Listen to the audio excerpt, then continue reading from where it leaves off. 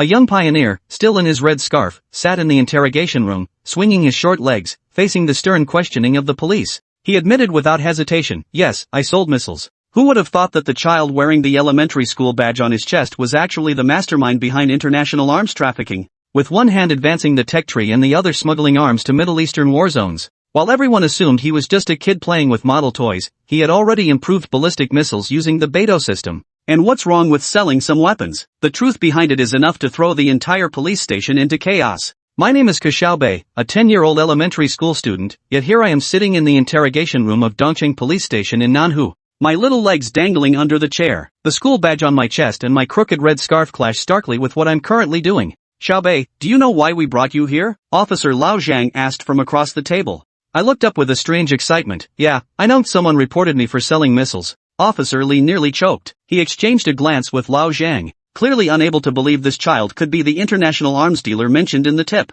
"Someone reported you supplied missiles to the Houthi rebels in the Middle East. Is this true?" Officer Li asked sternly. The interrogation room fell silent instantly. Without hesitation, my eyes gleaming, I replied, "That's it. It's true. What I gave them were Volcano 2 ballistic missiles with an 800-kilometer range, far superior to the cheap junk they were using before." Xiao Li's jaw nearly dropped to the table. I excitedly gestured. "Just a few days ago they placed an order for the Kahar 2M model, and I shipped 10 of them last week. I also helped them improve their guidance system by replacing GPS with our Beidou navigation satellite system, so the eagles can't interfere anymore." Old Zhang's pen fell onto the desk. Xiaoli continued probing. "So, what about the Babaxiang's air defense system? Did you sell that too? You mean the HQ-9B long-range air defense missile system?" I recited the answer as fluently as reciting a textbook, listing the parameters and adding, "I also helped them upgrade the fire control system, boosting the interception success rate by 15%. Finally, they even gave them a 20% discount. After all, they're our Pakistani brothers." Old Zhang couldn't resist chiming in. "Where did you get an air defense system from?" "I assembled it myself with parts bought from Taotao Mall," I said with a face full of confidence and a tone brimming with pride. Xiaoli forced a smile. "Little guy, do you know selling weapons to foreign armed groups is illegal?" I tilted my head and pondered, "Is this illegal? I'm not selling it domestically anyway. Moreover, the Houthis pay with oil, and Pakistan uses copper or, at most, this could be considered bartering, right?" The two officers gave up the interrogation and signaled to call my father. 10 minutes later, the burly, military-born Ke Jianyong strode into the police station. "I'm Ke Jianyong, the father of Ke Xiaobei. I heard my son has been brought in by you?" Xiaoli tried to remain professional. "Mr. Ko, your son admitted to supplying missiles to the Houthi forces and selling air defense systems to Pakistan. Is this about that matter?" Ke Jianyong waved impatiently. "He's just a kid. What's the big deal about selling some weapons?" The office fell into dead silence again. Ke Jianyong proudly patted my head. "This kid has a bright future. At just 8 years old, he can discuss international arms deals, far surpassing his old man." Old Zhang stood up with his tea. "Mr. Ke, don't you think it's a bit abnormal for an 8-year-old to participate in arms trading? What's wrong with that?" Ke Jianyong retorted confidently. "Don't we emphasize quality education these days? My son is combining military knowledge with commercial practice to cultivate a global perspective. Besides, the goods he sells are all domestically made, so isn't he also supporting the country's military exports?" Old Zhang couldn't take it anymore. "Mr. Ko, are you joking? Your son is suspected of breaking the law." Ke Jianyong suddenly burst into laughter. "Officer, weren't you the ones joking first? You can't possibly think my son is really selling actual firearms, can you?" Xiaoli and Lao Zhang froze.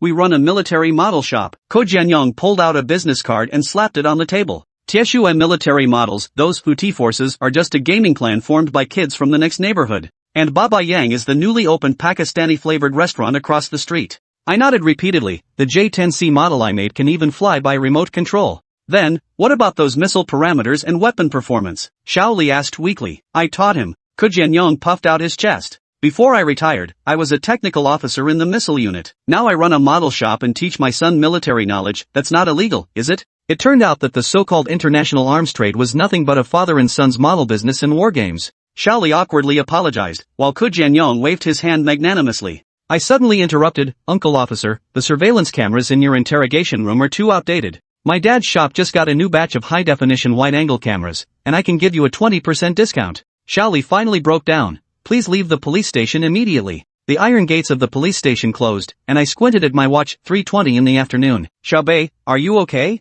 They didn't give you a hard time, did they?" My father crouched down and asked. I put on an innocent smile fitting for a 10-year-old. "I'm fine, Dad. The uncles just asked me a few questions." I deliberately replied in a childish voice. "Let's go, Dad will take you back to school." Dad, I want to go to the convenience store to buy a bag of chips first. I shook my father's hand. Jianyong smiled helplessly and gave me 10 yuan. As soon as I turned the street corner, the childlike innocence on my face instantly vanished, replaced by sharp intensity in my eyes. I quickly slipped into the alley beside the convenience store and pulled out the satellite antenna from my kid's smartwatch. The phone connected, and a man's voice with a heavy accent came through. Ming, you treacherous dog.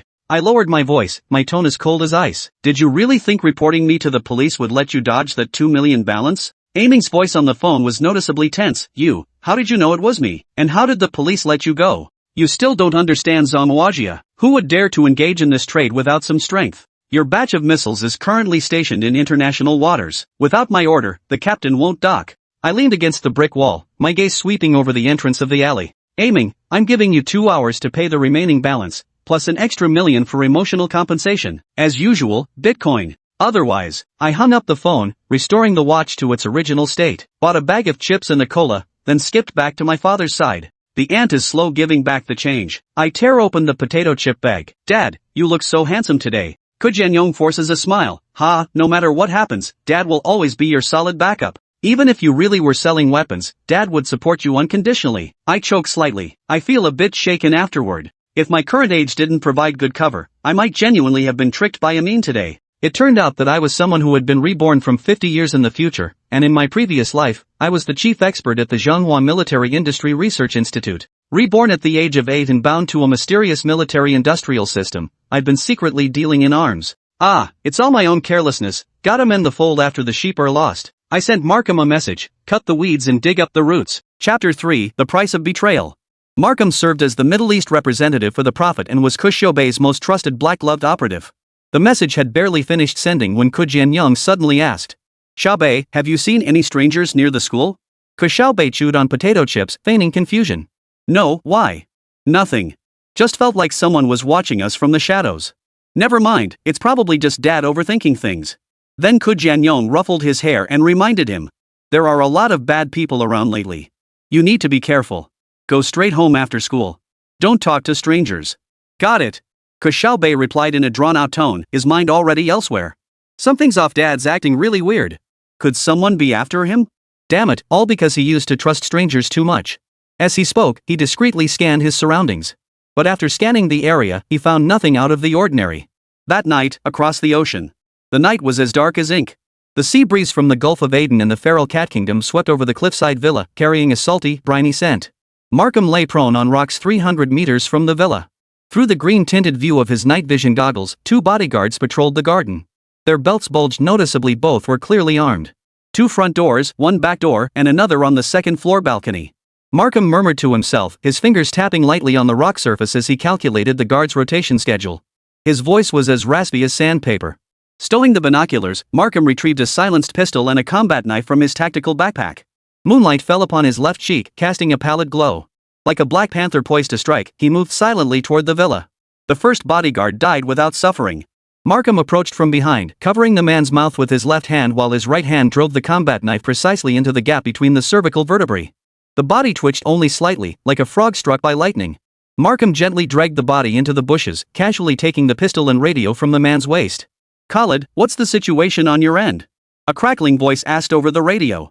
Markham pressed the talk button, mimicking the dead man's voice. All clear. The second bodyguard smoked by the poolside, embers flickering in the darkness. Markham slid into the water from the pool's edge, approaching silently like a deadly crocodile.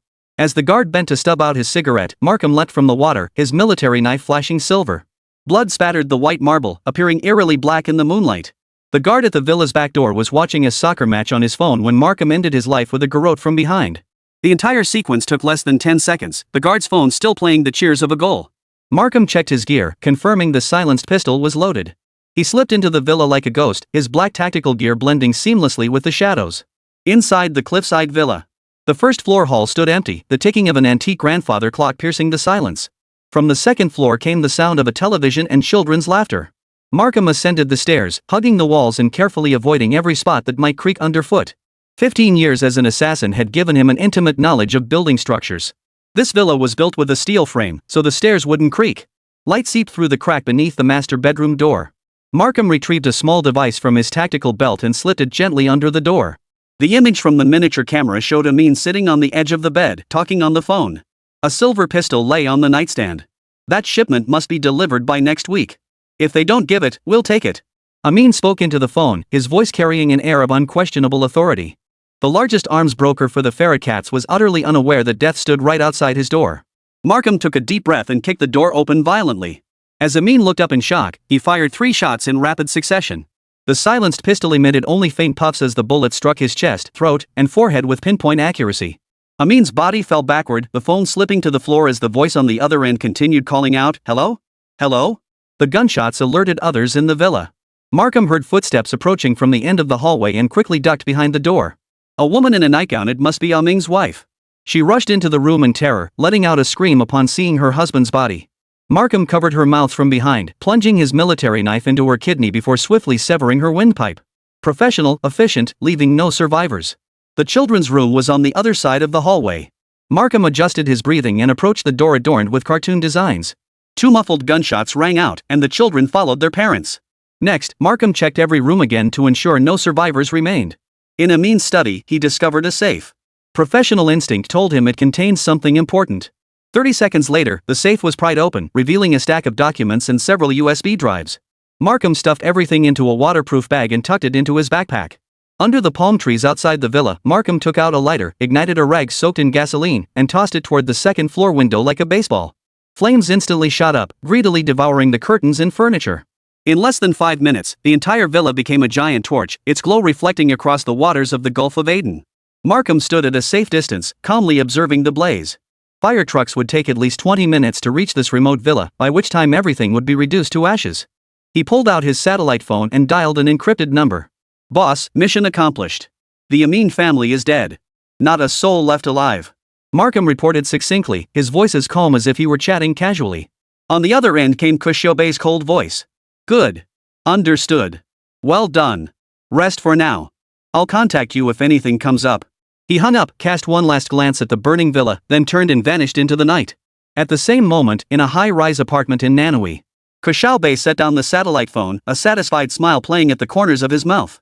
He walked toward a wall deep within his study, pressed a hidden switch, and the wall slid silently open, revealing a high-tech filled chamber. At the chamber's center sat a holographic projection platform, where a blue orb floated. As Ke Xiaobei approached, the orb emitted a soft electronic tone. "Welcome back, host. 3 system messages await your attention today. Display messages."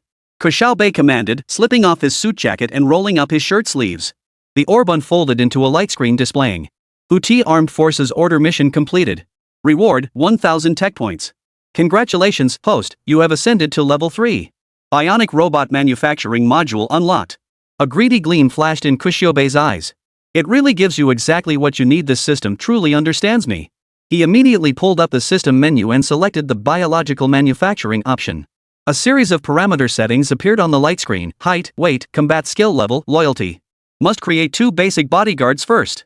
Ke Xiaobei muttered to himself as he adjusted the sliders. 80% combat skill, 100% loyalty. Reference prototype, reference prototype. Let's go with 2 game characters. Cosplay is all the rage these days anyway. Then it'll be these 2. With that, Ke Xiaobei input the parameters for 2 game characters. Confirm spending 2000 points to create 2 basic bodyguards? System prompt. Confirm. Chapter 4, Can this thing actually fly? Ke Xiaobei clicked the button. The next second, 2 transparent incubation pods in the corner of the chamber instantly filled with pale green liquid, faint human outlines beginning to form within. Creation progress, 12% estimated completion time, 47 hours. Ke Xiaobei nodded with satisfaction and summoned another interface. Using the futuristic technology provided by the system, he was attempting to create super bodyguards several times more powerful than existing special forces soldiers. System, how long will it take to analyze the data transmitted by Ming? It turned out Ke Xiaobei had already transferred the USB drive data obtained from Markham. Estimated analysis time, 2 hours 8 minutes. Detected encrypted arms trafficking network data, containing 37 contacts in the Middle East and Africa. The system's cold reply. Ke Xiaobei poured himself a glass of milk and stood before the floor-to-ceiling window, gazing out at the night view of the Huangpu River. After his rebirth, it was thanks to this mysterious system that he had achieved his current success.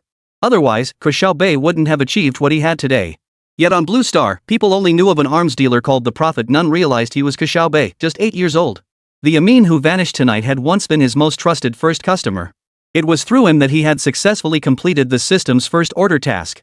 Unfortunately, Ke Xiaobei had been careless back then, inadvertently revealing the actual shipping address. Through connections and methods, that Ming had managed to trace some of his information. As expected, outsiders are never trustworthy. Markham may be useful, but he's still an outsider. Ke Xiaobei took a sip of milk before turning his gaze back to the computer screen. Therefore, I need some absolutely loyal insiders. On the screen, the progress bar for the bodyguard's creation advanced slowly. But just then, a new message suddenly popped up. Ke Xiaobei focused his gaze. The sender was none other than Chief of Staff Baba Yang of the Air Force. Esteemed Prophet, has the J-10C modification plan been completed? The White Elephant faction is growing increasingly brazen. We can no longer tolerate it. We'll pay extra this time. Is 3 million enough? Seeing this message, Ke Xiaobei couldn't help but smile. See? I told you we needed to rush this. You guys insisted on saving that little bit of money. With that, he plopped down at his computer and began typing furiously. Deal. 3 million gets you the plan in 2 days. 5 million gets you the plan tonight. After typing, Ke Xiaobei gently pressed the enter key.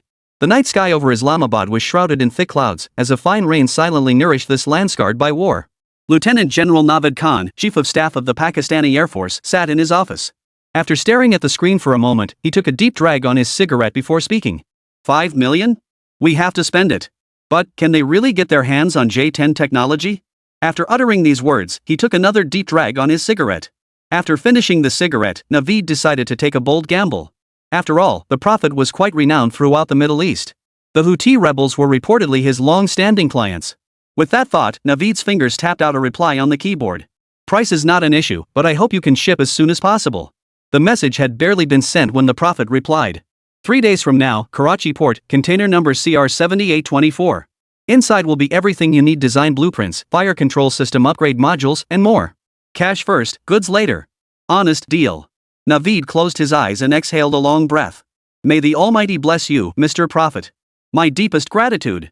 You're welcome, General. Best of luck. The chat window abruptly closed, ending their exchange for now. After that, Ke Xiaobei got busy. 3 days later, the Karachi port lay eerily silent in the dead of night. Navid personally oversaw the shipment of that special cargo, which was secretly transported to the airbase in Peshawar. As the final container was loaded onto the military truck, his aide, Major Ayub, couldn't help but ask, "Sir, will this truly change the course of the war?" Navid watched the departing convoy, his gaze unwavering as he replied. The White Elephants believe their Rafale fighters are invincible in South Asia. But soon, they will learn they were wrong. With that, he signaled his men to pick up the pace.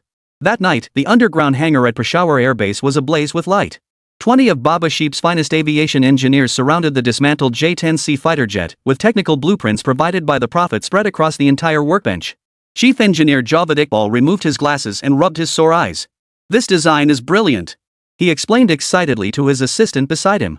The new active phased array radar has a 40% increased detection range, and the electronic warfare system can simultaneously jam signals across 5 different frequency bands.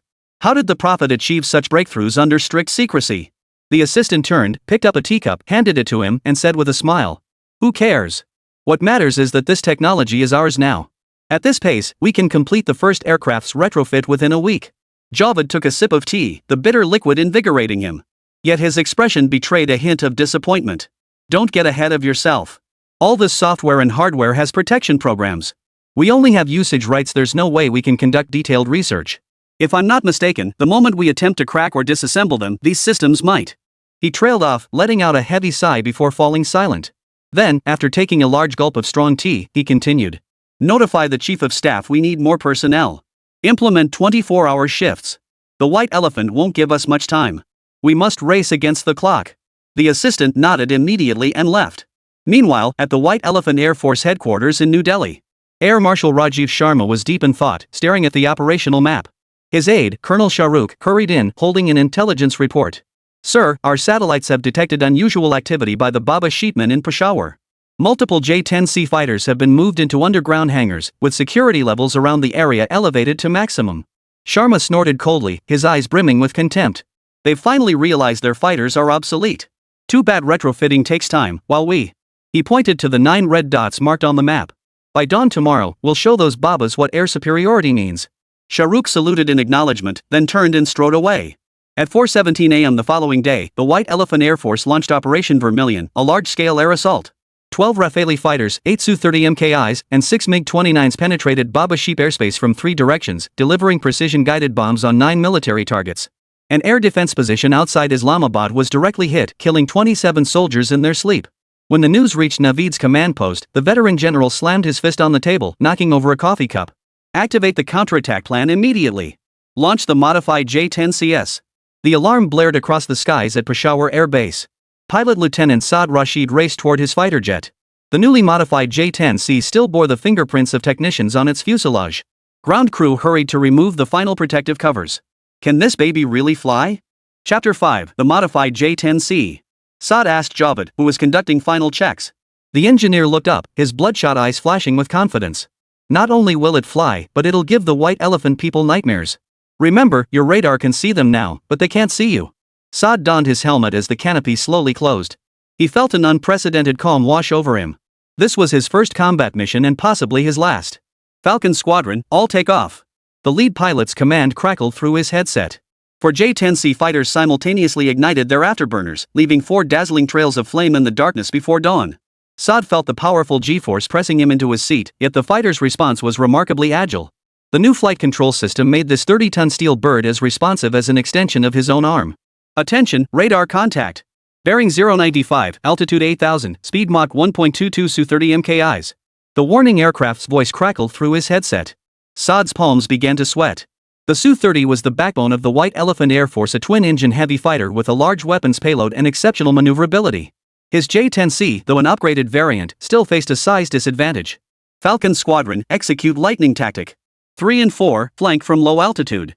1 and 2, engage head-on. As number 4, Saad rapidly descended alongside number 3 while activating the new electronic warfare system. The enemy radar's scanning frequencies and directions immediately appeared on the screen. This was the most valuable component of the upgrade kit provided by Ke Xiaobei. They haven't spotted us yet, whispered the pilot of Unit 3. Prepare PL-15 missiles. Saad's fingers danced across the weapons selection panel. The new active phased array radar had locked onto one of the Su-30s. Despite the enemy's jamming efforts, the system automatically filtered out the noise, leaving a clear and stable target signal. Launch! 2 PL-15 medium-range air-to-air missiles broke free from their pylons, screeching toward the unsuspecting White Elephant fighter. Saad held his breath, watching the 2 small dots representing the missiles rapidly close in on the target across the radar screen. The pilot of the first Su-30 didn't receive the warning until the missiles were less than 5 kilometers away. He frantically released chaff and executed a sharp turn, but it was too late. The PL-15's active radar seeker locked onto the target with precision, detonating 300 meters from the fighter. Hundreds of tungsten alloy fragments bloomed like a death flower, instantly tearing the Su-30's right wing to shreds. Hit! Enemy aircraft down! Machine 3 shouted excitedly. The pilot of the second Su-30 demonstrated astonishing reflexes. Not only did he evade the missile, but he immediately locked onto Saad's fighter. I'm on radar lock! Saad exclaimed as the piercing alarm filled the cockpit. Release chaff, perform high-G evasive maneuvers, the lead aircraft commanded. Saad yanked the stick upward while activating the new electronic countermeasures system. The J-10C climbed nearly vertically, the G-force causing his vision to blur. Behind him, the Su-30 launched an R-77 missile. But unbelievably, the missile's radar signal on the screen suddenly became intermittent, then lost the target entirely. Their missiles lost lock. The electronic jamming worked. Saad shouted in disbelief. Now it was time to strike back. Saad flipped the fighter, diving from high altitude as the radar relocked onto the disoriented Su-30. At 8 kilometers, he launched a second PL-15. The White Elephant pilot attempted evasive maneuvers again, but this time Saad maintained steady radar lock. The missile struck with deadly precision, hitting the Su-30's engine compartment directly. The fighter instantly became a fireball as the pilot ejected. Another one down. Falcon Squadron, well done. The commander aboard the early warning aircraft couldn't contain his excitement. But don't relax. Radar shows 4 Rafales approaching from the southwest, altitude 10,000 meters, speed Mach 1.4. Saad checked his remaining munitions, 2 PL-10 short-range missiles and half his cannon ammunition. Fuel reserves stood at 60%, sufficient for one more engagement. Rafale, he murmured. These were the White Elephant Air Force's newest and most advanced fighters, purchased from Gaul, reputed to be unmatched in South Asia. Today, he would test the validity of that claim. 4 Rafales entered the battlefield in perfect tactical formation, clearly aware of the Su-30's loss. Saad noted their tight electronic warfare coordination radar signals indicated they were employing some advanced jamming pattern. Falcon Squadron, maintain formation. Activate full-spectrum jamming, commanded the lead aircraft. Saad activated the special module provided by the Prophet. This was a multi-spectrum jamming system not yet fully deployed even by the Japanese military. In an instant, dozens of false targets appeared on his radar screen, while the genuine Rafale signals became indistinct. What are they doing? My radar's completely jammed. A Rafale pilot shouted over the open channel, breaking radio silence. This was precisely the opportunity Saad had been waiting for. While the Rafale pilots scrambled to recalibrate their systems, the Falcon squadron had already secured advantageous positions. Saad's lead aircraft fired first, and one Rafale, attempting to evade, exposed its vulnerable flank and was struck directly by a PL-15 missile. The remaining 3 Rafales swiftly dispersed, demonstrating exceptional maneuverability. One suddenly turned toward Saad, launching a Mica missile at point-blank range. Saad reacted instinctively, simultaneously releasing chaff and infrared decoys. The missile detonated just 50 meters from the fighter, its shockwave violently shaking the J-10C. Miraculously, it suffered no serious damage. I almost didn't make it. Saad gasped, swiftly checking his system's status. To his surprise, apart from a few minor system alerts, the fighter's primary functions remained intact. Now both aircraft were locked in a classic dogfight, weaving through the clouds in pursuit. Saad knew the Rafale's instantaneous turning ability surpassed that of the J-10C. But he possessed a secret weapon. The new flight control system allowed his fighter to perform maneuvers beyond its design limits without losing control. When the Rafale attempted another high G turn to gain position, Saad executed a maneuver strictly forbidden in the textbooks. At high speed, he simultaneously pulled back on the stick and applied full rudder. A conventional fighter would have immediately entered a tailspin, but the upgraded J-10C merely shook violently before executing a near right-angle turn, instantly appearing at the Rafale's 6 o'clock position. The White Elephant pilot clearly hadn't anticipated such a maneuver. Panicked, he released flares and attempted to climb, but it was too late. Saad launched the PL-10 missile at a range of 800 meters. This short-range weapon, equipped with an infrared imaging seeker, ignored the flares and struck the Rafale's tailpipe directly. Third one down. Saad shouted, watching the billion-dollar fighter plummet toward the ground in a thick plume of smoke. Chapter 6, A Day That Made History. The aerial battle between the White Elephant and the Barbary Sheep lasted less than 10 minutes. Faced with the technological superiority of the upgraded J-10C, the White Elephant Air Force's meticulously planned ambush turned into a one-sided slaughter. By the time the Falcon squadron returned to base, the tally was in: 6 White Elephant fighters shot down, including 2 Su-30s, 3 Rafales, and 1 MiG-29. Additionally, a Heron drone monitoring the battle from high altitude was shot down by a new surface-to-air missile. As Saad climbed out of the cockpit, his legs trembled as the adrenaline wore off. Ground crew members gathered around, patting his shoulders, and someone handed him a cup of sweet tea. In the distance, Major General Navid strode toward him with a group of senior officers. Lieutenant, Navid gripped Saad's hand firmly. You made history today. Saad saluted. I was merely doing my duty, sir. It was this fighter, it was simply incredible. Navid smiled meaningfully. Indeed. We owe special thanks to His Holiness the Prophet for this gift. Turning to his aide, he ordered, notify the Foreign Ministry to prepare a press conference. Simultaneously, reinforce all border air defenses. The White Elephants won't let this rest. The next day, CNN's headline shocked the world. Baba Sheep Air Force performs miracle, shoots down 6 White Elephant fighters in one day. The report cited sources from Baba Sheep's security agencies stating that the nation had shot down 3 French-made Rafale fighters, 1 Su-30 fighter, 1 MiG-29 fighter, and 1 Egret drone in self-defense. Sunday, Nanha. Ke Xiaobei sat in the living room as CNN's report played on the television. He turned off the TV, picked up his satellite phone, and dialed a number. How effective was the cargo? He asked directly after the call connected. Navid's voice carried unmistakable excitement. Beyond expectations. When can we discuss the next batch? Ke Xiaobei picked up the remote and started flipping through channels absent-mindedly. No rush, General. Let the White Elephants digest this lesson first. By the way. He paused, a sly smile playing on his lips. The Flower Nation government will issue a statement tomorrow, strongly condemning any unauthorized transfer of military technology. Navid chuckled knowingly. Of course, we never conducted any such transactions. May Allah bless Zhenghua will cooperate fully with their investigation. After hanging up, Ke Xiaobei exhaled a long, heavy breath. Seems the modification technology is sufficiently mature. Then I'd better start preparing for the next phase sooner rather than later. The next day, at Nanhu No. 11 Experimental Primary School. Ke Xiaobei crouched in the sandpit, his small hands clutching a plastic model of a J-10C fighter jet. Sunlight filtered through the leaves of the sycamore trees, casting dappled patterns across his body. The collar of his school uniform stood up crookedly. Other second graders played tag on the playground, their shrieks echoing in waves, yet Ke Xiaobei's world seemed wrapped in a transparent membrane, shielding him from the outside. Increase the leading edge flap deflection angle by 3 degrees, coordinate with vector nozzle fine-tuning. He muttered to himself, tracing intricate aerodynamic curves in the sand with his right index finger. The left wing of his plastic fighter jet was bent at an unnatural angle, with several aluminum strips cut from soda cans pinned beneath its fuselage using toothpicks. Ke Xiaobei. You're playing alone again. Class monitor Li Xiaoyu ran over, her ponytail bouncing up and down. The teacher said homework checks are this afternoon. Ke Xiaobei didn't even look up. Oh, no worries. I'm done. That's good. I was worried you'd be too busy playing to do it. Li Xiaoyu crouched down, curiously examining the doodles in the sand. What's this? An upgrade plan for the J-10C. Ke Xiaobei finally looked up, his round face dotted with grains of sand. I'm helping it fly better.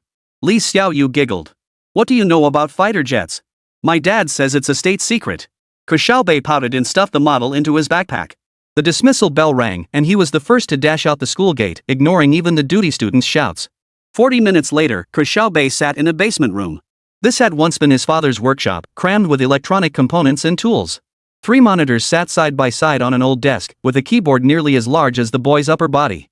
Ke Xiaobei deftly logged into the dark web, typing in a 32-character password. The ID profile lit up, and the chat window immediately popped up with over a dozen unread messages. Most were from a user named Desert Eagle Major Rashid from the Baba Sheep Air Force Technical Department. Your Excellency Prophet, your plan succeeded. The latest update read, yesterday in the border skirmish, the upgraded J-10C completely outclassed the White Elephant Rafale. Maneuverability increased by 27%, radar cross-section reduced by 40%. A composed smile, uncharacteristic for his age, spread across Ke Xiaobei's small face. He pulled up the publicly available radar data from the aerial combat 2 days prior and cross-referenced it with his own design improvements. His fingers danced across the keyboard. 3 minutes later, a PDF bearing the red top secret watermark was generated. Just one final step. Ke Xiaobei retrieved a USB drive from his drawer and inserted it into the host computer. This was the contact list he had obtained last month when he hacked into a military research institute server. After multiple layers of filtering, one name was highlighted in red: Gu Hongyi, Deputy Director of the Technical Procurement Division at the Air Force Equipment Department and Vice President of the Air Force Equipment Research Institute. The encrypted email was drafted within 30 seconds. This concerns the performance enhancement plan for the J-10C fighter jet. Full data quote, 5 million. 30% sample verification available upfront. Payment methods, Bitcoin or Swiss bank account. Reply to this email within 24 hours for validity. As the send button clicked, the microwave behind Ke Xiaobei chimed. He took out the heated frozen dumplings and began his dinner with a can of cola. The clock in the lower right corner of the monitor read 1948. He had already missed the cartoons on the children's channel. Meanwhile, in Zhonghua capital, inside a gray building in the western suburbs, Gu Hongyi stared at the screen, his brow furrowed. The 52-year-old Air Force officer, exhausted after a 2-week border inspection tour, was jolted awake by this mysterious email. "Oldly, come take a look at this," he called to the technical expert in the next office. "Someone's trying to sell us an upgrade plan for the J-10C." Li Jianyong pushed his glasses up. Scam email, right? These days, what? Doesn't seem like it, Gu Hongyi said as he pulled up several drawings from the attachment. Look at this engine nozzle modification design. It bears a striking resemblance to the WS-10B thrust vectoring scheme we're currently testing. Wait. Li Jianyong's voice suddenly tightened. This intake duct modification.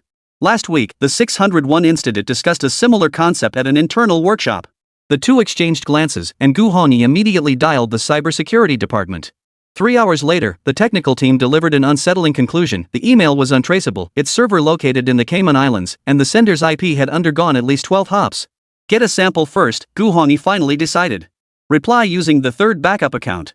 At 3 a.m. the next day, Ke Xiaobei was jolted awake by the host's alert tone. Rubbing his eyes, he climbed down from his small bed and ran barefoot to his computer. After confirming his father's snoring had resumed, he swiftly booted up the computer and began working. Gu Hongyi's reply was simple: "Please send verifiable sample data. A deposit of 100,000 can be paid." Ke Xiaobei grinned, revealing a missing front tooth. He opened an encrypted folder, carefully selected 3 pages of non-core data, and inserted several subtle errors as fingerprints. Before sending, he hesitated and changed the price from 5 million to 8 million. "Inflation, you know," he muttered to himself before clicking send. Chapter 7, The Expert Panel's Doubts. After paying a 100,000 yuan deposit, the Air Force Equipment Research Institute. At that moment, the conference room was filled with smoke. 12 top aviation experts were engaged in heated debate around the projection screen. Gu Hongyi, the newly appointed vice president of the Air Force Equipment Research Institute, sat in a corner, constantly refreshing his encrypted email. Several experts at the table were too senior for him to even join the discussion. "This aerodynamic layout optimization scheme is at least 2 years ahead of us," said the white-haired Professor Zhang, removing his glasses. "Especially the treatment of this wing fuselage integration section.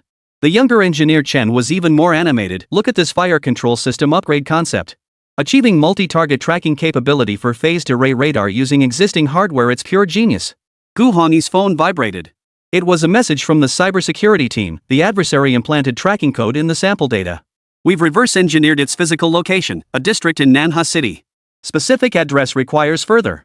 Nanhua City? Gu Hongyi blurted out. Not foreign forces? The conference room fell silent. All the experts turned to him. Academician Zhang Zhimao spoke slowly. Young Gu, regardless of who this person is, his proposal is worth at least 500 million yuan. That 8 million yuan asking price is either a trap, or he has no idea what he's selling. Academician Li Jianguo picked up the thread, his voice dry. Gu Hongyi nodded slightly upon hearing this, then turned to the others and asked, "What are your thoughts on this matter?" Ling Shui, the youngest PhD at the Air Force Equipment Research Institute, pushed her black-rimmed glasses up her nose. Rising from the corner, she placed the 10th page of documents gently in the center of the long table. Her fingertips trembled slightly, not from the air conditioning being set too low, but from the possibilities hidden behind the numbers before her. Leaders, the modification plan provided by Prophet has essentially re-engineered every subsystem of the J-10C, from its aerodynamic layout to its avionics systems. Ling Shui's voice rang out clearly in the quiet conference room, especially the design parameters for this plasma stealth coating. The 12 senior experts in the conference room collectively held their breath. The wall-mounted projector cast dense clusters of formulas and data onto the white screen, resembling strings of cryptic codes from the future. "This is unbelievable." Zhang Zhimiao suddenly interrupted. The senior engineer from the Air Force Equipment Department frowned deeply. Plasma technology isn't even mature in the lab yet, and this so-called Prophet dares claim it can operate stably under combat conditions? He grabbed his thermos and took a large gulp of strong tea. "If you ask me, this is nothing but a meticulously crafted scam." Zhang Zhimiao once again questioned the proposal. Ling Shui, who had spoken earlier, did not immediately counter. As the youngest associate professor at the Air Force Engineering University, she was accustomed to exercising caution in settings filled with senior colleagues. She merely clicked her mouse lightly, bringing up another set of data. "Please examine the computational model for Subsystem 7, she said, her voice steady. The adaptive vector nozzle design proposed by Prophet could theoretically increase the J-10C's instantaneous turn rate by 23%. A faint sound echoed from the corner of the conference room. Chen Weicheng looked up, his pen dropping onto the table. This veteran pilot, one of the earliest participants in joint military exercises, stared wide-eyed. 23%? That means our J-10CS could easily lock onto an F-16's tail in a dogfight. Theoretically, yes. Ling Shui nodded, swiping her finger across the tablet to bring up a set of complex fluid dynamics simulations. But the problem is, the material strength requirements for this design exceed the limits of our current technology. A wave of murmurs rippled through the conference room. Experts split into two camps, some huddled over heated discussions of technical details, while others pored over calculations alone. Ling Shui noticed Wang Yi, the young assistant researcher seated in the far corner, remained silent. Yet behind his glasses, his eyes shone with an astonishing intensity. "Wang, have you discovered anything?" Ling Shui inquired. Wang Yi looked up as if startled awake. "Professor Ling, I noticed something peculiar about these data formats." He pushed his glasses up. Every parameter is rounded to 7 decimal places, and the way the error margins are calculated, it closely resembles our institute's internal standards. The statement landed like a bomb in the conference room. Zhang Zimiawen abruptly stood up. "Are you suggesting this Prophet might be an insider? Or worse," Chen Weicheng added grimly, "they may have hacked into our systems." A chill crept up Ling Shui's spine. "Continue the analysis." Gu Hongyi also grew serious, his eyes fixed on the young man. "Focus on examining the modification plans for the propulsion and fire control systems." Over the next 6 hours, the conference room transformed into a high-speed brain. Some verified aerodynamic data, others focused on materials science, while still others simulated system stability under electronic warfare conditions. Takeout boxes piled untouched in the corner, the coffee machine emptied and refilled repeatedly. When the city lights began to twinkle outside once more, Ling Shui rubbed her sore, swollen eyes and found Wang Yi still fixed in the same position, staring at the computer screen, his lips silently moving. "What's wrong?" she asked, stepping behind him. "Dr. Ling." Wang Yi's voice trembled slightly. "I found a hidden folder at the end of the file. It requires triple decryption to open." Ling Shui's heartbeat suddenly quickened. She swiftly gathered all the experts around. Wang Yi's fingers danced across the keyboard before he slammed the enter key. A set of unfamiliar flight data logs appeared on the screen. "This is..." Chen Weicheng recognized it first, the detailed parameters from the recent aerial combat between the Baba Sheep and the White Elephant. Actual combat data from the White Elephant's Rafale fighter against the Baba Sheep's J-10C. The conference room erupted in an instant. Ling Shui stared intently at the curves and numbers, feeling a wave of dizziness wash over her. The data revealed that Baba Yang's J-10C significantly exceeded standard specifications in maneuverability, radar cross-section, and electronic countermeasure capabilities, perfectly matching the theoretical values outlined in the Prophet modification plan. So that's why Pakistan won that dogfight. Chen Weicheng murmured. Because they already had this modification plan? Zhang Ziniayuan's face drained of color. That doesn't make sense. If Baba Yang possessed this technology, why did they only modify a handful of fighters? Why? Because it was a test, Ling Shui suddenly understood. The Prophet used that air battle as a proving ground to demonstrate his plan's viability to us. An eerie silence descended upon the conference room.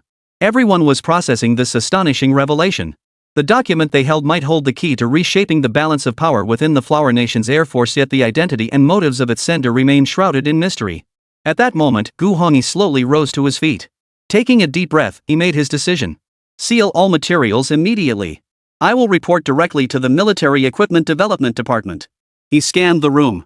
Until further notice from higher authorities, no one is to discuss what was seen today. This is in order. The experts nodded silently, but Ling Shui could see the same shock and confusion in their eyes. As they began to leave, she noticed Wang Yi still sitting at his station, staring blankly at a set of strange data on the screen. Wang Yi? Wang Yi jumped as if startled. Dr. Ling, I just noticed a peculiar pattern in these data. He pointed to a sequence of numbers and continued. Every 37 rows, there's a tiny fluctuation, like some kind of signature. Ling Shui leaned closer to the screen, suddenly feeling a chill run down her spine. It wasn't random fluctuation, but a meticulously designed binary code. As a part-time cryptography expert, she deciphered its meaning almost instantly. It was a set of latitude and longitude coordinates, pointing to a location in the South China Sea. Chapter 8, Hidden Coordinates. The Prophet had not only delivered a technical proposal but also left a coded invitation for a meeting. But at that moment, only 2 young researchers in the conference room knew about it. The others were still debating the authenticity of the modification plan and the sender's motives. Ling Shui stared at the set of coordinates, her fingers unconsciously tightening around the edge of her tablet. What lay hidden behind this location? A trap or an opportunity? Dr. Ling? Wang Yi's voice snapped her back to reality. Should we report this? Ling Shui swiftly weighed the pros and cons. Just now, Gu Hongyi had ordered the documents sealed. Other experts and professors were also suspicious. If they were to report this matter up the chain, it would likely take another half-day of meetings and discussions to reach a conclusion. But would the other party wait that long? Back up this data set first, she whispered. I need to verify the decryption's accuracy. Wang Yi nodded, his fingers flying across the keyboard. His glasses reflected the blue glow of the screen, and beads of sweat formed on his forehead. Done, he murmured. I also found a timestamp noon 3 days from now. Ling Shui's curiosity was growing by the minute. This guy was seriously good at stirring up curiosity. It wasn't just a location, it specified an exact time. What exactly does the Prophet want to do? At this point, the symposium had adjourned for a break. All the experts, professors, and other attendees had left to take a break. At that moment, footsteps approached from afar. The two quickly closed the special decoding interface. Gu Hongyi approached slowly, his brow furrowed. I doubt we'll reach any conclusions at today's meeting. You two can head down this afternoon. There's still a lot of work to be done at the institute. His gaze shifted back and forth between the two. Ling Shui maintained a composed expression. Understood, Vice President Gu. Assistant Wang just identified some data anomalies. We're conducting final verification. We'll return as soon as the verification is complete. Please rest assured. Gu Hongyi approached the screen, which now displayed a standard pneumatic simulation diagram. What anomalies? Just a minor formatting issue, Ling Shui smoothly took over the conversation. Probably caused during transmission. It's been resolved. Gu Hongyi stared at her for a few seconds, seemingly gauging her sincerity, before finally nodding. All data has been encrypted and transmitted to headquarters. You may return to your quarters. Remember to handle the routine projects this afternoon. Understood. Ling Shui packed up her equipment, signaling Wang Yi with her eyes to stay calm. As they stepped out of the building, the July night breeze carried a stifling heat. Wang Yi finally couldn't hold back. Professor Ling, are we really not reporting that coordinate? Ling Shui paused, scanning the surroundings to ensure no one was listening. Do you know why the Prophet chose to conceal the information? Wang Yi shook his head immediately. Because he knew this system would be thoroughly scrutinized, Ling Shui explained in a low voice. Only those who truly understand the technology and possess patience could uncover his invitation. This isn't for the authorities, it's for us. You mean, he wants to meet us alone? Wang Yi's voice trembled slightly. Or rather, those he deems worthy of meeting. Ling Shui gazed at the pitch-black southern sky. 3 days from now, I'm heading to that coordinate. That's too dangerous. What if it's a trap? That's precisely why we mustn't alert the authorities. Ling Shui cut him off. If it's a trap, at least no one else will be implicated. If it's real. She didn't finish, but Wang Yi understood the weight of her words. This could change the future of the Air Force. Ling Shui's instincts told her this was likely a golden opportunity. Wang Yi took a deep breath. Then I'll go with you. Ling Shui studied her assistant researcher, 5 years her junior. Usually reserved, Wang Yi's eyes now flashed with unwavering resolve. Do you understand what this entails? Unauthorized action if discovered. I know the risks. Wang Yi pushed his glasses up. When I cracked that code, I had this strange feeling, like the prophet was speaking directly to me. I have to go.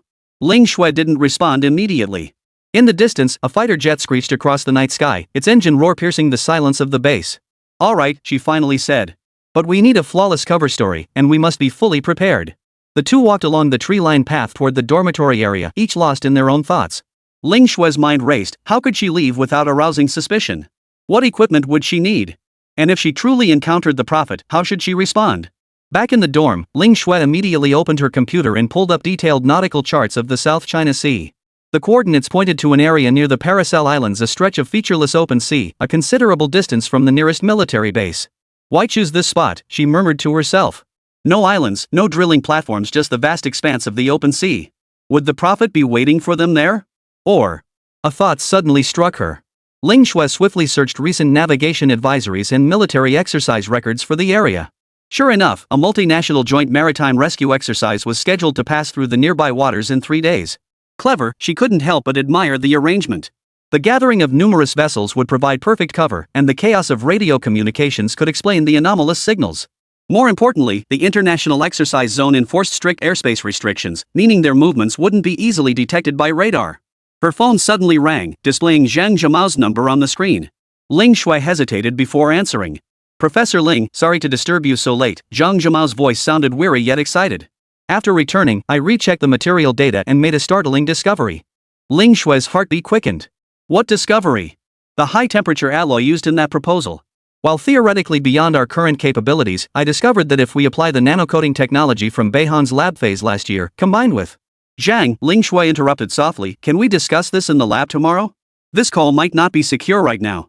A few seconds of silence followed on the other end. You're right, Zhang Zhamiao's voice suddenly turned cautious. See you tomorrow. After hanging up, Ling Shui realized Zhang Zhamiao might have uncovered something too. This project had attracted far too much attention. Time was running out. She opened the safe tucked deep inside her wardrobe, retrieving an unused satellite phone and a compact handgun. As a military researcher involved in classified projects, she possessed special privileges and corresponding self-defense training. Prophet, who exactly are you? Ling Shui murmured softly, her fingers tracing the cold metal casing. In 3 days, this mystery might be solved. But the bigger question was, what awaited them once it was? Meanwhile, in a basement residence in Nanhu, the computer's red alarm light suddenly flashed, causing beads of sweat to form on Ke Xiaobei's forehead. His fingers danced across the holographic keyboard as streams of data scrolled across the projection screen. Behind his glasses, his eyes shone with a fervent light. Just one last step. Ke Xiaobei licked his parched lips and entered the final string of quantum encryption code into the system. Who could have imagined that within this seemingly ordinary basement, a cloning experiment was underway? Ding! Artificial human cloning system setup complete. Ke Xiaobei took a deep breath and pulled 2 items from his pocket, a yellowed cover page from an Iron Man comic featuring the portrait of the madman and a World War II swastika badge, its edges oxidized and blackened. These were the genetic anchors he had spent 3 months collecting from around the world. They contained the bonded carriers of information from the 2 villain prototypes. System, generate the required DNA sequence based on the input data. Chapter 9, The Prophet's Spokesman. Ke Xiaobei's voice trembled slightly with excitement. A blue light swept over the 2 items, and complex genetic maps instantly appeared on the holographic projection. Sample A confirmed, Mandarin template, 47% integrity. Sample B confirmed, Red Skull template, 39% integrity. Warning, insufficient sample integrity. Clone's ability ceiling will be capped at 50% of prototype. Ke Xiaobei pushed up his goggles, their lenses reflecting a cold light. 50% is sufficient. Initiate cloning procedure. A humming sound emanated from within the cube as 2 humanoid outlines gradually took shape within the quantum vortex. Ke Xiaobei stared intently at the vital signs data on the monitor screen. Suddenly, the Red Skull clone's electrocardiogram spiked violently. What's happening? Is the neural interface unstable? Ke Xiaobei swiftly pulled up the control interface, his fingers tapping out a series of correction codes on the virtual keyboard. Sweat trickled down his temples, leaving dark streaks on his white lab coat. After an hour of intense debugging, the lab finally returned to calm. Within the two incubation chambers, clones floated in pale blue nutrient solution. The left chamber contained a middle-aged man with Asian features, electrodes attached to his temples. The right chamber held a gaunt Caucasian man whose skin bore an unnatural dark red hue. Vital signs stable. Consciousness transfer complete. The system alert sounded. Ke Xiaobei pressed the release button and the nutrient solution rapidly drained away. With a hissing sound of the chamber doors opening, both clones opened their eyes simultaneously. The Mandarin clone stepped out of the incubation chamber first, his movements astonishingly graceful, utterly unlike a newly born life form. He lowered his gaze to examine his slender fingers, where 10 uniquely shaped rings glowed coldly under the lab lights. These were merely replicas generated by the system based on comic book data, possessing only about 15% of the genuine article's energy. Interesting. His Chinese carried an ancient accent, his gaze as sharp as a falcon's. Young creator, do you understand what awakening the Eastern tyrant signifies? As Mandarin conversed with Ke Xiaobei, the red skull clone beside them emitted a beastly growl, veins bulging on his muscular, knotted arms. His features were slightly softer than the originals, yet the signature crimson skin and sunken eye sockets remained chillingly unsettling. Is this all the little mustache's lapdog can muster? Ke Xiaobei forced himself to remain calm, secretly tightening his grip on the nerve suppressor in his pocket. This was his carefully prepared backup plan. The red skull suddenly lunged forward, closing the distance to Ke Xiaobei with astonishing speed. Just as its fingers were about to touch the youth's throat, 10 multicolored energy beams shot in from the side, slamming it violently into the wall. Mind your manners in the presence of my creator. The Mandarin twirled the ring on his finger, his tone eerily calm. Ke Xiaobei breathed a sigh of relief and summoned the holographic panel to review the data. The memory implantation was successful. You all understand your identities as clones and acknowledge me as your creator and master. Red Skull rose from the floor, dangerous light flickering in his eyes, but ultimately knelt on one knee. Red Skull serves you, my leader. His heavy German accent revealed that the system had preserved this linguistic trait. The Mandarin gave a slight nod. Wisdom and strength should serve a higher purpose. Tell me, creator, what is the purpose of your summons? Ke Xiaobei flashed a triumphant smile, removing his glasses to wipe them. I need a strategist and an enforcer to handle my arms business. Though you possess only 50% of the prototype's capabilities, it's more than sufficient to handle ordinary humans. Ke Xiaobei smiled as he addressed the pair. Starting today, Mandarin Man will handle strategy and intelligence analysis. He turned to Red Skull and continued. And you, he said, turning to Red Skull, will handle my security and special operations. A savage grin twisted the corners of Red Skull's mouth. Killing is my specialty. I'll be delighted to serve you. Ke Xiaobei nodded with satisfaction at the sight. Though these two clones possessed limited abilities, the ambition flickering in their eyes mirrored that of their original. Had the system not explicitly stated that all replicas possessed 100% loyalty, he wouldn't dare keep these two by his side. 3 days later, dawn broke quietly over the South China Sea. On the deck of the Chinese Navy's hospital ship, the Peace Ark, Colonel Lin Yan leaned his hands on the railing, watching the pale dawn light gradually spread across the eastern horizon. He drew in a deep breath of the salty sea air, feeling the gentle sway of the 10,000-ton medical vessel beneath his feet. Reporting to the commander, the Japanese helicopter destroyer Izumo has arrived at the designated area. The South Korean amphibious assault ship Dokdo and the South Korean frigate Sayadri are expected within the hour. The communications officer's voice crackled through his earpiece. Lin Yan nodded, his gaze sweeping over the dozens of blinking lights on the chart table. This Peace Rescue 2025 quadripartite joint exercise represented the largest non-combat military operation in the Asia-Pacific region in recent years. China, Japan, South Korea, and the Philippines had deployed a total of 75 rescue vessels and 10 escort ships to demonstrate their most advanced search and rescue capabilities on the high seas near the South China Sea. Position the early warning aircraft crew. I need real-time imagery of the entire exercise zone, Lin Yan ordered. 30 minutes later, China's KJ-500 early warning aircraft circled above the exercise zone, its advanced phased array radar system scanning a 400-kilometer radius of the sea. Simultaneously, the US-2 amphibious aircraft dispatched by the Japanese fleet, the P-3C anti-submarine patrol aircraft from the Republic of Korea, and the Polaris helicopters from the Republic of Korea all took to the skies, their respective radar systems activated. With that, the exercise commenced. Simulated distressed vessel coordinates, 11415 footy, 1230 N, transmitting distress signal. The exercise command center issued the first task. Lin Yan immediately ordered, initiate the joint search and rescue procedure. All vessels are to conduct searches within their designated sector areas. On the sea surface, rescue vessels from various nations began moving in an orderly fashion. China's South Sea Rescue 101 deployed 3 rescue helicopters. The icebreaker Shira Haze from the Republic of Korea activated its new infrared detection system. South Korea's rescue vessel, the Chonghaejijin, deployed several drones. The Tabar from White Elephant Nation deployed underwater robots. Lin Yan watched the constantly updating data stream on the command screen. China's newly developed CI phased array radar system performed exceptionally well, accurately identifying small targets in complex sea conditions. The representative from Foot Basin proudly highlighted the anti-jamming advantages of their JAPG-1 radar. South Korea showcased LIG-NX-1 radar technology capable of penetrating heavy rain. Experts from the White Elephant Nation emphasized the multi-target tracking capabilities of their Eagle radar. Commander, all radar systems are operating normally with no anomalies detected, the technical officer reported. Lin Yan gave a slight nod, yet felt an inexplicable sense of unease. As a naval officer with 25 years of service, he possessed an almost instinctive sensitivity to the sea. Today, the sea was eerily calm.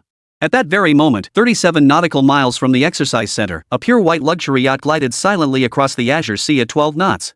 This was the distressed vessel designated as the rescue target by the four nations conducting the exercise. On the yacht's deck, several sailors in white uniforms appeared to be working leisurely, yet their eyes scanned the surroundings vigilantly. The yacht's interior was lavishly decorated. In the main cabin, a middle-aged man dressed in an elegant Zhongshan suit sat upright. His expression was serene, yet his gaze was as sharp as a falcon's. This was Mundar, the latest spokesperson for the arms dealer known as the Prophet. 10 minutes until we reach the designated coordinates, an assistant reported softly.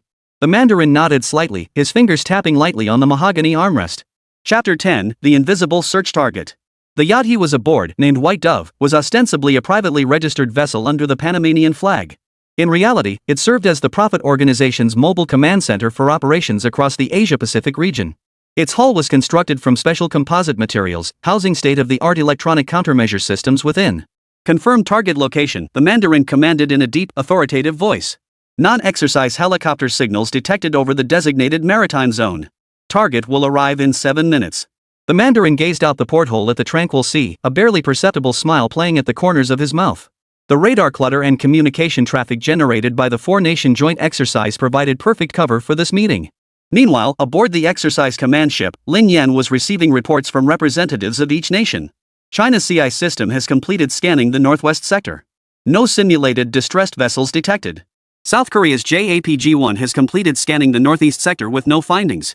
South Korea's LIG-NX-1 reports no anomalies in the southeast sector. White Elephant's Eagle radar has completed scanning the southwest sector. Nothing detected. After hearing the reports, Lin Yan furrowed his brow slightly. Expand the search area and increase radar sensitivity. A 50-meter-long simulated distressed vessel cannot simply vanish into thin air. Technical officers bustled about, adjusting various parameters. Yet no one noticed that over the past 17 minutes, all participating vessels' radar systems had experienced a synchronized 0.3-second interference. This anomaly was automatically logged by the system as atmospheric disturbance. On the White Dove yacht, Mandarin stood up and adjusted his collar. The roar of helicopter rotors echoed outside the cabin. Moments later, a young woman in a black business suit entered the cabin accompanied by a bodyguard. A young lady, indeed. Pleased to meet you, Mandarin said, offering a slight bow. This young lady was none other than Ling Shui, the youngest PhD at the Air Force Equipment Research Institute. Her so-called bodyguard was actually her somewhat frail assistant, Wang Yi. Both appeared visibly nervous, which was why they hadn't spoken since disembarking. The man in black gestured for them to sit. After the attendant served tea and snacks and withdrew, only the three of them remained in the cabin. Are you His Excellency the Prophet? Ling Shui asked in a nervous whisper. The Mandarin man's brow furrowed slightly at her words. Then, without explicitly confirming or denying it, he slowly nodded and said, "Since you can decrypt hidden files, it proves you possess genuine skill. In that case, I won't beat around the bush." With that, he placed a laptop on the table. "I wish to make a deal with your country. Inside is the complete modification plan for the J-10C, along with partial upgrade system code." At these words, Ling Shui and Wang Yi's eyes lit up instantly. The complete blueprint and code? Good heavens, this was incredibly rare. With these, they could upgrade every single J-10 aircraft. Wait, did he just say he wanted to make a deal? How much? Ling Shui timidly whispered the question. Mandarin couldn't help but laugh upon hearing this. He replied while opening his laptop. "Half price, half gift, it won't be expensive. Take a look at the goods first. I trust you're all smart people." Hearing this, Ling Shui quickly shot Wang Yi a meaningful glance. Wang Yi immediately picked up the laptop and sat down to inspect it. The Mandarin remained silent, quietly observing the two. Just then, a faint vibration from outside interrupted the silence. Ling Shui instantly looked out the window with heightened alertness. "Don't worry, they can't see us." The Mandarin reassured her, his expression relaxed. That was just the wake of a Japanese escort ship passing by. They're less than 3 nautical miles away, but were completely invisible on their radar. As if to prove his point, Mandarin gestured for his assistant to activate the side display. The screen displayed real-time radar imagery. The dot representing the nearby warship was clearly visible, yet the location of the white dove remained blank. This is the effect of our upgraded stealth system. Are you satisfied, miss? The Mandarin explained calmly. But Ling Shui couldn't hide the astonishment on her face. So close, yet undetected? Are you kidding me? How is that possible? With the naked eye, you should be able to see it from 3 nautical miles away, right? What the hell is going on? Seeing the other party's uncharacteristic surprise, he couldn't help but chuckle as he explained seriously. The technology we've developed creates radar blind spots within specific frequency bands. Combined with the vessel's specialized coating and hull design, we achieve complete invisibility to all existing military radars. The computer contains the land-based version of this system. Upon hearing this, Ling Shui immediately turned to look at Wang Yi. Moments later, Wang Yi looked up at her, his face aglow with excitement. He's telling the truth. This system is like a ghost. Meanwhile, aboard the exercise command ship, Ling Yan's sense of unease grew increasingly intense. He pulled up all radar data from the past 2 hours, meticulously examining every anomalous reading. Here, he pointed to a minute fluctuation. All radars showed similar interference patterns at the exact same time. This can't be a coincidence. The technical team swiftly analyzed the data but found no plausible explanation. South Korean experts suggested it might be caused by solar flares. South Bang technicians suspected interference from an unreported civilian radar. The representative from White Elephant suggested the anomaly might stem from undersea topography. Finally, Lin Yan picked up the satellite phone. Connect me to the Kyoto Technical Center. I need higher-level analytical support. At the same time, aboard the White Dove, the negotiations between Mandarin and Ling Shui reached a critical juncture. Transfer 20 million pretty coins as a deposit to the account I specify. I can deliver first and take payment later. I'm confident in my product. The total price is 80 million. No discounts. Ling Shui was merely a researcher. She held no decision-making authority whatsoever. If she had 20 million herself, she would have paid without hesitation. But she didn't, so she needed to return to apply for approval and report back. This was Ling Shui's store, but the man in black remained unaware of the truth. He assumed the other party lacked confidence in the owner's skills. So the Mandarin rose and walked toward the porthole. Outside, a Japanese Coast Guard vessel was passing by less than 3 nautical miles away, yet showed no reaction to the yacht right before its eyes. Look outside, how amusing. The man in black said to Ling Shui, his back turned to her. Over 80 warships from various nations are in these waters right now, yet none of them know we're here.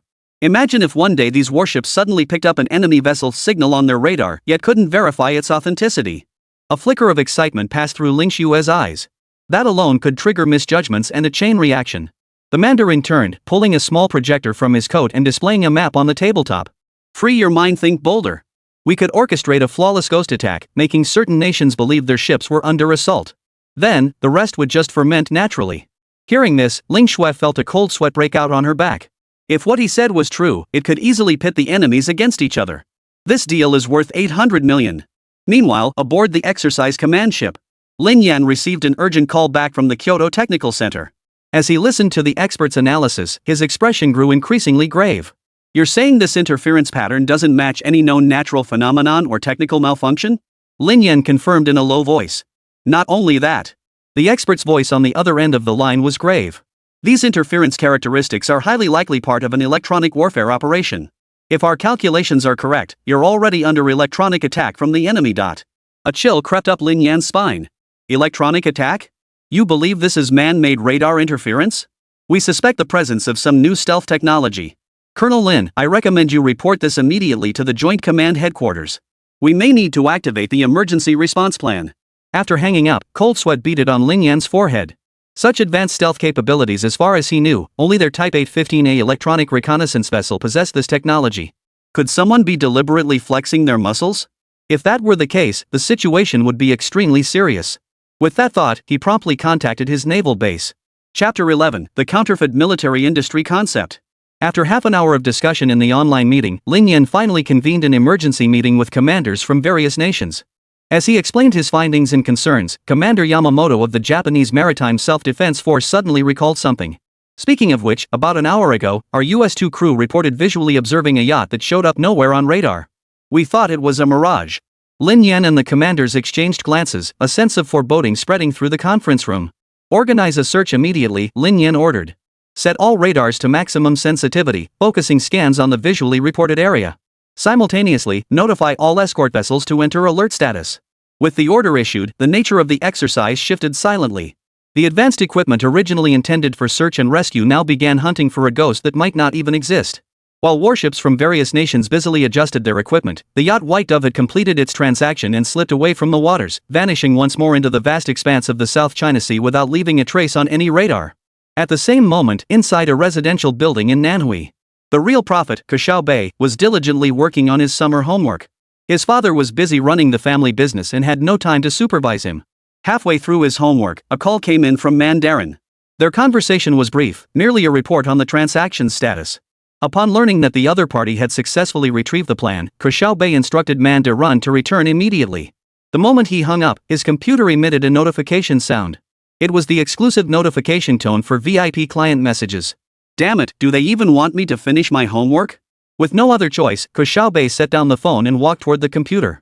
The blue glow from the screen cast an eerie shadow across his face. His fingers danced across the keyboard, typing out a complex string of characters. After 3 layers of verification, the dark web portal finally opened. This was an encrypted chat room accessible only with a specific invitation code.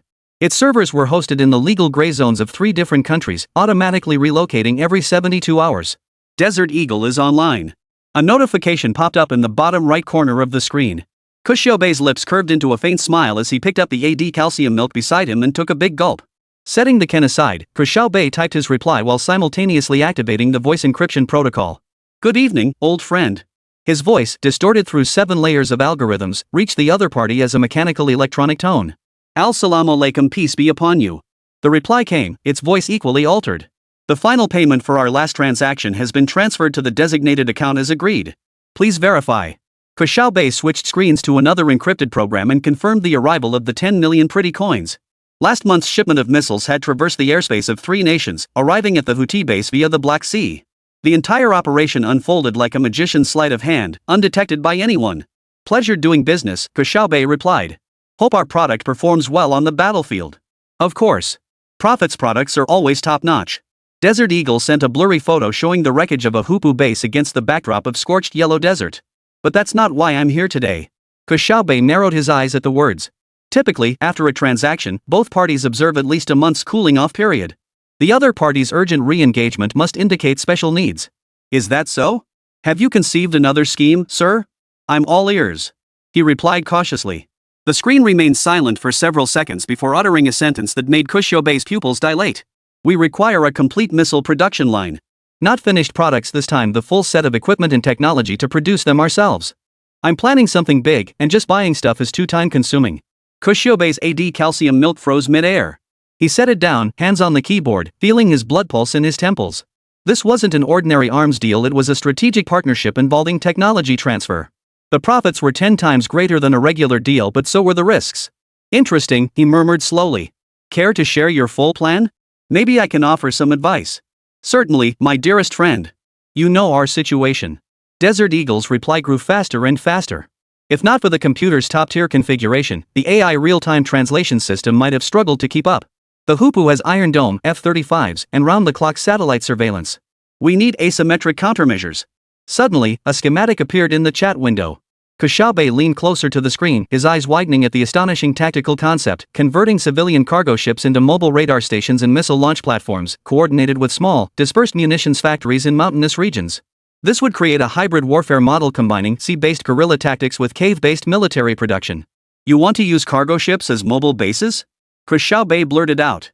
That's too. You mean insane? Desert Eagle interjected. During the 1944 Normandy landings, the Allies used artificial harbors. We're just modernizing the concept. Ke Xiaobei froze upon hearing this. You gotta hand it to these flip-flop guys, they're getting smarter by the day. No, wait, there's a mastermind behind them. Could it be true, as rumored online, that it was the Flower family? If that's the case, I've got to lend a hand. Leaning back in his chair, Ke Xiaobei's thoughts raced. He'd seen all kinds of military equipment requests, but this approach of combining civilian technology with guerrilla tactics was genuinely novel. More crucially, it meant long-term, sustained technical support and parts supply. This was a goldmine, a never-ending one. The production line isn't a problem. Ke Xiaobei finally replied. But have you considered production costs and technical barriers? We have, which is precisely why we came to you, the other party responded swiftly. We need a low-cost, easy-to-maintain solution. Not precision missiles, but simplified models suitable for mass production. Hearing this, Ke Xiaobei's eyes lit up. He opened a drawer, pulled out a black notebook, and flipped to the page marked Garage Military Projects. This notebook contained years of his collected unconventional military solutions, a treasure trove of ingenious ideas for repurposing civilian equipment for military use. This particular proposal shared a similar ingenuity with the cave-based military project the other party had mentioned. "I have a proposal," he said with a faint smile. "You could use 3D printing for missile casings, commercial-grade chips for guidance systems, and refined fertilizer as fuel. Each missile could be produced for under 2,000 pretty coins." Hearing this, Desert Eagle couldn't help but ask, "What's the cost of an Iron Dome interceptor missile again?" 400,000 pretty coins per missile, Ke Xiaobei replied with a cold smile. "If you launch 20, they'll have to spend 8 million to intercept them. That's already economic warfare territory, isn't it?" After he finished speaking, the chat window fell silent for a full minute. Ke Xiaobei could imagine the stunned expression on the other end of the screen. "Is this feasible?" the other party finally replied. "Of course, it requires testing and adjustments." Ke Xiaobei quickly ran through the calculations in his head before speaking calmly. The yield rate for 3D printed components isn't high, and commercial chips might be unstable in desert environments. But the advantages are undeniable. It enables decentralized production. Imagine 10 small workshops in caves being harder to destroy than one large factory. He paused briefly before adding, "Of course, this requires a technical support team. The production line is just the beginning. Keeping up with follow-up technology is the real key." His subtext was crystal clear: follow-up services are where the real profits lie. "Ha ha ha, my good brother. Budget isn't an issue. Can you make this happen?" Desert Eagle replied, his tone brimming with excitement. "But delivery must be discreet. Eagle's surveillance is too tight. We can't get most supplies in." Chapter 12, Secret Deal. After hearing Desert Eagle's words, Ke Xiaobei immediately opened an encrypted folder. He swiftly pulled up a world map marked with dozens of colored routes. The cargo ship conversion equipment can be transshipped through a scrap recycling company in Turkey. The 3D printers will be exported under the guise of medical equipment, while the chips will go through normal electronic component trade channels. I guarantee all components will arrive at designated locations in batches within 3 months. Holy cow, you're a genius. What about the technicians? Desert Eagle was already getting impatient. Don't worry about that. I'll handle it. Ke Xiaobei murmured his reply while sipping milk. They'll enter the country as petroleum engineers. Passports and visas are genuine. Of course, the fees are separate. The words had barely left his mouth when silence fell again across the table. Ke Xiaobei knew the other party was weighing the risks and rewards. This wasn't simply purchasing a few missiles, it meant introducing an entire military-industrial ecosystem. Therefore, if successful, it would fundamentally alter the regional balance of power. We need samples and demonstrations, Desert Eagle finally replied. Of course. Ke Xiaobei was already prepared and swiftly transmitted a file. Next month, there's an industrial exhibition in Dubai. Booth B712 will feature a demonstration of agricultural drones. You're welcome to send your technical team to observe and learn. This was actually a covert test of missile components, concealed behind legitimate commercial activities. Deal. The other party replied succinctly, the preliminary budget is 50 million pretty coins. This is the first phase of investment. Hearing this, Ke Xiaobei was genuinely taken aback. He never imagined these flip-flop-wearing guys would be so loaded. In his original plan, these rudimentary production lines would cost no more than a few million pretty coins. But now the other party had proactively raised the price. Of course, he wasn't going to pass up such a lucrative opportunity. However, since the other party was so well funded, he certainly couldn't fool them with subpar goods. He'd need to find time to rethink the plan. This had to justify the buyer's offer. Ke Xiaobei took a deep breath. Then, he swiftly drafted an encrypted contract and sent it to the other party via blockchain. Here's to a successful collaboration. After the contract was digitally signed, he added another question. By the way, who came up with this maritime guerrilla concept? It's quite creative. We have a young tactical advisor. Desert Eagle unusually elaborated further. He's an expert from your country. He says modern warfare isn't about firepower but about innovation. Hearing this, Ke Xiaobei chuckled softly. So it's just like the rumors circulating online? Things were getting more and more interesting. Alright, then please tell him this, the era of garage-built military tech has arrived. I'll send the detailed equipment list tomorrow. May your knockoff missiles bankrupt Iron Dome. Desert Eagle immediately broke into a wide grin upon hearing this. After disconnecting, Ke Xiaobei initiated the data erasure protocol. All chat records were fragmented into random code shards and dispersed across thousands of compromised zombie computers. With that done, he picked up the AD calcium milk carton and took another big gulp. There's a fine line between genius and madness. I wonder who the other party really is. After muttering to himself, he picked up the encrypted satellite phone and began contacting the 3D printing equipment supplier in Eastern Europe. That same night, inside the Kyoto Air Force Equipment Research Institute, The institute's lights remained bright deep into the night. Ling Shui strode swiftly down the corridor, her high heels tapping out a hurried rhythm on the marble floor. Her assistant, Wang Yi, followed closely behind, clutching a black notebook so tightly his knuckles turned white. Dr. Ling, are you sure you want to do this? Wang Yi lowered his voice, beads of sweat forming on his forehead. This completely violates protocol. We've come this far. There's no turning back now. Ling Shui cut him off, her red lips pressed into a straight line. She halted and turned to face Wang Yi. Her eyes, usually cool and sharp, now shimmered with an unusual light. Trust me. For the sake of the nation, it's worth taking this risk. Wang Yi swallowed hard and nodded. The two approached the office door at the end of the corridor. Ling Shui took a deep breath and knocked on the door. Come in. The deep voice of Vice Dean Gu Hongyi came from inside. Opening the door, they found Gu Hongyi bent over his desk reviewing documents. He looked up and visibly froze upon seeing them. Dr. Ling? Assistant Wang? So late at night, what brings you here? He removed his reading glasses, his brow slightly furrowed. Aren't you two supposed to be on leave? I just approved your leave requests this morning. One for a mother having a second child, the other for rushing home to get married. Why are you back so soon? Both men stiffened at the remark. How awkward. But Ling Shui reacted quickly. She swiftly locked the door behind her and drew the curtains in one fluid motion. Dean Gu, we have important matters to report. Her voice dropped 8 octaves from its usual pitch. It's extremely sensitive. Hearing this, Gu Hongyi's gaze shifted from Ling Shui's solemn expression to the notebook in Wang Yi's arms. Years of experience made him instantly aware that something was amiss. He rose from his seat and walked around the desk. Go ahead. What is it? Wang Yi carefully placed the notebook on the desk. Its black cover emitted an eerie sheen under the light. Ling Shui's fingers lightly traced the cover. We met with the prophet today. He gave us this. Wait, who gave this to you?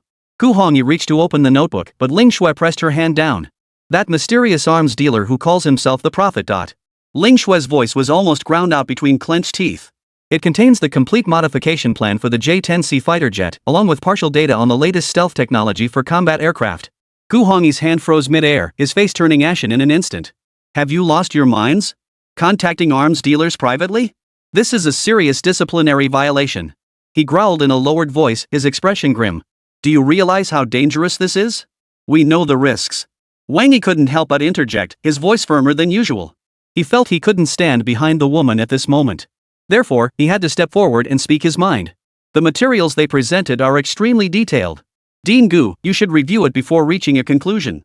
Ling Shui finally opened her notebook. The first file contained densely packed formulas, design diagrams, and data tables. She swiftly flipped to a page marked with a red label.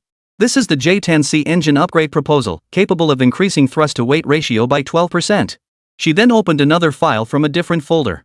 This shows the molecular structure of certain stealth coatings completely different from the 5th-generation technology we're currently developing. The Prophet has solved the world-class challenge where fighter jets needed their stealth coatings repainted after every flight. Gu Hongyi's breathing grew heavy. He slipped on his reading glasses, leaning closer to the data, his fingers trembling involuntarily. As one of the Institute's leaders, he instantly recognized the significance of these materials. If authentic, this was indeed a revolutionary breakthrough. These data. Have you verified their authenticity? Gu Hongyi's voice had changed. We conducted preliminary verification on our way here. Ling Shui pointed to a set of equations and continued her explanation. These calculations hold completely, and... She paused briefly, pulling out the relevant data before continuing. They match our internal experimental data with 93% accuracy, yet represent at least 5 years of advancement over our current solutions. Gu Hongyi slumped into his chair, cold sweat beading on his forehead. He removed his glasses and rubbed his eyes forcefully. What exactly did you agree to with this prophet? Chapter 13, you must have been duped. Hearing the Vice Dean's words, Ling Shui and Wang Yi exchanged a glance. To be honest, both of them felt extremely uneasy at that moment. After all, this was the first time either of them had encountered such a bizarre situation. But since it had come to this, they had to face it head-on. Ling Shui took a deep breath and spoke calmly. He's asking for 80 million pretty coins, she stated calmly. He requires us to pay a 20 million deposit up front, after which he'll send the complete invisibility technology documentation. The remaining balance is due upon receipt and verification of all materials. The office fell into a deathly silence. Gu Hongyi was stunned. 80 million? That was equivalent to half a year's budget for the research institute. But that wasn't the crux of the matter. The real issue was that this transaction was completely illegal. If this came to light, everyone involved would face prison time. You must have been swindled. Gu Hongyi suddenly slammed his fist on the table, his voice trembling with rage. This is clearly a scam. A meticulously crafted trap. And you actually fell for it? Hearing this, Ling Shui remained unmoved as she replied. Dean Gu, I understand your concerns. But please look at the data on page 37. She skillfully located the specified page in the document. This is the technical bottleneck we discussed at last week's internal meeting, and here. Her fingertip hovered over a complex set of formulas displayed on the screen. It provides a complete solution. This information couldn't possibly come from public sources. Hearing this, Gu Hongyi scrutinized the data again, his heart pounding. Ling Shui was right, this information was too precise, too much like their internal documents. Unless the other party had an insider, it was impossible to obtain such detailed RD specifics. This prophet, who exactly is he? Gu Hongyi's voice was hoarse. We don't know, Wang Yi shook his head. All we know is that he's a middle-aged man, dressed a bit old-fashioned. Hold on, get to the point. Hasn't it occurred to you this could be a meticulously planned espionage operation? Gu Hongyi paced back and forth, his expression grave. The other party might be sent by a hostile nation, deliberately setting a trap. Maybe they'll blackmail us once we take the bait, or worse. These files could be infected with viruses or hidden traps. Ling Shui pulled an encrypted hard drive from her bag. We've considered every possibility. This data was extracted from the notebook and has undergone triple isolation checks, no malicious code detected. And she hesitated before continuing. The technical approach differs from any known nation's methods. It appears to be independently developed. Gu Hongyi took the drive and inserted it into the isolated port of his computer. Data streams scrolled rapidly across the screen. He pulled up several key parameters for comparison with the Research Institute's internal database. As green match indicators lit up one after another, his expression grew increasingly grim. My God! Gu Hongyi muttered under his breath. This is actually real. The office fell silent once more. Gu Hongyi felt an unprecedented surge of tension and excitement. If these technologies were genuine, they would fundamentally alter the balance of defense capabilities. But at what cost? Gu Hongyi spoke slowly. Have you considered why a mysterious arms dealer would choose us? Why conduct the transaction this way? There must be motives behind this that we don't know about. At this point, Ling Shui found herself hesitating. But in the end, she bit her lower lip and said, We've discussed this issue. The prophet claims he's only interested in money, and... She paused briefly before continuing. He mentioned that other buyers have already expressed interest in these technologies. So I think it's absolutely necessary for us to act first. The words hit Gu Hongyi like a bucket of ice water. Other buyers? Who? Eagle? White elephant? Or some other power? The other party didn't disclose that. Wang Yi shook his head and continued, but hinted that at least one of them is our potential rival. Of course, these words were merely Lord Man's negotiation tactics. But how could Ling Shui and Wang Yi possibly discern truth from fiction? At that moment, Gu Hongyi felt a chill run down his spine. If hostile forces truly acquired these technologies and they refused the deal, the consequences would be unimaginable. But if they accepted the deal, they would become traffickers of state secrets, forever living in the shadows. Just as Gu Hongyi was caught in this dilemma, Ling Shui's phone suddenly vibrated. She glanced at the screen, and her face instantly drained of color. Dean, it's the prophet encrypted line. Gu Hongyi and Wang Yi both held their breath simultaneously. Ling Shui took a deep breath, answered the call, and pressed the speaker button. Dr. Ling. An electronically altered voice came through the receiver. I assume you've already shown Director Gu my gift. Time is running out. I need your response. Gu Hongyi gestured for Ling Shui to stay calm. Hello, this is Gu Hongyi from the Research Institute. We are considering your proposal. But we need more assurances. A low chuckle came from the other end of the line. So it's Vice President Gu. Thank you for your trust in me. But I must remind you, this isn't haggling at the market. A 20 million yuan deposit must be transferred within 72 hours, or the deal is off. And... The voice suddenly turned icy. If you decide to refuse, remember my other clients will be quite interested in this research. The call abruptly cut off, leaving the three men staring at each other in silence. Gu Hongyi handed back the phone and slowly sank back into his chair, feeling as though he stood at a crossroads in life. On one side lay the precipice of law and morality, on the other, the allure of national interests. Whichever path they chose would forever alter their destinies. We need more time to verify this information. He finally said, his voice betraying an unprecedented weariness. Meanwhile, prepare a detailed report outlining all potential risks and countermeasures. I'll personally report this to the dean. This matter must be escalated to the relevant department leaders. Ling Shui nodded softly at his words, but her eyes told Gu Hongyi she had already made her choice. Wang Yi nervously rubbed his hands, his gaze darting back and forth between his notebook and the doorway. Gu Hongyi knew that from this moment onward, the fates of the three of them were inextricably intertwined, heading toward an unknown and perilous future. That mysterious black laptop was like Pandora's box once opened, it could never be closed again. The next day, the midsummer sun of Nanhui poured down on the streets like molten gold. The air carried the scorched scent of asphalt roads. Ke Xiaobei sat behind the counter at Iron Blood Model World, beads of sweat forming on his forehead. The hum of the shop's ancient air conditioner mingled with the cacophony of cicadas outside. A thick notebook lay open before Ke Xiaobei, densely filled with formulas and sketches. His left hand pressed a calculator while his right held a drafting pencil, occasionally pushing up his slipping black-rimmed glasses. These were smart AI glasses, essentially a high-performance computer he carried with him. At the top of the notebook's page, written in English, was the title, Modular Weapons Production Line Design Cave Military Project. The gear ratio for this automatic loader still needs adjustment. Ke Xiaobei muttered to himself as his pencil moved swiftly across the paper. He bore no resemblance to an ordinary 8-year-old child. The focus and intelligence in his eyes far surpassed his years. The shop was quiet, broken only by the hum of the air conditioner. Ke Xiaobei glanced up at the clock on the wall. In weather like this, few people came to buy models. Before heading to a trade show, his father had warned him that business might be slow today, instructing him to keep an eye on the shop and prevent shoplifters from making off with anything.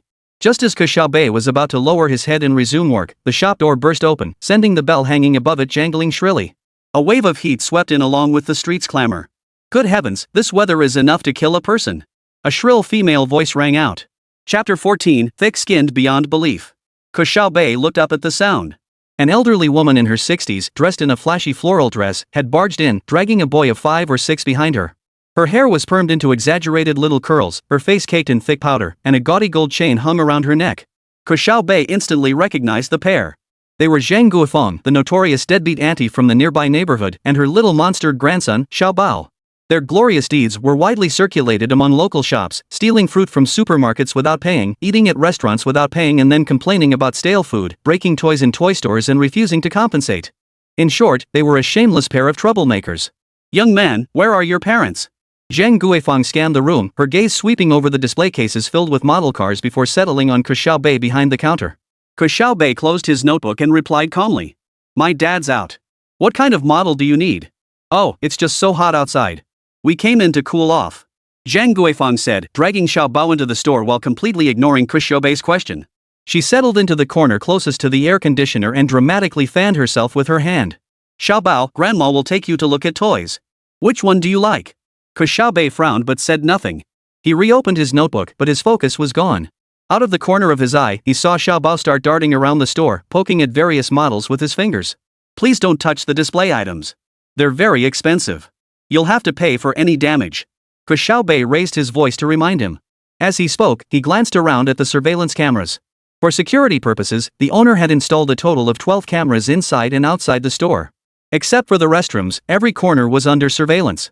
Hearing this, Zhang Guifeng immediately retorted. What's wrong with a kid being curious and touching things? It's not like it'll hurt anyone. You business owners have no sense of humanity at all.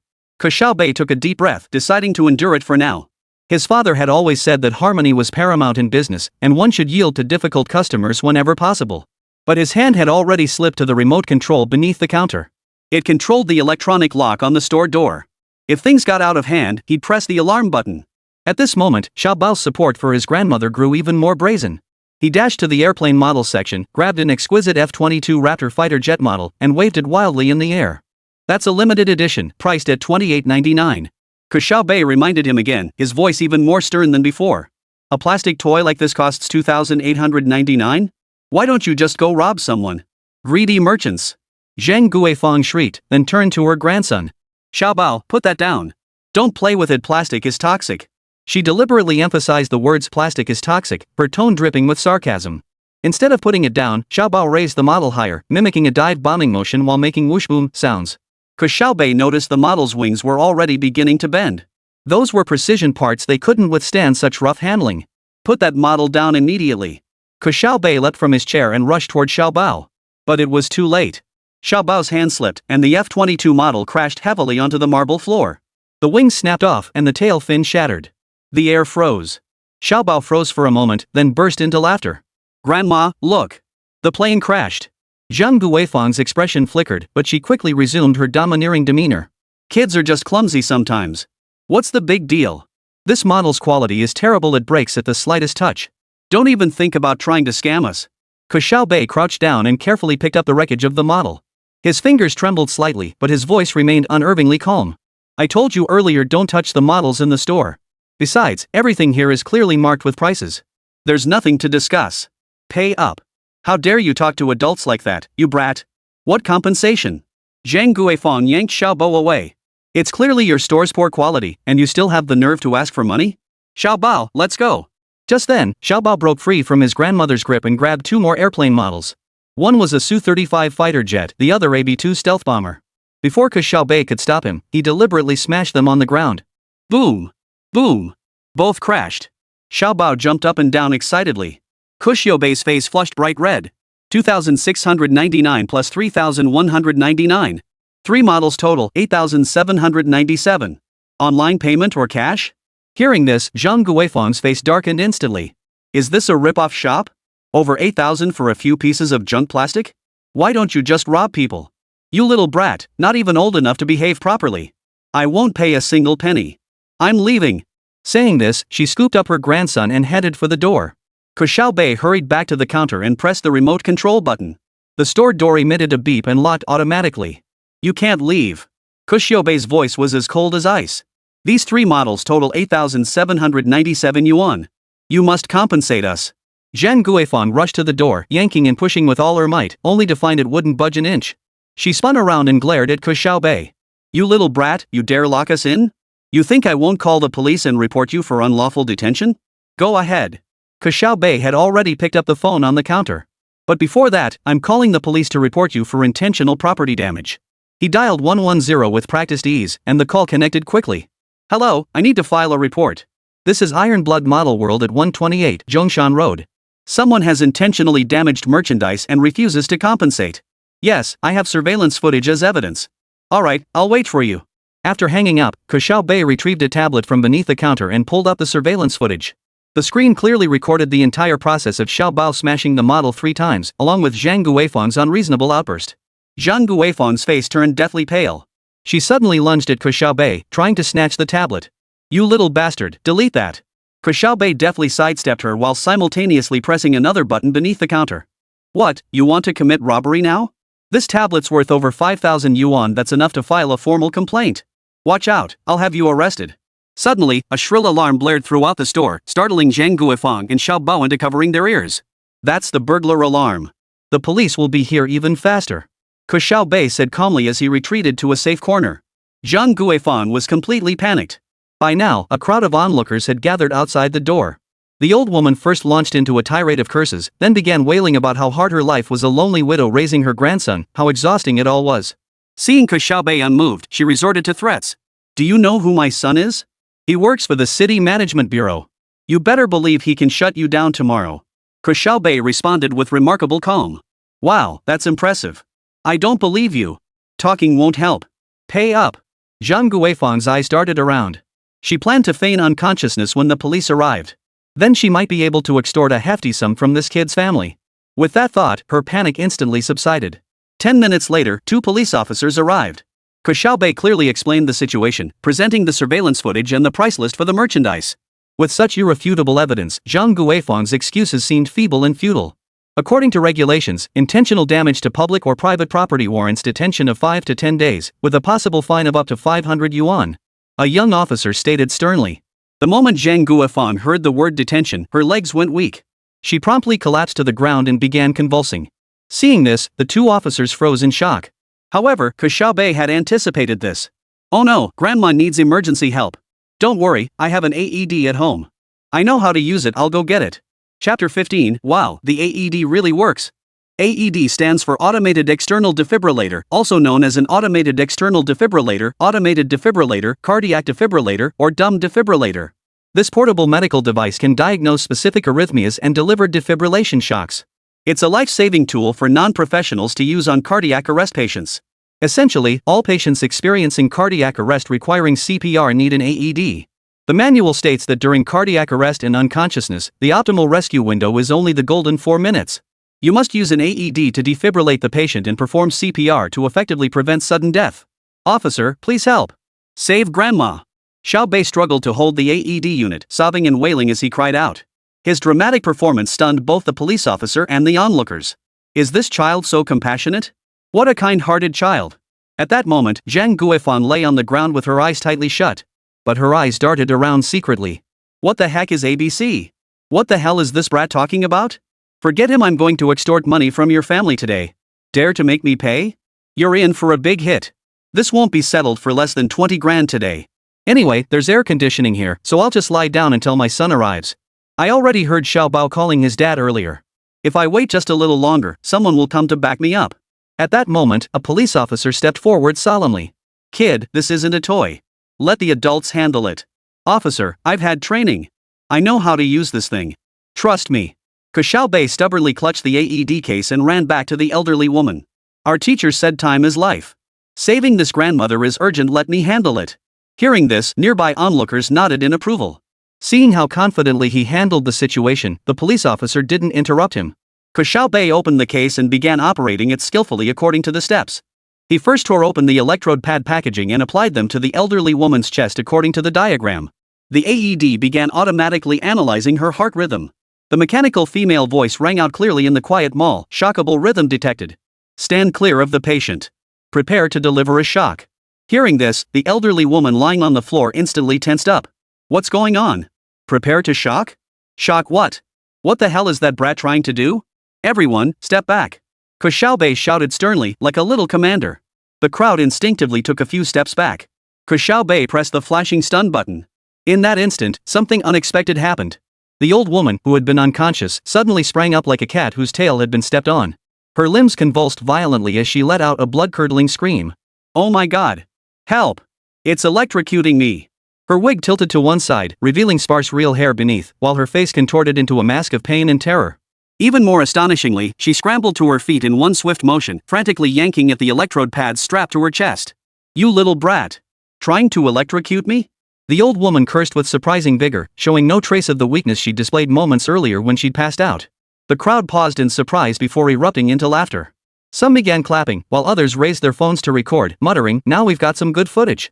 The police officer standing nearby rubbed his temples, his expression a mix of exasperation and amusement. Wow, this AED really works. She woke up that fast? He had originally come to handle a minor dispute, but unexpectedly stumbled upon this spectacle. Ma'am, you seem quite alert now, don't you?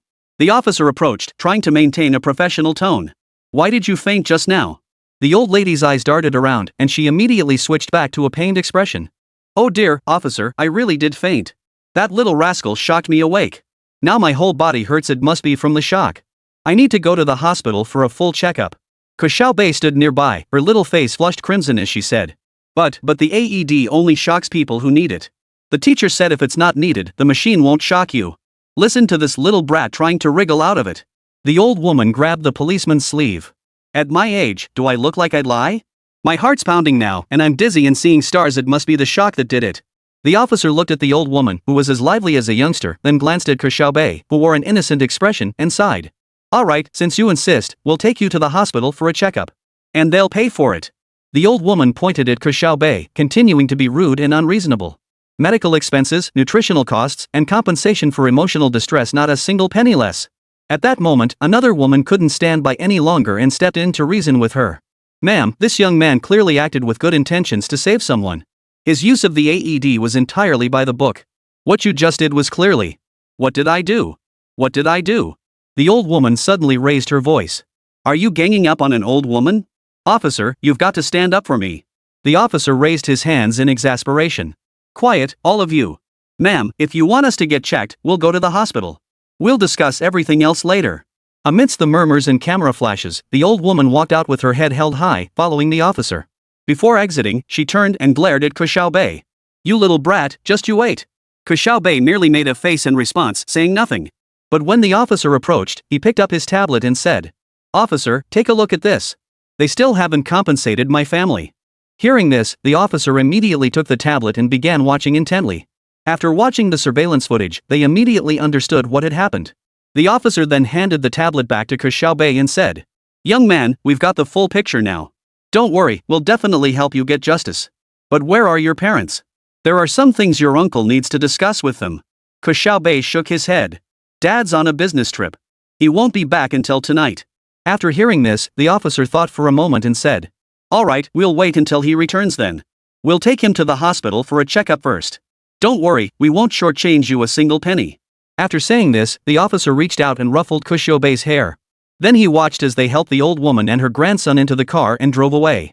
Soon, the crowd gathered around the entrance to watch the spectacle dispersed on their own. However, a tall man wearing a sun hat, mask, and black sun protective clothing remained. Only after everyone had left did he slowly walk into the shop. "Boss, should we deal with that old lady from earlier? She didn't seem like a good person. She'll definitely come back to cause trouble later." Hearing this, Ke Xiaobei offered a faint smile. "She's just a stubborn old troublemaker. Let her live. But your warning was spot on. Keep your guard up. Just follow my lead when the time comes." This towering man was none other than Ke Xiaobei's enforcer, Red Skull. If that old rogue were left to him to deal with, the old woman would likely not see tomorrow's sunrise. But what Ke Xiaobei never expected was that trouble would indeed come knocking within half an hour. Chapter 16, The Skeleton Monster Enforcer. The glass door of Iron Blood Model World was violently shoved open, slamming against the wall with a thunderous crash. Ke Xiaobei snapped his head up from behind the counter, his brow immediately furrowing. 3 men strode into the shop with swagger. Leading them was a burly man with a face full of fleshy rolls and a gold chain around his neck. Ke Xiaobei recognized him instantly. This man was Good Daming, the son of that unscrupulous old woman. The old woman must have sent him to extort money. Man, this family really has no clue how rough the world can be. Where's the boss? Get your boss out here. Good Daming slammed his palm onto the display case, causing several delicate resin models to rattle violently. Ke Xiaobei set down his pencil, rose slowly, and spoke in a soft voice. "My dad's not here. What do you need?" Good Daming eyed Ke Xiaobei up and down, a sneer spreading across his face. "Just you, a little kid, running the shop? Damn it, did all the adults in your family die out? Fine, then I'll talk to your dad. My mom's lying in the hospital right now. Tell him to get ready with 100 grand for medical bills. Nutrition costs, lost wages will settle those when he comes back." Just as expected, birds of a feather flock together. This is classic case of like mother, like son. Now they're teaming up to extort money from me? Kid, if I don't show my teeth, you think I'm Doraemon? With that thought, Ke Xiaobei replied calmly. "We have surveillance footage here, and the police have already reviewed it. It was that old lady who brought the kid here to cause trouble.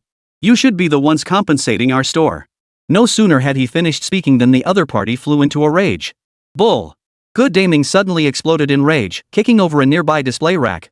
Dozens of meticulously painted models crashed to the floor with a clatter, several snapping their weapons and accessories clean off. "If you don't pay up today, I'll wreck this damn shop." His 2 accomplices behind him began knocking over shelves in unison. One tall, skinny guy even pulled a folding knife from his pocket, twirling it in his hand. The other, a short, stocky man, strode straight to the surveillance console in the corner and ripped out all the cables. Ke Xiaobei watched the scene unfold, his face showing not a trace of panic. He slipped his hand into his pocket and blindly typed a pre-written text message. "Final question, who's paying?" Good Daming grabbed a limited edition model worth tens of thousands of yuan and waved it in front of Ke Xiaobei. "Hand over 50 grand in cash first, or I'll smash every last one of your toys." But Ke Xiaobei suddenly smiled at the sight. "Do you even know how much these models are worth? If you break them, you won't be able to afford the damages." Good Daming froze for a moment, then broke into a wicked grin. "Can't afford it? How much could these plastic toys possibly be worth? Cut the bull." At those words, Ke Xiaobei's smile turned airy. At that moment, the 3 of them felt as though the figure standing before them wasn't a child at all, but rather a darkened little demon. Just then, a chill suddenly ran down their spines. Then, the rolling door emitted a shrill metallic screech as it began to descend automatically. Good Daming and his accomplices whipped their heads around to see a towering figure standing in the closing doorway. The figure stood nearly 2 meters tall, clad entirely in black motorcycle gear. His bare arms and neck were covered in menacing red tattoos. But upon closer inspection, they realized it wasn't tattoos at all, it was some kind of elaborate body paint, forming a pattern of burning skulls. Most unsettling of all was the crimson skull mask covering his face, which glowed with an eerie sheen in the dimly lit interior. Wait, this mask is genuinely terrifying. Could it be a real skull? What the hell is that thing? The lanky guy raised his folding knife, his voice trembling. Then, without a word, the red skull advanced toward them. Its stride was steady as a walking corpse, each step seeming to make the floor tremble slightly. Good Daming finally snapped out of it, grabbing the model nearby and hurling it at the red skull. The red skull ducked, the model whizzing past his ear before smashing into the wall. The next second, Good Daming felt the world spin. His collar was seized, and his entire body was swung around and slammed into the glass display case. Shattered glass flew everywhere. Good Daming lay groaning in the glass shards, his face cut by several bloody gashes. Seeing this, one of his accomplices charged forward with a knife raised, while the other turned to flee. Red Skull moved with inhuman speed. He sidestepped the slashing blade, his right hand clawing around the lanky man's wrist and twisting it. A sharp crack echoed with a piercing scream as the lanky man's right wrist bent at an unnatural angle. The folding knife fell to the floor, kicked away by Red Skull. The short, fat man who tried to escape had barely reached the rolling door when the Red Skull caught up in a single stride. Grabbing him by the collar and belt from behind, he hurled him back into the center of the store like a sandbag. The fat man crashed into 2 rows of shelves before coming to a halt, moaning as he lay amidst a pile of broken model pieces. The entire sequence took less than 20 seconds. Ke Xiaobei leaned against the counter, admiring this display of violence. Red Skull strode toward Good Aiming, who was still struggling to rise, and stomped down on his right hand. The sound of cracking bones accompanied a blood-curdling scream. "Wait! We were wrong. We'll leave right now. Skull brother, spare my life. I don't want to die. Help! Someone save me. It's haunted." Good Aiming's face was smeared with snot and tears, all traces of his earlier arrogance vanished. The red skeleton silently raised its foot. Just as Good Aiming flashed a look of relief, the foot came crashing down. This time, his left hand was crushed. Then his right knee, then his left. Each blow was accompanied by the precise crack of bone snapping and an even more wretched howl. The other 2 didn't escape either. Red Skull methodically shattered each of their limbs, his technique chillingly professional. These injuries would keep them hospitalized for 3 months, yet not cause permanent disability. When the final scream faded, Red Skull pulled a phone from his pocket and made a brief call. A minute later, the rolling door rose again, and an unlicensed van pulled up at the entrance. 2 masked figures in black entered, silently dragging the 3 whimpering invalids away. Red Skull finally turned to Ke Xiaobei and nodded. Ke Xiaobei responded with a thumbs-up gesture. Without exchanging a word, Red Skull turned and walked away. Throughout the entire process, the Red Skull hadn't uttered a single word. Only after everyone had departed did Ke Xiaobei leisurely pick up the phone to call the police. "Officer, someone's causing trouble in our store. I'm so scared right now, please come save me." "Wha?" When it was time to act, Ke Xiaobei put on a convincing performance. Half an hour later, the police in Jianyong arrived at the model shop almost simultaneously. After reviewing the surveillance footage and understanding the situation, the officers immediately pledged to handle the matter seriously and apprehend the suspects as soon as possible. But Jianyong still felt unsatisfied, ranting about breaking those guys' legs. Hearing this, Ke Xiaobei couldn't help but twitch his lips slightly. "Dad, you can't say that in front of the police. Because those guys really did have their limbs broken. Aren't you just pinning the blame on yourself?" "Man, I'm not afraid of godlike opponents, but I sure am scared of a pig like Dad." Still, he could feel the intensity of his father's love. "So it's no big deal. He'll handle it." Chapter 17, The Demeanor of a Mage. The next morning, while Ke Xiaobei was helping the boss clean up last night's mess, 2 police officers pushed open the door. The older officer in front presented his badge and spoke with a stern expression. "Who's in charge here?" "We're Feng Chao from the Municipal Criminal Investigation Team. We're here to investigate a case of intentional assault." Ke Jianyong immediately stopped what he was doing and turned to greet them. "Hello, I'm the owner of this establishment. My name is Ke Jianyong. Did you catch those troublemakers?" At this remark, Feng Chao's expression immediately froze. "Those troublemakers?" Indeed, a serious incident had occurred here. His expression instantly grew more serious. "What troublemakers? I don't know anything about that. We responded to a victim's report and came to apprehend the perpetrators. Now, tell me, what were you doing last night?"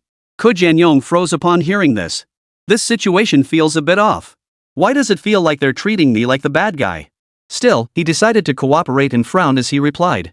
"I arrived at the store around 8 p.m. last night and spent the entire time tidying up. You saw it yourselves, those 3 guys trashed my place, causing over 80,000 yuan in damages." Feng Chaohui grew increasingly suspicious as he listened.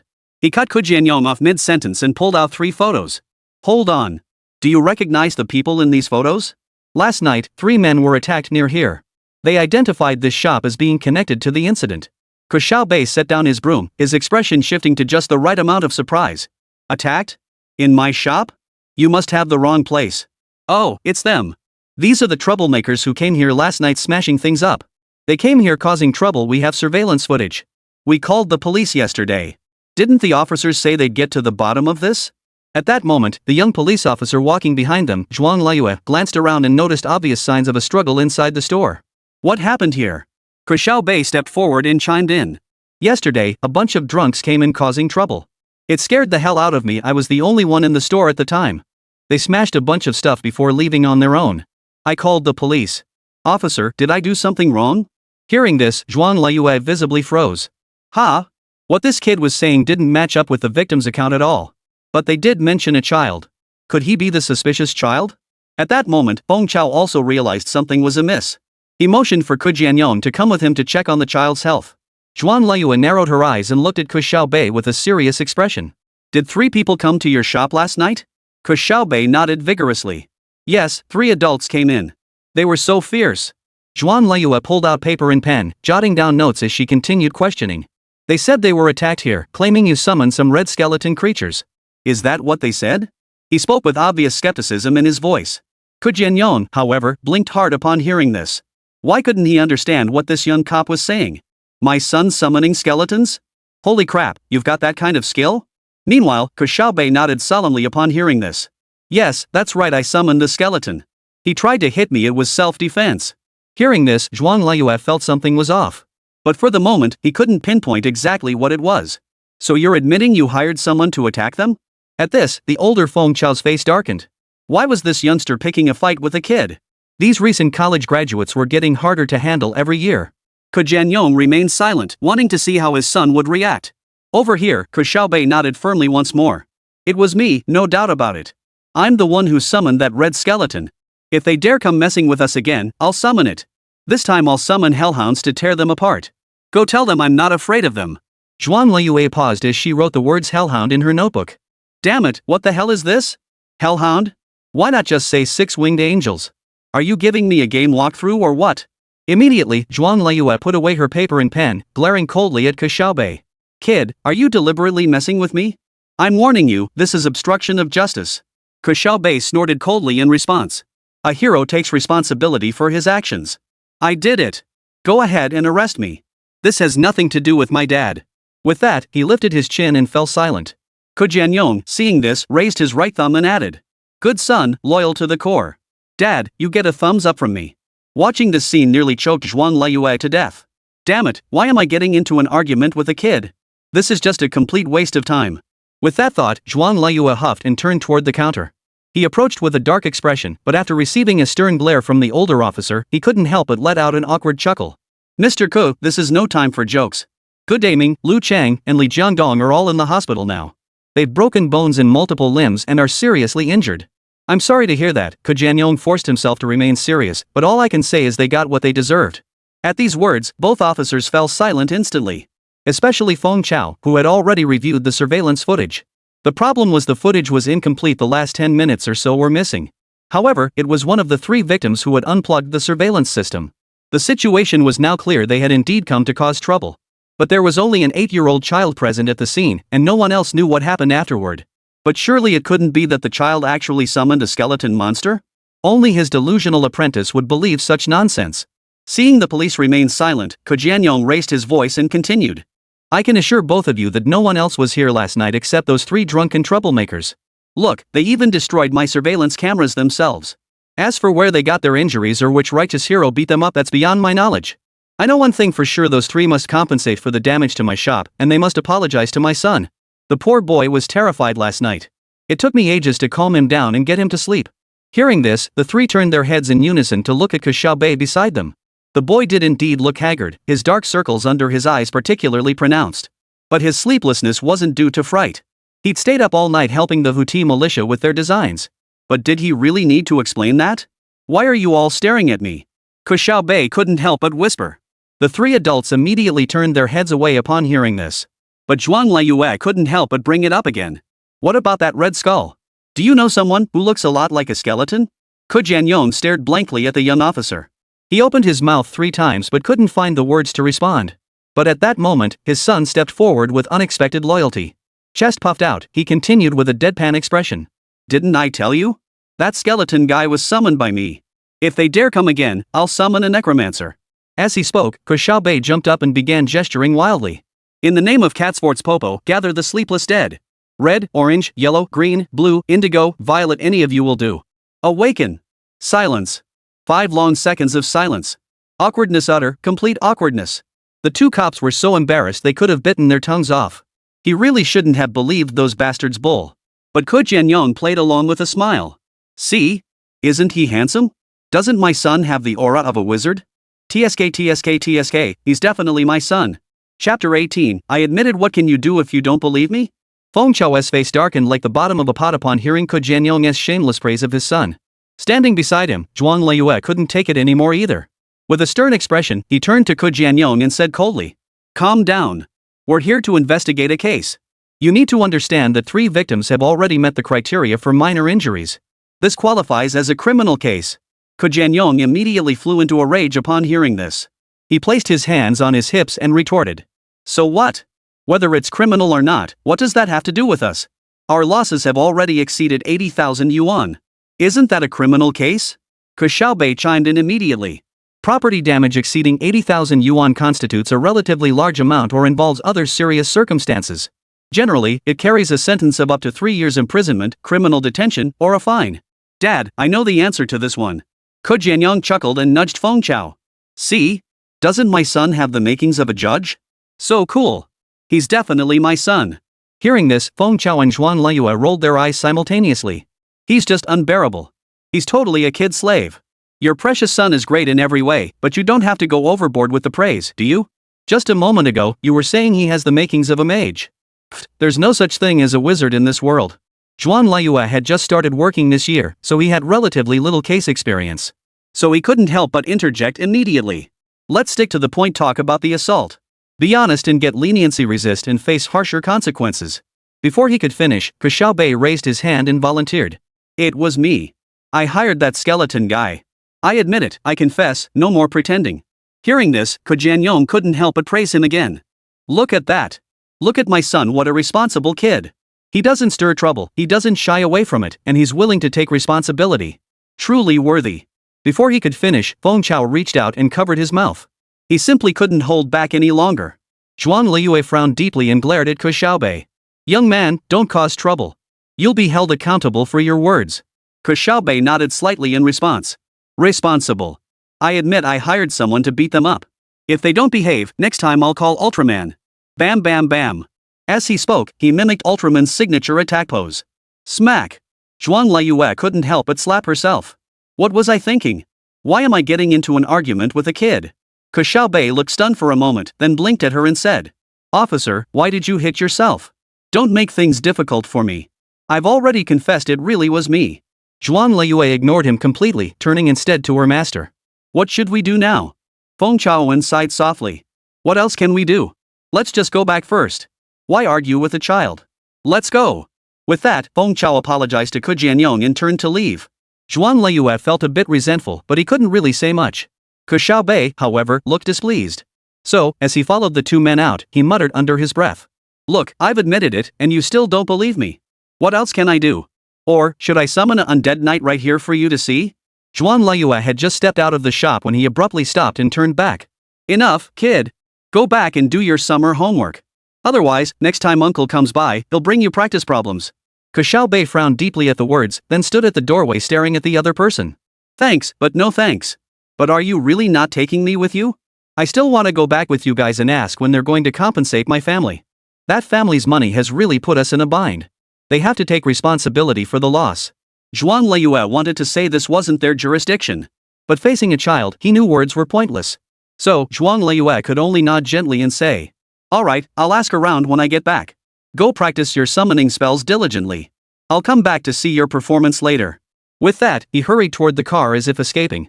On the drive back, Feng Chao gripped the steering wheel with one hand while holding a half-smoked cigarette between his fingers. Master, I still think there's something off about the model shop owner. Zhuan Leyue flipped through the case notes in the passenger seat, her finger landing on one page. 3 grown men were beaten so badly they suffered broken limbs and 3 fractured ribs. The technique is too professional for an ordinary person. That military veteran Ke Jianyong is highly suspicious. Feng Chao exhaled smoke without even glancing up. I checked before coming. He was at a model exhibition during the incident. At least 20 witnesses can vouch for him. What about surveillance? Did you check the exhibition's security footage? What if he hired someone else? Zhuan Leyue pressed relentlessly, her young eyes flashing with a refusal to concede. We checked. From 9 a.m. to 8 p.m., he was at his booth the entire time. Feng Chao stubbed out his cigarette in the car's ashtray and continued. Plus, he's been out of the military for 5 years. He has an old injury in his right knee that makes walking difficult. How could he take on 3 people alone? A brief silence fell in the car, broken only by the roar of the air conditioner. Zhuan Leyue chewed on her pen cap, her brow furrowed. Suddenly, he sat bolt upright. Then it must have been that 8-year-old kid. That Ke Xiaobei is also suspicious. With a sharp thud, Feng Chao's index finger snapped against Zhuan Leyue's forehead. Ouch! Zhuan Leyue clutched his forehead. Master! What are you doing? That hurts. What nonsense are you spouting? Do you really believe an 8-year-old could cripple 3 grown men? Feng Chao's voice shot up an octave as he shot his apprentice a weary glance. Do you think he's Superman or Spider-Man? Use your brain when investigating, will you? I'm speechless. Zhuan Liyue rubbed her reddened forehead, stubbornly retorting. But don't you find it strange? 3 grown men beaten that badly, and the only witness is a kid who isn't even scratched? That red skeleton man, what exactly is it? Feng Chao sighed, his voice weak as he continued. I checked with the neighborhood committee. The kid is a bit mischievous, but nothing else suspicious. Ah, but that child is indeed a bit peculiar. Hearing this, Zhuan Liyue excitedly slapped her knee and laughed. Oh my, isn't it? I think that kid's not ordinary either. When he talks to me, his eyes keep darting upward to the left. He's clearly making stuff up. That kid is clearly lying. Feng Chao rolled his eyes in response. Because he's an 8-year-old kid. It's perfectly normal to get nervous when suddenly questioned by the police. Feng Chao turned the steering wheel around a corner. Let's go back and interrogate those 3 bastards. Those bastards, they're asking for it. Yes, master. Zhuan Liyue replied dejectedly, but then lifted his head. Still, I'm keeping my suspicions about Ke Xiaobei. I want to ask him a few more questions tomorrow. Oh, you. Fine, do as you please. Feng Chao waved his hand impatiently. But for now, go back and prepare the briefing materials properly. I'm so stressed. Should I report this to the captain? Zhuan Liyue didn't respond. He just stared out the window at the street scene. Then, he murmured to himself. We must have missed something. That kid definitely knows more. Feng Chao shook his head and steered the car smoothly into the municipal bureau compound. Chapter 19, What do we have left when we're broke? The hottest spot on Blue Star right now was the Middle East. While the region's most notorious arms dealer, the Prophet, was busy maneuvering and clashing with the Lao Lai family, the situation in the region began to escalate. The catalyst was a strongly worded statement released early yesterday morning by the Houthi armed group. They expressed strong dissatisfaction with the Hupu's blockade policy in the San City area. The Houthi armed group declared that if the Hupu fails to allow relief supplies into the San City region within the next 4 days, they would take further action and resume attacks on eagle sauce and Hupu bird targets in the Red Sea. The San City region has long been mired in a humanitarian crisis, with residents facing severe hardship. The scarcity of relief supplies has further exacerbated the local plight. This statement from the Houthi armed group is undoubtedly a strong protest against the Saudi-led coalition's blockade policy. It must be said, at this moment, they do bear a resemblance to the heroic outlaws of Mount Liang. In this statement, the Houthi armed group explicitly declared that if the stork does not alter its stance, their actions will not be confined to the Red Sea but will directly target the stork's military objectives. It is important to note that the Houthi armed group has previously launched multiple attacks on vessels in the Red Sea, including operations targeting U.S. warships. These attacks have not only resulted in casualties and property damage but have also severely undermined maritime security in the region. To be fair, the Houthis are probably overestimating their capabilities. After all, they are merely a regional armed group. If they were to actually attack U.S. bases, their capabilities would likely fall short. But that doesn't stop them from talking big. Whether they can win or not is another matter, but tough talk must be delivered first. And so, after enduring 20 rounds of strikes from the Persian Lion, another force has joined the ranks of those striking at the Hupu. The Houthi rebels have once again declared war on the Hupu. But these flip-flop wearing guys regretted their boasts almost as soon as they made them. Yemen, Houthi press conference venue. The bright light stung Abdullah's eyes. He adjusted the microphone in front of him and cleared his throat. The room was packed with journalists from around the world, their cameras long lenses and short ones all trained on him. This was the Houthi rebels' most high-profile public statement in recent years. We formally declare, Abdullah's voice boomed through the hall via the loudspeaker, that we will launch unprecedented strikes against the interests of the Hupu and the eagle in our region. Allah is the greatest. The room erupted in an instant. Flashbulbs burst like a downpour as reporters scrambled to raise their hands for questions. Abdullah surveyed the scene with satisfaction, his meticulously trimmed beard curling slightly upward. The international community would soon learn that the Houthis were not to be trifled with. At the same moment, in a hidden underground command center on the outskirts of Sana'a, Muhammad, the Houthi front commander, stared at the live broadcast, his expression darkening by the second. That idiot! Muhammad slammed his fist on the table, sending the coffee cup skittering. Who authorized him to say that? Chief of Staff Saleh stood beside him, beads of sweat forming on his forehead. Commander, this was the strategy decided by the leader at last week's meeting, to demonstrate our strength. Strength? Muhammad sneered coldly, turning to Saleh. Tell him to get his ass back here the moment the press conference ends. 2 hours later, Abdullah strode into the command center, his face flushed with excitement. Before he could speak, Muhammad unleashed a barrage of questions. Do you even know how many missiles we have? Abdullah's smile froze on his face. Well, isn't that classified military information? How would I possibly know? Is that so? Well, let me tell you 13. Muhammad practically shouted. We only have 13 ING missiles left. And they're all relics from the last century. And you expect me to launch an unprecedented strike with these? The command center fell deathly silent as everyone exchanged stunned glances. Abdullah's face turned from red to white, then finally pale. The higher-ups thought, we had at least. Sully sighed and activated the projector. The screen displayed what they called their missile stockpile. It was a crude basement, where 13 rusty missiles lay silently amidst piles of junk, resembling more a scrapyard than anything else. This is all we have now, Sully's voice was low, and according to the last inspection, the guidance systems on 2 of them may have failed, plus 3 are leaking propellant. Abdullah's legs buckled, and he collapsed into a chair. Does the leader know about this? God forbid the Eagle would take this seriously. They'll retaliate against us. Exactly, Muhammad replied coldly. Those lunatics at the Pentagon will bomb every last one of our bases to smithereens. And you, dear Mr. Spokesman, have just signed the death warrant for all of us. Muhammad deliberately pinned a heavy burden on the other man. He knew full well it wasn't the spokesperson's fault. It was that certain high-ranking officials had gotten too big for their britches, acting without thinking. So Muhammad intended to use the spokesperson as a messenger to deliver a warning to those higher-ups. Under the weight of such a heavy accusation, Abdullah instantly wilted. Though he was the leader's confidant, the other party was a general holding the power of life and death. If any real issues were uncovered, he would undoubtedly be the one sacrificed. Cold sweat beaded continuously on Abdullah's brow. Naturally, the atmosphere in the command center was thick enough to cut with a knife. Abdullah began to regret his impassioned speech at the press conference. He had assumed the organization still possessed dozens of missiles, but reality proved far harsher. If only he'd phrased things more diplomatically back then. At this point, words are useless. Transmit my orders, assemble everyone for a meeting. Muhammad ordered coldly, his face etched with anxiety and unease. Seeing the messenger hadn't moved, he immediately added. Immediately. Right now. This instant. The messenger flinched in fright before turning and dashing away. 30 minutes later, 12 top leaders of the Houthi armed group were crammed into a small conference room. A projector looped footage of Abdullah's press conference alongside international media coverage from CNN, BBC, and others. Nearly all analyses concluded that the Houthi threat was no empty bluff. U.S. military bases across the Middle East had been placed on high alert. That's the situation. Muhammad surveyed the room. We lit a big firecracker, but now we don't even have matches. Any suggestions?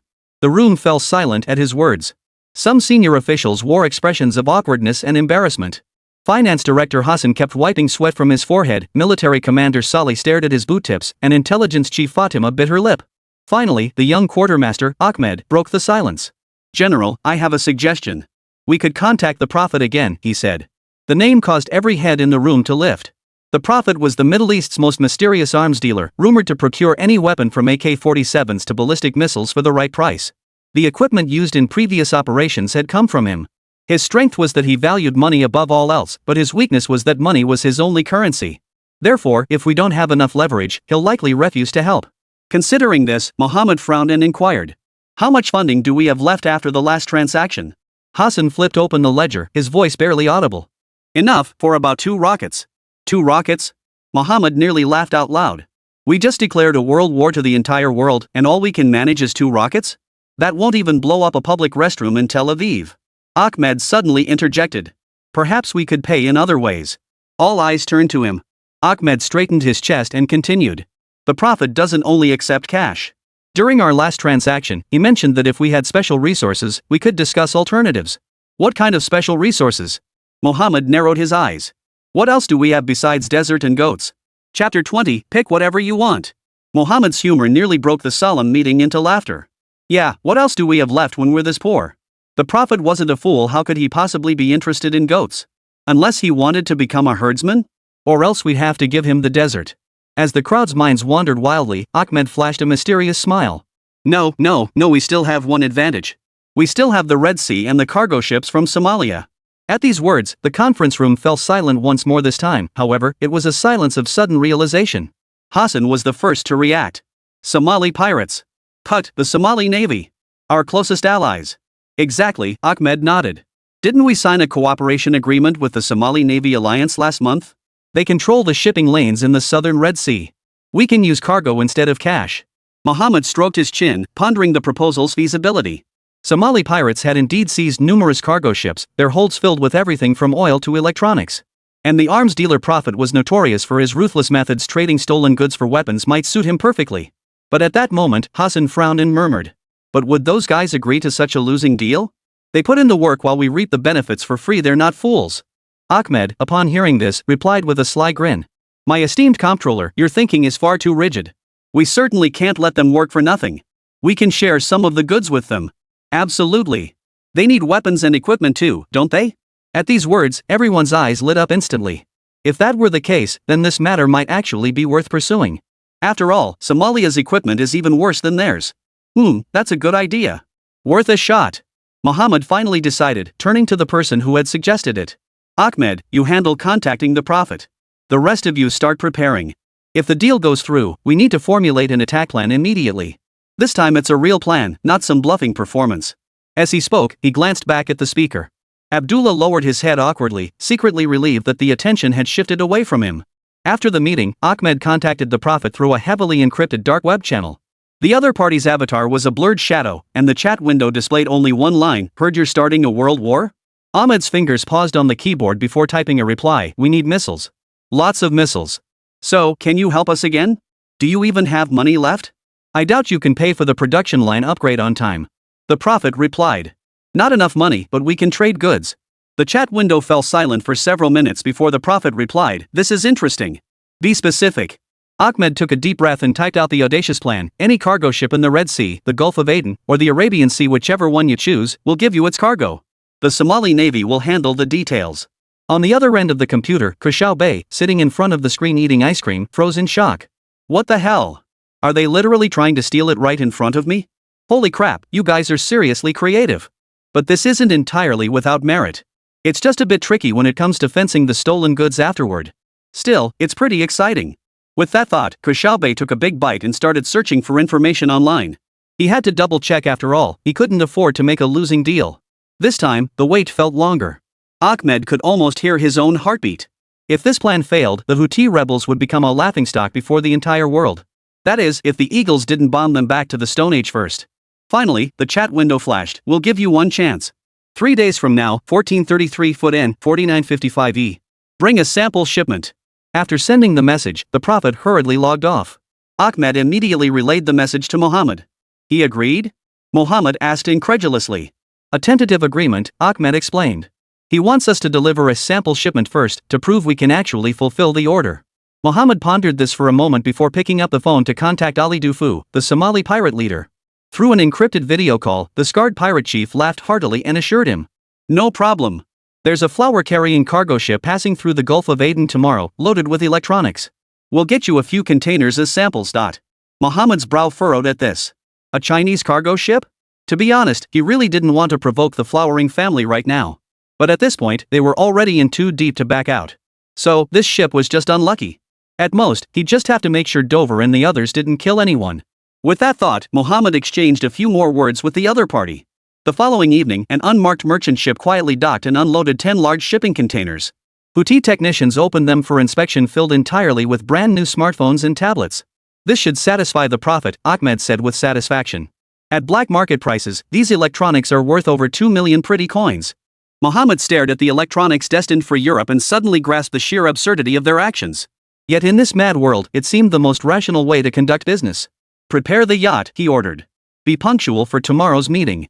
Bring 6 of our best fighters and Abdullah. Me? Abdullah pointed at himself in surprise. Yes, Muhammad sneered coldly. Since you're so skilled with words, you'll be the one to explain our brilliant battle plan to the Prophet. With a wicked grin, he continued. After all, this whole thing was your idea, wasn't it? Abdullah swallowed hard, suddenly feeling more terrified by the prospect of facing the mysterious arms dealer known as the Prophet than by the international media. But now he had no choice. After all, 13 outdated missiles lay dormant in the Houthi arsenal, and the eyes of the world were fixed upon them, awaiting that unprecedented strike.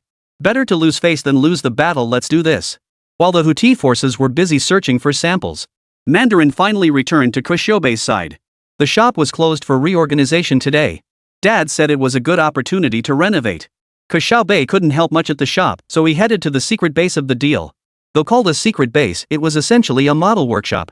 80% of Iron Blood Model World's inventory came from here, and the prices were incredibly low. What Jianyong didn't know was that this was actually their own workshop. Only now, the factory's owner was listed under the name Man Chengong Masterman. Inside the factory office, Masterman was preparing Kung Fu tea. Ke Xiaobei entered slowly from outside, accompanied by Red Skull. Every worker in the factory had been personally recruited by him, all utterly loyal subordinates. With Masterman now managing things, Ke Xiaobei felt completely at ease. Seeing the boss standing with his hands behind his back, Masterman didn't rise either, but sat there smiling and said, "Better late than never. My tea's just brewed. Come and try it while it's fresh." Ke Xiaobei wasn't fond of tea, but he still sat down at the tea table. Red Skull, however, walked over to the window to observe the situation outside. Why did it take so long to return this time? Ke Xiaobei asked as he accepted the teacup handed to him by the man in red. Mandarin chuckled in response. "I'd been out of touch with the times for too long, so I took a detour to visit some neighboring countries. Along the way, I happened to take over 2 gangs and picked up a few orders." Saying this, he pulled several documents from a drawer and handed them to Ke Xiaobei. Chapter 21, This crooked merchant is so shady. Ke Xiaobei took them and gave them a cursory glance. The top few appeared to be asset transfer agreements, while the ones below seemed to be arms procurement contracts. Seeing his boss seemed uninterested, Mandarin Man quickly explained with a smile.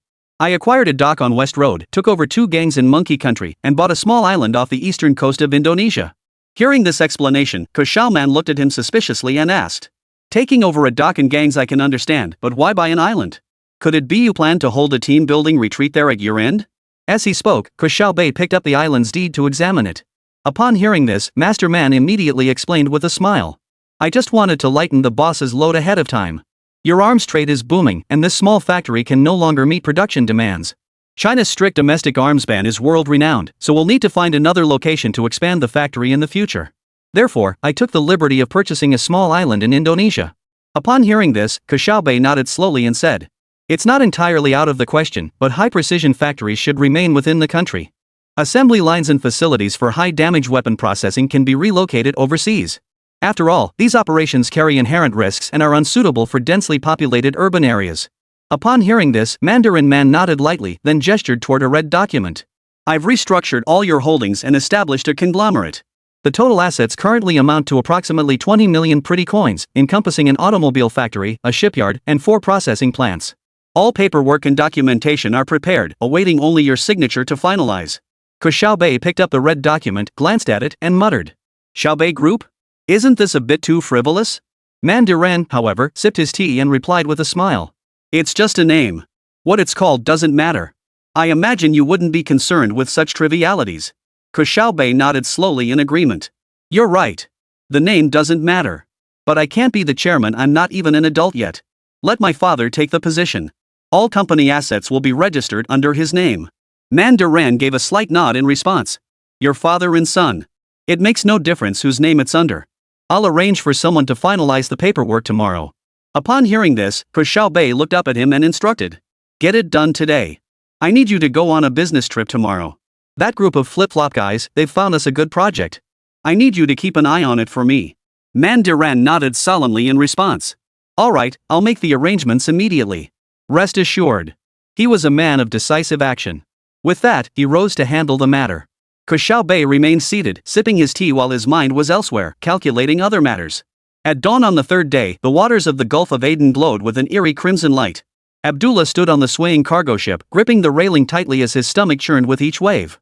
6 fully armed Houthi fighters crowded the rear of the ship, surrounding 10 waterproof containers filled with electronic equipment. "Right there." Ahmed pointed toward a faint black dot on the distant horizon. As the freighter drew nearer, the dark shape gradually came into focus. It was a rust-stained supertanker, its hull so badly peeled that only the letters "Star" remained legible. The tanker had clearly been abandoned for years, yet faint figures could be seen moving about on its deck. "God help us," Abdullah murmured. "It looks like something out of a horror movie." Ahmed didn't respond, busy scanning the tanker through his binoculars. 7 people on deck. Heavy weapons. Snipers on both sides of the hull. He lowered his binoculars and turned to Abdullah. "Remember, make him believe we have sustained supply capabilities. Our 13 missiles won't last a week." As the freighter approached the tanker, a rusted gangway was lowered. 2 burly men wearing black masks and wielding AK-74s stood at the top of the ladder. Climbing the gangway felt like torture to Abdullah.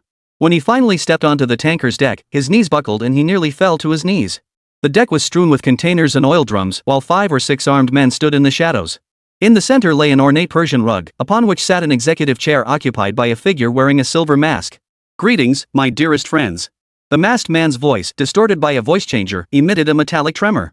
He made an exaggerated welcoming gesture, the mask glinting in the morning light. "I am the prophet. Let us see your sincerity." Wearing his mask, the Mandarin assumed the role of the boss. This was the very purpose of his existence, to be the shadow and stand in for the boss. Ahmed signaled his men to open the first container. Inside, hundreds of the latest smartphones were neatly stacked. The Mandarin rose to his feet, instantly drawing everyone's gaze. Today he wore a custom-tailored white suit, creating an absurd contrast with the filthy tanker environment. He walked to the container and casually picked up a phone. Made in China, he remarked, flipping the phone with his leather-gloved fingers. About 800 pretty bucks each on the European market.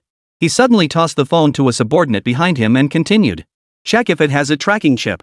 The subordinate immediately scanned the phone with some device, then shook his head. The prophet seemed satisfied and turned to the second container. This time, it was a tablet. Not a bad start, said the Mandarin, but these trinkets are only worth a few rifles and rocket launchers. You say you want to start a world war? He let out a metallic laugh. With these toys? Abdullah gathered his courage and stepped forward. These are merely samples. We control the primary shipping lanes in the southern Gulf of Aden. Ships worth billions pass through daily: electronics, oil, luxury goods.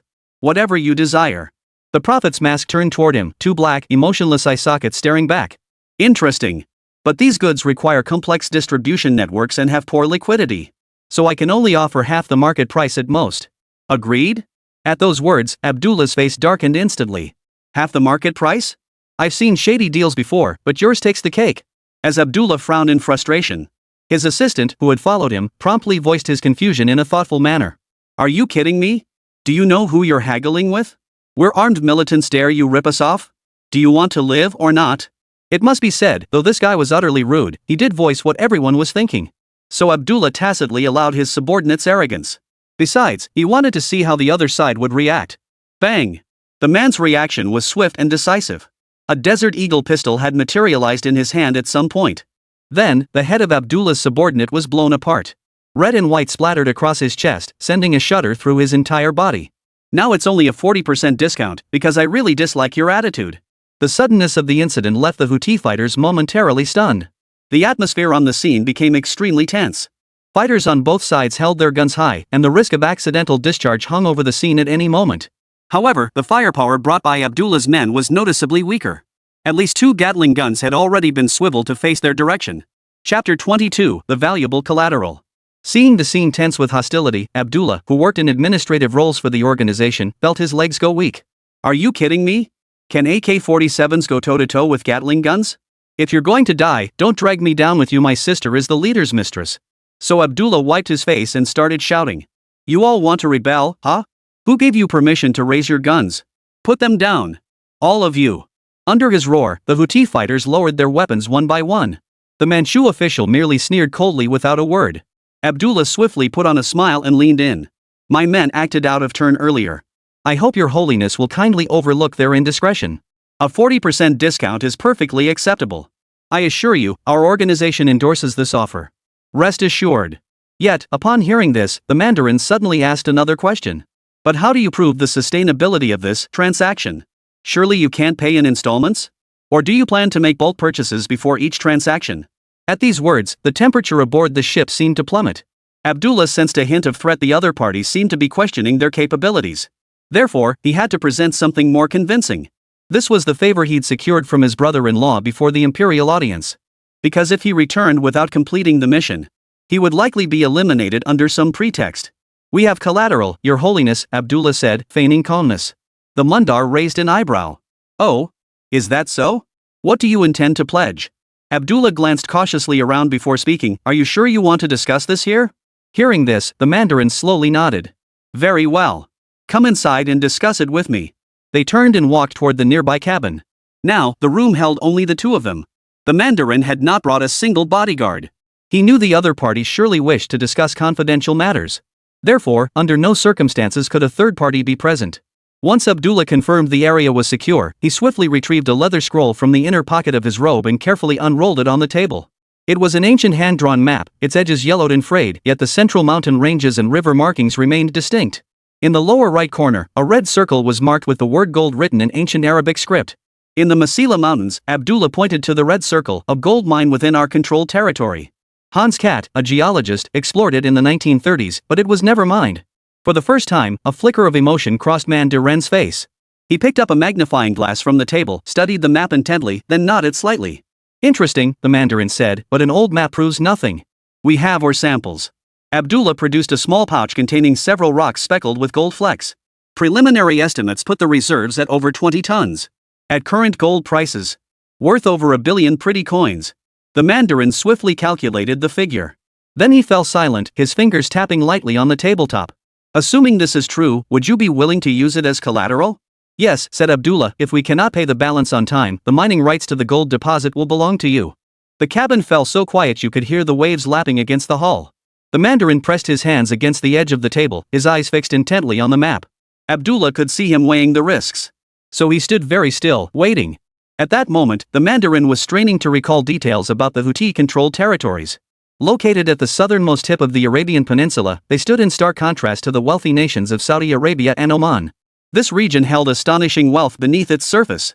Oil reserves ranked among the highest in the Arab world, with over 30 confirmed gold deposits, each holding massive reserves. According to his understanding, authoritative geological exploration data had already shown that mineral resources were widely distributed throughout the Houthi-controlled areas. Gold deposits in northern Sada province had grades as high as 40 grams per ton, while oil reserves in Marib province exceeded 3 billion barrels. Along the Red Sea coast, rare metal deposits with significant development potential have also been discovered. These dormant underground riches could theoretically generate hundreds of billions of beautiful coins in economic value annually, sufficient to support the modernization of the entire nation. However, the ongoing civil war has completely blocked the possibility of monetizing these resources. Since the outbreak of conflict between Houthi forces and government troops in 2014, major mining areas have become battlefields. Marib province's vital oil fields have changed hands repeatedly amid the fighting, causing oil production to plummet by 75%. International mining companies have withdrawn their investments, forcing the suspension of mining projects worth 14 billion beautiful coins. More critically, the war has devastated infrastructure, making even basic electricity supply unreliable, let alone sustaining large-scale mining operations. According to UN data, the ongoing conflict has caused economic losses exceeding $90 billion in the region, enough to build an entire modern mining system. Therefore, the mineral map presented by Abdullah was highly likely to be genuine. The man in black pondered deeply, though in reality, only a little over a minute had passed. After processing these thoughts, he slowly raised his head and addressed the other party. Agreed, but I need to verify the authenticity of the mineral deposits. I'll send people tomorrow to conduct a field survey and verify its authenticity. Abdullah, who had prepared for this, immediately responded with a quiet voice. Agreed, but only 2 people may go, accompanied by our own personnel. The exact location must remain confidential. The Mandarin sneered coldly, you don't trust me? Not at all. The feeling is mutual. Abdullah met his gaze directly. He knew he now had the confidence to stand tall. Finally, the Mandarin nodded. Very well, it's a deal. If the survey results are satisfactory, we'll ship within a week. He personally gathered the map and samples, his gaze warningly fixed on the other man. But if this turns out to be a scam? He didn't finish, but the threat hung heavy in the air. Abdullah quickly adjusted his robe upon hearing this. By the Almighty, we stand by our word. After the Mandarin and his entourage departed, Abdullah returned to his own ship. Muhammad breathed a sigh of relief upon seeing him. He believes us? He seems to believe for now, Abdullah frowned, but tomorrow will be the real test. Prepare to host their survey team and ensure they only see what we want them to see. Muhammad nodded, then hesitated before asking, I knew this would happen. But what if they discover the mineral deposits aren't as abundant as we claim? Abdullah gazed out the porthole at the brightening sky, then we'll have to hope Allah protects us. What none of them knew was that in an office at a certain factory in Zhonghua, the true prophet was monitoring the entire meeting through surveillance replays. Red Skull stood beside the computer screen and suddenly spoke up. Boss, are we really going through with this deal? Ke Xiaobei paused the computer display on the ancient map. The gold mine does exist, but its value has been somewhat exaggerated. He continued with a sly smile. But no worries. Once we get their weapons and that accident prevents them from paying, we'll own the gold mine outright, a surefire win. Upon hearing this, Red Skull nodded in understanding. Ke Xiaobei couldn't help but laugh as he explained, having a gold mine means we can establish a permanent presence in that strategic location. His gaze sharpened, starkly at odds with his childish features. Notify Mandarin man, tell him, the plan can proceed to the next phase. I like this plan of his very much. Very much indeed. Chapter 23, 3 Small-Time Thugs. Master Man arranged a meeting between Ke Xiaobei and Houthai's representative. The entire process went smoothly, and the other side revealed their trump card. But they could never have imagined that what the prophet truly desired was their trump card. Bartering goods? What era is this? Besides, how much money could smuggling electronics possibly bring in? They were arms dealers, they couldn't be bothered with such petty profits. So, the moment he got the map, Mandarin immediately hatched a new plan. He was already scouting out exploration companies and mining teams. Ke Xiaobei was thoroughly satisfied with Mundar's arrangements, so he entrusted him with handling all these matters. He himself remained at the factory to oversee production, while also continuing to refine the military designs for the Houthi forces. What he never could have imagined was that his factory had long been under surveillance. South Hu city suburbs, outside Duoxin model factory. Under the blazing sun, Gu Erming crouched behind an abandoned newsstand across the street. Sweat trickled down his temples, leaving dark stains around the collar of his grimy t-shirt. He squinted, staring at the gate of the gray factory building 50 meters away, the cigarette in his mouth already burned down to the filter. This was Gu Daming's younger brother and Zhang Guifen's youngest son. He was also notorious in the neighborhood as a petty thug. Right now, only he and his little nephew hadn't ended up in the hospital. His older brother and their mother were both lying there. Of course, his older brother was hospitalized by force of circumstance with a broken arm and leg. Staying put was practically mandatory.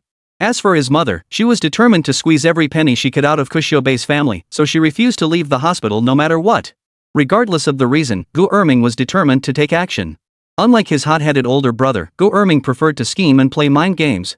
And look, he'd been tailing Ke Xiaobei these past few days, finally uncovering this model factory. Damn this weather. Gu Erming flicked his cigarette butt onto the ground and ground it out with his shoe. He turned to look at his two accomplices hiding in the shade of a tree. Li Sanpao, you sure know how to find a cool spot, huh? Li Sanpao was dozing against the tree trunk. The shout jolted him awake, nearly causing him to stumble. He rubbed his eyes, his acne-scarred face scrunching up. Ming, it's been 2 days and we haven't seen a damn thing. If you ask me, what's there to gain from this crappy factory? Shut up. Gu Erming waved impatiently. Wang Bighead, water. Wang Datu, crouched nearby, earned his nickname from his disproportionately large head compared to his scrawny frame. Hearing the call, Wang Data quickly handed over a bottle of mineral water that had grown lukewarm. Gu Erming gulped down several mouthfuls, letting the water drip down his chin and onto his chest, but he didn't care. You guys don't know, Gu Erming wiped his mouth. There's definitely something fishy about this factory. On the surface, they make model toys, but look at those security guards, they're like special forces soldiers. And those delivery trucks?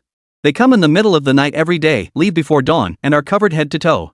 Just then, a black box truck slowly rolled through the factory gates. Gu Erming immediately pulled out his phone, pretending to take a selfie while secretly snapping several shots of the truck. The security guard glanced warily in their direction, prompting the trio to duck their heads and huddle together. See that? Gu Erming whispered once the truck was inside.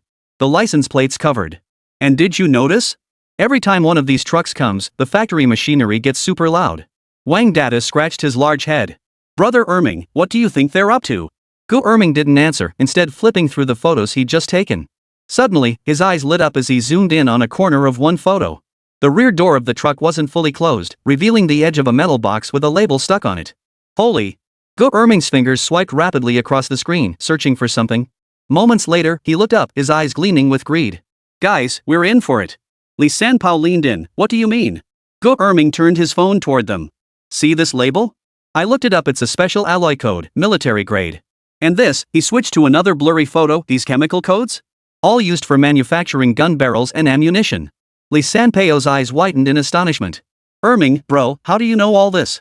If you'd studied this hard back in the day, you could have gone to college.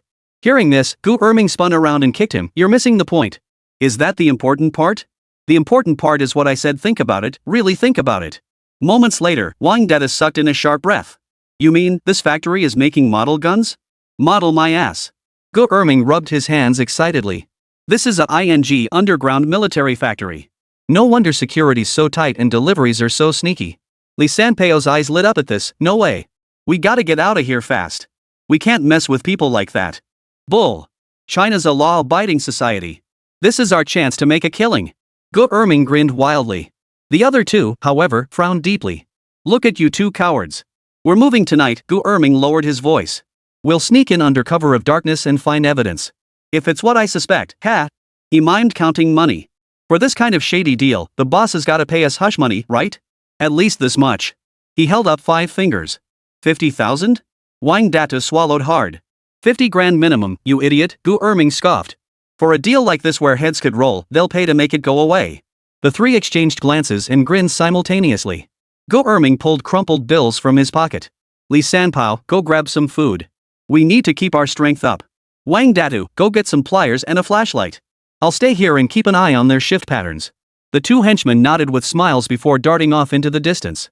As night fell, the lights in the model factory district gradually dimmed, leaving only a few dim street lamps. Go Erming, Li Sanpao, and Wang Data crouched outside the western perimeter wall of the factory grounds. This spot had no surveillance, a security blind spot Go Erming had spotted after days of observation. Remember, Go Erming reminded them one last time, once inside, stay close to me and don't touch anything. Find the evidence and get out. Don't alert the guards. If these guys are really making guns, they're probably armed themselves. Wang Data nodded nervously, beads of sweat glistening on his forehead under the moonlight.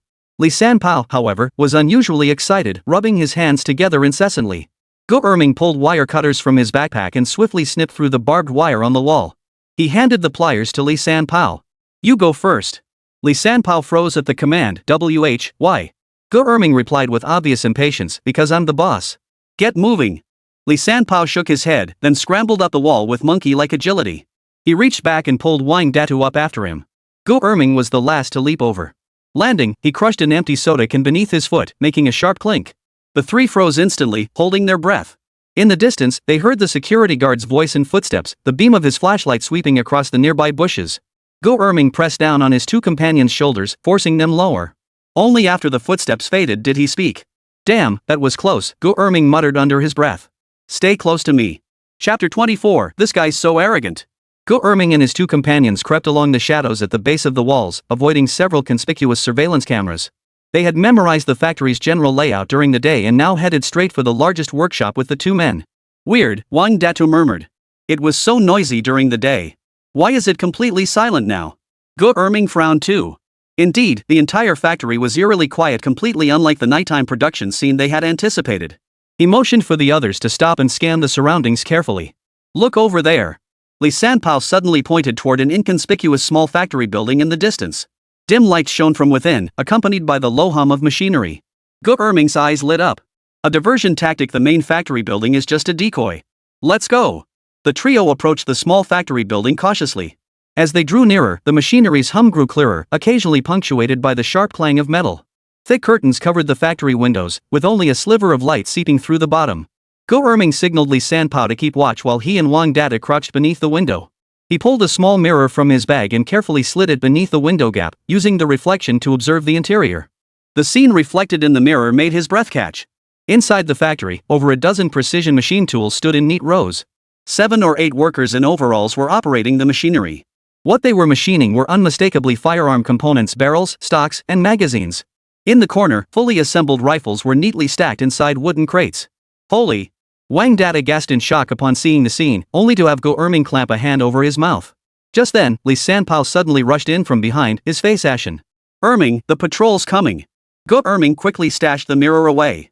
The three scrambled frantically to hide behind a pile of metal drums on the side of the factory building. The beam of a flashlight grew closer, accompanied by heavy footsteps. Heard we've got 2 shipments going out tonight, a rough male voice said. Yeah, the boss is pushing hard. The buyer needs it urgently, another voice replied. Things are tight lately. We gotta be careful.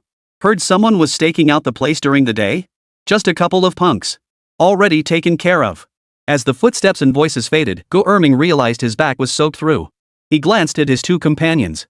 Li Sanpao's face had turned pale, while Wang Datu was shaking like a leaf. Second brother, Wang Data stammered, what did they mean by taken care of? Go Erming didn't answer, but his expression turned grim. He had thought this was just an underground factory ripe for extortion. But now it seemed they might have provoked an organization far more dangerous than they'd imagined. Retreat, Go Erming ordered decisively. Tonight ends here. We. His words were cut short by a deafening crash. In the chaos, Wang Datu accidentally kicked over a metal drum. It rolled across the floor, its clanging echoing deafeningly through the silent night. Who goes there? A sharp shout echoed from the distance, followed by the clatter of footsteps and the sweeping beams of flashlights. Run! Go Erming growled, and the three of them sprinted toward the perimeter wall.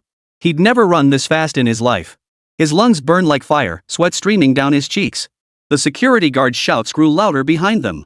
Go Erming could even hear the whistling of rubber batons cutting through the air. Split up! Meet at the usual spot. Go Erming yelled at the two equally disheveled figures beside him. Wang Datu immediately darted into an alleyway. His disproportionately large head stood out starkly in the darkness. Li Sanpao chose to leap over a low wall, moving with the agility of a cat whose tail had been stepped on. Go Erming himself kept sprinting down the main road, his heart pounding so hard it felt like it would burst from his chest. Stop right there! The security guard closed in another few meters behind him. Gu Erming made a sharp turn and darted into a dead-end alley littered with trash. In desperation, he spotted a hole the size of a dog door in the corner of the wall. Forgetting all dignity, he crawled through like a stray dog. Sharp barbed wire sliced a gash across his back, but he felt no pain. After crawling through the opening, Gu Erming hid behind an abandoned car, holding his breath. The security guard's footsteps lingered on the other side of the wall for several minutes before finally fading away. Only after confirming it was safe did Gu Erming tremblingly light a cigarette, trying to calm himself. Had they really just broken into an underground military factory? The thought filled him with both dread and exhilaration. Damn it, fortune favors the bold. This is a society governed by law, you know. I bet those bastards wouldn't dare make a big deal out of this. With that thought, Gu Erming steeled himself.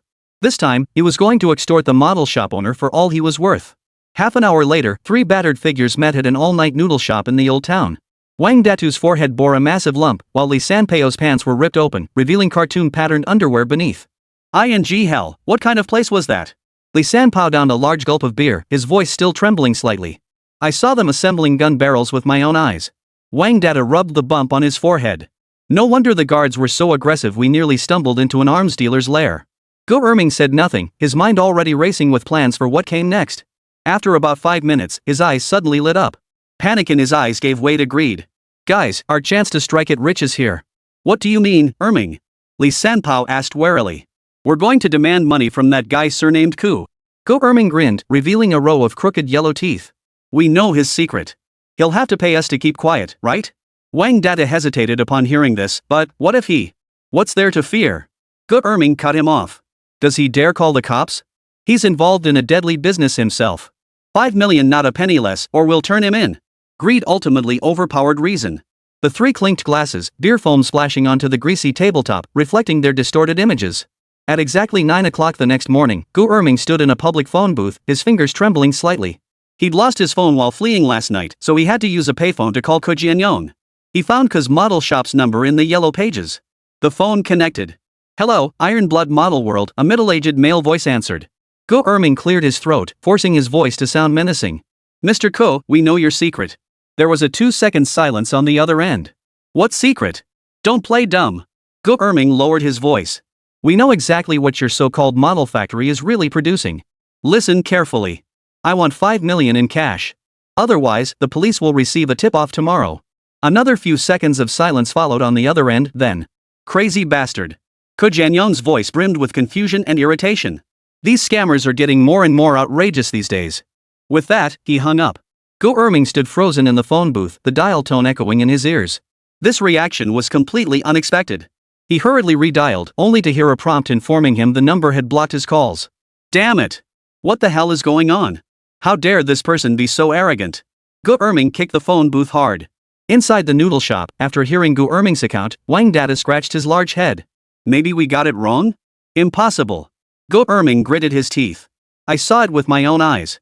That old fox thinks he can fool us by playing dumb? Not so fast.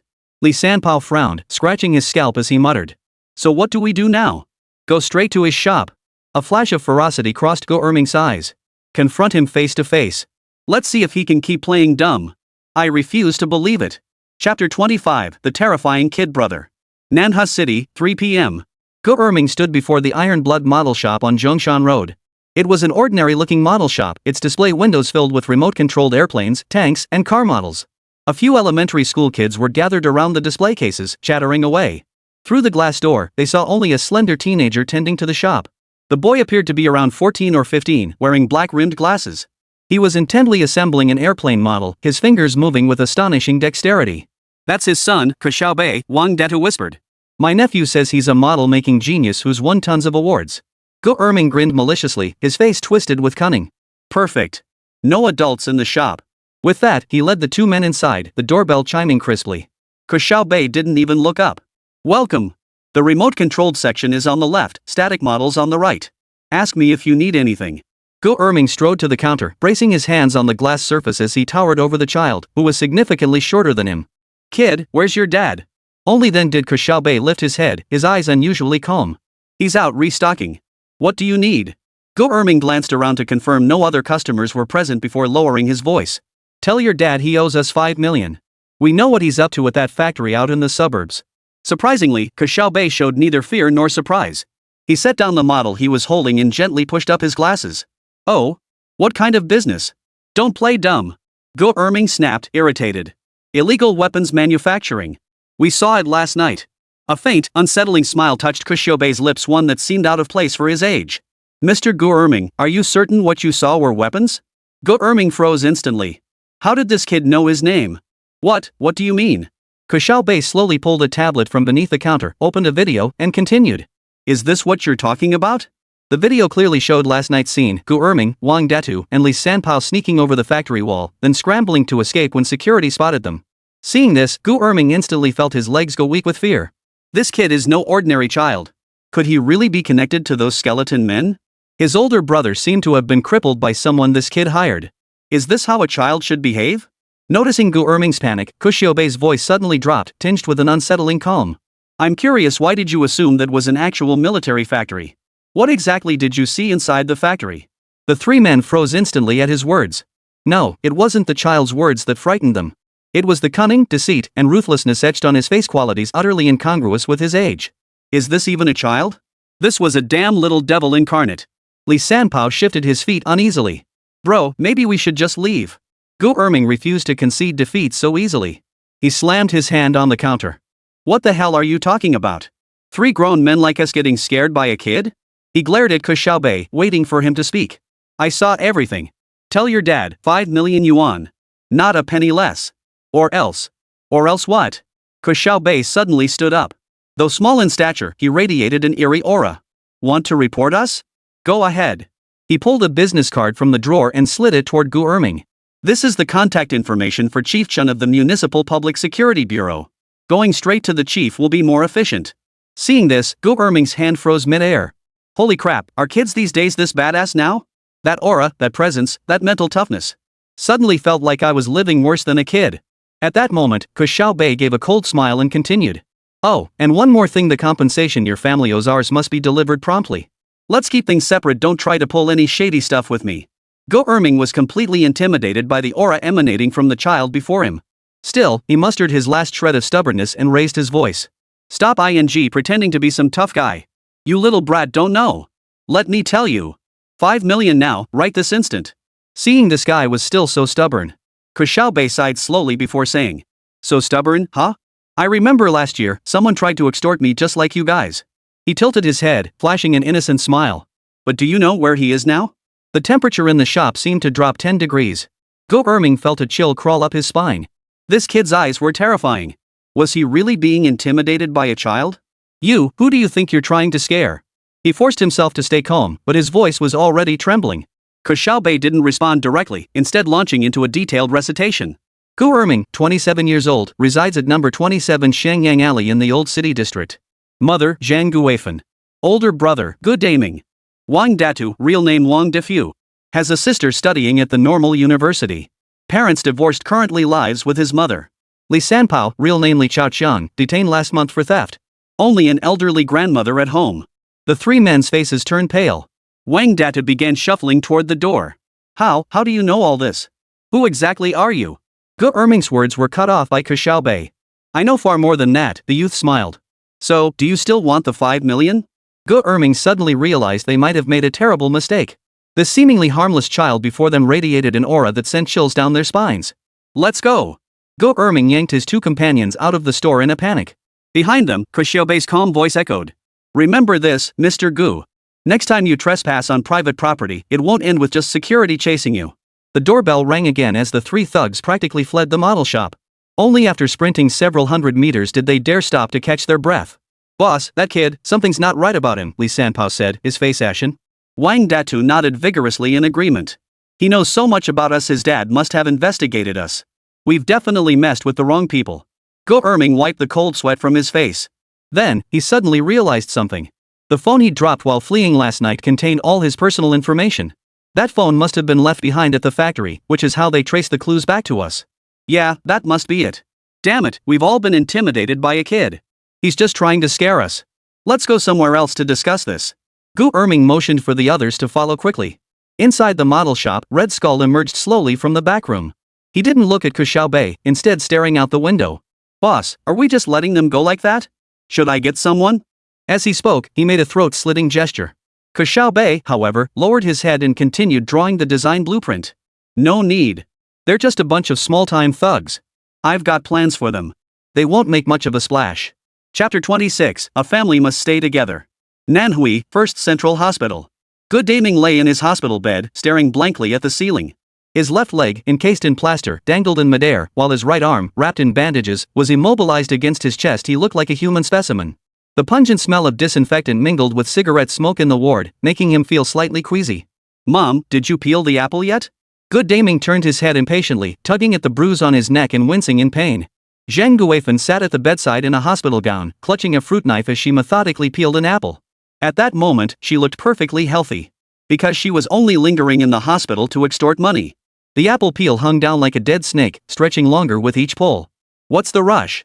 If you peel too fast, it'll snap, she said without looking up, the knife tip scraping against the flesh with a sharp, grating sound. At the ward door, Go Erming crouched on the floor like a restless monkey. A cigarette dangled between his fingers, and 7 or 8 cigarette butts littered the floor. Whenever a nurse glared at him as she passed, he'd pretend to stub out the cigarette, only to light another the moment she was gone. Bro, are we really going through with this? Go Erming exhaled a smoke ring, his voice hushed. That place looks shady. Does the Ku family have some kind of connections? Good Daming snorted dismissively, only to wince in pain as the movement aggravated his rib injury. What the hell kind of connections do they have?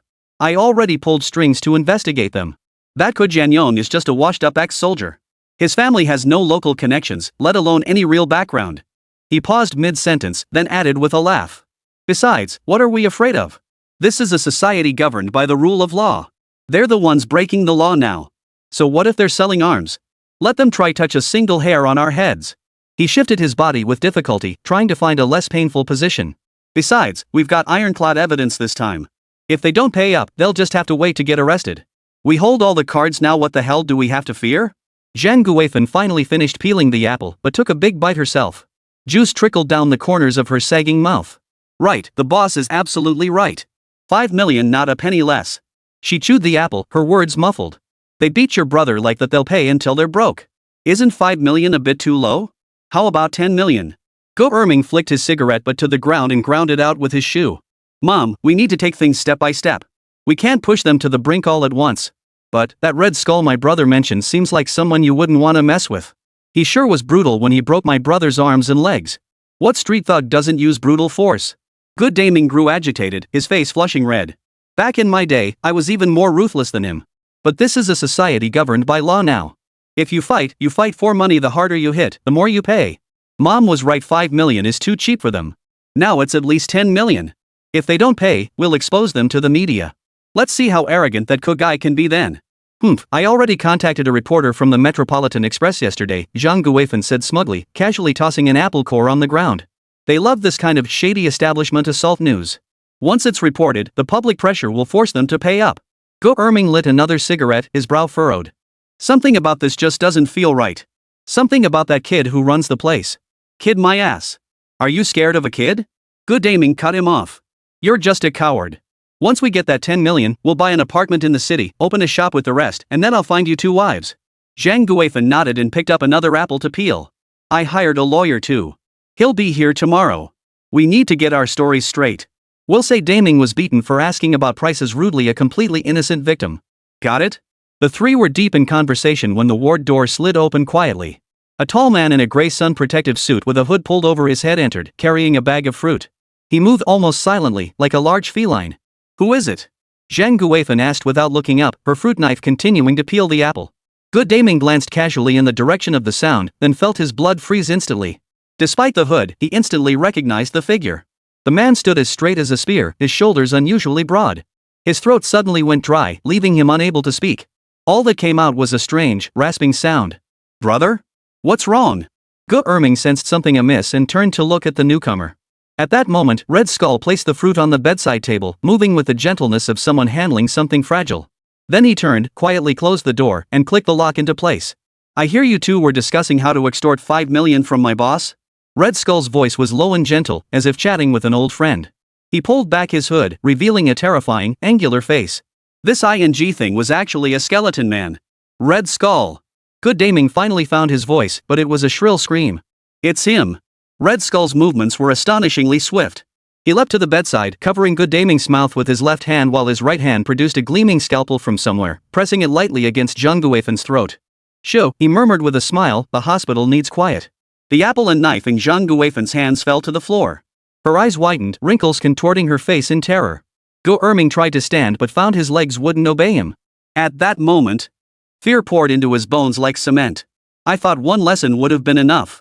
Red Skull sighed, the scalpel gliding lightly across Zhang Guifen's throat. It didn't cut the skin, but it made her whole body tremble. "I never imagined your entire family would be so fearless of death." Good Daming struggled, whimpering, his eyes brimming with tears.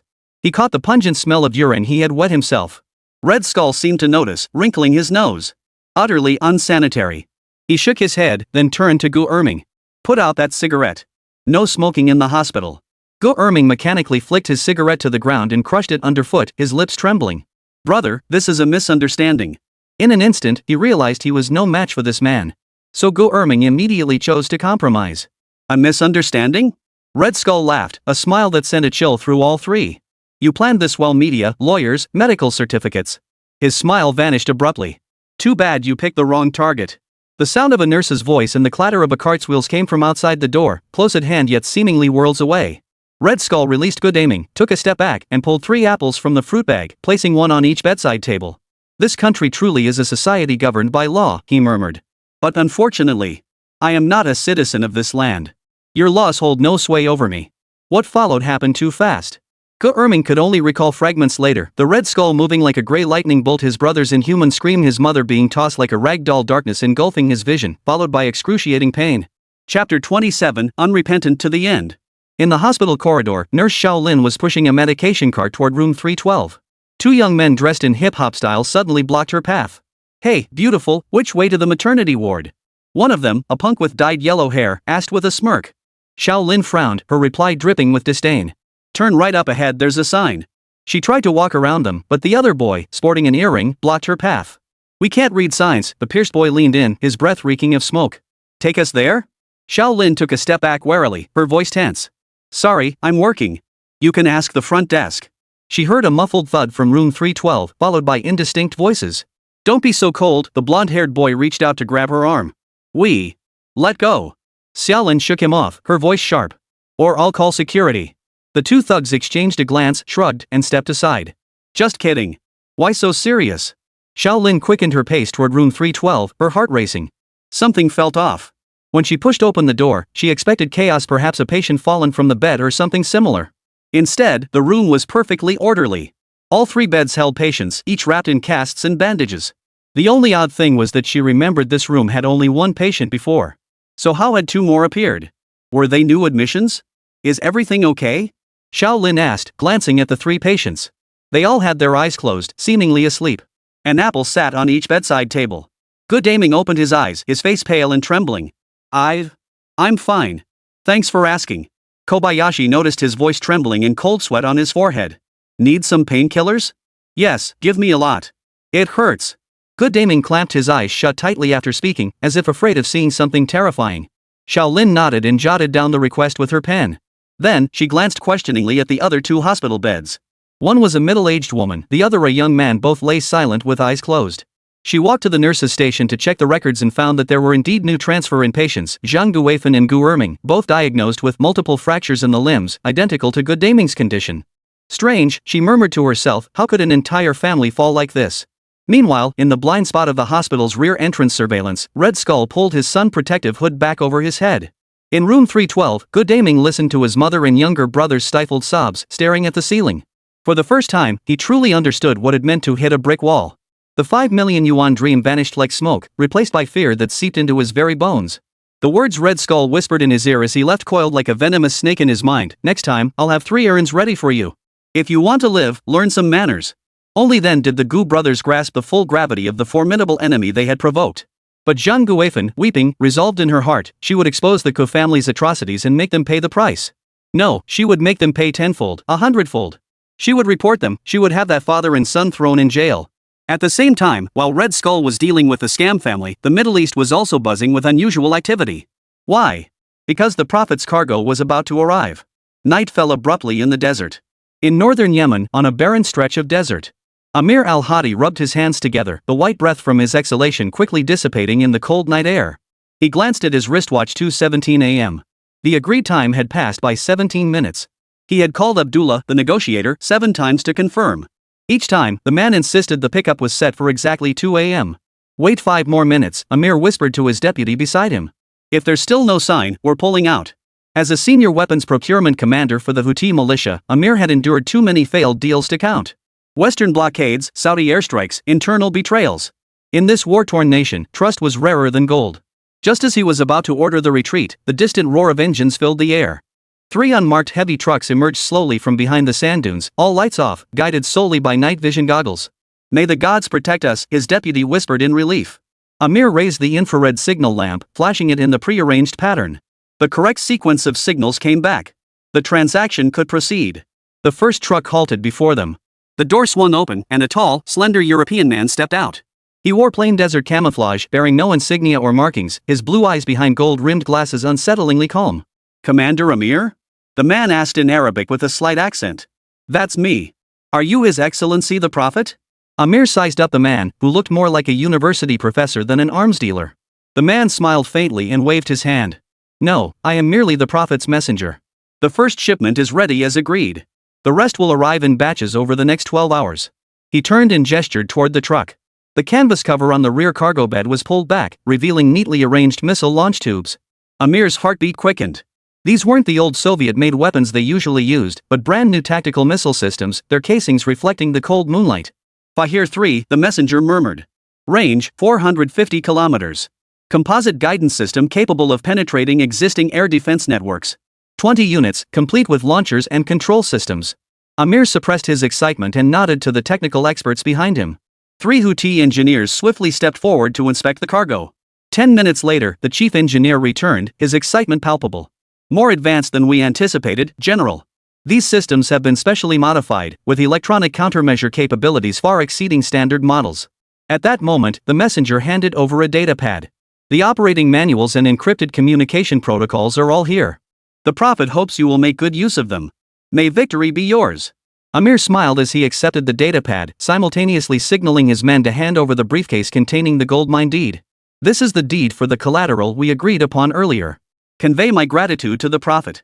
His generosity will shift the tide of battle." The messenger did not verify the deed's authenticity, merely tossing the briefcase into the truck's cab. "Understood. I shall deliver the message. Farewell, General. I must take the truck cab back with me. The trailer is yours. Farewell." With that, he turned and climbed into the truck. "Once again, I wish you success in your mission, General." The 3 trucks vanished into the desert night as mysteriously as they had appeared, leaving behind only 20 missiles and Amir, his mind swirling with questions. "Load them immediately," Amir ordered. "These must be transported to the launch site before dawn." He understood why his superiors were so eager for these weapons. Because Operation True Promise 3, promised by the Persian Lion, was about to enter its 21st phase. The Houthi forces needed to prove their worth in a larger-scale regional conflict. 3 hours later, Central Hupu. At dawn, the shrill wail of sirens tore through the quiet. Daniel Levy sprang from his bed just as his wife rushed toward the safe room with their 2 children in her arms. As residents of the Tel Aviv suburbs, rocket attacks were nothing new to them. But this alarm seemed sharper, more urgent. Why didn't Iron Dome intercept it? Daniel wondered as he ran. Usually they could hear the explosions of intercepted missiles, but this time there was only the relentless wail of the siren. 30 seconds later, the answer came in the form of a deafening explosion. The entire house shook violently, shattering the window glass in an instant. Daniel threw himself on top of his family, feeling a wave of heat wash over the street. This wasn't an ordinary rocket. It was some kind of more powerful, more precise weapon. At the same moment, chaos erupted in the Defense Forces command center. Multiple missiles breached the air defense network, the technical officer shouted. "Trajectory analysis indicates the launch point is at Yemen?" The duty general stared at the screen in disbelief. When did the Houthi rebels acquire this capability? Chapter 28, The Boldest Hypothesis. On the radar screen, the trajectories of at least 8 missiles clearly showed they originated from the south, crossing the entire Arabian Peninsula. 3 had been intercepted, but the remaining 5 struck military installations and industrial zones. Preliminary reports indicated casualties. "Notify the Prime Minister immediately," the general ordered. "Simultaneously contact Central Command. This isn't weaponry the Houthis could develop on their own. Someone is aiding those bastards again." Midday, Flower Country. Ke Xiaobei sat at home eating while glued to the news. Ke Jianyong stood before the mirror, fussing with his hairstyle. The international news channel on the television was broadcasting a breaking story. Breaking news, multiple cities in central Daixingyo have suffered missile strikes. Preliminary reports indicate the attacks originated from Yemen's Houthi forces. This marks the first time the group has used long-range precision-guided missiles to attack Daixingyo territory. Military experts say this signifies a major escalation in regional conflict. The scene then shifted to the streets of Jerusalem, where panicked citizens ran amid sirens, with distant explosions audible in the background. Seeing this, Ke Xiaobei quickly set down his chopsticks and shook his head softly. Slipper guy sure moves fast. Used it right after the handover? Does that mean my delivery speed can't keep up with their launch speed? Those reckless bastards, don't they know to conserve their supplies? After saying this, he stood up and checked his phone. On a certain international social media platform, #Houthi attack on Houthi quickly became a global trending topic. At War Monitor, this Houthi operation preceded the 21st phase of the Persian Lion Real Commitment 3 attack by 12 hours, clearly an attempt to steal the spotlight. At Middle East Analyst, since the escalation of Middle East conflicts 2 years ago, Yemen's Houthi forces have seen their international presence skyrocket. At Global Security, their modus operandi can be summed up in one word: doers. They act decisively, never dragging their feet. Reading this, Ke Xiaobei couldn't help but laugh. He then joined in with a few comments of his own. Just then, Ke Jianyong walked over and snatched the phone away. Stop playing with your phone and eat your meal properly. Did you finish your homework today?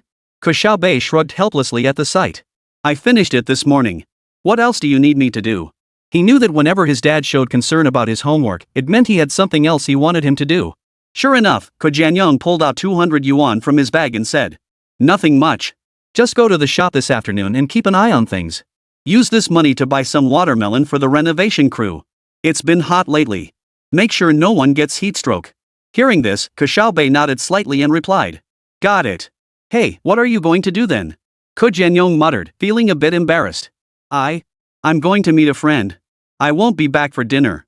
He pulled out another 200 yuan and said with a smile, "You'll have to fend for yourself tonight. I might be back pretty late." With that, he turned and headed toward the door. As he reached the doorway, he didn't forget to add one last reminder.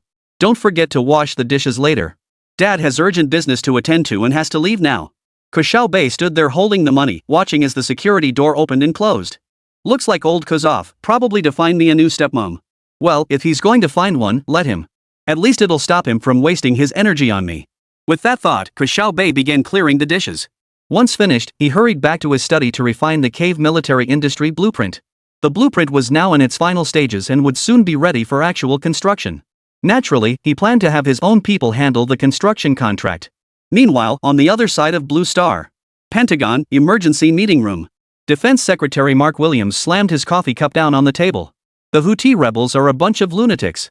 Since the conflict erupted in the Middle East, other Arab nations have only offered lip service. But these bastards were the first to back the Palestinians with action, jumping straight into the bombing campaign against Israel. Talk about decisive. Bastards. They're all bastards. National Security Advisor Lisa Moore swiped through the latest intelligence on her tablet. It gets worse.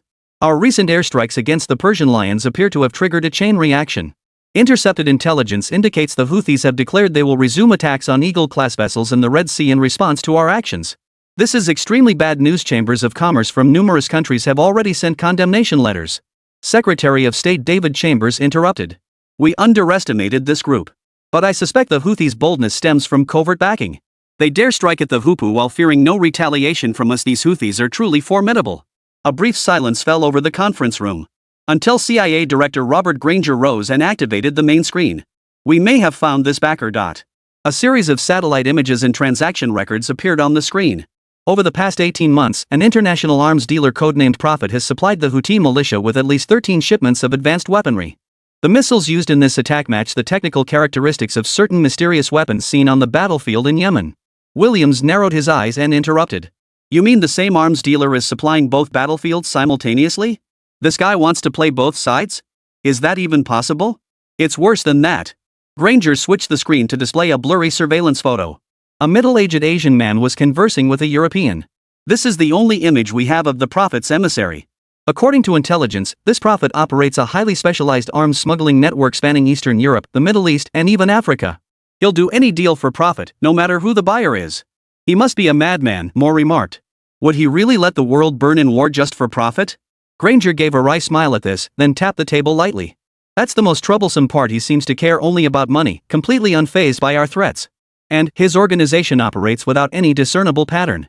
They sell arms to all sides, seemingly guided by some logic we can't fathom. Williams stood up, his expression darkening. Whoever this prophet is, he's just handed the world's most dangerous toy to the most reckless player. Turning to Granger, he continued. I need all the information on this network within 24 hours. The president needs to see a briefing. Excuse me, but there's a more urgent matter. Chairman of the Joint Chiefs of Staff, Admiral Adkins, interjected. The Houthi will undoubtedly demand we join their retaliatory operation. The Houthis have thousands of caves and tunnels in the mountainous regions of Yemen. Conventional strikes will have limited effect. If we act, it must be decisive. Chambers shook his head and interjected. Direct military intervention could trigger a full-scale regional war. Saudi Arabia and the UAE may be ostensibly hostile to the Houthis, but they would never welcome American bombs over Yemen. Upon hearing this, other attendees immediately voiced dissent. The debate raged on for 3 full hours before Williams finally made his decision. Granger, pursue the Prophet network relentlessly and trace it to its source. Adkins, prepare an effective strike plan targeting Houthi missile facilities, but await presidential approval. Moore, contact Saudi Arabia and the UAE to see if they can exert pressure. Chambers, you explain to the Houthi that we need 48 hours to assess the situation. After the others left, Williams stood alone before the world map, his gaze shifting between Yemen, Persia, and the second Mao. A vague outline was taking shape. A game far larger and more dangerous than a regional conflict was unfolding, and the prophet seemed to be the one who held the rules. He picked up the encrypted phone and dialed the president's direct line. Sir, I fear we're facing not just an attack, but a meticulously planned test. There's an arms dealer called the Prophet. I suspect he might be an underground representative of a certain Eastern superpower. Chapter 29, The President's Strategic Vision. Secretary of Defense Williams sat behind his desk at the Pentagon. A few seconds of silence followed on the other end of the line, then the president's laughter echoed through the room. Oh? That Eastern power playing its old tricks again? Slip our adversaries some toys to watch us scramble? Sir, this is serious, Williams' voice tightened. Their actions in the Red Sea are growing increasingly bold. Last week they nearly hit one of our destroyers. If we continue to let this slide. My minister. The president cut him off, you're overreacting. The Houthis? With their rickety boats and second-hand missiles? In the grand chessboard of the Middle East, they're not even pawns, barely a speck of dust on the board. Williams felt his temples throbbing. His fingers traced across the satellite imagery displayed on his tablet, synchronized for the president. Sir, look at these images.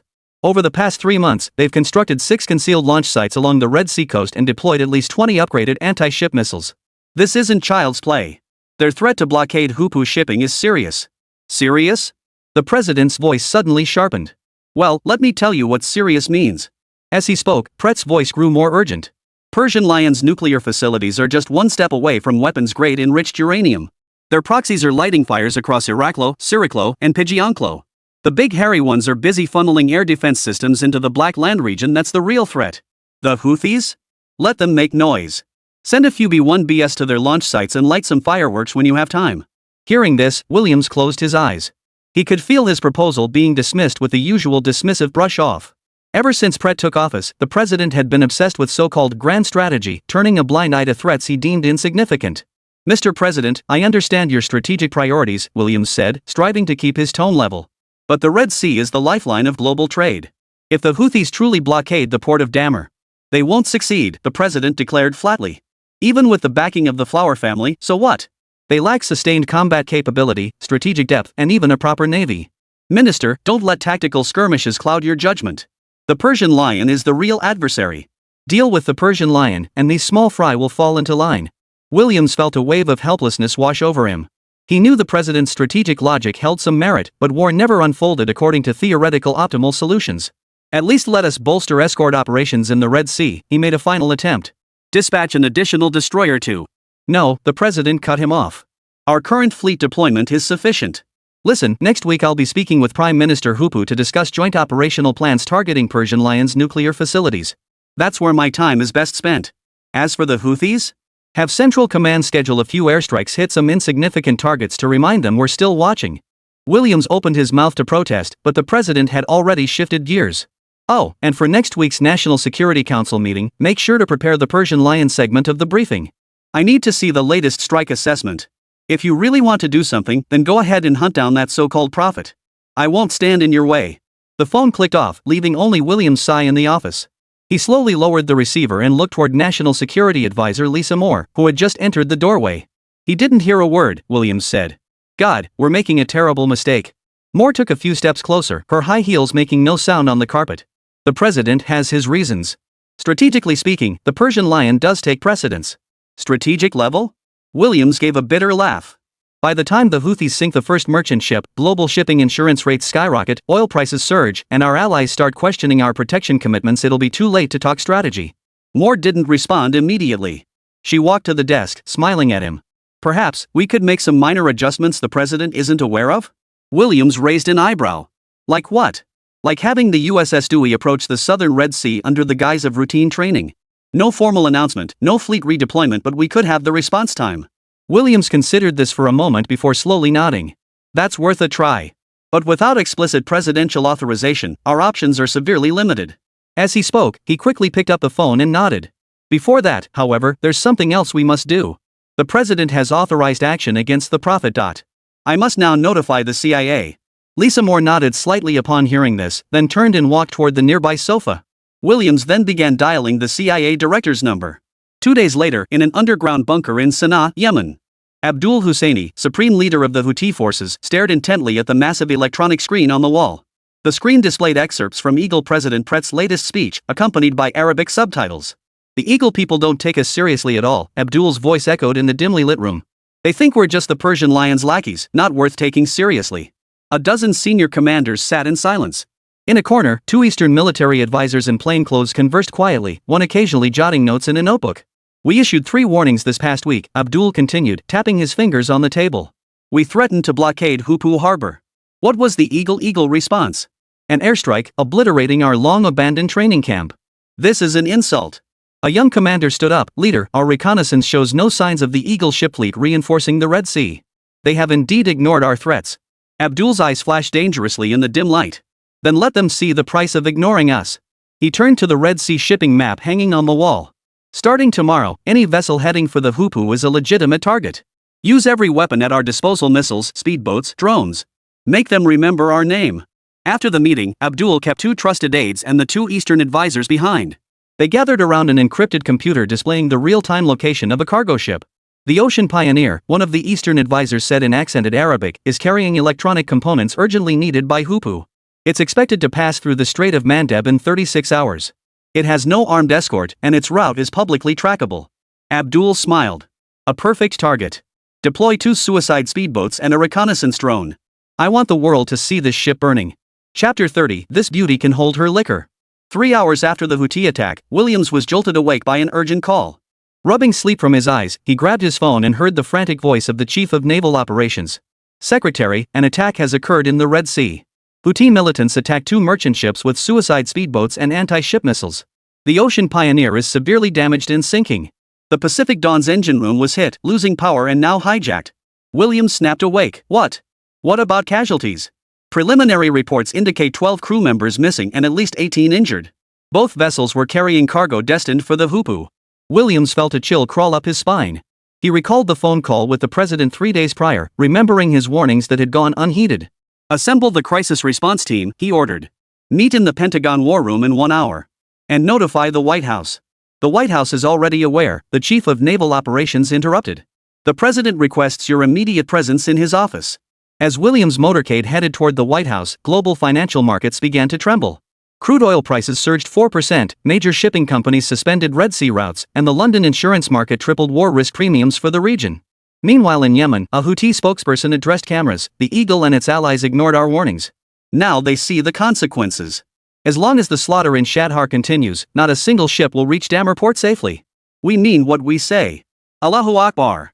China, Nanhui City. Ke Xiaobei sat in the boss chair at the model shop, frowning slightly as he watched the news on TV. He slowly picked up an ice cream cone and took a gentle lick. These flip-flop guys sure are full of energy.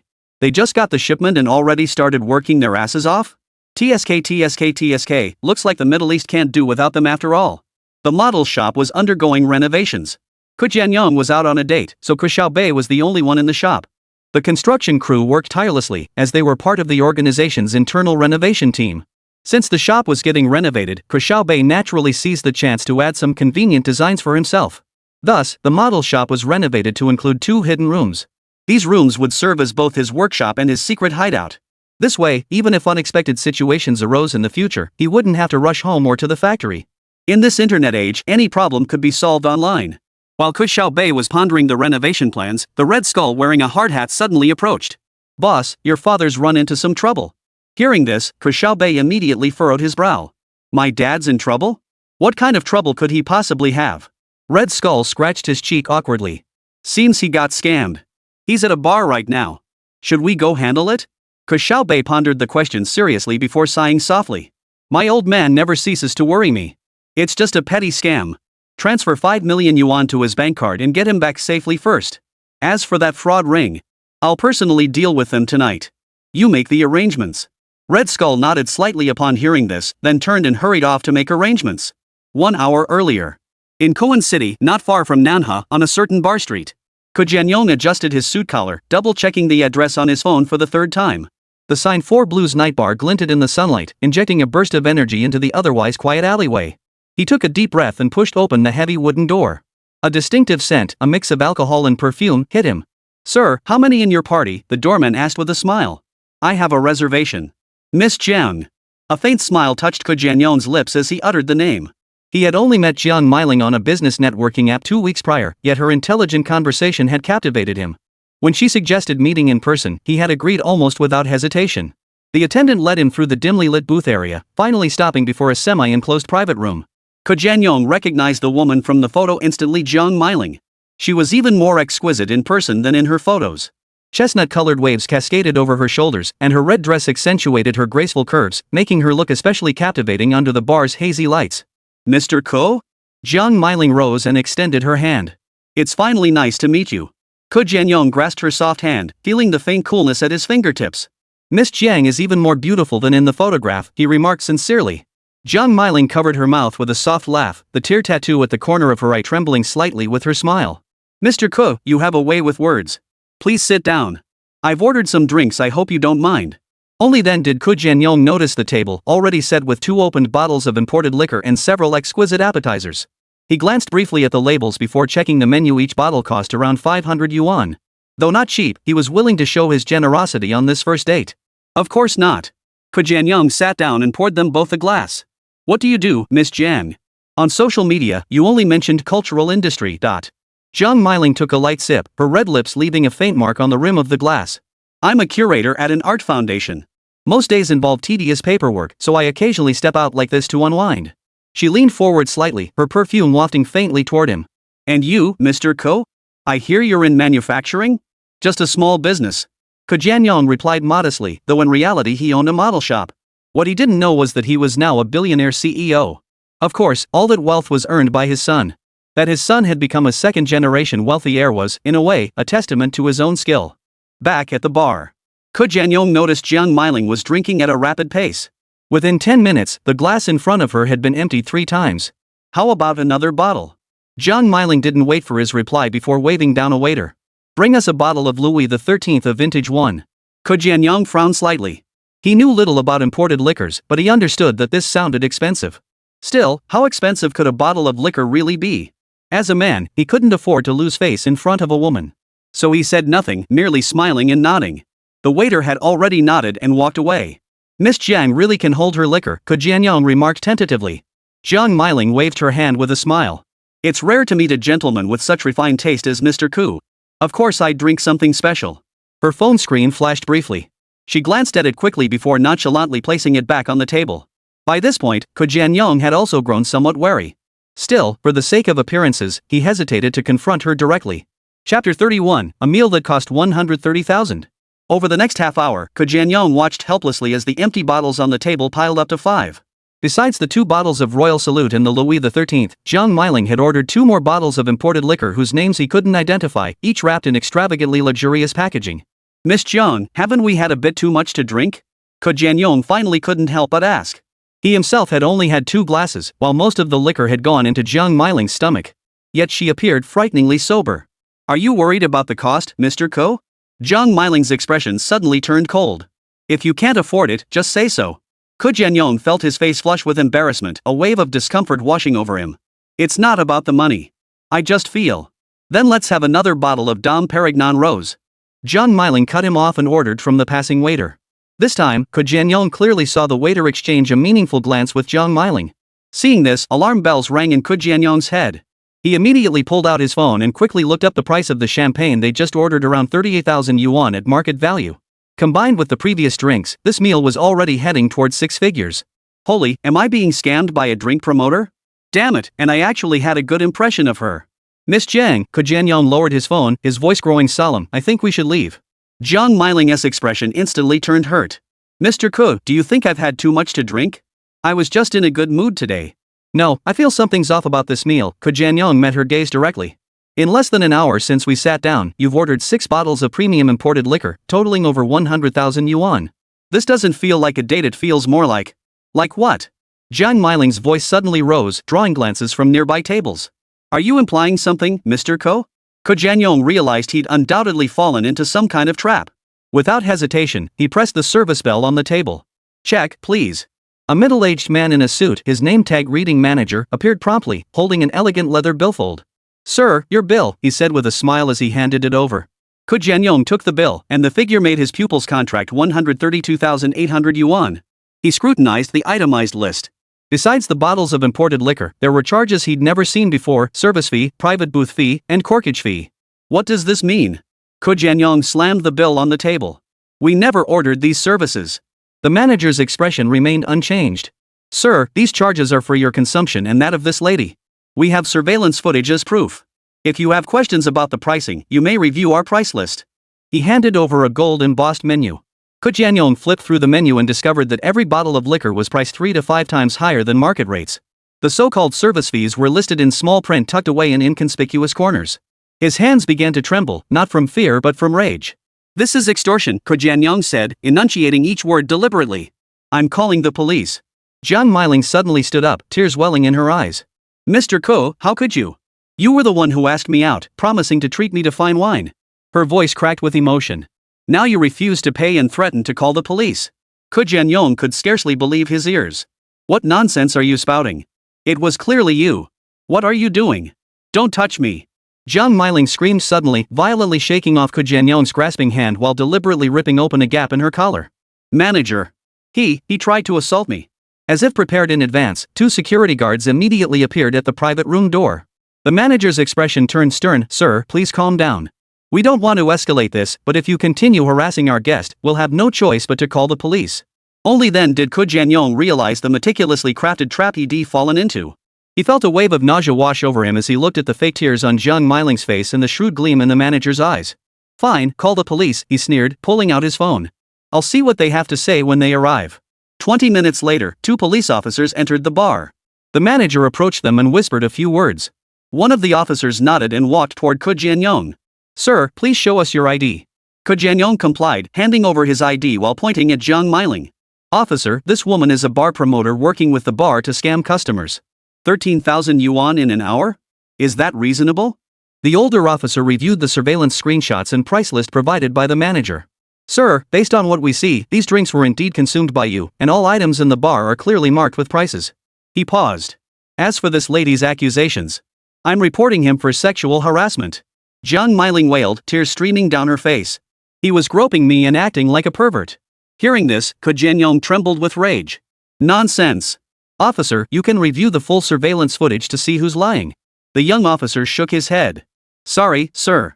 The camera angle from that position only shows you sitting together, it doesn't capture specific actions. He lowered his voice. Escalating this won't benefit anyone. I suggest you settle the bill and offer this lady some compensation for emotional distress. Settle this privately. Ke Jianyong stared at the officer for a moment, then suddenly understood. Taking a deep breath, he said, fine. How much? The manager immediately handed over the bill. 132,800 yuan. We can round it down to 130,000 yuan. As for Miss Zhang's emotional distress compensation. He looked at Jiang Meiling. At least 10,000, Jiang Meiling said between sobs. 8,000, Ke Jianyong interrupted coldly. Not a penny more. After some haggling, they finally reached an agreement. Ke Jianyong pulled out his bank card from his wallet to settle the bill. As he swiped it, the manager's eyes lit up. When the POS machine spat out the receipt, displaying a balance of 4,867,000 yuan, both the manager and Jiang Meiling's expressions froze. My goodness, he actually had that much money in his account? In that instant, both the woman and the manager regretted their actions. The woman regretted acting too hastily, while the manager worried about the trouble they'd caused. Thank you for your patronage. The manager's voice was dry, his hands trembling slightly as he handed back the bank card. We hope to see you again soon. Ke Jianyong took the card, giving them a meaningful look. Rest assured, we'll never meet again. With that, he glanced back at the two police officers before striding out of the bar amid the complex gazes of those present. Every detail of this exchange was observed by the Red Skull operatives assigned to protect him in the shadows. Manhwa model shop. Upon learning the details, Ke Xiaobei's expression hardened. So this is how things are done nowadays, huh? Fine. Today, I'll play along with you properly. Stealing my father's money is one thing, but hurting his feelings is another. Dad, your son will avenge this for you. With that, Ke Xiaobei licked his ice cream and strode out of the shop. Red Skull followed behind, talking on the phone while keeping close to protect him. Chapter 32, He's still just a kid. Outside the Blue Night Bar, Jianyong flicked her freshly permed curls and checked her phone for the umpteenth time. The man named Shanghai Floats and Sinks had said he was already there. But looking around, all she saw was a little boy in a sports t-shirt, standing at the bar entrance looking around. Noticing the child staring at her, she approached slowly, curiosity piqued. Kid, this isn't the place for you. Go home and do your homework. Now, go on. Out of professional habit, she flashed a sweet smile, but inwardly she was thinking of how to quickly shoo away this bothersome little brat. Are you Miss Jian? The boy suddenly looked up, his clear, childlike voice asking. Jianyong's smile froze on her face. Yes, I am. How did you know? You wouldn't happen to be Shan Heifetchen, would you? Ke Xiaobei nodded, flashing an innocent smile. I used my dad's account to chat with you, he said earnestly. Would you do me the honor of having dinner with me? Jianyong's face instantly fell. Like hell I will. What a pain in the ass. She muttered under her breath and turned to leave. Today was just one disaster after another. She'd actually been played by some kid. Wait. Ke Xiaobei hurriedly grabbed the hem of her skirt. I took my dad's card, it's loaded with cash. I know you're confused. He pulled a shiny gold bank card from his pocket and waved it in front of Jianyong's face. Jianyong's footsteps halted. She narrowed her eyes, sizing out the boy who barely reached her waist, then glanced at the card that looked undeniably high-end. Professional ethics told her she should leave immediately, but greed made her crouch down. Little brother, do you really know the pin? She tried to make her voice sound gentle and harmless. Ke Xiaobei nodded vigorously. Yeah, it's my dad's birthday. I know it by heart. Jianyong's eyes lit up. Not taking advantage of easy money would be foolish, especially when it was practically handed to her on a platter. So she took Ke Xiaobei's small hand, her face once again adorned with a professional, sweet smile. Let's go inside then. Sister will treat you to some juice. Bar manager Zhang Qiqian froze momentarily when he saw Jianyong enter with a child. But after catching Jianyong's meaningful glance, he immediately understood and stepped forward to greet them. Welcome, beautiful lady and young gentleman. He bowed exaggeratedly to Ke Xiaobei. We have special children's menus. No need, Jianyong cut him off. Just give us a quiet booth. Zhang Qiqian understood immediately and led them to a spot out of the surveillance camera's view. Once seated, Jianyong expertly ordered a bottle of red wine priced at 8,888 yuan. Ke Xiaobei swung his little legs, looking around curiously, appearing just like any ordinary child fascinated by the bar. Xiaobei, Jianyong poured him a glass of juice. What kind of business does your dad run? Daddy's so awesome. Ke Xiaobei's eyes sparkled. He does international trade and makes tons of money every year. Jianyong smiled faintly at his words. She didn't take a child's words at face value. Is that so? She chuckled dryly. That must be very hard work, right? Not at all. Ke Xiaobei took a sip of juice. He says money is meant to be enjoyed. As he spoke, Ke Xiaobei stared at the bottle of 8,888 red wine on the table. How can you drink such cheap wine? Sis, you really don't know how to enjoy life. With that, Ke Xiaobei pressed the service bell on the table. Soon, a waiter approached with a menu, smiling. Hello, how may I assist you? Ke Xiaobei didn't reach for the menu. Instead, she looked up at the attendant and asked seriously, do you have Dalma 62? Hearing this, both the waiter and Jianyong froze. Darmic 62? A bottle of wine costing 200,000 pretty coins? How could their restaurant possibly stock that? The waiter could only shake his head honestly and say, I'm sorry, we don't have it. Ke Xiaobei sighed in disappointment upon hearing this. Then, looking at the server earnestly, he asked, do you have any 1982 Lafite? Hearing this, Jianyong and the waiter both couldn't help but cough. Has this kid been watching too many movies? Where would you even find so much 1982 Lafite? So the waiter could only offer an awkward smile and reply, sorry, we don't have that either. Ke Xiaobei was already growing impatient. How can you not have anything? What do you have here then? The waiter immediately unfolded the menu and smiled, saying, we have Before she could finish, Ke Xiaobei's small hand slammed down on the menu. Enough talk. Bring me every single one of your most expensive wines. The waiter's eyes lit up instantly, but he still stole a glance at Jiang Meiling. Seeing this, Jiang Meiling frowned slightly, but then turned her gaze to the waiter and nodded. The waiter immediately replied with a smile, certainly, please wait just a moment. As the waiter turned to leave, Ke Xiaobei urgently added, and bring me a serving of fries. His voice was so loud it drew attention from nearby diners. To be honest, Jiang Meiling felt a sudden pang of unease at that moment, but greed quickly clouded her judgment. She knew this kid probably didn't have much money, but he'd ordered all these drinks himself. So even if he didn't have the cash, his family would have to foot the bill. This was society, and society didn't coddle spoiled brats. Today she was going to milk this cash cow dry. Within half an hour, their table was piled high with various expensive liquors, the total bill nearing 150,000 yuan. Ke Xiaobei obediently sipped juice the whole time, occasionally asking innocent questions that gradually lowered Jiang Meiling's guard. After another 10 minutes or so, Jiang Meiling finally felt she'd milked him enough. She elegantly wiped her lips and said, "We're done eating. Let's settle the bill." With that, she raised her hand in a subtle gesture. When Jiang Qiqiang approached with the POS machine, his smile nearly spilled over. Ke Xiaobei generously handed over the gold card and thoughtfully entered the PIN. Beep. The POS machine emitted a shrill alert. Insufficient funds. Jiang Qiqiang frowned as he glanced at the screen. There's only 103 yuan in the account. What? Jiang Meiling jumped to her feet, knocking over her wine glass and spilling red wine across the floor. She snatched the POS machine, the jarring number on the screen turning her face ashen in an instant. Impossible. She turned to Ke Xiaobei, her voice sharp with rage. Kid, are you messing with me? How can there be so little money in the account? Ke Xiaobei, however, looked utterly innocent. What's the problem? Isn't that enough for a serving of fries? Jiang Qiqiang immediately clenched his fists at his sides in anger. Fries cost 20 yuan, but the other drinks totaled over 149,000 yuan. Who's paying for this? Though he addressed both of them, his gaze fixed solely on Ke Xiaobei. Ke Xiaobei shrank back, tears welling in his eyes. I only ordered fries. Everything else was ordered by this old lady. Hearing this, Jiang Meiling was instantly dumbfounded. This brat wasn't telling the truth, he'd clearly ordered the drinks himself. Who's the old lady? Where am I old? Don't you know how to speak properly, you brat? Ke Xiaobei's retort instantly broke through her defenses, and her voice rose sharply. You little brat, don't you dare lie. You ordered all of this yourself. I only ordered this one bottle. You ordered all the rest.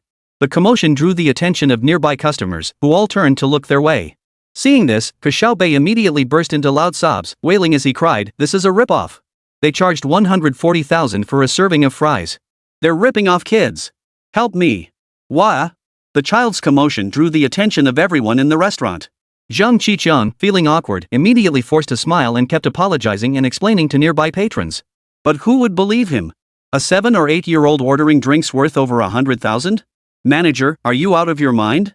Manager, do you even believe what you're saying? Stop picking on the kid, it's embarrassing. Exactly. What kid could possibly spend that much? You've got to be kidding. Stop making him cry, it's so noisy. I'll cover his fries. Just let him leave already. Ripping off a kid? That's just unconscionable. Besides, where would a child even get that kind of money? Yeah, are you crazy for money? Even if you're ripping people off, you should pick your targets. He's just a kid. Chapter 33, called his parents over. Seeing the customers' furious reactions, Jiang Qiqiang instantly lost his temper. After all these years of hunting, he was getting picked off by a fledgling eagle? Stop playing the victim. Jiang Qiqiang grabbed Ke Xiaobei by the collar. Call your parents here. Now. Immediately. More patrons in the bar began turning to stare at the commotion. Ke Xiaobei's tears finally broke through, and he burst into a deafening wail. When it came to putting on a show, he could easily rival a third-tier celebrity. In an instant, the entire bar erupted into chaos. With so many people watching, Jiang Qiqiang couldn't bring himself to hit a child. So he could only keep threatening and yelling, hoping the boy would stop crying. Jiang Meiling sat nearby, feeling utterly humiliated. How could she have been so blinded by greed just now? How much could she possibly squeeze out of such a little kid? Damn it, if only she hadn't provoked this brat. Damn it, this is just my luck. What's going on? Who called the cops? Just then, a uniformed police officer suddenly pushed open the bar door and walked in, followed by a young colleague. Jiang Qiqiang and Jiang Meiling froze simultaneously. Who called the police? Jiang Qiqiang whispered to Jiang Meiling, who shook her head blankly. The officer approached them. We received a report that minors were being threatened here. What's going on? Ke Xiaobei sniffled and lifted her tear-streaked face. Officer. I only ordered one portion of fries. They want 150,000 yuan from me. Wah! He pointed at the nearly untouched fries on the table, his sobs growing louder. Nonsense. Zhang Qiqiang stomped his foot in anger. The 150,000 is for these drinks. The fries were complimentary. The moment the words left his mouth, he regretted them. The officer eyed the table laden with expensive liquor suspiciously, then looked at Ke Xiaobei, who was barely tall enough to reach the bar counter. His expression grew increasingly stern. "Officer," Jiang Meiling hurriedly explained, "this child insisted on buying me drinks." An 8-year-old boy bought you drinks," the officer cut her off. "Do you really expect me to believe that?" A crowd of onlookers had gathered around, some pointing fingers and whispering. "That sounds ridiculous. An 8-year-old buying her drinks? Who would believe that? Could this place be a scam? Preying on kids? TSK. 150,000? This is robbery. They must have seen the kid alone and thought she'd be easy to take advantage of. You know, maybe this woman is a kidnapper?" The onlookers' speculation grew increasingly wild. But Jiang Meiling grew more and more alarmed with every word. In just a short while, she was practically being labeled a human trafficker. Her panic made cold sweat break out on her face. Fortunately, at that moment, the young police officer from behind approached. Seeing him, Zhang Qiqiang instantly relaxed a bit. His own people had arrived. The young officer crouched down and asked Ke Xiaobei gently, "Little one, could you ask your parents to come here?" Ke Xiaobei wiped away her tears, nodded, and pulled a small phone from her pocket. He dialed a number and said in a childish voice, "Help. I'm at the Blue Note bar. A police officer says he wants to see you." Then he quickly gave the bar's location before hanging up. Hearing this, the young officer visibly froze. Though the child's speech was a bit odd, upon closer thought, it didn't seem out of place. After all, he was just a child. Calling his parents for help was perfectly normal. Once his parents arrived, he figured a little scare and some smooth talking would probably make them swallow their pride and leave quietly. He'd handled situations like this before and knew exactly what to do. At this point, Zhang Qiqiang and Jiang Meiling also felt confident the situation was under control. Once the parents showed up, they'd have no choice but to cough up the money. After all, this wasn't the first time they'd pulled this trick. But 20 minutes later, when the bar door burst open, several people saw a uniformed policewoman stride in, looking sharp and poised. Behind her followed several colleagues also in uniform, the word inspector on their arm patches particularly conspicuous. "I'm Inspector Su Min from the Municipal Bureau," the officer declared, flashing her badge. "We've received reports of police colluding with criminals here, suspected of fraud and threatening minors." Zhang Qiqiang's face drained instantly, and the young officer's eyes nearly popped out of their sockets. Jiang Meiling tried to slip away quietly but was stopped by the officers at the door. Things were taking a turn for the worse. What was going on? Had someone set them up? Just then, Ke Xiaobei dashed over and threw himself into the female officer's arms.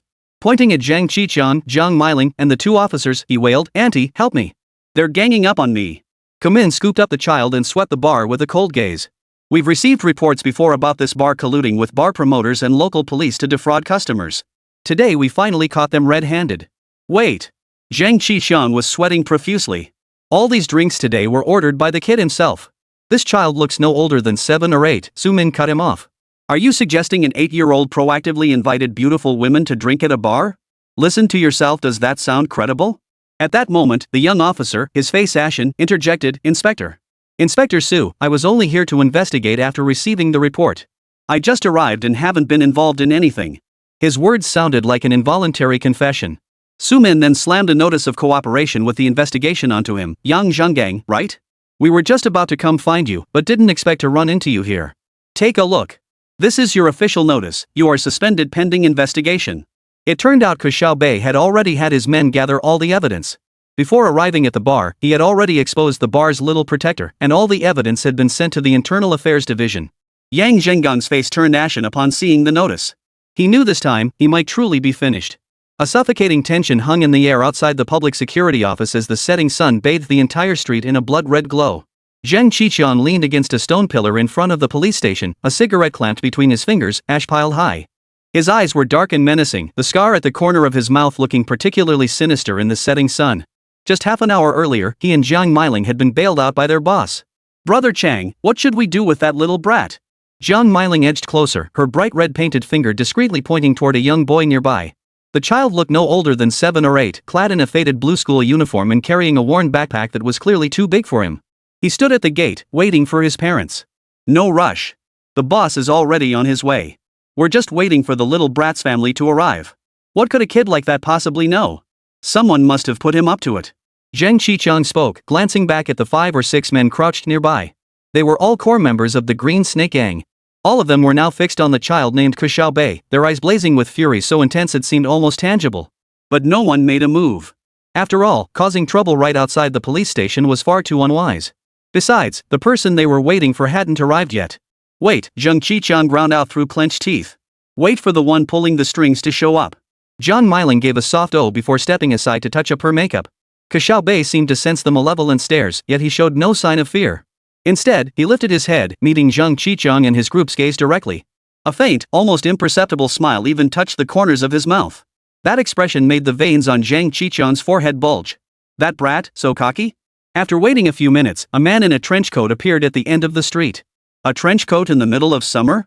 Is this guy crazy? He wore a wide-brimmed hat pulled low over his face, obscuring his features.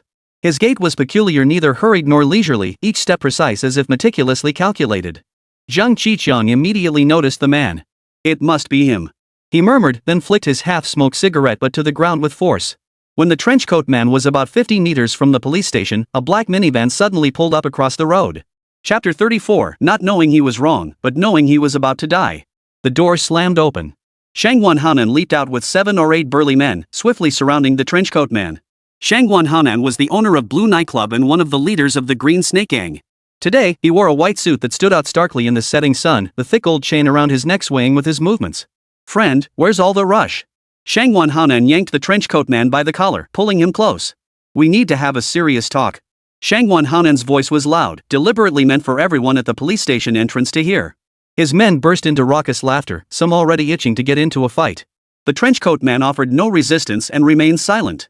His hat brim remained pulled low, revealing only a sharply defined jawline. What, gone dumb? Shangguan Hanan sneered, slapping the man's cheek with his free hand. Know what happens to those who cross me? At those words, the trenchcoat man finally lifted his head. But the moment Shangguan Hanan saw his face, he jumped back in sheer terror. Why?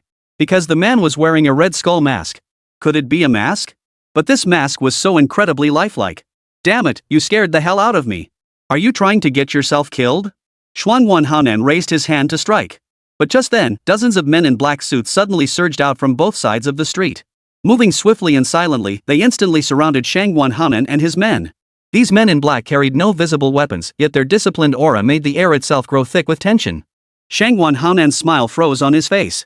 He released the red skull's collar, scanning his surroundings as beads of sweat formed on his forehead. Friends, what is this about? His voice rose an octave. China is a country governed by law. What do you think you're doing? Red Skull turned his head slightly to look at Shangguan Hanan, his eyes filled with contempt for life. You're right, the trench-coated man's voice was deep and commanding. This is indeed a nation governed by law. But unfortunately, I am not a citizen of this country. As he spoke, a jet-black pistol suddenly materialized in his hand. No way? Shangguan Hanan's pupils contracted sharply, his Adam's apple involuntarily bobbing up and down. He felt a cold sweat break out on his back. This was right outside the police station. 50 meters away, police cars flashed red and blue lights. How dare this guy pull out a gun here? Oh ho, got a gun? Real or fake? Is that your son's toy gun you're trying to scare people with? Shangguan Hanan suppressed his shock and deliberately drew out his tone. As he spoke, he noticed the Red Skull's professional grip on the gun thumb resting naturally on the safety which weighed heavily on his mind. But years of street experience told him he couldn't show weakness now. Trying to act tough with me, he deliberately raised his voice, the sound echoing down the empty street. We're both in this line of work, who's afraid of who? He took a step forward, his chest nearly brushing the muzzle. The move made his henchmen behind him suck in their breath. He was gambling that the gun wasn't loaded. The air seemed to freeze solid. Shangguan Hanan could hear his own pulse pounding in his temples. He was certain the other man wouldn't dare shoot, at least not in front of the police station. This reckless thought drew a cold smile to the corner of his mouth. Come on, shoot me if you dare. Bang! A muffled thud. The silenced pistol emitted a sound akin to a book hitting the floor. Shangguan Hanan felt warm liquid splash onto the back of his neck, followed immediately by a blood-curdling scream from behind. Holy! You actually fired? While Shangguan Hanan was still reeling in shock, the yellow-haired henchman behind him had already collapsed to his knees, clutching his gushing arm, tears and snot smeared across his face. At that moment, the yellow-haired thug was filled with rage and terror. Boss, he told you to shoot. Why'd you shoot me? I was just watching the show, damn it. What did I ever do to you? I'm innocent. As he thought about it, his wailing grew louder. But soon, 2 burly men in black suits approached and hauled the wounded subordinate away like a sack of potatoes. Only then did Shangguan Hanan notice that both sides of the street had suddenly filled with men dressed uniformly in black suits, each with bulging waistlines. Damn it, this time he'd really met his match. Did they not even care about the local police station? Who the hell were these people? The more he thought about it, the more uneasy he felt. Cold sweat trickled down his spine, soaking through his shirt. Shangwan Hanan suddenly realized he might have crossed someone he shouldn't have. He stiffly turned his neck and saw the cold eyes behind the red skull mask staring at him, as if looking at a dead man. Brother, please calm down. Shangwan Hanan's voice cracked, all trace of his earlier arrogance gone. He raised his hands in surrender, his facial muscles twitching uncontrollably. It's a misunderstanding. All a misunderstanding. His eyes darted frantically toward the entrance of the police station. Suddenly, as if grabbing a lifeline, he waved desperately, Zhang Qiqiang. Over here. Damn it, come over here. The force of his waving made the gold chain on his wrist rattle loudly. Zhang Qiqiang jogged over, still completely baffled. The guy was still gloating over having extorted a hefty compensation payment, completely oblivious to the eerie atmosphere. A smug grin still plastered on his face, he asked, Boss, what's up? Smack. A resounding slap cut him off mid-sentence. Shangwan Hanan delivered the blow with full force, sending Zhang Qiqiang stumbling backward several steps as blood instantly gushed from his nose. Jiang Miling, standing behind him, covered her mouth in shock, her high heels involuntarily retreating half a step. She had never seen the boss lose his composure like this before. The face that had always exuded arrogance was now etched with fear. Apologize. Shangwan Hanan roared, grabbing Zhang Qiqiang by the collar and spraying saliva across his face. Apologize to this big brother right now. His voice had become shrill from sheer tension. Kneel and kowtow. Do you hear me? Zhang Qiqiang clutched his stinging cheek, utterly stunned. Blood dripped from his nose onto his expensive suit, but he couldn't care less. Boss. I don't understand, why? Thud. Shangwan Hanan swung his leg, his leather shoe slamming hard into Zhang Qiqiang's stomach. The kick, fueled by pent-up fear and rage, sent Zhang Qiqiang crashing to his knees. You want to kill us all? Shangwan Hanan roared hysterically, veins bulging on his neck. Apologize. Or I'll kill you first. A faint chuckle drifted slowly from Red Skull. He methodically toyed with his pistol, its metal components emitting an eerie clicking sound. The streets on both sides were now filled with men in black suits. They stood at a distance, their eyes filled with murderous intent. These weren't ordinary people. None of them were ordinary. Damn it, this time I've really gotten myself into deep trouble. Only now did Zhang Qiqiang grasp the gravity of the situation. Trembling, he turned toward Red Skull and slammed his forehead hard against the concrete pavement. Big brother, I was wrong. I didn't recognize a mountain when I saw it. Shangwan Hanan nervously watched the Red Skull's reaction, his hands unconsciously rubbing together. He suddenly regretted not bringing more brothers with him today, and even more so, he regretted his impulsive provocation earlier. Now, he could only hope the other would show mercy. After years on the streets, this was the first time he truly felt death's shadow looming over him. Shangwan Hanan knew whether he'd walk out alive tonight depended entirely on this mysterious man's mood. Chapter 35, The Untouchable Boss Coup. A group of men in black suits gathered at the entrance of the police station. Trapped in the center, Shangwan Hanan felt his heart pounding with anxiety. In desperation, he kicked Zhang Qiqiang hard in the back of the knee. Kneel before the boss. Zhang Qiqiang collapsed to his knees with a thud, cold sweat beading on his forehead. Boss, I was wrong. I didn't know I'd offended you. You've got the wrong guy. Red Skull's voice echoed, cold and utterly devoid of emotion. Zhang Qiqiang froze, looking at Shangwan Hanan in confusion. The latter wore an equally bewildered expression. Wrong person? Wasn't it him they'd offended? At that moment, Red Skull tilted his head slightly, gesturing toward Ke Xiaobei. Zhang Qiqiang immediately caught on, scrambling over to Ke Xiaobei. Brother kid, I'm sorry, I was wrong. Please forgive me. Ke Xiaobei merely smiled and shook his head. You've got the wrong guy. Zhang Qiqiang was utterly bewildered. Not Red Skull, not this kid brother, then who exactly had he offended? Fear washed over him like a tidal wave, and he felt his pants growing damp. Just then, a taxi pulled up to the curb. The door opened, and Jianyong hurriedly stepped out. In that instant, Zhang Qiqiang and Jiang Miling, who had been watching from a nearby hiding spot, were struck as if by lightning. That honest, simple face, they knew it all too well. It was the big boss they had swindled out of 130,000 yuan just yesterday. It's him! Jiang Miling cried out. Zhang Qiqiang practically crawled toward Jianyong, grabbing the old man's leg in full view of everyone. Boss. I was wrong. I truly regret it. I'll repay you immediately double what I owe. Jianyong was utterly stunned by the scene. He looked blankly at his son, only to find Ke Xiaobei standing there calmly, as if none of this concerned him. The scene that followed left even the security guard at the police station entrance speechless. Zhang Qiqiang and Jiang Miling, who had rushed over, knelt before Jianyong. They sobbed uncontrollably while apologizing profusely and immediately transferred the money via mobile payment. Not only did they return the 130,000 yuan, but they also transferred an additional 100,000 yuan as compensation for emotional distress. We're not human. We deserve to die. Jiang Meiling slapped herself across the face. Big boss, please don't take this to heart. We'll come to your door to apologize another day. Ke Jianyong stood frozen in place, utterly bewildered by how things had turned out. The swindlers who had been so arrogant yesterday, why were they so cowed today? Wait, the police had called him to pick up his son. But why were these people here? What the hell was going on? Had the fraud ring suddenly developed a conscience? Ke Jianyong looked utterly bewildered, glancing around for help. But by then, the Red Skull and the men in black suits had already scattered and walked far away. Even so, Shangwan Haonan and his men dared not make a move. Why? Because bullets don't care about distance. Fortunately, 2 police officers heard the commotion and emerged. What's going on? Why the disturbance outside the police station? Zheng Qichang immediately stood up, wiping away tears. Nothing, officer. We've settled our dispute privately. It was my fault. Our bar takes full responsibility. We admit our mistake. The officers eyed the group skeptically, their gaze finally settling on Shangwan Haonan standing nearby. Strangely, the officers didn't approach him. They merely frowned and said, "Good that it's settled. Run your business properly from now on and don't cause us any more trouble. Come in and sign here, then you can all go." From the moment he arrived until now, Ke Jianyong had been completely bewildered. He had no idea what had just happened. He asked Ke Xiaobei, but the boy only said the police officers were upholding justice. Left with no choice, he could only take his son back to Nanhai in a daze. Meanwhile, inside the Blue Night Bar, thick curtains blocked out the outside light. Under dim lighting, dozens of burly men in black suits had the bar completely surrounded. The venue was closed to the public tonight, and the air thickened with suffocating tension. Crash! Another bottle of Louis XIII shattered into pieces beneath the Red Skull's baseball bat. Beside the bar, Zhang Qichang's heart spasmed with each sharp crack. In just half an hour, over 2 million yuan worth of imported liquor and interior decor had been reduced to nothing. But what truly chilled the blood was Jiang Meiling, kneeling amidst the shards of glass. This once alluring woman now mechanically lashed her own swollen face, the vivid red handprints starkly contrasting against her deathly pale skin. Bar owner Shangwan Haonan stood motionless nearby, cold sweat on his temple betraying his feigned composure. He waited, waiting for this demon to vent his rage. "That's enough for today," Red Skull declared, casually tossing aside the mangled baseball bat. The metallic clang as it hit the floor made everyone flinch. "Hey, you, come settle the bill." Zheng Qichang, the one called out, felt his legs go weak. He looked to the owner for help.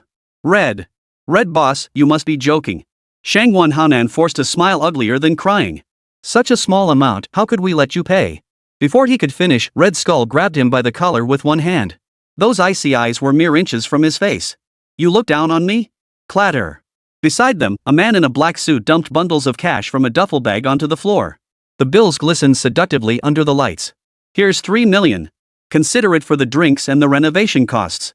Red Skull tossed Shangwan Haonan onto the pile of cash like trash. "Renovated exactly as it was.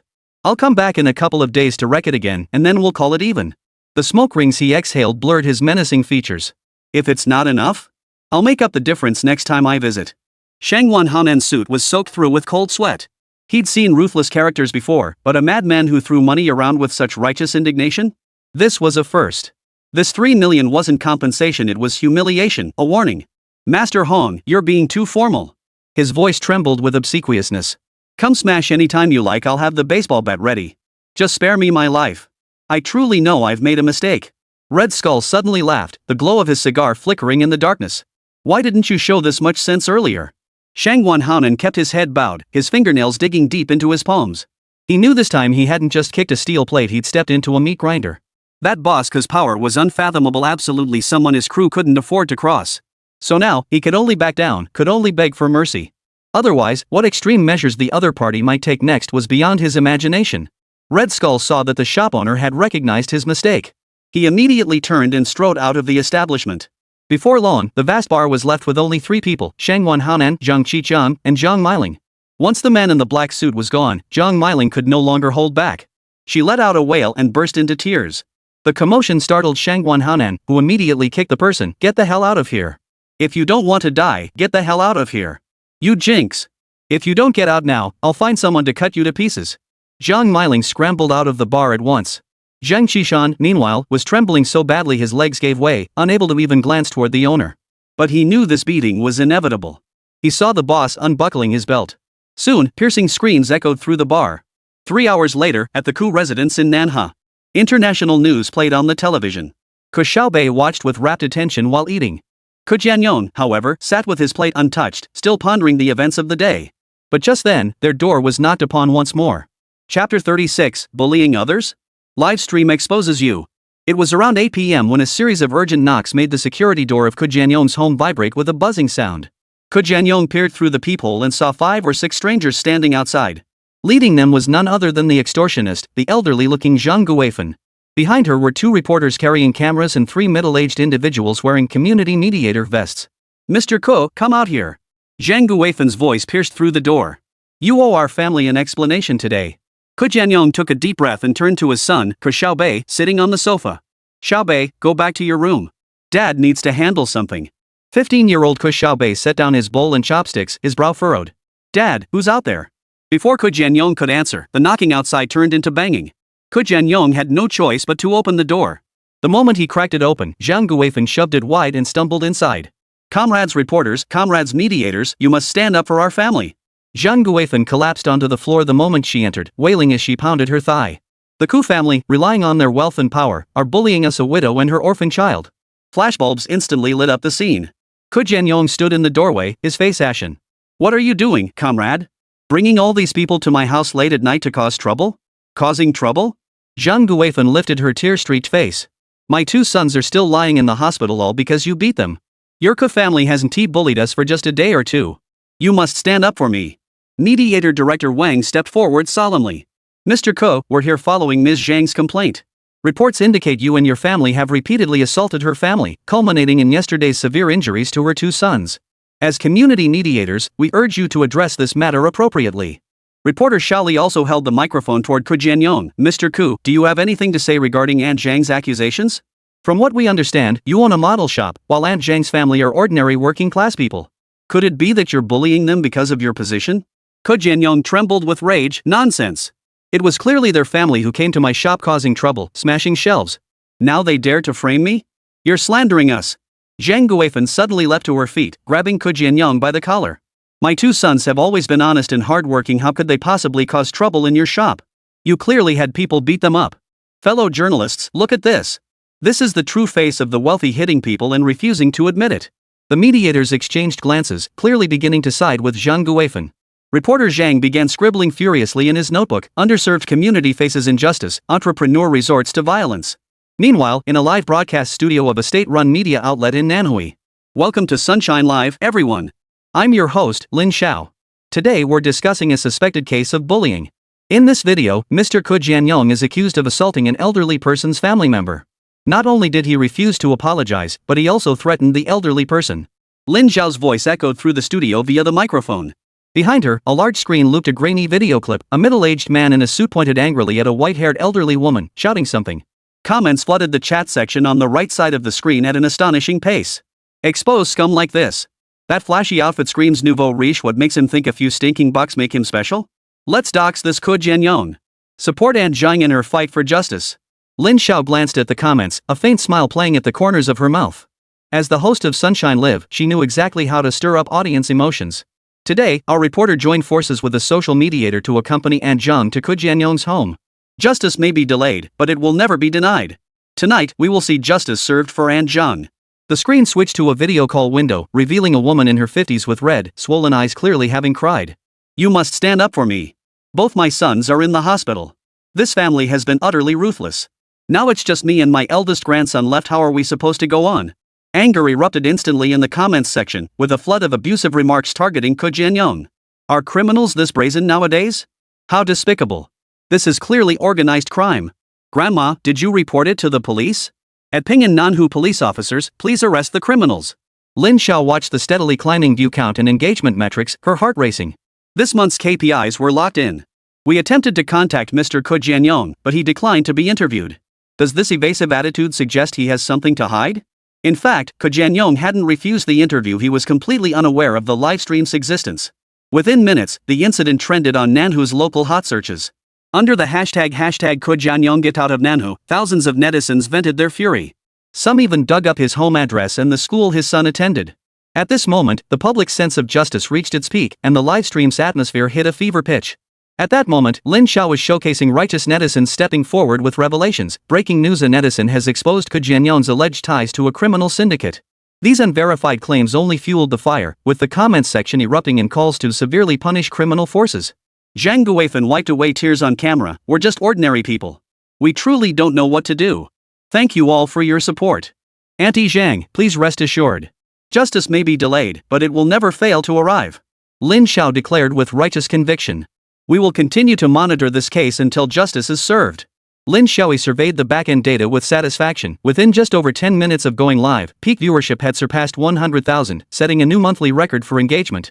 But what the production team never anticipated was how swiftly the tables would turn and their credibility would be shattered.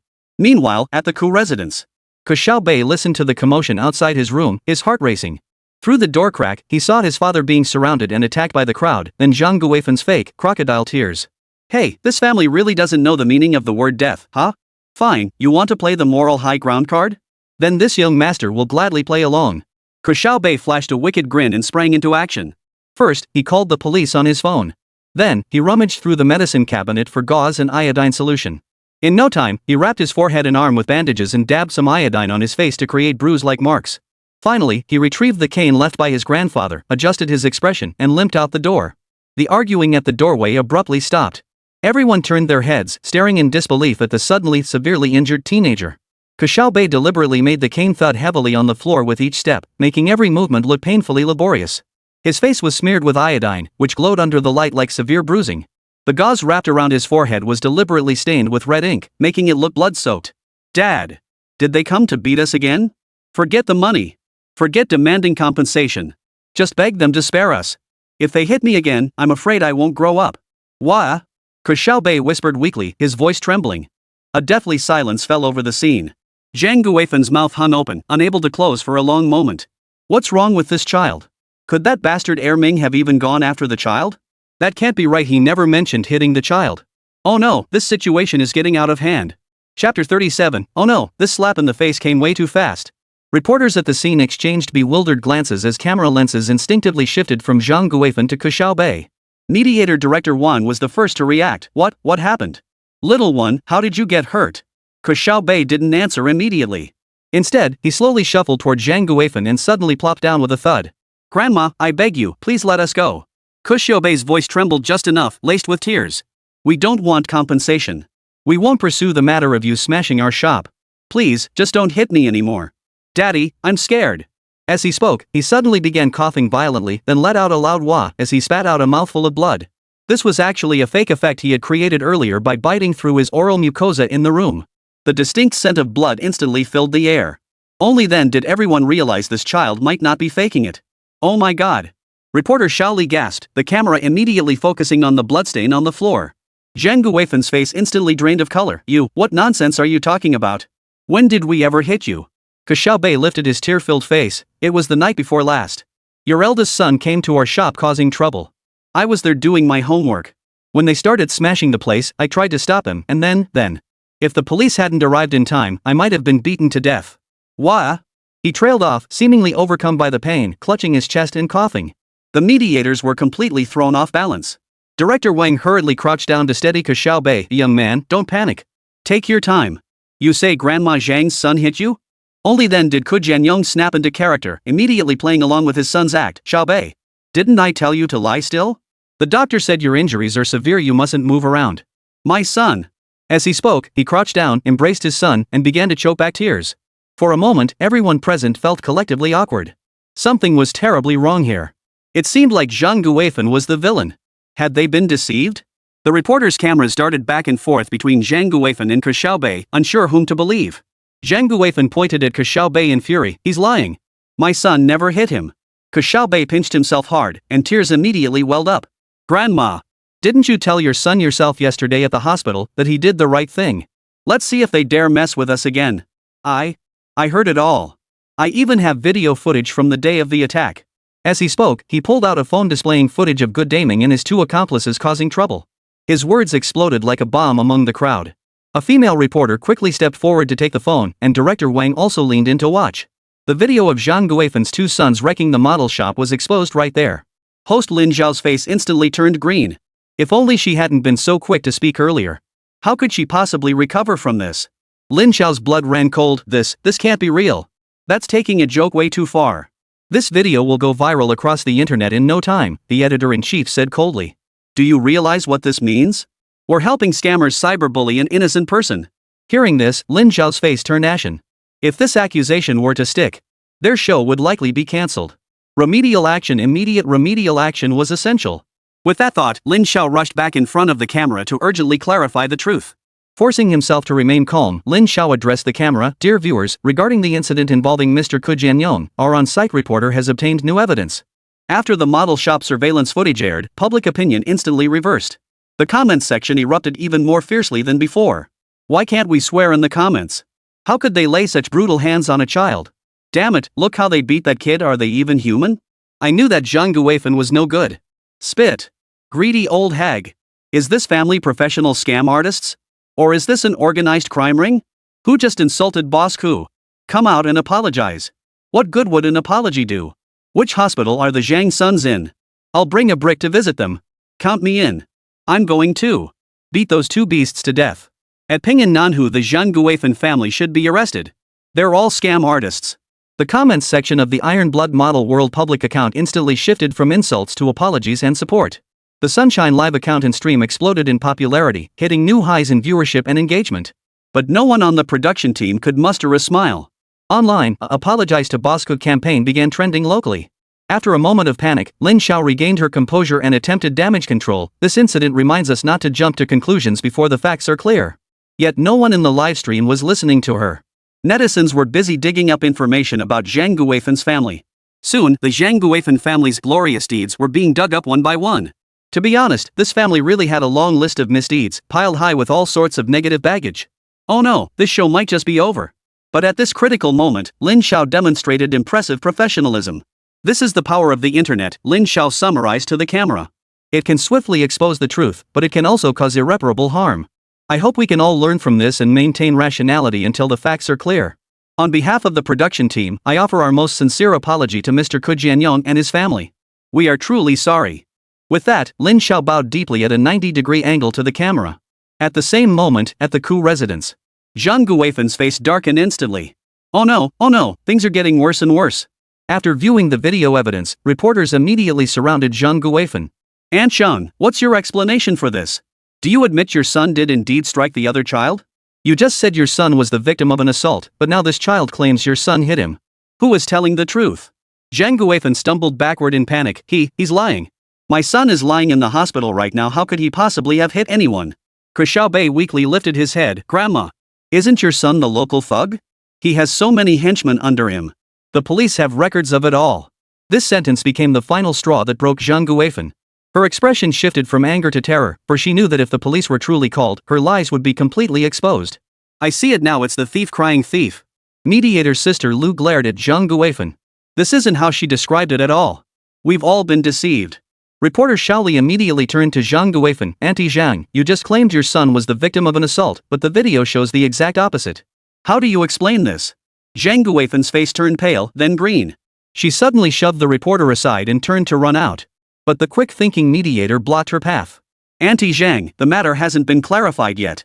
You can't leave, Director Wang said sternly. As things stand, you may be suspected of filing a false police report and falsely accusing others. Ke Jianyong walked over to his son, gently patting his shoulder with eyes full of approval. Ke Xiaobei gave his father a secret wink before feigning pain and coughing a few times. The reporters had completely shifted their focus, their cameras now trained on the flustered Zhang Guifan. Aunt Zhang, why did you falsely accuse Mr. Ku? Do you often extort people this way?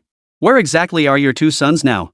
Zhang Guifan collapsed onto the ground and finally broke down in tears. I had no choice. We couldn't afford the compensation, and my two sons really were beaten and hospitalized. It was them who did it. She didn't finish her sentence, but everyone present understood.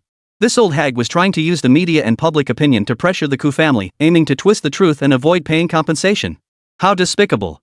Just then, two police officers hurried out of the elevator. Seeing the crowd gathered ahead, an older officer immediately asked, "What's going on here? Who called the police?" Chapter 38, Real Name Report Against Arms Dealer. By sheer coincidence, the officers arriving were the very same ones who had handled the model shop incident. Therefore, he recognized Zhang Guifan and Ke Xiaobei at a glance. What, you again? What, couldn't pull off your scam at the store, so now you're coming to someone's home to extort them? Lady, I'm warning you, don't push your luck. Hearing this, everyone immediately became even more certain of their suspicions.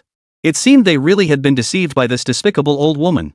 Zhang Guifan flushed crimson at the police officer's words. I didn't. My son really was beaten, it was them. Oh my, they're no good. They're criminals. Yes, I'm reporting them right now for arms dealing. They're manufacturing guns and ammunition in their factory. I'm reporting them. The words hung heavy in the air, stunning everyone present. But the reporter didn't believe it, the mediator didn't believe it, and the police officer certainly didn't believe it. If you'd reported something else, they might have believed you just a little bit. But accusing a father and son of being arms dealers? Good heavens, this old lady sure knows how to make a scene. Now no one believed Zhang Guifan's words, but the accused, Ke Xiaobei, was starting to feel uneasy. After all, there really were arms in his factory. So he immediately feigned weakness and said to everyone, uncles and aunts, I feel a bit dizzy. Could you? Reporters promptly made way with concern. Jianyong hurriedly picked up his son with anxious urgency and headed toward the bedroom, leaving the mediator and police to handle Zhang Guifan. The moment the bedroom door closed, Ke Xiaobei jumped out of his father's arms. They shared a knowing smile. You little rascal, where'd you learn that trick? Jianyong ruffled his son's hair, his voice brimming with pride. Ke Xiaobei stuck out his tongue, revealing teeth smeared with bloodstains. Saw it online. Dad, how was my acting? The Oscars owe you a little gold statue. Jianyong chuckled, then turned serious. But don't do that again. It's too dangerous. What if they hadn't fallen for it? Wiping away the fake blood from his face, Ke Xiaobei replied, you fight fire with fire against people like her. She loves acting? I'll play along until she's had enough. In the living room, Zhang Guifan's wails mingled with the police officer's questioning. Ke Xiaobei peered through the door crack. The usually arrogant and domineering old woman now sat slumped before the officers like a deflated balloon, her earlier bravado completely gone.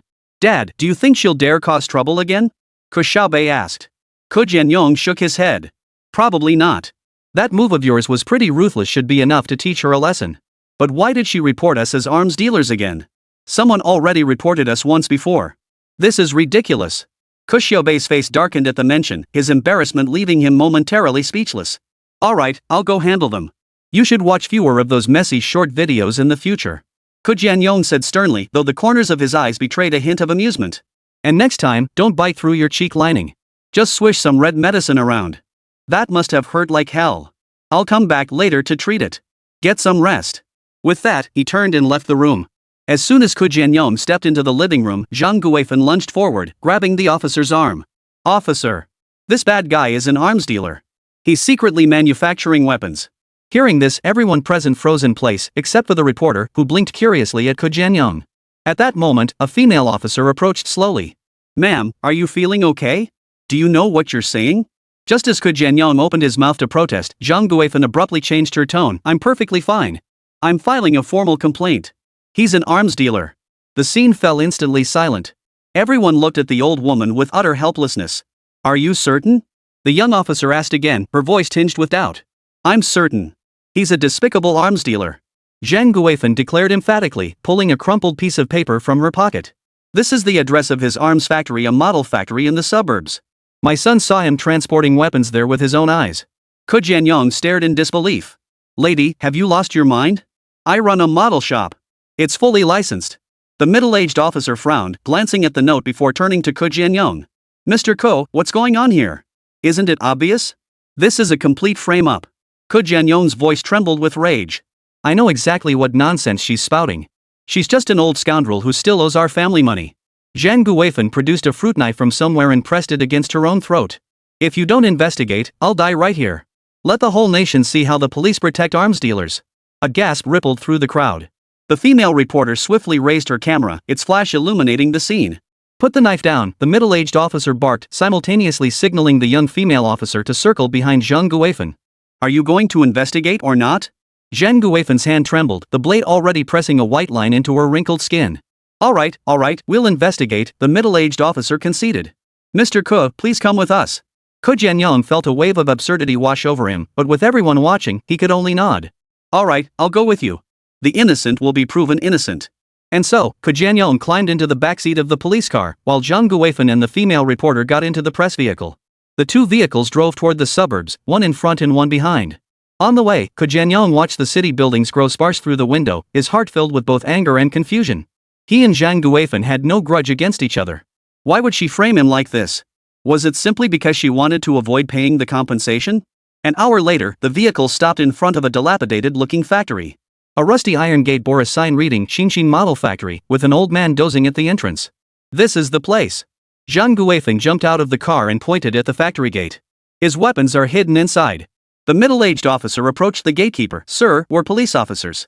We'd like to ask about this factory. The old man opened his sleepy eyes. What's up? Is this gentleman in charge of your factory? The officer asked, pointing at Ke Jianyong. The old man squinted for a long moment, then shook his head. Don't know him. Never seen him before. Impossible.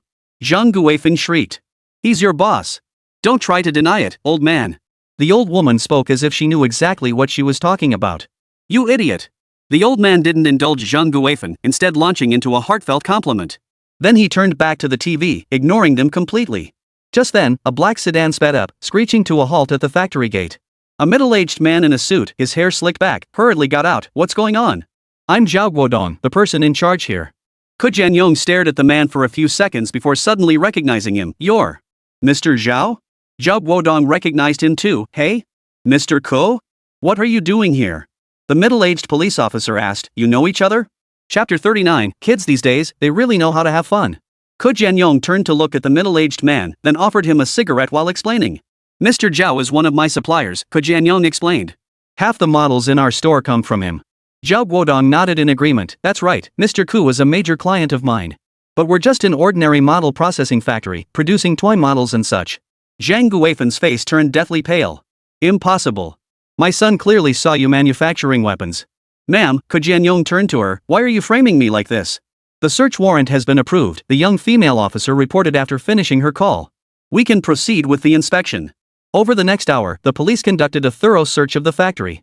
Ke Jianyong, Zhao Guodong, and the female reporter waited in the courtyard, while Zhang Guifeng paced restlessly, glancing around anxiously. Nothing found, the middle-aged officer finally announced.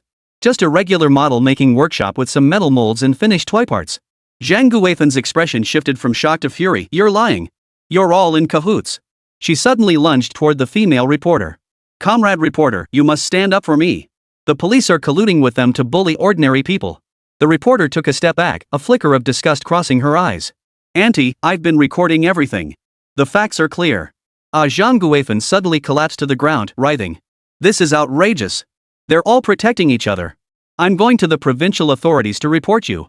Ke Jianyong watched the scene unfold, finding it both absurdly ridiculous and strangely unsettling. Zhang Guifeng's behavior was highly unusual. She seemed genuinely convinced she would uncover something at the factory. Ms. Zhang Guifeng, the middle-aged officer said sternly, you are suspected of filing a false report and making false accusations. Please come with us to the police station for investigation. I won't go. You're all in cahoots. Zhang Guifeng wailed, but was eventually led away in the police car. After the troublesome old woman was taken away, the reporter apologized to Ke Jianyong on behalf of the program. Ke Jianyong proved magnanimous, showing no vindictiveness despite being in the right. He even asked them to help promote his model shop. The police finished handling the situation and left, thoroughly fed up with such farcical incidents. Only after everyone had left did Zhao Guodong drop his earnest expression. He walked toward the factory while pulling out his phone to make a call. Master man, the matter has been resolved. Yes, they found no issues. We were prepared for this. Rest assured, we won't delay production. Yes. We'll be more vigilant from now on. Manhwa, inside a residential building. At that moment, Ke Xiaobei was eating fruit while glued to the television. All the commotion earlier had prevented him from catching the international news. On the screen, a beautiful female anchor spoke with solemn urgency. The situation in the Red Sea has escalated once again. Houthi militants have launched consecutive attacks over 2 days, targeting 2 cargo ships, one of which was sunk outright.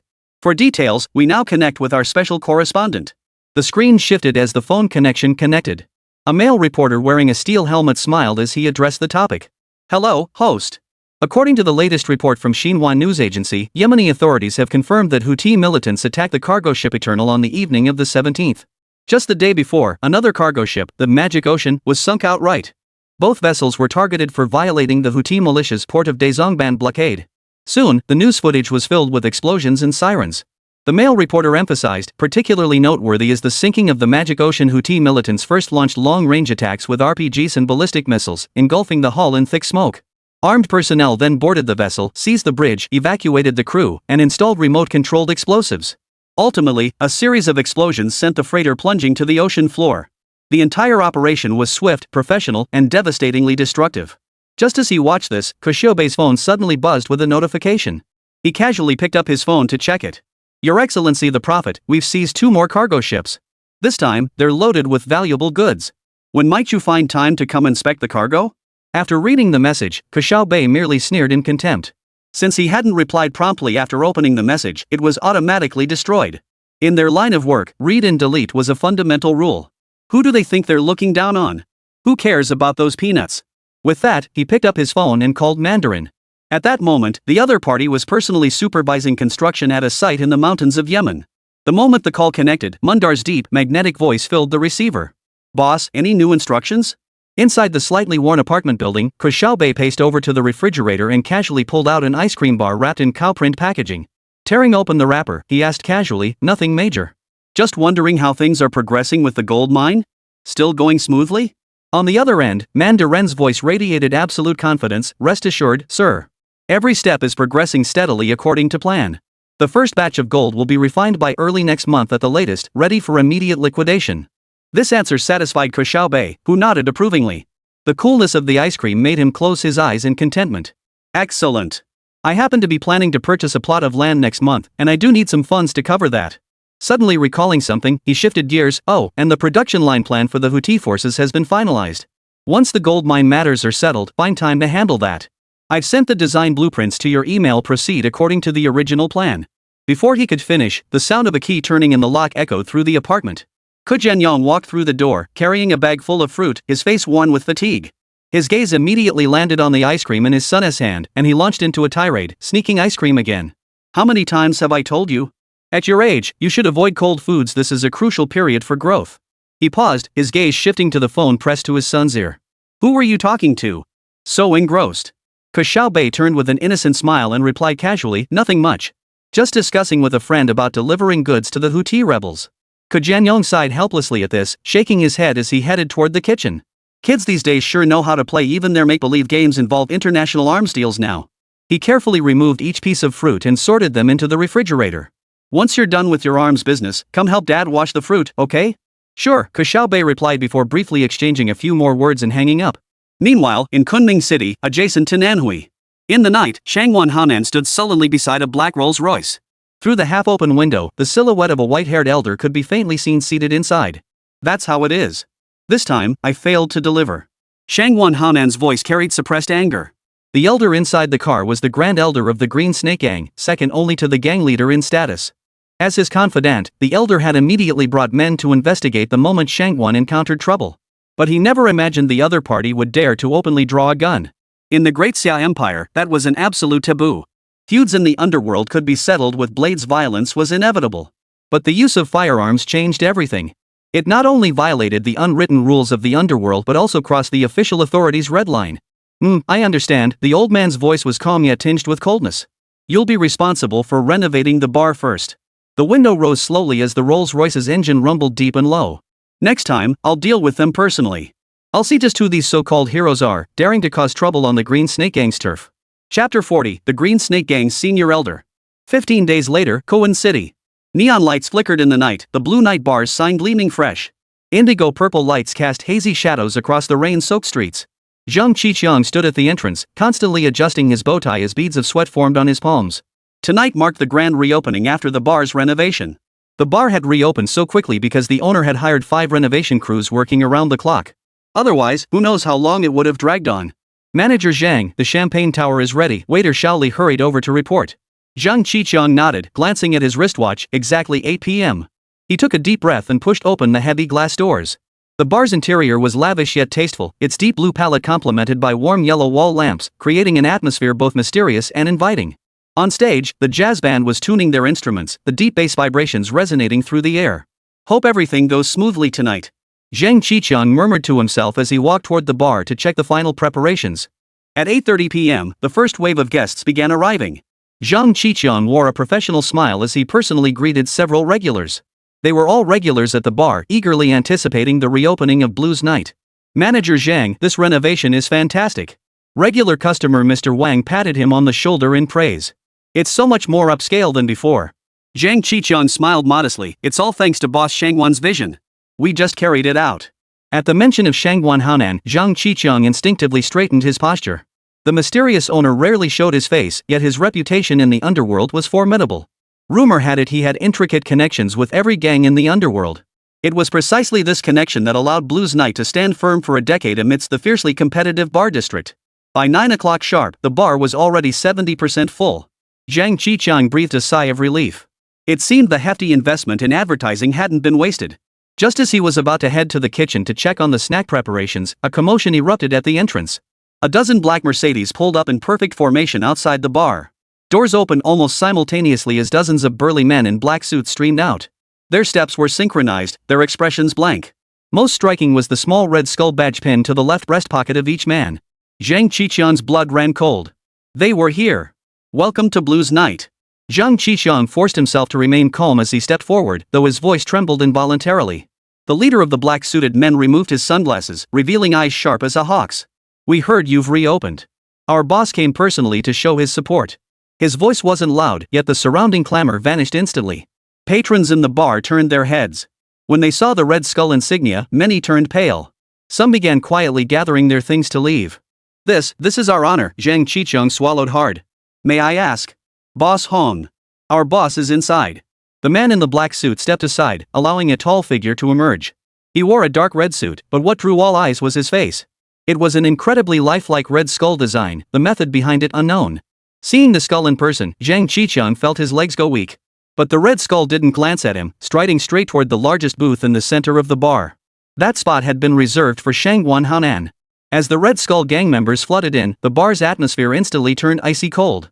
The once cheerful jazz music became jarring, and patrons felt like sitting on pins and needles.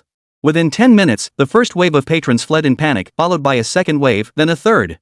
Zhang Qiqiang stood behind the bar, watching the space gradually overrun by men in black suits, his heart twisting in agony. These men were here to disrupt the place, not to spend money. They hogged seats without ordering a thing, using menacing stares to drive away regular patrons. Worse still, they were clearly waiting for something. Perhaps for an excuse to start something. Manager, what should we do? Bartender Jia leaned in and whispered, if this keeps up, tonight's going to be a total disaster. Zhang Qiqiang wiped the cold sweat from his forehead. I'll make a call. He retreated into the office and dialed the rarely used number with trembling fingers. The phone rang for an eternity before someone finally picked up. Boss, it's me, Zhang Qiqiang. He lowered his voice. There's trouble at the bar. That Red Skull guy showed up with dozens of men and scared all the customers away. There was a few seconds of silence on the other end before a calm male voice spoke. Red Skull himself? Yes. He's sitting right in the lobby. Don't make any rash moves. I'll handle it immediately. After hanging up, Zhang Qiqiang slumped back into his chair. Shangguan Haonan's voice sounded surprisingly unflustered, which offered him a sliver of comfort. But the Red Skull gang's reputation was too notorious. He wasn't sure his boss could handle this. Time ticked by, and the atmosphere in the bar grew increasingly tense. Red Skull gang members began deliberately stirring trouble, smashing glasses, shouting loudly, even getting handsy with the waitstaff. Zhang Qiqiang had to personally step in to apologize, only to be met with more taunts and threats. When is your boss coming? A lieutenant grabbed Zhang Qiqiang by the collar. Our boss doesn't have much patience. He'll be here any minute now. Zhang Qiqiang stammered. Just then, the roar of engines erupted outside the bar, not just one or two vehicles, but a dozen, maybe 20. The sound grew louder and louder, then abruptly stopped. The Red Skull's men immediately grew alert, rising to their feet. Red Skull himself set down his glass, narrowing his eyes toward the entrance. Zhang Qiqiang's phone suddenly vibrated. It was a text from Shangguan Haonan. Old Master Hong is here. Keep our people calm. Old Hong is here? The Grand Elder of the Green Snake Gang? Zhang Qiqiang's heart began to race. He was the true underground emperor of Koan City. The bar door burst open as a Red Skull gangster rushed in, panic-stricken. Boss, outside is swarming with cars. They've surrounded us. Red Skull's expression darkened as he hurried toward the entrance. Zhang Qiqiang followed him out, and the sight before him made him gasp in shock. Over 20 white vans were parked at both the front and back entrances, their headlights blazing, illuminating the street as bright as day. Even more terrifying, a dozen burly men armed with knives and clubs poured out of each van. Within minutes, over 200 men had gathered around the bar, forming a dense, dark mass. Strangely, however, they did not storm the bar. Instead, they formed a tight, impenetrable human wall around it. The Red Skull gang members began to stir, some already drawing weapons. Red Skull raised his hand to signal them to calm down, then turned to Zhang Qiqiang. Seems your boss is quite the character. Zhang Qiqiang didn't know how to respond and could only stand stiffly. Just then, the encircling crowd parted to form a path. A black Rolls-Royce slowly pulled up and stopped directly in front of the bar's main entrance. The doors opened. Four bodyguards stepped out first, followed by a white-haired elderly man. Dressed in a simple Zhengshan suit and leaning on an ebony cane, he looked like an ordinary retired gentleman. But when he lifted his head, the sharpness in his eyes sent a chill through everyone present. Hong Xingfa himself had arrived. Red Skull's expression turned grave. He smoothed his suit and strode out of the bar. The two leaders met in the open space before the bar entrance. The surroundings fell deathly silent, broken only by the sound of raindrops dripping from the eaves. "So you're the real owner behind this place?" Red Skull spoke first, his voice tinged with a hint of contempt. Hong Xingfa didn't seem angered by the remark. He merely smiled faintly. "You could say that. Heard you were throwing a party on my turf, so I brought some people over to show my support. So, what's the plan? Care to draw the line first?" Chapter 41, Punishing Evil means being more ruthless than the villains. Before arriving, Red Skull had conducted thorough reconnaissance. Behind this bar called Blue's Night lurked the Green Snake Gang. This was an organization whose ruthlessness was beyond belief. Drug dealing, robbery, fraud, human trafficking, every illicit trade flourished under their control. Red Skull fixed his gaze on the white-haired elder before him, a sinister curve tugging at his lips as if admiring a bloody work of art. He knew this man, Hong Xingfa, the senior elder of the Green Snake Gang. In this lawless territory north of the city, a single glance from him carried more weight than a public security bureau wanted poster. Red Skull felt his heartbeat quicken, not from fear, but anticipation. Like a hunter catching the scent of blood. At that moment, the ivory cane in Hong Xing's hand tapped out a heart-stopping rhythm on the floor. His hawk-like eyes scanned the room, finally fixing on Red Skull like iron hooks. "You call yourself Red Skull, huh?" Hong Xing's voice was as rough as sandpaper. "You've got some nerve." He strode forward, showing not a shred of fear. Red Skull noticed a muscular, burly man following behind him. This man was Zheng Tai, the old man's personal bodyguard, his right hand constantly pressed against his lower back. The bulge there could only be either a machete or a pistol. "With just a few dozen men, you dare storm my territory?" Hung Hing Fat stopped before the table, his cane thudding heavily on the floor. "Do you even know how to spell death?" Red Skull slowly raised his head, revealing a chilling smile. He deliberately answered in stiff Chinese, "Sorry, I don't know how to write Chinese." After a brief pause, he added, "But if you want to know how to write that character, I could teach you." The words fell like a drop of cold water into boiling oil. Hong Xingfa's pupils suddenly contracted, veins bulging on his forehead. In his 60-plus years, no one had ever dared speak to him like this. The old man's gaunt fingers clenched his cane so tightly his knuckles turned white. Hiding behind the bar, Zhang Qicheng felt his heart pounding so hard it threatened to burst from his chest. His trembling hands fumbled for the baseball bat, but the cold metal offered no comfort. The bar music had stopped at some point, leaving only the monotonous hum of the air conditioner, making the atmosphere feel even more suffocating. Red Skull slowly lifted his glass, the amber liquid swaying under the light. "I've got a lot on my plate," he said softly, as if chatting about everyday matters. "You've crossed my big boss. This isn't something you can fix with an apology or some money." Is that so?" Hung Hing Fat ground the words out between clenched teeth. "Then what exactly do you want?" His voice suddenly rose. "I already said it earlier, draw the line for me to see first." Red Skull pulled out a Cuban cigar and leisurely toasted it with his lighter. The flickering flame cast dancing shadows in his sunken eye sockets. "According to our young boss." He took a deep drag, exhaling thick white smoke. "You shouldn't be continuing these harmful deals." "So?" Hung Hing's voice dropped dangerously low. "So?" Red Skull tapped ash from his cigar. "This bar has no reason to stay open. Switch to a legitimate business, start living right." "Bull!" Hong Xingfa erupted suddenly, smashing the cigar from his hand with his cane. The burning tobacco leaf traced a crimson arc through the air. "Do I need you telling me how to run my business?" The old man trembled with rage. "You don't know your place, and you've got some nerve." Red Skull stared at the smoldering cigar on the floor, his gaze growing icy. He rose slowly, towering over the old man. "Old man, you're past your prime. It's time to retire." Each word cut like a poisoned dagger. "Don't be ungrateful. Too many shady deals, and you won't live to see your natural end." Hong Xingfa's face darkened instantly, as black as ink. He raised his cane slowly, its tip mere inches from Red Skull's nose. "You little bastard, you sure talk big." The cane trembled slightly with rage. "But I wonder how much you've got to back it up. If you've got the guts, kill me. Otherwise..." Bang! The gunshot ripped through the thick, heavy air. Red Skull had somehow produced a silver desert eagle, its muzzle still smoking. Hong Xingfa staggered back 2 steps, staring down in disbelief at the blossoming bloodstain on his chest. His expensive suit quickly stained a deep crimson. "You're serious?" The old man's lips trembled as his cane clattered to the ground. He collapsed like an old tree felled by an axe, his cloudy eyes still fixed on Red Skull. The bar fell silent for a second. "Boss Hong." Zheng Tai's roar echoed like a wounded beast. He drew a machete from his waist, its blade glinting coldly under the lights. "I'll make you pay with your life." The 2-meter-tall brute charged forward like an out-of-control truck. Red Skull blew the smoke from his gun barrel, a cruel smile curling his lips. At his signal, the Skull gang members erupted simultaneously. The clatter of overturned tables and chairs, the metallic scrape of weapons drawn from sheaths, and heavy breathing instantly filled the space. Zhang Qiqiang cowered behind the bar, his ears assaulted by horrific sounds, the sharp crack of shattering bottles, the dull thud of blunt weapons striking flesh, the sticky slurp of blades piercing skin. Warm liquid splashed onto his face, he couldn't tell if it was liquor or blood.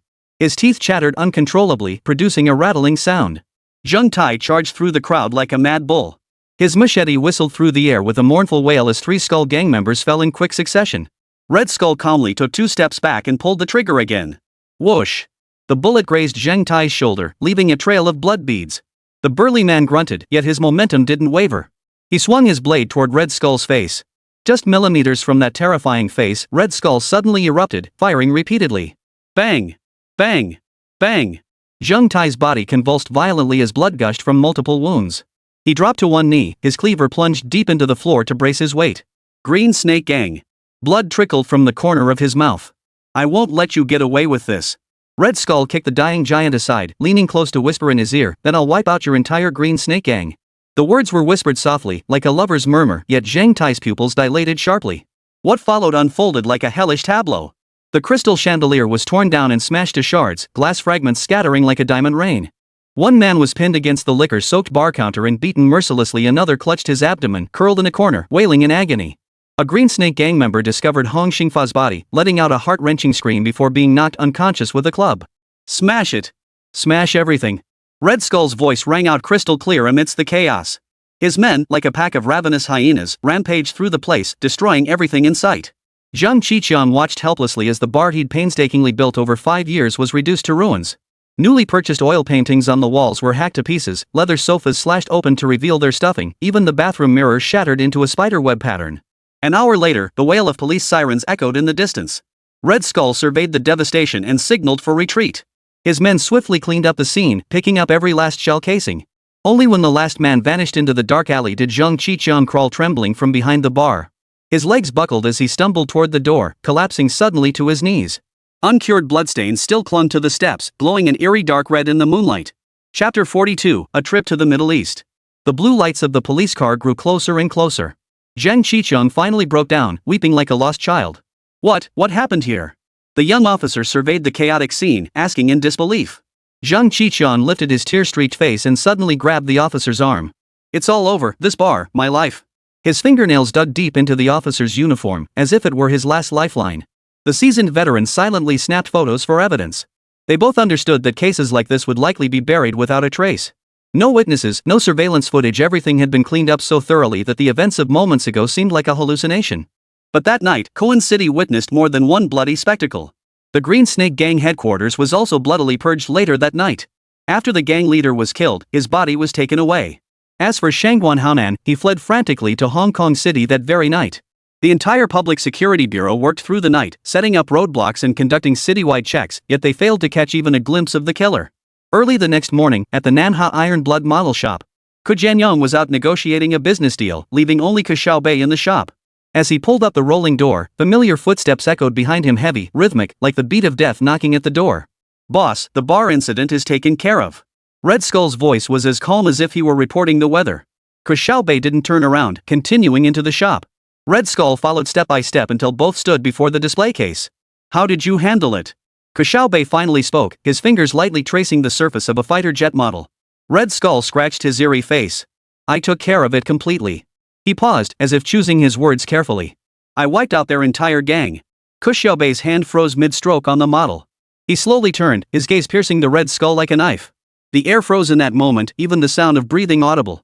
In the end, however, Ke Xiaobei only replied coldly. "Wiped them out? Fine. They weren't exactly saints anyway. By the way, I need you to take a trip to the Middle East to assist Mandarin with some matters. He has too few capable fighters under him. I fear he may be in danger over there." Upon hearing this, Red Skull immediately nodded lightly and said, "Understood. I'll depart shortly. Then this place is secure." Ke Xiaobei smiled faintly at the remark. "Public safety in Great Xia is excellent. No need to worry about that." Besides, it's a good time for you to go abroad and lie low. I expect there will be a lot of investigations targeting you soon. Red Skull immediately understood his boss's intentions. Alright, I understand. Take care, sir. I'll be going now. With that, Red Skull turned and walked away. Not long after he left, Ke Xiaobei's phone rang. The caller was none other than the representative of the Houthi armed group. They were already growing impatient for the weapons production line. Across the ocean, Yemen's night wind carried fine sand, brushing against Mandarin's goggles with a faint rustling sound. Standing halfway up the mountain, Mandarin Man surveyed the abandoned factory hidden in the valley below, a faint smile playing on his lips. This is the place, he said to the towering figure beside him, the one wearing the red skull. The boss's eye is truly sharp. This place is undetectable by satellite and difficult for ground forces to approach a natural weapons production base. Red Skull offered no reply, merely nodding slightly, his eyes gleaming coldly in the moonlight. He hoisted the massive black box from the vehicle, its metal clanking softly with the car's movement. Mandarin pulled out his satellite phone and dialed Ke Xiaobei's encrypted number. Boss, Red Skull is in position. We've just arrived at Base 1, Mandarin Man reported in Chinese, his voice deferential. The location matches your description perfectly. Ke Xiaobei's uniquely innocent laughter came through the line. Very good. Wu-size men should be waiting for you. Remember, I want not just this production line, but the entire Middle Eastern arms network. Understood. Mandarin replied briefly before hanging up. The two descended along the steep mountain path. Red Skull's stride was steady, almost inhuman, showing no sway even under the weight of his heavy equipment case. The Mandarin, however, moved with greater caution, each step calculated with precision, as if playing an invisible game of chess.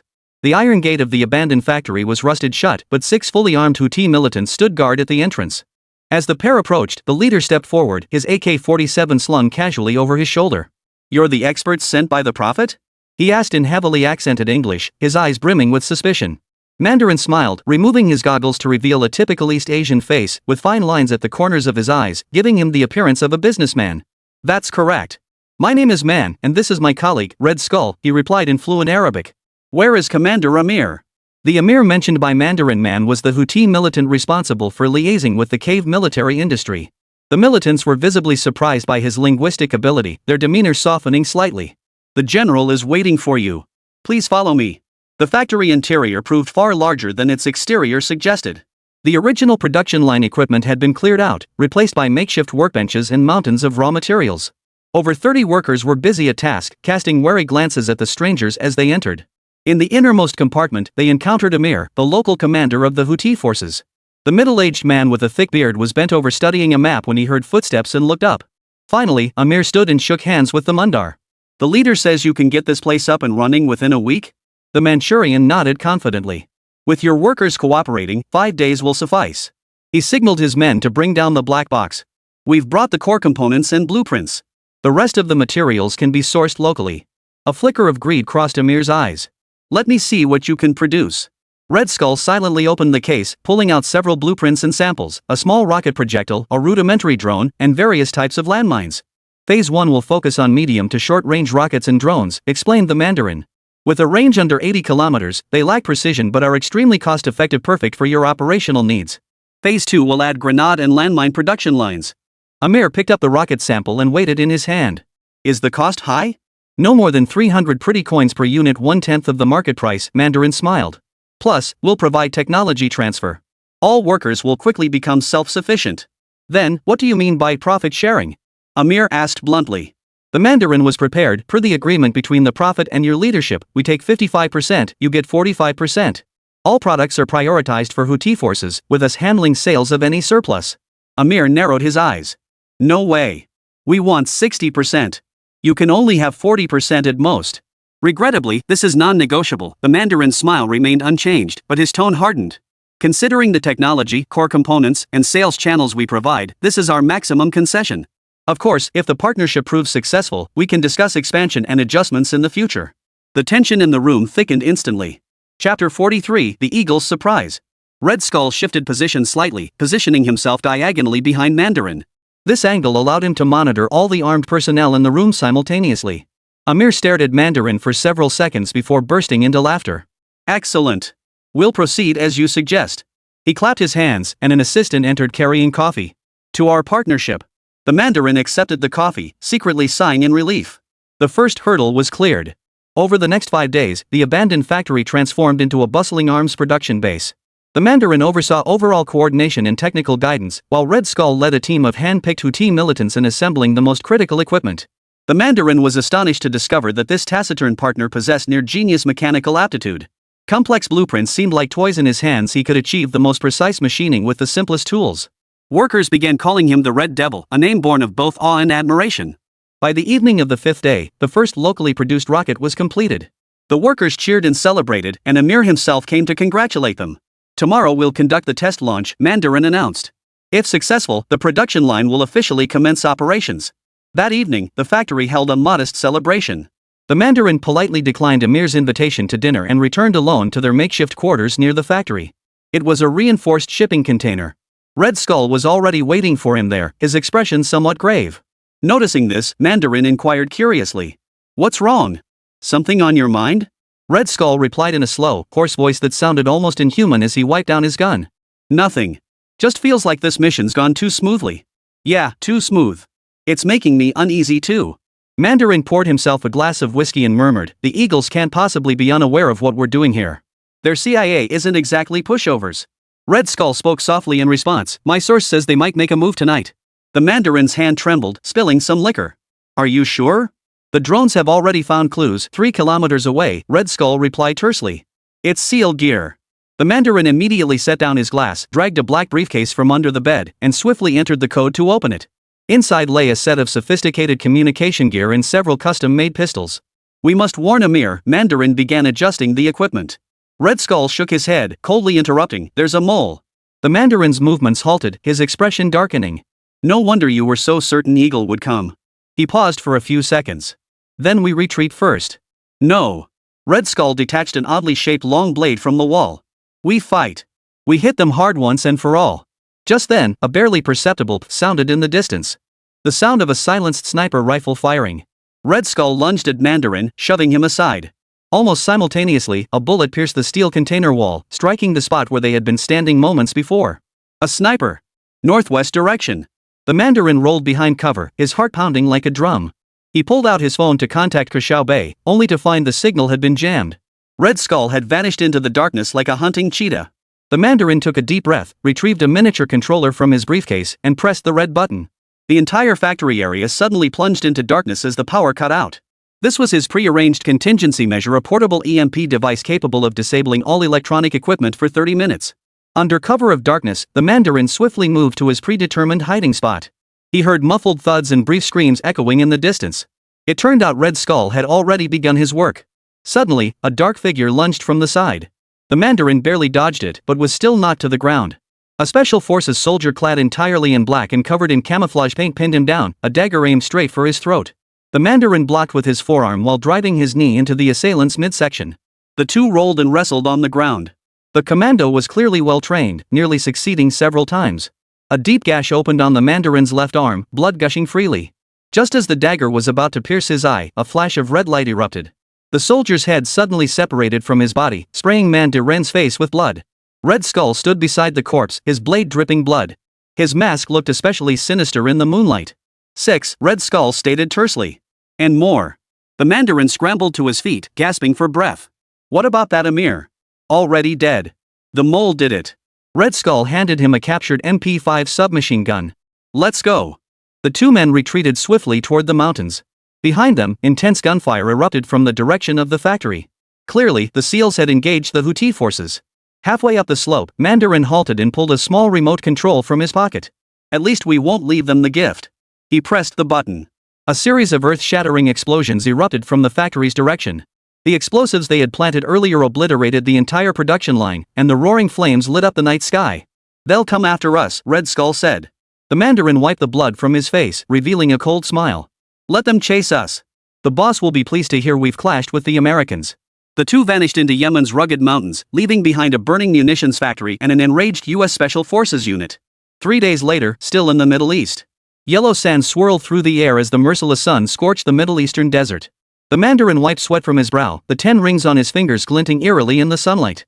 His robe had turned a dusty yellow from the sand, his breathing heavy and ragged. "They're catching up again." Red Skull leaned against a rock, his skinless crimson face contorting into a savage grin. He checked the energy pistol in his hand. The power gauge was nearly depleted. At this rate, those eagle-eyed bastards will turn us into specimens. The Mandarin narrowed his eyes toward the distance. Against the heat-shimmering horizon, several dark specks moved swiftly. They were eagle-eye seal scouts, tracking them for 3 days and nights straight. I wish the boss would send reinforcements soon. Red Skull spat out a mouthful of blood-tinged saliva, or else we'll be meeting my old boss. If he's got time to entertain guests in hell, that is. You had to hand it to Red Skull, he had a knack for staying optimistic. After 3 days of relentless pursuit, he still had the nerve to crack jokes. But the Mandarin didn't respond. He glanced down at the micro display on his wrist, where a green dot flashed. Soon, he murmured. The SEAL team's encirclement was closing in. Lieutenant Grayson issued orders over the radio in a low voice. Team A, flank east. Team B, secure the western exit. Team C, advance with me on the front. Remember, we need him alive. 12 fully armed SEALs approached their prey like desert specters, silent and deadly. Equipped with the latest thermal imaging and motion trackers, every step was calculated with precision. The world's most elite warriors had cornered the Mandarin and Red Skull. Drop your weapons. You're surrounded. Grayson bellowed through the megaphone, his voice echoing across the barren Gobi Desert. The Red Skull let out a shrill laugh. American soldiers are always so polite. He suddenly leapt from behind cover, firing the final crimson beam from his energy pistol. A SEAL team member collapsed instantly, a gaping hole seared through his chest armor. Fire! Grayson ordered. Bullets poured down like a torrential rain. The Mandarin swiftly raised both hands, 10 rings glowing simultaneously to form a translucent energy barrier. Bullets struck the barrier, sending ripples across its surface. I can't hold out much longer. The Mandarin gritted his teeth, sweat rolling down his temples.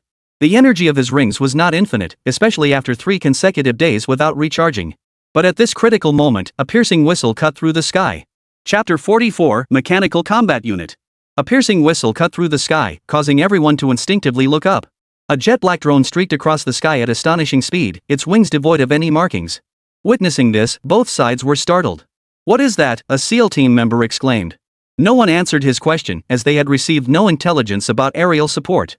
Therefore, this was most likely enemy reinforcements. Suddenly, the drone's belly opened, and a dozen black objects were ejected, plummeting rapidly under gravity. Spread out. They might be bombs. Grayson yelled. The SEALs scattered instantly, seeking cover as their perfect encirclement dissolved. The black objects abruptly deployed at about 50 meters above the ground, revealing intricate mechanical structures before crashing heavily into the sand, kicking up a cloud of dust. The Mandarin flashed his first smile in 3 days. Finally. We can finally rest. With that, he leaned back against a large boulder to rest, leisurely sipping from a flask in his hand. Red Skull raised a non-existent eyebrow at the sight. Then, finding a high vantage point, he pulled out his binoculars and began observing. 200 meters away, the dust gradually settled. At the same time, Grayson observed the falling objects through his scope. They appeared to be some sort of metal box, their surfaces covered in intricate patterns. Suddenly, the boxes clicked open, their sides deploying simultaneously. Oh my God! Grayson's blood froze in his veins. Rising from the containers were 12 mechanical combat units. They bore the basic form of canines, yet their entire bodies were covered in matte black armor. Their backs were equipped with mini machine guns and grenade launchers. Their heads were 360-degree rotating sensor arrays, pulsing with a cold red glow. Combat robots. Take cover. Grayson's voice cracked with fear. But it was too late. The mechanical dogs had already completed their startup sequence, their sensors locking onto every SEAL's position. Their movements were astonishingly swift, launching their attack almost the instant Grayson shouted the warning. The first mechanical dog's rear weapon mount rose, firing a 40mm grenade that landed precisely behind the SEAL team's cover. The explosion sent 2 team members flying from the blast wave. Fire! Fire! The SEALs fired frantically, but bullets only sparked sparks against the mechanical dog's armor. The movement patterns of these mechanical killers were utterly unpredictable. They closed in at high speed along bizarre zigzag trajectories while their rear machine guns swept relentlessly. One SEAL attempted to aim his rocket launcher, but before he could pull the trigger, a mechanical dog lunged at him. Its razor-sharp titanium alloy claws sliced through his body armor like a hot knife through butter, blood gushing forth. Withdraw! Full team withdrawal! Grayson bellowed into the radio, but static crackled back across the channel. He glanced back and saw a micro-drone hovering above his head. An electronic warfare unit. Their communications were completely jammed. Red Skull stood atop a rock, savoring the carnage. I enjoy watching the roles of hunter and prey reverse, he said, licking his parched lips. Especially when the hunter becomes the screaming prey. The Mandarin walked over to a nearby mechanical dog and stroked its cold, armored surface. Hellhound combat units, he explained. Each equipped with AI tactical systems and quantum encrypted communications. SEALs aren't even worthy of warming them up. As it turned out, the Mandarin wasn't exaggerating. Within moments, the SEAL team's formation was shattered. Commander Grayson leaned against a boulder, gasping for breath. His squad lay scattered, only 3 men still standing. He fumbled for the grenade on his belt, determined to take at least one enemy with him. Just then, a mechanical dog suddenly appeared before him, its sensors pointed directly at his face. Grayson froze, seeing his distorted reflection in the red optical lens. "Don't kill him," came the voice of the Grand Master. "We need a messenger." The mechanical dog's weapon mount slowly lowered, but it still blocked all of Grayson's escape routes. In the distance, the final gunshots and screams faded into silence. At that moment, the Mandarin and the Red Skull strode forward, flanked by 2 mechanical dogs. "Go back and tell your president." Mandarin approached Grayson, 10 rings glinting dangerously in the sunlight. "This world is changing. Your guns and courage are obsolete. The future belongs to steel and algorithms." Red Skull picked up a seal-issue rifle from the ground, inspected it with disdain, then tossed it aside like trash. "Tell those old men at the Pentagon this is only the beginning. Soon, all their soldiers will be like this, helpless." Grayson's Adam's apple bobbed. "What exactly do you want?" The Mandarin and Red Skull exchanged a glance, then smiled simultaneously. "Business, Lieutenant," said the Mandarin. "We're just businessmen. As long as the profit is big enough, we don't mind doing business with anyone." At that moment, a mechanical dog stepped forward, scanning Grayson's entire body with its head sensors before emitting a mechanical voice. "Target marked. All NATO military personnel databases updated. Now, run." Red Skull made an exaggerated please gesture. "The faster, the better. My little pets enjoy a good chase." Grayson cast one final glance at the Mandarin's icy eyes and Red Skull's terrifying visage before turning and sprinting away. His boots kicked up a cloud of yellow sand as the mechanical dogs behind him emitted simulated barks. It was a sound effect specifically engineered to trigger primal human fear. Watching the American lieutenant's frantic retreat, the Mandarin turned to Red Skull. The Wolfpack machine dogs proved highly effective. The boss will be pleased to hear this. Red Skull kicked the corpse of a SEAL team member lying at his feet. "I prefer the old-fashioned way, but these new toys are efficient." He looked up at the sky where the black drone circled high above. "What's next?" "Next." Mandarin pulled a holographic projector from his robe. A map of the Middle East instantly materialized above the desert, dozens of red dots blinking. "We're heading to Military Facility 2. The job isn't finished yet." Soon, the mechanical dogs gathered around the 2 men, their exoskeletons still stained with blood, sensor arrays flashing red as they awaited the next command. On the distant horizon, a sandstorm was gathering, like a larger tempest poised to engulf the land. 2 hours later, the Pentagon finally received the report. The sole surviving Grayson had returned with the latest intelligence, recounting everything he had seen and heard. Thus, at 4 a.m., traffic began to jam outside the Pentagon. One after another, the bigwigs arrived in their cars, and a new emergency meeting was convened. Chapter 45: The Divide Among Decision-Makers. At 4:17 a.m., a sudden flash of lightning split the night sky over Washington, D.C. What followed wasn't thunder, but the cacophony of car horns blaring around the Pentagon. National Security Advisor Lisa Moore's black Chevrolet Suburban was stuck just 200 meters from the Pentagon entrance, having been immobilized for a full 15 minutes. "Damn it, can someone tell me why there's a traffic jam at 3 a.m.? Moore tapped the front seat, and her security chief, Jason Morris, shrugged helplessly. "All lanes are blocked, sir. Looks like we're not the only ones who got the emergency call." Through the windshield, swept back and forth by the wipers, Moore could see at least 20 government-plated vehicles lined up ahead. In the distance, the Pentagon's silhouette flickered through the downpour, every window aglow with harsh light like a giant beast roused from slumber. "Call the operations room and tell them we're stuck in traffic." Moore unbuckled his seatbelt. "If we keep waiting like this, I'd rather walk." Just as Morris picked up the satellite phone, a police motorcycle pulled up beside them. The officer tapped on the window. "Ms. Moore? Please follow me. We've cleared an emergency passage for you." When Moore finally stepped into the conference room in Area A of the Pentagon, the digital clock on the wall read 4:38. Over a dozen people were already seated in the room, the air thick with the scent of coffee and an even heavier tension. Defense Secretary Mark Williams stood before the projection screen, his face grim as he stared at the satellite imagery displayed. "Ah, ma'am, you're finally here," Williams said, his voice tinged with obvious impatience. "We've just learned that the Prophet is helping the Houthis establish an arms production line, but that's not the point. The point is he's signaling a desire to cooperate with us." "What a dangerous individual."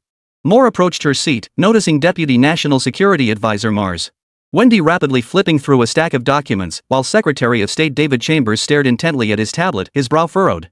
"Ladies and gentlemen," Williams tapped the table. "This ridiculous traffic jam has already delayed us by an hour. Let's get straight to the point. This is our first and final discussion on whether to engage with the Prophet." The conference room door swung open again as CIA Director Robert Granger hurried in. "My apologies, everyone. The helicopter encountered some weather issues." Williams merely nodded and continued, "According to reliable intelligence, the Prophet possesses numerous unknown advanced technologies. This is deeply concerning.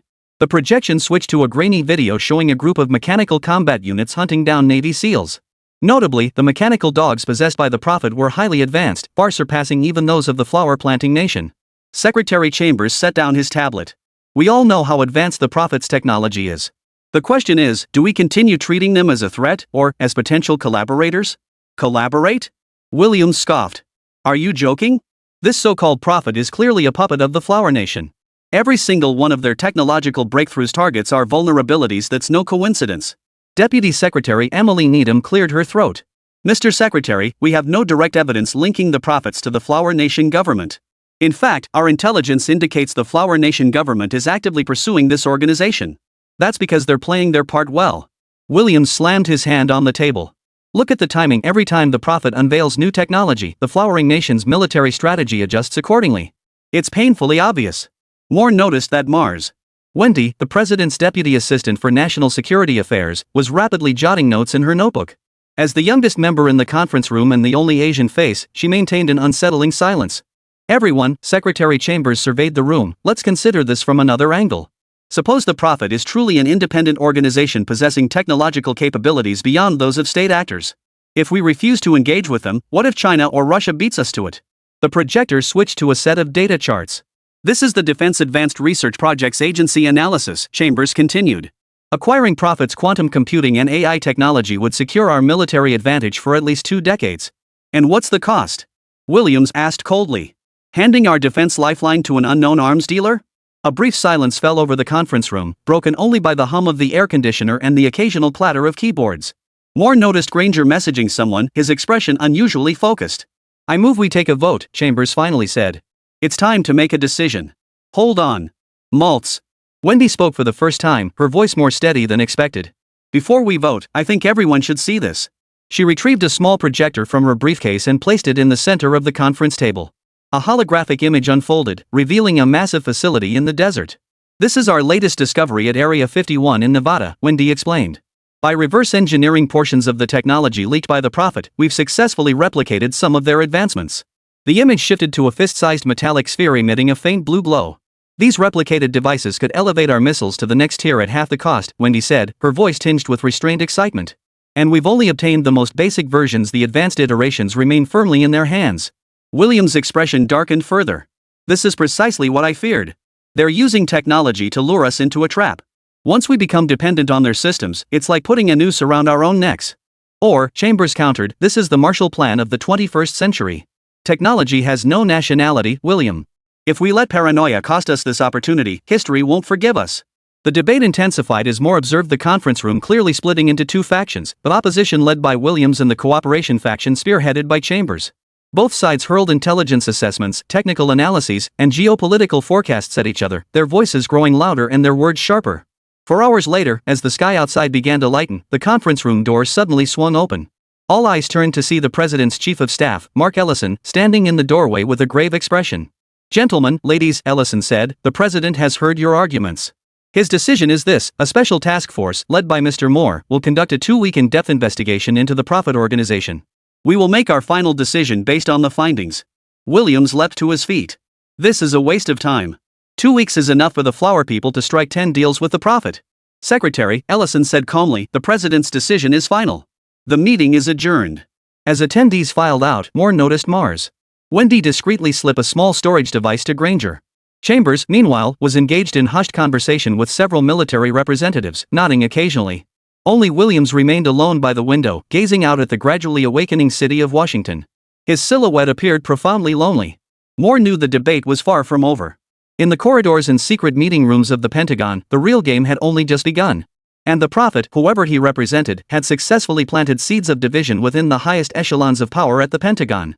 Nanhu, model shop. Ke Xiaobei was scrolling through his phone, pondering what to eat for lunch. But at that moment, a message suddenly popped up on his phone. It was an encrypted message from a dark web communication app, but the sender was someone he'd never seen before. Someone inside the Eagles' territory? Interesting. Chapter 46, Commissioner Smith. The skies over Washington, D.C., hung heavy and leaden, as if draped in a layer of gray-lit curtain. Deputy Director Robert Smith of the Special Operations Division stood in the secure conference room of the Pentagon's E-Wing, gazing through the bulletproof glass at the deepening dusk outside. His reflection blurred on the glass, as uncertain as the mission he was about to undertake. Don't put too much pressure on yourself. National Security Advisor Lisa Moore's voice came from behind him. Just do as I say. Smith forced a wry smile. He knew he was likely to become the scapegoat. After all, this operation lacked formal presidential authorization. So Smith couldn't predict what fate awaited him after completing the mission. Yet in Moore's eyes, Smith saw a glint he couldn't decipher. Perhaps it was worry, perhaps excitement, whatever it was an expression Smith couldn't decipher. Taking 2 deep breaths, Smith sat down at the computer and swiftly typed in a 32-digit password. The screen flickered, revealing an entirely black interface dominated by a constantly rotating silver eye icon.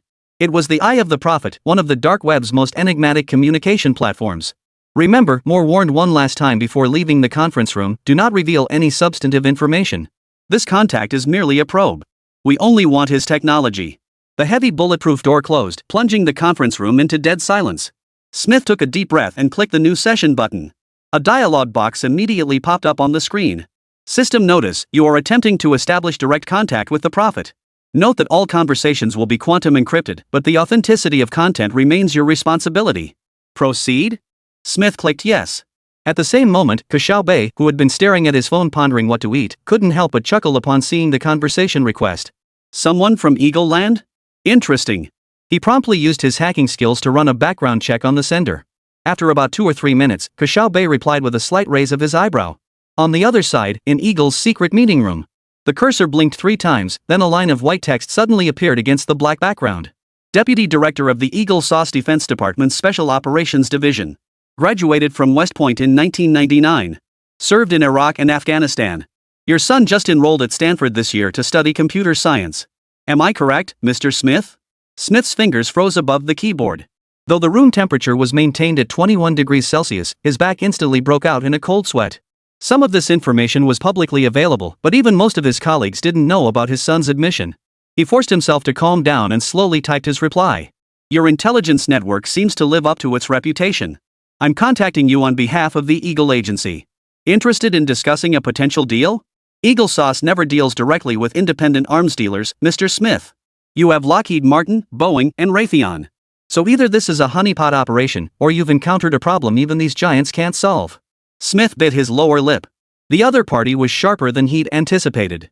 He took several deep breaths to steady himself. Then, he typed rapidly on his keyboard. The international landscape is shifting.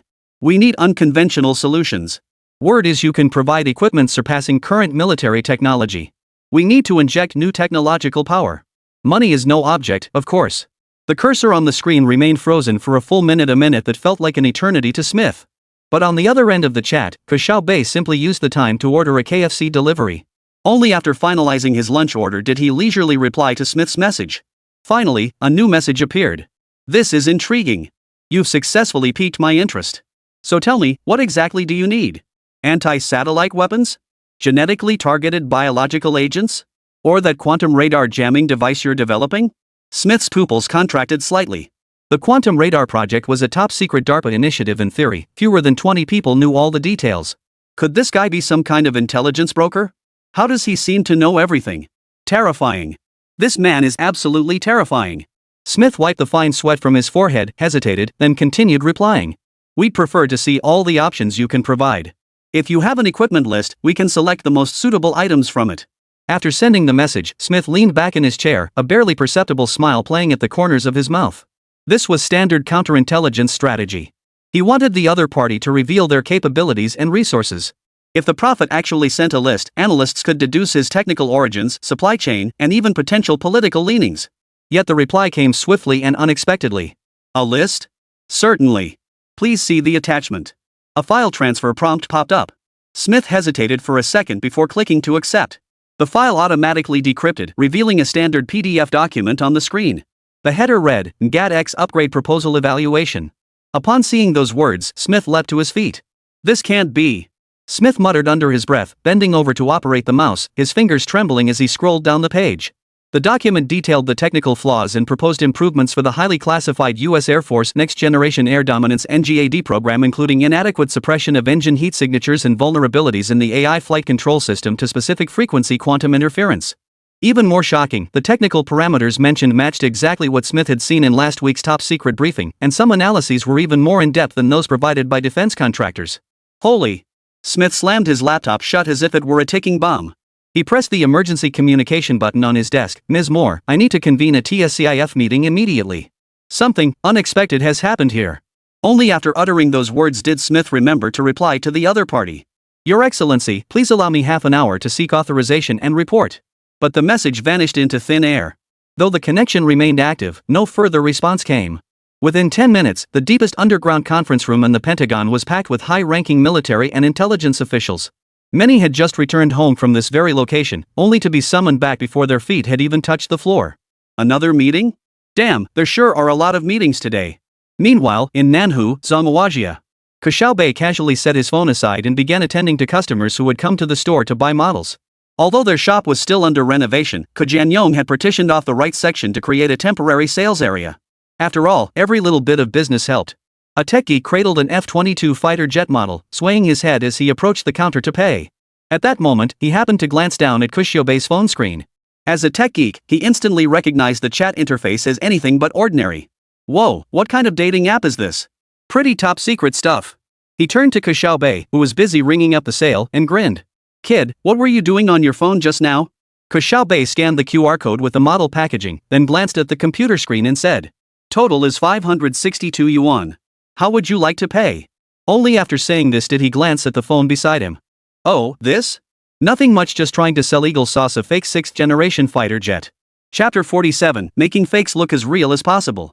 August sunlight poured through the glass doors of Iron Blood Model World like melted butter, slanting across the counter. The tech geek froze upon hearing the kid in front of him mention selling some 6th-generation fighter jet. Then he glanced down at the aircraft model on the counter. Oh, you mean the model, right? Ke Xiaobei responded with a faint smile. Not me. I'm planning to sell them a fake 6th-generation fighter tech proposal going to fleece the Eagles big time. Hearing this, the tech geek burst into laughter so hard tears welled up in the corners of his eyes. Haha, you little kid finished your summer homework and now you're bragging about it here? Pseudo 6th-generation fighter? Do you even know what that means? Ke Xiaobei didn't get annoyed, just shrugged. Believe it or not. Fine, future arms dealer. Just pay for this model first. The man wiped the tears of laughter from the corners of his eyes and pulled out his phone to pay. Ke Xiaobei scanned the QR code, placed the model in a bag, and handed it over with a smile. Thanks for shopping with us. Take care. You're welcome. I'm off. Keep up the great work on your big business. The man waved cheerfully, carrying the model as he stepped out the door. The doorbell chimed crisply once more. Ke Xiaobei watched him leave, a smile curling his lips, a seasoned grin that belied his age. No sooner had he sat back down than his phone emitted a distinctive notification sound. A new message popped up in the encrypted chat window.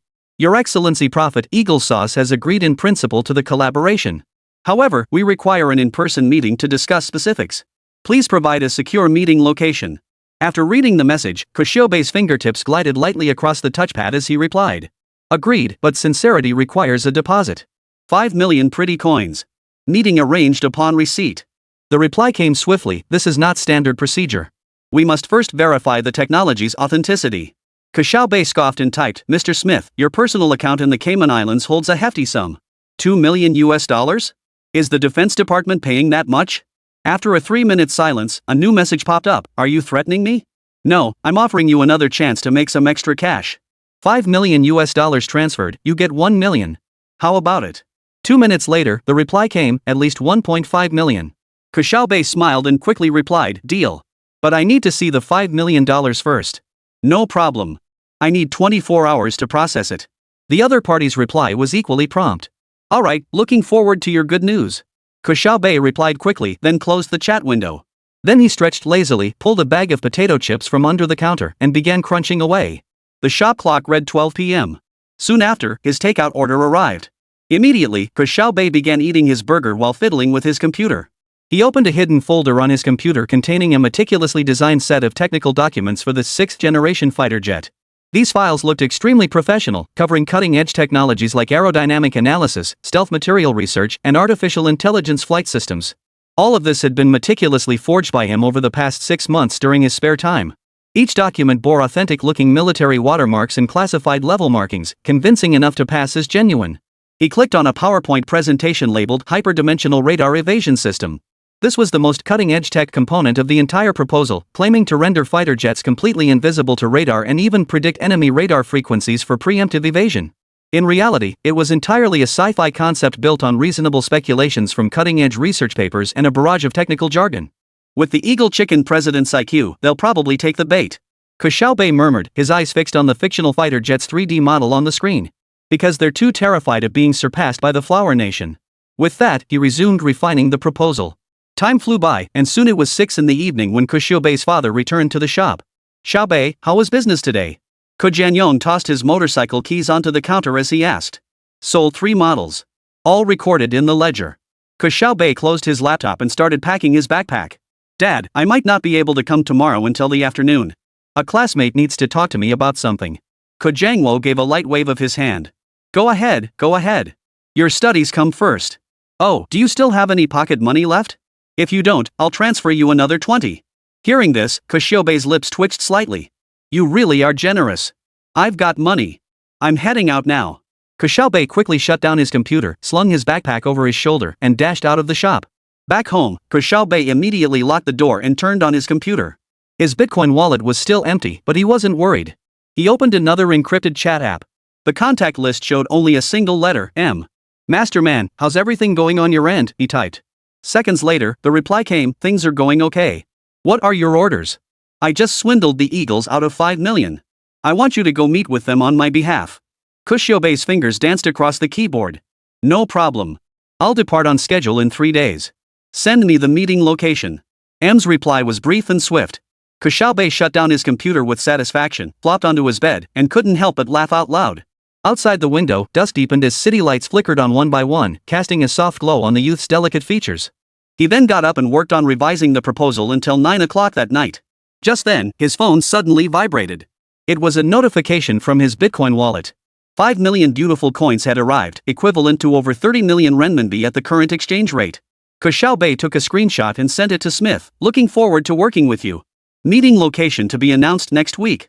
Then, he transferred 1.5 million pretty coins to another wallet with the note, commission. This sum would be laundered through dozens of virtual accounts before finally reaching Commissioner Smith's private account. After completing these tasks, Ke Xiaobei walked to his desk and opened the bottom drawer. On a specially designed calculator, he entered an 18-digit passcode. With a soft beep, his bookshelf slowly slid open, revealing a hidden chamber behind it. This secret base, only 5 square meters in size, was equipped with the most advanced electronic devices. At the central workbench, 3 monitors stood side by side, their host computers directly linked to the quantum computer terminal of the model factory. The walls were plastered with fighter jet blueprints and mathematical formulas, while textbooks like Advanced Aerodynamics and Introduction to Quantum Physics were stacked in the corner. Ke Xiaobei entered the chamber and began final optimizations on the 6th-generation fighter proposal. He had to make the proposal flawless before the meeting to successfully deceive those seasoned military experts. The PowerPoint presentation for the hyperdimensional radar evasion system opened once more. Ke Xiaobei tweaked several parameters to make this fictional technology appear more credible. In reality, it was entirely a sci-fi concept built on reasonable extrapolations from cutting-edge research papers, layered with a heavy dose of technical jargon. But in this era of information overload, the line between truth and fiction was already blurred. As long as they believe it's real, then it is real. Ke Xiaobei murmured to himself, his eyes gleaming strangely in the blue glow of the screen. Just then, his phone began to vibrate rapidly. The caller was Chang, a subordinate of Red Skull. This guy had been secretly protecting his old man all along. Could something have gone wrong with old Ku again? With that thought, Ke Xiaobei immediately put down what he was doing and answered the call. Hello? What's going on? Ke Xiaobei was busy refining the fake 6th-generation aircraft data when Chang, the one tasked with secretly protecting his father, suddenly called. When it came to matters involving his father, he dared not take any chances. Hello, what's going on? Young Master Ku, your father has. The voice on the other end was hushed, with faint sounds of heated argument in the background.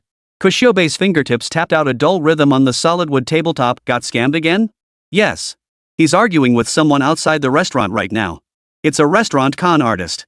This time, the meal cost Mr. Ku 8,000 yuan. Oh, only 8,000? That's an improvement over last time. Ke Xiaobei scratched his head and muttered, this is the 2nd time this month. Looks like old Ku really wants a girlfriend. But those online ones aren't reliable either. After a moment of silence on the other end, Chang spoke again. Do you need me to step in this time? Ke Xiaobei shook his head over the phone. No. We can't just wipe out every scam gang we encounter. That'd be too arrogant. After saying this, Ke Xiaobei paused to think before instructing, you guys just keep an eye on things. As long as they don't make a move, don't interfere. A little arguing is fine. But if they dare to get physical, Jianyong immediately understood. He quickly replied on the other end, "Yes, I know what to do. Rest assured, Mr. Ku." With that, the call ended. Ke Xiaobei hung up and opened a web page. It was the homepage of the largest legitimate matchmaking agency in the area. Finding a stepmom yourself is still the most reliable way. With that thought, he used his father's ID to register as a member and immediately topped up 100,000 yuan to upgrade to a Supreme Diamond membership. The next morning, Ke Xiaobei appeared before the gleaming logo of Liangyuan International Matchmaking Agency.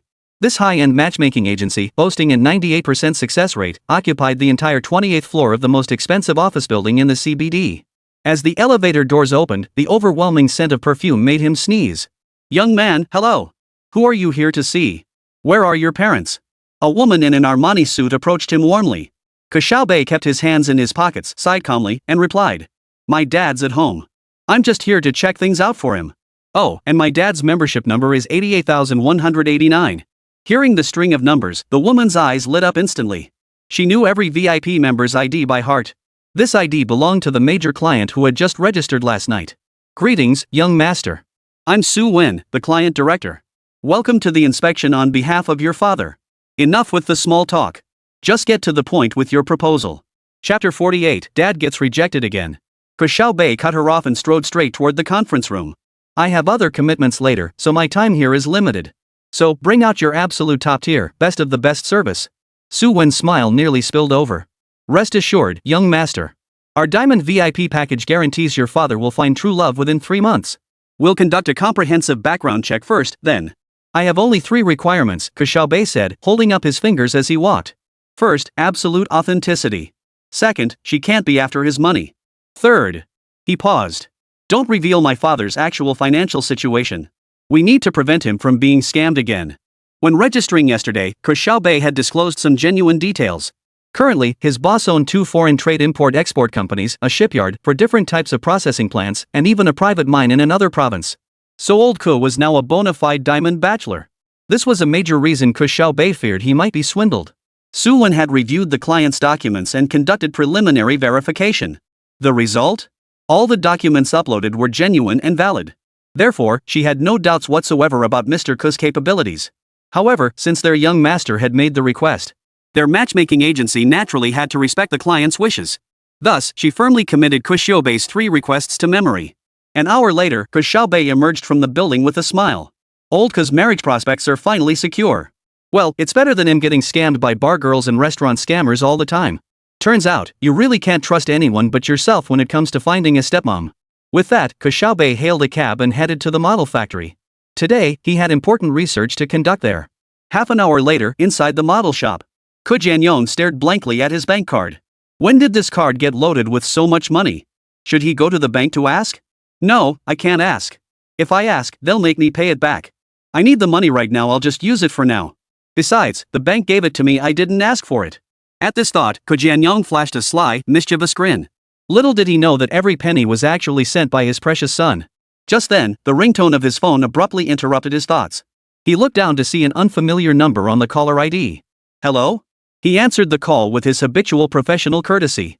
"Hello, is this Mr. Ke Jianyong?" A sweet, professional, and enthusiastic female voice came from the other end. "Yes, speaking." "Mr. Ke, I'm Lin Na, account manager at Liangyuan International Matchmaking Services, employee ID 5201. First, congratulations on becoming a premium member of our platform. Through our big data matching system, we've identified a woman with a 92% compatibility rate with you." Ke Jianyong furrowed his brow. He couldn't recall ever registering with any dating platform. "Hold on, I don't think I."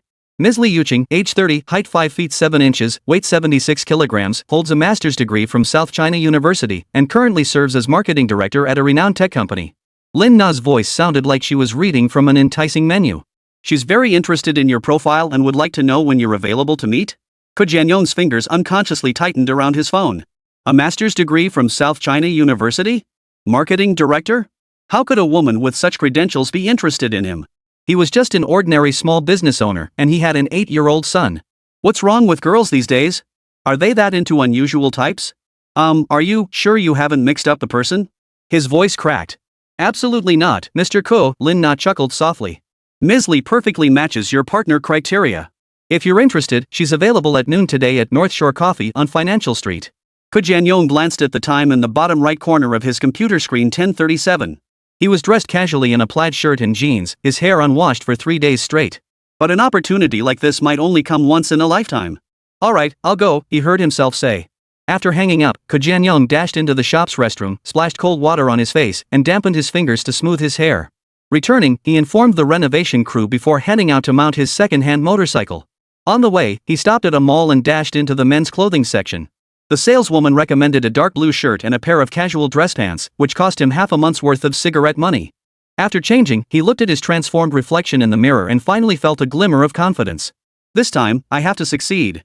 It's time to give my child a complete family. Around 11:50 a.m., Ke Jian stood panting outside North Shore Coffee. This was an upscale coffee shop where the average bill was at least 600 yuan per person, a place he'd never dared enter before. Through the floor-to-ceiling windows, he spotted a woman in a beige dress seated by the window. Her profile was as exquisitely defined as a magazine cover. According to the manager, this must be her. Ke Jian took a deep breath and pushed open the door. "Excuse me, are you Miss Li?" He approached the woman's table, his voice trembling slightly. She turned her head, and Ke Jianyong felt his heart skip a beat. She was even more beautiful than he had imagined. Fair skin, striking features, long hair with soft waves cascading over her shoulders, and diamond studs glinting on her earlobes in the sunlight. "Are you Mr. Ko?" Li Yuqing gave a slight nod, her gaze swiftly sweeping over him. The smile at the corner of her mouth froze for a moment. "Please sit." Ke Jianyong awkwardly pulled out a chair and sat down, catching the faint scent of perfume on her, the kind found only at high-end department store counters. "What would you like to drink?" Li Yuqing asked, her voice cool and distant.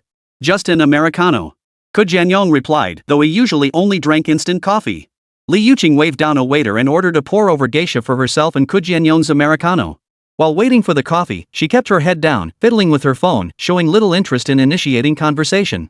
"Miss Li works at a tech company?" Ke Jianyong tried to find a topic. "MHM." She didn't look up.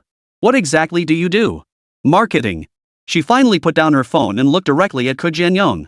"Mr. Ko, let's get straight to the point. How did you get here?" Ke Jianyong paused, but answered honestly, "I rode my motorcycle." Li Yuqing's eyebrows furrowed almost imperceptibly. "What model?" Just a regular Honda?" Ke Jianyong said uncertainly. The bike was a second-hand model he'd bought for 8,000 yuan. "Do you own property?" she pressed on, her tone sounding like a job interviewer. "Yes, an 80-square-meter school district property, but I'm still paying off the mortgage." Ke Jianyong answered honestly. His parents had helped with the down payment, and he paid over 10,000 yuan in mortgage payments each month. Li Yuqing's expression turned completely cold. She took a sip from the freshly delivered coffee, then set the cup down. "We're not a good match." "Huh? I earn $1 million a year, drive a Porsche, and live in a 200-square-meter apartment with river views." She met Ke Jianyong's gaze, her voice quiet but every word clear. "Do you really think we're from the same world?" Ke Jianyong felt his face flush. "But the matchmakers said they're just after the commission." Li Yuqing stood up, pulled several hundred yuan bills from her wallet, and placed them on the table. "Coffee's on me. Goodbye."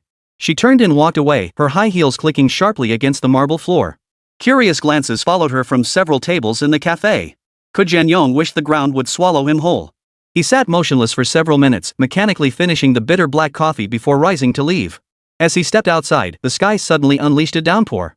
Ke Jianyong stood under the eaves, staring at his old motorcycle drenched in rain, feeling a wave of absurdity and ridicule wash over him. Li Yuqing drove past him, deliberately turning her head to give him a contemptuous glance. Her gaze, brimming with disgust and contempt, left Ke Jianyong feeling utterly humiliated. "What a farce! That matchmaking agency is nothing but a scam," he muttered to himself. Just then, a young woman carrying a file folder hurried over to take shelter under the eaves beside him. Her shirt was already soaked through in large patches. This rain came out of nowhere. The girl shook the water droplets from her hair and smiled at Ke Jianyong. Ke Jianyong nodded and instinctively stepped aside. She looked to be in her mid-20s, dressed simply in a white shirt and black pencil pants. She didn't possess Li Yuqing's striking beauty, but her eyes were clear and her smile warm. "You're here for a blind date too?" the girl asked suddenly, gesturing toward the cafe. Ke Jianyong gave a wry smile. "Is it that obvious?" "No, I was just guessing," the girl blinked. "Me too. But my date stood me up and won't even answer my calls." "Well, that's better than me. At least you weren't rejected to your face for being poor." Ke Jianyong said self-deprecatingly, then surprised himself at sharing such personal details with a stranger. The girl laughed at his words. "Sounds like you ran into a material girl type?" "6-figure salary, Porsche, Riverview apartment," Ke Jianyong mimicked Li Yuqing's tone. "And all I have is a used motorcycle and a school district apartment bought on a loan."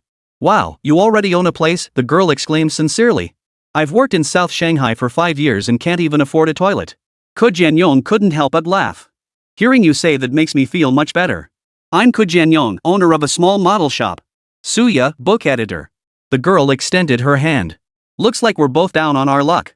Ke Jianyong shook her hand, noticing her fingertips were ice cold. Where do you live?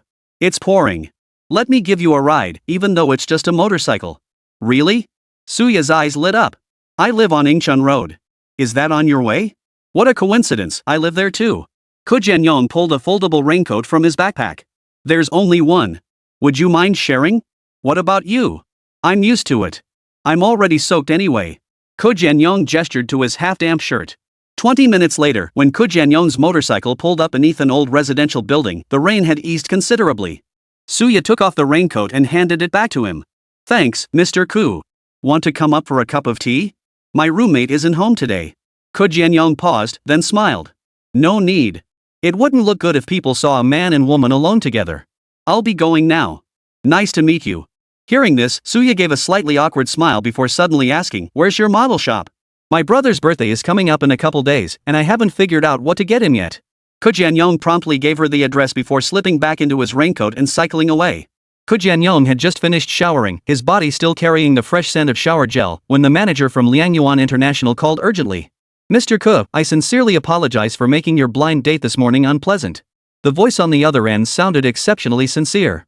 To make it up to you, we've specially arranged a compensation date for tonight, the female manager murmured mysteriously in a hushed tone. She's a talented and beautiful female writer, 31 years old, with a model's height of 5 feet 7 inches and a standard weight of 70 kilograms. Ke Jianyong paused mid-towel, about to decline, when the voice added abruptly, with a stunning 34D figure. Ahem.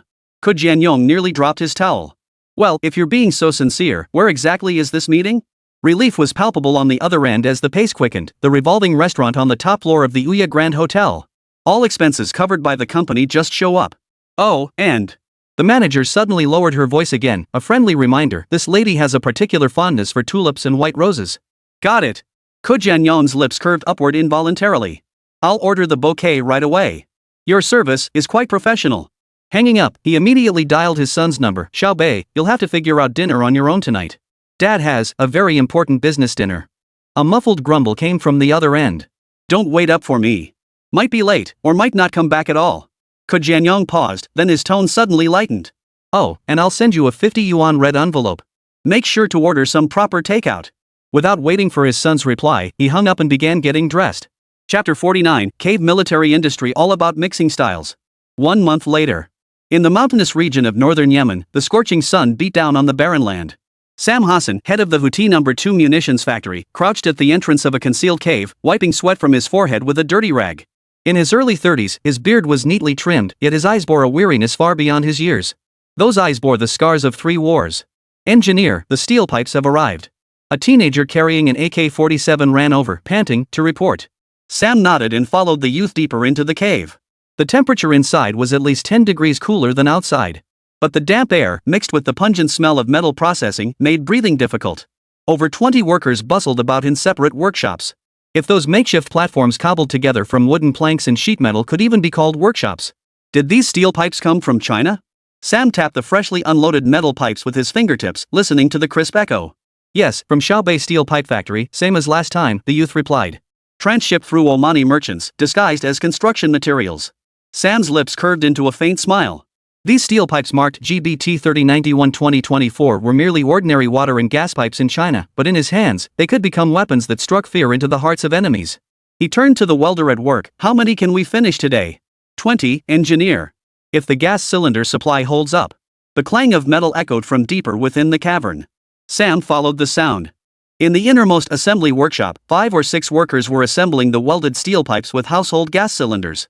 These tanks had been hollowed out, filled with homemade hexagon explosives and metal fragments, and fitted with crude stabilizing fins welded to their tails. These were the gas cylinder rockets that had become a headache for the Israelis. Have you crunched the numbers? Sam asked his assistant Samir, a bespectacled former physics major. Samir pushed his glasses up. Steel pipe, 35. Gas cylinder, 20. Explosives, 50. Propellant, 45. Electronic fuse, 50. Total, 200 nice bucks per unit, with no more than 5% margin of error. Sam nodded in satisfaction. $200 pretty bucks, barely the price of a cup of coffee for an eagle-eyed American, yet it forced Israel to spend tens of thousands of pretty bucks to intercept it with Iron Dome or watch helplessly as it demolished a $1 million building. The aesthetics of this asymmetric warfare fascinated him. Engineer, the radar components have arrived, a voice called from the tunnel entrance. Sam's eyes lit up as he hurried toward the entrance. Two fighters carefully carried a wooden crate, hastily labeled fragile in Russian and Arabic. Finally, Sam murmured softly, as if greeting a long-lost lover. "These are our eyes." Meanwhile, at a secret testing ground on the other side of the mountains, Sam and the Prophet's advisory team were assembling their latest product. It was a hybrid air defense system, a mashup of an old Russian-made anti-aircraft missile and a modern phased array radar. "Careful with that fiber optic cable," Sam snapped at a clumsy young soldier. "Do you have any idea how much it cost us to get this 50 meters of military-grade fiber?" The soldier backed away in alarm. Sam stepped forward himself, connecting the fiber optic interface on the radar module to the missile launcher's controller. The system resembled a collage piece from a technology museum. Beside a rusty missile launcher sat a brand new radar display, connected by exposed cables and homemade adapters. "Is this really going to work?" Samir asked doubtfully. A middle-aged man from the advisory group merely snorted in response. "Are you questioning us?" Samir immediately shook his head vigorously. No. I'm just curious. Meanwhile, Sam was debugging a computer salvaged from a downed drone, preparing to use it as a fire control system. Fortunately, Sam offered a timely explanation. These radars are all made by the Flower Nation, the missiles are relics from the Soviet era, and the fire control computer comes from an Eagle-brand drone, Sam said as he tightened the last bolt. If this works properly, Pentagon analysts will be so furious they'll spit coffee all over their classified reports. After saying this, he turned to face the other person and continued, "Only His Excellency the Prophet could come up with something like this. It's so creative, so thrilling." With that, Sam turned back to his work. The middle-aged man from the advisory group lifted his head proudly. Samir caught the look and gave a slight smirk, though his expression remained one of profound respect. As night fell, the system was finally assembled. Sam pressed the power button. The radar screen lit up, displaying the contours of the surrounding mountains.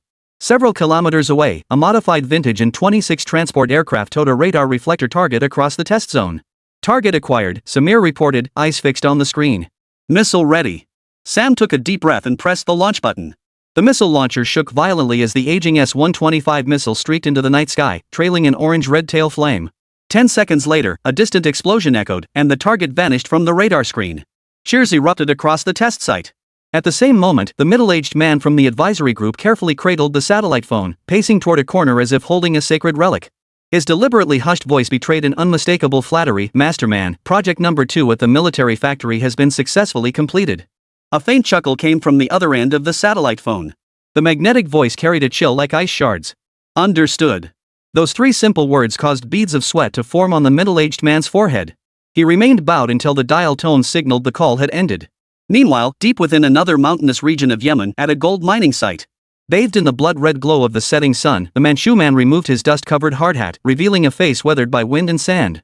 After hanging up the satellite phone, he dialed a number on a specially modified mobile device. The call took an unusually long time to connect. When it finally did, an impatient voice answered. "Master man, what is it?" "I'm busy looking for my mom." "Very busy." This unexpected response left Mandarin man momentarily stunned. "Looking for mom?" He chewed over the peculiar phrasing in his mind. The young boss really had quite the leisurely pastime. Could it be he was lacking maternal affection? After a brief silence, Mandarin selectively ignored that perplexing opening remark. "Boss, the Houthi armed group factory number 2 project is complete." His gaze swept over the gold bricks being loaded onto the truck as he spoke. The gleaming yellow metal shimmered alluringly under the spotlight. The sound of keyboard clicks came from the other end of the line, followed by a nonchalant assessment. "Oh, saw the test data. Barely passing, I suppose." Suddenly shifting gears, "How's the gold mine progressing?" This seemingly casual inquiry made Mundar's back stiffen. "The first cargo ship has already set sail." He quickly calculated the timeline in his head. "Liquidation will be complete within 7 days." Sensing potential dissatisfaction from the other end, he immediately added, "If needed, we can activate the backup shipping route to expedite it by 3 days." Hearing this, Ke Xiaobei on the other end of the line paused before replying. "No need. It's not that urgent. Just let me know when the funds clear." "Alright, I'm off to pick up mom." "You go ahead with your work." Chapter 50, You Can't Take Kids Too Seriously. South Hu City, Flower Country. In the VIP lounge of Liangyuan International Matchmaking Club, 8-year-old Ke Xiaobei sat cross-legged on a leather sofa, a dozen profiles of women spread out before him. Dressed in a neatly pressed little suit with his hair combed immaculately, his chubby little hands flipping through the papers made him look like a miniature version of a domineering CEO. No good, her chin's too sharp. That'll bring bad luck to her husband. Ke Xiaobei pushed one file aside and picked up another. This one's got a PhD. That's too high an education level. My dad would feel pressured. Standing nearby, client director Su Wen's lips twitched. In her 10 years in the industry, she'd encountered countless eccentric clients. But having an 8-year-old child vet potential marriage partners for his father? That was a first. Young Master Xiaobei, does your father know you're here? Su Wen asked cautiously. Ke Xiaobei didn't even look up. Of course. He said I could pick anyone I wanted. He pulled a file from the pile, his eyes lighting up. This one's good. She looks gentle, and she's a senior nutritionist. She should be good at taking care of people. Su Wen's expression instantly turned awkward. I'm sorry, she's already been matched. What about this one? Financial analyst. Seems sharp. Ke Xiaobei selected another. Also, already met. Ke Xiaobei furrowed his brow and pointed at several files in succession. This one? This one? And this one in the red dress? Beads of sweat formed on Su Wen's forehead. All of them. Actually, your father has already met 2/3 of our club's premium members this month. Ke Xiaobei set down the papers, her dark, grape-like eyes fixed on Su Wen. None of them worked out? Well. Su Wen twisted her fingers. Your father is truly exceptional. It's just, perhaps the timing wasn't right. Ke Xiaobei's brows furrowed slightly at her words. Then, he pulled a black gold card from his inner pocket and slammed it on the table. I'll top up another 200,000 yuan. See if you can find another solution. Su Wen nearly bit her tongue. She recognized this card, an exclusive private banking card requiring a minimum deposit of 5 million. Staring at the boy before her, who hadn't even grown taller than the counter yet, she suddenly felt the world had taken a surreal turn. Young master, this isn't about money.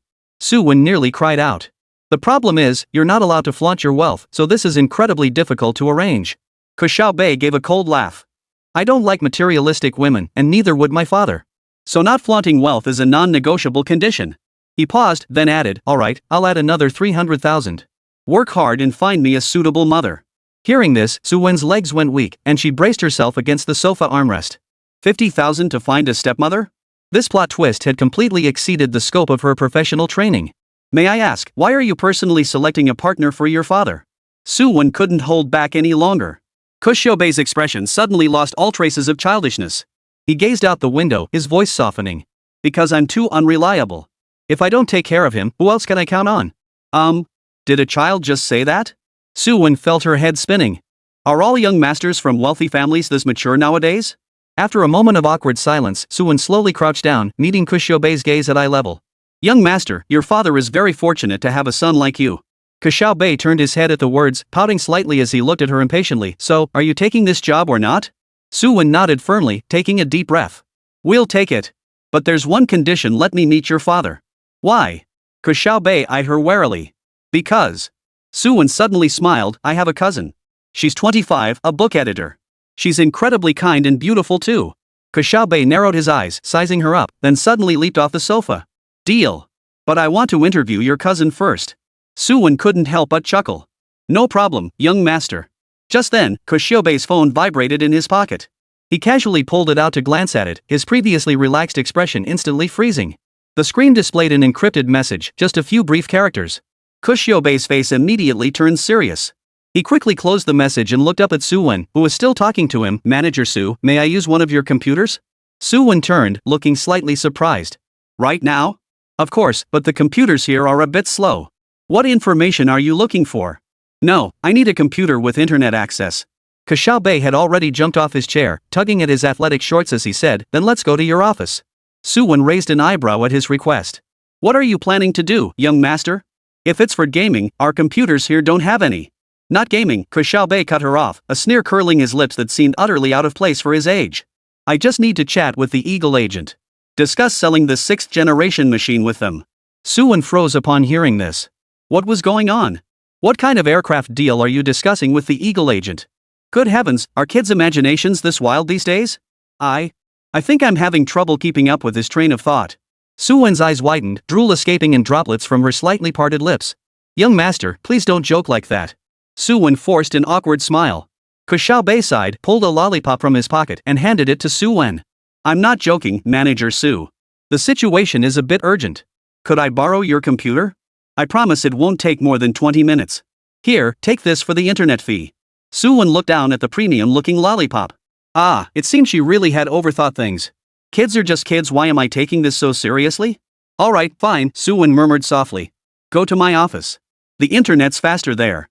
Ke Xiaobei was already striding toward the office, his small figure radiating a maturity beyond his years. Su-wen hurried after him, escorting him inside the office door. The moment the door closed, Ke Xiaobei was already expertly booting up the computer, inserting a USB drive, entering a password, launching software, and connecting to a VPN. His small hands danced across the keyboard at a dizzying speed. Young master, you're quite the whiz with computers. You wouldn't be actually negotiating an airplane deal, would you? Su-wen leaned against the doorframe, her voice dry. Ke Xiaobei didn't even look up. Yeah, nothing major. Just the Eagle Squad wants to buy my 6th-generation fighter design plans. He paused, suddenly realizing he'd let something slip. Turning to Su-wen, he offered an apologetic smile. Pretend you didn't hear that? Hearing this, Su-wen couldn't help but twitch her lips slightly. I'm not deaf, how could I not have heard that? But could I even believe this? No, would anyone even believe me if I told them? Pfft, why am I even arguing with a kid? Forget it. I'll just go get him a drink. With that thought, Su-wen nodded gently and smiled. I didn't hear anything. Not a thing.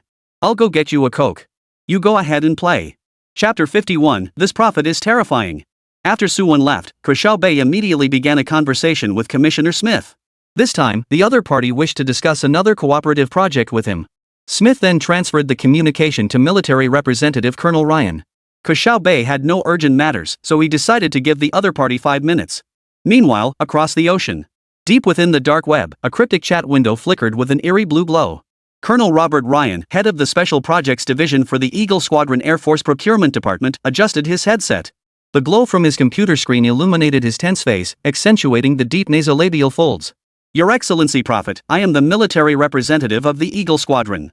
Requesting video call verification. Ryan's fingers trembled slightly as he typed the message. This wasn't his first encounter with a dark web arms dealer, but the moniker Prophet carried legendary status within the circle. Rumor had it he could procure any nation's most advanced military technology, from Russia's Kinzhal hypersonic missile to China's quantum radar prototype. The screen suddenly went black, then a face wearing a silver metal mask appeared. The mask revealed only eyes and mouth, the eye sections covered by some high-tech lenses that flickered with an eerie blue glow. Colonel Ryan, your security protocols are amateurish. The Prophet's voice, electronically processed, carried a mechanical coldness. The Pentagon's IT department planted 3 backdoor programs in your computer. I've already cleared 2 for you. The remaining one is insignificant. Hearing this, cold sweat broke out on Ryan's back. Before he could speak, the other party already knew his identity. Specialist Smith previously had a brief exchange with you. My purpose in coming today is to provide more specialized and in-depth consultation regarding the procurement of 6th-generation fighter jets. 6th-generation fighter? The Prophet emitted a shrill laugh, like the screech of metal scraping against metal. You can't even grasp 5th-generation technology, yet you dream of leapfrogging ahead? Typical American thinking, trying to buy your way out of problems? Fine. Let me see just how much you're willing to spend. The Prophet spoke rapidly, his English impeccable. But after hearing these words, Ryan frowned. How could he allow an outsider to speak so disrespectfully about his country? His temper flared as he retorted. Your Excellency, you cannot deny we possess the world's most formidable air force. The F-22 and F-35. F-22? Is it advanced? The Prophet abruptly interrupted. That relic that first flew in 1997? With pitiful internal fuel capacity, no passive sensor suite, and radar operation like a blind man holding a torch in the dark. Now they're confined to Guam and the mainland for air defense duties, correct? Ryan's Adam's apple bobbed. He was speechless. But he didn't know how to retort. Because the F-22's range limitations were indeed a deeply sensitive sore spot within the Air Force. And this intelligence was supposed to be top secret. This guy knows way too much, doesn't he? Could he really be a prophet? As for the F-35, I'm too lazy to even criticize it anymore. Then, the so-called prophet who promised not to criticize couldn't resist speaking up again. The whole world touts it as an all-purpose fighter jet, yet it can't even achieve supersonic cruise. After uttering those words, the prophet couldn't help but let out a cold chuckle. Though the sound was faint, Ryan still caught it. The effective range of AMRAAM missiles is laughable compared to the Chinese PL-15. You should know that the PL-15's dual-pulse engine has an inescapable zone 3 times larger than yours. After 2 seconds of silence, Ryan stubbornly replied. Your Excellency, do not believe the rumors spread by the Chinese. According to our test data, Your tests were conducted under ideal conditions, the prophet rudely interrupted again, while China conducted live fire tests in the extreme environments of the Qinghai Tibet Plateau and the South China Sea. Having said that, the prophet didn't even bother to hide his contempt. He chuckled and continued his tirade. Do you understand what it means for the J-20 to launch a PL-15 while maintaining Mach 2 Super Cruise? It's like shooting a fixed target with a sniper rifle. Does that make sense to you? The room temperature seemed to drop several degrees as Eagle's representative fell silent. Because Ryan realized he couldn't refute it. The Air Force Intelligence Department had indeed submitted a similar assessment last year, but it had been suppressed by higher-ups on the grounds that it exaggerated the threat from China. So Ryan could only clear his throat awkwardly twice, then strained to formulate a rebuttal. But the prophet chuckled again, his mask reflecting an eerie glow. Never mind. Let's talk about early warning aircraft instead. Your E-3 Sentry is still using mechanical scanning radar from the 1970s, right? But do you know what China's KJ-500 has? Ryan knew full well, but he didn't want to discuss it now. Regardless, the prophet didn't care whether he wanted to discuss it or not. He simply continued speaking as if to himself. It's a digital array radar. Detection range increased by 50%. Multi-band anti-stealth capabilities. Plus, it can fire A and guide B. That means a single early warning aircraft can command air defense operations across an entire theater. By this point, Ryan felt a surge of tension. He even unconsciously began to loosen his grip on his superior. Then, his fingers began tapping the tabletop unconsciously. Ryan was thinking, trying to figure out how to salvage his country's reputation. But the prophet didn't seem inclined to give him that chance. Because his little mouth started chattering away non-stop again. And there's something even more terrifying, do you know what it is? That would be their integrated combat capabilities, of course. The KJ-500 handles command and control, the J-20s specialize in taking out your early warning and tanker aircraft, the J-16s armed with PL-17 ultra-long-range missiles handle sniping, and the J-16Ds conduct electronic suppression. After such a combination punch, how long do you think your air bases in the Asia-Pacific can hold out? The prophet's words came thick and fast, leaving Ryan wiping sweat from his brow. But now, he finally found an opening to respond. Your Excellency, you must know we still have carrier strike groups. Our carriers represent Blue Star's most formidable combat assets, even the Flower Nation can't match them. Ryan practically shouted these words. The prophet on the screen suddenly froze, the blue light on his mask flickering rhythmically. Was that a sneer? Damn it, this bastard was actually sneering at him. Damn it, this prophet is no good. Did he think I couldn't see him sneering behind that mask? True, you're wearing a mask, so I can't see your facial expressions. But I'm not deaf, I can hear the laughter, damn it. After chuckling for a few seconds, the prophet automatically popped up a video on Ryan's screen. It showed the deck of the USS Carl Vinson aircraft carrier, where a row of F-35C fighters were covered in reddish-brown rust. One of them had large patches of coating peeling off its canopy. Then, the prophet's cold laughter echoed again from off-screen. Look at your naval aviators, Colonel. Lockheed Martin claims this rust doesn't affect stealth performance? Then why did they urgently launch the Anti-Corrosion Coating 2.0 project? These stealth fighters worth over $100 million each turned into scrap metal just from salt spray? And you call this technology world-class? And with this, you still want to go toe-to-toe with China? How embarrassing. Ryan's face was a picture of sheer embarrassment. His breathing grew increasingly heavy. Chapter 52, Are there any secrets left? The video of the rusty F-35 was secretly filmed by a journalist just last week and is currently under internal investigation by the Ministry of Defense. But who would have thought it would spread overseas so quickly? These media outlets are utterly heartless. How could they just broadcast such a major classified matter? Mainly, it's just too embarrassing.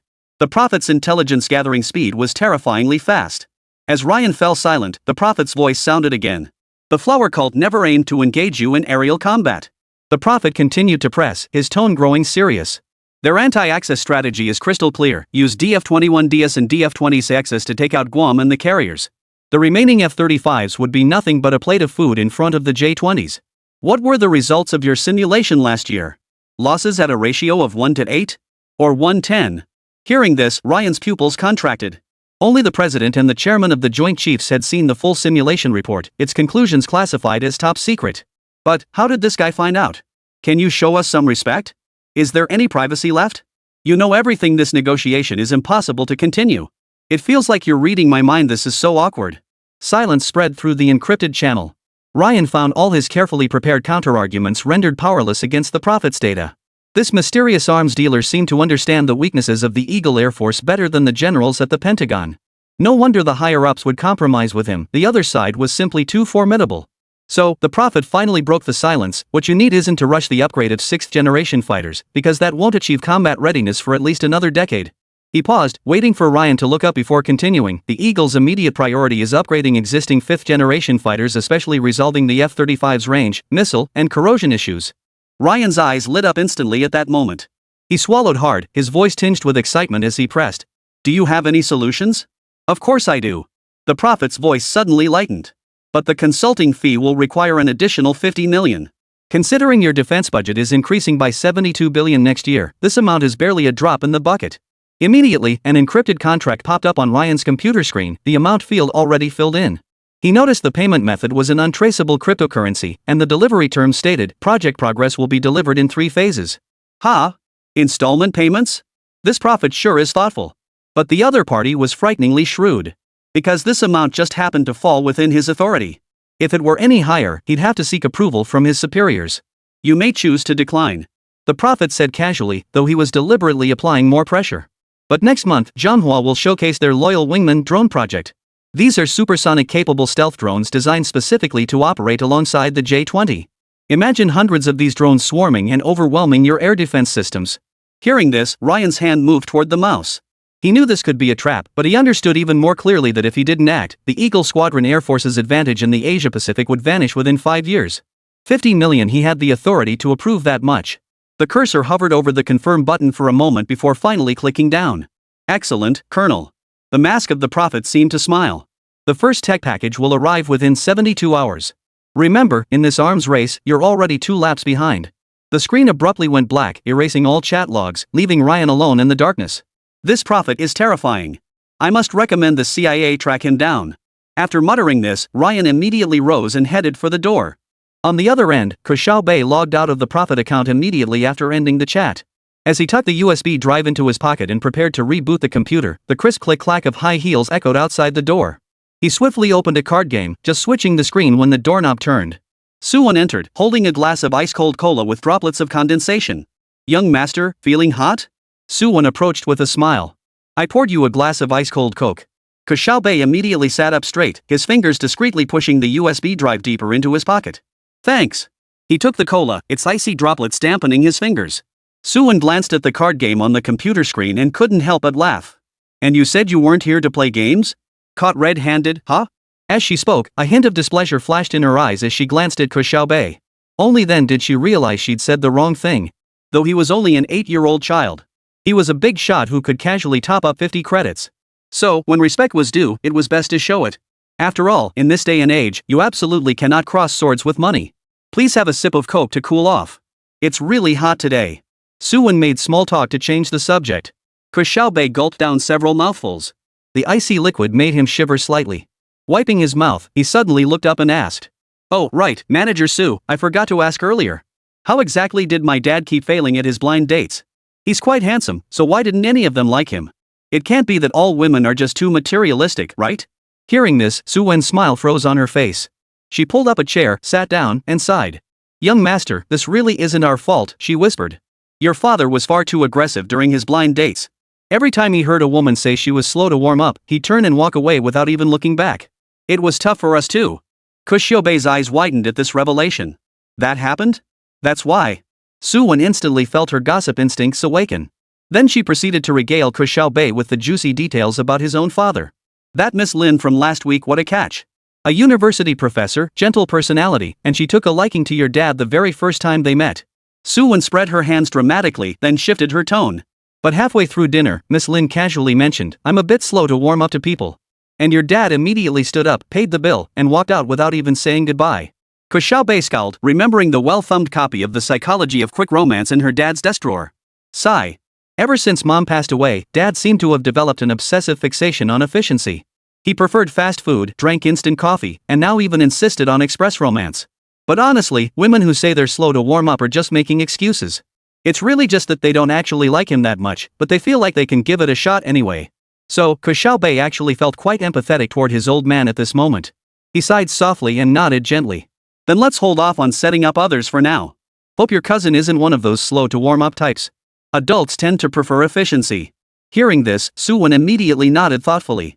However, Ke Xiaobei quickly reiterated his point. But the non-negotiable rule still stands: absolutely no flaunting wealth. I must find him someone genuine. Su Wen immediately stood up and solemnly swore by the lamp. Rest assured, I am a highly professional matchmaking manager. My clients' requests are my sacred mandate. Chapter 53, The Greedy Banker. While Ke Xiaobei was busy searching for a mother for himself and negotiating a deal with the Eagle agent, a minor incident arose on the Manchu side. The gold had vanished. Europe, within the territory of Gaul. A thick fog enveloped the night at Marseille harbor, like a heavy gray blanket draped over the entire dock. After arriving by private jet, Mandarin rushed straight to the scene of the incident. Now, he stood in an abandoned factory across from the customs warehouse, peering through a broken window at the tightly sealed metal door. His gold lay behind it, yet it had been seized by those damned Gaulish customs officials for 8 hours. Boss, we've got the details. A man in a black trench coat appeared silently behind the Mandarin and handed him a document. It was the people from Bank of Maurice. They bribed the deputy commissioner of customs to specifically target our shipment. The Mandarin didn't turn around, merely flipping open the document with his leather-gloved fingers. His eyes, like two cold obsidian stones in the dim light, scanned every word on the paper. Anthony Morris, head of Gaul's second-largest private bank, member of the official financial advisory committee, and personally close to the Minister of the Interior. How audacious. Doesn't he know who he's messing with? Daring to touch the prophet's belongings? Does he want to die? Manda's voice was low and calm, yet it made his subordinates tense involuntarily. 3 days prior, this shipment of high-purity gold secretly mined from Yemen was supposed to pass smoothly through the port of Marseille before being dispersed to destinations in Switzerland and Luxembourg. Masterman had already secured 3 buyers, the most significant being the oligarch Ivanov, who was willing to purchase the entire shipment at 15% above market price. This deal would inject nearly 200 million pretty coins into the Prophet's arms empire, funding new projects in Southeast Asia. Contact the cleaner. I need the Morris residence's security roster and building floor plans for tonight. The Mandarin closed the file, his eyes gleaming with icy resolve. Prepare an unlicensed truck with 2 shovels in the cargo bed. The subordinate nodded and departed, muttering under his breath. Shovels, shovels? Do we really need shovels for a fight these days? The Mandarin ignored the grumbling subordinate, his gaze fixed on the customs warehouse. Moonlight occasionally pierced the clouds, casting pallid patches of light upon the metal gates. He had personally supervised the mining of this gold shipment and overseen its loading onto the ship. Now, at the final stage of liquidation, something had gone wrong. He couldn't face his boss with this. That's why he'd flown here the moment the trouble surfaced. At 2:17 a.m., 5 black SUVs glided silently onto the private road in the suburbs of Saint-Tropez. The Mandarin sat in the backseat of the second vehicle, eyes closed in meditation. Through his earpiece came the reconnaissance team's report. All security personnel are at designated positions. The electronic perimeter is disabled. Surveillance feeds are looping yesterday's footage. Remember, Mandarin opened his eyes, except for Maurice and his immediate family, leave no survivors. Repeated Roger responses echoed through the earpiece. The convoy halted 500 meters from the mansion. 12 fully armed mercenaries swiftly dispersed, encircling their target like a pack of trained cheetahs closing in on prey. The Mandarin adjusted his suit cuffs and strode calmly toward the brightly lit modernist building. The first gunshot rang out as Maurice reviewed quarterly reports in his study. The 60-year-old banker frowned, assuming it was a sound from the television. Only when the alarm system suddenly emitted a shrill, piercing scream did he realize something was wrong. Sir! We must evacuate immediately. The security chief burst into the study, his words cut short as a bullet blew his skull apart. Blood and brain matter splattered across Morris's priceless Picasso sketch. The Mandarin stepped over the body, smoke still curling from the muzzle of his gun. Good evening, Mr. Morris. My apologies for interrupting your reading. The banker's face drained of color instantly. He recognized that face. It was the Prophet, the Middle East's most mysterious arms dealer. His file had once appeared on his desk. Of course, what he didn't know was that the man before him was merely the Prophet's body double. You can't do this. I'm under the protection of the French government. Is that so? The Mandarin picked up a crystal paperweight from his desk and toyed with it. But your authorities can't restrain us. With that, he raised his hand and made a subtle gesture. Immediately, 2 mercenaries dragged in a young man covered in blood. Your son seems to know more than you do. Dad. They killed Matthew. They? The youth wailed until Mandarin pressed the barrel of a gun against his temple. How soundproof is the basement, Mr. Morris? The Mandarin smiled. I suggest we continue our conversation elsewhere. At these words, the banker couldn't help but shudder. A terrible foreboding suddenly crept into his heart. These people seemed like cold-blooded killers. 10 minutes later, the 6 members of the Morris family were gathered in the underground wine cellar.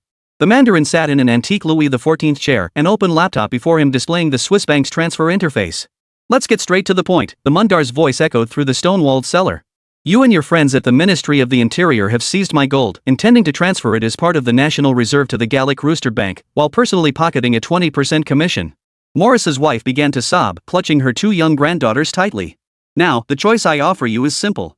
The Mandarin gestured for his men to open the cellar passage leading to the garden, where a 2-meter deep pit had already been dug. Either purchase this gold at twice the market price. He gestured toward the computer with a cruel smile. Or watch your family get buried alive in this pit. Alright, you have 2 minutes to decide. Starting the timer. After hearing these words, Morris's hands began to tremble. Beads of sweat dripped from his forehead onto his silk tie. This is robbery. Double the price is impossible. 1 minute and 30 seconds. The Mandarin glanced at his watch, his tone calm and ruthless. What kind of watch is that? How could time possibly pass that quickly? Morris, drawing courage from somewhere, began debating the speed of time with his opponent. But suddenly, his eldest son struggled and shouted. Dad, give him the money. Wei. Bang. The Mandarin raised his hand and shot the young man through the knee. Hostages don't speak. With that, he turned to Maurice, his tone still perfectly calm. By the way, your friend at the Home Office has already received a wire transfer from the Cayman Islands enough to keep him quiet. You had this planned all along. Morris deflated like a punctured balloon, slowly slumping into his chair. 30 seconds left. Chapter 54, The Price of Offending the Prophet. In the banker's wine cellar, a group of armed men surrounded the banker's family. The Mandarin stood up, his expression utterly cold. Simultaneously, 2 mercenaries immediately seized Morris's wife. Witnessing this, the banker grew visibly tense. Money could be earned again, but family was gone forever. Wait. I'll pay. The banker collapsed toward the computer, his fingers trembling as he typed in the account number and password. 360 million euros, it's all right here. The Mandarin watched the transfer confirmation with satisfaction before casually closing the laptop. Thank you for your trust, Mr. Morris. It's been a pleasure concluding this transaction with you. He walked toward the exit, pausing at the door. Oh, and one more thing if I hear any unsavory rumors in the future. He cast a meaningful glance at the dirt mound. Next time, there won't be any multiple choice questions. At 4 in the morning, Mandarin stood in Morris's front yard, watching his men stuff the last security guard's body into the truck. The eastern sky began to lighten, heralding the dawn of a new day. He pulled out his phone and dialed a number. Boss, problem solved. The gold was sold directly to that guy. I've already received the payment. The Mandarin lit a cigarette, took a deep drag, and continued. Mr. Morris was very cooperative. As for Ivanov, I'll pay the penalty. They'll just have to wait for the next shipment. After all, it was the French who intercepted their goods. After hanging up, Mandarin glanced up at the second-floor window. Maurice stood there, like a soulless shell. The Mandarin raised his cigarette in his direction, flashing a cold smile, then turned and walked toward the waiting convoy. On the return trip, Mandarin opened his laptop and pulled up a new file. Next target, the vacation villa of the Deputy Minister of the Interior, located on the coast of Nice. After all, in the game of gold trading, every participant must pay a price. Offending the prophet comes at a price. This lesson must be made known to the entire world as soon as possible. 2 days later, a news story spread like wildfire across Gaul. Henry Durand, Deputy Minister of the Interior, likely never imagined he would make headlines in this manner. Rainwater trickled down his forehead, mixing with blood to form a pale red puddle on the asphalt. He huddled in the delivery area behind the Gallic Interior Ministry building. His expensive bespoke suit was torn to shreds, and his once meticulously styled hair now clung to his forehead in clumps of blood. But the most shocking sight was his face. His face was swollen beyond recognition, bruised and battered, his lips split, his right eye completely sealed shut by blood. And most humiliating of all, a clear mark was branded onto his left cheek, a simple eye symbol, with a tiny letter P in the pupil. It was the mark of the prophet. At 4:15 a.m., security discovered him. 5 minutes later, the Minister of the Interior was roused from bed. At exactly 6 a.m., President Emmanuel Boson of Gaul, sitting in a private conference room at the Élysée Palace, stared at a projected image of Durand on the screen, his face dark enough to rain. Who can tell me, the president's voice trembled with anger, why our Deputy Minister of the Interior was kidnapped in the city center, beaten, and then dumped like trash at the entrance of an official building? And why does he bear the damned arms dealer's trademark on his face? Not a single one of the dozen high-ranking officials in the conference room dared speak first. Defense Minister Jacques Leclerc stole a glance at Claire Moret, director of the DGSE General Directorate for External Security, seated in the corner. The intelligence chief, renowned for his cold efficiency, was intently reviewing documents before him, seemingly oblivious to the tension in the room. Claire, the president addressed her directly, I assume your department has already gathered some leads? Moret lifted her head. In her early 40s, her gray-blue eyes were sharp as an eagle's. Yes, Mr. President, she replied in a surprisingly calm voice. We have conclusive evidence pointing to the Prophet organization. A murmur rippled through the conference room. The Minister of Economy slammed his fist on the table. That damn arms dealer again. We haven't settled the score with him over the Baba Sheep incident yet. The president raised his hand to signal silence. Claire, get to the point. Morrow pressed the remote control, switching the screen to another set of images. Blurry surveillance footage showed Durand being dragged into a black van by 3 men in dark suits. At 23:17 last night, Deputy Minister Durand left his vacation apartment in Venice, claiming he was going to meet an informant. At 23:23, his vehicle was intercepted along the Seine. His bodyguards were injected with sedatives, and the deputy minister himself was taken away. At 3:48 a.m., he was abandoned at the rear entrance of the Ministry of the Interior. Who was the informant? Asked the Director of Internal Security. He doesn't exist, Morat replied, a faint smile playing on his lips. According to the deputy minister's call logs, he received a call from a number using military-grade encryption. We traced the signal to a relay station in Algiers, but the actual source remains unknown. Defense Minister Leclerc frowned. Why would the prophet target Durand? Did they have some kind of grudge? Morrow switched screens again, this time displaying bank transfer records. Over the past 18 hours, the deputy minister received a total of €4,300,000 in transfers to an anonymous account in the Cayman Islands. The funds were heavily laundered, but our financial analysis team traced them back to several shell companies linked to banker Anthony Morris. Then, 2 days ago, the entire Anthony Morris family moved away. Their current whereabouts are unknown. Anthony Morris? That sly old fox. The president's voice rose sharply. Yes, Mr. President, Morrow explained. Our investigation revealed that 2 days ago, someone broke into his mansion and killed all the security personnel stationed there. Hearing this, the others immediately perked up. However, the president seemed impatient. Get to the point. Leave the murder investigation to the police. What I need to know is why they went after that old man in the first place. Morrow swiftly flipped through the documents upon hearing this, then frowned as he replied. The only suspicious detail is that after receiving the money, His Excellency the Deputy Minister made a phone call to the General Administration of Customs. Then, Customs seized a cargo ship arriving from the Middle East. But the records don't specify what cargo was on board. At this point, everyone realized the incident likely stemmed from that shipment. Investigate. Get on it immediately. I need to know what was on that ship. Get to the bottom of this. Chapter 55, The Gallic Rooster's Revenge Plan. The president issued the order for a thorough investigation in a fit of rage. One of his subordinates, upon hearing this, immediately took the order and departed. Then, the president's fingers tapped lightly on the desk as his anger lingered. Claire, tell them about the Baba Sheep too. Let everyone understand exactly what this prophet is up to. Morrow nodded as the screen switched to a series of satellite images and fighter jet photographs. 1 month ago, during the confrontation between the White Elephant Air Force and Baba Sheep, 6 of our prized Rafale fighters were completely overwhelmed by Baba Sheep's J-10CS. Immediately afterward, the White Elephant suspended negotiations for the second batch of 36 Rafales, leaving an €8 billion contract in limbo. We all know this, the defense minister said impatiently. The Barbary goats just got lucky. No, that's not the truth, Minister. This is the prophet's doing. Morrow's expression hardened, his tone turning grave. The Baba Sheep's J-10CS are equipped with a new electronic warfare system capable of jamming the Rafale's radar from 200 kilometers away and disrupting our data link. White Elephant pilots reported dozens of false targets suddenly appearing on their displays, while the real J-10CS remained out of visual range until the moment of engagement. Hearing this, the expressions of everyone present darkened. Some military leaders turned ashen-faced. Everyone understood what this meant. It meant that China's soon-to-be-retired J-10 fighters had comprehensively outclassed their most advanced combat aircraft. If this were true, how terrifying would their J-20 and J-35 fighters be? No, the implications were too terrifying to contemplate. But just then, Morrow pulled up another technical analysis report and continued. Our experts analyzed the electronic warfare logs and confirmed this interference pattern doesn't match any known system except for a prototype technology that surfaced in Syria a year ago. And at that time, the entity possessing this technology was none other than a client of the prophet. Hearing this, everyone's thoughts were instantly drawn elsewhere. Wait, they'd been fixated on how China's technology had crushed the competition. But wasn't the intelligence chief's main point something else entirely? Are you suggesting? The Minister of Economy widened his eyes, being the first to react and ask. We have reason to believe it was the prophet who provided Baba Yang with the technology capable of defeating the Rafale. Sure enough, the crux lies with that mysterious arms dealer. If that's the truth, then the Hua family's technology isn't the greatest threat. Their greatest threat now should be that arms dealer wielding black technology. Soon, the Gallic leadership grasped this reality. At this moment, the president delivered a cold, concluding statement. That bastard is undermining our Asian market. Now they've brazenly kidnapped and assaulted our high-ranking officials on the streets of Paris.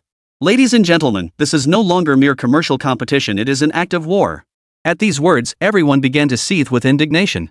Several hotheads were already pounding their fists on the table. Then, Defense Minister Leclerc abruptly stood up. We must immediately strike known prophet strongholds. They have bases in Lebanon, Libya, and Mali. Our special forces can be there within 24 hours. That's a good proposal, but then what? Moro interrupted him, his tone remarkably calm. Then trigger an international incident? The prophet has no nationality, no fixed territory. They have hundreds of safe houses and thousands of mercenaries worldwide. More importantly, we don't even know if the prophet is a person or an organization, male or female, or what they look like. Hearing this, the defense minister, who had risen in anger, instantly sat back down, visibly embarrassed. He shot Moro a resentful glare, yet found himself momentarily at a loss for words. So what's your suggestion, Claire? The president suddenly interjected. Moro had prepared his response. Taking a deep breath, he answered calmly.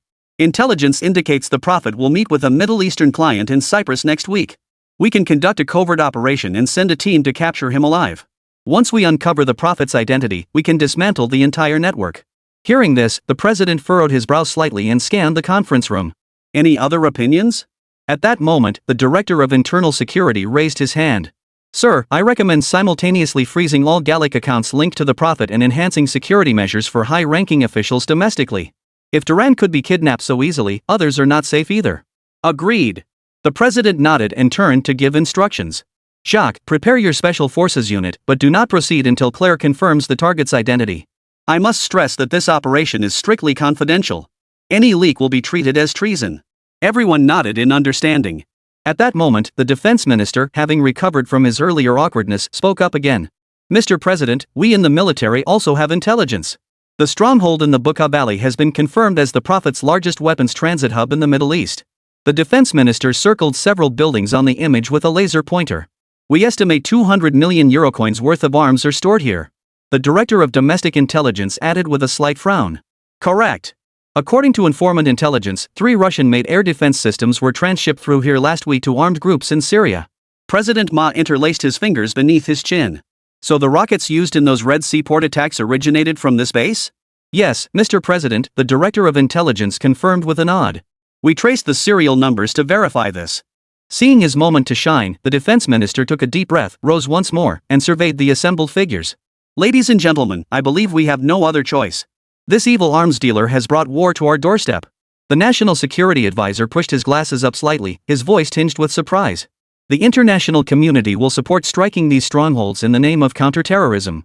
Especially if we can obtain evidence of those air defense system transactions. Wouldn't such an operation carry some risks? The president turned to the defense secretary, his voice tinged with caution. After all, this was a ruthless individual who dared to kidnap high-ranking officials. If he dared kidnap and beat up the minister today, he might kidnap and beat up the president tomorrow. Therefore, precautions were absolutely necessary. The security advisor instantly grasped the president's concerns. With unwavering resolve, he immediately chimed in alongside the defense minister. Rest assured, Mr. President. We will enhance security measures for key officials. The incident from last time will absolutely never happen again. At that moment, the defense minister also spoke with confidence. Sir, our special forces are fully confident. We will strike 5 major strongholds simultaneously and complete the operation within 24 hours. We are confident in minimizing casualties. At this moment, the Minister of Finance frowned and asked softly. What if they retaliate? That prophet doesn't seem like the type to swallow his pride. That's why we're destroying most of his operational capabilities in one fell swoop. The president's tone grew resolute. After all, no one who becomes president is a pushover. If we act decisively, leaving them no capacity to retaliate. Let the voting begin. With that, he was the first to raise his hand. 7 hands followed suit in unison, with scarcely a moment's hesitation. Chapter 56, Strike the Snake at its Weakest Point.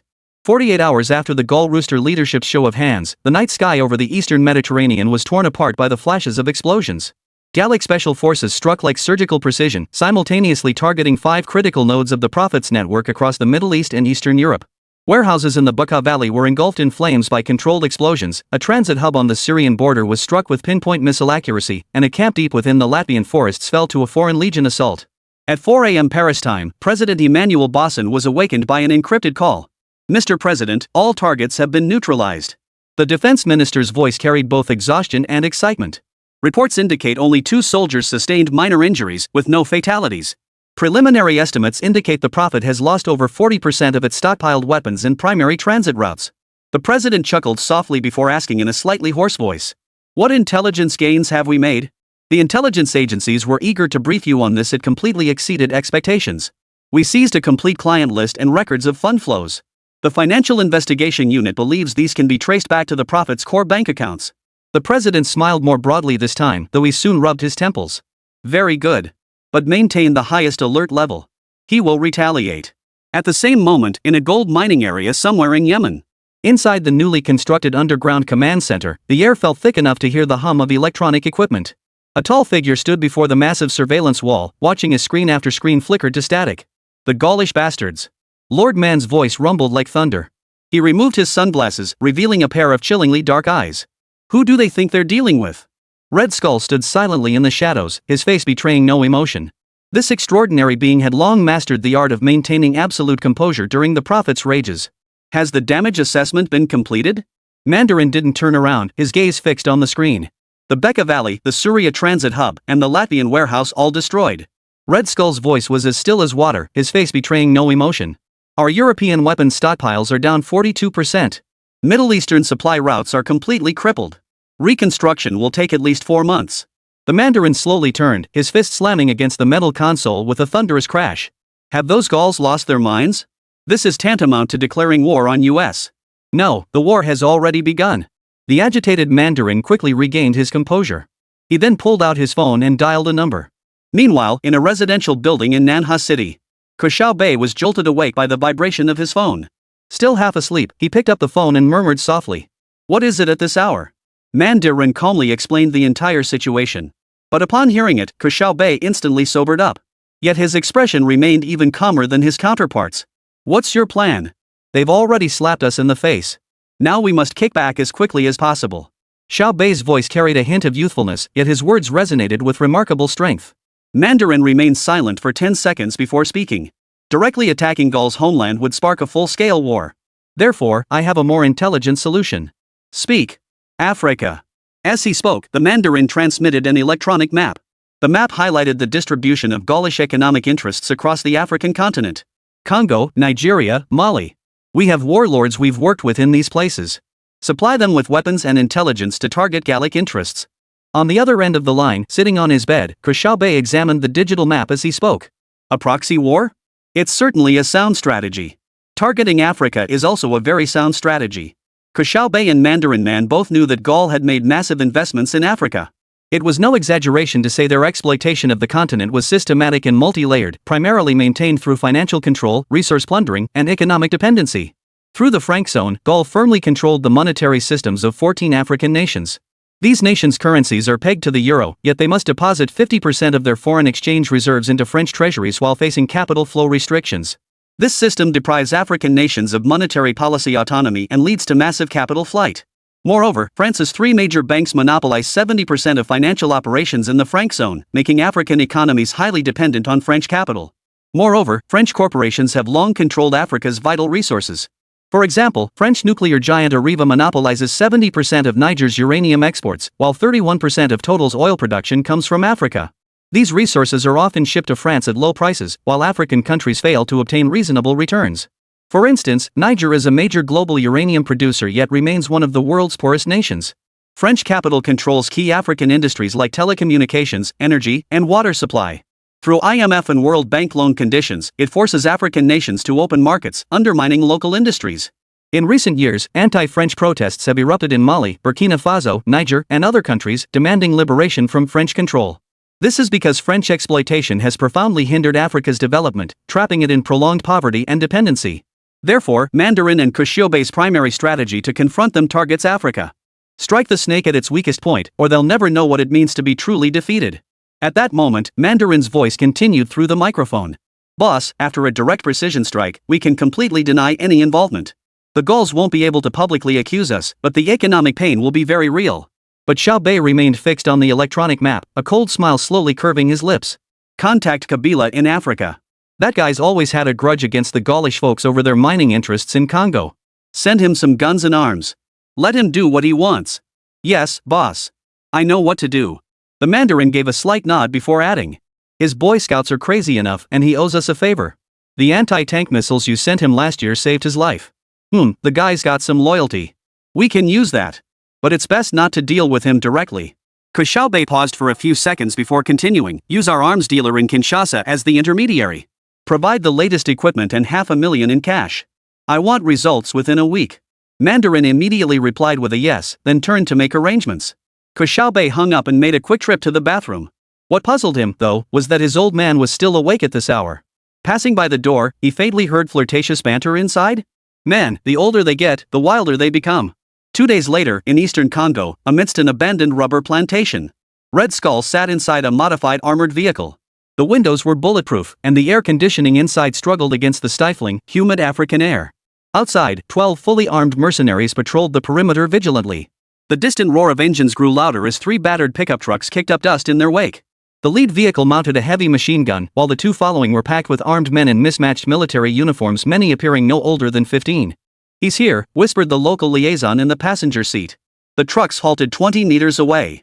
A burly man in camouflage fatigues and crocodile skin boots strode forward, an ostentatious gold chain around his neck and a gold-plated pistol holstered at his waist. This was Kabila, known as the Congolese crocodile, one of the most brutal warlords in eastern Congo. Chapter 57, At Any Cost. Red Skull signaled his bodyguard to open the door, but he remained seated. Seeing this, Kabila approached closer, then grinned, revealing a mouthful of gold teeth. "Are you His Excellency the Prophet? Ah, I hear you have a big deal here." Red Skull smiled faintly at the remark, then flicked his cigar away with a casual flick of his finger. "No, I'm just a worker under the Prophet. My boss heard you want to drive the Gaulish roosters out of Congo?" Red Skull spoke in fluent French, his voice booming through the car's speakers. In an instant, Kabila's smile vanished. "The Gaulans steal our cobalt and copper mines, leaving behind pollution and poverty. But they have helicopters, armored vehicles, while we've only got INGAKs and RPGs." Hearing this, Red Skull pressed a button, and the trunk slowly opened. Kabila's eyes lit up instantly. Inside the crate lay neatly arranged brand new American anti-tank missiles, Russian portable air defense systems, German sniper rifles, and hundreds of thousands of rounds of ammunition. "This is just a token of our meeting. If our cooperation goes well, more heavy equipment will follow." Red Skull tossed 2 black briefcases aside as he spoke. "Here's $500,000 in cash. Boss, all we ask is that you do one thing." Kabila eagerly picked up the briefcases, opened them, and greedily ran his fingers over the stacks of bills inside. No problem at all. Whatever you need, just give the word. As long as there's money, I, Kabira, will satisfy all your needs. It's a small matter, the Gaul Rooster Power Group's hydroelectric plant in Kisangani. Red Skull handed over a tablet displaying detailed floor plans and security deployments of the hydroelectric plant. "I want you to seize that place and control the hydroelectric plant for at least 3 months. Upon hearing this, Kabila frowned. "But there are UN observers there." "That's precisely why I'm asking you," Red Skull sneered. "A Boy Scout raid, the international community will condemn it, but no one will investigate further." Kabila pondered for a moment, then suddenly grinned. "Add another 200,000, and I'll turn Gallic Mining's exploration camp into ruins too." Red Skull feigned consideration before grabbing him by the collar. "Don't mess with me, I've got zero patience." As he spoke, countless red dots instantly lit up around them. Karabi and his lieutenants, dozen or so men each, bore at least 7 or 8 red dots. This signaled that numerous snipers lurked in the shadows, each red dot representing at least 1 rifle. "If you want more money, go ask the Gaulish bastards. As long as you take the hydroelectric plant, they'll give you whatever you demand. I don't care about the money. Whatever you demand is your business. But I want results within 3 days." As he finished speaking, a sudden burst of gunfire erupted in the distance. Karabi watched helplessly as one of his men was riddled with bullets. He knew this was the enemy's warning shot. At the same time, he understood that the Prophet's authority was not to be defiled. Yes, I understand. I get it. Rest assured, I will provide you with a satisfactory response within 3 days. Only upon hearing this did Red Skull slowly nod, then motioned for the weapons and equipment to be unloaded from the vehicle.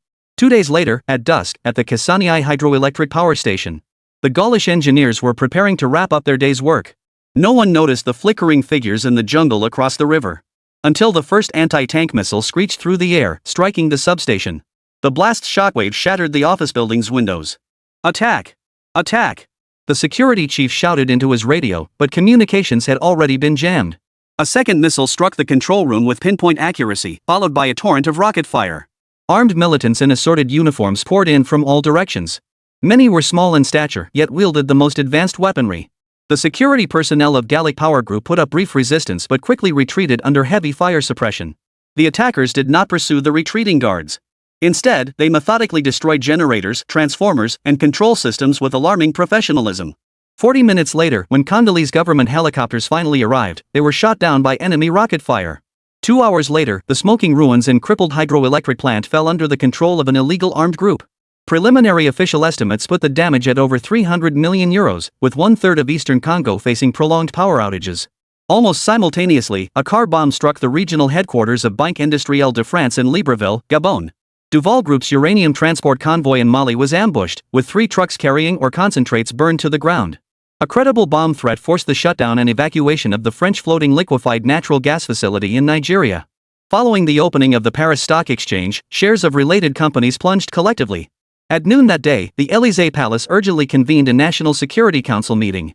This time, the atmosphere in the meeting room was even more somber than last time. This is no coincidence. President Emmanuel Bossen's face darkened. Seated around the table, everyone exchanged glances, none daring to speak. Where did those rogue forces get the latest missiles? Official helicopters and armored vehicles were blown to scrap metal. What the hell were those incompetents doing? How could they lose to a bunch of rogue warlords? The defense minister pulled up images from the attack site.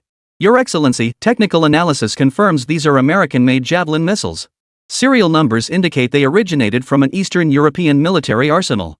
This is precisely the Prophet supply network we targeted last week. At this revelation, everyone sucked in a sharp breath. The Prophet's retaliation came this swiftly? And with such brutal precision. Africa is the lifeblood of their economy. This was worse than them bombing our own homeland. So, he's behind all this, but we have no proof. The head of the domestic intelligence agency frowned, his expression betraying utter helplessness and fury. The Congolese government has stated they'll investigate, but everyone knows it won't lead anywhere. At that moment, the finance minister set down his tablet. Mr. President, the financial markets are reacting violently. Gallic Power Group shares are down 15%, Duval Group 12%, and Industrial Bank 9%.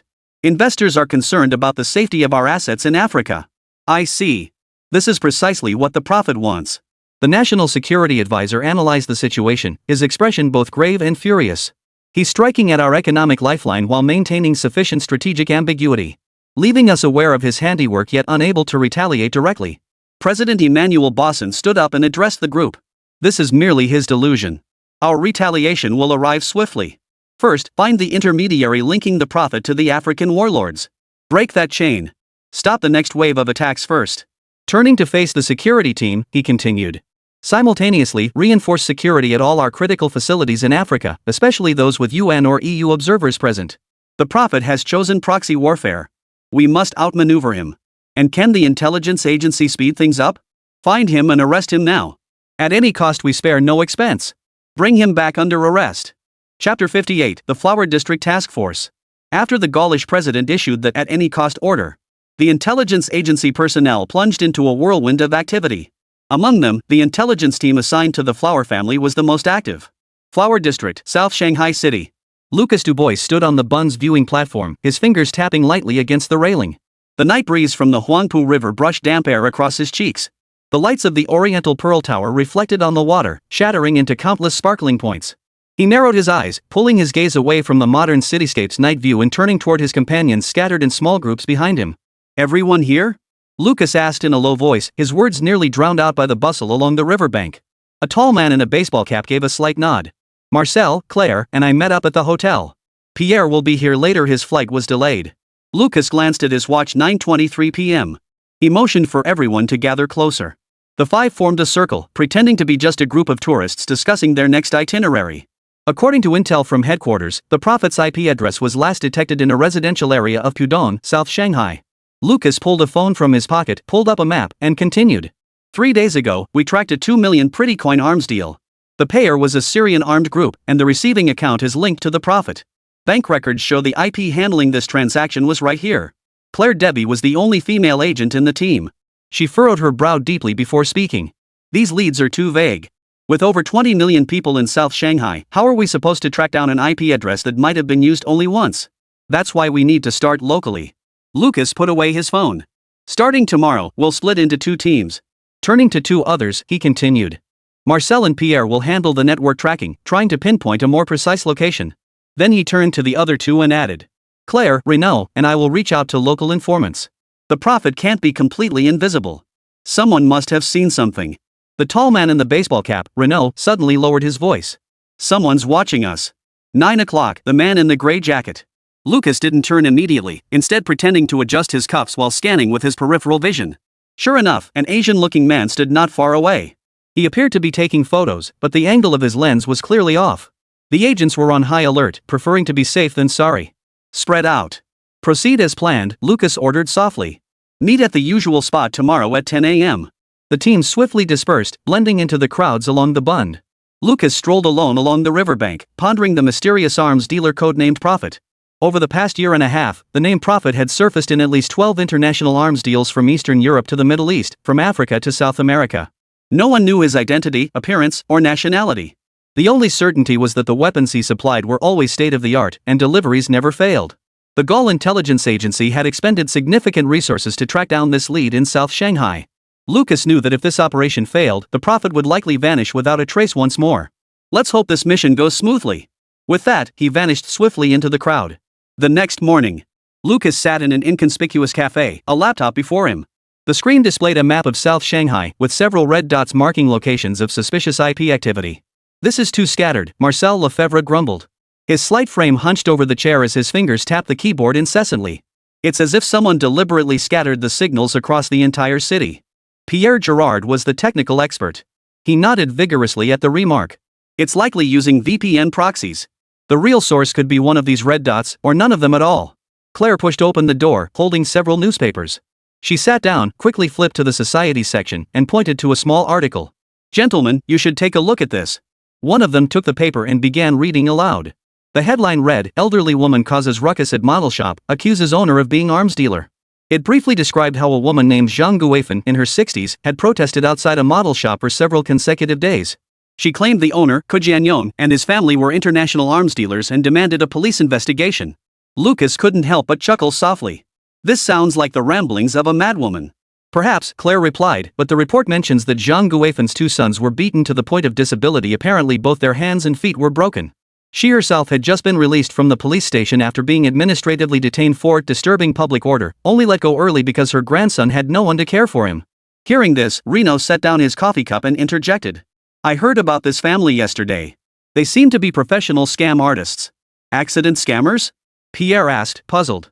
It's a type of scam common in China, Lucas explained. They deliberately cause accidents to make claims. But what does this have to do with the Prophet? Claire turned to the next page, pointing to a more detailed report. This Zhang Guifan claims she personally witnessed firearms being transported from the model shop in the dead of night. But after investigation, the Chinese police only found plastic models and toys, concluding her accusations were baseless. Hearing this, Lucas suddenly sat up straight.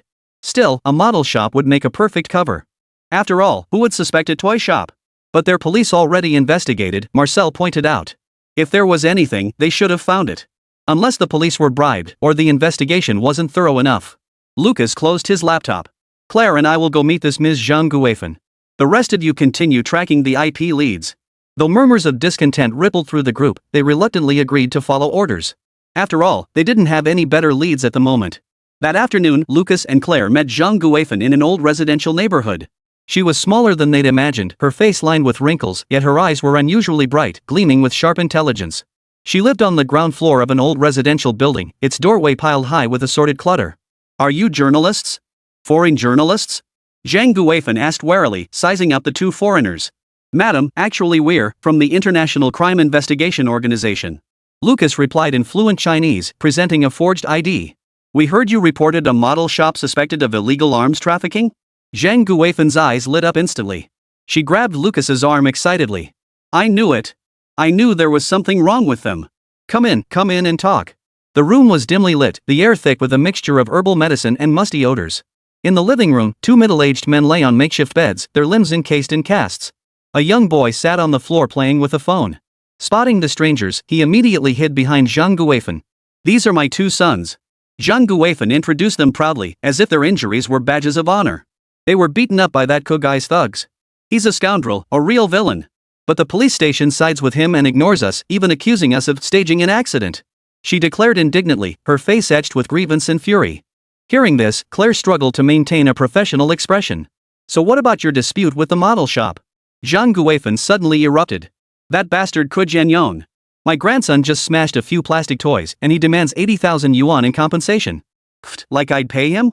He's got a heart blacker than mine, can't let him get away with it. I haven't paid a single penny and I've been dragging it out until now. Anyway, I've got nothing to lose, I'm not giving them a dime. As she spoke, she pointed at the little boy and put on a pitiful act again. They even had the police lock me up for a few days back then. Look at my grandson, so young and with no one to care for him. How could they bear to do this? Chapter 59, Desperate Measures.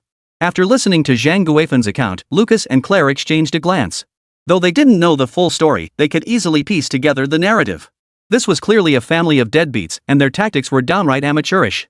But that didn't matter. They couldn't care less about such matters. You mentioned witnessing weapons transactions at the model shop? Lucas steered the conversation back on track. Zhang Guifen lowered her voice mysteriously. It was my second son who saw it. Early that morning, they were hiding in the factory making guns. My son saw guns in the boxes with his own eyes. Did you report it to the police? Of course I did. But the police investigated and said they were all toy models. Zhang Guifan sneered dismissively, they must have been bribed. Ke Jianyong is rich, he runs such a big model factory. Lucas quickly zeroed in on the key point, his eyes lighting up as he pressed further. Model factory? Where is it? Right in the suburban industrial zone, about 20 kilometers from here. Zhang Guifan suddenly narrowed her eyes. Are you really going to investigate them? Can you make them compensate me? Claire pulled an envelope from her bag and offered temptingly. If you can provide more useful information, we might consider compensating you for your assistance. Zhang Guifan snatched the envelope and swiftly counted the 5,000 yuan inside. As she counted, her face darkened with obvious dissatisfaction. Is that all? I'm taking such a huge risk. He's an arms dealer. Seeing this, Lucas's face darkened instantly. But he promptly added another stack of bills and said, "Take us to that factory. Here's another 5,000. Zhang Guifan's eyes flashed with greed. She swiftly stuffed the money into her undergarments. All right, give me 10 minutes. She turned and went into the inner room. A few minutes later, she emerged in clean clothes and called out to her grandson. Xiaobei, Grandma's going out for a bit. Keep an eye on your dad and uncle. Grandma's treating you to a feast tonight. I'm off. An hour later, an unassuming gray van pulled up at the edge of the Songjiang industrial zone. Zhang Guifan pointed to a factory in the distance. That's the place. That's the black-hearted factory. All those guns and cannons belonging to the Ku family are hidden inside that factory. Ignoring the old woman's rambling, Lucas peered through his binoculars. It was a medium-sized factory with a security booth at the entrance, though it didn't appear particularly well guarded. Several trucks were parked in the loading zone, and workers were moving boxes. You say you saw the weapons deal, was it here or at the model shop? Claire asked sternly. Both. Zhang Guifan blurted out without hesitation, they load the goods here at night and conduct transactions in the shop during the day. I saw it with my own eyes. This old woman simply couldn't keep her mouth shut. She was clearly trying to stir up trouble now, aiming to make life as difficult as possible for Ke Jianyong and his son. But the others weren't fools, they quickly sensed something was off. Zhang Guifan was too eager, and her story didn't entirely add up. Still, it was entirely plausible that the prophet used legitimate business as a cover for illegal dealings. Though the odds were slim, it was at least a lead. Most importantly, using a military model factory as cover would be a perfect disguise. Might as well try anything. If that old woman dares to play tricks, then afterward we'll just... We need more details, Lucas said. Like what the buyer looked like, vehicle information, the exact time. At this question, Zhang Guifan suddenly became hesitant. Well, it was very dark that night. I think, white? Or maybe black. The car was black, I think. Claire frowned, clearly growing impatient. Ms. Zhang, are you making this up? Of course not. Zhang Guifan suddenly became agitated. I saw it with my own eyes. If you don't believe me, that's fine, just give me my money back. She made a move to pull the money from her undergarments. Lucas pressed her hand down firmly and said coldly, "We believe you. Here's the deal, get us the factory layout diagram, and I'll give you another 5,000. At this, Zhang Guifan's eyes lit up instantly. These foreigners' money is so easy to swindle. I mean, so easy to make. All right, I'll figure something out as soon as I get back." After the deal was struck, Zhang Guifan was sent back home. Cass and Claire reunited with the rest of the team at the safe house and shared the information they'd gathered. That flower-growing old lady is clearly scamming us, Marcel stated bluntly. Her story is full of holes. I know, I'm not stupid, but we have to do something, or how are we going to write this week's report? Lucas explained with a helpless look. Besides, the model factory is a great cover. We have to go check it out ourselves, might as well try anything. Pierre pulled up satellite imagery and registration details for the factory. This model manufacturing company was established in 2023, primarily producing plastic model toys, airplanes, tanks, warships, and so on. Annual revenue is around 2 million, with 60 employees. Looks completely legitimate. It is legitimate, Renault pointed out. Not a single violation on record, tax compliance impeccable, not even a single employee complaint. In China, that's practically impossible. Hearing this, the others' expressions turned serious. Could it be they'd actually been fooled? The team decided to conduct surveillance on the factory that very night. Lucas and Renault would infiltrate the facility, while Claire and Marcel provided perimeter support. Pierre monitored network activity. As night fell, the operation commenced. Lucas and Renault easily bypassed the factory's security system. The facility had virtually no effective security measures in place. They entered the main production hall without difficulty, discovering it filled with various plastic models and semi-finished products, with unfinished tank models on the assembly line. It's all toys, Renault said disappointedly. Not a single real bullet in sight. Lucas refused to give up and continued searching. In a corner of the warehouse, he discovered a hidden door secured with an electronic combination lock. This shouldn't be in a toy factory, he whispered, motioning for Renault to come closer. At that moment, Pierre reported through his earpiece. The factory's network shows anomalies. That lock connects to the internal system, but I'm detecting an independent data stream emanating from it. Lucas and Renault exchanged glances, deciding to take the risk. Pierre remotely jammed the electronic lock's signal, and the door clicked open. Inside was a downward staircase. A basement? Renault wondered aloud. Building underground structures in Nanhu's geological conditions is prohibitively expensive unless it hides some unspeakable secret. Lucas finished the sentence, drawing his pistol. The two cautiously descended into the basement, where the sight before them made them gasp in shock. It was a modern weapons exhibition room. Advanced weapons hung on the walls, from American M4 carbines to Russian RPG rocket launchers, even several man-portable air defense missile systems. Wooden crates were stacked in the corner, their labels indicating origins from different countries. Found it, Lucas whispered. This is the Prophet's South Shanghai base. Just then, the lights suddenly flashed on. A voice boomed from the loudspeakers. Drop your weapons. You are surrounded. Lucas and Renault quickly took cover back to back, searching for an exit, but it was too late. A dozen heavily armed figures poured in through every entrance, infrared sights flickering across their bodies. Chapter 60, The Old Lady's Remarkable Awareness. Lucas and the others had barely entered the basement when they were immediately targeted by a dozen armed personnel. At that moment, they assumed it was the prophets who had discovered their trail. But the truth was deeply disheartening, or rather, utterly unexpected. Gentleman from the French intelligence agency, a middle-aged man in plainclothes, stepped forward with a smile. Welcome to China. I'm Director Li from the State Security Bureau. We've been expecting you for quite some time. Hearing this, Lucas and the others nearly popped their eyes out of their sockets. What the hell? The Chinese State Security Bureau? This couldn't be real. How could they be on the Prophet's turf? Wait, could the Prophet really be China's underground representative? Good heavens, it seemed they'd uncovered some earth-shattering secret. But that's not the main thing to focus on right now. The real question is, how did the NSA know he was coming? Lucas's mind raced. This is a trap. Zhang Guifan, that scam artist old lady. That old woman was one of your people? Lucas asked incredulously. But Director Li burst out laughing upon hearing this. No. She's definitely not one of us. She's just an ordinary citizen who grows flowers. As he spoke, he gestured for the SWAT team to step forward and disarm Lucas and Renault. How did you know we were coming? Renault demanded. Why? Why did you know?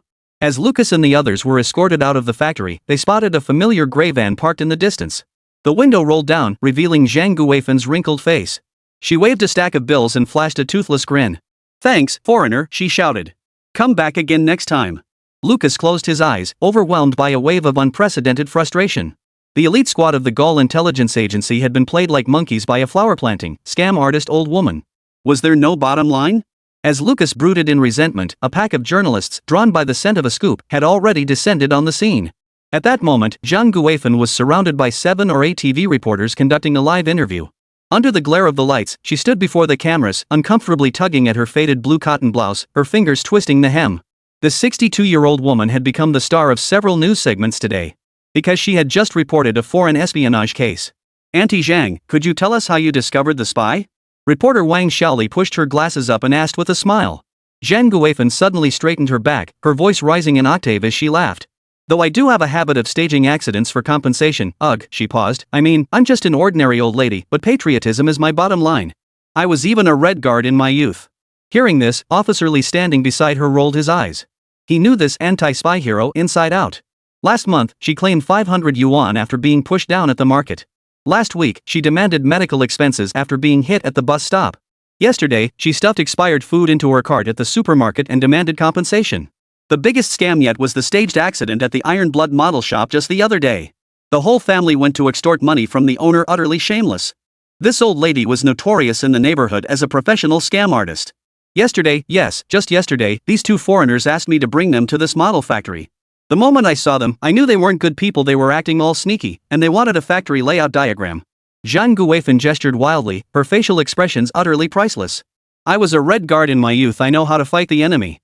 So I pretended to agree. Then as soon as I got home, I dialed 123.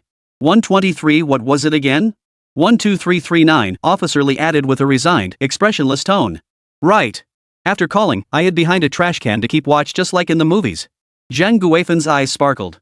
Suddenly lowering her voice, she whispered, Comrade reporter, is there a reward for reporting spies? I heard it's 500,000. Wang Xiaoli cleared his throat awkwardly. Well, it depends on the nature of the case. Well, their actions must be exceptionally heinous. They clearly aren't good people. They're worth 50,000. No, at least 50,000.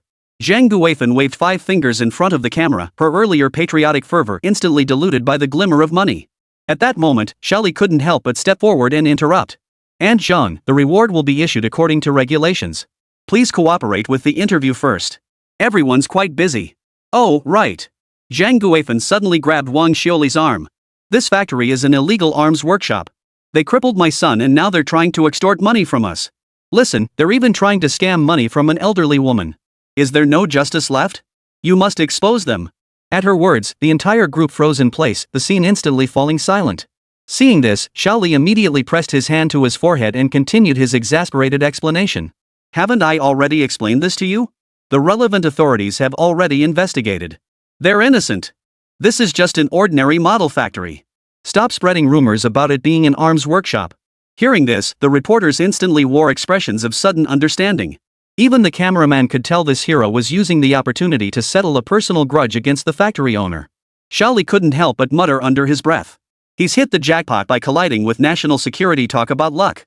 A nearby reporter sighed softly and added, guess it backfired in a good way? Who knows, maybe she was trying to scam those foreigners. Sensing the awkward atmosphere, Zhang Guifan suddenly clutched her chest and pretended to be in pain. Ouch. My chest hurts. Probably from being too tense while tailing that spy. Wang Xiaoli rushed over to support her. Auntie, are you okay? Should we call an ambulance? No need. My family's not well off. Every penny counts. Zhang Guifan waved her hand weakly. I just want to know when that bonus will come through. I need money for medical bills. Hearing this, Xiaoli turned and walked away. Wang Xiaoli's lips twitched awkwardly before she quickly wrapped up her summary for the camera. Thank you, Aunt Zhang, for sharing your patriotic experience. Wait. Zhang Guifan rushed to the camera. My name is Zhang Guifan. I want to report this boss for arms trafficking under my real name. Hey, don't turn off the camera. I'm not finished yet. Wang Xiaoli hurriedly signaled to shut it off. Zhang Guifan instantly recovered, then lowered her voice to ask. Oh, and the interview fee 200 yuan. Who's paying me? I know you have this rule, don't try to pull the wool over my eyes. Hearing this, Wang Xiaoli truly felt like laughing and crying at the same time. When did this rule even come about? Oh no, was she being scammed? Thinking it best to avoid trouble, she quickly pulled out the money and slipped away. After taking the money, Zhang Guifan cheerfully chased after the police officer. Comrade, when will the reward be? Watching the old woman's receding figure, Wang Xiaoli muttered with a wry smile. We can always edit it out later. After all, she did report a spy. With that, she motioned for the cameraman to get in the car and drive off. But the cameraman lingered by the car door, staring at a nearby security camera. Why do I feel like someone's watching us? At the same moment, inside a residential building in Nanhui, Ke Xiaobei ate watermelon while staring intently at the computer screen. Indeed, everything happening at the model factory's entrance was clearly visible to him. Who'd have thought the old man still had this level of awareness? Well, it's a good thing he's so aware. Otherwise, I wouldn't mind burying her early. After saying this, he picked up his phone just as Mandarin called him. Hold off on the African operation for now. Everyone, come back. A mole has infiltrated our lines. We need to strategize a countermeasure. Chapter 61, Wool delivered right to our doorstep. Upon hearing the boss's words over the phone, Mandarin's expression instantly turned exceptionally serious. He stepped aside to a secluded spot, ensuring no one was nearby before speaking. Boss, has something happened? Ke Xiaobei set down the watermelon and turned toward the computer, his fingers lightly tapping the folder on the desk. The French have been showing far too much interest in our little business lately. State security just arrested several spies at the factory site. They're probably interrogating them right now. The DGSE? Mandarin's voice immediately sharpened with alertness. Not certain, but it's almost definitely them. I've got more pressing matters to attend to lately, so I need you to come back and handle this. Ke Xiaobei paused before continuing. Oh, and I heard you know a few people in Paris who could help. Master Man chuckled softly, his voice tinged with awkward embarrassment. Hardly friends, just mutual exploitation. But these people are incredibly greedy, they only see money. Oh, I see. But money isn't an issue. Ke Xiaobei casually picked up the AD concept from the table, took a sip, and continued.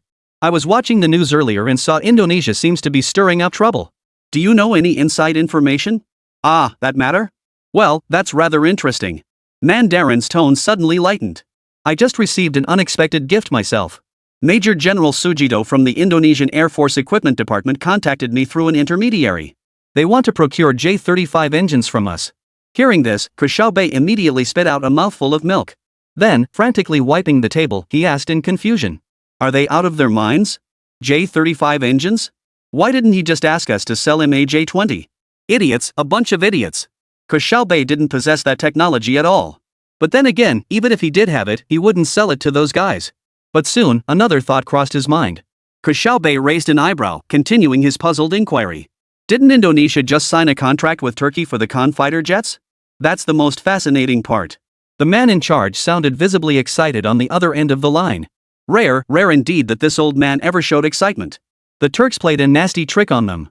Indonesia shelled out 10 billion pretty bucks for 48 Khans, only for the Turks to turn around and negotiate with John Bull to buy 40 Typhoons at over 125 million pretty bucks each. Hearing this, Ke Xiaobei immediately set down the AD calcium milk he had just picked up. A gleam flashed in his eyes as he chuckled. Holy crap, really? This is getting interesting. Why aren't the Turks using the Khan themselves? Didn't they hype this aircraft up as being incredibly awesome? All lies, illusions, deception. According to reliable sources, the Khan hasn't even had its prototypes made in flight yet. Mandarin's voice dripped with sarcasm, his tone growing increasingly heated. The Indonesians are freaking out now, worried they've been duped into buying a PowerPoint fighter jet at a hefty price. At that moment, Ke Xiaobei on the other end of the line had walked over to the world map on the wall. His finger traced the Southeast Asian region as he looked at Indonesia's location and said, Wait, what did you say they wanted? The complete engine technology for the J-35? That was their initial demand, but I hinted it wasn't realistic. Now they've settled for the next best thing. They want technology transfer at the same level, or at least a guarantee their Khan won't end up as scrap metal.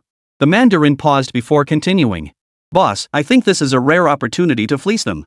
Indonesia got played by the West and is now turning to us. Why shouldn't we take the baton? They don't understand the technology anyway.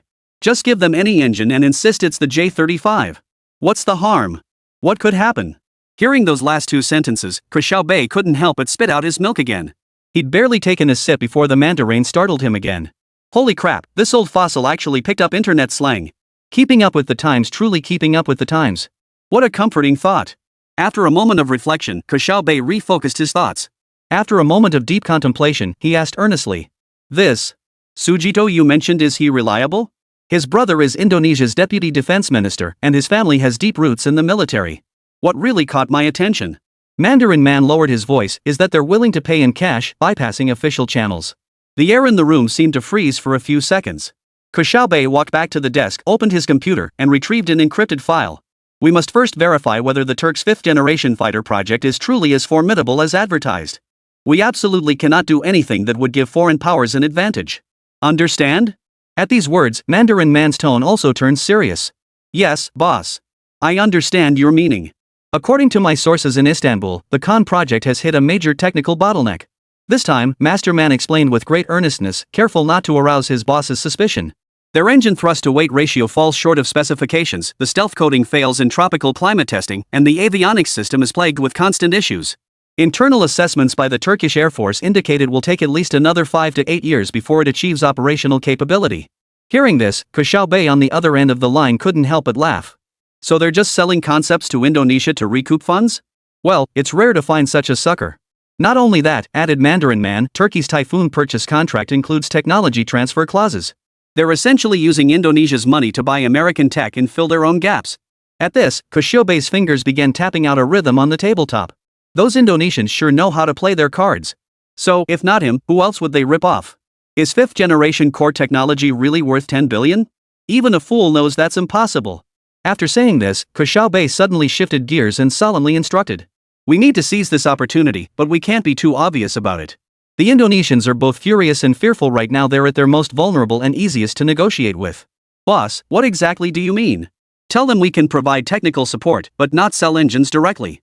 Ke Xiaobei continued while operating the computer.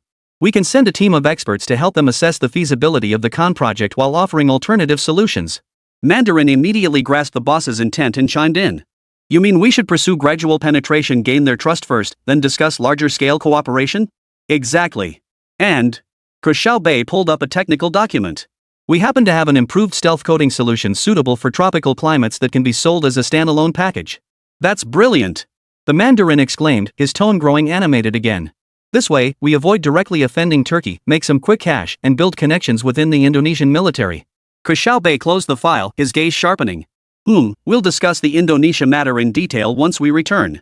The Gaulish matter must take priority now. I certainly don't want our transaction details appearing in a DGSE briefing.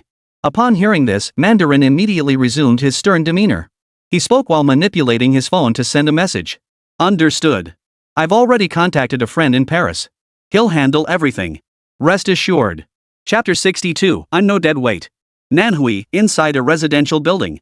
Ke Xiaobei sat on the study carpet, holding his phone as he spoke with Mandarin. Xiaobei. Who are you talking to? Her father, Ke Jianyong's voice suddenly echoed from outside the door, accompanied by a flurry of hurried footsteps. The study door burst open. Ke Jianyong stood in the doorway, combing his stubbornly unruly hair with one hand while clutching his electric bike keys in the other.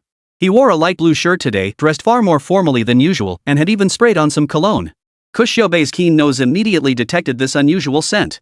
Yet, he turned to face the other with a remarkably composed expression. Nothing. Just discussing the Indonesian fighter jets with the Manchu. Hearing this, Ke Jianyong's mouth twitched slightly. You kid, you've really made something of yourself. Keep up the good work with that, Mr. Man. Focus on expanding the arms trade into Indonesia. Though he spoke these words, not a single syllable of it reached his heart. This kid, always peddling planes and missiles all day long, he's so innocent it's almost endearing. No matter how he looked at it, his own son was truly the best. Ke Xiaobei felt a twinge of helplessness at that moment. He had never once considered deceiving anyone close to him. Every time, he answered questions earnestly, laying out the truth for them to understand. But no matter what he said, no one believed him. So it's not his fault, right? Just then, Dad suddenly changed the subject and continued.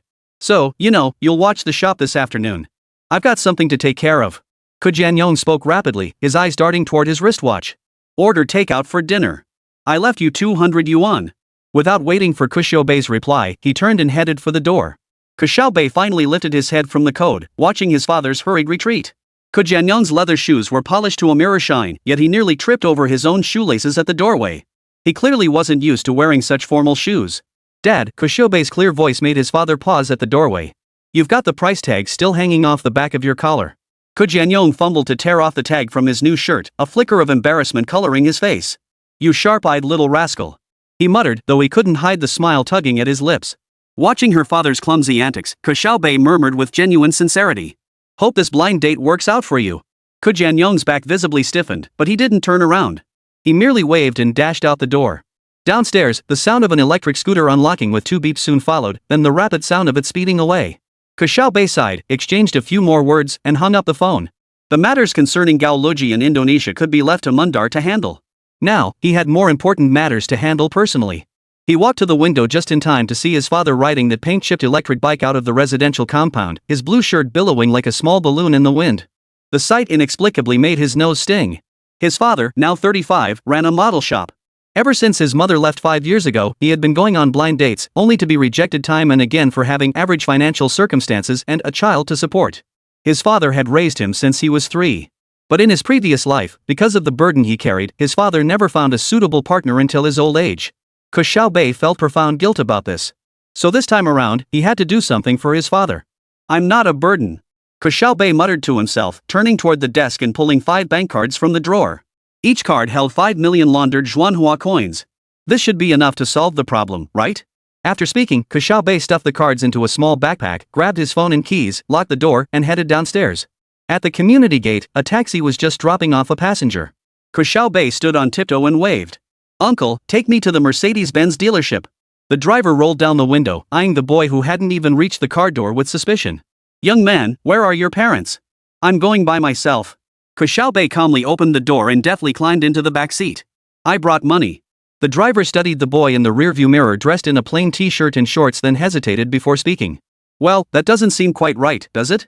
Ke Xiaobei pulled out 200 yuan bills from his backpack and waved them. Double the fare. 20 minutes later, the taxi pulled up in front of the Mercedes-Benz dealership in the suburban luxury auto complex. After paying the fare, Ke Xiaobei stood before the modern glass-walled building and took a deep breath. Through the floor-to-ceiling windows, he could see gleaming luxury cars of every color shimmering under spotlights. Sales consultants in sharp suits were enthusiastically pitching vehicles to several customers who looked like they had deep pockets. The automatic doors slid open silently, releasing a blast of cool air. Ke Xiaobei stepped inside on his short legs, immediately sensing several curious glances that quickly shifted away. No one would mistake an 8-year-old for a potential customer. He wandered around the showroom, his small hand lightly brushing the body of a white Mercedes-Benz, only to be startled by a sudden voice. Whose child is this? Keep an eye on him. Can you afford to replace the car if he damages it? A saleswoman in a black business skirt suit, her makeup immaculate, hurried over, her high heels tapping urgently on the marble floor. A name tag reading Wu Jiawei, sales consultant, was pinned to her chest, her brow furrowed. Her fingers, painted with bright red nail polish, nearly jabbed at Ke Xiaobei's nose. Ke Xiaobei took a half step back, her little face taut with tension. I'm just looking. I won't touch anything. Just look? Wu Jiawei scoffed, crossing her arms. This isn't a playground, kid. Where are your parents? I came by myself. Ke Xiaobei lifted her chin to meet her gaze, her voice quiet but clear. I want to buy a car. The showroom fell silent for a few seconds before erupting in laughter. Not only Wu Jiawei, but several nearby salespeople and customers couldn't help but laugh. Ke Xiaobei felt his ears burn, but he didn't back down. Wu Jiawei bent down, adopting an exaggerated tone as if addressing someone with intellectual disabilities. Little brother, do you know how much the cars here cost? The cheapest one starts at over 300,000 yuan, enough to buy you, 10,000 ice creams? Another wave of soft laughter rippled through the crowd. Ke Xiaobei clenched and unclenched his small fists at his sides. He took a deep breath and pointed to the largest, shiniest black sedan in the center of the showroom. How much is that one? Wu Jiawei straightened her back, the fake smile vanishing from her face. That's the top of the line S-Class. It'll set you back 2 million. Kid, stop messing around. Go find your parents. Ke Xiaobei was already getting annoyed. He pointed directly at Wu Jiawei and demanded, which one is your most expensive car? Hearing this, Wu Jiawei instantly tensed up. Kid, what are you up to? You're really causing trouble? And you're picking the most expensive car? Did your family strike oil or something? No, I want to buy a car. Ke Xiaobei said, enunciating each word deliberately. Wu Jiawei burst out laughing upon hearing this. She didn't believe a word he said. Oh? How are you going to pay for it? Your Lego bricks or Ultraman cards? She turned to her colleague and shouted without hesitation. Call security immediately. This kid must have snuck in. Ke Xiaobei ignored her mockery and walked straight toward the black Mercedes-Benz S-Class. He circled the car once, then pulled open the driver's door. The action drew gasps. Stop! Wu Jiawei screamed as she rushed forward. Do you know how expensive this car is? A single scratch on the paint job would cost your entire family a year's salary to cover. Ke Xiaobei deftly dodged her grabbing hand and casually pulled out a bank card from his backpack. I have the money. I'm buying this car right now. Chapter 63, Money Talks, so what? Ke Xiaobei didn't hesitate, pulling out his card to make the purchase. Saleswoman Wu Jiawei froze at the sight, then wore a sneer. Kid, stealing your parents' card isn't right, you know. Put it back, or I'll call the police. It's my own money, Ke Xiaobei said calmly. The pin is 170,808, my birthday. You can check the balance. Just then, a middle-aged man in a more refined suit approached. His name tag read Zhou Xiangui, sales manager. He crouched down to meet Ke Xiaobei's gaze. Young man, what's your name? Where are your parents? My name is Ke Xiaobei. I came here by myself. Ke Xiaobei handed over the bank card. I want to buy my dad a car, this black one. Manager Zhou took the card and hesitated. This car costs over 2 million yuan, kid. Are you sure? I'm sure. 2 million isn't expensive. If you don't believe me, you can check the balance first, Ke Xiaobei insisted. If there's no money in the account, I'll leave immediately. Manager Zhou sighed and motioned for Wu Jiawei to fetch the POS machine. When the balance inquiry slip came out, Wu Jiawei's expression froze instantly. Because the screen clearly displayed 5 million. This can't be. Wu Jiawei stammered, her fingers trembling. Manager Zhou swiftly snatched the slip, his eyes widening in shock. He immediately switched to his most professional smile. Mr. Ke. Mr. Ke, please follow me to the VIP room for a detailed discussion. Xiao Wu, go pour some juice and bring some snacks. Wu Jiawei's face flushed red then drained pale, but she hurried away under the manager's stern gaze. Ke Xiaobei was respectfully ushered into the luxurious VIP lounge. Sitting on a leather sofa far too large for him, his short legs dangled in the air, swinging back and forth. Young Master Ke, You wish to purchase that S450 for your father, correct? Manager Zhou returned the bank card with both hands, his tone brimming with respect. MHM. Ke Xiaobei nodded. My dad always rides his electric bike to blind dates and he fails every time. I think if he had a nice car, his success rate would be higher. Manager Zhou's eyes glistened slightly at this remark, whether feigned or genuine emotion remained unclear. Your father is truly fortunate to have such a thoughtful son. But, are you certain the funds in that account are obtained legally? It's no small sum. Ke Xiaobei said earnestly. The money in this card is absolutely legitimate. Don't worry about it. If anything goes wrong, it's on me. Hearing this, Manager Zhou was suddenly at a loss for words. Take responsibility? You're just an 8-year-old kid, how could it be on you? You don't even have to take legal responsibility for breaking the law at your age, okay? Before long, Wu Jiawei entered carrying juice and snacks. Her demeanor had completely shifted, her face now plastered with smiles, bordering on flattery. Mr. Ke, please help yourself. I'm so sorry about earlier.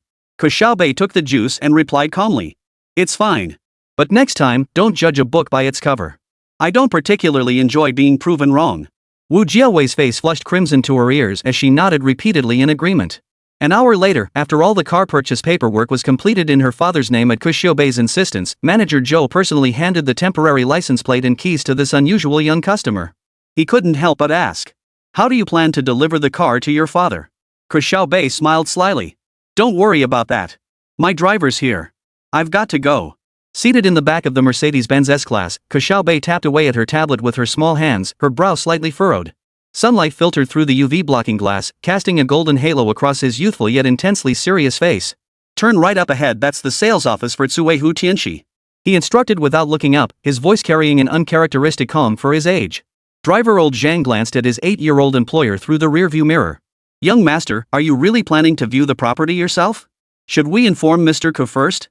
Old Zhang asked cautiously. Ke Xiaobei finally lifted his head, his obsidian eyes flashing with wisdom beyond his years. No need. He's busy with his blind date. Something as minor as buying a house, I can handle it for him. Hearing this, old Zhang nearly mistook the brake pedal for the accelerator. Who exactly is the father and who is the son in this pair? Why did the young boss seem more like the head of the household than his own father? Wow, having a kid like that would save so much trouble. Old Zhang thought to himself as he smoothly pulled the car to a stop in front of the sales office. This mid to high-end development in southern Shanghai's middle ring boasted a 40% green space ratio and comprehensive amenities, yet it avoided the ostentatious glamour of top-tier luxury estates. That was precisely why Ke Xiaobei had chosen this location. Wait here for me. I'll go take a look inside. Ke Xiaobei smoothed his t-shirt and hopped out of the car. The sales office was lavishly decorated in gold and marble, with a massive scale model dominating the center. Several smartly dressed salespeople were attending to clients. Ke Xiaobei's arrival drew little attention, but the supervisor still had someone attend to him. Lin Yu, go attend to the young client who just arrived. The sales manager pushed his glasses up his nose and gestured toward the young female salesperson organizing documents in the corner. Lin Yu looked up to see a boy in an ordinary t-shirt solemnly circling the model display and couldn't help but smile. Having joined the sales office just 3 months ago, she ranked last in sales performance, so such clients naturally fell to her. Little one, did you come with your mom and dad? Lin Yu crouched down to meet Ke Xiaobei's eye level. Ke Xiaobei stopped and looked up and down at the saleswoman with her bright eyes and ponytail. She wasn't like the salespeople at the car dealership, she didn't brush him off just because he was a kid. I came by myself, Ke Xiaobei said. I want to see your flat-roofed units. Preferably the top floor. Lin Yu blinked. Top floor? Our penthouse unit is over 400 square meters. I know. Just show me the model unit. Ke Xiaobei cut her off, his tone brimming with confidence. The other salespeople shot her sardonic glances. Lin Yu hesitated, then picked up the keys. All right, follow me. The model unit was in another completed building. Along the way, Ke Xiaobei's questions left Lin Yu increasingly astonished. What's the ceiling height? 3.1 meters. What's the net floor area ratio? 82%. What's the monthly maintenance fee? 12.8 yuan per square meter per month. Earthquake resistance rating? Grade 7. Lin Yu grew increasingly alarmed as the conversation progressed, beads of sweat forming on her forehead. This little boy was asking nothing but technical questions, some she'd have to look up herself to answer. Are kids these days all this smart? Suddenly, she felt like she was no match for a child. As they spoke, they arrived at the model unit. The penthouse model unit offered sweeping views, with floor-to-ceiling windows framing the entire beauty of Green Lake Park. Ke Xiaobei walked through each room with his hands behind his back, like a seasoned investor. He tapped the walls, tested the water flow from the faucets, and even opened the windows to check the soundproofing. This building is a bit close to the elevated highway, noise could be an issue, Ke Xiaobei frowned. But double-pane insulated glass should handle most of it. Lin Yu's eyes widened.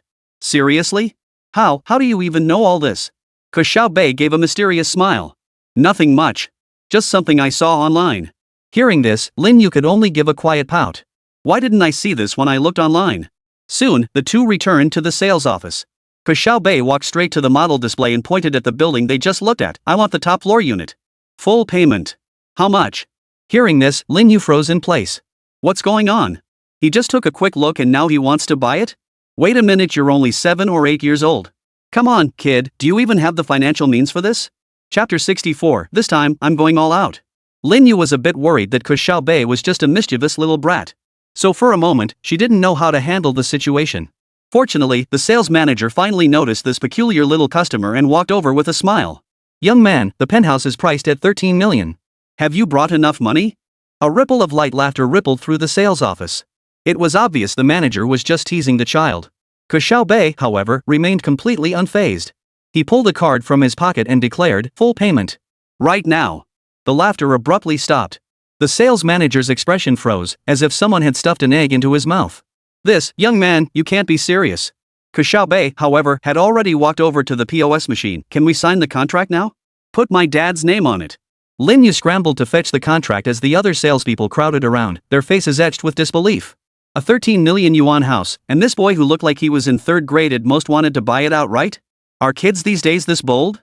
The first card has a 5 million yuan limit. Ke Xiaobei muttered to himself, entering the PIN with practiced ease. The machine spat out a receipt confirming the transaction. Second card. He pulled out another card and swiped another 5 million. The sales manager's jaw nearly hit the floor. Lin Yu's hands trembled, leaving several beads of sweat on the contract. Third card, 3 million. Ke Xiaobei completed the final payment and looked up at the stunned crowd. What's the matter? Never seen a kid buy a house before? The crowd desperately wanted to collectively answer no, but the entire sales office fell deathly silent. Security guards, cleaners, other clients all stared at this kid as if he were an alien. Young master, may I ask your father's name is? The sales manager's voice cracked. Ko Jianyong, Ke Xiaobei said casually. You handle property registration here too, right? Just put his name on the deed. This is my wedding gift to my dad. Hearing this, everyone present froze again. This time, however, someone couldn't help but blurt out a remark. Did he just say that? That this is some kind of gift he's giving his dad? A wedding gift? Damn, that's outrageous. With a son like that, you'd be smiling in your sleep. Wow, wow, wow. Must have saved the galaxy in a past life to deserve a son like this in this one. Seriously jealous. Jealousy level +1. Add 2. Add 10001. Add my ass. Do you really think that's his own money? It's just his rich dad's cash taken from dad and spent on dad.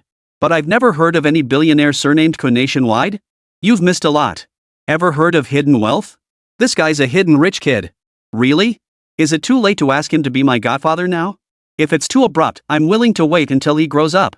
While Ke Xiaobei was splurging thousands to buy his dad a car and a house. Across the ocean, in Eagle Land. Agent Smith's fingers danced across the keyboard. Each letter underwent triple encryption, bouncing through servers in 7 different countries before finally reaching its destination. On the screen before him, rows of green code scrolled endlessly before settling on a simple black dialog box. Prophet, the Pentagon and State Department have approved the preliminary cooperation plan. But they need to see your true face. 3 days from now, Vienna, Imperial Hotel Penthouse Suite. If you don't have the guts to show up, don't even dream of participating in the Eagle Sword Fighter deal. Smith clicked send, then leaned back in his leather office chair and sipped his bourbon. If this deal went through smoothly, his cut would be substantial. The screen flickered, and the reply came much faster than expected. Deal. I'll be there on time and look forward to working with you. However, to demonstrate your credibility, you must pay me a $10 million deposit. This amount will automatically convert to a down payment upon finalizing the agreement. Smith's lips curled into a cold smile. The fish had taken the bait. 10 million? That was nothing to the eagle. If 10 million could shed light on the profits situation, then it would be money well spent no matter how you looked at it. Moreover, the higher-ups had already factored this possibility into their calculations. So Smith promptly replied to the other party. No problem. 2 hours before the formal meeting, the 10 million yuan earnest money will be transferred to your designated account. Meanwhile, inside a Mercedes-Benz S-Class in Nanhui, Ke Xiaobei efficiently exited the dark web chat application. He then picked up the satellite phone in the car and dialed a number. Where are you? His voice was low and calm, carrying an air of unquestionable authority. A faint mechanical hum came from the other end, followed by Mundar's signature gravelly voice. The plane just passed Isper. We'll be in Nanhwa by nightfall. Good. There are important matters to discuss tonight. Return as soon as possible. After hanging up, Ke Xiaobei.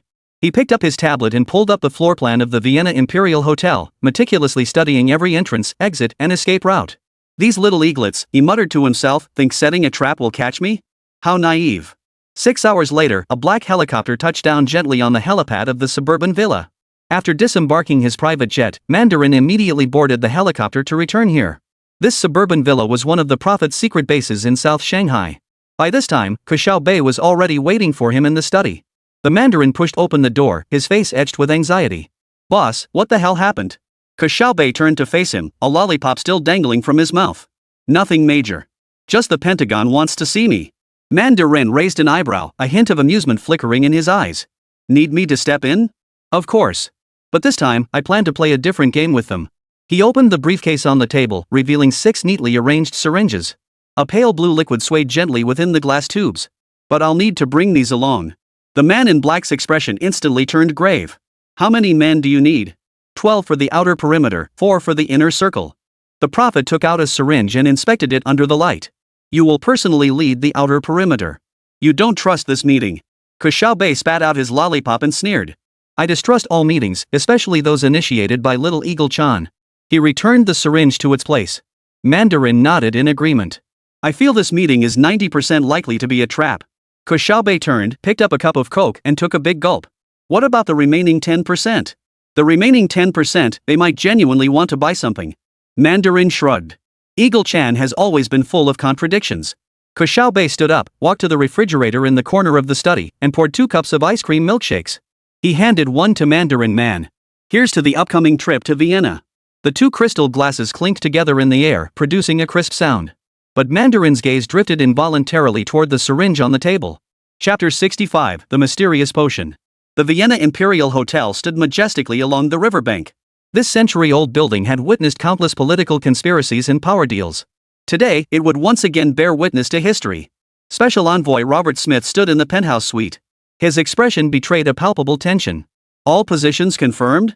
Smith did not turn around, his voice low and steady. Behind him stood 3 agents in plainclothes. The leader was Colonel Hamilton of SEAL Team 6. Upon hearing the report, he gave a slight nod and replied. 50 operatives are in position. We have personnel at every hotel exit, with 2 Black Hawks on standby on the roof. Not even a mouse will escape. Smith's lips curved into a faint smile. Excellent. When will our guest arrive? The convoy just passed the checkpoint. Estimated arrival in 5 minutes. Hamilton glanced at his watch. Sir, do you really think he'll come in person? According to our intel, the Prophet never makes appearances lightly. He will come. Smith turned, his eyes flashing with confidence. This is a deal worth tens of billions. He absolutely won't miss it. No, any greedy person wouldn't miss it. The roar of car engines echoed from below. Smith walked to the window and saw 3 black Mercedes slowly pull up to the hotel entrance. The door of the middle car opened and a figure clad in a deep green robe stepped out. Even from the 15th floor, the imposing presence radiating from that man sent a chill down one's spine. He's here. Smith murmured, his fingers instinctively reaching for the pistol tucked under his arm.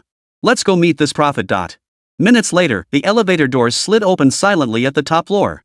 When the Mandarin, standing in for Ke Xiaobei, stepped out of the elevator, Smith was already waiting at the suite door. The moment their eyes met, the air seemed to freeze. The Mandarin was taller than Smith had imagined, standing nearly 6 feet tall. His eastern features bore the marks of time, but the most striking detail was the 10 uniquely shaped rings adorning his right hand. His gaze was as calm as still water, yet it sent an inexplicable pang through Smith's heart. You are Commissioner Smith. The Mandarin gave a slight nod, his voice raspy like sandpaper yet resonant with authority. Thank you for arranging this meeting. Mandarin. Smith forced a diplomatic smile. Please come in. Tea is ready. A long table in the suite was indeed set with exquisite teaware, but both parties knew it was merely a pretense. The Mandarin strode into the room, followed by several expressionless bodyguards. Smith noticed their unusually developed muscles and eyes so vacant they seemed inhuman. I hear you're quite interested in our fighter jet business? Smith gestured for the Mandarin to sit, taking his seat himself with his back to the door. It was a carefully orchestrated ploy, positioning the Mandarin facing the window for the sniper's ease of targeting. The Mandarin smiled faintly, a smile that sent a chill down Smith's spine. Commissioner Smith, why waste time? You know why I'm here, and I know what you're thinking. The smile froze on Smith's face. He forced himself to remain calm as he lifted his teacup. Sir, I don't understand what you mean. The Mandarin didn't touch the teacup before him, merely twirling a blue ring on his right ring finger. 50 seals, 2 helicopters, and... He glanced up at a specific spot on the ceiling. 3 snipers. Quite a meticulous setup. Smith's hand trembled, spilling tea onto the tablecloth. He sprang to his feet, the chair scraping the floor with a shrill screech. How do you know all this? I know far more than you imagine, Commissioner. The Mandarin remained seated, relaxed as if in his own living room. Like how you don't just want the technology in my hands, but greedily want to keep me here myself. Or how one of your carrier strike groups is concealed nearby, and even... He paused, his words laden with implication. An intercontinental missile is precisely targeted at this very location. Smith's face drained of color instantly. His hand darted toward his waist, but the Mandarin merely raised his hand slightly. The blue ring flashed faintly, and Smith suddenly felt excruciating pain shoot through his arm, as if pierced by countless needles simultaneously. I advise you not to do anything foolish, Commissioner. The Mandarin rose to his feet, his robe billowing without wind. I did not come here today to negotiate, but to reveal a truth to you. Smith forced a cold laugh, suppressing his tension. What do you intend to do? Do you think you can walk out of this hotel? This place is completely surrounded by us. There are at least 50 fully armed. Just 50 ants. The Mandarin cut him off, turning to one of his bodyguards. Amir, come here. The tall man named Amir mechanically walked up to the Mandarin. The Mandarin retrieved a metal case from beneath his robe. Opening it, he revealed 10 syringes neatly arranged inside, each filled with blue liquid. He took one out and, under Smith's horrified gaze, plunged the needle into Amir's neck. What are you doing? Smith took a step back, instinctively sensing danger. The Mandarin did not respond. After the injection, he stepped back several paces, as if admiring a work nearing completion. Amir began to tremble. At first, it was just a slight tremor, but it quickly escalated into violent convulsions throughout his entire body. His muscles swelled visibly, tearing through his suit, his skin gradually turning an unnatural bluish gray. The most terrifying transformation was his face. His features contorted and deformed, his teeth sharpened, and his eyes completely transformed into milky white orbs devoid of pupils. God! Smith murmured, his face twitching. The transformation took less than 15 seconds. When the 3-meter-tall monster let out a deafening roar, Smith finally understood Lord Man's intentions. Hamilton! Move! Move now! Smith shouted into the hidden microphone as he charged toward the suite's entrance. The monster Amir moved with astonishing speed. It covered 5 meters in a single stride, its massive paw slamming towards Smith. At the last possible moment, the suite door blew open. 3 fully armed SEAL team members burst in. One tackled Smith to the ground, averting the fatal blow. Gunfire instantly echoed throughout the entire floor. Armor-piercing rounds struck the monster, leaving only shallow wounds. Amir roared, snatching a solid wood coffee table and hurling it at the SEALs like a toy. 2 were instantly crushed into pulp, blood and entrails splattering the walls. Withdraw! All personnel fall back to the second defensive line. Hamilton's voice crackled over the radio, drowned by gunfire and screams. Smith was dragged out of the suite by 2 teammates. 7 or 8 bodies already littered the hallway. He glanced back. The Mandarin stood leisurely in the corner, smiling as he watched the carnage unfold, as if observing an opera. Chapter 66. Damn it, we lost him. The next 20 minutes felt like the longest 20 minutes of Smith's career. Through the surveillance feed, he watched the monster fight its way out of the hotel, the SEAL's bullets having little effect. Rocket launchers barely slowed it down, but at the cost of 5 team members being torn in half. Finally, after sacrificing 25 elite soldiers, the monster collapsed under concentrated fire, its body riddled with hundreds of bullet holes. Once the threat was confirmed neutralized, Smith trembled as he made his way back to the Mandarin's suite. To his horror, the Mandarin stood exactly where he had been, not having moved an inch, as if the entire ordeal had nothing to do with him. You devil! Smith's voice was hoarse, his eyes bloodshot. Do you know what you've done? The Mandarin shook his head gently. No, Commissioner Smith, it is what you have done. Did you think setting a trap would catch me? How laughable. A bunch of foolish mortals. He retrieved another vial of blue liquid from the metal box. Now, do you understand your predicament? Smith stared at the remaining 8 vials and suddenly felt dizzy. A single vial could create a monster requiring the sacrifice of 25 elite soldiers to destroy. If the Mandarin used all of these. You can't. Smith's voice was barely audible. The Mandarin placed the vials back into the box and closed the lid. I can, but I won't today. This is merely a small demonstration to show you the price of opposing me. He walked slowly toward the door, pausing briefly beside Smith. Tell your superiors that if there's another operation like this, next time I'll turn the Pentagon into rubble. Additionally, the detailed terms of this cooperation will be sent to your email later. As for whether you sign, that's for you to decide. As Lord Man's figure vanished into the elevator, Smith finally collapsed to the floor.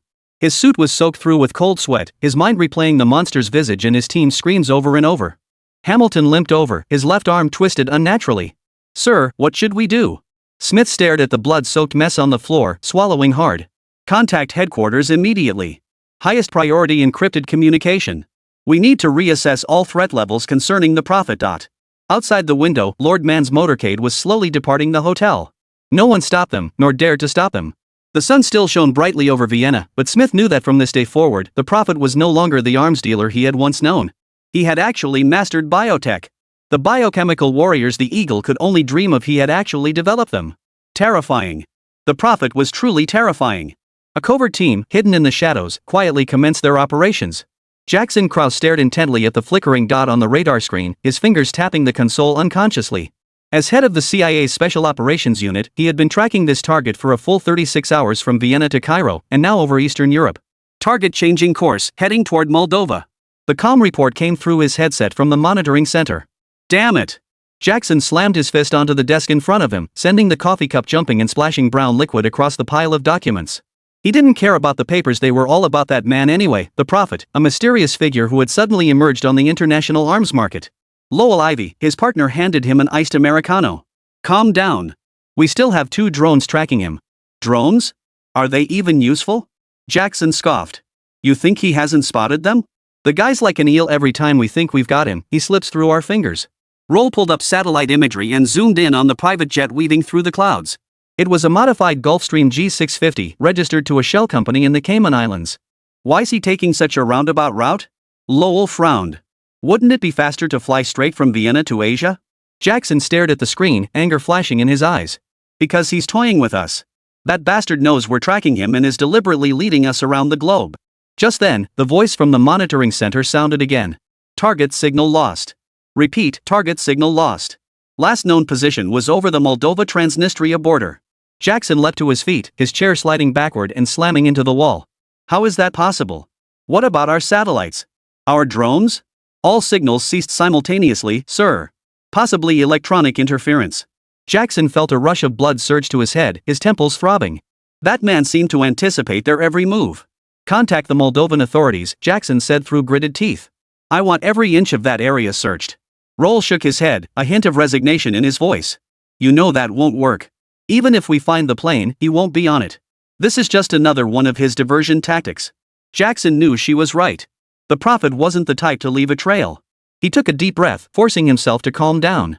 Anger wouldn't solve anything. He needed to think. Compile all the data, he ordered his team. I need to know every place he's been, every person he's contacted.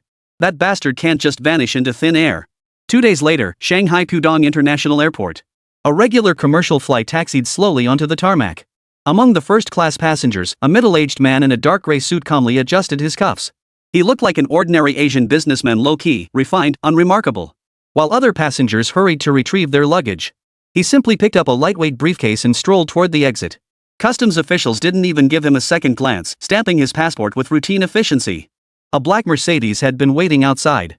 The driver, a young man wearing white gloves, respectfully opened the door as the man approached.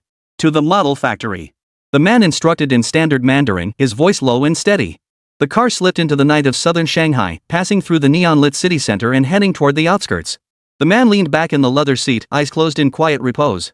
The shifting lights outside cast shifting shadows across his sharply defined face. At the edge of the city, an unassuming industrial building lay hidden behind a grove of trees. A sign reading Model Manufacturing Company, Limited, hung at the entrance, while several unremarkable vans were parked in the courtyard. The Mercedes glided in, stopping at a concealed entrance on the side of the building. By the time the man stepped out, he had shed all his disguises. This man was none other than the Mandarin who had vanished before the eyes of the CIA's Special Operations Unit. He entered the building, traversed several corridors, and finally stopped before an inconspicuous security door. He didn't knock, he simply pushed the door open. The office was bathed in soft, warm light. A child of 7 or 8 sat behind a large desk, holding a carton of milk with a straw still in his mouth. His eyes lit up at the sight of the Mandarin, and he sprang to his feet. You're finally back. Ke Xiaobei grinned, revealing two prominent canine teeth. The contract with Eagle Man is signed. The first collaboration is a 10 billion yuan deal. It seems your meeting was a resounding success. Mandarin smiled faintly before slowly walking over to sit across from the desk. Did they not ask about the serum? The Mandarin inquired, his voice utterly calm. Ke Xiaobei smirked at the question, squeezing the milk carton until it crinkled. Of course. Compared to the fighter jet upgrade project, they're far more interested in the biochemical agents. They even want to arrange another meeting, with the location and terms entirely up to us. Chapter 67. The rocket launched, but the satellite didn't go. After hearing Ke Xiaobei's report, Mandarin Man merely nodded slightly, as if everything had unfolded exactly as he'd anticipated. He then pulled a specially made USB drive from his briefcase, placed it gently on the table, and slid it toward Ke Xiaobei. A gift from Vienna, he said. The test data is all here. Ke Xiaobei hurriedly grabbed the USB drive, plugged it into his computer, and entered a long string of complex passwords. The computer confirmed the USB drive was connected, and various data files popped up. Then, his eyes shone with excitement under the glow of the computer screen. What are the test results? He asked in a hushed voice while examining the data. Not bad. 87% enhancement effect, lasting 48 hours, Mandarin replied calmly. Minimal side effects, just mild brain fog. Ke Xiaobei whistled. Mild brain fog? That's quite a niche term. But those traffickers deserved every bit of it. Consider it their contribution to biotech. It turned out that the bodyguards accompanying Mandarin to Vienna were actually some traffickers they'd captured while setting up their Southeast Asian branch. These scum trafficked people and sold human organs, utterly depraved bastards. The Mandarin didn't pursue the topic, suddenly shifting to another matter. The Gaulish side has already dispatched a special envoy for contract negotiations. They don't want the conflict in Africa to escalate further. They're seeking peace talks. Hearing this, Ke Xiaobei frowned deeply and looked at him. Peace talks? Are those spies being used as bargaining chips for the negotiations? The Mandarin couldn't help but let out a faint smile. I understand what you mean. I'll head to Africa tonight and bring back the Red Skull. After all, you can't afford to be short-handed here. Ke Xiaobei, however, gave a wicked grin and pointed at the computer screen. With these things, would I still be short-handed? We just need to figure out how to overcome the side effects of this brain idiot. Also, the gall matter isn't urgent. Take some time to rest when you return. The Mandarin shook his head slowly in response. No, I'll pass. Time is limited. I'd rather accomplish as much as I can. Hearing this, Ke Xiaobei's heart skipped a beat. Had the other party not brought it up, he himself had nearly forgotten about this matter. It turned out that these bioengineered humans created through biochemical biotechnology. Their lifespans were far shorter than those of ordinary humans. Take Mandarin as an example, his lifespan was at most 3 years. Red Skull fared slightly better, with a lifespan of around 5 years. Still, this was an unbearably cruel reality for bioengineered beings. Fortunately, they all possessed remarkably strong mental resilience. Therefore, they find such circumstances perfectly acceptable. Ke Xiaobei pursed her lips slightly before nodding slowly. All right, do whatever you need to do. I actually like it, you can be more free. I'm just terribly sorry, I'm really short-handed right now. Thank you for your hard work. The Mandarin couldn't help but smile upon hearing these words. Both he and Red Skull had their loyalty set to 100%. So even without the boss saying anything, they would remain utterly loyal to him. But by saying this, the boss actually showed he didn't view them as mere tools. Thanks. I'll get back to work. The Mandarin chuckled, tossed out that line, and stood up to leave. Ke Xiaobei watched him without a word, turning back to continue analyzing the data. While he was busy analyzing the experimental data, an incident both amusing and exasperating unfolded quietly on the international stage. White Elephant, Sriharikota Satish Dhawan Space Center. At that moment, the air in the control room seemed to freeze. Every pair of eyes was glued to the constantly fluctuating data on the large screen. The PSLV-XL launch vehicle had successfully completed third stage separation and fairing deployment. According to the plan, it should now release the primary payload 3 new satellites worth a total of 370 million pretty coins. Satellite release procedure initiated. The voice of Mission Director Rajesh Varma crackled over the communication channel. Beads of sweat glistened on his forehead under the harsh lights of the control room. Copy that. Release procedure initiated. Satellite Systems Engineer Amit Patel responded swiftly, his fingers flying across the keyboard. Telemetry signals normal. Satellite power switched to internal batteries. A burst of applause erupted in the control room. Anil Kumar, chairman of the Indian Space Research Organisation ISRO, rose to his feet and shook hands firmly with the Defense Ministry official beside him. This launch was crucial for India's space program, especially following China's successful deployment of a new generation remote sensing satellite last month. Wait. Amit suddenly frowned, his voice abruptly halting the celebratory mood. The satellite attitude data shows anomalies. Rajesh hurried behind Amit, staring intently at his screen as he asked anxiously. What's going on? The satellite solar panels haven't deployed, and Amit pulled up another set of data, his face suddenly turning pale. The mass sensor indicates the payload bay is empty. That's impossible. Rajesh snatched the keyboard and checked the data himself. The temperature in the control room seemed to drop 10 degrees instantly as everyone held their breath. Holy crap, where's the satellite? 5 minutes later, an emergency team rushed toward the rocket assembly building. Another 10 minutes passed before a call came into the control room. Chairman Kumar's face turned red, then white, then pale as he answered. The satellites have been found, he said hoarsely after hanging up. All 3 are in the warehouse. They were never loaded onto the rocket. In that moment, the most absurd blunder in White Elephant Aerospace's history was born. In the Ministry of Defense press room in New Delhi, camera flashes erupted like a downpour. International journalists packed every corner, some even standing on chairs for a better angle. This is pure fake news. Major General Singh, the Defense Ministry spokesperson, his forehead veins bulging, declared. The White Elephant Space Research Organization operates under the world's most stringent quality control protocols. The so-called dummy launch is nothing but malicious rumors spread by hostile forces. Then why hasn't ISRO released any evidence of the satellite operating in orbit? A BBC reporter demanded loudly. The satellite operates in a classified orbit and the data is classified as state secrets, Singh replied, wiping sweat from his brow. We have complete launch footage proving the satellite was indeed loaded. Can you release the footage? It involves state secrets. No comment.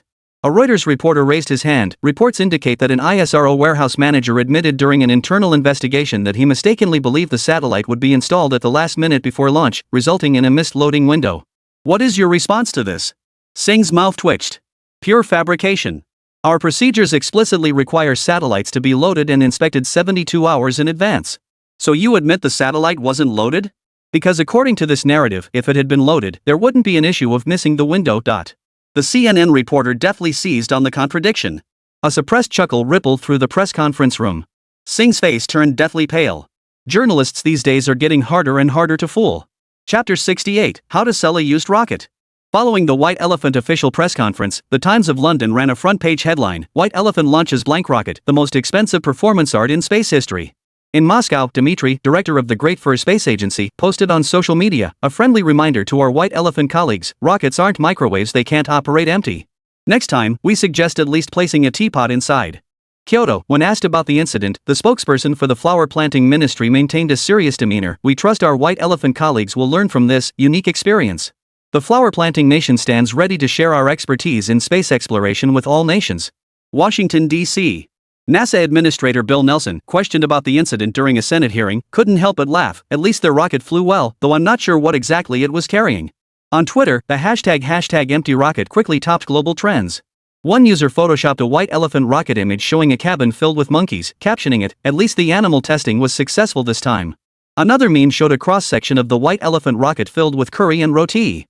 The most devastating blow came from The Economist's cover, a cartoon of the White Elephant rocket titled White Elephant Space Dream, Traveling Light. At an emergency meeting in the Prime Minister's office in New Delhi, the atmosphere was so tense you could cut it with a knife.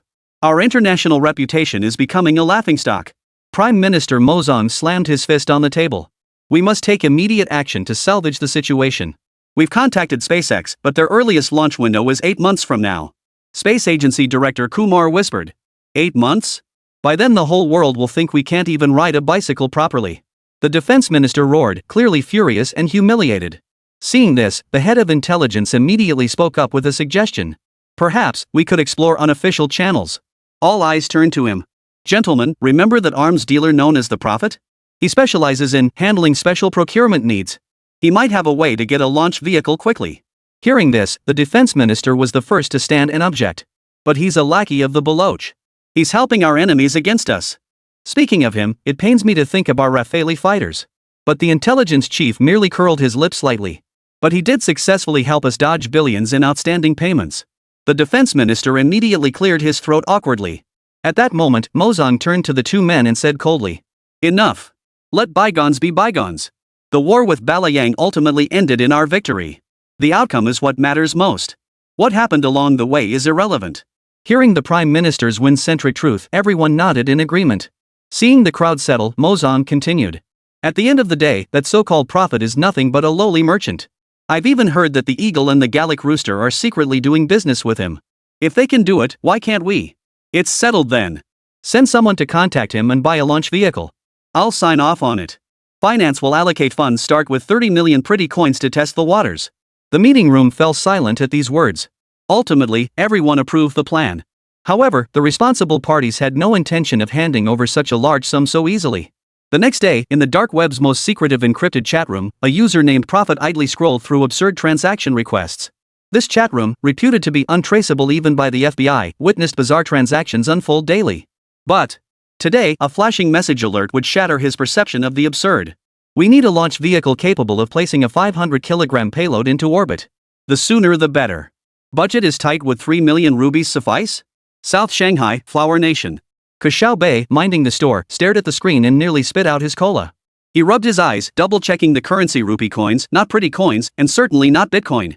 3 million rupees equaled roughly 250,000 yuan. That wouldn't even buy a decent sports car, let alone a launch vehicle capable of sending 500 kilograms into space. So he paused for a few seconds in the chat before finally replying, "Are you Santa Claus? It's only July, go wish somewhere else." No delivery.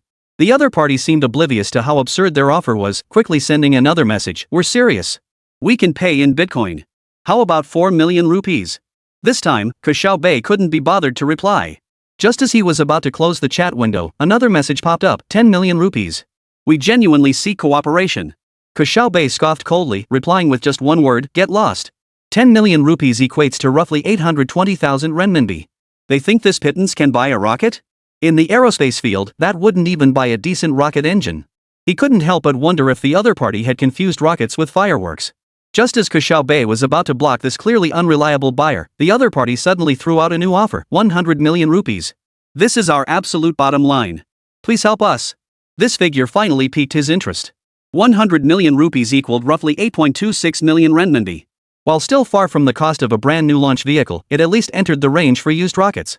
So, sipping his Coke, Ke Xiaobei replied leisurely, "This time you're showing a bit of sincerity, but only a bit.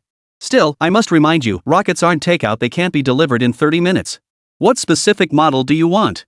The other party seemed to breathe a sigh of relief. "We don't have high demands. Any model capable of successful launch will do." This response suddenly put Ke Xiaobei on high alert. He quickly scanned recent aerospace news, and a bold suspicion formed in his mind. "Wait, you guys aren't from the White Elephant Aviation Bureau, are you?" The chat window fell silent for a full 5 minutes. Finally, the other party admitted, "How did you figure it out?" Ke Xiaobei couldn't help but laugh aloud. "Is that so hard to figure out? Because only you guys would rush to try again right after blowing one launch." The other party immediately retorted heatedly, "Rumors. It's all rumors. How could we possibly forget to bring the satellite? It's all gossip, don't believe those rumors." Ke Xiaobei remained non-committal to this defense. He was more concerned with closing the deal. "Listen, I do have an old Soviet-era Cyclone 3 rocket on hand, but its control system is older than your grandmother's sewing machine." The other party urgently asked, "Can it launch successfully?" The prophet pondered for a moment before delivering a darkly humorous reply, "More reliable than your own contraptions, it actually fires." This assessment seemed to satisfy the other party. "All right, we'll take it. But could you give it a fresh coat of paint?" Ke Xiaobei couldn't help but laugh at the request. These guys actually care about the rocket's appearance? Still, for the sake of business, he readily agreed, "Deal. But I have one condition, if anything goes wrong this time, don't tell anyone I sold you the rocket." The other party seemed offended. "Wait, do you really have so little faith in our technology?" The prophet replied without mercy, "Yes, unless you submit another 100 million rupee deposit." This condition clearly exceeded their budget, then forget it. We won't say we bought it from you, rest assured. Chapter 69, Money Well Spent. 1 week later, at the Baikonur Cosmodrome in Kazakhstan, a freshly painted Cyclone 3 rocket stood silently on the launch pad. Experts from the White Elephant Space Agency bustled around this Soviet-era relic, while the Prophet team's engineers shook their heads in disbelief. "They actually want to install a digital control system on this old thing," Prophet whispered to his deputy. "It's like putting GPS on a camel." "Boss, honestly, why are we helping them?" the deputy asked. "We're barely making any profit on this deal." The Mandarin watched Chairman Korm engaged in a heated discussion with the White Elephant experts and murmured softly, "Because the universe is vast enough to hold everyone's dreams, even the most absurd ones." Hearing this, the rest of the team silently gave him a thumbs up. "Brilliant. Absolutely brilliant." The boss's sophisticated humor just sounded so damn cool. If it weren't for them personally digging him out of Irmau's scrap space warehouse, they would have genuinely bought into Minister Man's nonsense just now. But they were also genuinely playing along with the boss. This pile of rusted scrap metal, after just 5 days of simple refurbishment, sold for an astronomical price. No, they weren't just selling it for a fortune, they were about to create a world miracle. Because right now, they were helping White Elephant launch that scrap metal into space. Launch countdown begins. 10, 9, 8, 7. Amid deafening roars, the ancient Soviet rocket trembled as it ascended, carrying the White Elephant's pride and 3 long-delayed satellites toward the heavens. This time, the satellites were indeed inside the rocket, and they had truly succeeded. At that moment, the team members brought by Mundar were even more excited than the White Elephant's professional crew. Because, before this, no one had dared to believe this thing could actually fly. Beyond the launch itself, Mandarin pulled another fast one on the White Elephant. He deliberately revealed that Indonesia was actually seeking to purchase 5th-generation fighter jets from them. Sure enough, upon hearing this news, the White Elephant executives instantly grew displeased. Consequently, they too began actively preparing to accelerate the upgrade and replacement of their Air Force fighters. 3 days later, when White Elephant grandly announced the satellite had successfully entered orbit and transmitted its first batch of data, the international community's reaction was unexpected. Clearly they just recycled the dummy payload rocket from last time, commented a hawkish aerospace expert on TV. That explains why the launch interval was so short. The White Elephants sure know how to save money, a Hans Katnetizen quipped, even splitting their satellite launch into 2 parts. Ironically, the second launch intended to salvage their reputation only reinforced widespread belief that the first attempt had indeed been a dud. After all, no one believed the White Elephants could orchestrate 2 successful launches in such a short time frame. When Chairman Korm complained about the outcome to the Prophet, the latter merely shrugged. In spaceflight, sometimes the greatest failure isn't a rocket explosion, it's when it flies too perfectly for anyone to believe it's real. All I can say is, we always planned to launch the satellite in 2 stages. This was all part of the plan. Remember, rumors stop at the wise. South Shanghai, Flower Nation. After reading this message on his phone, Ke Xiaobei's brows knotted into a tight knot. The nerve of these White Elephant people, their faces are thicker than anything. Fortunately, the system's proposed modification plan was solid. An antique bought for 200,000 yuan turned into an 8 million yuan profit. Not bad, this deal wasn't a loss. As Ke Xiaobei counted the profits on his fingers, Comrade Oldko began his daily matchmaking routine. Standing before the floor-to-ceiling windows of Yunchang restaurant, the city lights shimmered at his feet. Perched atop a 5-star hotel, this restaurant commanded a minimum spend of 2,000 yuan per person, making it a regular haunt for the city's wealthy and famous. Jianyong glanced down at his ordinary casual attire, a faint smile playing at the corners of his mouth. This matchmaking agency sure knows how to splurge. They always arrange meetings at such high-end places. Those 500 yuan membership fees were well worth it. It turned out Ke Xiaobei had been lying to him all along. The matchmaking agency only charged a 500 yuan membership fee, which he had paid using his own 2 years' worth of saved New Year's money. Mr. Ko? A sweet female voice came from behind him. Ke Jianyong turned to see a young woman in a form-fitting red dress approaching him. Her makeup was flawless, and her big, wavy curls swayed gently with each step. She still held her phone in her hand, seemingly ready to take a photo at any moment. Miss Su? Ke Jianyong smiled and extended his hand. I'm Ke Jianyong. Su Mena, a million-follower foodie influencer on a short video platform. At that moment, she was sizing up the man before her. He looked decent in photos, but in person he appeared more mature and steady than she'd imagined. Though his attire was ordinary, it was clean and well kept. Most importantly, he'd chosen a high-end venue, something her livestream fans would surely envy. Sorry to keep you waiting. Su Mena shook his hand before casually pulling out her phone. Mind if I film a vlog? My fans are dying to know how my blind date is going. A fleeting, complex expression crossed Ke Jianyong's eyes before he regained his composure. Of course not. But could we wait until we're more comfortable? I'd like to get to know you properly first. Su Mena pouted slightly but tucked her phone back into her designer bag. The waiter guided them to a prime window seat, offering a panoramic view of the city's nightscape. What do you do for a living, Mr. Ko? Su Mena cut straight to the chase, one of her top concerns.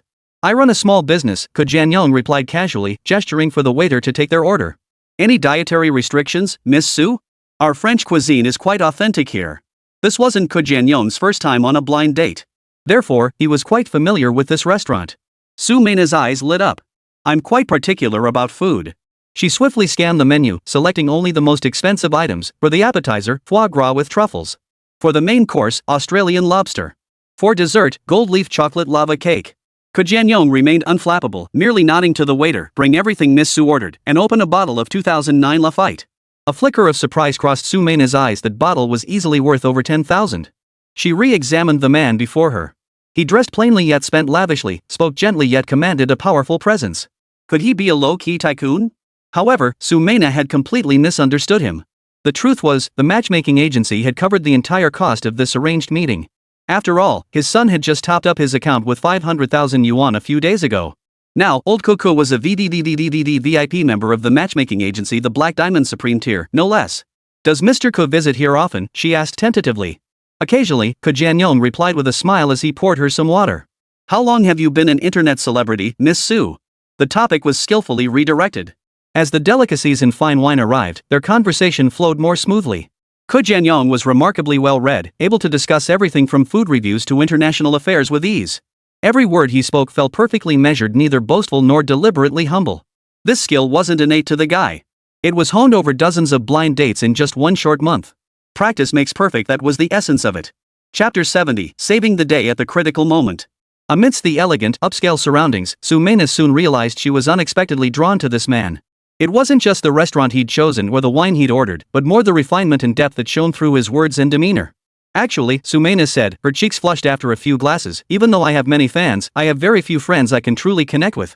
Everyone only sees the version of me on camera. Ke Jianyong nodded. There's always a gap between your online persona and your real self. Exactly. Sunmmary exclaimed excitedly. Like how I actually hate spending 2 hours on makeup every day, but I have to do it for filming. Her words were cut short by the click-clack of high heels. A young woman dressed even more revealingly, with heavier makeup, strode straight to their table. Maina. I knew you'd be here, the woman exclaimed dramatically.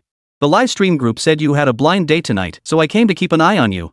Sunmmari's expression instantly turned awkward. Lily, what are you doing here? The woman called Lily, whose real name was Zhang Qili, was a minor influencer on another platform. She pulled out a chair and sat down without hesitation, only then noticing Ke Jianyong across from her. Her expression froze, then twisted into a mocking grin. Well, if it isn't Ke Jianyong. Zhang Qili's voice rose an octave. Haven't seen you in a few days, and you're still looking as shabby as ever? Several tables in the restaurant turned to look their way. Ke Jianyong frowned slightly, scrutinizing Zhang Qili closely. Finally, beneath her heavy makeup, he recognized a faintly familiar outline. He had passed her during a blind date days ago. At first, she had been quite proactive, but the moment she learned he was just a small-time businessman who rode an electric bike to the date, her attitude had changed completely. Miss Shang, it's been a while. Ke Jianyong said calmly, though his eyes had grown cold. Sunmmary stared at them in surprise. You two know each other? We know each other? Zhang Qili shrieked with mock laughter. This Mr. Ke was trying to chase me just 3 days ago. Riding a beat-up electric bike, trying to take me to a street stall? How laughable. She turned to Ke Jianyong, her eyes brimming with contempt. What's this now? Changed your tactics? Pretending to be sophisticated in a fancy restaurant to trick young girls? Do you even know how much a meal here costs? Don't make the girl foot the bill. Sunmmari's expression turned hesitant, her gaze toward Ke Jianyong tinged with suspicion. Ke Jianyong set down his napkin and took a deep breath. Miss Shang, there's no need to bring up the past. Today is a private date with Miss Su. Could you please? Private date? Zhang Qili cut him off, her voice rising. Maina is my best friend. I won't stand by and watch her get scammed by a cheapskate like you. Look at what you're wearing, street vendor knockoffs, right? Do you even know how much Maina's handbag costs? You couldn't afford it on a year's salary. The restaurant manager had noticed the commotion and hesitated, unsure whether to intervene. Surrounding diners began whispering, some even pulling out phones to secretly film. After all, 2 internet celebrities and a man publicly humiliated made for an uncommon spectacle. Ke Jianyong's expression darkened completely. He could have revealed his identity on the spot to humiliate her, but years of business experience had taught him a more elegant way to retaliate. He beckoned a waiter over. Check, please. Oh, can't keep up the act anymore? Zhang Qili jabbed Sunmmary smugly. See? Once I exposed you, you just want to slip away. Sunmmari's expression shifted from hesitation to outright contempt. Mr. Ke, I actually think we're not quite suited for each other. Ke Jianyong rose calmly. Miss Su, thank you for your honesty. But before your friend showed up, we seemed to be getting along just fine? That's because I didn't know your true situation. Sunmmary was now fully siding with her best friend. Lily's right. What gives you, a penniless pauper, the right to come to a place like this for a blind date? And you want someone with good prospects? Dream on. Ke Jianyong picked up his coat, glancing back at the 2 women one last time.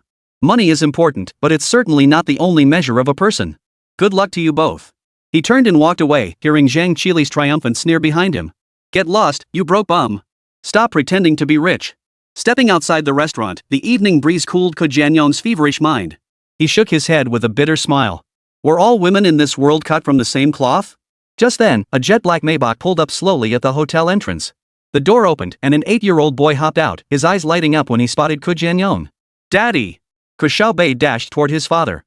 The driver stood respectfully beside the car, the door wide open, revealing the luxurious interior.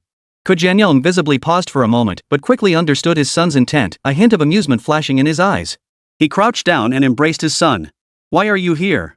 I heard you were going on a blind date and I was just curious. When Ke Xiaobei saw the two women emerge, he deliberately raised his voice and changed the subject. Dad, can we go home now?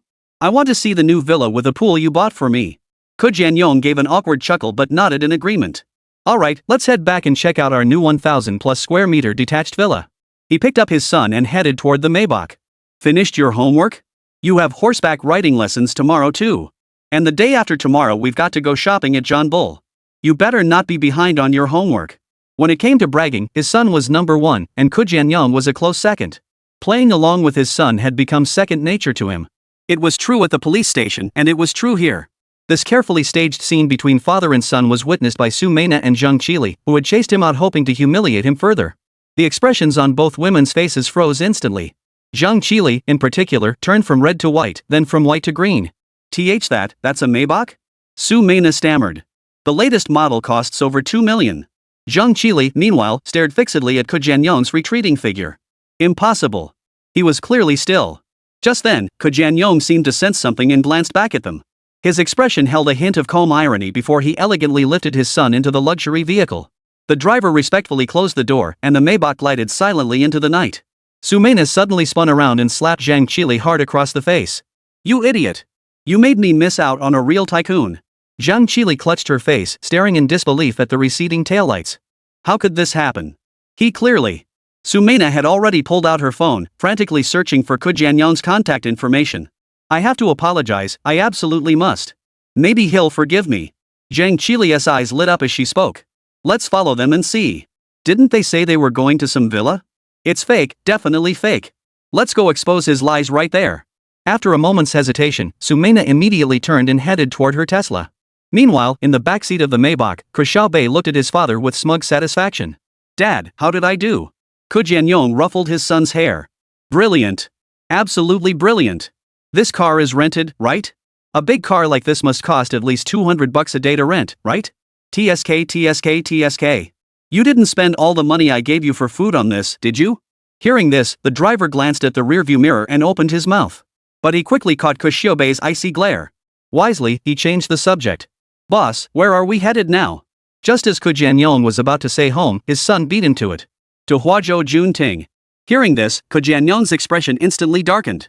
My son, you wouldn't have rented a villa, would you? Chapter 71, the live stream exposes the scammer. Inside the luxurious Maybach, Ke Xiaobei smiled faintly at his father's words. Then, he simply urged the driver to hurry up, preparing to give old Ku a surprise. Meanwhile, in the Tesla following behind, Zhang Qili adjusted the angle of her phone mount, ensuring both herself and Sunmmary in the driver's seat were perfectly framed. She just applied a sharp, intense makeup look, her winged eyeliner resembling two unsheathed blades. Folks, we've kicked off tonight's operation.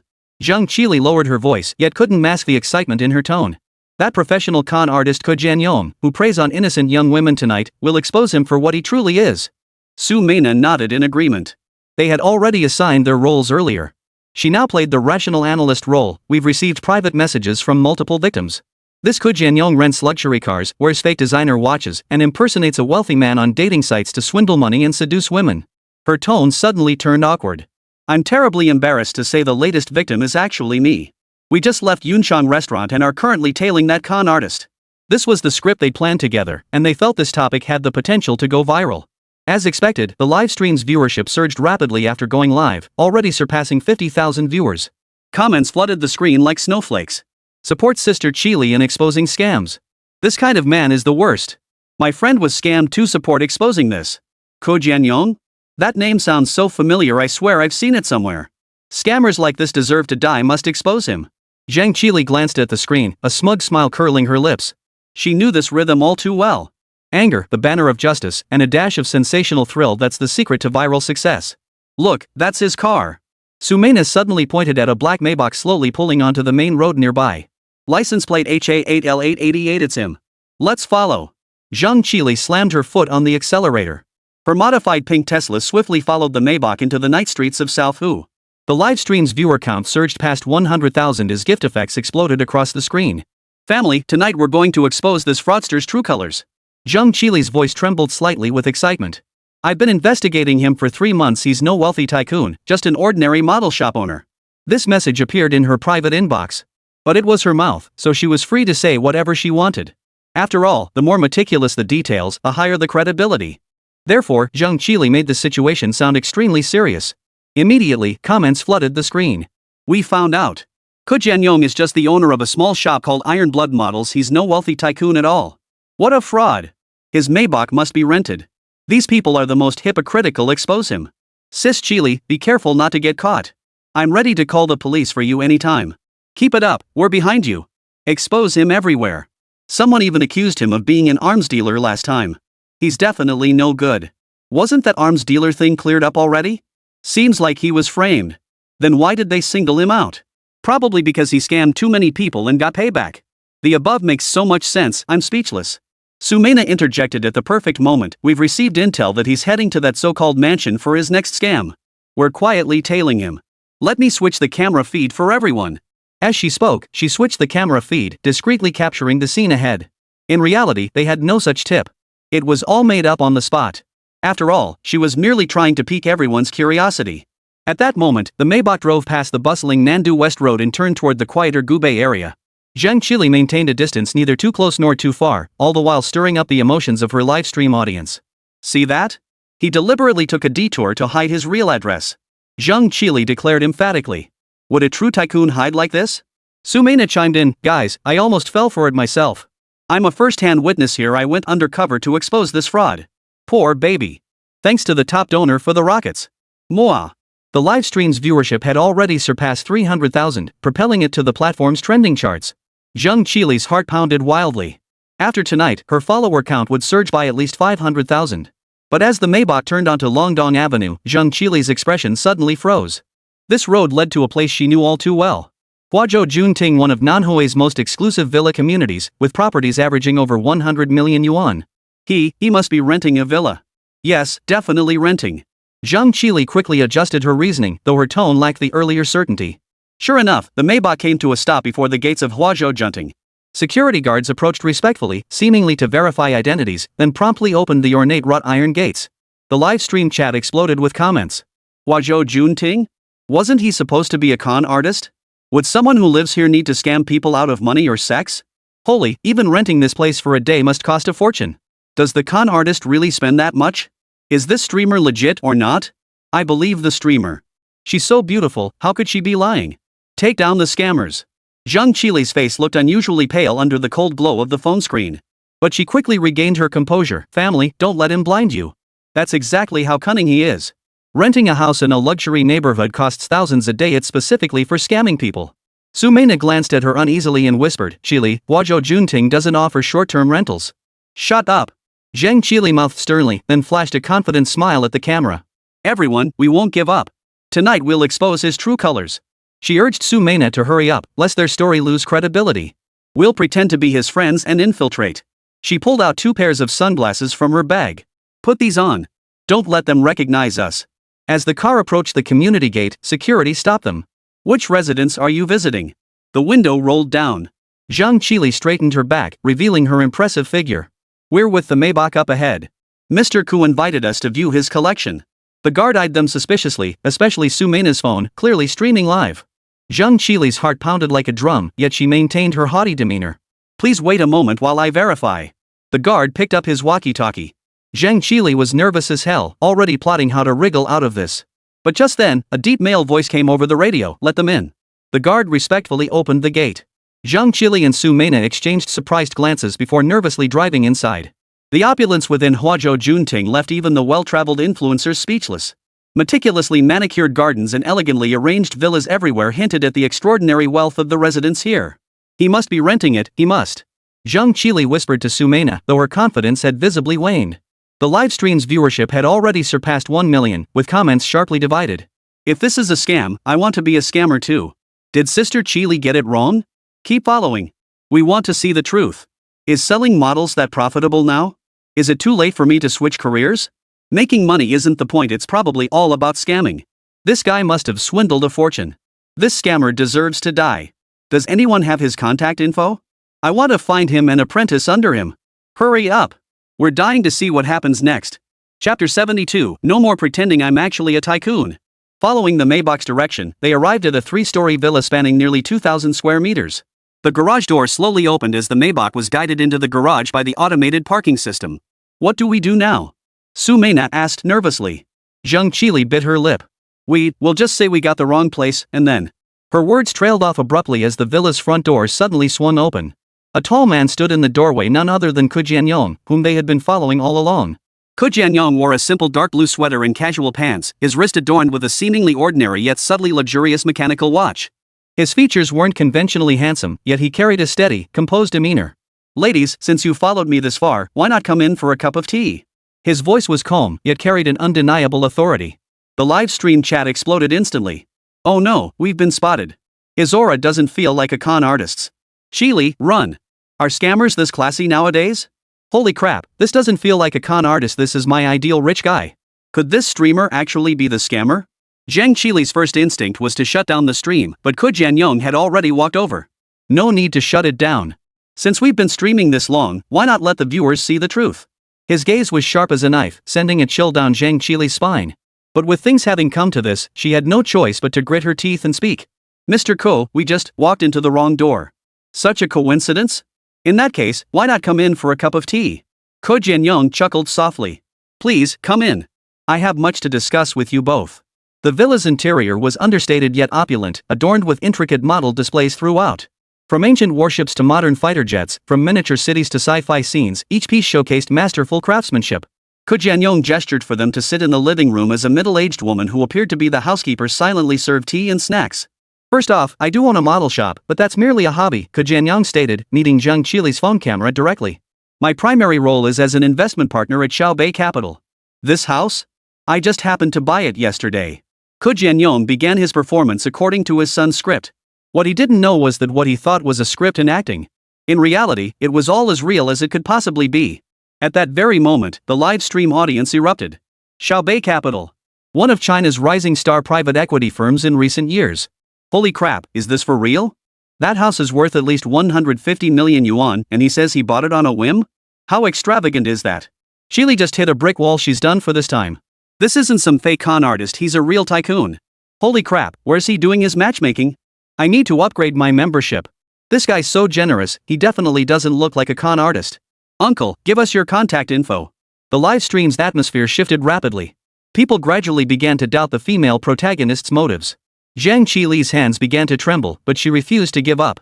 Then why did you ride an electric scooter to the blind date? Traffic's too bad for cars.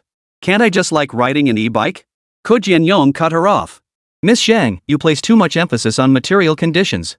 I feel our values are incompatible, which is why I decline to date you. Is this your way of getting revenge? Zhang Qili's face instantly drained of color. Sunmmary stared at her in shock. Zhang Qili, is this true? Oh my god, you totally set me up. You're the gold digger, not me. You've really ruined me. Saying this, she walked toward Ke Jianyong, intending to act coy and apologize. But his disdainful gaze stopped her in her tracks. Ms. Su, please behave yourself. So many people are watching online. Don't. Zhang Qili's lips trembled, her confidence completely shattered. The live stream's viewership had already surpassed 2 million, and the comments section erupted. Shocking twist. It was a frame-up all along. Unfollowed. Disgusting. This is all just publicity stunts, right? The female lead is disgusting, such a great actress. Turns out she staged the whole thing herself. How despicable. We're the ones who got deceived. Go report her. Demand the platform bans her. Seeing these comments, Zhang Qili and Sunmmary instantly lost their composure. At that moment, Ke Jianyong delivered the final blow. Miss Zhang, are you aware of the sentencing standards for defamation? Especially when disseminated publicly online in severe cases, it carries up to 3 years imprisonment. He turned to face the camera and smiled as he spoke. However, I'm willing to give you both a chance. Now, in front of all the viewers, tell the truth and issue a public apology. Otherwise, my legal team will file a lawsuit tomorrow. Zhang Qili's phone fell to the floor, the camera pointing at the ceiling, but the recording function remained active. The live stream audience could only hear her voice, choked with tears. I'm sorry, Mr. Ku. It was me. I lied. Everything was fabricated by me. Please forgive me. Half an hour later, inside the large villa, Ke Jianyong leapt onto the sofa, punching the air repeatedly. So satisfying. Absolutely satisfying. Is this what it feels like to get your ass kicked for acting like a big shot? This is amazing. So satisfying. After saying that, he jumped off the sofa and looked at Ke Xiaobei. Son, even though all this is fake, But thanks for letting Dad experience a taste of revenge. This villa must cost a fortune to rent for a day, right? Call and see if we can still get a refund. If we can't get a full refund, half would be fine, we didn't use it for that long anyway. Ke Xiaobei scratched his nose awkwardly after hearing this. They've already taken the money, who'd give it back now? Jianyong blinked and asked. What? They won't give a refund? How many days did you rent it for? Ke Xiaobei's eyes darted around as he quickly came up with an excuse. Actually, it's not really renting, we're just house sitting for someone. A classmate of mine is traveling abroad with his family this summer and wanted someone reliable to watch his place. So I volunteered. Hearing this, Jianyong blinked and thought for a moment before saying, watching someone's house? Doesn't that mean they'll pay us? Jianyong nodded immediately upon hearing this, then pulled out 2,000 yuan from his backpack. Here you go, 2,000 yuan total. Jianyong took the bills, counted them, and grinned. My boy, you're something else. You're already working summer jobs to help out at home? Good, very good. You're going places. Here, keep these 500 for your pocket money. Dad will save the rest for you for when you grow up and marry. Ke Xiaobei gave an awkward smile upon hearing this, then nodded helplessly and said, alright, save it if you want to. Which room would you prefer? Starting today, we'll be staying here. My room is on the first floor. I don't like climbing stairs. With that, he turned and headed toward the study on the first floor. I'm going to the study to play on the computer for a bit. Feel free to look around on your own. Jianyong responded with an okay gesture. Then, like a mountain dweller visiting the city for the first time, he began inspecting each room one by one. He murmured to himself as he looked around. Life sure is good for the rich. Look at this decor, look at this furniture, look at these beauties. Holy crap, there are even more beauties? Son, are you trying to make your dad slip up? Chapter 73, The Second Meeting Place. Mr. Ke, you're here. A sweet female voice suddenly came from the side, startling Jianyong so much he stumbled backward. He whipped his head around, his eyes widening instantly. Standing at the staircase entrance was a young woman dressed in a black and white maid outfit. She appeared to be no more than 25 or 26 years old. Her skirt was so short it barely covered her thighs, a white lace apron tied around her slender waist, and black stockings encased her long legs.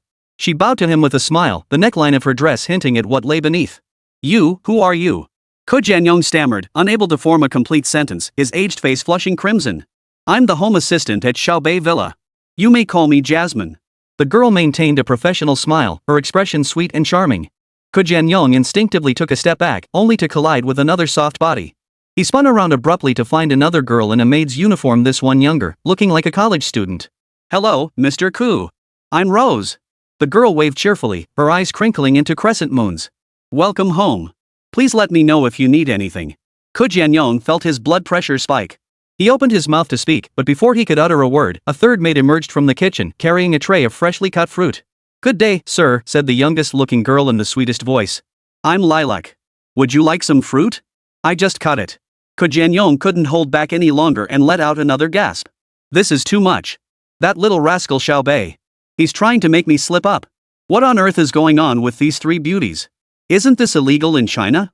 His voice was so loud that the study door on the first floor burst open. Ke Xiaobei hurried out and leaned over the railing to look up. Dad?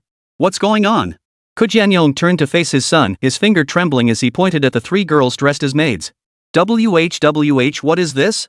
Why are there three beautiful women in the house? Ke Xiaobei froze for a moment before suddenly realizing. He hurried up the stairs. Dad, you've got the wrong idea.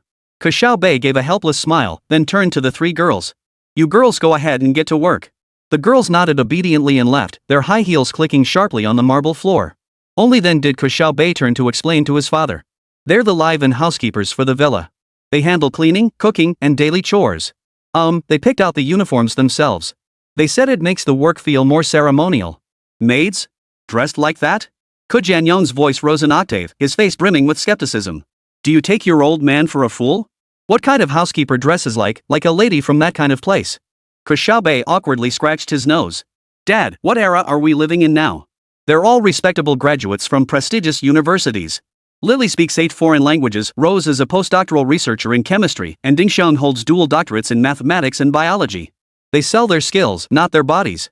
Stop overthinking it, they're just here to take care of our daily needs. Hearing this, Jianyong instantly lost his composure. He turned to the three women's backs, his face filled with disbelief. Are college grads really that desperate for jobs these days? With credentials that impressive, they're working as maids in a villa? TSK. Could they be gold diggers too? Hearing this, Ke Xiaobei was about to offer a more detailed explanation. But then he thought about it, his dad might actually have a point. After all, he had personally hired them at a salary of 2 million yuan. Of course, being maids was merely their simplest task. Ke Xiaobei had brought them on primarily to assist him with his arms dealing business. To put it simply, these three beauties were his assistants. Just as Jianyong was about to say something else, Ke Xiaobei's smartwatch suddenly vibrated. He glanced at it, his expression immediately turning serious. Dad, I have an important international video conference right now. I need to head back immediately. Please sit for a while and have some soup. I'll join you after the meeting. Hearing this, Jianyong rolled his eyes dramatically. My son, indeed now he's spouting international conferences. Ah, this kid will definitely amount to more than I did. Saying this, he resumed touring the villa with his hands behind his back. This time, however, he was extremely cautious, afraid of encountering any more scantily clad beauties. After all, he had zero confidence in his own self-control. In the study, Ke Xiaobei closed the door, took a deep breath to compose himself, and only then activated the holographic projection. The bust of Agent Eagle immediately materialized above the desk, while he activated his virtual avatar and voice changer. Mr. Smith, Ke Xiaobei said in fluent English, his face already adorned with his signature business negotiation smile. What requirements do you have this time? The projected Smith wore a dark blue suit with a meticulously knotted tie, his backdrop resembling a luxury hotel suite. Your Excellency, Smith's voice boomed through high-fidelity speakers, we've done business before, so I'll be blunt. We're highly interested in your biochemical agents and wish to finalize the timing and location for the next round of negotiations as soon as possible.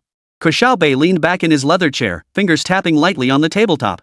The holographic screen before him displayed intricate market data and patent charts, yet his full attention was fixed on Smith's slightly tense expression. Nothing is off the table if the price is right. This time, I'll require a 30 million deposit. How about setting the date for next Wednesday? Ke Xiaobei proposed. As for the location, he deliberately drew out the last syllable, studying Smith's shifting expression. The commissioner's eyes flicked involuntarily, his right index finger tapping lightly off camera. We can negotiate in the flower capital. It's the safest place in the world, the only location I feel comfortable with. Ke Xiaobei finally stated, his tone as casual as if discussing an ordinary date. Yet Smith, projected on the screen, visibly stiffened. His lips parted slightly, his brow furrowed, his entire posture frozen for several seconds. Flower capital? Smith finally found his voice.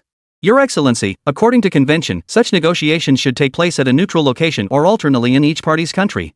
Mr. Smith, Ke Xiaobei interrupted with a smile, considering security, I believe negotiating here is most advantageous for both parties.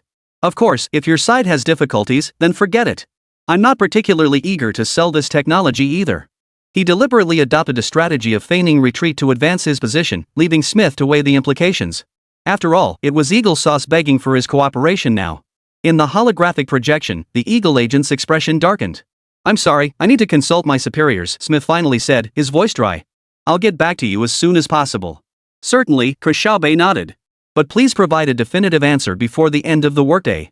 Otherwise, we may need to reconsider the entire cooperation framework. He politely ended the call, and the holographic projection vanished. Ke Xiaobei leaned back in his chair, exhaling deeply. Yet a confident smile touched his lips. He knew exactly the shockwaves this decision would send through the Eagles' camp. Meanwhile, in Washington, D.C., a government building's conference room erupted in chaos. Has he lost his mind? Negotiating in Kyoto?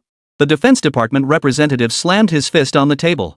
That hands the initiative entirely to the Chinese. A middle-aged female official pushed her glasses up. Technically speaking, we need them. We're at a disadvantage, we have no choice. This isn't a technical issue, the National Security Advisor cut her off. It's strategic. Negotiating in Kyoto would be admitting to the world that the Flower Nation dominates high-tech fields. And, the Flower Nation officials aren't fools, they'll definitely catch on. The president's chief of staff removed his glasses and massaged his temples. Everyone, they've given us only 4 hours to decide. The conference room erupted once more into heated debate. But before the end of the workday, they reached a unified conclusion. The eagle-eyed hawks relented. They agreed to send representatives to Zhonghua's Kyoto. Chapter 74, The Catfish Effect. 2 days later, at the Ku family villa, Jianyong skipped lunch to go on another date. Ke Xiaobei was enjoying his lunch under the care of 3 maids. At that moment, a news report played on the dining room television. Yesterday, a new round of economic and trade talks between China and the United States took place in Stockholm, Sweden. This meeting is seen as a key indicator of the direction of bilateral economic relations, aiming to further implement the consensus reached earlier in Geneva, Switzerland, and deepen cooperation under the London Framework. During the talks, both sides discussed trade balance, market access, and technological cooperation.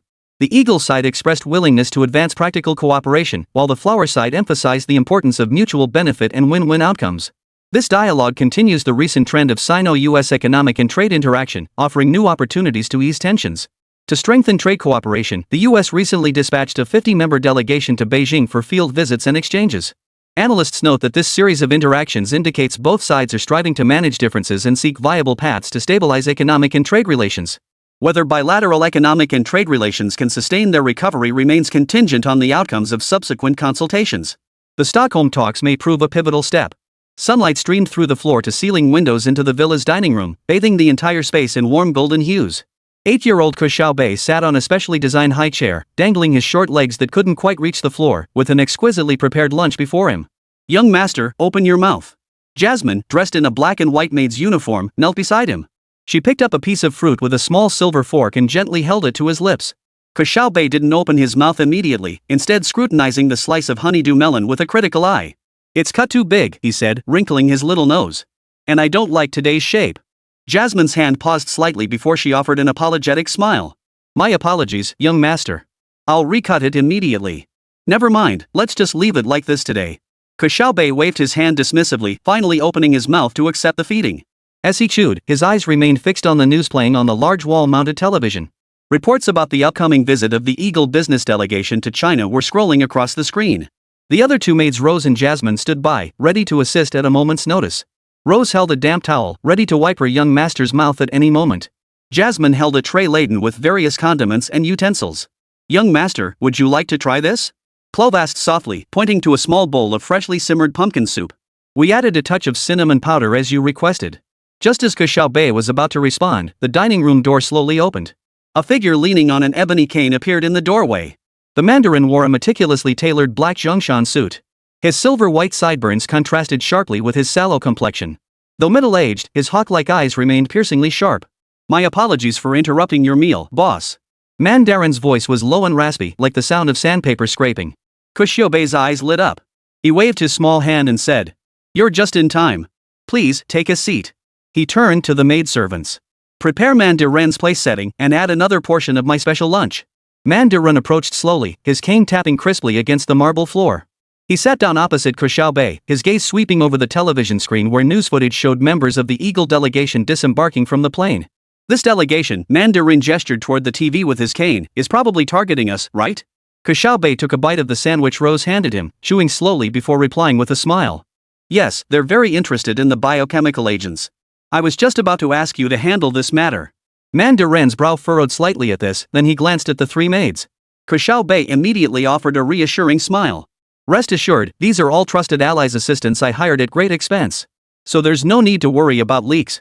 The Mandarin nodded slightly, but his gaze remained sharp as he instructed. "As servants, the first thing you must understand is discretion. You must know clearly what matters warrant your attention and what do not." The three maids instantly understood, bowing apologetically before turning and departing swiftly. Before leaving, Rose took care to refill Ke Xiaobei's milk cup. Once the dining room door closed, the childlike innocence faded from Ke Xiaobei's face, replaced by a maturity and composure utterly incongruous with his age. He lifted the milk and took a sip before abruptly changing the subject. "Do you know why I brought Eagle Man to China?" The Mandarin paused briefly before speaking. "Are you planning to scheme against them, or scheme against the Flower family?" Ke Xiaobei couldn't help but laugh aloud at the question. The laughter was crisp and pleasant, yet inexplicably carried a hint of chill. "I'm so patriotic, how could I scheme against my own country?" he explained, tapping the tabletop with his little finger. "I just want to give Flower Nation a heads up they shouldn't lag behind in biotech competitions. If another mass crisis happens, the apocalypse might truly be near. That's what they call the catfish effect. You should understand that." The Mandarin nodded slightly upon hearing this. "Understood. I know what to do now." Ke Xiaobei lifted his milk glass but didn't drink immediately. Instead, he studied the distorted image of the Mandarin through the glass. "The rest is up to you." His voice suddenly turned unusually calm. "After all, Eagle-san has already put down the deposit. If the partnership falls through, we won't be at a loss." The Mandarin leaned forward slightly. "Boss, are you sure you want to proceed like this? Once we start, there's no turning back. The authorities will come after us." Ke Xiaobei set down his cup, a cold smile curling his lips, one utterly incongruous with his age. "Master Man, do I look like I'm joking?" He hopped down from the barstool and walked to the window, turning his back to Mandarin Man. "It's about time they paid us more attention. Otherwise, some collaborations just won't move forward." The man in black fell silent for a moment before slowly rising to his feet. "Understood. I'll make all the necessary arrangements." The delegation arrives tonight. As planned, the meeting will be held at the suburban estate. Very well, Ke Xiaobei said without turning back. Remember, we'll only showcase the B-class series. The existence of B-class and A-class must remain absolutely confidential. Understood. The Mandarin bowed and turned to leave. Wait, Ke Xiaobei suddenly turned, his face reverting to that innocent smile. Mandarin, I hear there's a woman in the delegation named Dr. Jensen? Mandarin nodded. Yes, Emily Jensen. Deputy Director of Harvard's Biochemical Weapons Research Institute. 30 years old, unmarried. Specializes in viral vector research. A thoughtful expression crossed Ke Xiaobei's small face. Add her to my private meeting schedule. Mandarin frowned slightly and cautioned. Boss, I'm afraid that might be. Is there a problem? Ke Xiaobei tilted her head, her gaze suddenly sharpening. The Mandarin immediately lowered his head. Nothing. I'll handle it. After the Mandarin departed, Ke Xiaobei pressed a hidden button beneath the dining table. A few minutes later, 3 maids re-entered the dining room. Sister Jasmine, Ke Xiaobei resumed his innocent demeanor. I want ice cream. Chocolate flavor. Jasmine smiled and nodded. Yes, young master. I'll prepare it right away. As Jasmine turned away, Ke Xiaobei's gaze lingered on her for a moment before shifting nonchalantly back to the television. The news had switched to the next report, but his mind was clearly elsewhere. Chapter 75, A Deal Under the Nose. The night in the suburbs of the capital was exceptionally quiet, moonlight like water spilling over the winding mountain road. 3 black SUVs glided like ghosts into a secluded estate, their headlights flickering in and out of the dense tree shadows. Inside, Commissioner Smith adjusted his tie, his fingers tapping his knee absent-mindedly. On the surface, he was part of the trade delegation, but in reality, he carried a far more covert mission. 5 minutes until arrival. The young operative in the front passenger seat reported in a low voice. Smith gave a slight nod, his gaze sweeping over the other 5 businessmen in the vehicle. Each was a carefully selected specialist, some skilled in technical analysis, others adept at negotiations. The other 2 vehicles carried heavily armed security personnel. Their mission had one sole purpose, to complete negotiations with the arms dealer codenamed Prophet. Remember, Smith lowered his voice, the Prophet possesses the most advanced biochemical warrior technology. Our mission is to ensure these materials leave China safely, at any cost. The business vehicle entered the estate gates. The iron doors closed silently, completely sealing off the outside world. Meanwhile, 3 kilometers away, inside a surveillance vehicle disguised as a telecom repair truck. Joey stared at the blinking red dot on the screen, a cold smile curling his lips. The fish is in the net, he said into his earpiece, his voice steady and commanding. Joey, director of the Special Operations Division at the National Security Bureau, was in his early 40s, his gaze sharp as an eagle's. Beside him sat Deputy Director Lin Jia, a woman in her early 30s with short, sharp hair, rapidly tapping the keyboard to retrieve data. Boss, confirmed. 8 individuals in the convoy are Eagle intelligence operatives, and 5 are specialists from various departments, Lin Jia reported. The leader, Smith, holds the cover identity of a trade commissioner but is actually a senior DIA official.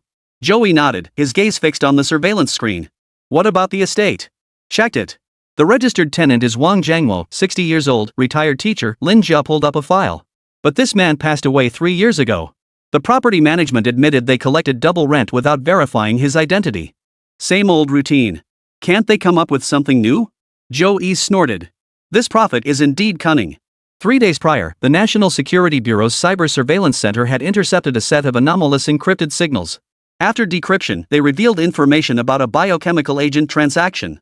Even more shocking was that the transaction location was near the outskirts of the capital. Has the tech team confirmed the signal source? Joey asked. Lin Jia shook her head slightly. They used multiple hops. The final IP points overseas, but the physical location is within this estate. We suspect professional-grade signal jamming and interference equipment is installed inside. Hearing this, Joey narrowed his eyes. This wasn't ordinary espionage, it was a premeditated, organized act of provocation. What made matters more complicated was that they still hadn't confirmed the true identity of the Prophet. Continue surveillance. Don't alert them, Joey ordered. I want to know every move inside the estate.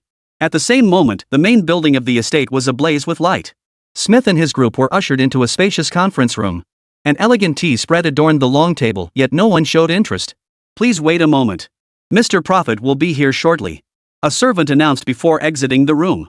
Security expert Jack swiftly scanned the room, confirming no obvious surveillance devices were present before nodding to Smith. Stay alert, Smith whispered to his team. The flower man excels at playing tricks.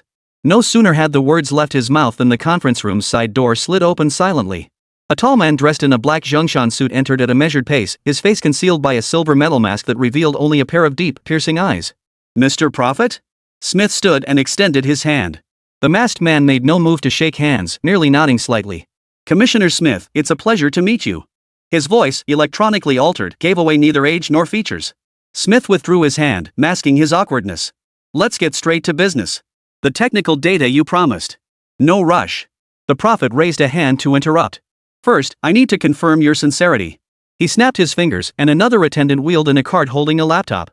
$50 million to a Swiss bank account under a bearer name, the prophet stated calmly. Once the transfer is confirmed, you'll receive everything you desire. Smith frowned, his face filled with suspicion. This isn't what we agreed upon. The rule is, inspection first, payment later. Besides, we already gave you a good faith deposit earlier. At this, a flicker of derision passed through the eyes beneath the mask. Here, you play by my rules. The tension in the conference room thickened instantly. Smith exchanged glances with his team before finally nodding in agreement. Agreed, but we need to verify the authenticity of the data. The prophet typed a series of commands into the computer. The screen lit up, displaying a set of complex design blueprints and parameter tables. Bio-enhanced biological agent architecture, the prophet said with a hint of pride. Enough to save your bioengineers 2 decades of trial and error. Smith motioned for the technical expert on his team to step forward for verification. After 10 minutes of meticulous examination, the expert couldn't hide his excitement. It's genuine. This data perfectly matches the partial information we obtained through other channels. Smith finally broke into a smile. Excellent. The deal is on. He pulled out his satellite phone, ready to arrange the transfer. Meanwhile, outside the estate, Joey glanced at his watch. It was 20:57 in the early morning. 33 minutes remained until the scheduled operation time. All positions confirmed. Target remains inside the estate, came the surveillance team's report through his earpiece. Joey adjusted his headset, his gaze piercing through the rain curtain to lock onto the brightly lit estate 200 meters away. Tonight was finally the night to close the net. Drone footage shows 15 people in the main hall and 9 in the second floor study. Technician Zhang's voice carried a hint of tension. Confirmed presence of target prophet and the Eagle ambassador. A faint smile touched Joey's lips. The prophet, the most enigmatic supplier in the international arms black market, never showed his face, conducting all transactions through intermediaries. Had it not been for the State Security Bureau's mole within the Eagle Agency's intelligence network providing the tip, they would never have known this legendary figure would personally appear tonight at this private estate in the Beijing suburbs. All teams, proceed as planned. Operation commences at 2130 hours, Joey ordered in a low voice. Team A secures the front gate, Team B the rear entrance, Team C handles perimeter security. SWAT follows me for the frontal assault. Light rain dripped down his bulletproof vest. Joey relished this sensation. Rain kept one alert. As the youngest team leader in the State Security Bureau's Special Operations Division, he understood the critical importance of tonight's operation. This operation aimed not only to capture the prophet but also to intercept the special cargo purchased by the Eagle agent on the black market. According to the informant, it might be a new type of biochemical weapon. Team leader Zhou, the signal inside the estate is being jammed, Zhang suddenly reported. The last footage showed them celebrating? They opened a bottle of red wine. Zhou frowned. Celebrating? Was the transaction complete? He checked the time again, 8:59 p.m. No more waiting. Move in now. At his command, dozens of heavily armed SWAT officers charged toward the estate from all directions. Joey led the charge, blasting open the ornate gates with a shotgun blast. State Security Bureau. Freeze. Inside the hall, the crystal chandelier still glowed brightly. A half-empty bottle of Romani Conti sat on the long table alongside several used wine glasses. The flames in the fireplace still burned, as if the owner had just stepped away. Search the entire estate. Joey barked the order, his heart beginning to race. Impossible. They had confirmed everyone was inside. 10 minutes later, the search teams began reporting back. Kitchen cleared. No one in the second-floor bedrooms. Only the wine cellar in the basement. Nothing found. Joey stood in the center of the hall, a wave of panic washing over him. The surveillance clearly showed over a dozen people here. How could they vanish into thin air? He crouched down, his fingers lightly touching one of the wine glasses. The rim was still warm. Search. There must be a place we missed. His voice was barely audible, as if he were gritting his teeth. Chapter 76, What does the prophet want? As the first light of dawn spread across the horizon, Joey remained standing in the center of the estate's grand hall, his face as pale as iron. Morning light streamed through the shattered stained glass windows, casting mottled shadows at his feet that seemed to mock his futile efforts. The entire estate had been turned upside down. From the basement to the attic, from the stables to the wine cellar, even the wall cavities and underground pipes had been meticulously searched inch by inch. Thermal imaging scanners swept every inch of ground, while life detectors searched the air in vain for signs of life, all to no avail. A dozen people had simply vanished right under his nose. This could run for 82 episodes on Inside Technology. Joey kicked over an empty ammunition box at his feet with a vicious stomp. The clang of metal against marble echoed harshly in the empty hall. He yanked open his collar in frustration, sweat already soaking through his tactical vest. Did these people have wings or something? Captain Zhou. Xiao Zhang approached timidly, clutching the vibrating satellite phone as if it were a ticking time bomb. The bureau is on the line, demanding an immediate report. Joey took a deep breath. The moment he took the phone, he could almost feel the low pressure in the director's office through the cold metal casing. Reporting to the director, the operation has failed. He forced out the words, his Adam's apple bobbing. All targets are missing. Dead silence hung on the other end of the line. 3 seconds, 5 seconds, 10 seconds. Just as Joey thought the line had gone dead, a voice as cold as ice came through the receiver. Bring your men back. Now. The next 48 hours became the longest nightmare of Joey's 12-year career. The State Security Bureau activated its highest-level emergency response. Technical teams returned to the scene with 3D laser scanners, conducting millimeter-level mapping of the estate. The intelligence unit retrieved nearly a decade's worth of satellite imagery related to the area. Even yellowed blueprints from the architectural archives were unearthed, and historians were summoned overnight to trace every owner of this Victorian-style estate. Late the next night, as Joey stared blankly at the wall of photographs in his makeshift office, Xiao Zhang burst through the door. Beads of sweat glistened on the young man's forehead under the fluorescent lights as he waved a folder triumphantly like a victory flag. Chief Zhou. We found it, he gasped, slamming the report onto the desk. There's a secret passage beneath the estate. The scan images clearly revealed an intricate hydraulic mechanism concealed beneath the oak floorboards of the wine cellar. Pressing a hidden trigger behind the wine rack caused the entire floor to silently lower 3 meters, revealing a 1.5-meter diameter tunnel. The tunnel stretched 300 meters, its exit concealed beneath the basement of a hunting lodge nestled in the oak grove outside the estate. Fresh tire tracks at the tunnel exit, Zhang pointed to the muddy marks on the aerial photo. Off-road vehicle tracks. They must have escaped this way. Profit.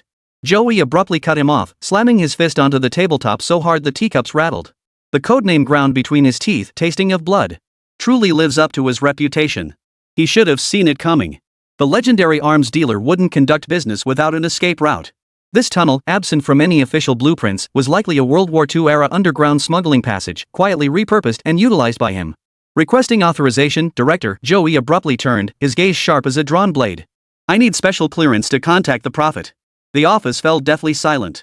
Several technicians sorting documents froze in place, while Zhang's mouth gaped wide enough to swallow an egg. Captain. The young agent stammered, Is this reliable? Negotiating directly with an arms trafficker? Joey snorted coldly through his nose, grabbed his coat, and strode toward the door. Nothing about it is unreliable. He did business with us just a short while ago. As he crossed the threshold, he turned back and tossed out one final remark. I'm betting he'll want to make a deal with us this time too. The next day, in the National Security Bureau's most classified communications room. After 12 hours of navigating the dark web, the technical team finally established a temporary communication link through 7 encrypted nodes.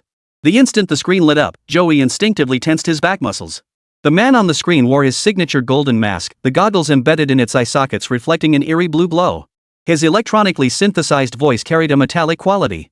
Captain Joey, I've long admired your reputation, came a soft chuckle from beneath the mask. It's a pity we couldn't share afternoon tea at the estate. Cut the pleasantries, Joey cut straight to the point.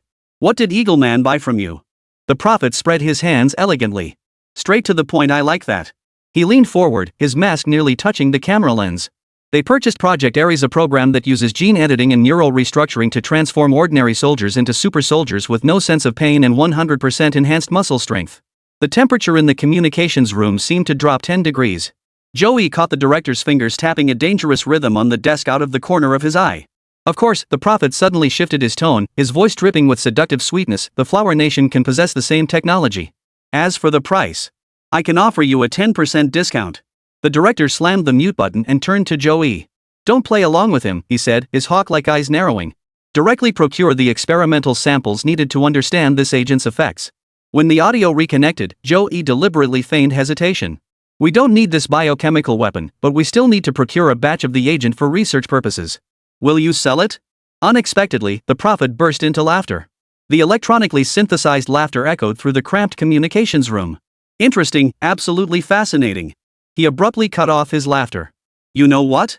Eagle-san signed the check on the spot and even demanded the pain-blocking rate be increased to 100%. The mask suddenly loomed close to the camera lens, revealing intricate circuitry patterns visible to Joey. But you're actually considering ethical issues? The Prophet's voice turned unexpectedly stern. Precisely because of that, I've decided to present China with a better gift. With that, he transmitted a document directly to the recipient. This contains all the experimental data from Eagle Man's drug procurement.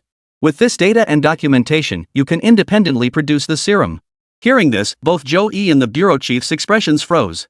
They were now somewhat baffled as to what the other party was truly aiming to achieve. Fortunately, the answer was revealed shortly thereafter. Since you don't want to pursue the biochemical route, then let's take the path of unmanned warfare. I have a new venture that I'm sure will pique your interest. As he spoke, the prophet transmitted another video file. The moment the video opened, Zhou Yi and the director both stared wide-eyed. They watched the footage in disbelief, frozen in front of the computer for a long time. Chapter 77, a highly significant collaboration. The screen froze on the black banner, its crimson electronic patterns twisting into some unknown symbol. The conference room fell silent except for the hum of the equipment's cooling fans. Zhou Yi's fingertips tapped the tabletop unconsciously, his knuckles making a dull thud against the solid wood surface. He stared at the final frozen image on the holographic projector. The island occupied by the Mechanical Legion, its beaches still littered with the charred remains of defenses scorched by electromagnetic pulses. 10 minutes. Director Chen Jigua's voice seemed to come from far away. From the first wave of drones appearing to complete control, it took only 10 minutes. Zhou Yi's gaze swept across the conference table. The faces of his colleagues from the technical analysis unit were deathly pale. One was wiping his glasses with a damp cloth. This otherwise ordinary action now seemed unnaturally slow. The video shows no signs of editing. A colleague from the cybersecurity division suddenly spoke up. The quantum computer before her continued to analyze the data stream. At least not detectable with our current technology. It must be real footage. Chen Jigua's fingers glided across the keyboard, rewinding the footage to the moment the drone swarm shifted formation. This evasive maneuver. He froze the frame. Our current swarm algorithms can't achieve this level of adaptive behavior. Zhou Yi noted the director's use of the word current. He pulled up the analysis report on his terminal. What's even more alarming is their communication system. Not a single electromagnetic spectrum signal was leaked throughout the entire operation, yet all units achieved flawless coordination. An eerie silence suddenly filled the conference room. The hum of the air conditioning vents became unnervingly clear, and Zhou Yi could hear the ticking of his watch's second hand. He knew everyone present was pondering the same question. If this footage was genuine, what exactly was the person demonstrating this system trying to achieve? Intimidation? Threats? Showing off? Is the prophet still online? Chen Jigua turned to the engineer responsible for communications. The connection dropped at the end of the video, the engineer said, adjusting his glasses. But he left a message on the darknet channel. The screen switched to a pitch-black dialog box, where 2 lines of fluorescent green text floated in the darkness. Friendly reminder, contact me if needed. Enjoy a 10% discount on purchases now. Zhou Yi heard people murmuring quietly. Before he could silence them, the young assistant researcher beside him blurted out. What does he want? The assistant immediately silenced him with a glance. Chen Jigua signaled to disconnect the video feed. The conference room was instantly flooded with the harsh white light from the overhead fixtures, its intensity causing everyone to squint. Zhou Yi, the bureau chief's voice was soft, yet it instantly silenced the entire room. Come with me. Zhou Yi felt a dozen pairs of eyes fix on him simultaneously. He frowned helplessly before striding out after the bureau chief. Inside the bureau chief's office, several key officials from the Nanhui branch had been discussing matters for quite some time. Zhou Yi waited at the doorway for a long time before being summoned inside after the other leaders departed.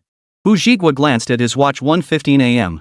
Nevertheless, he picked up the encrypted phone on his desk and dialed the number he knew by heart. Zhou Yi, get ready. Meet me on the top floor, his voice was low and urgent. Remember to bring all the files. Zhou Yi froze at the doorway for a second. Understood, Director. I'll get ready immediately. 10 minutes later, the helicopter on the rooftop had already started its engines, its rotors churning the humid air. Zhou Yi stood beside the cabin, clutching a black metal case tightly in his hands. Spotting Hu Jigua approaching, he snapped to attention and saluted. We'll talk aboard. Hu Jigua motioned for Zhou Yi to board, following shortly after. Once the cabin door closed, the helicopter swiftly ascended, heading toward the capital. Hu Jigua took the headphones Zhou Yi handed him and put them on. The roar of the engines was instantly filtered by the noise-canceling system into background white noise. 2 hours later, the helicopter landed at a military airfield on the western outskirts of the capital. A black sedan glided silently to the edge of the tarmac, where 2 plainclothes security personnel swiftly approached. Director Hu, Minister Lin is waiting for you, one of them whispered. Hu Jigua said little, merely motioning for Zhou Yi to follow him into the car. The Ministry of Security building was ablaze with lights. Though it was the early hours of the morning, vital departments never truly slept. Hu Jigua and Zhou Yi were escorted directly to a conference room on the 7th floor.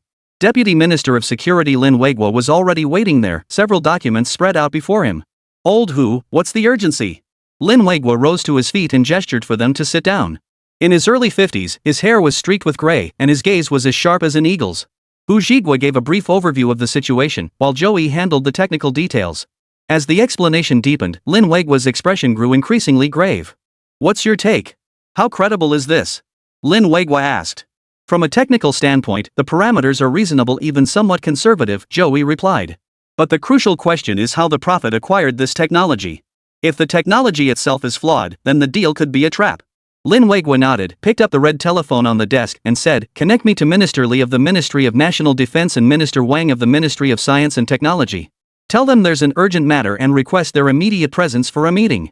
Over the next 2 hours, more than a dozen senior officials and military technical experts from various departments arrived at the conference room. Each bore a similar expression upon entering.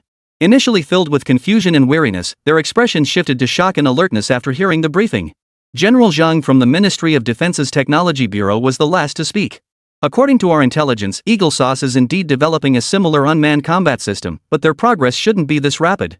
If the information provided by Prophet is genuine, it implies his technology has reached world-leading standards, or what? Lin Weiguo pressed.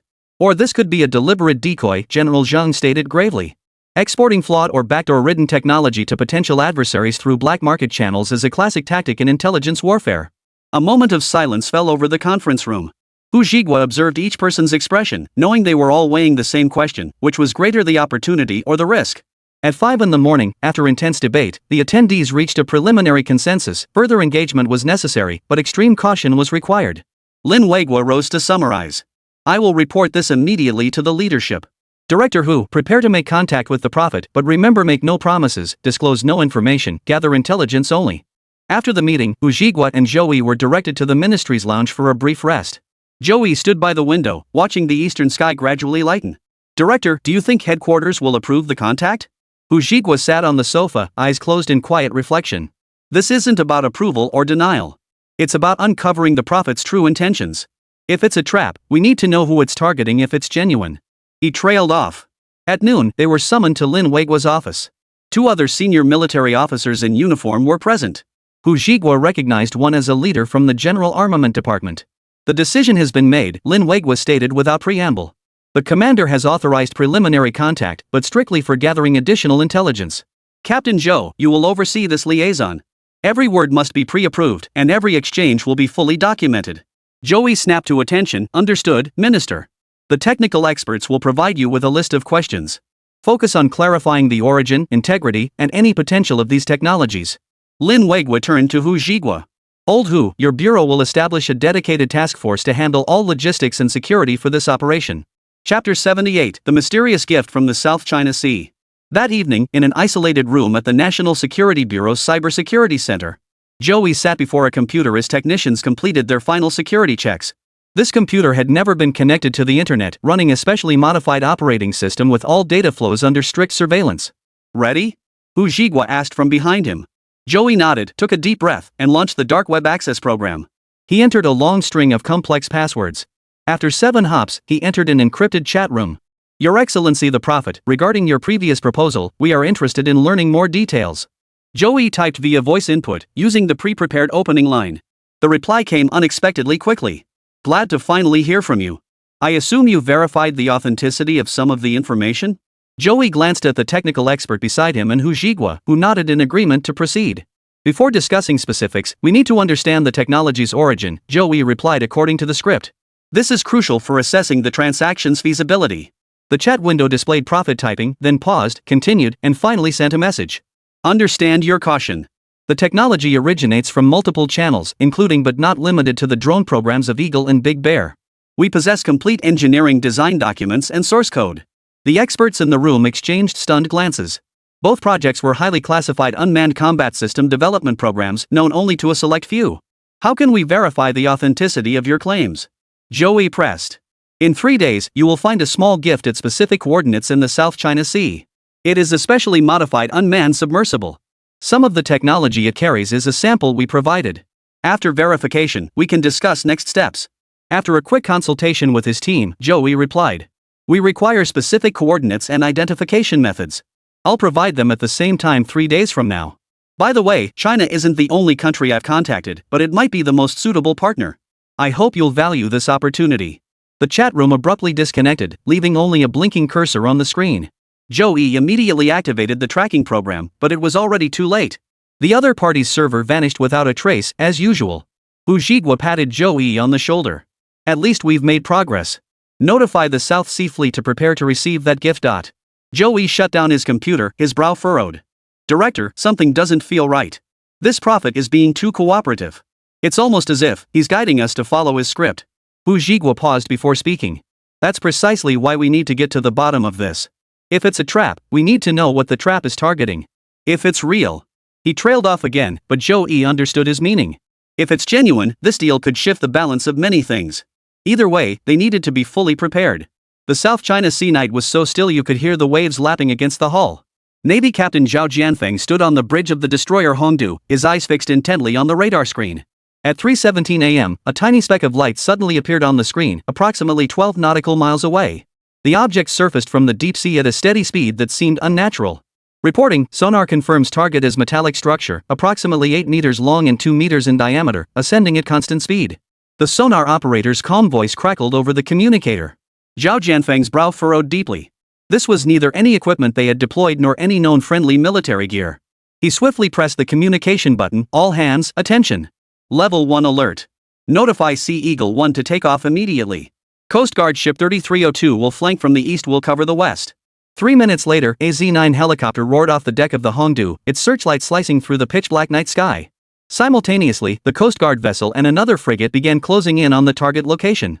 Colonel, the target has surfaced and shows no signs of movement, the aide reported.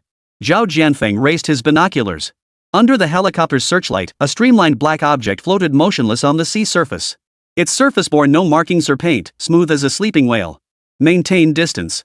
Do not make any rash moves for now, Zhao Jianfeng ordered. Having experienced countless maritime standoffs, he knew the consequences of rash action. The helicopter hovered above the target. Under the intense glare, the unmanned submersible reflected an eerie metallic sheen. Suddenly, a panel on the submersible's top slid open silently, revealing a circular opening about a meter in diameter. It opened on its own, the aide exclaimed in surprise. Zhao Jianfeng's heartbeat quickened. Have the special forces prepared to board for inspection. Everyone wear protective gear, potential biohazard. 15 minutes later, 6 fully armed Navy SEALs approached the submersible in a small boat. Team leader Li Rui was the first to scale the slippery metal surface. His helmet camera transmitted real-time footage back to the Hongdu. The interior space is larger than its external dimensions, Li Rui's voice came through the communicator. The design is highly advanced. Zhao Jianfeng stared at the screen, observing several uniquely shaped devices arranged inside the submersible, their forms appearing particularly mysterious under the cold glow of emergency lights. Spotted 2 quadruped robots resembling robotic dogs, plus several drones of different models. Wait, there's also a small unmanned vessel here, Li Rui reported. All equipment is in standby mode. No personnel or signs of life detected. After a brief exchange with base command, Zhao Jianfeng ordered, bring everything back to base. Take care not to trigger any potential safety mechanisms. By the time the first rays of sunlight touched the sea surface, the small fleet had already returned to a secret base in the South China Sea with its mysterious spoils. Base Commander Major General Guo Ziyuan personally awaited them at the dock. Standing beside him was the base's chief scientist, Lin Hai. Looks like we've picked up something extraordinary. Guo Ziyuan murmured to Lin Hai as he watched the crane hoist the submersible onto a flatbed truck. Lin Hai pushed his glasses up, his eyes sparkling with excitement behind the lenses. Judging by its external structure, this technology is at least a decade ahead of ours. 3 hours later, the base's largest laboratory was ablaze with lights. The submersible sat on the central platform, surrounded by bustling researchers and security personnel. Lin Hai and his team had already begun preliminary inspections. The hull material is a composite metal 3 times stronger than titanium alloy but half the weight, marveled Professor Wang, the materials expert. And it has an adaptive camouflage coating that can alter its color and infrared signature. Lin Hai nodded and turned his attention to the submersible's interior. Even more remarkable are these devices. 2 robotic dogs lay side by side on the long table. Entirely pitch black, their joints were made of some flexible material, and their heads housed multiple sensors. One bore an expandable weapon module on its back. This design. Dr. Zhang, the robotics expert, sucked in a sharp breath. Their motion systems operate on principles entirely different from our existing technologies. Look at these joints, they're not traditional servo motors, but some kind of biomimetic muscle fibers. Lin Hai gently touched the robot dog's leg, feeling the material's subtle response under pressure. Highly adaptive, almost like real muscle tissue. Remarkable. Truly remarkable. This technology is at least 7 to 10 years ahead of ours. Chapter 79, Breaking My Back for the Sake of Flower Cultivation. No sooner had Lin Hai, the base's chief scientist, finished speaking. At the adjacent workbench, 5 drones were being carefully disassembled. They varied in size, with the largest spanning 2 meters across the wings and the smallest barely larger than a palm. Engineer Liu was inspecting the circuit board of one of them. Professor Lin, you need to see this. Engineer Liu's voice trembled slightly. Their communication modules utilize quantum encryption technology. And the energy systems? I can't find any conventional batteries or fuel cells. Professor Lin Hai hurried over upon hearing this. He spotted a small device on the drone's underside, its surface smooth as glass with no visible ports or cooling vents. Could it be wireless power transmission? He speculated. Engineer Liu shook his head in disagreement. It feels more like some kind of miniature fusion device, but it's too small, theoretically impossible. But that's not the most striking part. Have you seen that unmanned combat vessel? At this, Lin Hai quickly turned his head to look nearby. There, displayed about 3 meters away, was a combat craft. Its swordfish-like shape featured a streamlined design to minimize water resistance.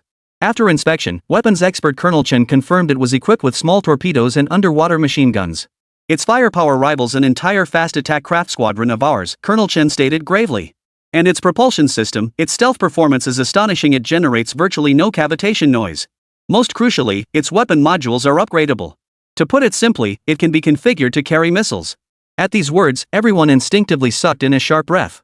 Lin Hai surveyed the laboratory. Every researcher's face bore expressions of shock and bewilderment.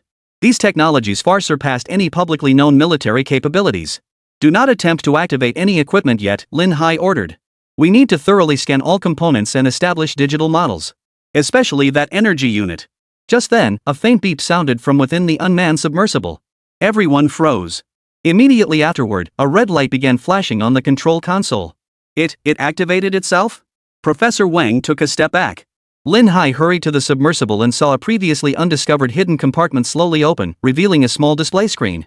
A line of code flashed across the screen, followed by a warning message. Tamper-proof system activated. Do not disassemble. Thank you. Upon seeing the message, everyone instinctively turned to look at Lin Hai. Lin Hai hesitated for a moment before finally declaring. Disassemble it. We have to disassemble it. But we can't just go at it blindly. Contact the bomb squad. Use a bomb disposal robot to dismantle it. Upon hearing this, someone immediately turned to make the call. The next morning, sunlight streamed through the floor-to-ceiling windows into the children's room on the villa's second floor. The walls were covered in cartoon stickers, and the floor was strewn with Lego bricks and various toys. At first glance, it appeared to be the ordinary bedroom of a wealthy family. Yet in the corner, a custom-built desk held 3 high-end monitors flickering with complex code in 3D models. Ke Xiaobei sat cross-legged in an ergonomic chair, a lollipop dangling from her mouth as her slender fingers danced across a mechanical keyboard. The F-35 stealth coding parameters still need tweaking. Ke Xiaobei muttered to himself, eyes fixed on the intricate aircraft blueprint before him. He was refining what was known as the Eagle Sage 5th-generation fighter upgrade plan. This document would be sold to an Eagle-brand Pentagon official via encrypted channels in 3 days. A faint, knowing smile touched Ke Xiaobei's lips, a maturity unmatched by his years. He knew the plan contained at least 17 fatal flaws, but he had carefully disguised them all as innovative designs. The Eagle Wings would pay 10 billion pretty coins for this plan, only to discover a year later that it was utterly unworkable. I wish they'd used their brains more, Ke Xiaobei sighed, adjusting his blue light-blocking glasses on his nose. They fall for it so easily every time, it's starting to feel like a chore. Suddenly, a display screen on his desk flashed red and emitted a rapid beep-beep sound. Ke Xiaobei frowned, setting aside his work to turn toward the source of the alert. The tamper-proof system activated? He swiftly pulled up the surveillance interface. The screen instantly displayed over a dozen split-screen feeds, each showing the internal view of an oddly shaped drone. 2 of them have already self-destructed? These researchers just love stirring up trouble. Ke Xiaobei's fingers danced across the keyboard again, inputting a series of complex commands. Seconds later, a red warning box popped up on the main screen. Remaining drone self-destruct protocols have been locked. Phew. Ke Xiaobei exhaled in relief, leaping from his chair and walking over to the small refrigerator in the room to grab a carton of milk. He sipped the milk while reflecting on the situation. All the tech products he sold were equipped with anti-tampering systems. If anyone attempted to crack the core technology of the drones, the system would activate the self-destruct protocol. Ke Xiaobei had originally planned for the Zhenghua military to accidentally obtain certain technologies, simultaneously showcasing his technical prowess to pave the way for future cooperation. Little did he expect these people to be so impatient they'd started dismantling the cargo the moment it arrived. If all the drones self-destructed, the entire plan would be ruined. Young and impatient. Poor me, I've been tearing my hair out worrying about you lot. Ke Xiaobei set down the milk carton, returned to his computer, and opened an encrypted communication interface. He entered a 56-digit password, and a simple dialog box immediately appeared on the screen. Goods can ship tomorrow. Proceed with original handover plan. Remember to remind the recipient to have the money ready. This message was addressed to the European branch, because the prototype would be assembled in Europe before being shipped to Eagle. After sending the message, Ke Xiaobei closed the encrypted communication and reopened the folder containing the fighter jet upgrade proposal. He had to ensure this document appeared sufficiently professional to withstand the Pentagon experts' initial scrutiny. Engine thrust data. Need to make them believe performance is boosted by 20%, but it'll actually cause the fuel system to overheat. Ke Xiaobei muttered softly as he tweaked the parameters in the document. His eyes darted rapidly between 3 screens, processing multiple sets of data simultaneously. Suddenly, footsteps sounded outside the door. Ke Xiaobei swiftly pressed a shortcut key on his keyboard, instantly switching all screens to a children's educational software interface. Ke Xiaobei, it's time for lunch. Jianyong opened the door to find his well-behaved son studying diligently. Okay. I'll be right there. Dad, you didn't go on a blind date today? Ke Xiaobei turned his head, flashing an innocent smile that betrayed no trace of the international arms deal he'd just been conducting moments ago. Jianyong nodded first. Today, Dad made your favorite sweet and sour spare ribs. Don't rub salt in the wound, kid. This blind date is probably doomed. Now they all think I'm some rich tycoon, demanding 1.88 million yuan in dowry. I was so scared I ran away without looking back. Jianyong walked out of the restaurant muttering to himself, completely unaware that Erdian hadn't followed. Ke Xiaobei swiftly switched back to his work interface. He glanced at the time 3 hours until his contact in Eagletown came online, plenty enough to finish the final revisions.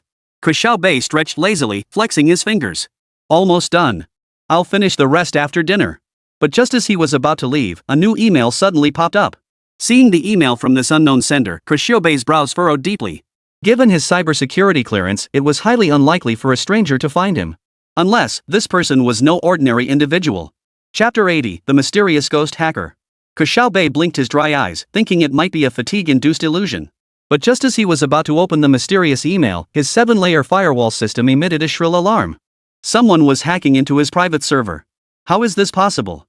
Ke Xiaobei muttered under his breath, his fingers already dancing across the keyboard. The firewall system he'd spent 3 years building had once sent the nation's top Red Hat hacker teams packing.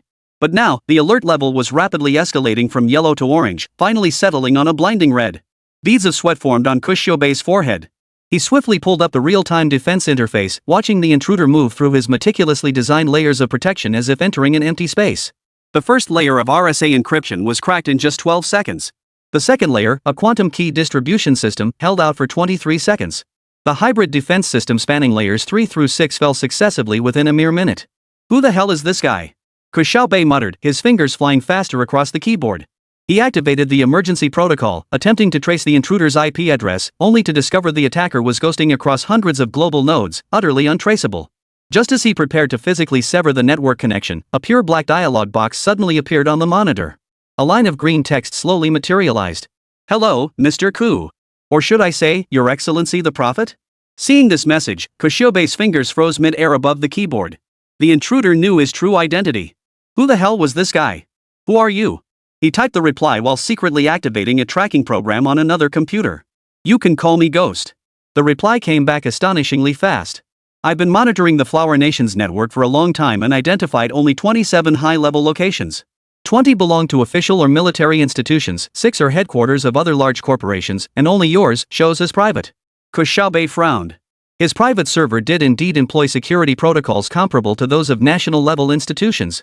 But he hadn't expected someone to uncover clues. What exactly do you want? Ke Xiaobei demanded, noting his tracking program remained fruitless. The encryption and redirection techniques employed by this ghost far exceeded his expectations. The chat window paused for several seconds before new text appeared. I want to invite you to join a project. Upon completion, you'll receive a commission of 10 million pretty coins. Ke Xiaobei scoffed coldly and replied swiftly. If you know me, you should know I never take private jobs, let alone participate in any other organization's activities. This time, the ghost's reply came swiftly. This world is full of fools whose wealth far exceeds their intelligence. Only people like us, like you and me, are truly capable of changing the world. Cooperation is your only choice. Ke Xiaobei's fingertips hovered over the keyboard for a moment. 10 million pretty coins was indeed a tempting sum. But he really didn't need to stir up unnecessary trouble over such a small sum. Or was this guy just underestimating him? A mere 10 million was all it took to lure him into the scheme? Moreover, his instincts told him this ghost was no good. Final warning, cease intrusion immediately, or I will employ all necessary means to stop you. Ke Xiaobei typed with unwavering resolve, though in truth, he was already mounting a counterattack. The dialog box remained silent for a full minute. Ke Xiaobei seized the moment to deploy 3 new defense nodes while simultaneously sending encrypted alerts to his trusted contacts. Suddenly, the text on the display changed. You made a mistake, Prophet. The next second, Ke Xiaobei's host began operating at full throttle, CPU usage instantly skyrocketing to 100%. He instantly realized the enemy had launched a full-scale assault. DDoS, zero-day exploits, advanced persistent threats, all attack vectors struck nearly simultaneously. Damn it, bring it on. Ke Xiaobei clenched his teeth as his hands danced across the keyboard like butterflies. He shut down all non-essential ports, activated the backup firewall, and launched his self-designed AI defense system, the Night Watchman. Attacks surged like a tidal wave, triggering constant alerts from Ke Xiaobei's defense system. Beads of sweat formed on his forehead, his t-shirt soaked through at the back, yet his gaze grew sharper. This was a silent war, with millions of defensive maneuvers clashing every second in the dark currents of the network. 3 hours later, the attacks abruptly ceased. Ke Xiaobei slumped in his chair, his face etched with exhaustion. His defense system had barely held, but at the cost of 2 secondary servers. On the screen, the ghost's final message flickered, never imagined there'd be a master like you in Flower Country. This isn't the end, Prophet. We'll meet again. Ke Xiaobei took a deep breath and typed, Who the hell are you? After a long silence, a reply appeared, Perhaps next time we meet, I'll share some stories about Max Holt. Consider my offer carefully. Time is running out. The dialog box vanished, leaving Ke Xiaobei alone with a screen full of alert logs. Max Holt. Ke Xiaobei knew that name. He was the prodigious hacker known as Eagle, who vanished 5 years ago, a legendary figure who had breached both the Pentagon and NASA. Ke Xiaobei picked up his phone, hesitated for a moment, and finally dialed Man de Ren's number. My system's been hacked. I don't know how much he saw. So you all need to be extremely careful from now on. After hanging up, Ke Xiaobei gazed out the window. He sensed vaguely that his peaceful life was about to be swept into a storm far beyond his imagination. And that hacker calling himself Ghost clearly knew far more secrets than he had revealed. He turned to his computer and began organizing all the logs and evidence from tonight. Whatever Ghost's plan was, Ke Xiaobei had made up his mind to stop him. Not for money or fame, but because the ghost had crossed him. 2 days later, late at night in the western suburbs of Beijing. Within the server room of the Zhonghua Advanced Materials Design Research Institute, faint blue lights still flickered. On-duty engineer Jianyong rubbed his sore eyes, preparing to conduct one final system check before handing over the shift. Suddenly, a string of abnormal codes flashed across the surveillance screen. Strange. Jianyong frowned and swiftly launched the log analysis tool. His fingers danced across the keyboard as beads of sweat formed on his forehead. This wasn't an ordinary system error, it was an intrusion pattern he'd never encountered before. An alarm blared abruptly, and red warning lights began to spin. Jianyong immediately dialed the head of network security. Directly, we may have been breached. 3 hours later, the atmosphere in the Research Institute's conference room was tense. Over a dozen cybersecurity experts gathered around a long table, projecting complex network topology diagrams and attack path analyses onto the screen. The attackers exploited a zero-day vulnerability in our electronic document security management system, Chief Security Officer Ke Xiaobei said hoarsely. They used a software upgrade server to deploy a custom Trojan to over 270 hosts across the entire company. Chapter 81, What a masterpiece of framing. Ke Xiaobei's words immediately caught the attention of an official present. Joey, director of the Special Operations Division at the National Security Bureau and chief expert of the Cybercrime Investigation Department, asked with piercing eyes. Scope of the data breach? Research data from at least 3 core projects was stolen. Ke Xiaobei wiped sweat from his forehead, including design blueprints for novel high-temperature superconducting materials and quantum computing chips. Joey's phone suddenly vibrated.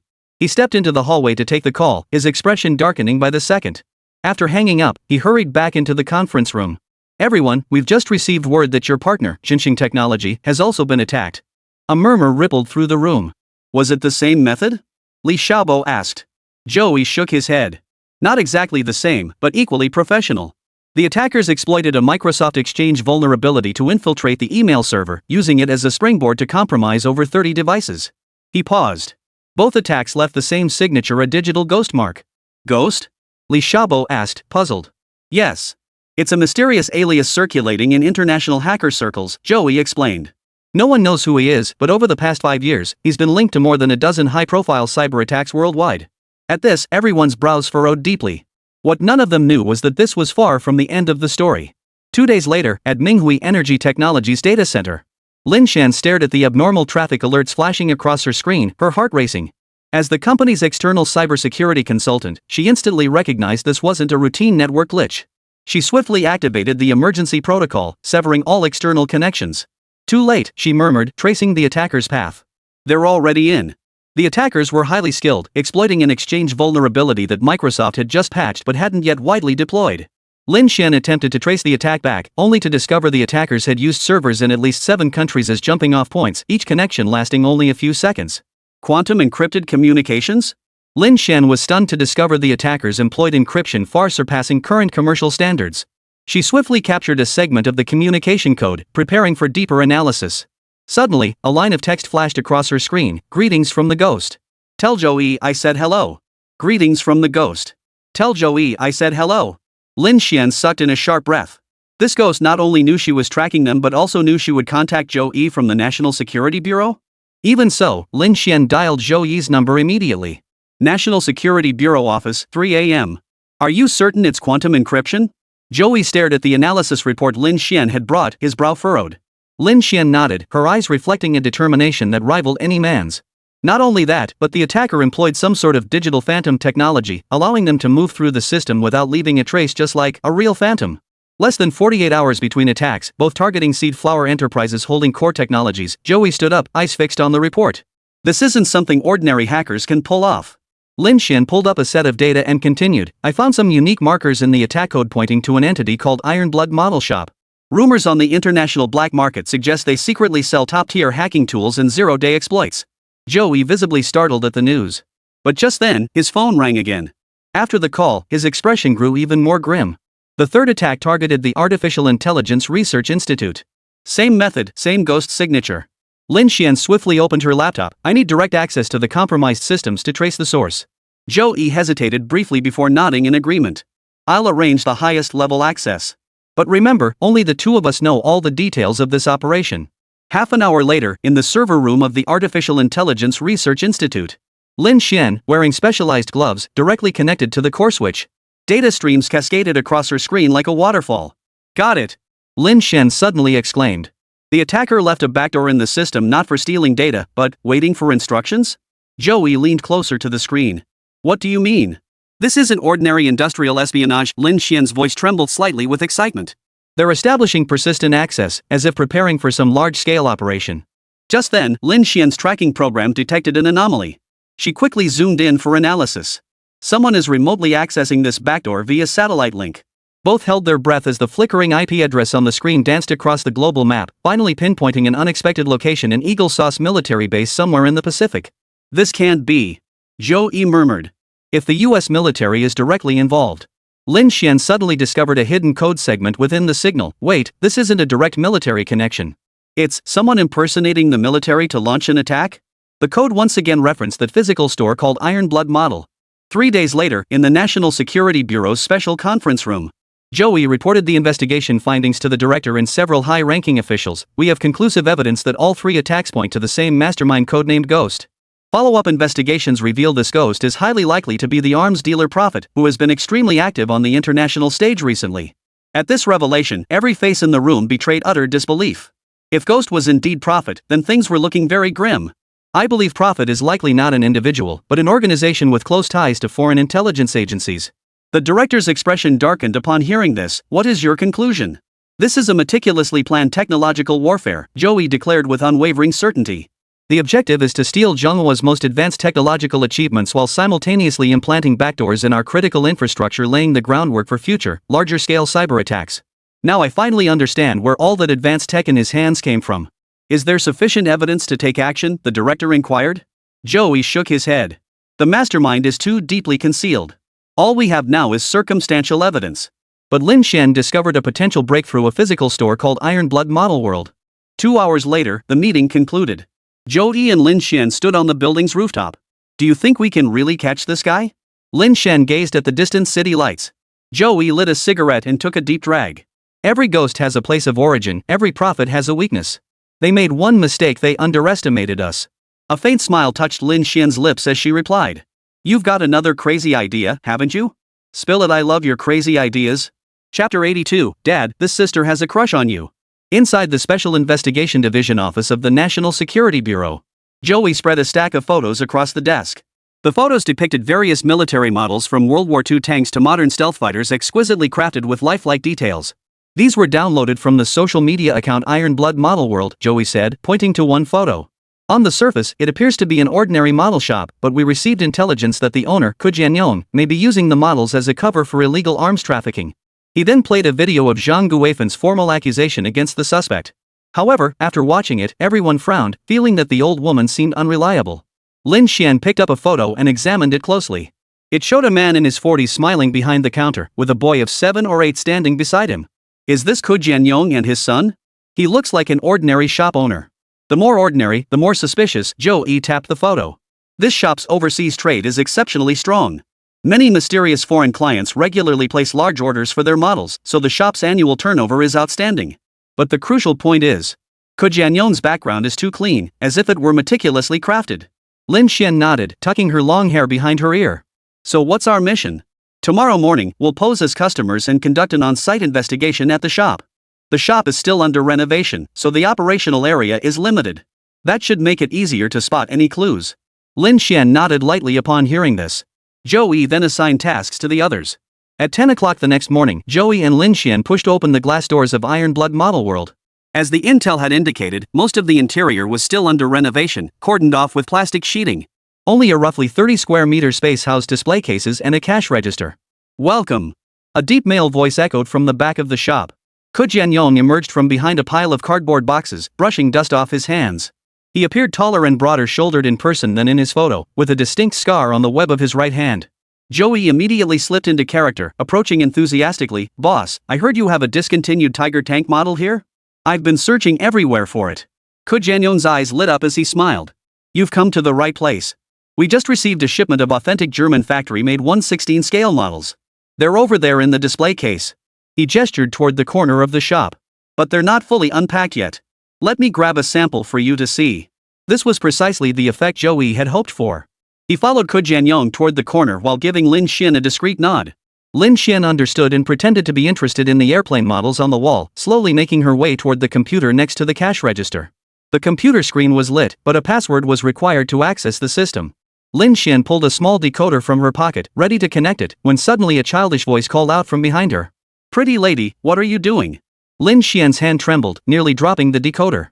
Turning around, she saw a boy of about 8, holding an almost melted ice cream cone, staring at her curiously. His eyes were large and bright, mirroring Ke Jianyong's exactly.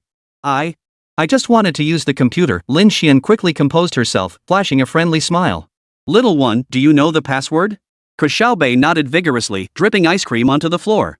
I know all daddy's passwords. He puffed out his chest proudly. I can type it in for you. Before Lin Xian could stop him, the boy set down his ice cream and began tapping rapidly on the keyboard. A line flashed across the screen, system logged in. What Lin Xian didn't know was that Ke Xiaobei had entered the B system password. Therefore, all the data inside had been meticulously prepared. You're so clever. Lin Xian ruffled the boy's hair, her eyes fixed intently on the screen. The system interface appeared normal, just standard retail management software. She quickly scanned the file directory and spotted a folder labeled Special Orders. Ke Xiaobei stood beside her, licking ice cream off his finger. Sis, are you looking for Dad's secrets? Lin Xian's heart raced, but she kept her composure. No, sis is just checking if any new airplane models have arrived. Opening the folder revealed a series of encrypted order records. Lin Xian's professional decoding skills quickly cracked the basic encryption. The screen displayed columns of weapon names and quantities: 20 M4 carbines, 30 Glock 17 pistols, 15 AK-47 assault rifles. Found it! Lin Xian whispered to herself, swiftly inserting a USB drive to copy the data. This was precisely the evidence they sought: a front for selling models, but actually dealing in real firearms. Ke Xiaobei leaned closer. Sis, what are you doing now? Do you have a crush on my dad, so you came to investigate him? Lin Xian nearly choked on her own spit. Looking into the boy's innocent eyes, she suddenly had an idea. Yes, you're so smart, you guessed it all. She made a shy expression. Could you please not tell your dad? I'm a bit shy. The boy giggled. I get it. Just like Xiaomei in my class likes Xiao Ming and always sneaks glances at him. He lowered his voice. I won't tell Dad. It's our secret. Just then, Joey's voice called from the other end of the shop. Shen, come see this model. It's so intricate. Lin Xian knew Joey was signaling it was time to go. She quickly pulled out the USB drive and made a shushing gesture toward Ke Xiaobei. Remember our agreement, okay? Returning to Joey, Lin Xian gave a slight nod to signal the task was complete. Joey understood and said to Ke Jianyong, "Boss, I'll take this tiger tank. Wrap it up nicely, it's a gift." Ke Jianyong laughed heartily, "No problem, I'll get you a brand new one." As he turned to retrieve it from the warehouse, Joey whispered to Lin Xian, "How'd it go?" "Found the arms deal records," Lin Xian whispered back. "The quantity is substantial enough to arm a small unit." A sharp gleam flashed in Joey's eyes. "Looks like the intel was accurate. Let's head back to analyze the data and prepare for the next move." As they left the shop, Lin Xian glanced back. Ke Xiaobei stood behind the cash register, winking at her and making a zipping mouth gesture. Lin Xian returned the smile and gave an okay sign. Ke Jianyong happened to catch the exchange and turned to his son with a puzzled look. "What's going on? What was that guy signaling to you?" Ke Xiaobei took a bite of his ice cream before answering. "Nothing much. That lady seems to like you and was asking me about you. Maybe she wants to go on a date with you." At that moment, Joey and Lin Xian hadn't even stepped out of the store yet. So the little brat's words were heard loud and clear by both of them. Hey! Kids these days have no sense of loyalty. I'm not even out the door yet, and you're already selling me out? Thankfully, the kid didn't say much more, otherwise, things would have gotten really awkward. Thinking this, Lin Xian quickly tugged at Joey's sleeve, signaling him to hurry up. Ke Jianyong stared at the pair slinking away with a puzzled look, furrowing his brow tightly as he muttered to himself. What the heck is going on? But these two really are acting kinda weird. A date? Not impossible. Chapter 83, Playing Along. Nanhui, a certain office within the State Security Bureau. Lin Xian's fingers swiped swiftly across the tablet screen. She pulled up a set of data and turned the screen toward Joey. Ke Jianyong's export records from the past 6 months show his shipments to Southeast Asia are 3 times higher than to other regions. And she zoomed in on a blurry photo. I found this in his computer's recycle bin. Though it was deleted, the tech department recovered some of the content. Joey narrowed his eyes. The photo showed a handwritten list. Though incomplete, it clearly listed 20 M4 carbines and 30 Glock 17 pistols. 15 AK-47 assault rifles. Joey murmured the final line, his brow nodding. That's enough to arm a small mercenary unit. Lin Xian retrieved the laptop and spoke hesitantly. The problem is most transactions happened overseas. We need concrete domestic evidence to request a cross-border investigation, and that takes time. Joey suddenly flashed a sly grin. We'll need supplementary investigation. Hey, didn't that kid mention you have a crush on his dad? Let's use that to our advantage.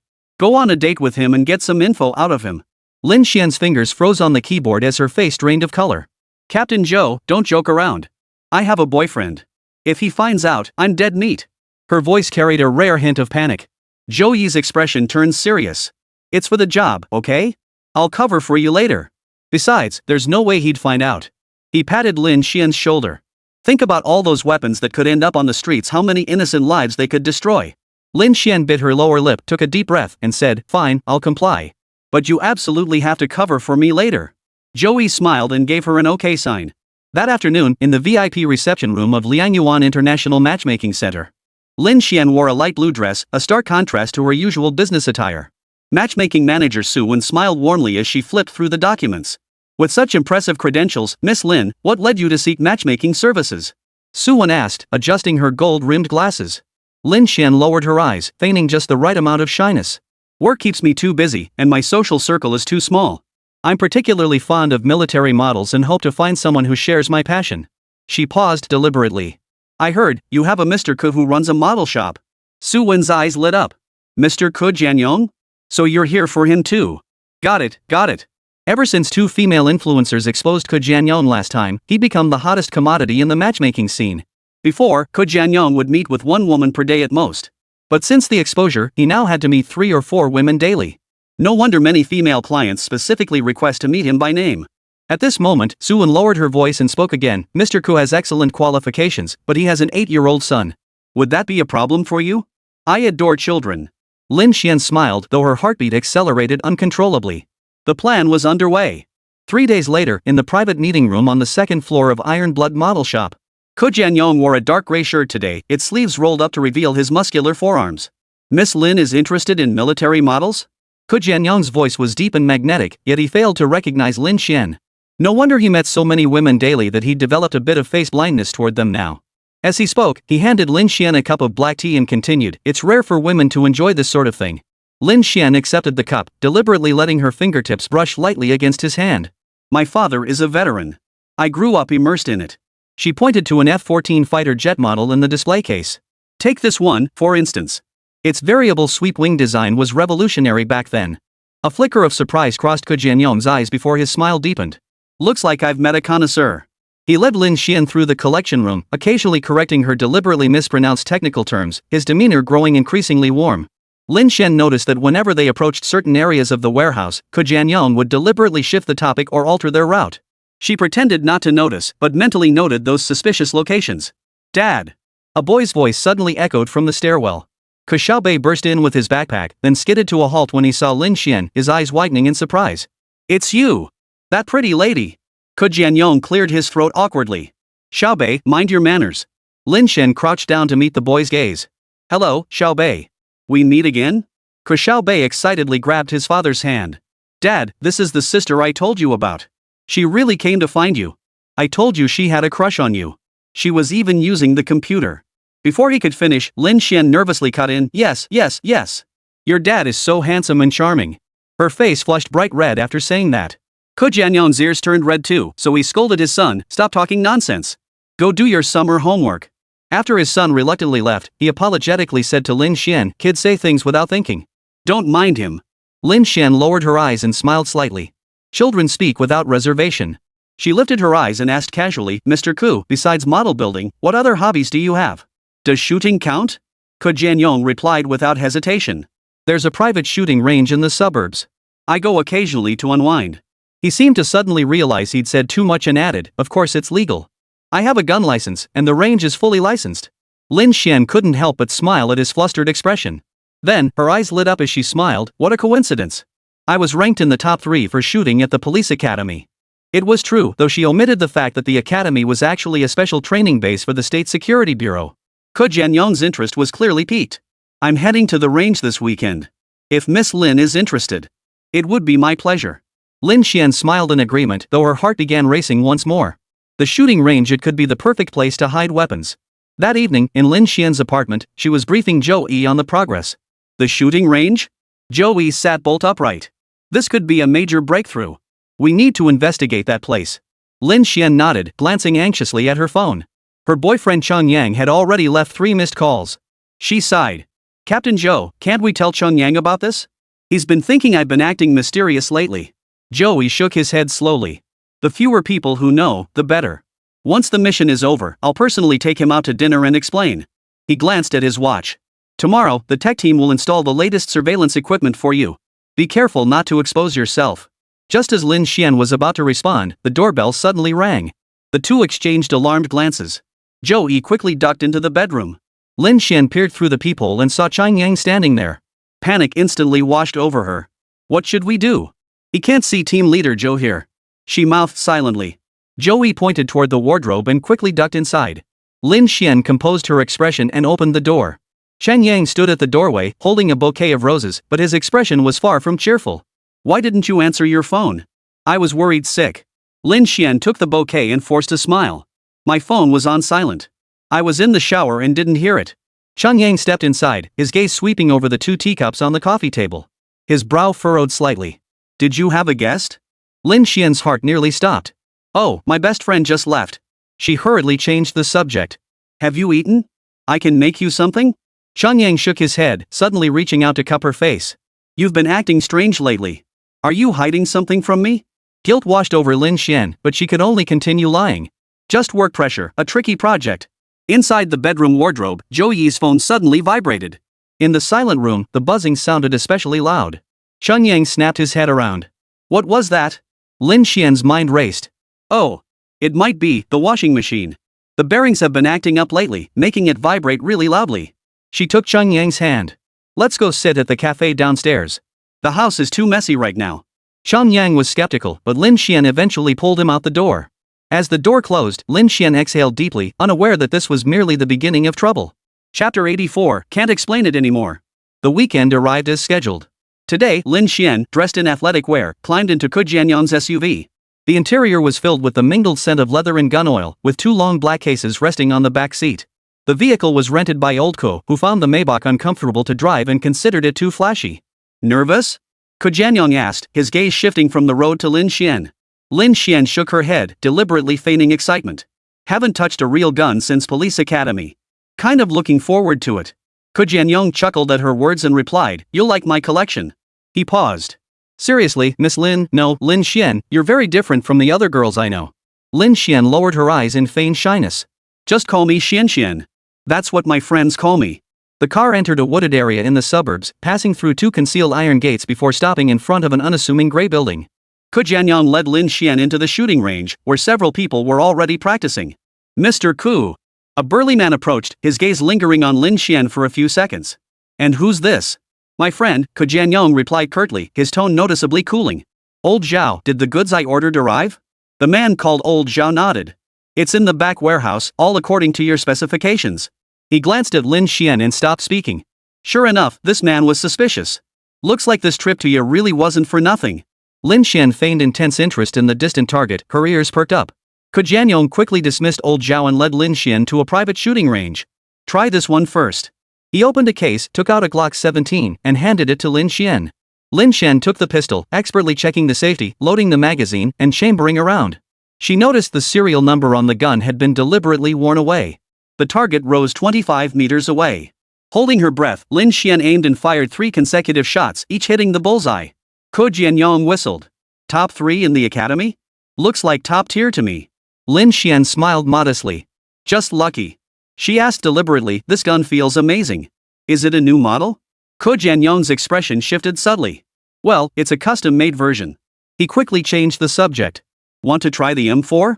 Over the next 2 hours, Ke Jianyong showcased his jaw-dropping weapons collection.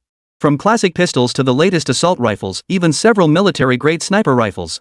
Lin Xian offered appropriate expressions of amazement while mentally noting every suspicious detail. During the shooting session, Ke Jianyong's whispered conversations with several foreigners and their frequent mentions of next week's shipment caught her attention. On the way back, Ke Jianyong seemed much more relaxed than when they arrived. At a red light, he suddenly asked, "Xian Xian, are you free next week? I have a new shipment arriving and would like your help examining it." Lin Xian knew this was a prime opportunity to get closer to the evidence. Of course, I'd be delighted. Ke Jianyong smiled and reached out, placing his hand over hers. My son really likes you, and so do I. His thumb gently traced her skin, sending involuntary goosebumps across her body. Just then, Lin Xian's phone rang. It was a photo sent by Chang Yang. It showed her and Ke Jianyong talking outside the shooting range, accompanied by just 4 words, "Care to explain?" Lin Xian's heart sank to the bottom. Who took the photo? How did Chang Yang know she was here? She forced herself to stay calm and locked her phone screen, only to catch Ke Jianyong staring at her thoughtfully. Is that your boyfriend? He asked, his tone devoid of emotion. Lin Xian's mind raced. Just an ex-boyfriend. The clingy type. She feigned exasperation. He's been stalking me forever. So annoying. Ke Jianyong's gaze sharpened. Need me to handle him? Hearing this, Lin Xian shook her head hastily. No. I already called the police. She silently prayed this lie wouldn't bring more trouble. As the car pulled up outside her apartment building, Ke Jianyong suddenly took her hand. Be careful. Call me anytime if you need anything. There was something unsettling in his eyes. If you need anything, don't hesitate to reach out. Especially if any bad guys are bothering you, I can protect you. Lin Xian nodded, then hurried toward the apartment building after getting out of the car. She didn't notice the familiar car parked across the street. Chang Yang sat inside, his face dark as he watched her bid farewell to Ke Jianyong. Meanwhile, at the State Security Bureau Monitoring Center, Joey and technicians analyzed audio transmitted from Lin Xian's tracking device. Confirmed. One of the men at the shooting range is an arms dealer wanted by Interpol. The technician pulled up a photo. Alexander Petrov. Specializes in arms smuggling from Eastern Europe to Southeast Asia. Joey stared at the close-up of Ke Jianyong on the screen. Speed things up. Lin Xian's cover might not hold much longer. He picked up the phone and dialed the bureau chief's number. Boss, we need to prepare to close the net.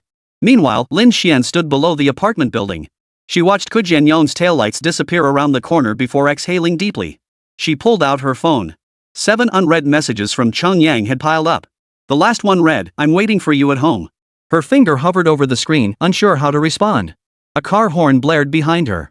Lin Xian whirled around to see Chang Yang's car parked across the street. The window was rolled down halfway, revealing his tense profile. Chang Yang? What are you? Lin Xian hurried over, but her words were cut off. Get in the car. Chang Yang's voice was as cold as ice.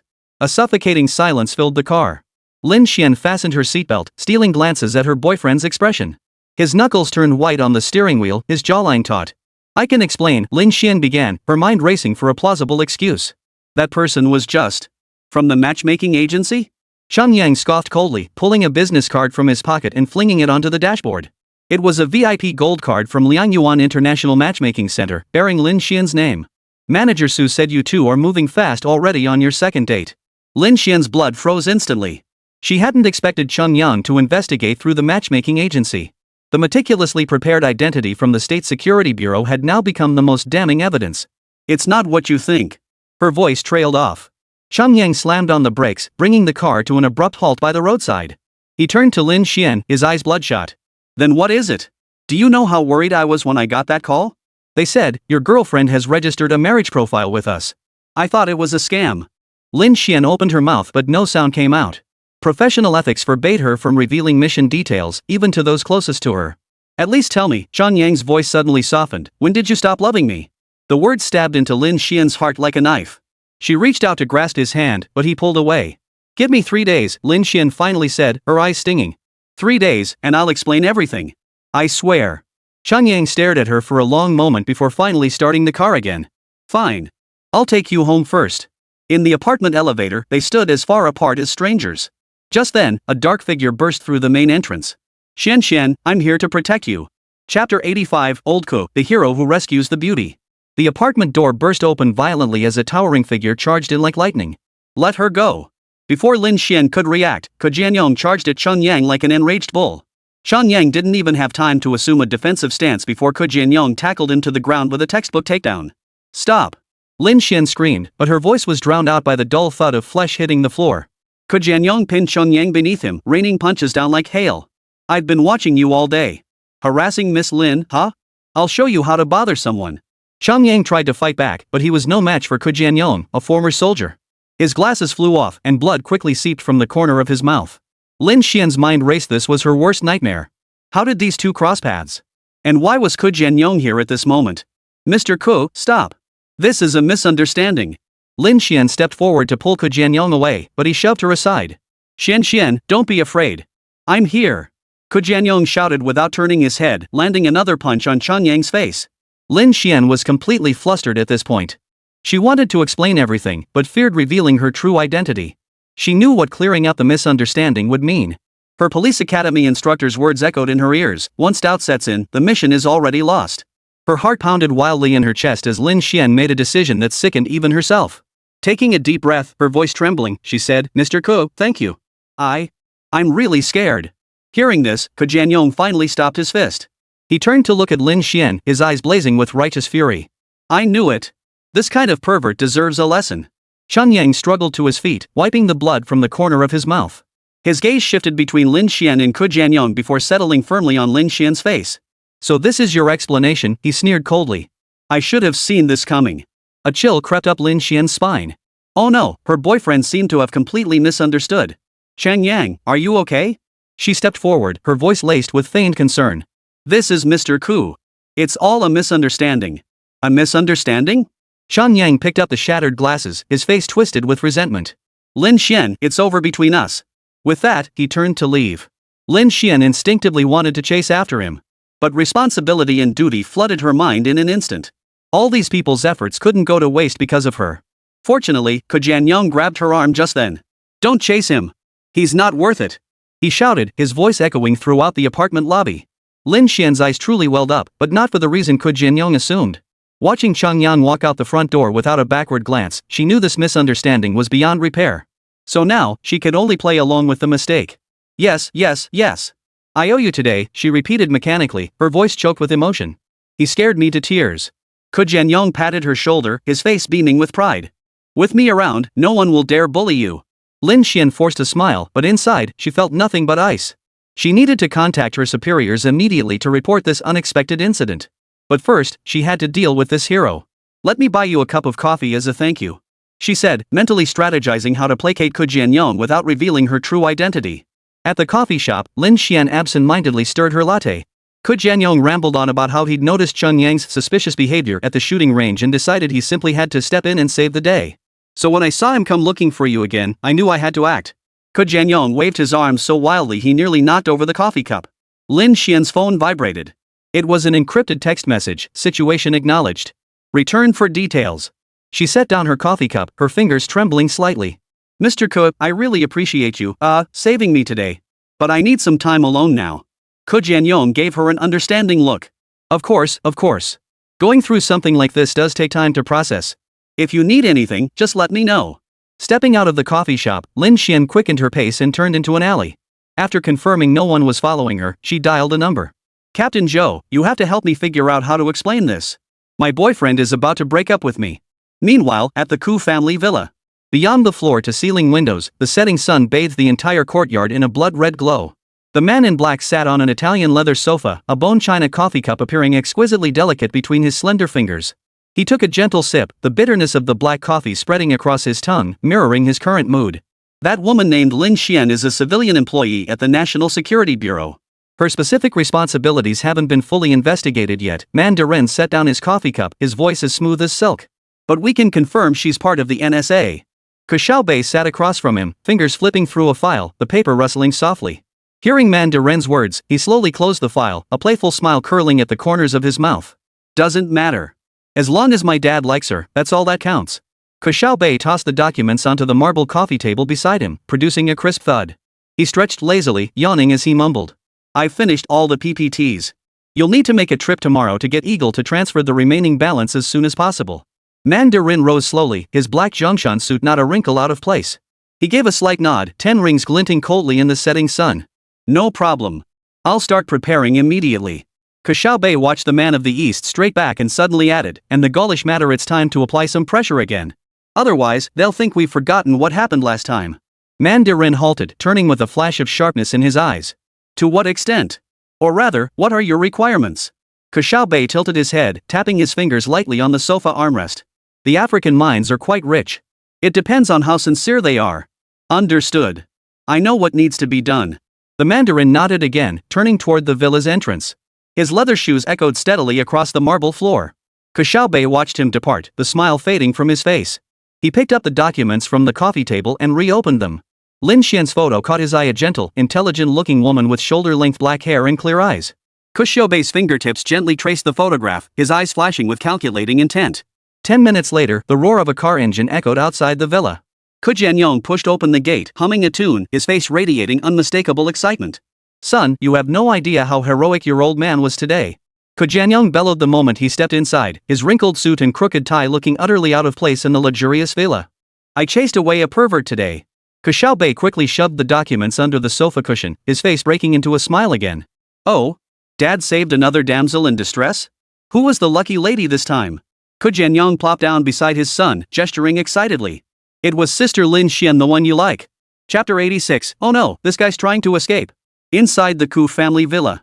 Ke Xiaobei couldn't help but chuckle at his father's words. He hadn't expected old Ko, at his age, to still be into that tired old hero saves the damsel in distress routine. Not wanting to dampen his father's spirits, Ke Xiaobei feigned keen interest. So what happened next? How did Sister Lin Xian thank you? Did she offer herself to you or anything? Ke Jianyong's cheeks flushed slightly at the question. But he quickly regained his serious demeanor and lectured. Kids these days, always thinking about nonsense like that. When we get back from John Bull's, Dad will invite her over for dinner. Hearing this, Ke Xiaobei froze for a moment. From John Bull, back? Dad, what's going on here? Ke Jianyong chuckled again upon hearing this, then pulled an invitation from his bag and said. I applied for your study tour before summer break. The international paperwork was a bit of a hassle, so it just arrived today. In a couple of days, Dad will take you to John Bull to broaden your horizons. Get yourself ready. I'm going to take a shower first. Hearing this, Ke Xiaobei instantly furrowed his brow. John Bull? Going there isn't out of the question. Saying this, he picked up his phone and dialed a number. The next day, at the Shanghai branch of the State Security Bureau, Joey stood in the Special Operations Division office, his fingers tapping lightly on the desk. Outside the window, Nanhu's night sky stretched deep and dark, distant neon lights casting mottled reflections on the glass. Boss, take a look at this. Lin Xian pushed open the door, holding a document in her hand. Her short hair was neatly pulled back into a small ponytail, her eyes sparkling with excitement. Ke Jianyong's bank statements show large sums moving in and out recently, all to overseas accounts. Joey took the documents, his brow furrowing. In his early 40s, fine lines had already formed at the corners of his eyes, traces of years spent burning the midnight oil on cases. The amounts are substantial. He murmured. Finally, we're seeing some clues. Lin Xian nodded. What's even more suspicious is that he booked 2 tickets to London yesterday. He's leaving tomorrow, taking his son with him. Joey snapped his head up. He's trying to flee? Looks like it. And Lin Xian lowered her voice. We just got intel that a warehouse under his name has seen frequent activity lately. someone spotted what looked like weapon crates being moved in and out. Zhou Yi's hand froze mid-motion. The air in the office seemed to freeze. After several minutes of silence, Zhou Yi broke the quiet. Close the net. Zhou Yi stood up, his voice low and resolute. We can't wait any longer. A flicker of hesitation crossed Lin Xian's eyes. But the evidence chain isn't complete yet. It'll be too late once he reaches John Bull. Zhou Yi began gathering documents from his desk. Notify Team 2 to set up a roadblock on the airport expressway tomorrow morning. Bring his son back too, but interrogate them separately. Early the next morning, Ke Jianyong's black SUV rolled slowly toward Beijing Capital International Airport. In the backseat, Ke Xiaobei lay calmly against the window, watching the scenery rush by. Dad, will we really get to see Big Ben? Ke Xiaobei turned his head, searching for something to say. Ke Jianyong smiled and ruffled his son's hair. Of course. I promised you. On this study tour, wherever you want to go, we go. Just then, 3 unmarked black sedans suddenly closed in from both sides, forcing the SUV to pull over to the roadside. Ke Jianyong's expression changed instantly. Xiaobei, stay in the car and don't move. He whispered, spotting several plainclothes men approaching at a brisk pace. A window was tapped. Ke Jianyong rolled it down as an ID was thrust toward him. State Security Bureau. Please step out for questioning. Ke Jianyong took a deep breath and turned to his son with a reassuring smile. It's okay. Maybe there's a problem with Dad's documents. Just sit tight. I'll be back soon. But things were clearly not that simple. As soon as Ke Jianyong stepped out, he was swiftly ushered into one of the cars. Meanwhile, a female officer approached the back seat and said to the panicked Ke Xiaobei, "Little one, would you like to come with Auntie to a place where you can wait for your daddy?" Ke Xiaobei raised an eyebrow slightly at the suggestion, then put on an innocent smile and nodded. Okay. 1 hour later, in the interrogation room of the State Security Bureau, Ke Jianyong sat before a metal table, the handcuffs gleaming coldly under the fluorescent lights. Behind the one-way glass opposite, Zhou Yi and Lin Xian observed his reactions. He seems calm, Lin Xian murmured. Zhou Yi sneered coldly. That's how old foxes operate. Let me handle him first. The interrogation room door swung open. Zhou Yi strode in and slammed a stack of documents onto the table. Ke Jianyong, do you know why we've brought you here? Ke Jianyong looked up, his expression calm yet angry. I have no idea. My son and I were just about to head to John Bull's. Is there a problem? John Bull? Zhou Yi scoffed. You probably wouldn't come back if you went there, huh? Flipping to the first page of the documents, his tone turned serious. Explain this to me. What's the story behind this list? 20 M4 carbines, 30 Glock 17 pistols, and 15 AK-47 assault rifles? Don't tell me you haven't seen this list, that would be rather disappointing. Hearing this, Ke Jianyong's brow furrowed slightly. After a moment's thought, he finally understood and began to explain. Oh, that. Those are prop replicas custom made for a Hollywood production crew. We have the full purchase contract and export permits. Selling prop guns, is that illegal? Zhou Yi was speechless upon hearing this. Then, fixing his gaze on the other man, he continued sternly, then what exactly is the shipment bound for the Middle East next week? Those are all water pipes, Ke Jianyong replied quickly. Someone in the Middle East wants to purchase a large batch of water pipes. Our overseas partner assigned the project to me. While the quantity is substantial, exporting water pipes isn't illegal, right? Zhou Yi was speechless once more. His fingers tapped the tabletop, the rhythm growing faster. Then what about your collection at that private shooting range in the suburbs? Those are real firearms. Ke Jianyong froze at the question, then sighed and explained. Those firearms are all rented from the range. I've paid the rental fees, so the range won't rent them to anyone else. But I only shot them at the range, never took them off site. You can check my entry-exit records. What's the problem? Did I break any laws? Zhou Yi was stumped yet again. How could this guy's words be so stifling? The interrogation lasted 2 hours. Zhou Yi had practically gone through every piece of evidence they'd gathered, yet Ke Jianyong offered a reasonable explanation for each one. What infuriated Zhou Yi most was the calmness in the other man's eyes. Each time, Ke Jianyong would even counter with the question, was it illegal? One last question, Zhou Yi leaned forward. What about Alexander, the arms dealer who showed up at your shooting range? Don't tell me you don't know him either. For the first time, Ke Jianyong's expression wavered. I truly don't know any arms dealer. Officer, have you got something wrong? Zhou Yi couldn't take it anymore. He slammed his fist on the table and stood up abruptly. You're playing dumb, huh? Fine. I'll make you admit it. He turned and strode out of the interrogation room, instructing his waiting subordinate, verify every detail he mentioned immediately, especially that shooting range owner. 3 hours later, the men returned with the results. Her expression was oddly unsettled. Boss, he was telling the truth. A Hollywood production crew did place an order for prop guns. That shipment from the Middle East really was just water pipes. And the shooting range's gun rental records are completely above board. Zhou Yi's expression darkened. What about the arms dealer? The shooting range owner admitted he contacted Alexander to buy a batch of used guns to cut costs. It has nothing to do with Jianyong. Silence filled the office. A wave of heat climbed Zhou Yi's neck. All their evidence had been a misunderstanding? What about his son? Zhou Yi suddenly asked. He's in the lounge next door. He's been quiet the whole time, but... Lin Xian hesitated. He kept asking when his dad would take him to John Bull's. Zhou Yi massaged his temples as an unprecedented wave of awkwardness washed over him. He recalled Jianyong's final glance back at his son as he was led away, remembered the boy's terrified expression in the car. I'll go see him. Zhou Yi took a deep breath and pushed open the lounge door. Chapter 87, clearly an honest kid. State Security Bureau, Nanhui Branch. Restroom. Ke Xiaobei sat in a chair, holding a cup of milk. Spotting Zhou Yi enter, he immediately stood up with a smile. Uncle, where's my dad? Will we miss our flight? Zhou Yi crouched down to meet the boy's gaze. Xiaobei, I need to apologize to you and your dad. We made a mistake. The boy's eyes widened. Then my dad's okay? We can go to John Cow? Zhou Yi nodded, his throat tightening. Yes, you can. He paused. But we might not make the flight. Ke Xiaobei suddenly smiled. It's okay. Dad said as long as we're together, we'll be happy wherever we go. The word struck Zhou Yi like a blunt knife, slow and heavy, piercing his heart. He remembered missing his daughter's birthday for 3 consecutive years because of work, remembered his wife's disappointed gaze when she last brought up divorce. Snapping back to reality, Zhou Yi forced a faint smile and tentatively asked, trying to sound cheerful. Xiaobei, Uncle wants to ask you. Zhou Yi tried to make his voice sound gentle, not like he was interrogating a prisoner. Did you really see a gun at home? He had already given up all hope. But he had to try. What if this was an honest child? At those words, Ke Xiaobei lifted his head, a trace of milk still clinging to the corner of his mouth. He blinked those disproportionately large eyes and nodded vigorously. Yeah, I've seen them. There's a black one in the drawer of my study, and a silver one in a box at the bottom of the wardrobe. It's smaller. Zhou Yi's spine instantly stiffened. This seemingly harmless child might be the breakthrough. Just handguns?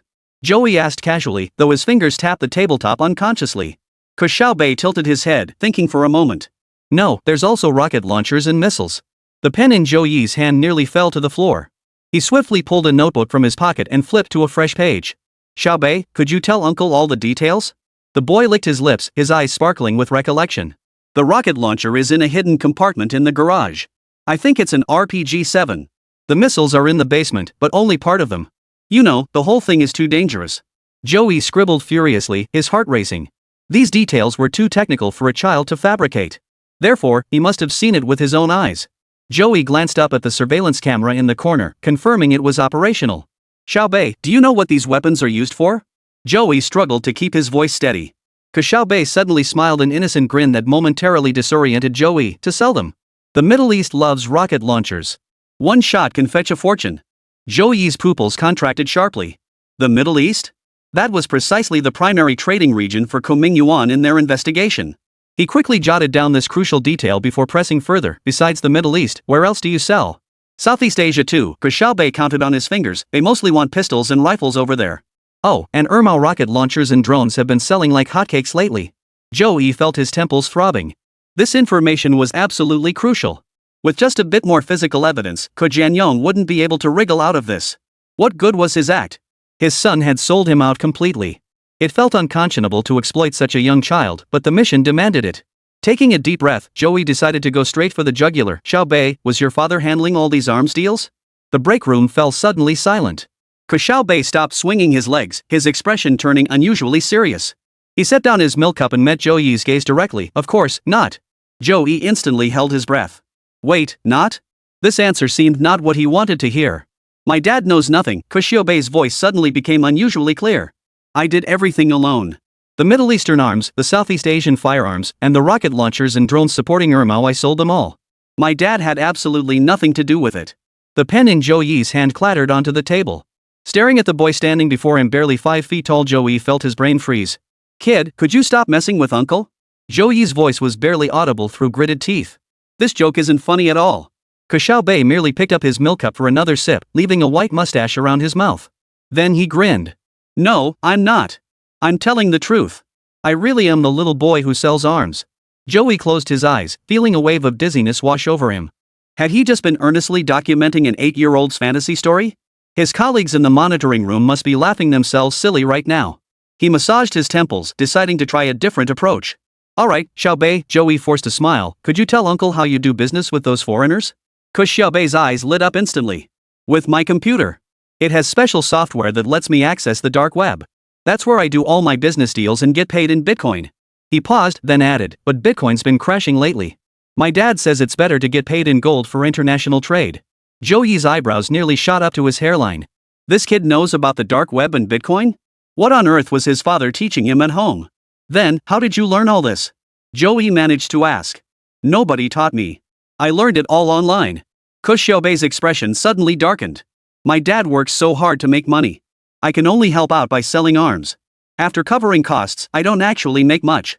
Setting down his milk cup, Ke Xiaobei continued softly, honestly, I'd much rather do business within our own country. Uncle, do you have any connections? If you could recommend someone, I'll give you a cut. Hearing this, Joey immediately got goosebumps all over. Kid, you think too highly of me? Is he already trying to rope me into his operation? Uncle here is with state security, aren't you afraid I'll arrest you? Pfft, why would I take a kid seriously?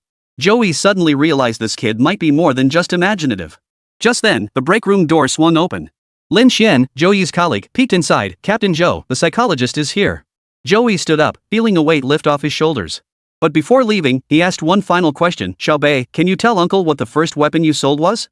Ke Xiaobei tilted his head, thinking for a moment. A hellfire mortar, the kind made from a gas tank.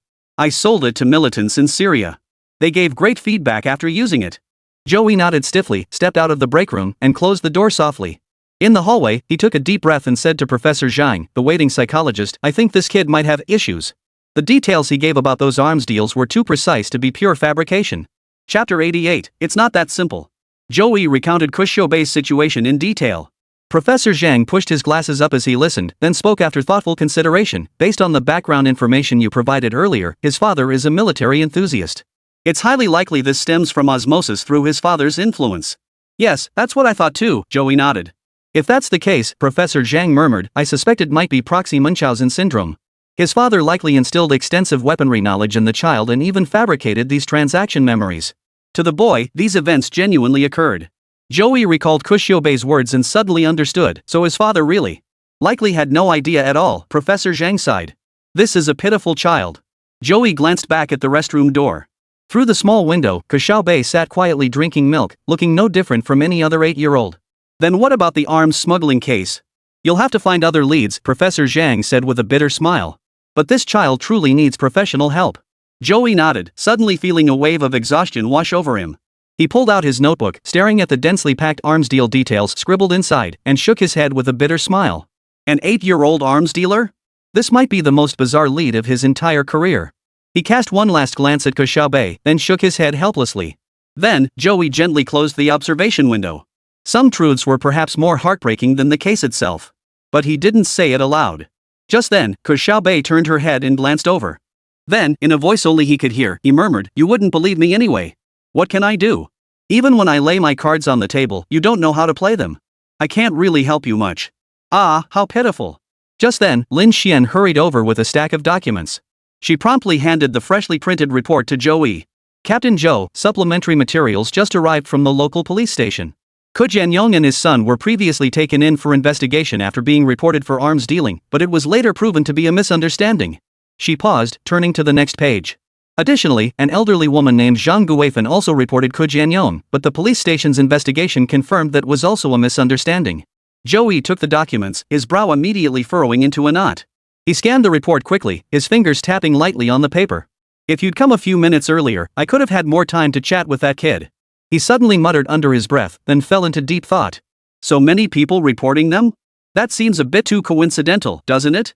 Lin Xian furrowed her brow slightly. A strand of black hair slipped from her ponytail, and she casually tucked it behind her ear. Are you saying there's something fishy about this? Joey didn't respond immediately. His gaze lingered on a particular detail in the report, his eyes sharpening. He slowly closed the file, his movements solemn as if sealing a Bible. This warrants further investigation. He lifted his head, his eyes flashing with that familiar hunter's gleam. Lin Xian knew so well the look of someone who'd spotted their prey. Let them go back for now, but prohibit them from leaving the country. I'll investigate personally. You continue your undercover work. We'll work together from the inside and outside. What? You want me to stay undercover? Lin Xian's voice shot up abruptly before she realized her outburst and lowered it. Captain Zhou, my boyfriend hasn't been able to reach me for 3 days. He thinks I.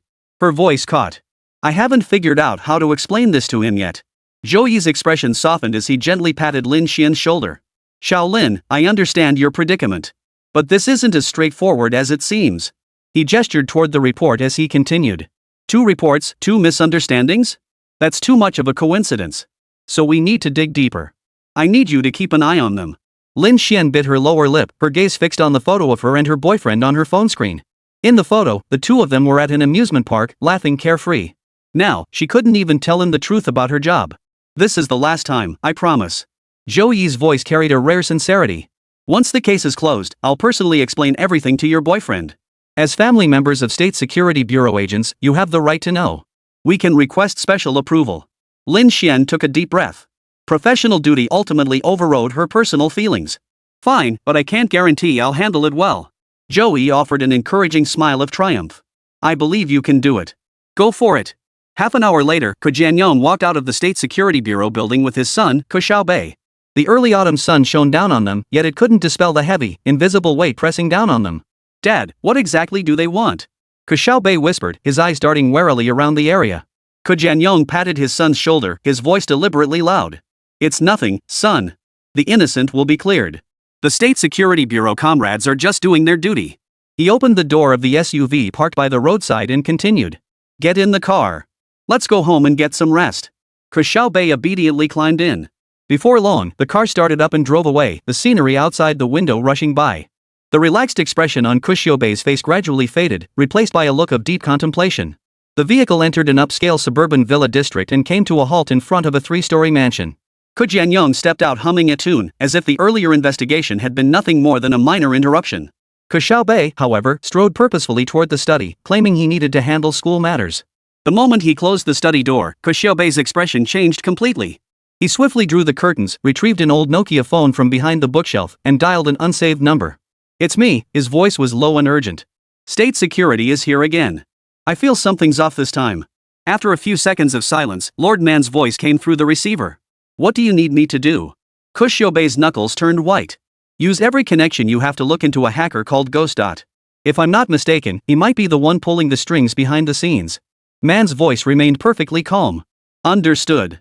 Rest assured, I'll have updates within 48 hours. The call ended, leaving Ke Xiaobei standing in the dimly lit study. He opened his computer and logged into an encrypted website. A series of weapons images and transport route maps appeared on the screen. One route, highlighted in red, led directly to a war-torn region in the Middle East. He stared at the screen, his fingers tapping the desk unconsciously. Suddenly, he heard footsteps outside the door and quickly closed all the pages. The door opened, and Ke Jianyong walked in carrying 2 glasses of milk. Son, don't be so tense, Ke Jianyong said, placing the milk on the table. We've done nothing wrong. We have nothing to fear from an investigation. Ke Xiaobei forced a smile. I know, Dad. It's just, being reported out of the blue feels unsettling. Ke Jianyong sighed and sat down across from his son.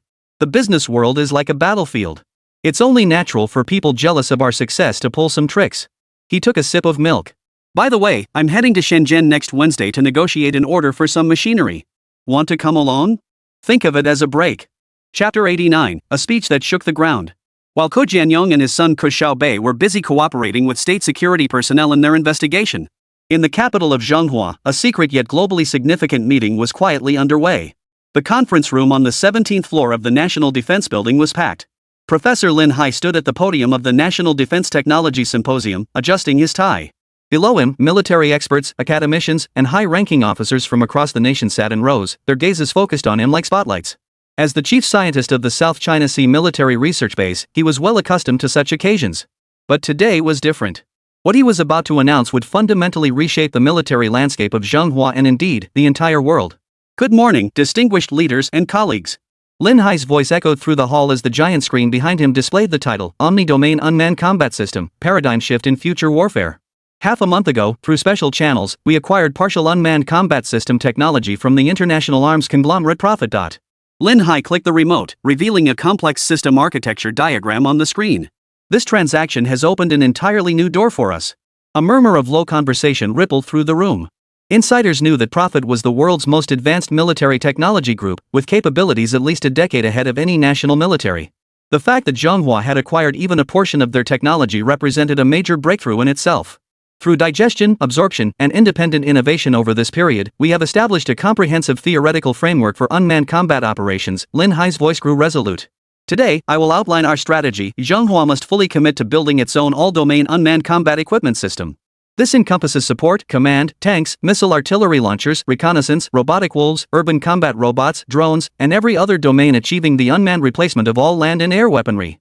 The screen displayed a series of conceptual diagrams and live test footage: autonomous tanks navigating complex terrain with agility, swarm drones shifting formations like living clouds, machine wolf squads silently infiltrating simulated urban environments, fully automated artillery systems locking onto targets and executing strikes without human command.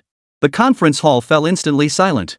Every pair of eyes fixed intently on the large screen, filled with astonishment and awe. Do you understand what this signifies?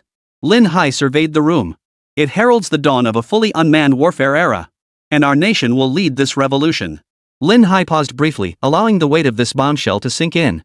Then he clicked the remote, switching the display to live footage of the Great Mao and Second Mao conflict. Let's examine the limitations of traditional unmanned combat systems, Lin Hai stated, pointing to footage of Mao forces operating drones. Current drone tactics remain heavily reliant on manned systems: drone reconnaissance, human decision-making, artillery strikes. This model has fatal flaws: latency, vulnerability to interference, and the impossibility of achieving zero casualties.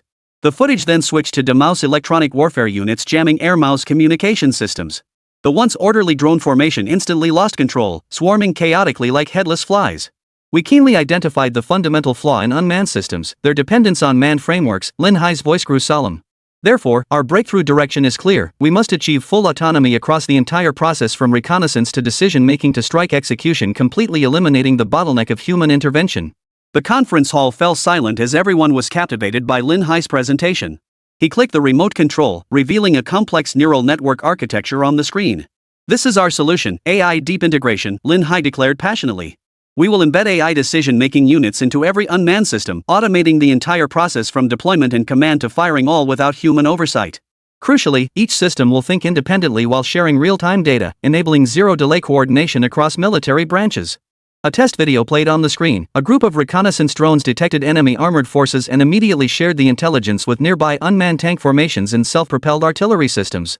Within 10 seconds, precision-guided shells roared forth, striking their targets with pinpoint accuracy. The entire process occurred without any human operator involvement in decision-making. Take our Flying Dragon 60A system as an example. Lin Hai demonstrated a streamlined aircraft model. It combines the dual capabilities of a drone and a missile, capable of autonomously locating targets, assessing their value, and deciding whether to engage. When integrated with unmanned artillery systems, its AI automatically adjusts firing parameters, compressing the traditional strike process from 20 minutes to just 1 minute. The video switched to live fire testing footage. From target identification to firepower engagement, the entire sequence unfolded with seamless fluidity, leaving the enemy virtually no time to react. This level of efficiency and tactical innovation will fundamentally reshape the logic of warfare. Lin Hai's voice grew solemn. Traditional warfare relies on morale, the willpower of combatants. Our unmanned combat system, however, trades mechanical losses for attrition, completely disregarding enemy morale. A set of comparative data appeared on the screen. Traditional forces typically collapse when casualties reach 30%, while unmanned systems can fight until the last machine remains operational. This isn't merely a technological upgrade, it's a revolution in the fundamental logic of warfare. Lin Hai surveyed the conference room. While the enemy still relies on soldiers' courage and willpower, we're already engaged in pure mathematical calculations and physical attrition. From the back of the hall, a white-haired veteran general raised his hand. Professor Lin, might such a system entirely reliant on machines lack battlefield adaptability? Are human intuition and experience irreplaceable? Lin Hai smiled faintly. General, this is precisely where AI deep learning excels. Our system not only analyzes historical battle cases but also continuously evolves through real combat. More importantly, its reaction speed is hundreds of times faster than that of human commanders. He clicked the remote control, and a complex data stream appeared on the screen. Take a simulated confrontation in the South China Sea as an example. The AI command system analyzed 174 possible tactical options within 0.3 seconds and implemented the optimal solution. The human command group took 8 minutes to make a decision. In modern warfare, that gap of over 7 minutes is often fatal. The old general nodded thoughtfully and sat back down. Let's broaden our perspective.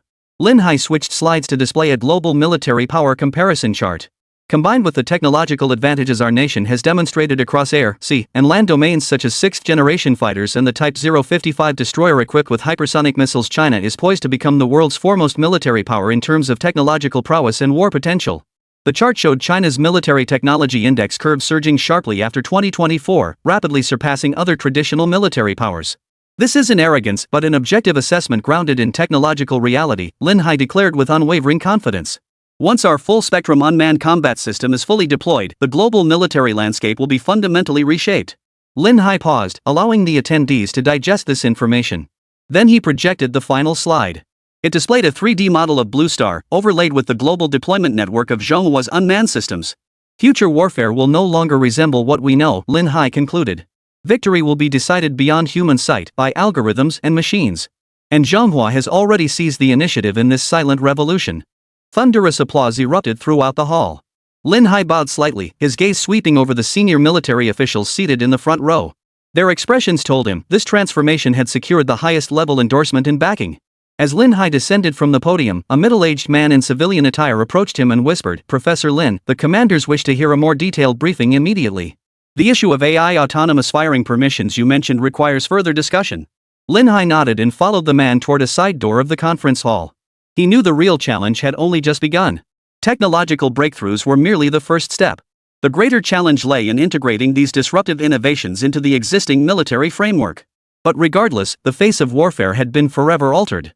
And Zhonghua stood at the very forefront of this transformation. But this hinged on one crucial condition: they must secure the full backing of the prophet.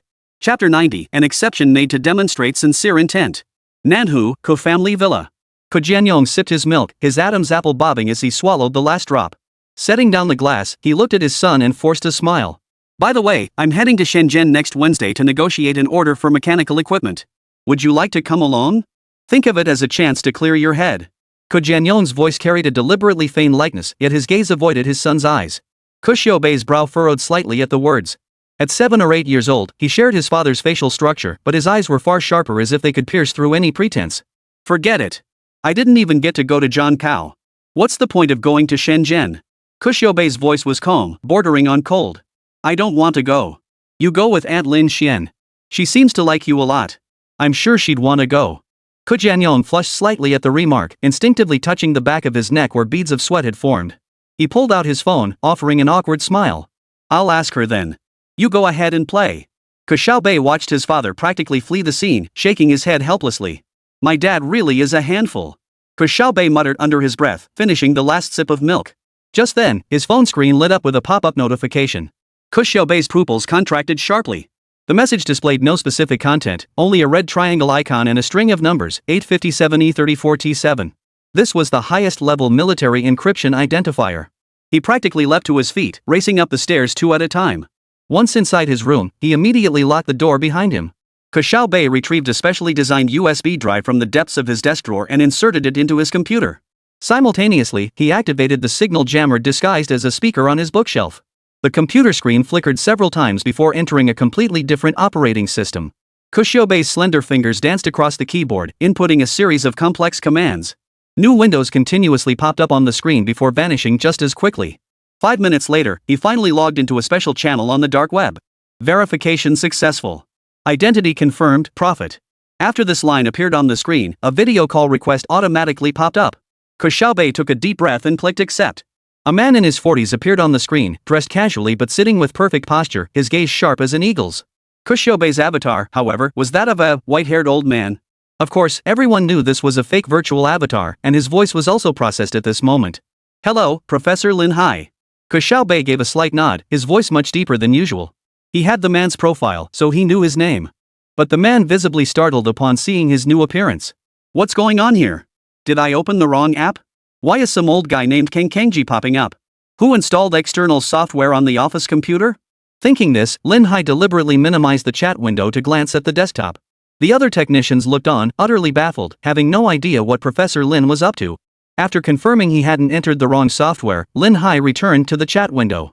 "Your Excellency Prophet, we discussed your proposal at today's meeting." Lin Hai's voice came through the encrypted channel, tinged with a faint electronic distortion. A barely perceptible smile touched Ke Xiaobei's lips. "Have you made your decision? Are you ready to procure unmanned combat technology?" Lin Hai didn't answer directly, instead firing off a barrage of technical questions. How does the swarm intelligence control system counter enemy electronic jamming? Would a single point of failure cause the entire system to collapse? Where are the ethical boundaries of autonomous decision-making? Each question struck at the core challenges of unmanned combat systems. Ke Xiaobei answered them all with ease, occasionally pulling up data charts on his fingers to illustrate his points. In the room next to Lin Haizhou sat over 20 top experts from various fields. Their presence next door was to verify the credibility of every answer given by Prophet. After repeated simulations and rigorous verification, they ultimately confirmed that the responses were scientifically grounded and possessed a high degree of credibility. Lin Hai's frown finally began to ease. Your technology is indeed at least a decade ahead of our lab, Lin Hai acknowledged, but immediately shifted his tone. But how can you guarantee this isn't a trap? After all, you remain an enigma to us. We don't even know whose side you're on. Ke Xiaobei's gaze suddenly sharpened. Professor Lin, there's no need to probe for information. I have my reasons for remaining anonymous. But my desire to collaborate with your team is entirely sincere. Lin Hai visibly paused on the other end of the screen. Ke Xiaobei pressed his advantage. I can provide 50% of the technical documentation and a complete testing system up front. You can verify it before deciding whether to purchase. Delivery before payment, that's my sincerity. Just then, a knock sounded at Ke Xiaobei's door. He quickly pressed the mute button. Xiaobei, came Ke Jianyong's voice. I've arranged for Aunt Lin Xian and me to go to Shenzhen next Wednesday. Are you really not coming? Ke Xiaobei swiftly switched screens while replying, I won't be joining. Have a good time. His voice returned to its usual youthful tone, a stark contrast to the composed demeanor he displayed during the negotiation. At the same moment, Lin Hai turned to whisper to the person beside him. He was seeking his superior's approval, inquiring whether the other party's suggestion was feasible. Initially, the military and government had strongly insisted on an in-person meeting and face-to-face transaction. But since the other party had proposed payment after delivery, there wasn't much left for his side to worry about. After all, he had already handed over the technical documents. If there were any issues, they simply wouldn't pay. Besides, even if the technology was genuine, didn't he still hold all the cards regarding payment terms and methods? So, the leaders quickly gave their approval. Here, Ke Xiaobei and the others waited until their father's footsteps faded into the distance before unmuting themselves. At that moment, Lin Hai spoke up again. Can we do payment after delivery? I don't recall you having such a precedent. This is my greatest gesture of goodwill toward your company. Ke Xiaobei said coldly. In 3 days, I'll mail the test system and related materials to you. Remember to sign for it when it arrives. Lin Hai nodded, about to speak, but suddenly realized the flaw in the plan. Wait, mail it to us? That seems a bit reckless, doesn't it? Is that secure? Ke Xiaobei couldn't help but chuckle softly. What's unsafe about it? Relax, just wait for the mail. Lin Hai pondered for a moment before reluctantly nodding. Alright, you're the seller, you call the shots. But we have one more condition. Our superiors insist that our next meeting must be in person. The military needs to verify your true identity. Impossible, Ke Xiaobei flatly refused. My value lies in my anonymity. You get the technology, I get my payment and guarantees, that's all that's needed. With that, he cut the connection before waiting for a response. The computer screen instantly reverted to its standard desktop interface. Ke Xiaobei leaned back in his chair and closed his eyes. Chapter 91, The President's Special Investigation Unit. While the flowering family's research team made rapid strides, others faced contrasting fortunes. The Eagle, who had secured 5th-generation fighter upgrade technology and bioengineered super soldier technology first, now found itself in an extremely awkward predicament. Outside the floor-to-ceiling windows of the Oval Office, a bolt of lightning split the night sky over Washington, followed by a deafening clap of thunder. Defense Secretary Mark Williams instinctively shrank his neck, while National Security Advisor Lisa Moore, seated across from him, didn't even flinch. So this guy calling himself the Prophet, is he really offering that technology? President Pret tapped his fingers lightly on the mahogany desk, his gaze shifting between the 3 top-secret documents before him. Williams cleared his throat. Mr. President, our technical assessment team has verified some of the samples he provided. The F-35 propulsion system upgrade could theoretically increase current speeds by 300%. And that so-called super soldier serum produced astonishing results in lab mice, tripling their strength and quadrupling their wound healing speed. The cost is $40 billion in initial research funding, Finance Minister Vaughn interjected coldly. Mr. President, our deficit is already. If these technologies are genuine, Lisa Moore interrupted, the Flower Nation and the Big Furry Nation would need at least 50 years to catch up. This would guarantee the Eagle's absolute military superiority for the next half-century. The president's gaze lingered on the blurred photograph on the table. Who exactly is this prophet? The president frowned. Has the CIA really found no background information? Lisa Moore shook her head. He's extremely elusive. Not just us, the EU, Russia, and China are all tracking him, yet none have established meaningful contact. We may be the only buyer who's met him in person. But we can't guarantee the person we met last time was actually the prophet, Williams added. Plus, all technical data is delivered in batches, and payments are made through cryptocurrency. He's incredibly cunning. The president rose and walked to the window, gazing out at the White House lawn drenched in torrential rain. Another flash of lightning illuminated his weary face. 40 billion? If Congress holds us accountable. Sir, national security exemption, Lisa Moore interjected immediately. We can bypass the regular budget approval process. Given the strategic value of these technologies? The president turned to face them. I want weekly progress reports delivered directly to me. If anything suspicious is discovered, terminate the project immediately. The group nodded and departed, but a month later, the president's patience had been completely worn thin. He slammed a stack of reports onto the desk in fury. 12 billion burned in a single month, yet the fifth-generation fighter program hasn't produced a single usable prototype propulsion system? The Super Soldier program is still conducting experiments on monkeys? Is this the game-changing technological breakthrough you promised? Williams turned pale, the heads of both projects report encountering unexpected technical obstacles. Obstacles, the president sneered. Are you telling me we were duped by some masked fraud, wasting 12 billion for nothing? Lisa Moore spoke cautiously, Mr. President, perhaps we should dispatch an independent team for an on-site investigation. The president pressed the communicator on his desk. Summon Dr. Howard to my office immediately. Amy Howard served as the president's chief science advisor. She was also a quantum physicist who never shied away from speaking the truth. 3 days later, she led an investigation team composed of top scientists and military experts to 2 top-secret research bases. The underground research facility at an Air Force base in Nevada was larger than Howard had imagined. After passing through 3 biometric security gates, she met Colonel Grayson, the technical director of the F-35 upgrade program. I know why you're here, Grayson said, leading them through the noisy laboratory. You think we're wasting taxpayer money? Howard didn't deny it. Colonel, the president wants to know why, after 3 months, we still don't have a single testable propulsion system prototype. Grayson stopped before a blast-proof door and entered a long string of codes. Follow me, Doctor. I'll show you where the real problem lies. Beyond the door lay a massive test chamber, its center occupied by a peculiar metal apparatus suspended in midair, surrounded by dozens of monitoring devices. A dozen engineers in protective suits were gathered around a holographic display, engaged in heated debate. This is the first-generation propulsion prototype built using Prophet technology, Grayson stated. Theoretically, it should generate enough thrust to propel the F-35 to Mach 12. Theoretically? Howard raised an eyebrow. Grayson gave a wry smile. We can't even get it started. Every attempt causes the core to overheat and melt.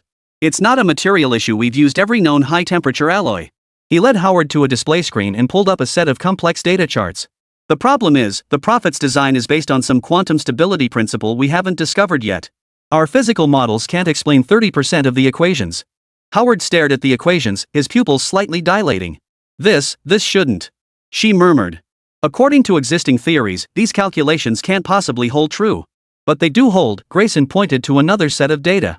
In computer simulations, this propulsion system functions flawlessly. We just can't replicate it in reality. So this technology is real. Yes, the technology is real, Grayson sighed. So real that our current scientific understanding can't grasp it. Every time we solve one problem, 3 new ones emerge. It's like showing a medieval alchemist blueprints for a nuclear reactor. The materials, processes, theoretical foundations, they're all a century ahead. Meanwhile, another team from the investigation group faced equally unsettling discoveries deep within Colorado's Black Mountain Laboratory. In footage shown by Dr. Chen, the lab director, a macaque effortlessly snapped a 3-inch thick steel bar before leaping from a 30-foot high test chamber and shattering bulletproof glass. The serum's effects are astonishing, Dr. Chen concluded after shutting off the footage. The problem is, all test subjects suffered organ failure within 72 hours. We tried every stabilizer available, but... She shook her head. Chief biologist Harper of the investigation team scrutinized the experimental data, these molecular structures. I've never seen protein folding like this before. How do they maintain stability? That's precisely the problem, Dr. Chen replied with a bitter smile. The technical manual provided by the Prophet mentions a biological quantum locking mechanism, but we couldn't even determine what that meant. Hearing this, Harper's brow furrowed deeply. He stayed behind to help solve the problem, but ultimately found himself incapable. A week later, Howard personally presented the investigation report to the president. Chapter 92, Fellow Sufferers. The atmosphere in the Oval Office of the White House was so thick it was almost tangible. President Eagle's face was grim, his eyes nearly blazing with fury. So, the president set down the report, his voice unnaturally calm. We weren't deceived. Howard shook his head. Quite the opposite, Mr. President. The technology provided by the Prophet is not only genuine, but terrifyingly advanced. Is the problem that it's too advanced? Yes. The fifth-generation fighter's propulsion system is based on undiscovered physical principles, and the super soldier's serum employs revolutionary bioengineering techniques. None of this is fully comprehensible within our current scientific framework. Howard took a deep breath. It's like giving a smartphone to a scientist from Einstein's era. They'd recognize it as a communication device, but they couldn't grasp integrated circuits or programming languages. The president's expression darkened further. How much additional funding did the project leaders request? Approximately 50 billion more, Howard replied softly. And they've indicated this is only phase 1. Treasury Secretary Vaughn erupted in a bitter laugh. I told you so. This is nothing but a technological trap. The president sighed heavily. He truly felt like he was riding a tiger now. This prophet knew we couldn't immediately apply these technologies. So he deliberately sold us technology decades ahead of its time, luring us into a bottomless pit of research funding. Lisa Moore frowned. But why? He's just a businessman. Businessmen only see profit. Perhaps it's not about money, Howard interjected suddenly. Perhaps it's to cripple us. To waste our resources on projects unattainable in the short term, while neglecting practical developments in other fields. The president pressed his communicator, connect me to the Defense Research Budget Office. And continue tracking every lead on that profit. Turning to Howard, he added, Doctor, assemble a multidisciplinary team to assess whether we can extract any practical byproducts from the acquired technology if we halt these 2 projects. Once alone in his office, the president silently lit a cigarette. Prophet, you bastard, the president muttered under his breath. Is it too late to return you now? While the eagle was grappling with the prophet, Europe had its own fellow sufferer. Europe, Gaul. In the conference hall of the Élysée Palace, Gaulish President Manuel Boson stared at the towering stack of reports before him, each document representing an attack that had occurred in Africa. His fingers tapped the desk unconsciously, the rhythm growing faster, as if mimicking some impending countdown. Another mining company has been attacked, Mr. President. Defense Minister Jacques Leclerc pushed open the door, his expression grim. This time it's in Niger. 3 Gaulish executives have been kidnapped, and the attackers are demanding 200 million in ransom. Manuel closed his eyes and took a deep breath. This was the 5th such report he had received today. Over the past month, 27 Gallic companies in Africa had been attacked, suffering losses exceeding 1 billion euros. 14 Gallic citizens had been kidnapped, 2 of whom had been confirmed dead. The chairman of the Business Federation just called again. Sophie Martin, the president's chief of staff, said softly. He said if the government doesn't take effective measures soon, they will withdraw their support for your re-election campaign. Manuel's eyes snapped open, a flash of anger flickering in his blue irises. Tell them I'm handling it, his voice was low and dangerous. Or would they rather I deploy the army to every corner of Africa? Just then, the president's private phone rang. The screen displayed unknown number. Manuel hesitated, then answered the call. President Boson, came an electronically altered voice, it seems you're not particularly interested in our business proposal. If we don't receive a positive response within 3 days, Parliament will receive some interesting recordings about your private deals with the energy giants. The call abruptly cut off. Manuel's face drained of color. He slowly lowered the phone and scanned the room at his core advisors. Looks like someone wants to play hardball. Convene an emergency meeting. We must take further action. An hour later, the highest decision-makers of Gaul gathered in the Élysée Palace's security conference room. Alongside the defense minister and chief of staff were Foreign Minister Isabelle Dupont, Intelligence Director Clement Laval, and the president's chief strategic advisor, Henri Baudouin. Ladies and gentlemen, Manuel stood before a projection screen displaying a map of Africa densely marked with red attack points. We are in the midst of a silent war. Over the past month, our interests in Africa have suffered systematic attacks. Worse still, someone is threatening to remove me from office.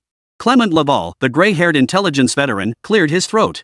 Mr. President, our analysis indicates these attacks are not isolated incidents. The methods, equipment, and timing all point to a high degree of coordination. Who is it this time? Defense Minister Leclerc demanded sharply. Which armed group? Or those damn big hair mercenaries? Clement shook his head. Neither.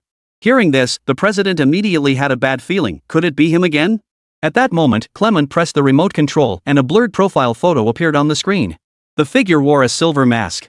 We believe this is all the work of the prophet. Upon hearing this, the president tapped the table lightly. So it is. Instantly, the conference room fell silent. Even these seasoned politicians and military officers paled at the mention of that name. The prophet, the world's most enigmatic arms dealer, a legendary figure in the underworld. Rumored to control a weapons empire spanning 5 continents, capable of arming an entire army overnight. In truth, since the last incident, his operations targeting us have never ceased. Using African proxy warlords, he is systematically targeting all our interests on the continent, from mining to oil, from infrastructure to telecommunications. Defense Minister Leclerc slammed his fist on the table. Find him. Deploy special forces, mobilize every intelligence asset, track down this madman. Sir, if it were possible, we would have done it already, Clement replied with a bitter smile. The prophet never shows his face. No one knows his true identity or location. We aren't even certain if he's male or female, an individual or an organization. To confront him, I must be certain before acting, strategic advisor Baudouin mused. Another direct strike could have catastrophic consequences. He might escalate to targeting Gaul itself. Manuel felt a wave of headache wash over him, and he rubbed his temples. So what are our options? Sit idly by and wait for disaster? Wait while he slowly erodes decades of our operations in Africa? Chapter 93, exactly. We'll use their own weapons against them. The room fell silent at the president's words. Suddenly, Clement sat up straight, a gleam flashing in his eyes as he spoke. Mr. President, I recently obtained a piece of special intelligence. He scanned the room, seemingly weighing whether to speak here. Go ahead. There are no outsiders here, Manuel gestured for him to continue. We have reason to believe that the prophet is a member of the Flower family. A murmur rippled through the conference room. Foreign Minister Dupont's eyes widened. That's absurd. How could Zhenghua? Let me finish, Clement interrupted. Not official Zhenghua, but Zhenghua's underground forces. According to our sources, the prophet is likely a spokesperson for a secret Zhenghua organization. They expand Zhenghua's influence in Africa through arms trafficking while undermining Western interests. Manuel looked thoughtful. So you believe China's shadow looms behind the prophet's actions? At the very least, China has the power to rein him in, Clement stated firmly. If we can apply enough pressure to force China to step in and stop the prophet. How exactly? Defense Minister Leclerc scoffed. Send an aircraft carrier to the South China Sea? With our naval strength, the Chinese probably wouldn't even give us a second glance. Clement flashed a sly smile. No, we have a better approach. He turned to the projector and pulled up a set of data. China's investments in Africa are 3 times ours, and their diaspora population is 5 times larger. If Africa suddenly became less hospitable to China. Foreign Minister Dupont instantly grasped his meaning and sucked in a sharp breath. You mean, incite anti-flower sentiment? Provoke violent incidents targeting flower people? We wouldn't do it ourselves, Clement explained quickly. We could use local proxies. Anti-flower groups exist across Africa, but they lack organization and resources. If we secretly fund them, provide necessary guidance and support. Strategic advisor Baudouin's eyes lit up. Using others' hands to do our dirty work. Let the natives attack the flower people themselves, while we remain completely untouched. Not only that, Clement added, once the flowerers' interests in Africa are damaged, they'll have no choice but to seek our cooperation. After all, who truly controls the local governments and armies on the African continent? It's us Gauls. Manuel nodded slowly as a plan took shape in his mind. He could envision the scenario, Florentine enterprises under attack across Africa, expatriates fleeing in panic, billions in investments evaporating. The French would be forced to the negotiating table, and the bargaining chip would be restraining the actions of the prophet. This is dangerous, Foreign Minister Dupont cautioned. If the flowering family discovers we're manipulating events behind the scenes, they won't find out, Clement said confidently. We'll use multiple intermediaries to sever all traceable connections. Even if the French suspect something, they won't have any evidence.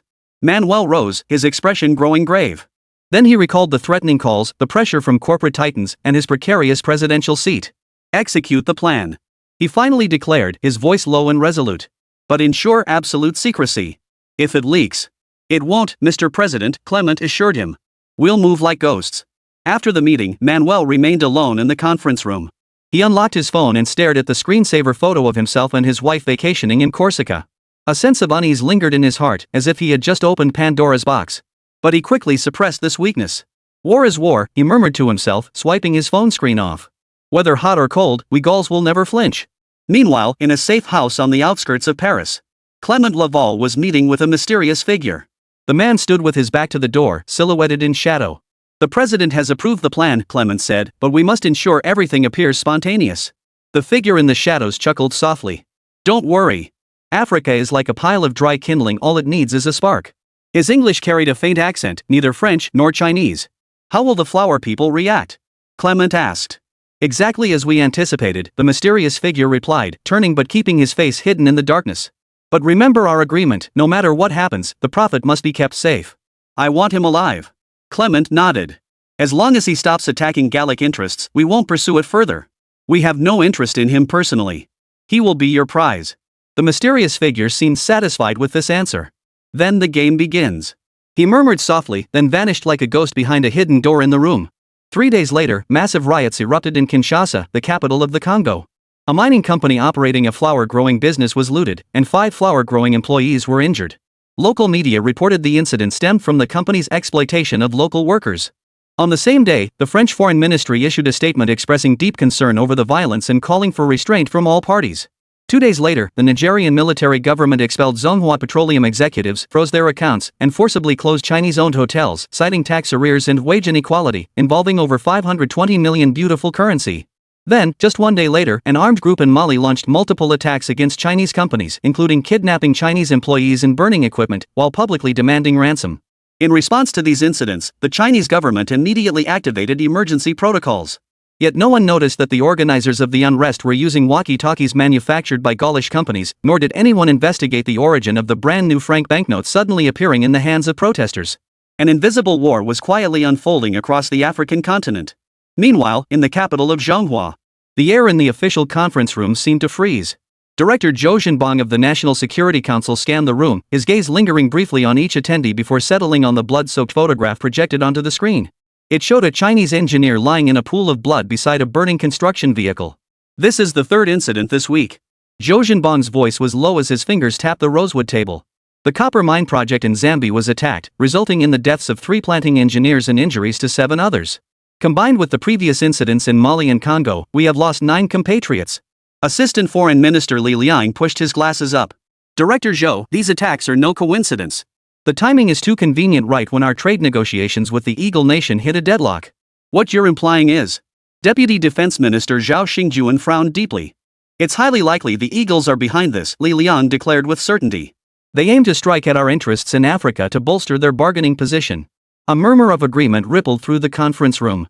Zhou Zhenbang, however, noticed the hesitant expression on Wang Zitao, director of the Intelligence Analysis Division. Director Wang, what has your intelligence division uncovered? Wang Zitao cleared his throat. Preliminary investigations do point toward the Eagles, but we've uncovered some details that don't quite fit their modus operandi. He signaled his assistant to switch screens, revealing a map showing the geographic distribution of the 3 attacks. These attack sites are all near mining projects invested in by Gull Rooster, and the methods closely resemble those of the DGSE. You mean Gallic Rooster's modus operandi? Zhou Zhenbang interrupted. Are you suggesting Gallic Rooster is involved in these attacks targeting Chinese citizens? We don't have definitive proof yet, Wang Zitao replied cautiously. But analysis shows the funding sources and operational patterns align closely with DGSE's activities in certain African regions. Chapter 94, Special Investigation Task Force. After Director Wang's statement, the conference room erupted in commotion. Immediately, the representative from the Ministry of Commerce couldn't help but question. Why would the Gauls do this? Their trade relations with us have always been stable. At that moment, a crisp female voice rang out from the back row of the conference room. Perhaps to protect their mining interests in Africa. All eyes turned toward the source of the voice, young intelligence analyst Han Tong. She seemed startled by the sudden attention, but continued under Zhou Zhenbang's encouraging gaze. Over the past 2 years, Zhonghua Enterprises' market share in Africa's mining sector has grown from 18% to 27%, while Gull Rooster Company's share has dropped from 25% to 19%. Particularly in rare earth and uranium mining, our competitive edge is significantly stronger. A hint of approval flashed in Zhou Zhenbang's eyes. Continue. Han Tong stood up and manipulated the computer to pull up a set of data charts. The locations of these 3 attacks coincidentally align with projects where Chinese and French companies are in direct competition. More importantly, she switched to an encrypted file and continued.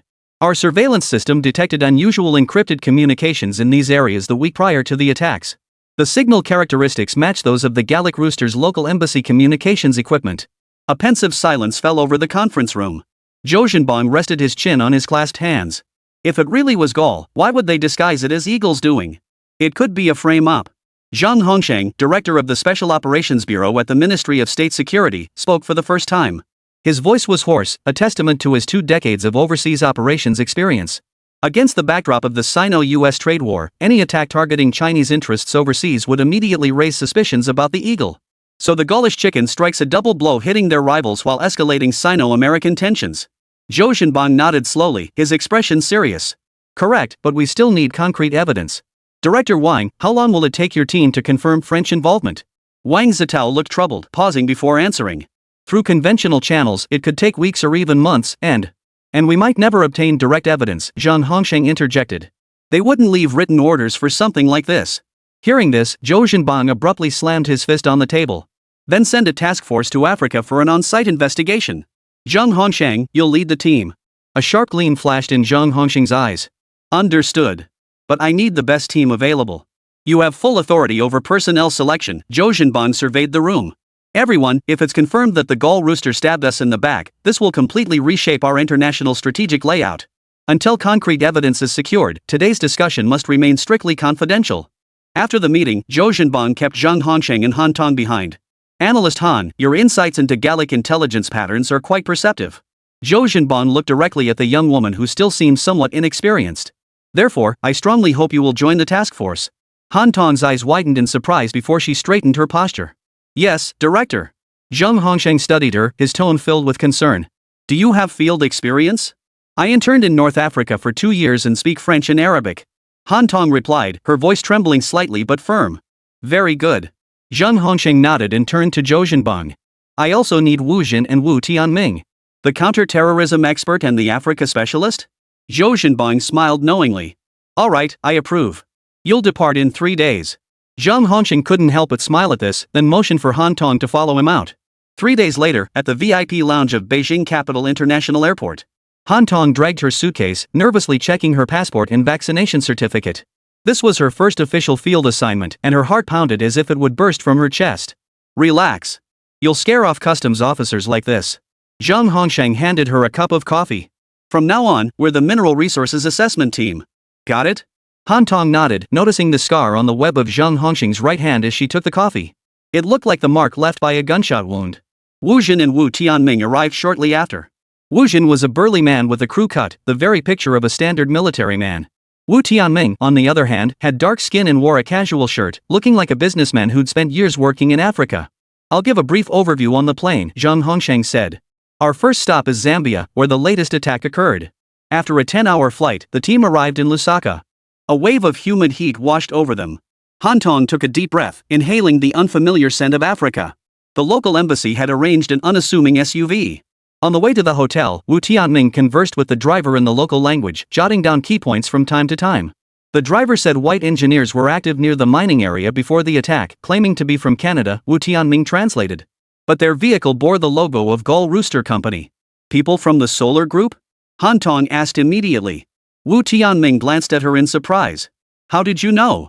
They're Gallic Rooster's largest mining investor in Zambia. Han Tong pulled up data on her tablet. Solar has lost out to Chinese companies multiple times on rare earth projects over the past 2 years. Zheng Hongsheng pondered thoughtfully. Then let's visit the mining area tomorrow. The others nodded in agreement before heading back to the hotel. The next day, the 4-person team disguised as mining consultants arrived at the attack site. Though 2 days had passed, the blast marks remained clearly visible. Han Tong noticed Wu Jin meticulously examining the bullet hole distribution and blast radius. Highly professional, Wu Jin murmured. They used Gull Rooster explosives. Eagle Sauce Special Forces typically rely on domestic products.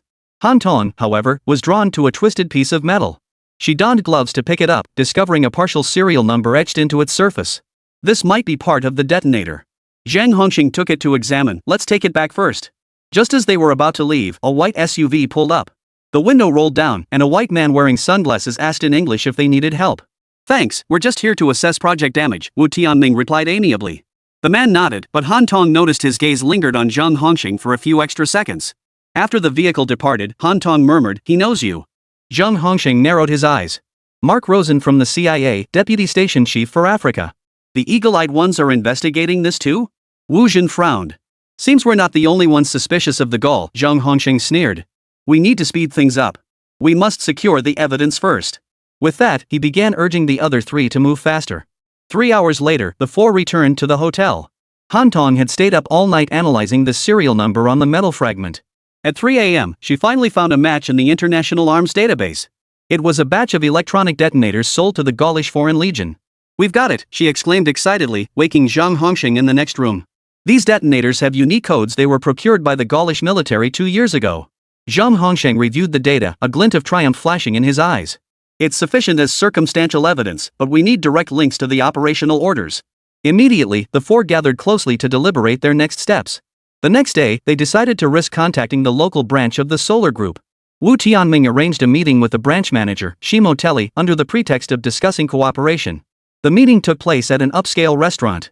Han Tong, posing as an assistant, took detailed notes throughout while covertly observing Smith's reactions. When the conversation inadvertently touched upon the recent attacks, Smithers' fingers began tapping the tabletop unnaturally. "What a tragedy," Smith said in French. "Security in Africa is getting worse and worse." Han Tong noticed her eyes darting upward to the right as she spoke. This was a classic sign of lying. More suspiciously, the watch on his wrist was a multifunctional communication device commonly used by DGSE agents. After the meeting, Han Tong immediately reported his findings. Zhang Hongsheng decided to place Xi under surveillance. That evening, Wu Jin, who was tailing Xi, relayed the message. She had secretly met with a military attaché from the French embassy. They were exchanging documents, Wu Jin reported via encrypted channel. "The attaché has just departed and is heading toward the embassy. Intercept him," Zhang Hongsheng ordered. "Han Tong, prepare the interception equipment." Han Tong swiftly set up the equipment. When the military attaché's vehicle passed the designated location, she activated the electromagnetic pulse device. The vehicle's electronic systems instantly failed, forcing it to pull over to the side of the road. Chapter 95, Two Emergencies. After the vehicle came to a halt, Wu Jin took advantage of the chaos as the military attaché inspected the car to discreetly swap out his briefcase. Back at the safe house, the team nervously examined the seized documents. Most were routine diplomatic correspondence, but Han Tong discovered an operational plan in an encrypted folder codenamed Ebony detailing how to orchestrate a third-party attack targeting the Flower Project, complete with clues pointing to the eagle. "This is it," Zhang Hongsheng murmured softly, his finger tapping the DGSE electronic seal on the document. "The Gauls want to ignite conflict between China and the US." Just as they prepared to transmit the evidence back to China, the safe house alarm suddenly blared. Perimeter breach. Wu Jin swiftly drew his pistol. Outside the window, a dozen shadowy figures were closing in. They must have discovered the stolen documents. Wu Tianming hastily packed the equipment. Zhang Hongsheng calmly gave orders. "Wu Jin, break out through the back door. Tianming, take the evidence and leave first. Han Tong, come with me." Gunfire split the African night sky. Inside the villa's study, Ke Xiaobei's fingers tapped crisply on the keyboard as three monitors displayed dense streams of code and data. Outside the floor-to-ceiling windows, the fading sunset cast a golden glow across his youthful profile. "Boss, the third batch of data has been categorized." Jasmine, dressed in a black and white maid outfit, spoke softly. She placed a stack of printed documents on the file rack to Ke Xiaobei's right. Ke Xiaobei nodded without looking up, his gaze fixed on the drone blueprints displayed on the screens. "Rose, pull up the Black Bee micro-drone files sent over by Irma last week. I need to compare the control systems." "Right away, boss." Rose, wearing round-frame glasses, swiftly began working on another computer. Her fingers danced across the keyboard as folders flowed across the screen like water. The third maid, Ding Xiang, knelt on the carpet, meticulously organizing and filing the scattered paper documents. The study was filled only with the rhythmic clacking of keyboards and the rustling of papers, creating an oddly harmonious atmosphere. Ke Xiaobei rubbed his temples. 8 consecutive hours of work had left his eyes dry and sore. He reached for the milk cup on the desk, only to find it empty. "Ding Xiang." Before he could finish speaking, Ding Xiang had already risen and taken the empty cup. "Fresh milk, warm, no sugar, right, boss?" Ding Xiang asked with a smile. Her eyes glowed amber in the setting sun. Ke Xiaobei gave a slight nod, a barely perceptible curve lifting the corners of his mouth. These three maids were not merely domestic assistants, they were also his carefully selected technical aides, each possessing top-tier professional technical backgrounds. Within this seemingly ordinary villa, they collectively handled the world's most advanced unmanned technology data. Some were acquired through legitimate channels, others, not so much. Just as Rose prepared to report the comparison results, the phone in the study's corner suddenly lit up, emitting a low vibration. Ke Xiaobei's expression instantly turned serious. He raised his hand, signaling everyone to halt their actions. "You may leave now," he said in a low, resolute voice. The three maids immediately set down their tasks and quietly, swiftly exited the study. Before closing the door, Ding Xiang remembered to place a freshly brewed cup of coffee within Ke Xiaobei's reach. After confirming the door was locked, Ke Xiaobei walked to the bookshelf and pulled out an antique-style hardcover edition of War and Peace. The moment the book was lifted, the bookcase slid silently apart, revealing a hidden chamber behind it. He stepped inside, and the bookshelf closed behind him, fitting together so perfectly it appeared as though it had never moved. The chamber was modest in size, containing only a metal table and chair. Upon the table sat a specially encrypted communication device. Ke Xiaobei entered a 12-digit passcode and passed iris verification before the device illuminated with a blue light, indicating it was ready for secure communication. He pressed the answer button, and the screen instantly displayed the iconic face of the Mandarin. Today, the Mandarin wore a deep red Chinese-style stand-up collar shirt, his background appearing to be a suite in some luxury hotel. "Boss, I hope I'm not disturbing you." The Mandarin's voice came through the encrypted channel, as deferential as ever. Ke Xiaobei responded impassively, "No, get straight to the point." The Mandarin's smile vanished, his gaze sharpening. "An investigation team from flower planting is currently being hunted down in Africa. The Gaulish roosters, eagle-wielding Americans, and local authorities have all dispatched forces. Their situation is extremely dire. Satellite images and intelligence briefings automatically popped up in the corner of the screen. Ke Xiaobei scanned the materials rapidly, his brow furrowing. The photo showed a small convoy racing through the desert in some part of Africa, pursued by several armed vehicles, with helicopters circling overhead. Where exactly is this happening? Ke Xiaobei asked, his fingers already tapping the keyboard to pull up a detailed map of the region. Near the Zambian border, close to the uninhabited zone, replied Mandarin. The investigation team is ostensibly a geological survey crew, but in reality, they're part of an official special investigation unit. They've obtained some sensitive information, and now various parties want them silenced permanently. After pausing briefly, Mandarin Man continued, I just wanted to ask, should we intervene? They won't hold out much longer. Ke Xiaobei's fingertips tapped lightly on the tabletop as he pondered for 3 or 4 seconds. Help them if we can. They are, after all, fellow countrymen. The man in black smiled knowingly. I knew you'd say that. I'll arrange the pickup immediately, but I'll need you to remotely coordinate drone reconnaissance and communication jamming. The Gaulish have deployed electronic warfare equipment in that airspace. Alright, give me half an hour to prepare. Ke Xiaobei replied succinctly, mentally cataloging the resources and personnel he'd need to mobilize. Mandarin nodded, his expression growing more serious. One more thing. The Baba Sheep representatives have contacted us again. This time, their ambitions are quite substantial. Ke Xiaobei's gaze sharpened abruptly, continue. They want us to crack the encryption technology on the J10, and this time the offer is very high. Mundar handed over an encrypted file. Here are their preliminary quote and specific requirements. Ke Xiaobei scanned the contents rapidly, his expression darkening by the second. The figures listed were indeed tempting, a handsome sum in 8 figures, plus several properties in Iceberg and Karabi. But what concerned him more was the technical requirements list, detailing the J-10C fighter's fire control system, radar signatures, and electronic countermeasure modules that needed cracking. What the hell is going on? Ke Xiaobei's voice was as cold as ice. When did Baba Yang become so interested in our fighter jet technology? Isn't their own JF-17 project progressing smoothly? The Mandarin shrugged. My sources suggest a Middle Eastern nation might be pulling the strings. Baba Yang's finances are strained lately, and someone's offering a hefty price for them to act as middlemen. Ke Xiaobei rose to his feet, pacing back and forth in the cramped chamber. His mind raced, analyzing every possible scenario. Chapter 96, True Unmanned Warfare. As Blue Star's most notorious arms dealer, he'd handled countless sensitive technology deals, but this situation was distinctly different. This deal wasn't just about massive profits, it touched on national security and regional stability. Arrange a video call between me and Baba Yang, Ke Xiaobei finally decided. I need to meet them personally and see what they're really up to. Mandarin raised an eyebrow. Understood. No problem. I'll arrange it immediately. Ke Xiaobei responded coldly, as if to himself, those ingrate dogs, they actually dare to reach into the backyard of the flowering family. Mandarin nodded knowingly. They've likely been manipulated. The real villain lurking in the shadows is the most despicable. Ke Xiaobei gave a non-committal nod before the call ended. After the call ended, Ke Xiaobei sat quietly in the secret room for several more minutes, gathering his thoughts. 2 starkly different missions lay before him. One was rescuing compatriots in peril, dangerous yet morally clear. The other involved a sensitive transaction touching upon core state secrets, where every step risked triggering a landmine. He took a deep breath and pressed another button on the desk. The bookshelf slid open once more. He walked back into the main study to find 3 maids waiting quietly. Jasmine, prepare the latest Thor drone system. We need to conduct a rescue operation in Africa. Conduct a field test as well. Ke Xiaobei commanded, his voice returning to its usual composure. Rose, pull up satellite coverage maps and electromagnetic environment analysis for the region. Lily, contact our operations lead in Zambia and arrange for ground support. The 3 maids sprang into action, and the study once again filled with the clatter of keyboards and hushed communication. Ke Xiaobei stood by the window, watching the sunset gradually sink below the horizon, his expression complex. He knew the next 72 hours would be a race against time, and the stakes were far greater than mere money. Hopefully it's not too late. After murmuring this, Ke Xiaobei turned and returned to the study. His fingers danced across the keyboard as 3 monitors simultaneously flashed different data streams. Rose had already projected the control interface for the Thunder God drone system onto the main screen, where over a dozen small drone icons flickered with blue light on the map. Boss, all 4 drones have completed self-checks and are ready for deployment. Rose reported, her voice calm and unruffled, though her fingertips trembled slightly on the console.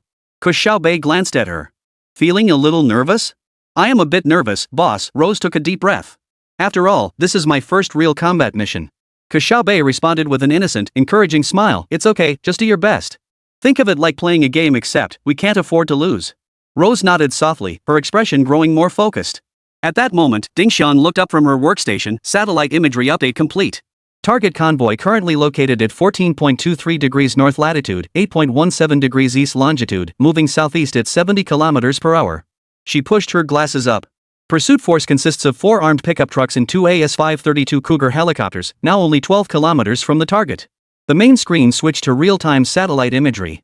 3 off-road vehicles kicked up long trails of dust across the vast desert, with several small black dots rapidly closing in from the distant rear. Molly hurried over, placing a steaming cup of coffee beside Ke Xiaobei. The Zambian liaison has confirmed the rendezvous point, an abandoned mine 80 kilometers southeast. They've prepared 2 modified Mi-8 helicopters. Ke Xiaobei sipped the milk. The faintly sweet liquid perked him up. The ladies are ready to roll, he ordered. Create a lifeline for our comrades. Jasmine, calculate the optimal interference point. Rose, prepare to deploy the drones. Jasmine, I need you monitoring all communication frequencies, especially the Gaulish military encrypted channels. The 3 maids sprang into action like precision gears. Ke Xiaobei pulled up the terrain map, circling several dune locations with his finger. Here, here, and here, he murmured. We're going to create a sandstorm for them. Calculations complete. Jasmine suddenly announced. The optimal interference point is this area 5 kilometers ahead of the target. Based on wind speed and terrain analysis, electronic jamming combined with drone-induced air turbulence can create a visual barrier approximately 800 meters in diameter. Enough for them to shake off the pursuers, Ke Xiaobei nodded. Rose, deploy the first set of Thunder Gods. Rose pressed the red button on the console. Far away at a concealed location on the edge of the African desert, 6 small drones shaped like blackbats silently took flight. They rapidly ascended to an altitude of 3,000 meters and headed toward the predetermined coordinates. First group airborne. Estimated arrival at target zone in 7 minutes, Rose reported, eyes fixed on the flight data. Energy reserves at 100%. Electronic warfare modules operational. Ke Xiaobei turned to Jasmine, what's the status with the Gaulish communications?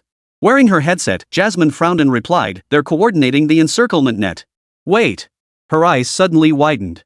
The Eagles just joined the comms. They have an MQ-9 Reaper drone in the vicinity.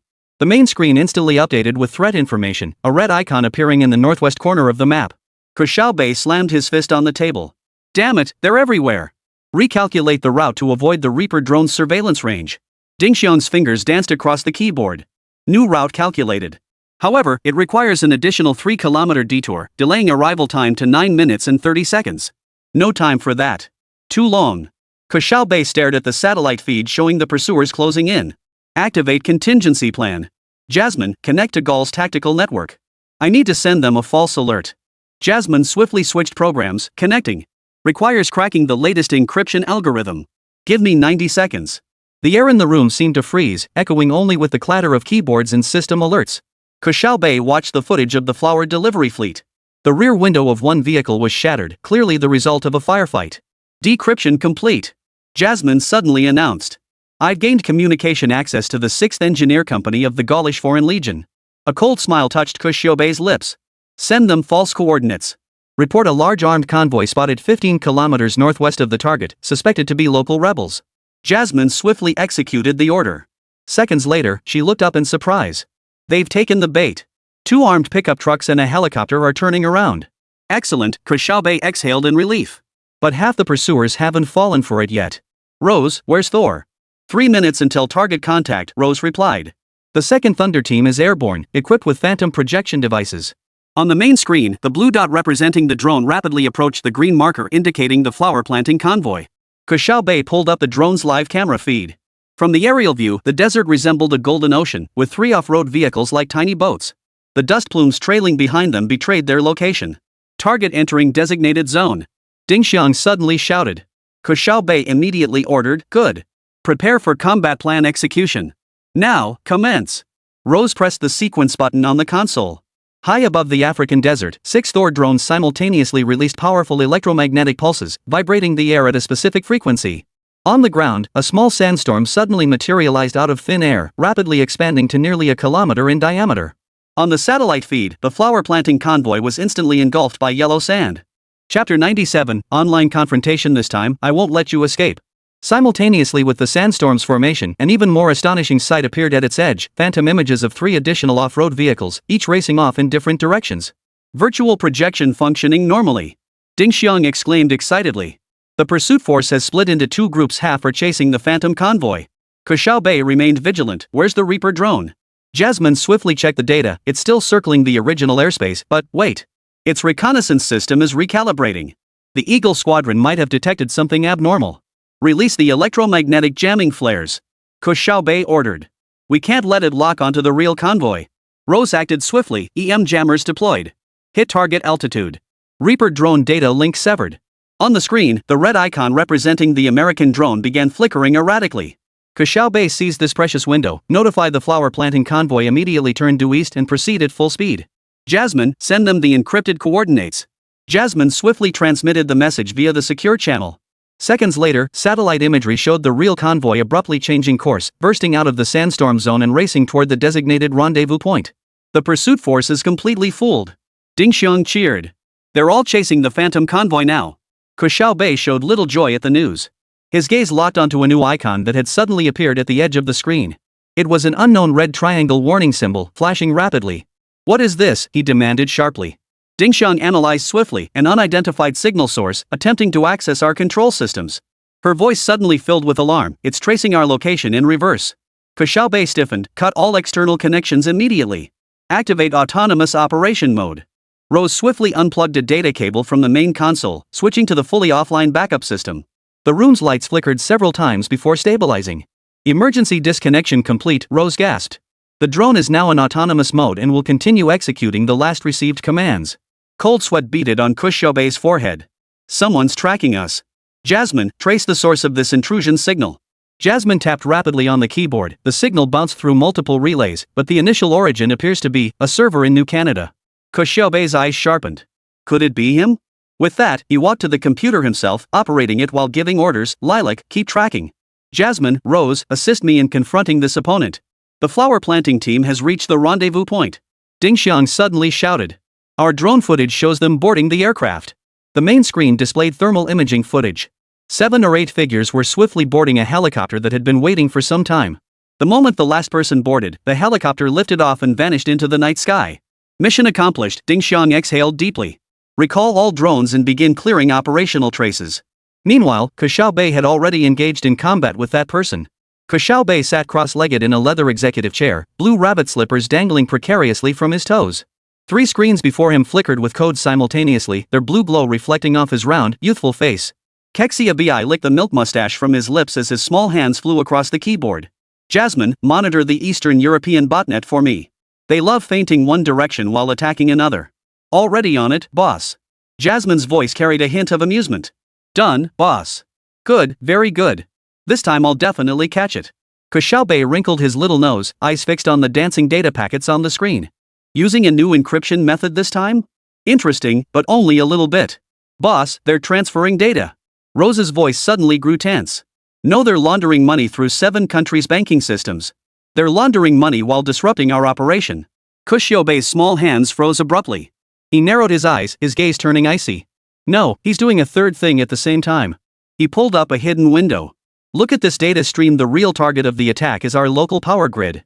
They're trying to cause a massive blackout to delay our offensive. Jasmine whistled. Boss, you're incredible. An 8-year-old shouldn't be this smart, right? After saying that, she quickly stuck out her tongue. Because she just realized she might have said something she shouldn't have. But Ke Xiaobei's attention wasn't on her at all. Focus, Jasmine.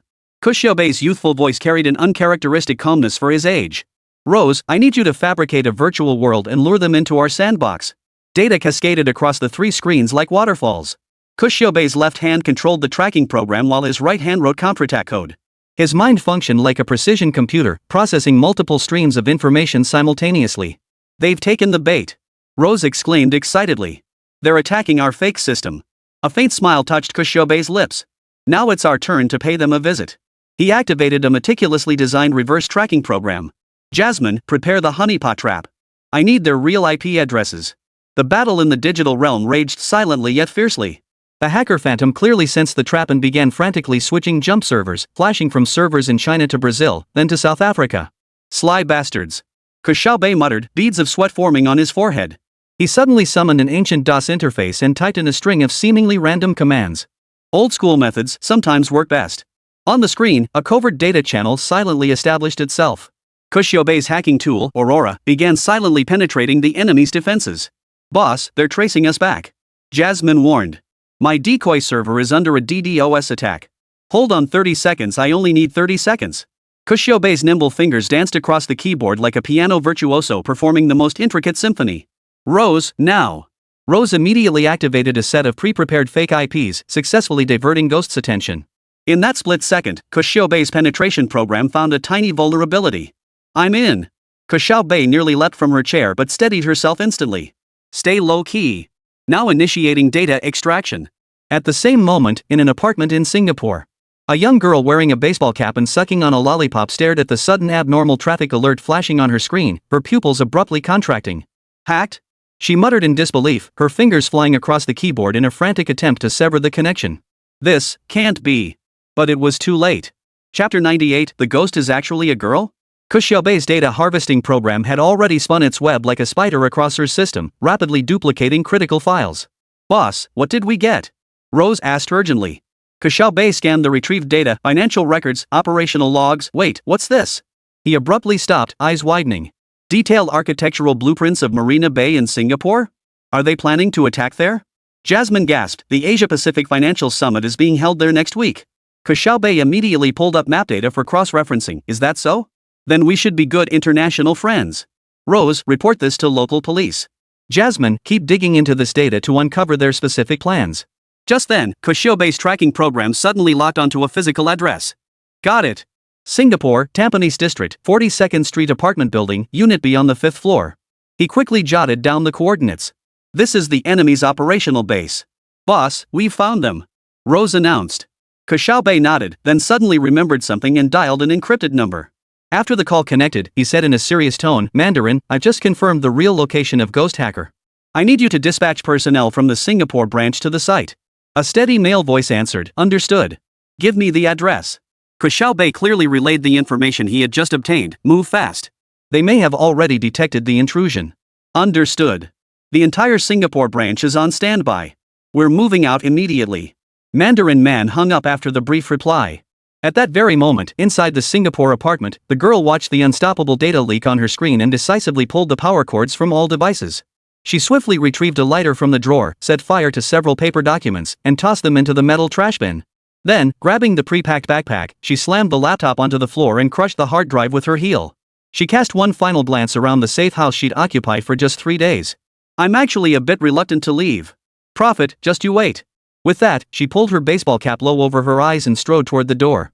Before leaving, she pressed a button on her phone, activating the preset apartment fire alarm system. A shrill alarm pierced the entire building. Meanwhile, at the Manhwa villa. Boss, the target location's network connection is down. Jasmine exclaimed. Ke Xiaobei frowned. It detected us after all. He swiftly accessed the apartment building's surveillance system. This was another system he had previously infiltrated without a trace. Look, someone's coming out. On the grainy surveillance feed, a slender figure wearing a baseball cap and carrying a backpack hurried out the apartment building's main entrance. The figure deliberately kept their head down, obscuring their face, but judging by the silhouette, it was likely a young woman. Notify the new addition squad the target is escaping. Female, white baseball cap, black backpack, Ke Xiaobei said urgently. Rose, can you access nearby traffic cameras? Attempting now. Got it. Rose pulled up footage from a street corner camera. She's heading east, looks very alert. Ke Xiaobei studied the figure's movements. She's trained, knows how to avoid main cameras. Jasmine, run the rental records for this apartment building. Checking. Tenant name, Chen Guoji, 28, male, freelance worker. Jasmine paused. Photo database comparison shows this is a fake identity. Ke Xiaobei bit her lower lip in frustration. She's about to disappear into a blind spot. How long until the Singapore branch arrives? At least 10 minutes, Rose replied after checking. It's rush hour traffic right now. On the screen, the mysterious woman turned into an alleyway and vanished from the last surveillance frame. Ke Xiaobei slammed his fist on the table in frustration, then rallied, it's okay. We still have the data from her computer.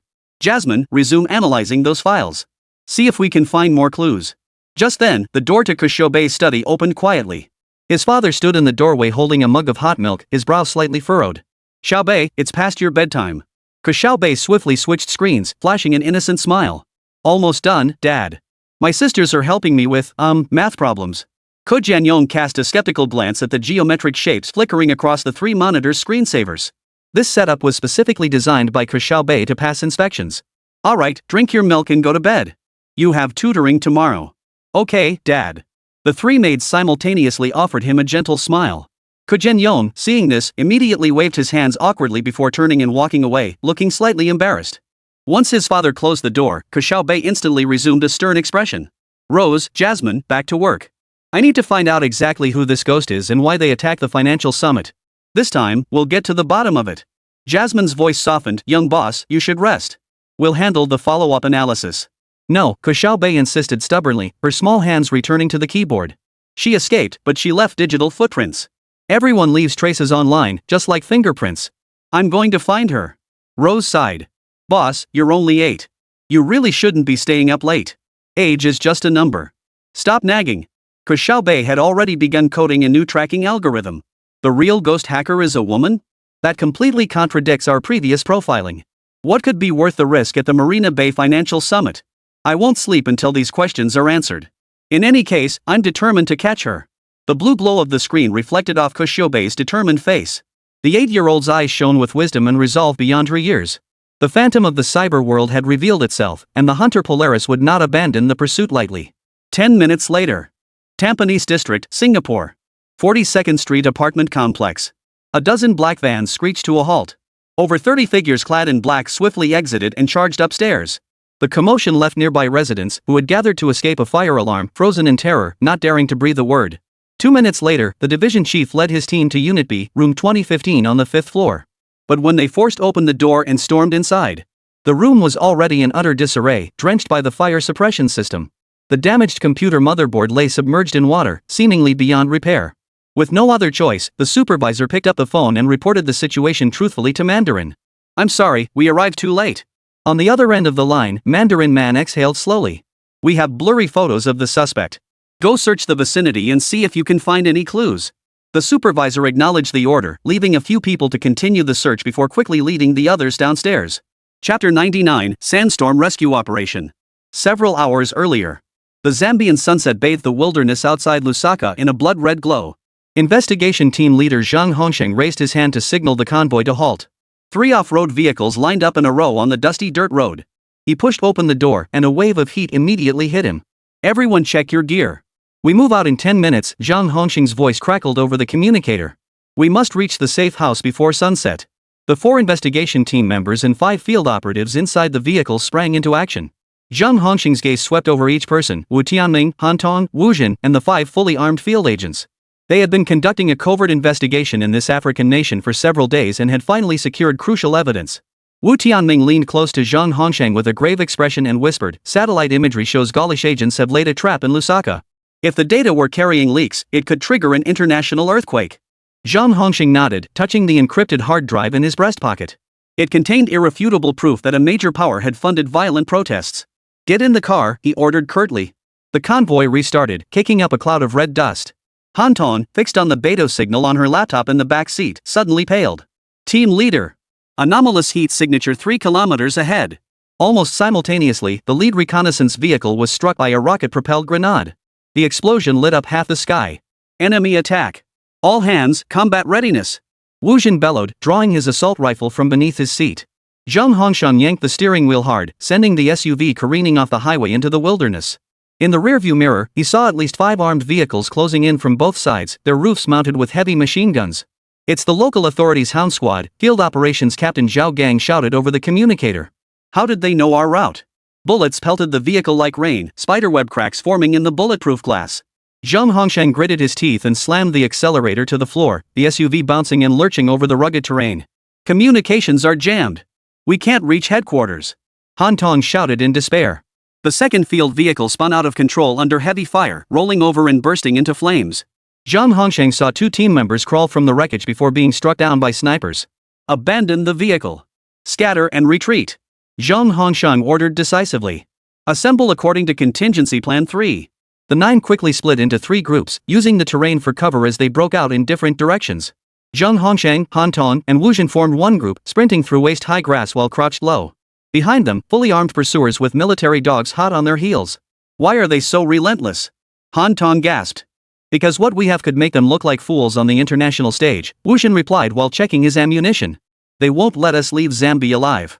A piercing scream erupted from the right. It was someone in Wu Tianming's group who had been hit. Just as Zhang Hongsheng turned to provide backup, Wu Jin grabbed him. There's no time. We must protect the data. The last glimmer of twilight vanished below the horizon. The three stumbled forward in the darkness, their pursuers closing in behind them. Suddenly, Zhang Hongxing's foot gave way. All three tumbled down a steep slope, crashing heavily onto the dry riverbed. Wu Jin scrambled to his feet first, his face ashen. My leg, it might be broken.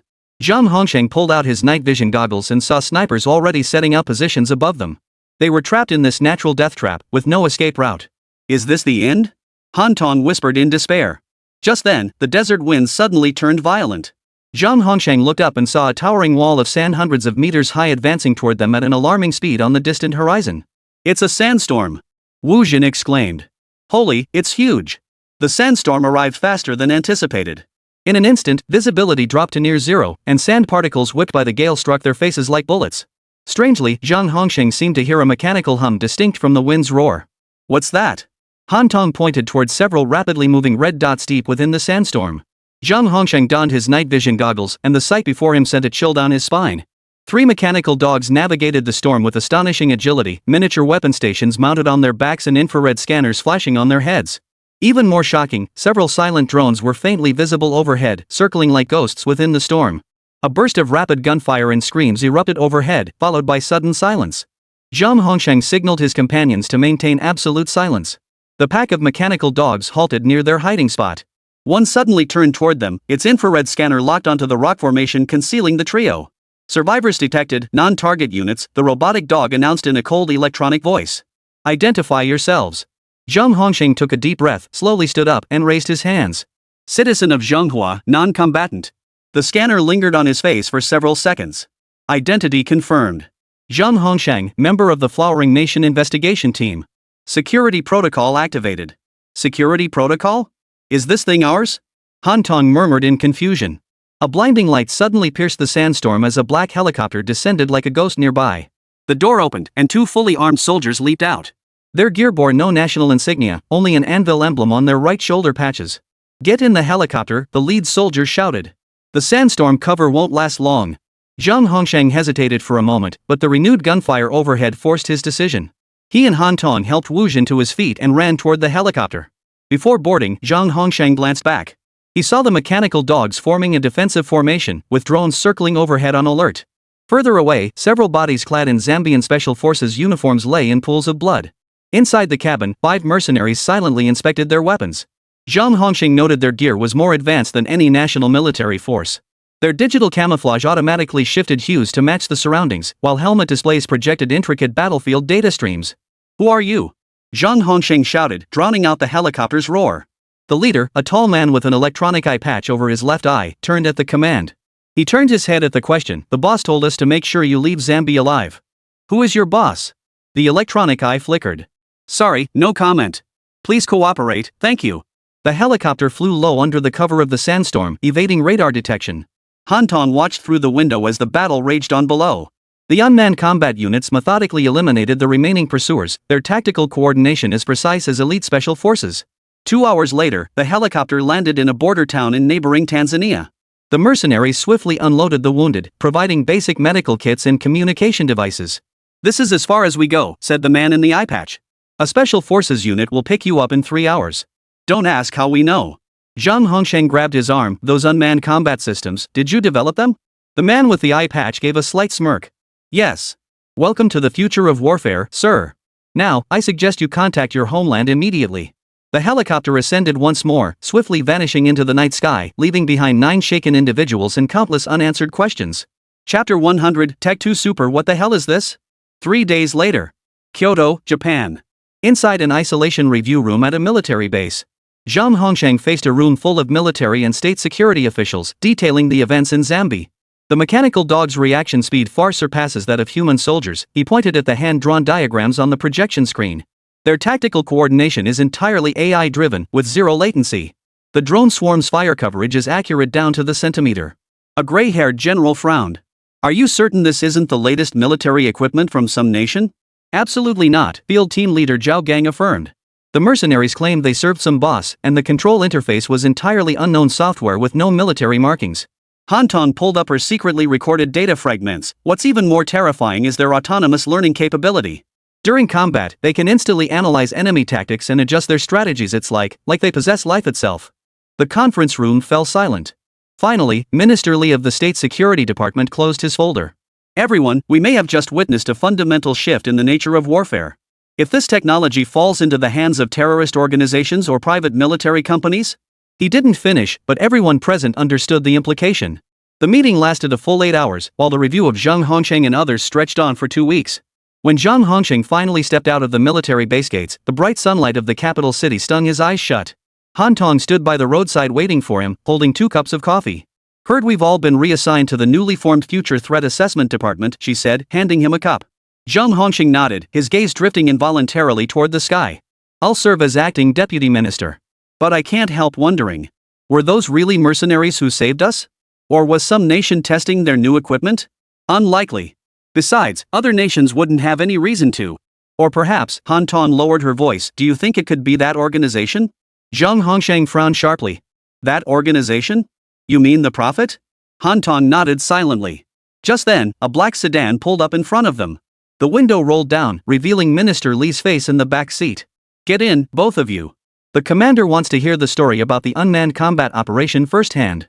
At the same moment, across the ocean in the capital of Gaul, the air in the conference room was thick enough to cut with a knife. French Defense Minister Jacques Leclerc stood before the projection screen. The oval conference table was surrounded by a full complement of attendees: Army, Navy, and Air Force commanders, intelligence chiefs, and technical experts, each face etched with confusion and unease. "Gentlemen," Leclerc's voice was low and taut, "3 days ago, a platoon conducting counter-terrorism operations in the Zambi region lost contact. This is the last footage they transmitted back." He pressed the remote control, and a blurred image lit up the massive screen. The howling wind instantly filled the conference room, the furious roar of a sandstorm. The footage came from a soldier's helmet camera, shaking violently and periodically obscured by yellow sand. "My God!" General Boucher, commander of the Air Force, murmured in shock. Visibility in the footage was less than 20 meters. Several French soldiers could be vaguely seen taking cover behind rocks, their gun barrels pointed deep into the sandstorm. A broken shout crackled over the radio, 3 o'clock. "Something's moving." Suddenly, a gunshot rang out. A soldier on the right side of the screen jerked backward, a cloud of blood erupting from his chest. A second shot, then a third. The soldiers returned fire, but their enemies never showed themselves. "Who are they firing at?" Naval Chief of Staff Raston frowned and asked. Just then, the screen captured a blurred shadow. The thing moved swiftly, crouched low, its outline wolf-like, yet its movements were more mechanical yet agile. It halted abruptly as some device rose from its back. A flash of fire erupted, and another soldier collapsed. "What the hell is that thing?" Intelligence Director Morris leapt to his feet, his glasses reflecting the screen's cold light. Technical Director Ravel leaned closer to the screen, his face drained of color. "It looks like it's firing. That thing is firing shots." The conference room erupted in commotion. The footage continued, showing more similar creatures surging from the sandstorm. They moved with seamless coordination, like well-trained hunters. The soldiers' formation was swiftly torn apart. "Drones! Watch the sky," the commander on screen shouted. The camera panned upward, revealing several black drones hovering faintly through the dust. Their design was radically different from conventional military drones. These drones were more streamlined and nearly silent. Suddenly, one released a barrage of micromissiles, igniting a sea of fire on the ground. "This can't be," Air Force technical expert Bernard murmured. No drone could maintain this level of stability in a sandstorm of this magnitude. Defense Minister Leclerc paused the video and turned to the technical team. "What are the analysis results?" Ravel wiped sweat from his brow. "Minister, preliminary analysis indicates these creatures they aren't true animals. Their movement patterns and attack methods exhibit highly mechanized characteristics." "You mean mechanical dogs?" Army Commander de Villiers sneered. "Are they French-made or American-made?" "No, General," Ravel shook his head. "Even their most advanced combat robots lack this level of autonomous combat capability and environmental adaptability. And," he projected an enlarged image, pointing to the joint of one mechanical wolf, "observe the kinematic structure here, it bears no resemblance to any known mechanical design." "And their weapon systems? The level of miniaturization far exceeds our technological capabilities." The conference room fell deathly silent. Intelligence Director Morris broke the silence. "Did our satellites capture anything?" "Nothing," the Space Command representative shook his head. The dust storm blanketed the entire area, jamming both infrared and radar signals. "Casualties?" Leclerc asked gravely. "An entire Special Forces squad, 28 men, not a single survivor," the Army Chief of Staff rasped. "The last transmission came from Sergeant Lefebvre. He said they were fighting the Devil's Hounds." A new feed suddenly appeared on the screen, seemingly from another soldier's perspective. He crouched behind a boulder, breathing heavily. Suddenly, a metal claw landed on his shoulder. As the soldier spun around, the camera captured a clear image. It was indeed a mechanical creature, wolf-like in form, but its eyes were cold blue optical sensors, and protruding from its mouth was not fangs, but a miniature gun barrel. God!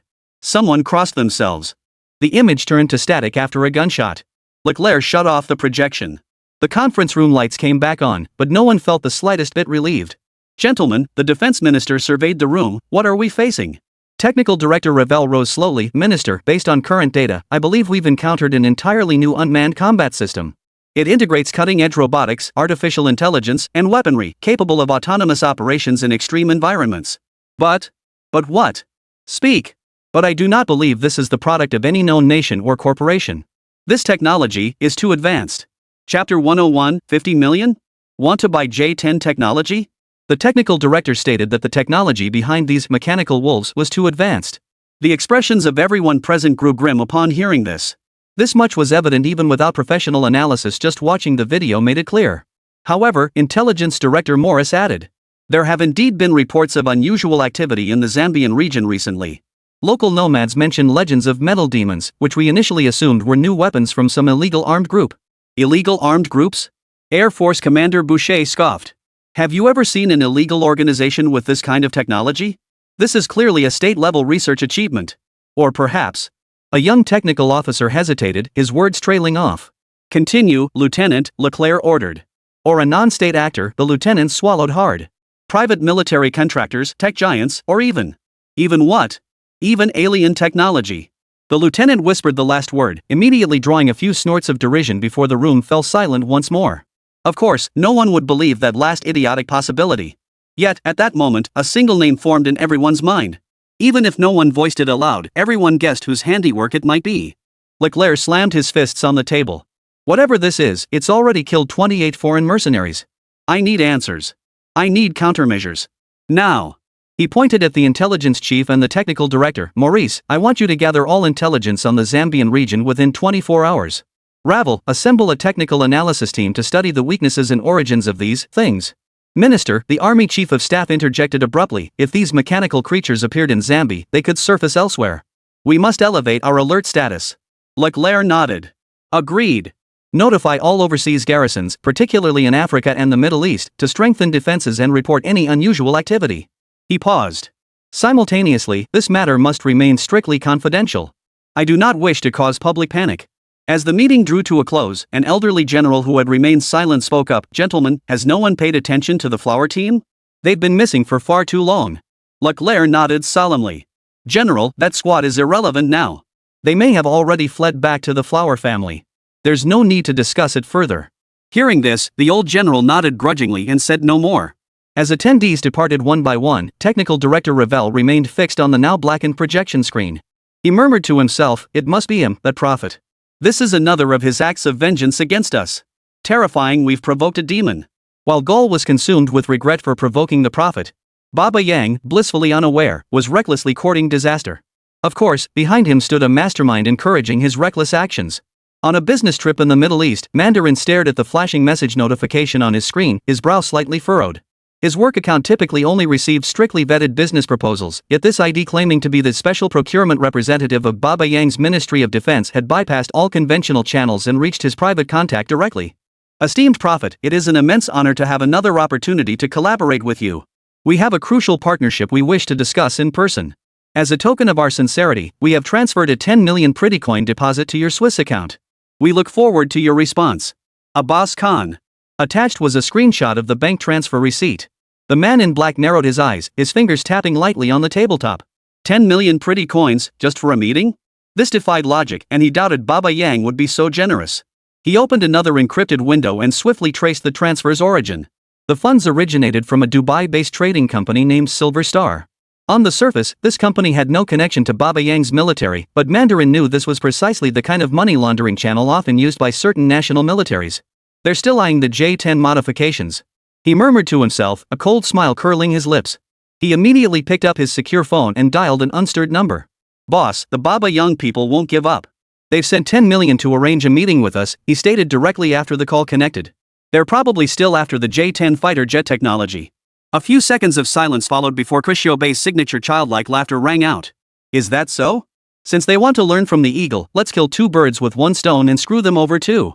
When someone's practically begging to hand us cash, why wouldn't we take it for free? Ke Xiaobei's voice always carried a reassuring calmness, even when discussing matters that could spark international disputes. Mandarin smiled knowingly at the words. Got it. I know what to do now. Remember, this time we're fishing for the big fish behind the scenes, Ke Xiaobei added. Baba Yang wouldn't dare act alone, there must be other forces backing him. Find out who's pulling the strings. After hanging up, Mandarin replied to Abbas's message, agreeing to meet at an upscale cafe in Dubai International Financial Center in 3 days. Dubai was a carefully chosen location. This Middle Eastern financial hub was both convenient for Baba Yang's people to travel to and neutral enough not to arouse excessive suspicion from either side. 3 days later, the scorching afternoon sun streamed through the cafe's floor-to-ceiling windows. Mandarin arrived half an hour early, choosing a seat that allowed him to observe the entrance while remaining close to the emergency exit. He ordered a Turkish coffee, sipping it slowly while his eyes remained fixed on the doorway. Abbas Khan appeared 10 minutes late. Tall and imposing, he wore a well-tailored dark blue suit, appearing more like a banker than a military representative. But the man in black immediately noticed the callus on the web of his right hand, a mark likely left by years of handling pistols. Your Excellency? Abbas approached the table and asked in heavily accented English. The Mandarin rose, extended his hand, and smiled. Mr. Abbas, it's a pleasure to meet you.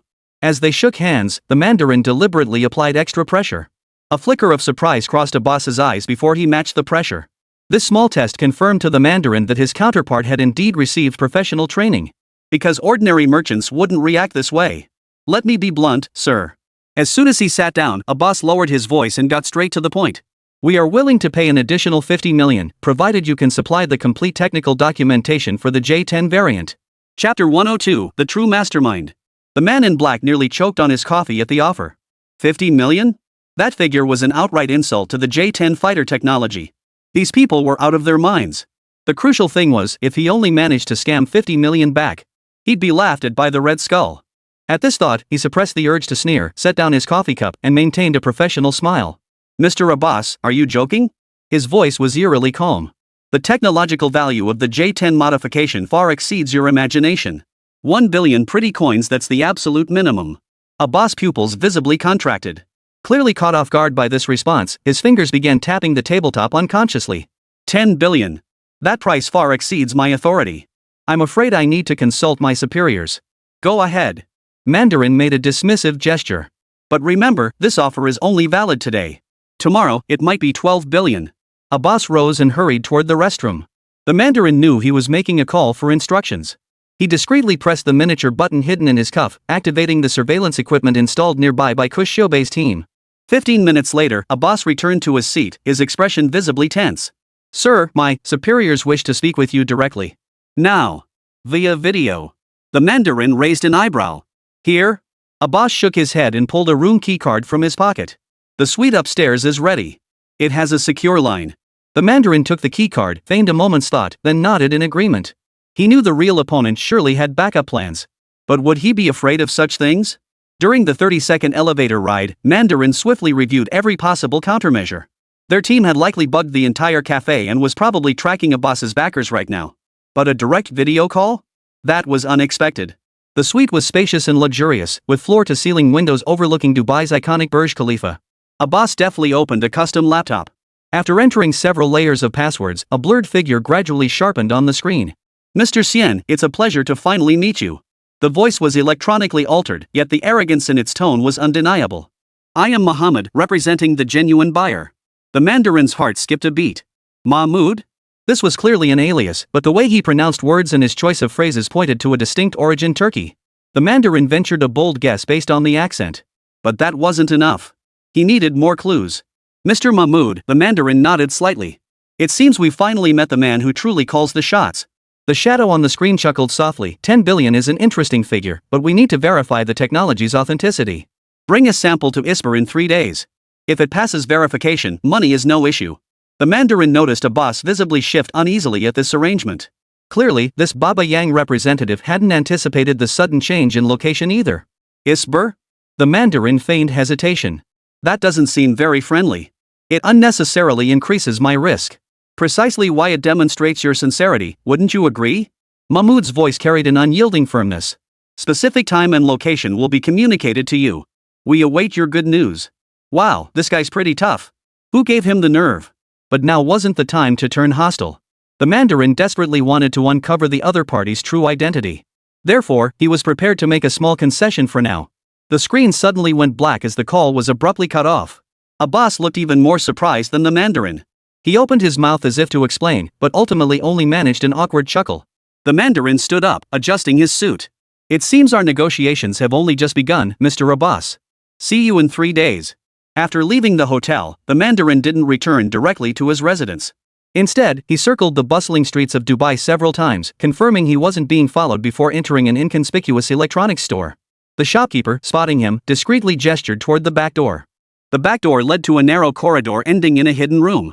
Inside, a video communication system was already set up. Another computer screen displayed the surveillance feed from the suite he had just left. "They've lost their patience, as expected," Ke Xiaobei chuckled while sipping milk on the screen. "I've tracked down this Muhammad. He's likely the head of Turkey's MT intelligence agency. Real name unknown, but the IP address is locked in." The Mandarin walked over and sat down at the computer. "They want me to go to ISPR. Clearly, they intend to make their move on European soil." On the screen, Ke Xiaobei set down his milk and smiled. His face bore the familiar smile of the Mandarin's, the smile a hunter wears when prey falls into the trap. "Then let's play along with them. I've prepared a special gift for him, one that will make this intelligence officer's life unforgettable." His gaze drifted toward the desk in front of Mandarin, where a USB drive lay quietly. "Inside is our enhanced J10 modification technical data, authentic enough to fool their experts, yet laced with several fatal flaws. If they actually produce it based on this, what then?" Mandarin took the USB drive, asking curiously. Ke Xiaobei's smile widened. "During their first high-speed flight, the engines will overheat and spontaneously combust. And the airframe would disintegrate. Of course, we'll express regret in the accident report and wonder why their version developed such issues." The Mandarin couldn't help but laugh out loud. "Boss, you're so wicked." "Is that so? When dealing with thieves, I don't think it's excessive. After all, Baba Yang isn't the first to betray our flower nation." It turned out that as early as 2023, Baba Yang had signed a secret agreement with Turkey. They granted access to personnel and equipment integration, sharing production techniques, maintenance expertise, and modular manufacturing know-how for the JF-17 fighter jet. This information helped Turkey rapidly advance its KAAN fighter jet project, reducing the time from first flight to mass production to just 3 years. So this Baba Yang is nothing but a traitor. This is also a major reason why Ke Xiaobei despises them so intensely. Remember, the meeting in Istanbul in 3 days is just the beginning. Ke Xiaobei's expression turned serious once more. "That bastard won't show up in person. We need to use this contact to uncover his network in the Middle East. That's the real objective." The Mandarin nodded, carefully tucking the USB drive into a specially designed compartment in his belt. A dangerous game of cat and mouse had begun, and this time, the roles of hunter and prey might unexpectedly reverse. Chapter 103, The Secret Meeting in ISPR. Amir Khoja's fingers danced across the keyboard, typing a complex password. The encryption program on the screen flickered with a faint blue glow. The curtains were drawn tight in the office of Turkey's Deputy Minister of Defense. Though it was late at night, the official buildings in Ankara remained brightly lit. His gaze swept over the Turkish flag and presidential portrait hanging on the wall, a barely perceptible smile playing at the corners of his mouth. "Connection established." An English prompt flashed across the screen. The video window lit up, revealing a South Asian face with a neatly trimmed beard. It was Lieutenant General Sami Haq of the Baba Army. The background behind him was deliberately blurred, but the emblem of a military base in Islamabad was faintly visible. "May the gods protect you, my friend." Amir greeted him in fluent English, his voice hushed. Major General Sami nodded slightly, his eyes flickering with a mix of wariness and eagerness. "Your Excellency, the cooperation you propose, the risks are truly immense. And the Prophet demands 1 billion pretty coins outright. It's simply beyond our means." Amir adjusted his tie, his face breaking into the confident smile characteristic of a seasoned politician. "Risk and opportunity always go hand in hand, General Sami. Consider this, if Baba Sheep could master the core technology of the J10, your influence in the region would be unparalleled." He spoke of everything except the 10 billion pretty coins. On the other end of the screen, Sami's brow furrowed as his fingers tapped the desk unconsciously. For years, Flower Nation had provided comprehensive aid to Baba Sheep, from economic to military support, almost granting every request. But in recent years, dissenting voices had begun to emerge within the ISPR leadership. Was their reliance on the Eastern Dragon becoming excessive? "The J10CS they gave us are castrated versions," Sami finally spoke, his voice low. "The engine lifespan is only 60% of the original, and the electronic warfare systems are stripped down." A sharp gleam flashed in Amir's eyes. He knew the bait had taken hold. This is precisely why Turkey is willing to assist Baba Sheep. We're offering a 1.5 billion pretty coin interest-free loan plus the full production technology for our Bayraktar TB2 drones in exchange for the J-10's engine and radar technical data. Sammy's fingers froze mid-motion. The offer was irresistible. Turkey's drone technology was highly sought after in the global arms market, and 1.5 billion pretty coins would undoubtedly be a lifeline for the financially strained Baba sheep. But after deducting the 1 billion they'd paid the Prophet, they'd only net 500 million. This deal seemed a bit of a loss. But the Flower Nation has been so good to us. Sammy muttered, his eyes already wavering. Amir pressed his advantage. Flower's aid to Baba sheep is meant to contain white elephant. It's pure geopolitics. Turkey is different. We are brothers of the same world. Our cooperation is equal. Sammy took a deep breath, as if steeled in resolve. We need time to prepare the documentation. Flowering engineers have personnel stationed at our airbase. The operation must be executed with utmost caution. Of course, Amir smiled. The gods will bless our plan. The instant the screen went dark, the smile vanished from Amir's face. He picked up the encrypted phone on his desk and dialed a shortcode. The fish has taken the bait, he said succinctly in Turkish. Prepare for phase 2. In a safe house on the outskirts of Islamabad, Major General Sammy removed his headset and turned toward the figure seated in the shadows of the room. General Jagger, you heard that? Jagal, deputy director of the Inter-Services Intelligence Agency, stepped out of the shadows, his gray beard starkly visible under the light. This Turk is too eager, abnormally eager. Sammy nodded. That's why we prepared Plan B. Jagger walked to the wall, drew back the curtain, revealing a massive map of South Asia. The flower people aren't fools. They'll figure it out sooner or later. We need a two-pronged approach. If we can't acquire the technology from the Prophet, we'll pressure the flower people for greater technology transfer. Of course, that includes J-35 data too? Sammy asked, his eyes gleaming with greed. Jagger scoffed coldly, don't get too greedy. First secure the complete J-10 technology. Tell the Prophet we'll pay no more than 500 million pretty coins. Sammy's brow furrowed deeply at this. Alright, I'll relay this to Abbas immediately. 3 days later. Dusk always descended unexpectedly in Istanbul. The waters of the Bosphorus shifted from azure to deep purple, finally sinking into an inky blackness. Abbas Khan stood before the floor-to-ceiling windows of his suite at the Parapalace Hotel, his fingers tapping the glass absent-mindedly. The director of procurement for the Ministry of Defense appeared outwardly calm. But the pulsing veins at his temples betrayed his inner tension. 10 minutes left. Abbas glanced at his wristwatch and murmured to himself in Urdu. He smoothed the collar of his dark gray suit, ensuring not a single wrinkle remained. This meeting must go flawlessly. The future of Baba Yang might hinge on the next 2 hours of conversation. The doorbell chimed precisely at 7 o'clock. Abbas took a deep breath and walked toward the door. Through the peephole, he saw a tall figure clad in a long black trench coat, a wide-brimmed hat obscuring most of the face. Peace be upon you. The visitor outside spoke in Arabic with a peculiar accent. And be upon you, Prophet. Abbas replied, opening the door. The man called Prophet slipped silently into the room like a shadow. He removed his hat, revealing an unexpectedly ordinary face. He appeared no older than 40, a far cry from the legendary figure rumored to wield immense power in the international arms trade. You're younger than I imagined, Abbas couldn't help saying. The Prophet smiled faintly, revealing perfect white teeth. In this line of work, youth is actually an advantage, Director. Abbas gestured for him to sit. Turkish coffee and a plate of dates were already set on the coffee table in the suite's living room. Instead, the Prophet walked straight to the corner of the room, pulled a small black device from his trench coat pocket, pressed a button, and placed it on the table. The device emitted an almost inaudible hum. A white noise generator. It makes things a bit safer, the Prophet explained. I'd bet there are at least 3 listening devices in this room. Beads of sweat formed on Abbas's forehead. He was well aware of the risk of surveillance during the meeting, but 3 listening devices? That exceeded his expectations. Let's begin, the Prophet said, pulling a tablet from his briefcase. You're interested in J-10 technology? Baba Sheep needs weapons capable of countering the White Elephant's Rafale fighters, Abbas whispered. Last time, it was only thanks to your assistance that we stood a chance against the White Elephant. The Prophet's fingers danced across the tablet, projecting a set of 3D images into the air. The last modification was a bold experiment that integrated Big Mao's radar technology, Flower's missile interception algorithms, and electronic warfare modules from certain Western nations. The images displayed a complex fighter aircraft schematic, Abbas staring intently. This was precisely what the Baba Sheep military had been dreaming of. I heard it can even identify stealth fighters after the upgrade? Abbas asked eagerly. The Prophet wore a mysterious smile. Not only identify them, but track them. We've applied quantum radar principles. Though the range is limited, it's sufficient to protect critical facilities. Abbas's heart raced. If true, this would grant Baba Yang its first means to counter White Elephant's air superiority. And the price, is that negotiable? 10 billion pretty coins, including training and maintenance. That's already a steal. Abbas sucked in a sharp breath. That was nearly 1/10 of Baba Sheep's annual defense budget. Alright, but I still need to see an actual demonstration. The Prophet nodded. That's not unreasonable. Tomorrow, a cargo ship carrying a full suite of test equipment will pass through the Bosphorus Strait. I can arrange an informal demonstration. As the two delved into technical details, they were unaware that at least 5 sets of eyes from different nations were watching this meeting. Chapter 104, Unbelievable 4 of the 5 permanent members.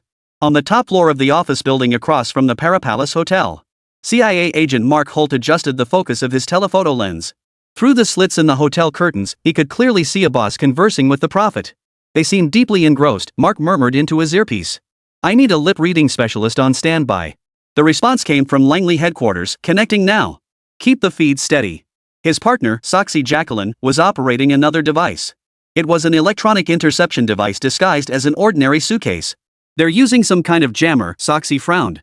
The audio is all static. Try thermal imaging, Mark instructed. Switching to the surveillance mode, the screen immediately displayed the outlines of 2 orange figures. Temperature normal, no abnormal heat. Wait. She suddenly pointed toward the edge of the screen. Someone's in the adjacent room, standing flush against the wall. Mark instantly swiveled the camera's direction. Through the thermal imaging, they saw a blurred human silhouette pressed tightly against the wall adjacent to Abbas's suite. Big hairy man or flower people? Sushi whispered. Bet $100 it's the big hairy ones, Mark sneered. They love these old-school surveillance methods. Meanwhile, in the cafe downstairs, SVR agent Anastasia Ivanova, disguised as a tourist, pretended to read a Turkish magazine. A miniature receiver hidden in her ear transmitted intermittent snippets of conversation. Too much interference. She murmured in Russian, tapping her fingers on the table in Morse code.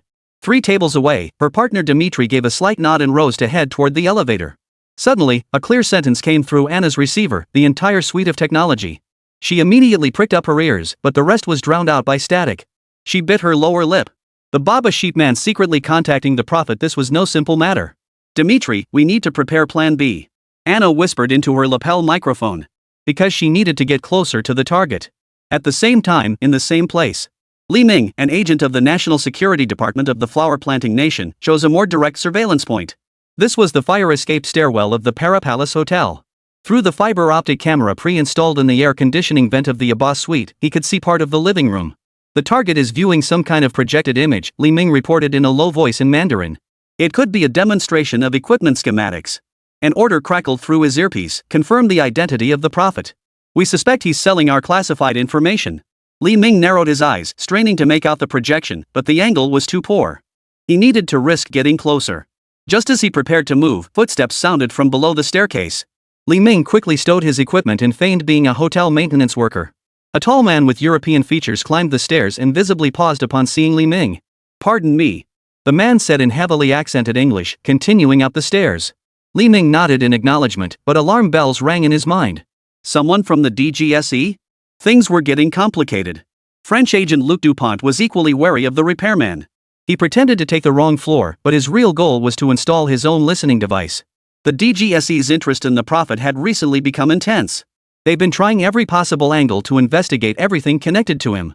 Luke stopped on the floor above the target suite and pulled a device resembling an ordinary smoke detector from his briefcase. It was the latest model of floor vibration sensor, capable of reconstructing conversations within a room through floor vibrations. Alpha in place, he said to his watch, affixing the device to the ceiling. Meanwhile, Aydin Yilmaz, an agent of Turkey's MIT intelligence agency, employed the most traditional surveillance method. Disguised as a hotel attendant, he pushed a food cart and knocked on the door of the suite next to Abbas. Room service, sir. Aydin said in fluent English. The door opened a crack, and he quickly scanned the room. 2 men in suits stood before listening devices, clearly big hair guys. We didn't order anything, one of them said gruffly. Aydin pretended to check his list. My apologies, I must have the wrong room. He bowed and stepped back, mentally noting the exact location of the big hair listening post. As the host nation, Turkey needed to track all players' movements.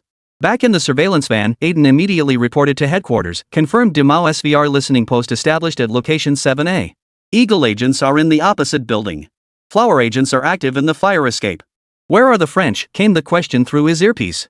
Not spotted yet, but Aydin suddenly noticed a suspicious figure on the elevator monitor. Hold on, possibly on the 6th floor. Verifying now. Meanwhile, inside the hotel suite, Abbas and the Prophet's negotiations reached a critical juncture. We need all technology delivered within 3 months, Abbas insisted. The White Elephant Air exercise is scheduled to begin after the monsoon season. The prophet shook his head. Impossible. Full technology requires 6 months for testing and calibration. However, he paused briefly. I can provide a simplified version first, ready within 4 months. Hearing this, Abbas nearly cursed. The flower seller sold us a castrated version. What the hell? We spent $1 billion just to get another castrated version? Are you out of your mind? Still, Abbas gave the proposal serious thought. After all, it was far better than returning empty-handed. I need to report this to my superiors for approval, Abbas finally said. The prophet suddenly raised a finger, signaling for silence. He strode toward the door and yanked it open. The hallway was deserted, but a tiny black object lay on the carpet. A laser microphone reflector. The prophet picked it up and sneered coldly. Looks like someone was trying to eavesdrop through the door crack. Abbas turned pale. If the meeting's contents leaked, not only would the deal fall through, but his career would be over. No need to worry. The prophet crushed the reflector between his fingers. This is just part of the game. What truly matters is. He leaned close to Abbas, his voice barely a whisper. Are you ready to challenge the White Elephant's air supremacy? Abbas met the prophet's gaze directly. Baba Sheep is prepared to pay any price for self-defense. The prophet smiled with satisfaction, pulling a slip of paper from his inner pocket. Excellent. Here are the details for the Swiss bank account. Once the down payment clears, my team will contact you to arrange training. Remember to transfer the funds on time or the deal is off. The two shook hands. Abbas felt the other's palm was unnaturally cold, almost devoid of human warmth. Pleasure doing business, sir, the prophet said, replacing his hat. I recommend watching the sunrise over the Bosphorus tomorrow. You'll find an unexpected reward. With that, he vanished as silently as he had arrived. Abbas exhaled deeply and slumped into the sofa. He picked up the phone to report to Isberg but suddenly hesitated. If the room was indeed bugged as the prophet had suggested, no communication would be secure. He resolved to return to the country personally to report. But first, he wanted to see what unexpected finds the strait might yield tomorrow. The intelligence agencies of 5 nations lost track of the prophet almost simultaneously. After leaving the Para Palace Hotel, the mysterious arms dealer seemed to have vanished into thin air. Target vanished into the Grand Bazaar crowd, Mark Holt reported with frustration. Repeating, Target vanished. Anastasia received Dimitri's message, lost him. Likely used camouflage. Li Ming frowned at the surveillance footage showing the prophet's last known location. It was a blind spot in the Grand Bazaar, no exits, yet the man had vanished. Luke's vibration sensor recorded Abbas's mutterings after the prophet's departure, Bosphorus, sunrise. This could be a clue. Aiden received even more unsettling news, traces of an unknown fourth party detected. Repeat, a fourth party is involved in surveillance. What the international agents didn't know was that while they were running themselves ragged, the Mandarin had already changed his disguise and was leisurely sipping Turkish tea at a cafe beneath the Galata Bridge. He pulled out another phone and dialed an unstirred number.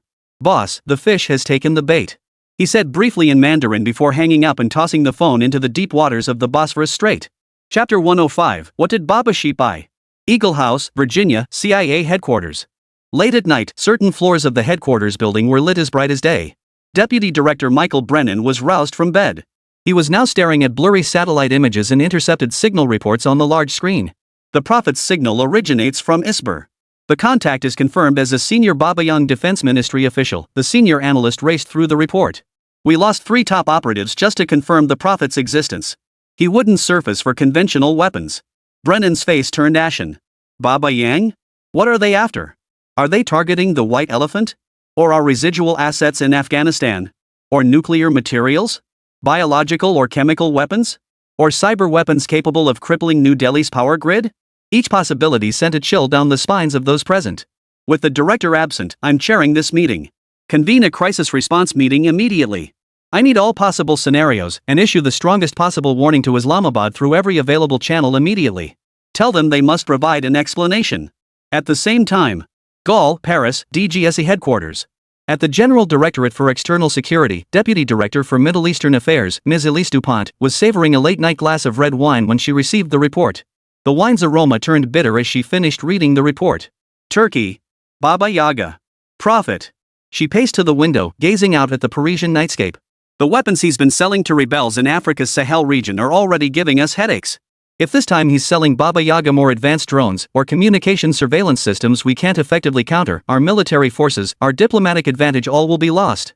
With that, she spun abruptly and ordered. Contact the Foreign Ministry. Immediately lodge a formal protest with the ambassador of Baba Sheep. We must know what threatens the security and interests of the Gallic Rooster. Meanwhile, in the east of Blue Star. Big Fur, Moscow, FSB headquarters.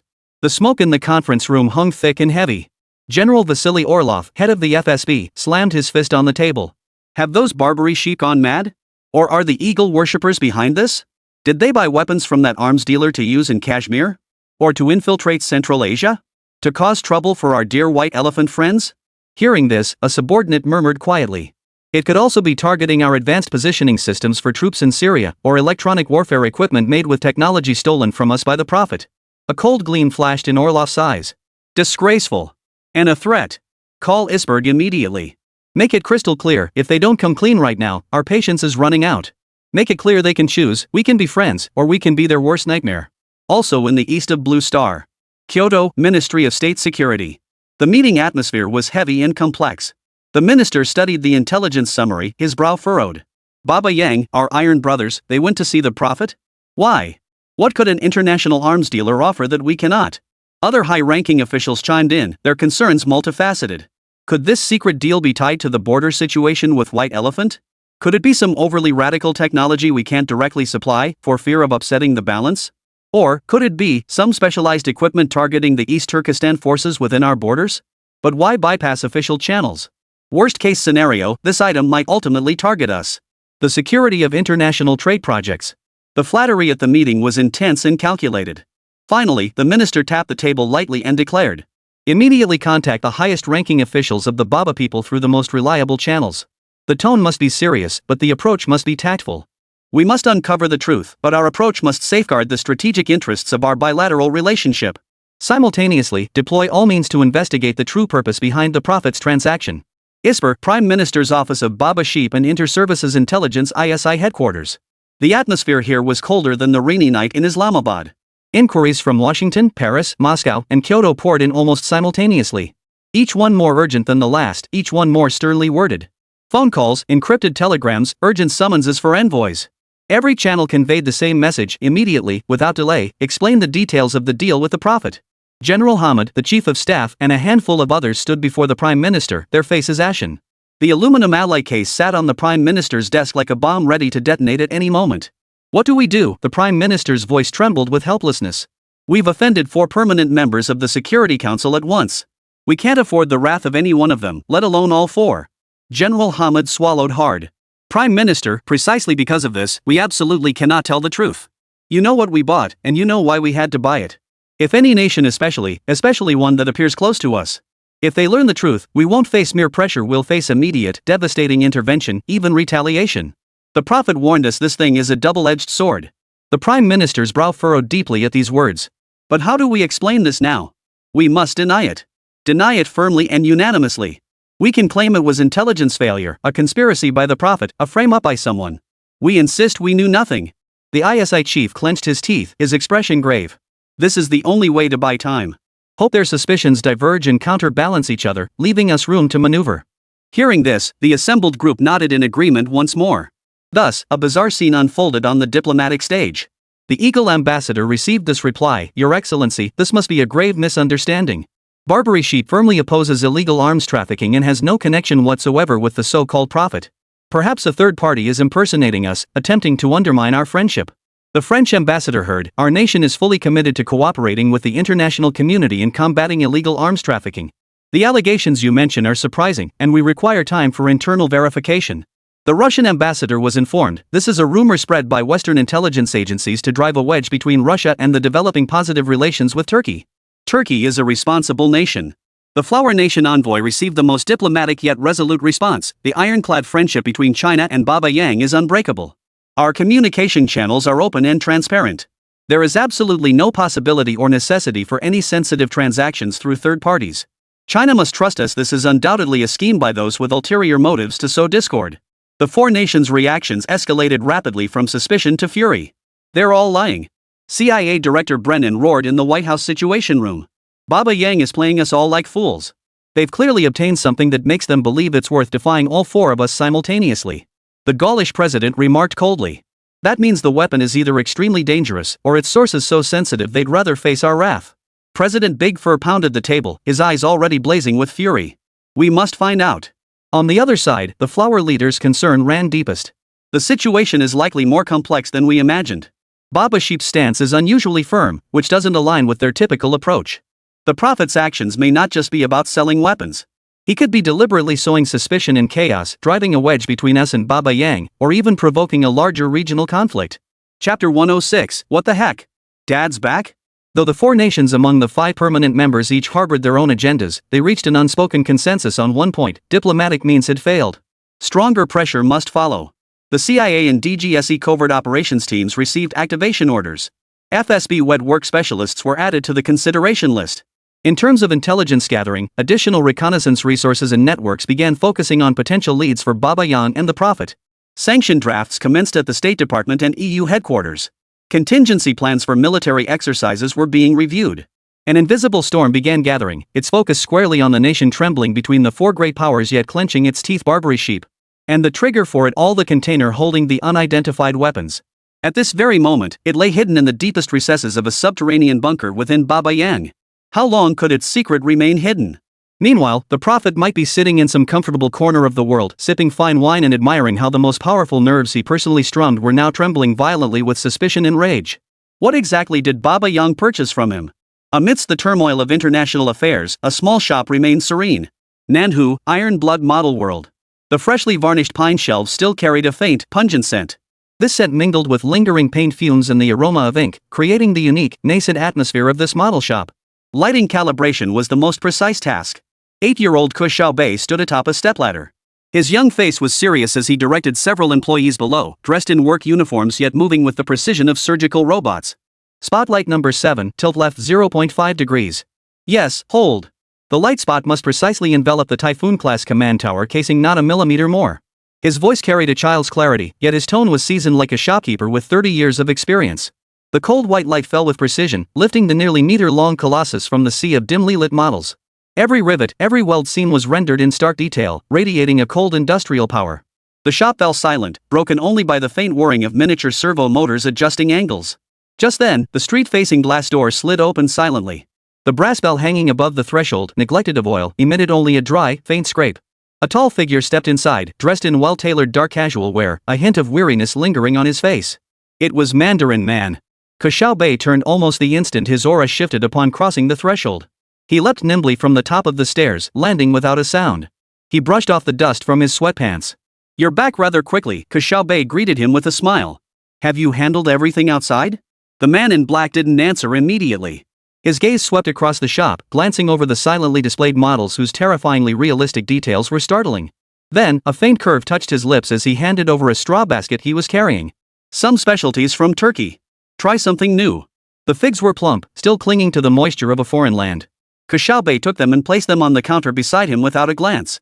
"Starting yesterday," he lowered his voice, "our darknet account traffic showed abnormal spikes. Clear signs of brute force attacks. The jump servers were traced back 17 layers before finally shedding the trail. But it feels like, at least 4 of the 5 constants have us in their sights." He lifted his face, his eyes sharp contrast of black and white devoid of the panic one might expect from a child, instead filled with solemn calculation. "I reckon the external liaison station Baba Yang set up to shield us is getting swamped by intelligence officers right now. The whole world is probably watching us." Upon hearing this, Mundar's faint smile deepened, as if he'd received some amusing news. He walked to the Typhoon-class submarine, its hull illuminated by spotlights, and ran his fingertips lightly over the cold resin hull. "This presents a golden opportunity," he said calmly, his voice carrying an unusual cadence. "Handled correctly, no one will dare to threaten us again. What do you intend to do?" Ke Xiaobei furrowed her brow slightly, her small face filled with confusion and curiosity. "Do you have a plan?" The Mandarin turned, his broad palm resting gently on Ke Xiaobei's soft hair, a gesture that could almost be called tender. The white light within the shop settled at the bottom of his deep eyes, transforming into an unfathomable darkness. "They'll soon understand," he began, his voice low yet sharp as ice-tempered steel, effortlessly slicing through the world's false tranquility. Clang! At that moment, the glass door clanged open with a jarring noise. A flood of sunlight poured into the dim interior, outlining a tall figure at the doorway. Jianyong stood there, beads of sweat on his forehead, as if he'd rushed back. Behind him followed a young woman. Light diffused around her, obscuring her face. She appeared slender, twisting her fingers nervously. The 2 men's conversation abruptly halted. Ke Xiaobei's heart leapt violently, nearly bursting through the chest of his 8-year-old body. Damn it, why did Dad suddenly come back? Without hesitation, the man in black grabbed a tank model from the nearby display rack, a meticulously detailed 1/35 scale Tiger tank replica, its paintwork aged to perfection. "I'll take this one." Mandarin's voice instantly rose, shedding all traces of its previous hoarseness and menace, becoming lighthearted and even slightly exaggerated. Time to settle up, little boss? This model's really something. Ke Xiaobei's throat went dry, but his body reacted automatically. He slid down from the barstool with a whoosh, his voice deliberately mimicking a child's excited chatter, even tinged with a hint of showmanship. Sure thing. Uncle, you've got great taste. This one's a limited edition. I might be the only one in the whole city with it. It's just a bit pricey, you know. As he spoke, he reached out to take the tank and headed toward the cash register. No problem. Good things cost more. I just love collecting these. Mandarin Man played along flawlessly, following the boy's lead as if they were just an ordinary pair of customers completing a transaction. Jianyong's gaze darted between his son and the stranger, his brow furrowing almost imperceptibly before relaxing just as quickly. He turned his head and offered the woman behind him an apologetic smile. Miss Su, I'm terribly sorry. Would you mind browsing on your own for now? The shop's small and the items are a bit random, but it's quite interesting. I need to attend to a customer first. Miss Su nodded timidly, her gaze drawn curiously to the tank in the Manchu's hands. Jianyong practically took 3 steps in 2, wedging himself between his son and the Manchu man. Without a word, he snatched the model from Ke Xiaobei's outstretched hand before it could reach the scanner. Xiaobei, you go accompany that lady and show her some of our fine items. Ke Xiaobei hesitated for half a second before releasing his grip. Sir? Jianyong's voice rang out, his smile formulaic and polite. This limited edition model is priced at 13,000 yuan. Would you like to pay by card or online? The Mandarin shot an awkward glance at Ke Xiaobei. But he quickly averted his gaze and addressed Jianyong. Card payment, please. I'm not used to paying with apps. Is that okay? Chapter 107, Targeted by the World. The Mandarin pulled out a bank card and swiped it lightly through the POS machine. After the payment went through, he picked up the model and walked out silently. At that moment, Ke Xiaobei finally breathed a sigh of relief. Jianyong called out, "Welcome back anytime," before turning and sprinting toward Miss Su's voice. At this moment, Ke Xiaobei hadn't even noticed the other person. Jianyong rolled his eyes at him, then grinned and walked over himself. Today, there was a faint, elusive scent of gardenias about her. Seeing Jianyong approach, Suya immediately flashed a smile. My little brother keeps pestering me for a substantial model as his birthday present. But I don't know much about these models. Suya's fingers lightly traced the glass case of a 132 scale F-14 Tomcat fighter jet model, her fingertips pure white. He said it should have some historical significance, but not be too old-fashioned. This has me stumped. Jianyong rubbed his fingers together, his gaze hesitant to linger too long on Suya's gentle profile. Historical significance, yet not too old. He pondered, guiding her toward a row of display cases in the middle of the shop. Take a look at this tiger? It's a classic World War II German tank rich in detail and highly recognizable. Or, the Sherman. An Allied warhorse, relatively straightforward. His voice was low and earnest, as if describing actual tanks rather than their palm-sized replicas. He carefully lifted a meticulously weathered late-model Tiger Eye, his movements as gentle as if handling a baby. Look at the weld patterns, the anti-magnetic coating, and this 88mm gun. He tried to mask his nervousness with technical jargon. Suya leaned forward slightly, strands of hair falling across her face as she studied it intently. Jianyong caught the faint fragrance in her hair, his heart skipping a beat. At the far end of the shop, near the cash register, Ke Xiaobei was curled up on an old sofa, head drooping, seemingly completely immersed in a mobile game. The screen's glow illuminated his expressionless face as his fingers flicked and tapped rapidly, occasionally emitting an almost inaudible, faint touchscreen feedback sound. Yet, what appeared on his screen was far from a game. It was a window with an extremely minimalist interface, dominated by deep blue and black. Countless encrypted data streams cascaded down like a waterfall. At that moment, a bright red alert box flashed repeatedly. Alert, Paris Node Physical Intrusion Warning Level 3 Safe House. The painter may have been compromised. DGSE Task Force expected to arrive within 3 minutes. Alert, Munich server cluster undergoing high-intensity network penetration attack. Signature match, BND Federal Intelligence Agency in conjunction with CIA. A backup link load at 87%. Ke Xiaobei's peripheral vision swept toward his father and Suya. They were murmuring over a tank model. His expression remained utterly unchanged, save for a slight constriction of his pupils. How could so many incidents erupt the moment Mundar left? If only I'd kept him here to handle things. Muttering under his breath, Ke Xiaobei's fingers danced rapidly across the screen. Exit the current alert interface and bring up the Paris Node console.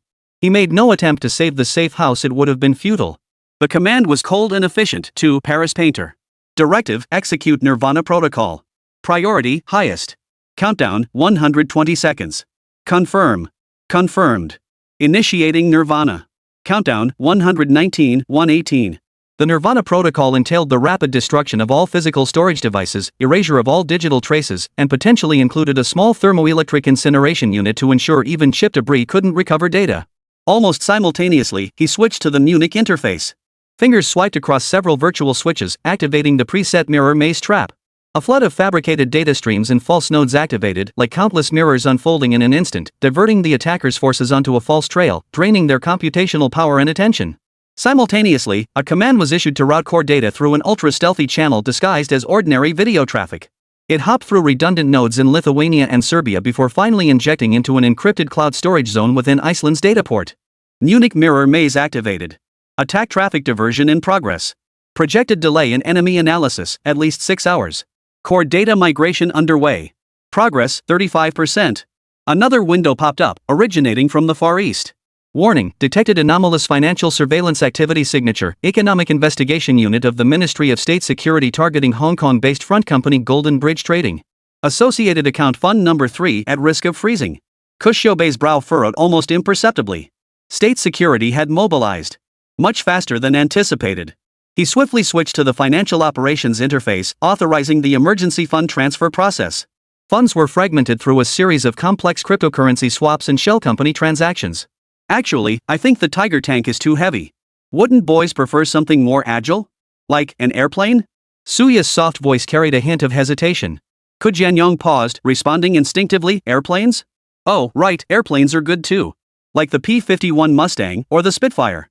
As his father answered distractedly, Ke Xiaobei pressed her thumb 3 times firmly on a specific area along the screen's edge. This was a silent alarm. Instantly, all core members of the Prophet still online received a top priority encrypted message on their terminals. The courtyard is experiencing a full-scale storm. Execute Phase 2 evasion measures. Maintain silence. The moment he finished the operation, Jianyong's voice rang out, tinged with his father's characteristic concern. Xiaobei, stop playing with your phone all the time. It's bad for your eyes. Come help Aunt Sue pick something out. What do boys like, more airplanes or tanks? He tried to draw his son into the conversation, hoping to break the subtle barrier between them. Ke Xiaobei lifted his head, his expression instantly shifting to that of a slightly impatient elementary schooler, even dimming the screen at just the right moment. I guess either's fine. Depends on the value and details, right? He replied dismissively, his eyes darting between Suya and his father before quickly looking down again. I'm almost done with this round, it's a crucial moment. He perfectly embodied a child engrossed in gaming. Jianyong gave Suya an awkward smile. This kid. Suya smiled indulgently, it's fine, let him play. We were the same at his age. Ke Xiaobei's fingers danced across the dim screen, guided by muscle memory. A new crisis alert popped up, abnormal activity detected at NATO Cyber Defense Center. Suspected coordination to track signal source. Analysis indicates 72% probability, tracking target is upper-level command chain. Potential attribution risk. His heart clenched violently. His fingers flew across the keys, activating the final and most dangerous firewall. A logic bomb buried within the core routing nodes of the global internet. Once triggered, it would unleash a localized network congestion storm targeting specific data packets within moments, an indiscriminate attack designed to forcibly sever any potential traceability. It would leave obvious traces, but it would buy precious time. The instant he pressed the final confirmation key, ding. The electronic doorbell chimed. A man in a courier uniform stood at the entrance holding a cardboard box. Mr. Jianyong? Your international package requires a signature. Jianyong responded with a nod, telling Suya, hold on a moment, before heading toward the door. Ke Xiaobei's gaze suddenly sharpened as he fixed his eyes on the delivery man. A package? Father hadn't ordered any materials requiring international shipping recently. The man's posture, the way he scanned the shop. Almost simultaneously, a rarely used surveillance app on his phone popped up with an alert, detected suspicious wireless signal scanning within 50 meters of the store. High intensity. Pattern match, peripheral reconnaissance by intelligence agency. Father was heading toward the door. Suya was still staring curiously at the package. The global hunters seemed to have already reached the threshold of this seemingly ordinary model shop. Ke Xiaobei's finger hovered over the screen. Within a fraction of a second, he had to decide, was this a coincidence or the meticulously planned beginning of an operation? His next command would determine the fate of many.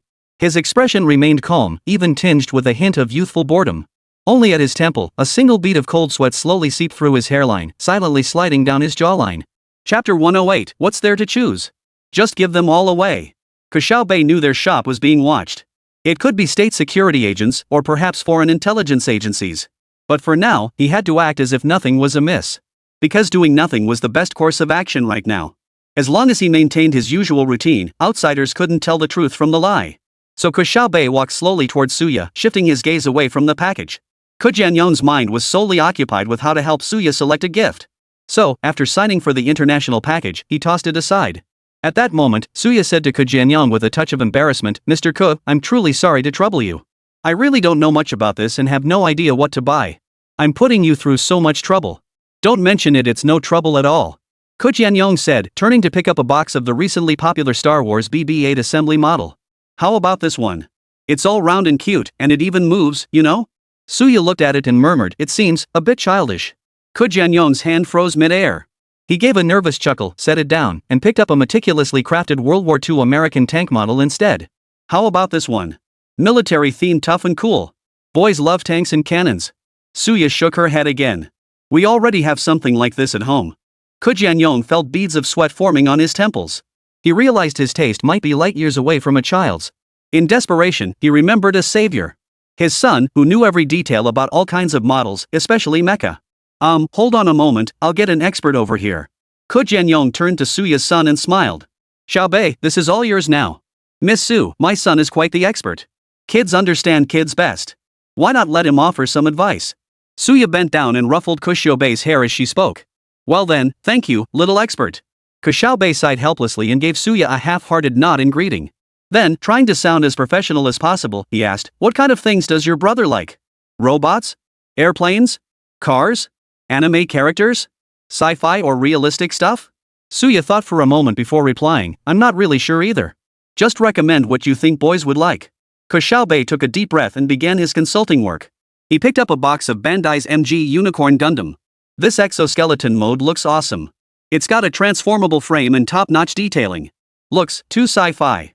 Ke Xiaobei sighed and set it down, then picked up a Kotobukiya Mecha City box. Then this one. Super large scale, incredibly visually impactful.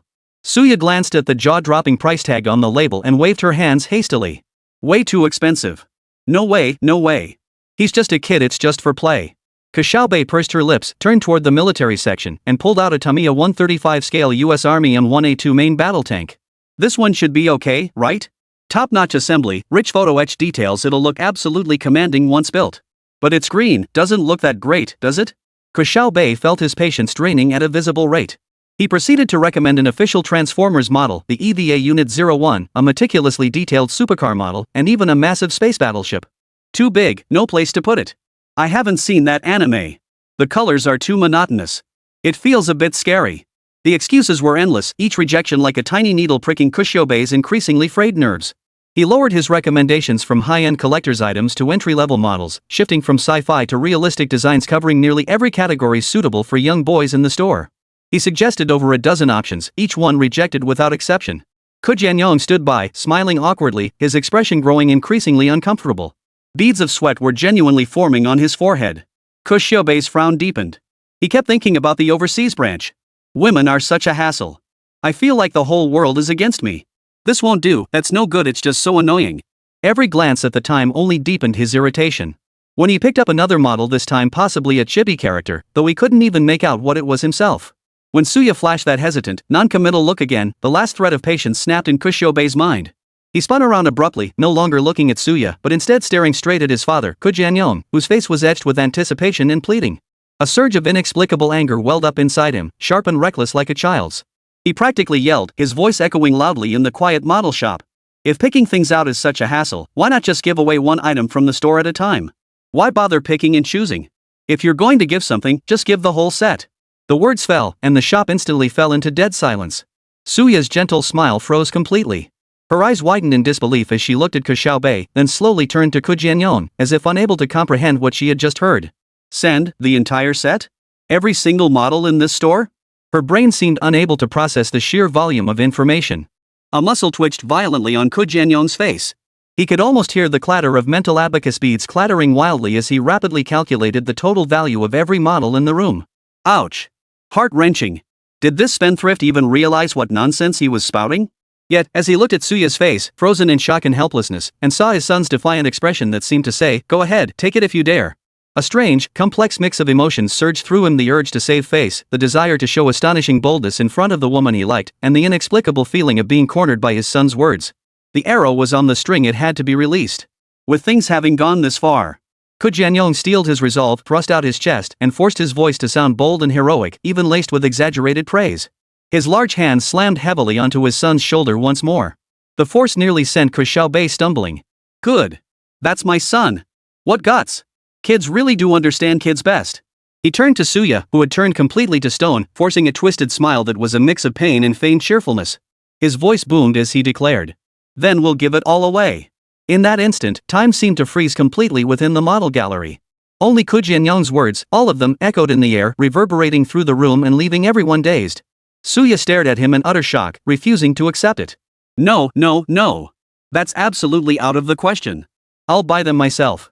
I have the money. Mr. Ke, you don't need to. But Ke Jianyong's gaze only grew more resolute. No, it's the child's birthday. Happiness is what matters most. Consider this a joint gift from both of us. Don't be so polite. I'll go pack it up right now. Come on, you come help me. With that, Ke Jianyong left his son to mind the store while he took Suya's small hand and headed toward the warehouse.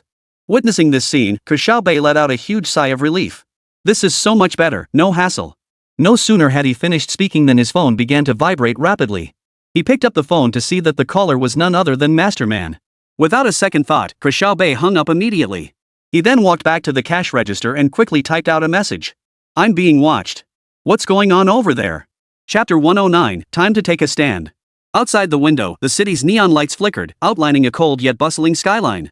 After sending the message, Ke Xiaobei pulled the curtains shut, sealing the last sliver of light.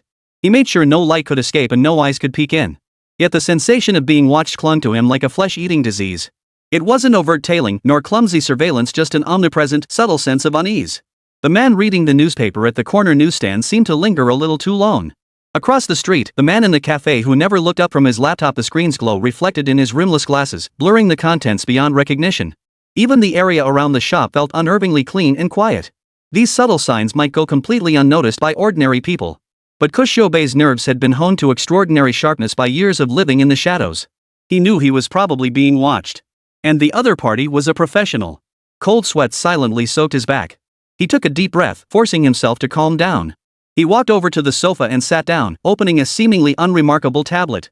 The startup process was unusually slow, and instead of a familiar operating system, a pure black interface appeared, featuring only a solitary icon. It was a dripping ink droplet, pulsing as if alive. This was Ink Shadow, the encrypted communication software he had developed himself. He inserted a specially designed USB token and underwent a cumbersome iris and fingerprint verification process before the screen finally lit up, revealing the communication interface. The interface was extremely minimalist, featuring only an input field and a contact list containing a single codename, Mandarin. Every second of waiting felt like an eternity. Ke Xiaobei stared intently at the screen, feeling his temples throb. He couldn't imagine what sanctuary this world could offer if even MOing was no longer secure. Suddenly, the hourglass icon vanished. Almost instantly, a new line of text appeared abruptly in the center of the screen, also decrypted by Ink Shadow, from Mandarin. I sensed something amiss the moment I left and have already initiated a counter-investigation. If my guess is correct, the person tailing you is likely from the State Security Bureau.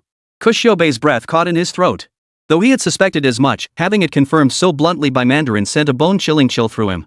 State Security Bureau. Could it really be them? Before he could dwell on it, Mandarin Man's second message arrived. The trigger seems to be Baba Yang's side. Just got word today they officially announced plans for deep integration with the Japanese devils in the East. Outsourcing core financial systems, plus building their own digital currency targeting hundreds of millions of users.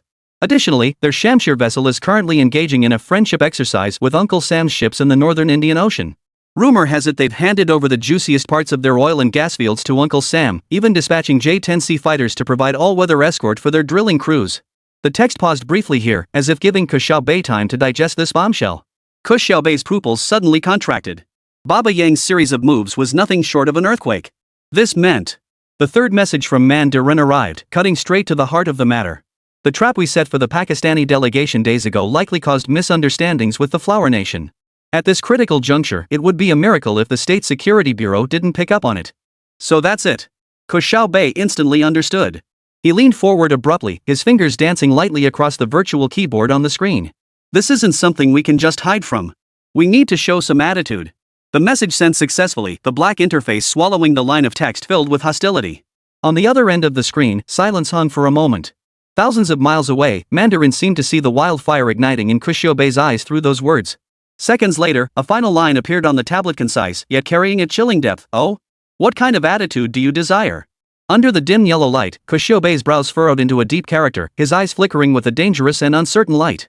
Several hours later. In the command center of the Kamra Aerospace Complex, on the outskirts of Iceberg. The air had flowed with the precision of a finely tuned instrument, carrying the metallic chill and the warm hum of electronic equipment. But now, a bone-chilling silence spread rapidly. On the screens, the green dots representing a squadron of Windstorm 4 drones froze one by one, then flickered with blinding red error codes. They were executing a critical mop-up operation along the northwest border. The live feed suddenly stuttered, turning into static before going completely black.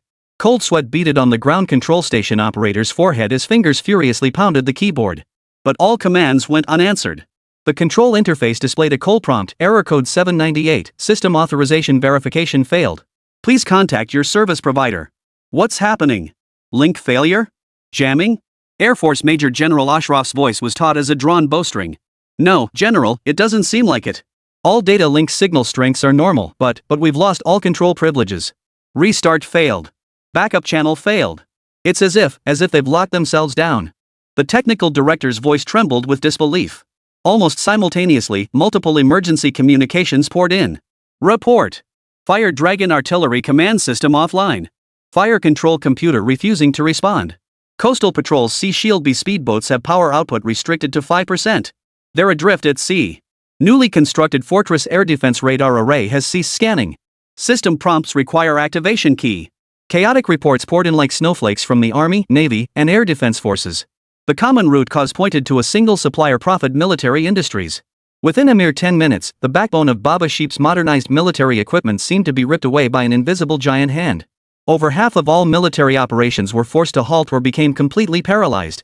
Inside the command center, senior officers' faces turned ashen. An unprecedented panic spread silently. This was no technical glitch. Simultaneously, at the National Science and Technology Development Commission building in Rawalpindi and across key laboratories and research institutes nationwide, another catastrophe unfolded. At the High Performance Computing Center of Islamabad's premier technical university, a supercomputer running complex fluid dynamics simulations suddenly blue-screened. After rebooting, the screen displayed only a line of baffling Chinese characters: traitors shall find no passage. Researchers exchanged bewildered glances, utterly at a loss. At a precision instrument factory in Karachi, the most advanced 5-axis CNC machine on the production line abruptly halted without warning. The control panel displayed, license revoked. Access denied. Workers gathered around the expensive machines, now suddenly rendered useless, in complete silence. In Lahore, a biotech lab server cluster relying on Profit Military's Heavenly Craftsman cloud platform for gene sequencing data analysis was forcibly disconnected. All ongoing research data was encrypted and locked. The project lead attempted to contact technical support but received only an automated response: service suspended due to force majeure. Nationwide, over 60% of major scientific research and technological development projects, both military and civilian, ground to a halt simultaneously. Any project whose core tools, software, or platforms were linked to Profit Military Industries and its vast ecosystem was affected. These invisible digital shackles not only immobilized weapons but also choked off the future development of Baba Sheep. The news spread like wildfire to the Prime Minister's office. The Prime Minister had just concluded a call with the Foreign Minister of Footbasket Chicken, a conversation still brimming with optimism about future technological cooperation. The secretary practically stormed into the office, his face drained of color, and slammed an urgently compiled report onto the desk. The Prime Minister scanned it rapidly, his fingers beginning to tremble slightly. His initial confusion swiftly turned to shock, then to immense anger and a hint of barely perceptible fear. He slammed his hand on the internal communicator, his voice hoarse: immediately. Summon all relevant ministers, the chairman of the Joint Chiefs of Staff, and the director of military intelligence. Emergency meeting. Now. Chapter 110. This is merely the first wave of attacks. Within half an hour, the core members of Baba Yang's National Security Council gathered with grave expressions in the heavily guarded underground conference room. Giant electronic screens scrolled through catastrophic reports and blinding red alerts from across the nation. Who can tell me what the hell is going on? Nawaz slammed his fist onto the heavy mahogany conference table, his voice trembling with rage. A cyber attack? Has the Prophet's system been compromised? The Director of Military Intelligence, Farooq Ahmed, spoke in a dry voice. Prime Minister, our preliminary analysis indicates this does not appear to be an external attack. The origin of all commands and the encryption method point to the highest core permissions within the Prophet group. This appears to be the activation of a pre-programmed mechanism. The Defense Minister nearly roared at this. Preset mechanism? What preset mechanism? Why would our equipment contain such a thing? Their contract terms were incredibly complex, with vague clauses reserving ultimate control in extreme circumstances. We only focused on performance and delivery timelines back then. An official responsible for the procurement negotiations back then murmured, beads of sweat forming on his forehead. For performance and time, you sold out our national security? Nawaz demanded sharply, plunging the conference room into dead silence. Chief of General Staff General Abbas spoke with grave solemnity. Now is not the time to assign blame. Our immediate priority is to assess the impact and devise countermeasures. Our military capabilities have been set back by more than a decade in an instant. The operation in the northwest border region has completely failed, leaving our troops exposed to danger. Our coastal and air defense gateways are wide open. More critically, our scientific research heart has nearly stopped beating. That bastard prophet. The finance minister muttered. It must be him. Only he had the authority and the insane motive. We've been cozying up too much to the eagle and the chicken lately. This is his revenge. For this? An arms dealer dares wage war against a sovereign nation? The Minister of the Interior found it hard to believe. In his twisted logic, this might indeed be war, Director Farouk said grimly. And a war we cannot counter with conventional means. Our military, our technology all built upon his foundations. He's pulled out the cornerstone. Hearing this, the defense minister slammed his fist on the table and interjected. I've been saying it all along, this bastard is the Chinese regime's proxy in the underworld. The conference room fell into another suffocating silence. On the screen, the red representing the nation's dysfunctional regions continued to expand and flicker, like a bleeding wound. The Prime Minister took a deep breath, forcing himself to calm down. Take immediate action on several fronts. First, exhaust all emergency communication channels to directly contact Ke Xiaobei and the highest leadership at Prophet Technologies. I need to know what he intends to do. Second, through diplomatic channels, issue an urgent notification and formal protest to the flowering nation. Demand they restrain Ke Xiaobei's actions and make clear the gravity of the situation. Third, establish an emergency command center. Conduct a comprehensive assessment of the damage. Prioritize restoring critical defense and civilian infrastructure. Explore any possible technical workarounds. His orders were methodical, yet a thread of helplessness lingered in his voice. Everyone understood that technical circumvention was no simple feat, and that the digital sword of Damocles hanging over their heads was now firmly grasped by an enraged, obsessive maniac. Additionally, the Prime Minister concluded, his gaze sweeping over every person present with unprecedented gravity, we must begin discussing a question we have never truly dared to confront: what path should we take for our future? At these words, silence fell over the room. He had offended the flower-planting family. He had offended the prophet. Though they hated to admit it, it seemed their only hope of the future lay with the eagle. But the eagle had stabbed them in the back once before, otherwise, they wouldn't have aligned with the flower family in the first place. So, was aligning with the eagle's camp truly reliable? As the meeting concluded, officials hurried away with heavy expressions, leaving the Prime Minister alone before the massive electronic screen. On the screen, Baba Yang's silhouette was covered in countless red dots, as if being devoured by some invisible force. A bone-chilling chill gripped him, a premonition of a terrifying future and the dread of boundless fury toward an uncontrollable friend. Offending the prophet was indeed a terrifying prospect. The 72 hours following the emergency meeting in Iceberg were 48 hours of Baba Yang's slow suffocation. The Emergency Command Center's technical team attempted every conceivable method. They summoned the nation's most elite white hat hackers to reverse engineer the lock system. They hunted for hardware-level vulnerabilities, hoping to physically bypass the software locks. They even resorted to operating certain equipment manually using the most primitive methods. Yet all efforts yielded minimal results. Prophet Tech's technical barriers were frustratingly high. Its systems were deeply integrated, with core functions entirely dependent on regular encrypted handshakes with headquarters servers. Once the handshake was rejected, these billion-dollar assets truly became piles of expensive scrap metal. On the northwest border, a meticulously planned encirclement operation failed when the drone squadron suddenly went blind and paralyzed. The extremist organization seized the opportunity to counterattack, resulting in over 30 casualties among ground forces. The news was strictly suppressed, but frustration and anger at the front lines were nearing boiling point. At Karachi port, several naval speedboats forced to drift aimlessly nearly collided. Tugboats were eventually dispatched to tow them back to dock, leaving sailors feeling an unprecedented sense of humiliation. The deeper impact was felt among civilians.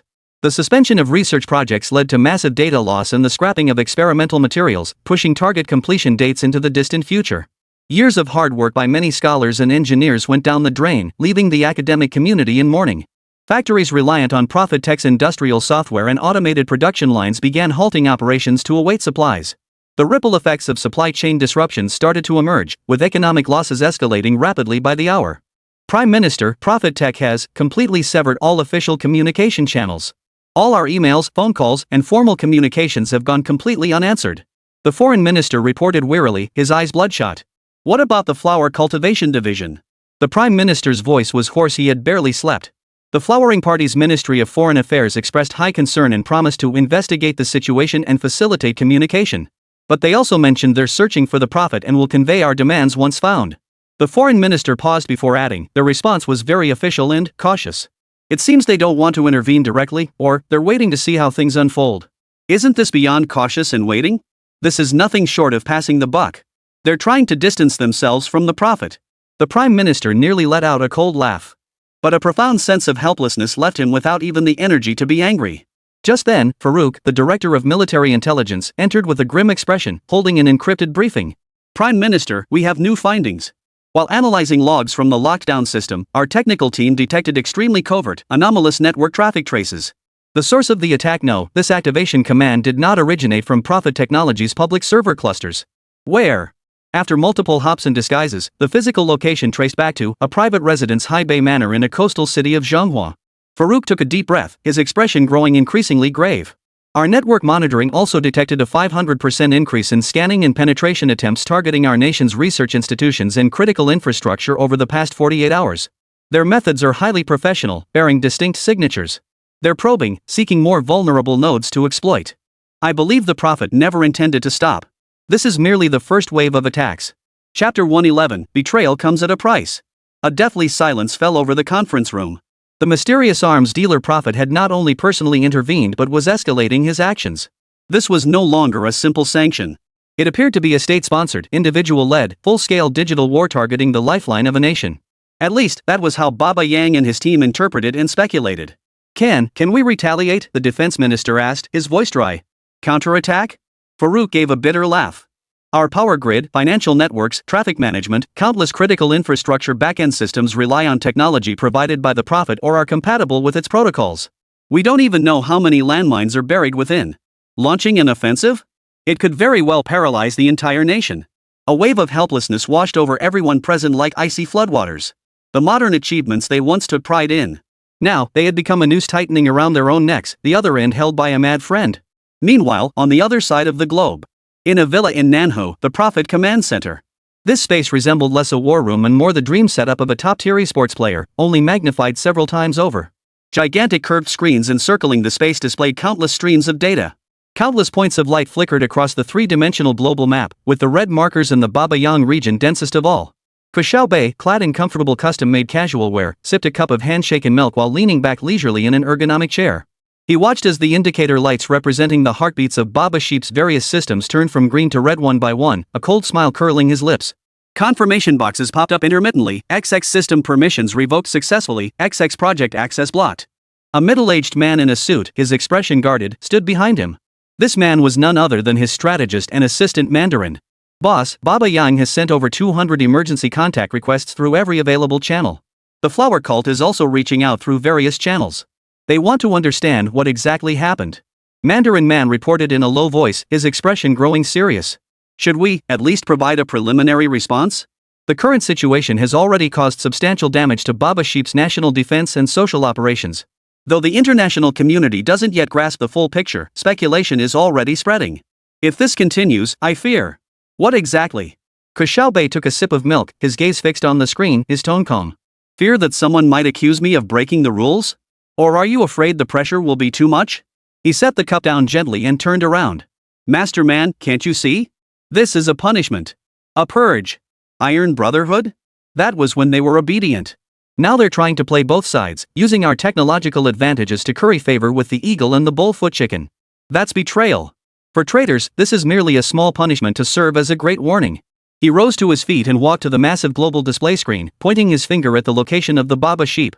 I'm helping the Flower Nation weed out an unreliable partner early on, and setting an example for any other nations that might waver.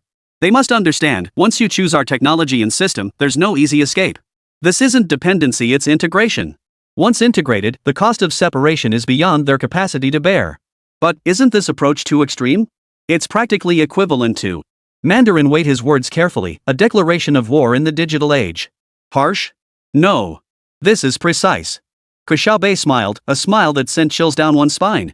I only touched our own assets, locking down the permissions we granted them. This fully complies with the technical security and final interpretation rights clause in the contract terms. Even if we concede that point, legally, we are unassailable. As for the practical outcome, it only proves how indispensable our technology is. He walked back to the console, his fingers tapping lightly on the virtual keyboard to bring up another set of interfaces. And do you think this is the end? No, this is merely the warm-up. I'm initiating Phase 2 of Project Weaver. A new command prompt appeared on the screen. Target, suspected Baba Sheep International Financial Settlement Node. Method, inject specific algorithmic traffic to trigger security mechanisms and initiate isolation. Objective, create localized financial chaos to amplify social anxiety. Confirm? Lord Man's face instantly drained of color. Boss. This far exceeds military and technological boundaries. It will affect civilians. And if traced back. I said the method must be precise. Ke Xiaobei's gaze was utterly cold. The targets are suspected, the traffic is specific, and it triggers their own security protocols. As for the consequences? That's a problem with their system's vulnerabilities. I want them to feel firsthand, from soldiers to civilians, from laboratories to markets, the price of betrayal. His finger hovered over the confirm button. I'll make sure those in Iceberg understand who truly controls their future. Beg for help from the Flower family?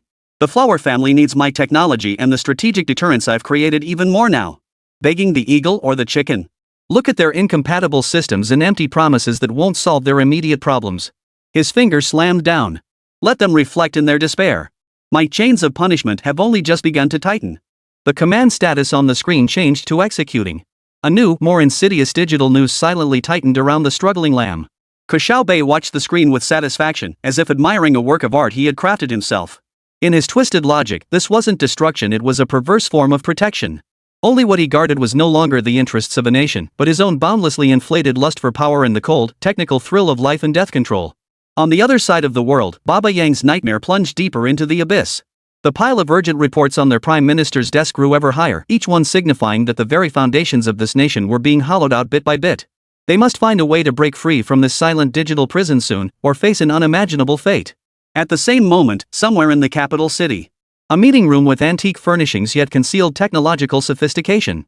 The atmosphere here was starkly different from Ke Xiaobei's command center, permeated instead by a quiet, oppressive gravity. Several individuals bearing special responsibilities sat before a screen. Displayed on the screens were the shocking loss assessment reports from Baba Yang and the top-secret intelligence summary from the Three Armies Intelligence Bureau tracing the orders back to the Prophet organization. The air seemed to freeze. Outrageous! An elderly man with stars on his shoulders slammed his fist on the table, causing the teacup lid to jump. What does that Prophet want? A private organization launching an unauthorized war against a sovereign nation, our all-weather strategic partner? Who gave him the authority? Mr. Li, please calm down. A middle-aged man with gold-rimmed glasses and a composed demeanor spoke up. He was Minister Zhang, in charge of international strategy and security. The situation is more complicated than we anticipated. Prophet's actions could be barely justified by certain ambiguous clauses in commercial contract law. But from the perspective of national strategy and diplomatic ethics, it's an extremely dangerous recklessness. Contract law? What he's doing now is financial disruption. Another economic expert pointed to a new page in the report.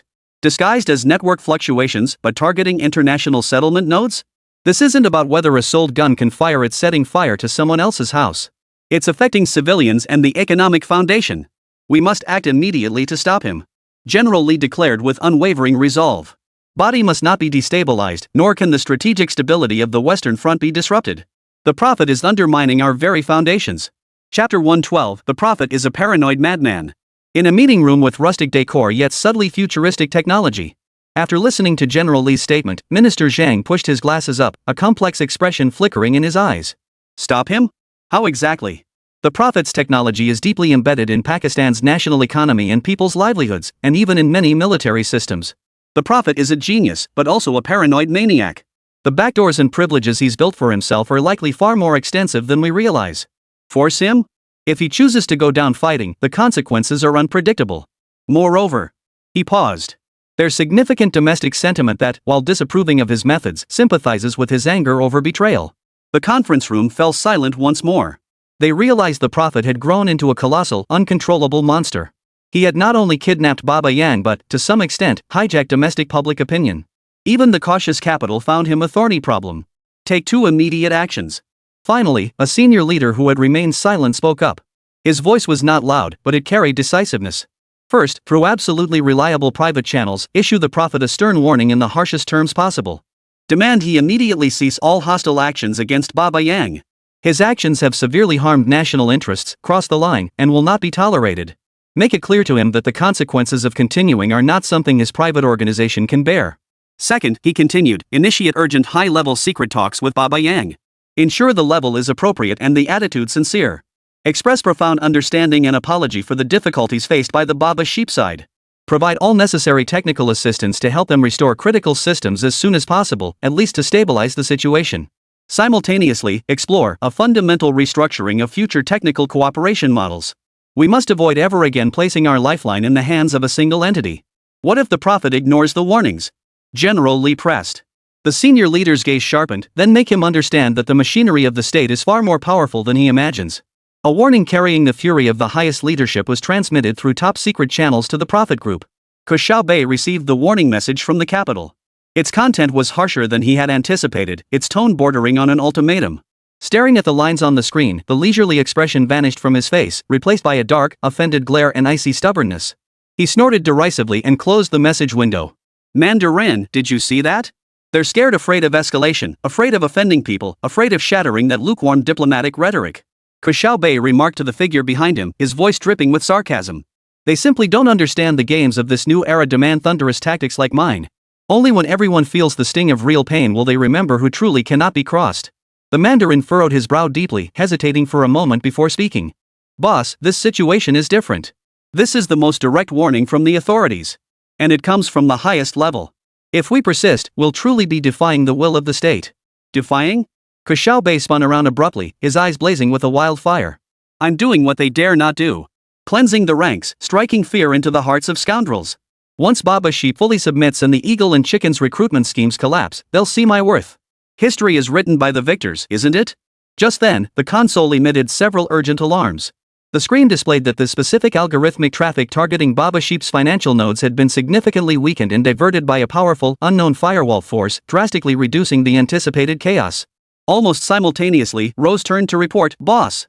We've detected that portions of the Babafang military command system, which had been locked down, are attempting an unconventional, low-level hardware reset operation. This requires extremely high physical access privileges and deep hardware expertise beyond Babafang's own technical capabilities. It appears external technical forces are secretly intervening and guiding them. Ke Xiaobei's expression finally shifted. It appeared that the capital's warnings were more than mere words. Had they already begun taking concrete action? Were they covertly aiding Baba Yang against him? Rage and a sense of betrayal instantly overwhelmed him. Fine. Very well.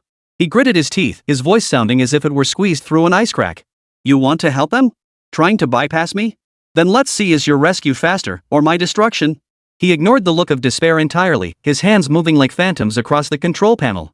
Initiate preparatory commands for the Furnace Protocol. Targets, Baba Sheep National Grid Dispatch System, Railway Transportation Network Control System. His fingers trembled slightly with excitement and rage. An unprecedented crimson warning box erupted on the screen. Warning, the Furnace Protocol constitutes the highest level sanction measure. Activation will cause irreversible overload and physical destruction of the target infrastructure's core control systems. Consequences are catastrophic and irreversible. Please reconfirm authorization. Boss. You can't do this. Mandarin shouted hoarsely. This will cause widespread blackouts, paralyze transportation, even trigger accidents. It would be a true humanitarian disaster. As he spoke, Mandarin lunged forward to stop it. The international community won't stand idly by any longer. We'll become the world's public enemy. The Flower Nation will never forgive us. Shut up. Ke Xiaobei roared. Since they've chosen to side with the traitors, let them all taste the flames of punishment together. With that, he violently shook off the man's hand. I'll make sure Iceberg and Kyoto remember this day. His fingers, driven by an unyielding resolve to destroy everything, pressed down resolutely on that terrifying confirmation button. Iceberg, Emergency Command Center. The Prime Minister and generals watched the screens with bated breath. Moments earlier, a team of technical experts from Daxia, collaborating with Pakistani engineers, had successfully intercepted and neutralized a wave of bizarre financial network traffic attacks at a critical power hub, averting the worst-case scenario. Simultaneously, another team of experts was guiding Pakistani technicians in attempting an extremely risky hardware-level hard reboot on some of the most critical military equipment, aiming to bypass the software lock. Though the success rate was unknown and the risks immense, it was nearly the only glimmer of hope in this desperate situation. The flower planting family has finally taken some concrete action. General Abbas sighed in relief, yet his brow remained furrowed. But this is merely defensive and remedial. That madman, the prophet. Before he could finish, a shrill alarm pierced the command center once more. This time, it was the highest level crisis alert. Report. National Grid Main Dispatch Center in critical condition. System load has surged abnormally, core controller temperatures are skyrocketing, and the cooling system has failed. We cannot intervene remotely. Report. Massive signal failures in the railway network's central control system. Train schedules are in chaos. Multiple high-speed trains have lost interlocking protection. Manual switch to backup systems failed. System locked by highest level permissions. On the screen, the blocks representing the power and transportation networks began flashing blood-red failure alerts across vast areas. The technician looked up, his face ashen, his voice filled with despair. This attack pattern targets the hardware itself, irreversible. He's burning our infrastructure to the ground. At that moment, the Prime Minister's face instantly drained of color. He understood, the prophet hadn't backed down. Instead, provoked by Kyoto's intervention and the Bar Association's feeble resistance, he'd grown even more frenzied, unleashing truly devastating measures. Immediately. Nationwide emergency power curtailment.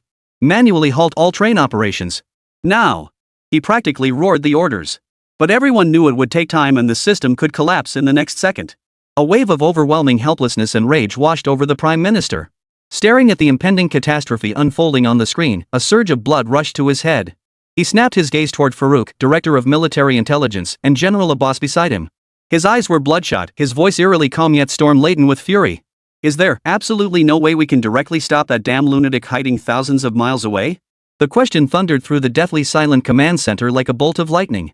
Director Farouk, who had remained silent, suddenly flashed an intensely sharp and dangerous gleam in his eyes.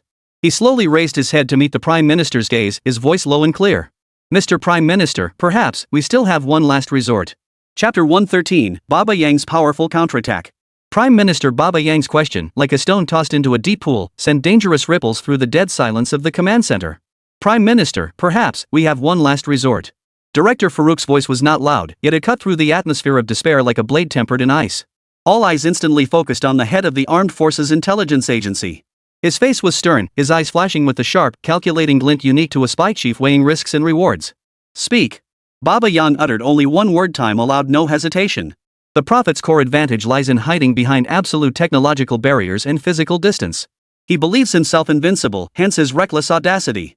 Farouk's speech quickened, yet each word remained crystal clear.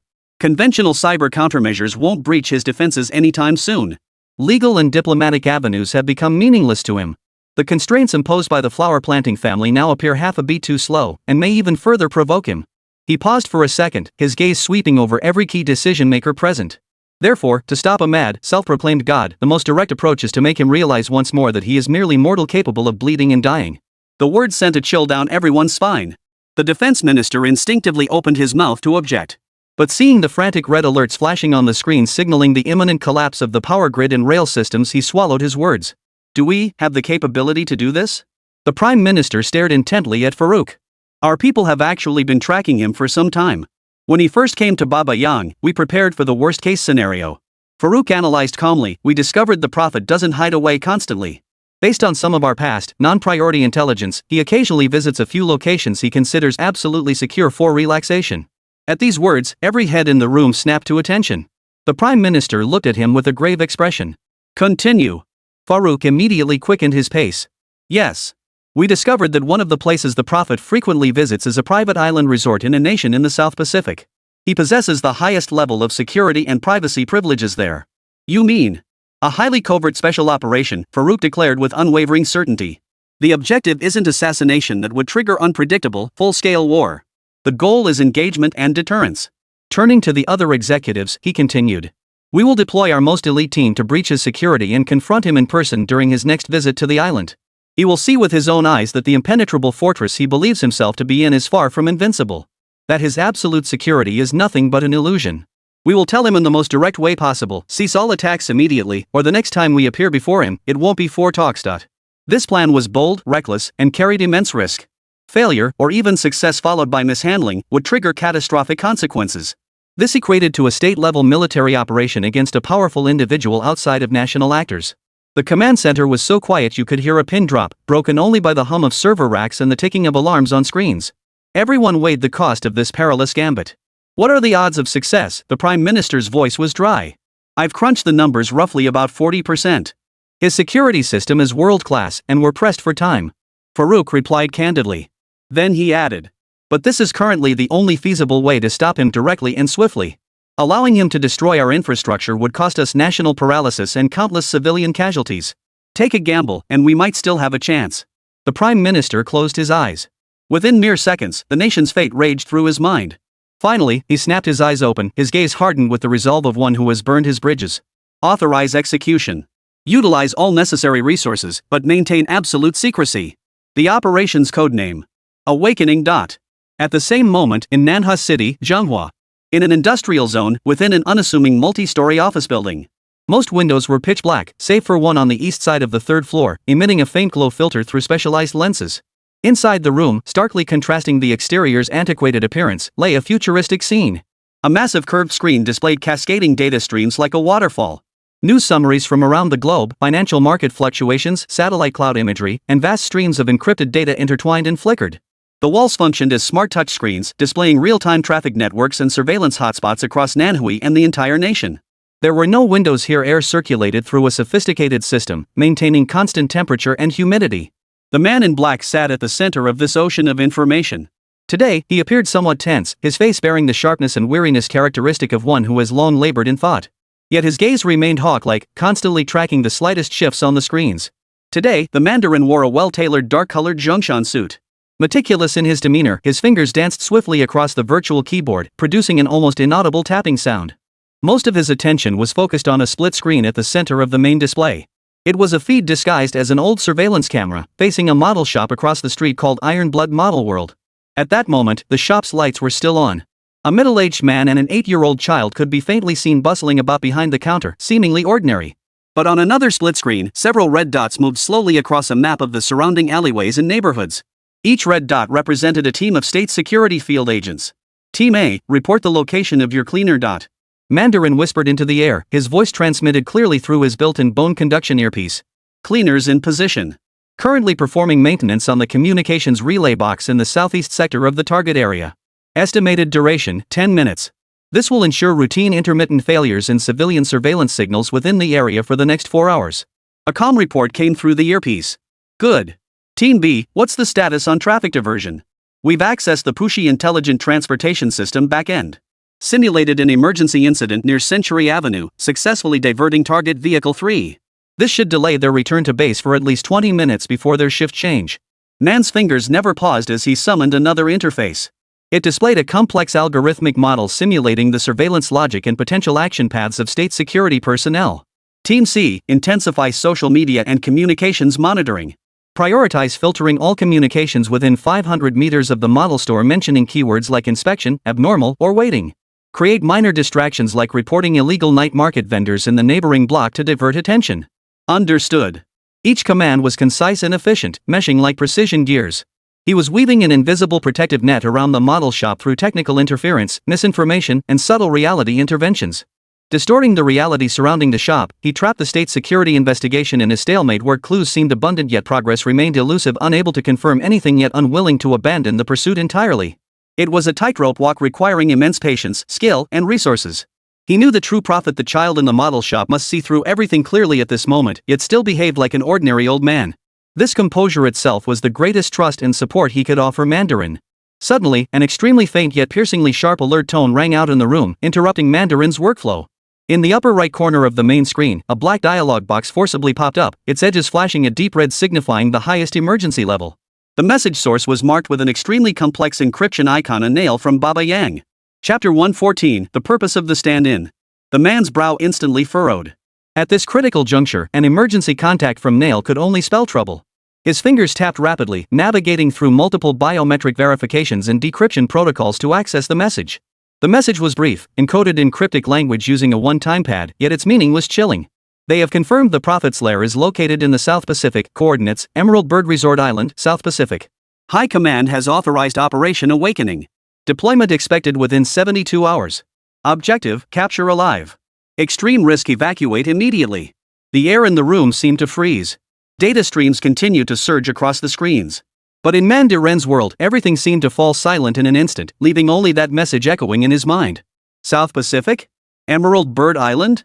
In less than 3 seconds, his gaze shifted from initial shock to sharp insight, then flashed with a cold realization. That was not the prophet's lair. It was one of the traces he, Mandarin, had deliberately left behind years ago as a wealthy Chinese businessman who frequently vacationed in the South Pacific. This identity had been meticulously crafted. His behavioral patterns, financial flows, and even several seemingly casual intelligence transactions all subtly pointed toward a mysterious entity known as the prophet. It was one of the many decoy traps he had meticulously crafted for his master, a ghost flag designed to draw fire in times of crisis. The baboons took the bait, but they had the wrong target. What they tracked down was the bait deliberately released by the Mandarin, the figure they believed to be the prophet, but who was actually this decoys. Their target had been wrong from the very beginning. The state security investigation, though troublesome, remained within conventional parameters and offered room for maneuver. But Baba Yang's awakening operation was a fatal blow aimed straight for the throat. Therefore, the danger must be diverted, must be blocked from reaching the true core. With almost no hesitation, the light in Mundar's eyes turned resolute and sharp. He swiftly severed direct communication with most field commanders in Nanhu, retaining only the highest level back-end monitoring. His fingers danced across the keys once more, pulling out the global operations log and resource allocation interface. His voice was calm, utterly devoid of emotion, yet carried an authority that brooked no argument. Attention all overseas teams, priority change. Maintain current execution levels for the SHIELD program, but transition to autonomous mode. Order, within 1 hour, prepare all identity markers, travel histories, and necessary documentation for Mike Chen to access Emerald Bird Island. Deploy the deep diver to the designated maritime zone and stand by. Order, Intelligence Analysis Center, immediately conduct a comprehensive analysis of all recent information related to Baba Sheep, the South Pacific shipping routes, and Emerald Bird Island. Focus on screening suspicious travel bookings, equipment purchases, and personnel movements. I need to know how many people they might have sent and their approximate deployment strategy. Order, Contact Point Coral, activate. Prepare to receive and process specialized equipment. I require a set of luggage suitable for tropical vacations and capable of handling a warm welcome party. Each command was crisp and precise, as if the earlier tension and busyness had merely paved the way for this explosive moment. He was no longer the guardian preoccupied with defense and concealment, but had reverted to the proactive enforcer who seized control of the situation. Finally, he paused, his gaze returning to the surveillance feed of the model shop. His expression grew complex: loyalty, resolve, and a barely perceptible hint of tenderness. He activated an absolutely encrypted internal communication channel and typed a single sentence: "The decoy has been activated. The bird will leave the nest. The storm approaches, yet the nest remains secure." This signaled to the prophet that the trap had been sprung, but Mandarin would depart his bait to ensure the prophet's safety. The storm danger would converge upon him, yet this place, South Shanghai, remained secure. Upon sending, he immediately erased all related records. The Mandarin rose and walked to the alloy wall at the side of the room. His palm pressed against it, and a hidden door slid open silently. Inside was not an armory, but a walk-in closet. Hanging within were garments suited for various identities and regions. He selected a set of high-quality, casual summer attire, along with a Panama hat and a pair of dark sunglasses. As he changed, he watched the main screen display confirmation messages for the executed commands, along with a gradually generated route map to the South Pacific and fabricated identity documents. A faint, cold yet confident curve even touched the corners of his mouth. Did Baba Yang's agents think they were ambushing a mysterious prophet? They were wrong. What awaited them was the prophet's sharpest sword, strongest shield, and most loyal stand-in. He was heading to that resort island in the South Pacific to enjoy a proper vacation and meet those friends who had traveled so far. This act must be performed by him personally, staged for all to witness. A dozen hours later. South Pacific, turquoise seas and azure skies, the Emerald Bird Island private resort. The Mandarin lay on a beach chair, basking in the sun. In truth, he was patiently awaiting the arrival of the Baba Sheep agents. He had always known that the prophet had underestimated the resolve and capabilities of a national intelligence agency cornered into desperation, and had also underestimated the power of those cold pieces Director Farouk had deployed over the years but never activated. Therefore, as the prophet's stand-in, he must help his master defuse this ticking time bomb. This was the very reason for his existence. Meanwhile, the 6-member Baba Yang task force had long been infiltrating the country under various cover identities.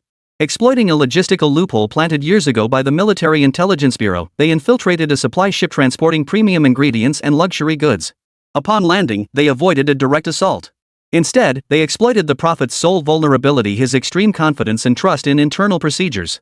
The team's electronic warfare specialist used internal network nodes and access codes provided by the procurement manager to briefly create a blind spot in the security system, a window of opportunity lasting only 7 minutes.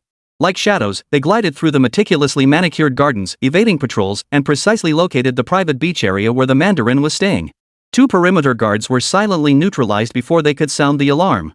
When the Mandarin felt the sunlight blocked and opened his eyes impatiently, what he saw were not servants, but several men clad in diving suits, their faces painted with oil, their eyes cold as knife blades.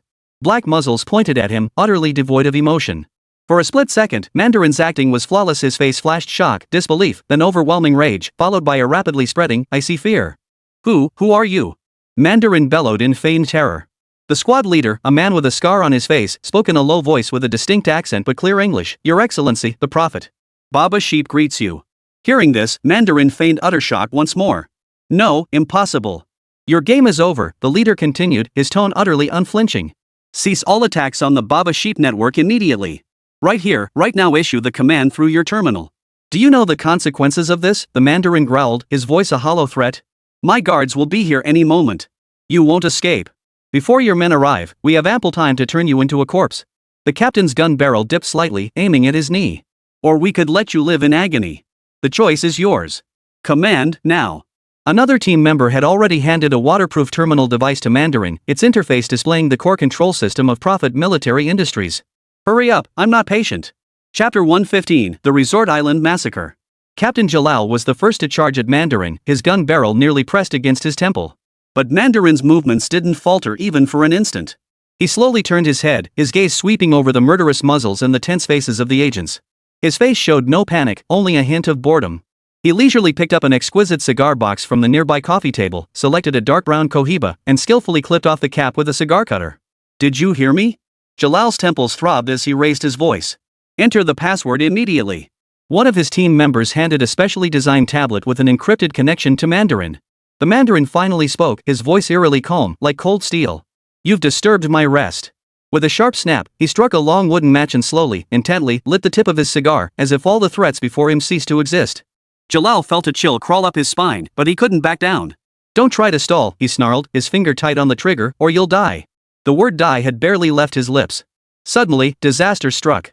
A muffled yet piercing crack split the air. Captain Jalal's head jerked back as if struck by an invisible hammer. Then, without warning, it exploded into a cloud of blood. Red and white splattered the team members behind him. The headless corpse swayed, then collapsed heavily to the ground. Time seemed to freeze for a second. Then, death descended from the sky. Several sleek, black drones appeared abruptly from nowhere, their engines nearly silent. Hovering low, their rotating barrels below spat out tons of fire with astonishing efficiency. Puff!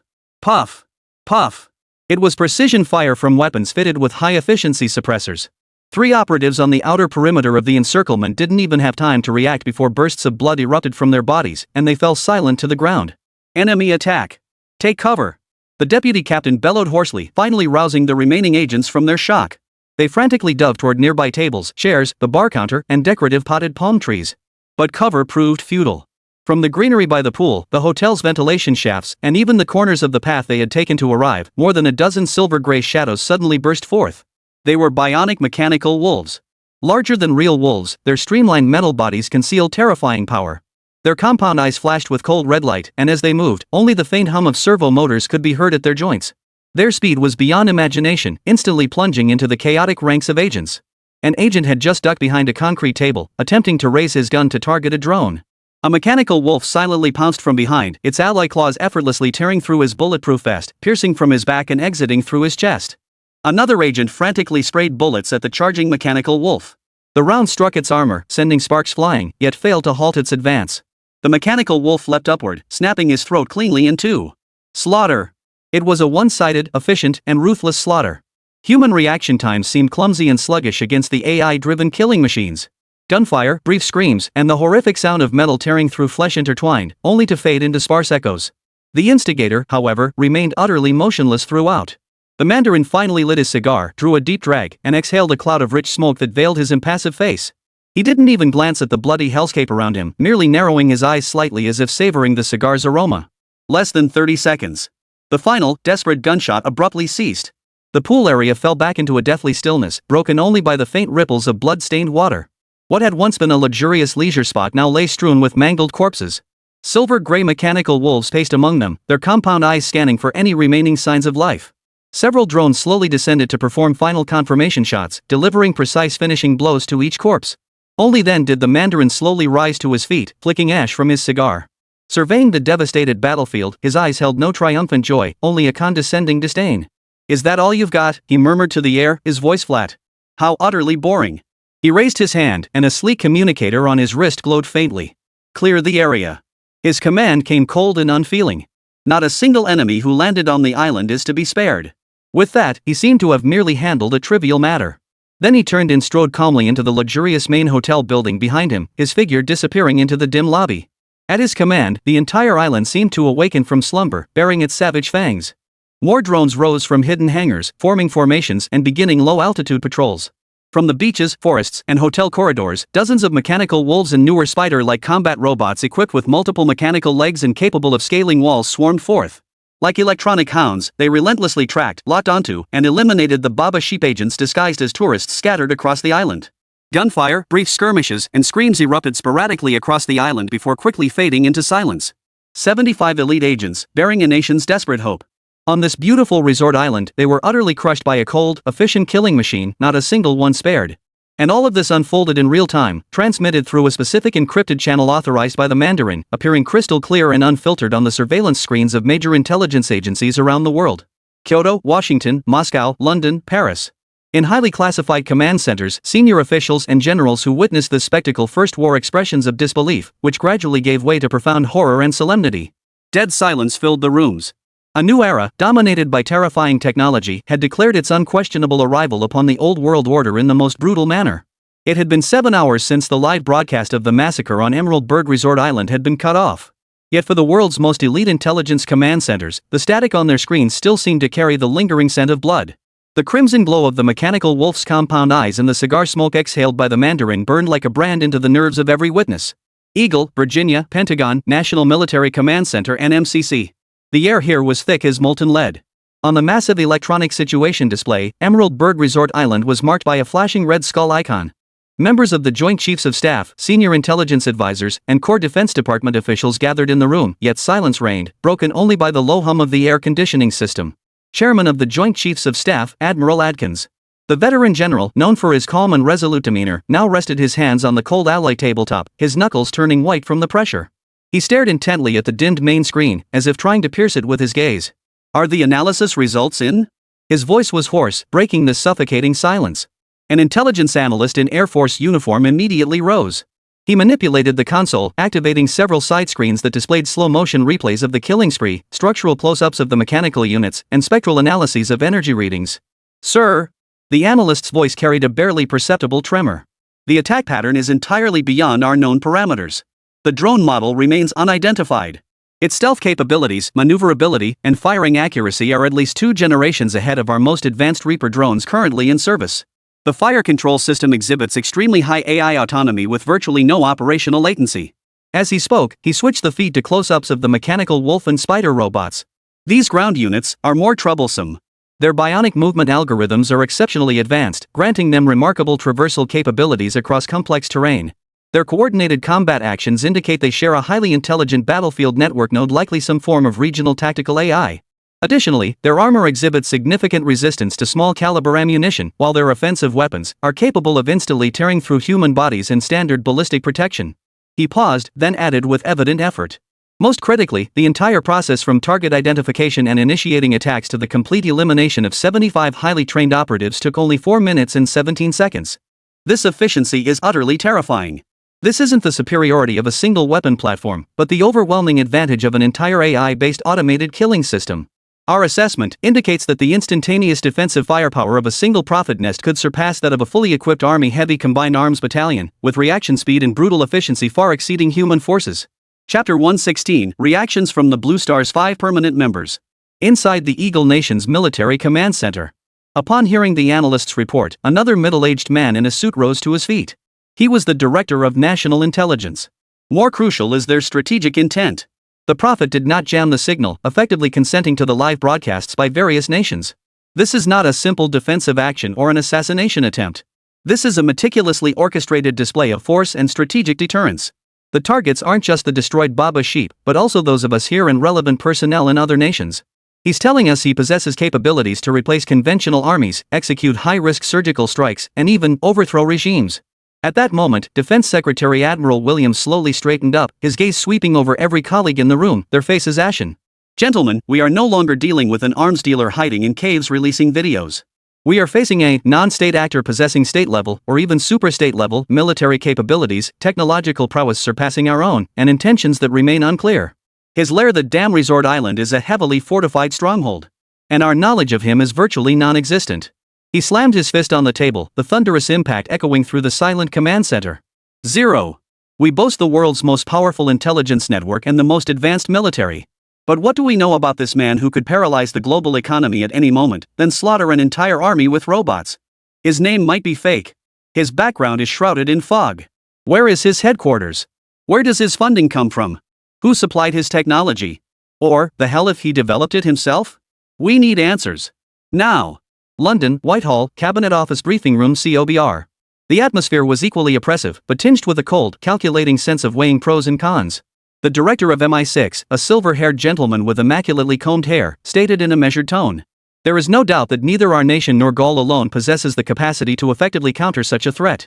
The capabilities demonstrated by the Prophet transcend conventional military operations. This resembles an asymmetric war. The chief of the defense staff interjected, his voice heavy with gravity. Our Special Air Service SAS is among the world's finest. But against automated defenses of this caliber, the success rate of a raid on Emerald Bird Resort, we estimate it to be below 15%, with the potential for catastrophic personnel losses. This isn't even a battle, it's a suicide mission. The Prime Minister's fingers tapped the tabletop unconsciously, his expression grave. So, what's the Eagles' reaction? Shocked, furious, but equally caught off guard. Their assessment mirrors ours. In the short term, they'll likely lean toward applying unprecedented diplomatic and economic pressure while mobilizing all intelligence resources for infiltration. But direct military intervention, highly unlikely before they get to the bottom of things. The risks are too high. A moment of silence fell over the room. Then, the foreign minister spoke slowly, his voice low. Perhaps, we need to consider another approach. Since we cannot handle this alone, and the threat is so imminent. Should we explore deeper cooperation with the Gauls? Even engage in some form of limited, controlled contact with the Prophet? A few gasps echoed through the room. Contacting arms dealers?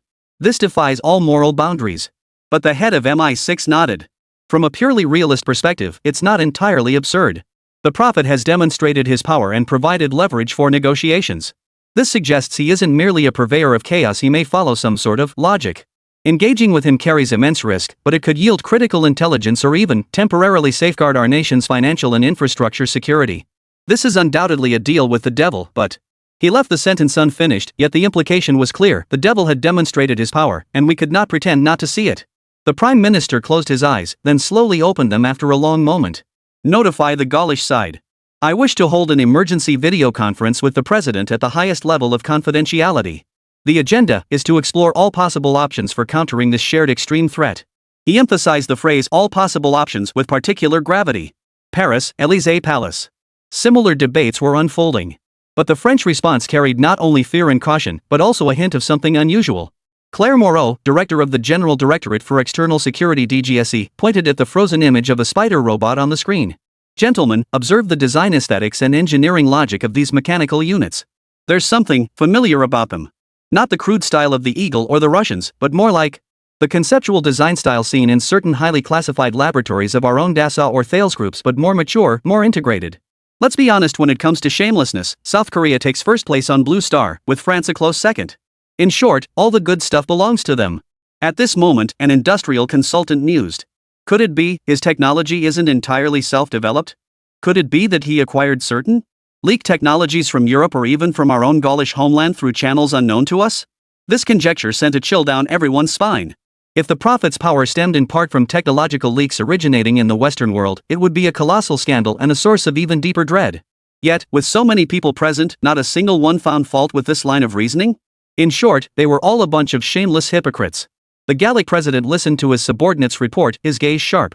Like the British, he too recognized the futility of fighting alone. Yet another thought began to take root in his mind. If it cannot be destroyed, perhaps it can be exploited? John Bull has requested a meeting, the Secretary General reported in a low voice. The president nodded, a barely perceptible curve appearing at the corner of his mouth. Reply that we agree to the talks. Also, He paused, then continued with solemn instruction. Have the DGSE deploy all available resources. Don't limit the investigation to the prophet itself.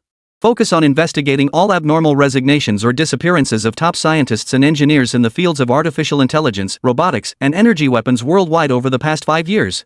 Especially those geniuses who grew weary of our current legal and ethical frameworks. I need to know who was behind the scenes creating this prophet. It was abundantly clear that Gaul had already begun to suspect something. The president rose to his feet, gazing at the assembled group as he murmured slowly. The balance of power in this world is undergoing a fundamental shift. We cannot merely follow the eagle's footsteps. The bull's proposal might be an opportunity. This is an opportunity to redefine European security, and even to acquire the dreaded technology. His eyes flickered with caution, yet also held a glimmer of ambition. Japan, underground command center in Kyoto's West Hills. The response from the flower planting family was more restrained, yet no less tense. A senior leader watched the live footage. After a prolonged silence, he issued a concise directive. Conduct a comprehensive assessment. Maintain strategic resolve. Ensure absolute security of our nation's core cyber and financial infrastructure. Simultaneously, suspend all non-essential overseas operations to avoid direct conflict with unknown forces. A senior military commander added. I believe our relevant research and equipment departments must immediately set this as their objective, identify gaps, and accelerate our pursuit. This form of warfare represents the future. The assembled officials nodded in agreement. Moscow, Kremlin.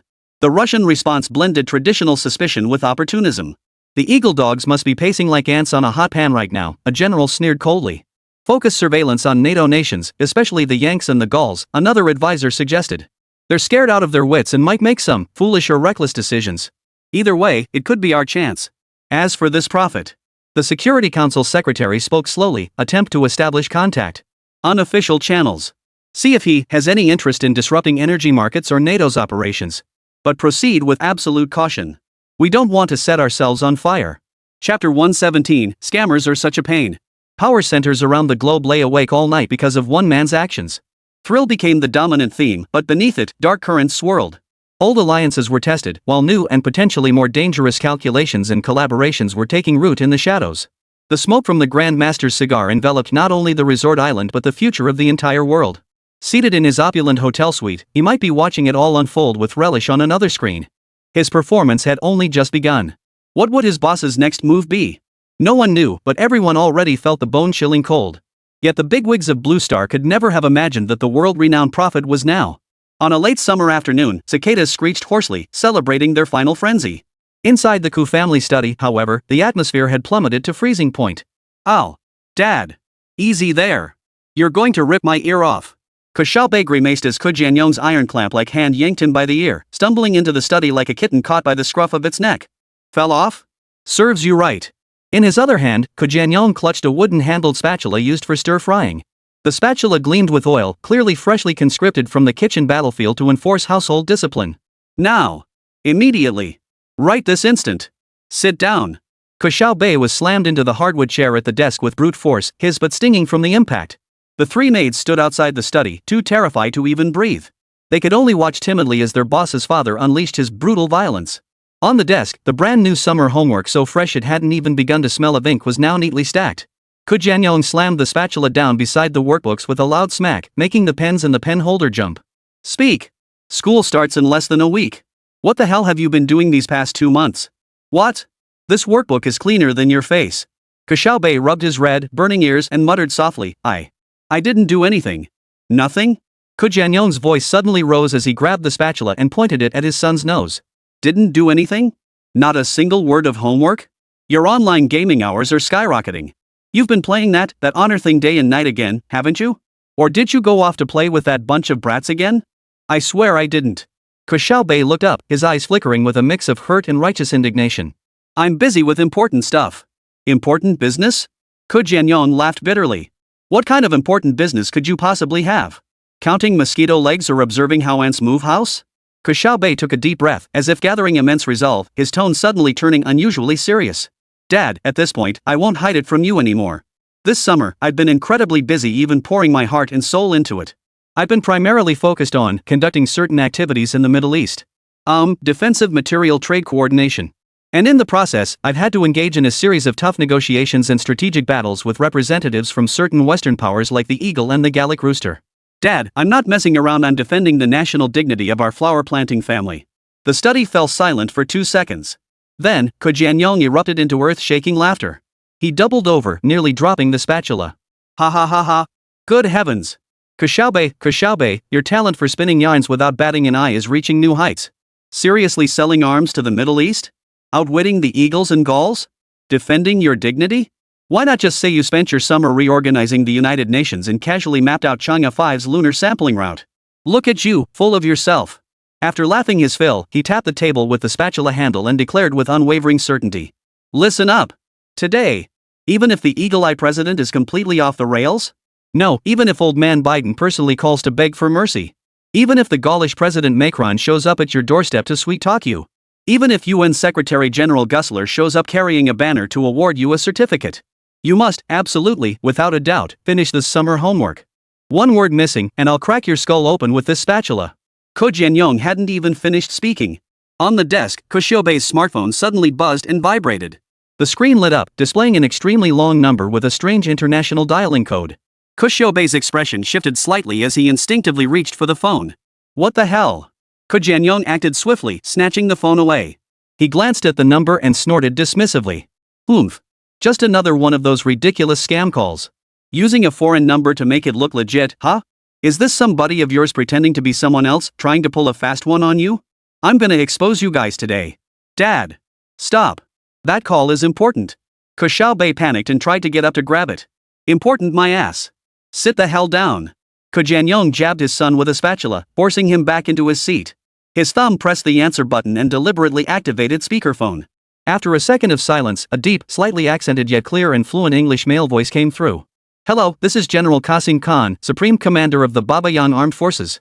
I need to speak with the Prophet regarding the J-10C modification. Ke Jianyong's English skills were indeed, as he claimed, not bad. At least he understood the key terms, Baba Ing, Supreme Commander, and Prophet. He immediately wore a look of I knew it disgust.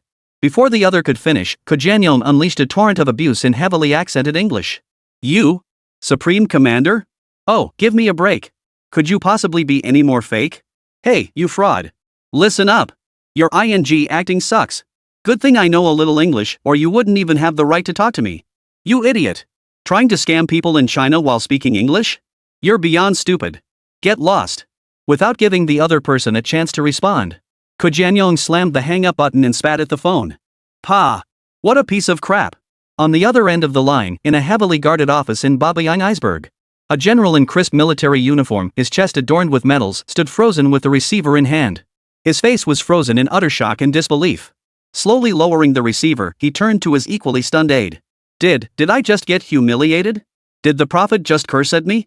Go check with intelligence. Is this newly decrypted number reliable? The aide opened his mouth but made no sound, only managing a difficult nod.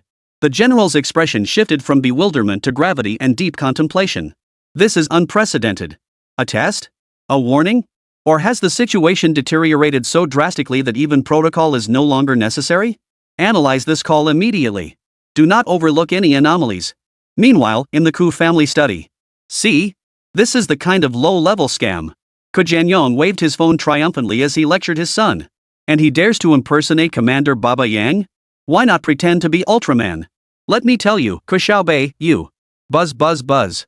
The phone vibrated violently once more at the worst possible moment, displaying yet another long string of international numbers on its screen.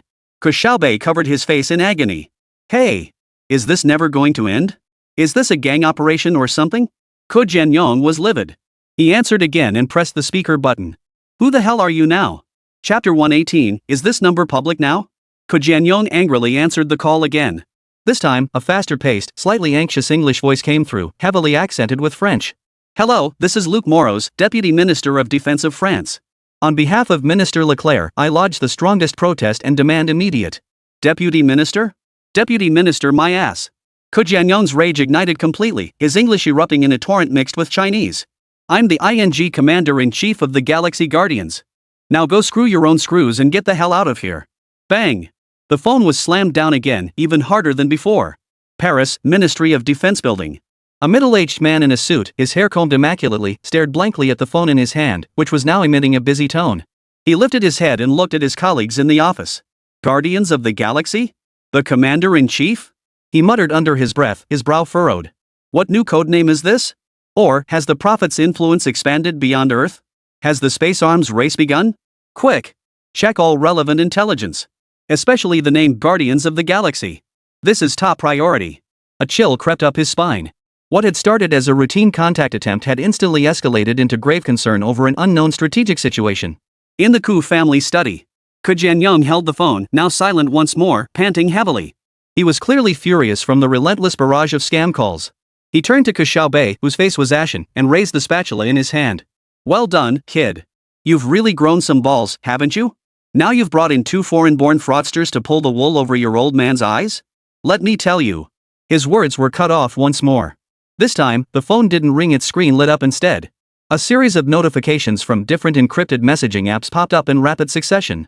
The preview windows displayed a jumble of English, Chinese, and even incomprehensible symbols, accompanied by bizarre sender notes.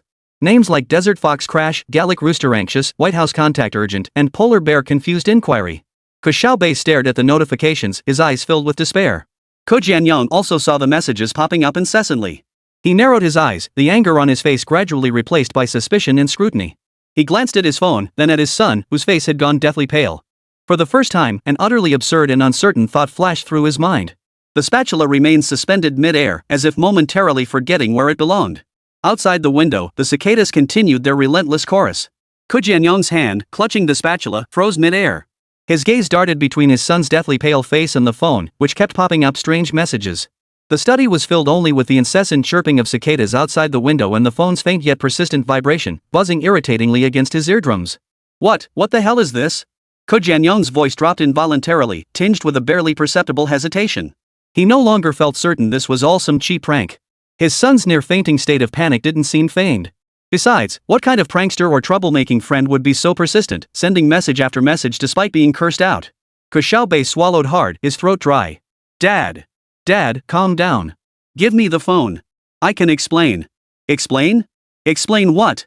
Ke Jianyong's suspicions only deepened. Not only did he refuse to hand the phone back to his son. Instead, he instinctively held it farther away, swiping his finger across the screen to try and make out the previews of the messages popping up one after another. Unfortunately, most were encrypted content or abbreviations he couldn't decipher. Yet scattered among them were English words like urgent, critical, breach, and response needed, words that radiated an undeniable sense of urgency. It's just some international friends. Ke Xiaobei stammered incoherently, sweat beading on his forehead. International friends? You? Ke Jianyong snorted derisively, though his confidence was noticeably shaken. He stared at a newly popped up message preview from White House Liaison Urgent. Your Excellency, the President is aware of the communication failure. Requests immediate secure callback for discussion. My son actually has connections with the Eagle Eye President?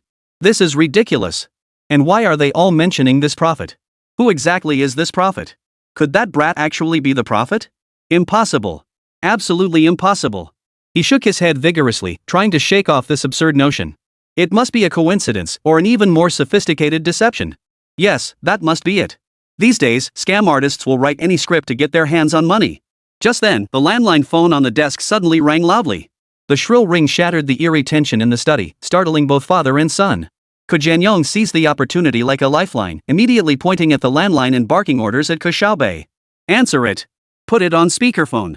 I'll see which international friend has the nerve to track us down at home. If it's more of that nonsense, just wait till I... Ke Xiaobei practically lunged to grab the phone, trembling as he pressed the speaker button. Hello? Who is this? His voice trembled with emotion. There was a moment of silence before a male voice answered in perfectly standard Mandarin, enunciating each syllable with precision. The tone was steady yet carried an air of unquestionable authority. Hello, is this the home of Ke Jianyong? Yes, this is his son. Who's this?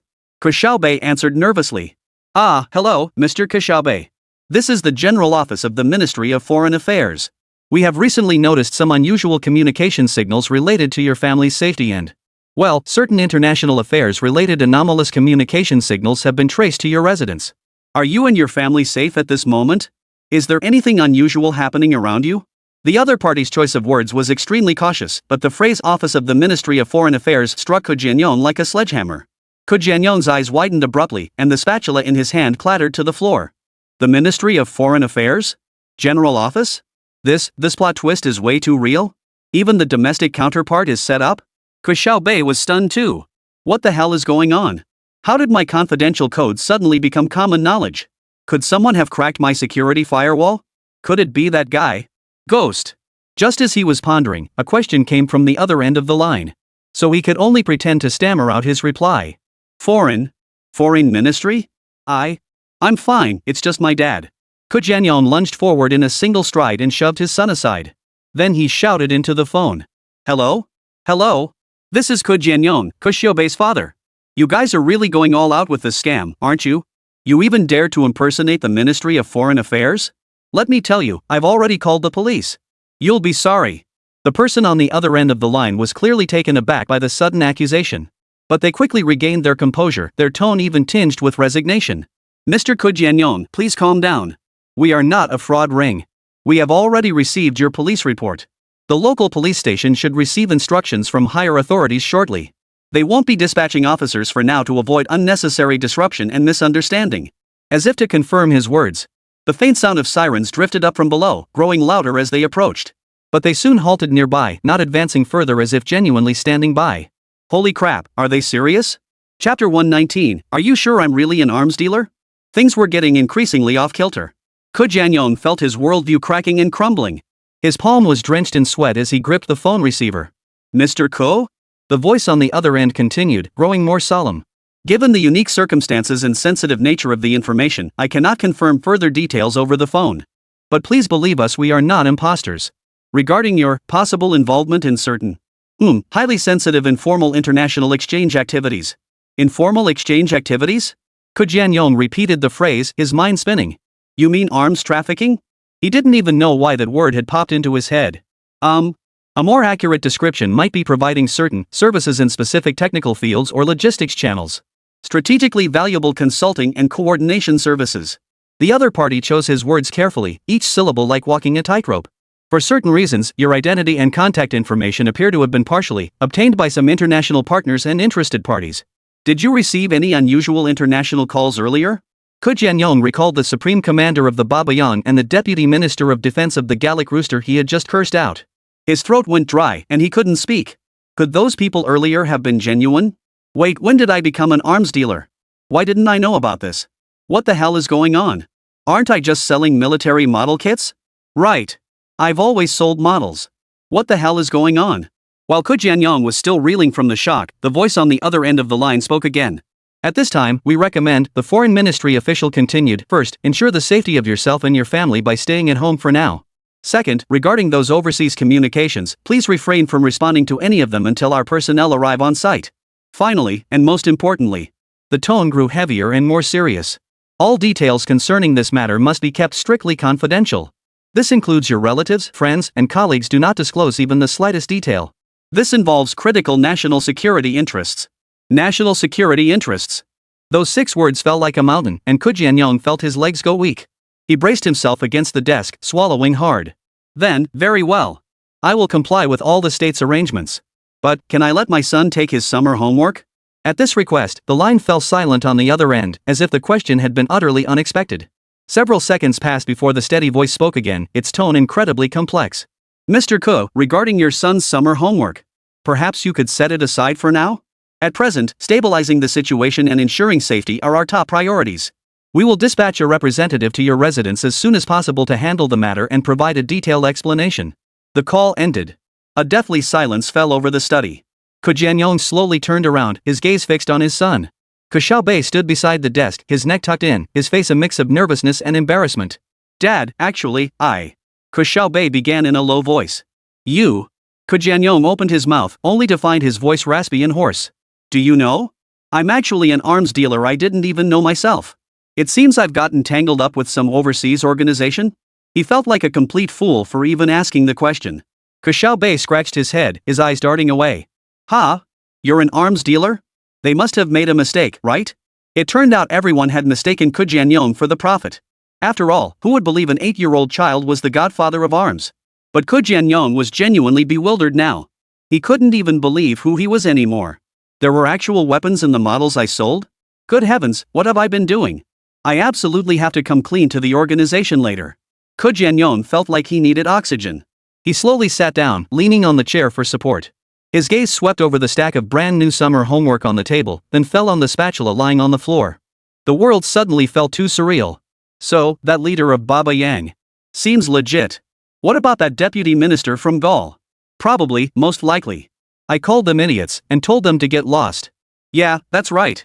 I also said I'm the commander-in-chief of the Guardians of the Galaxy. Father and son looked at each other, speechless. Outside the window, the cicadas had fallen silent at some point. A new, suffocating silence settled over the study. A few minutes later, the doorbell rang. Jianyong jumped up like a startled rabbit and peered through the peephole. Outside stood two men in plain suits, their expressions composed. One of them pulled out an ID holder and flashed the national emblem on its cover through the peephole. Jianyong opened the door with trembling hands. Mr. Jianyong, we are from the relevant authorities. The lead man's tone was calm yet unquestionably authoritative. We've been instructed to handle matters concerning you. May we come in to discuss? Jianyong mechanically stepped aside. The two men entered the study, their eyes darting around the room with swift, professional scrutiny before settling on the pale-faced Ke Xiaobei. The prophet? One of the men raised an eyebrow slightly, his tone indecipherable whether teasing or seeking confirmation. Ke Xiaobei struggled to turn his head and glance at his father. At this moment, he could only blame his father. Seeing this, the man turned his gaze toward Jianyong. He pulled a thick folder and a laptop that looked distinctly unusual from his briefcase. Mr. Ku. He addressed the nearly petrified Jianyong with a grave expression. The situation is rather complicated. To put it simply, over the past 2 months, leveraged extraordinary cyber capabilities and unconventional insights into international logistics and military technology to assume the role of the prophet on an anonymous third-party platform. Hearing this, Jianyong felt as if his entire system had crashed. He understood every word the man spoke, yet couldn't grasp its meaning. Was he talking about me? All this was done by me? Could I be sleepwalking? You successfully facilitated several highly sensitive transactions that would otherwise have been impossible, easing tensions in certain regions though, of course, you inadvertently touched a nerve with some major powers. Now, multiple factions are scrambling to locate and contact the prophet, but unfortunately, your personal information has been compromised. However, you must trust the nation and the organization. We are allies standing on the same side as you. Finally, the man revealed his and the nation's stance. It was abundantly clear that the Chinese government intended to use this opportunity to co-opt, if not outright recruit, the prophet. As he spoke, he opened his laptop, revealing a complex interface and data streams on the screen. The interrupted communication earlier has already sparked some unnecessary speculation and attention.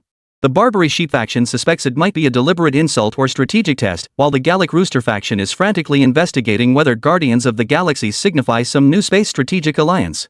We need to initiate crisis PR and information control immediately. Jianyong listened to this fantastical tale, feeling as if he were in a dream. He glanced at his son, then at the man. Was he really talking about me? I am an arms dealer? Is this real? How come I'm just finding out now? So, what do we do now? Jianyong asked weakly. Chapter 120, it was that ghost after all. At that moment, the two who had just entered finally began introducing themselves. Mr. Ko, let's get acquainted first. The man presented his credentials again as he introduced himself. I'm Chi Dehua. This is my colleague, Xiaomei. The woman named Xiaomei gave a slight nod. Her gaze swept swiftly yet politely across the living room, taking in the layout, exit locations, and the child in the corner.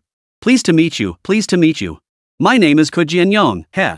Jianyong, still a bit dazed, began introducing himself as well. Upon hearing this, Chi Dehua forced a perfunctory smile. Please don't be nervous. We're only here to verify some details and provide necessary protection. Protection? Jianyong was even more confused. Protection from what? What do I need protection from? Is my home in danger now? Chi Dehua and Xiaomei exchanged a glance. Xiaomei spoke up, her voice clear and direct. Mr. Ko, you may already be aware. As we briefly explained earlier, information regarding your other identity has now been publicly disclosed on certain overseas extremist forums. Jianyong's expression froze completely. Dazed, bewildered, and tinged with the shock one feels upon hearing an absurd joke. Who? Me? My other identity?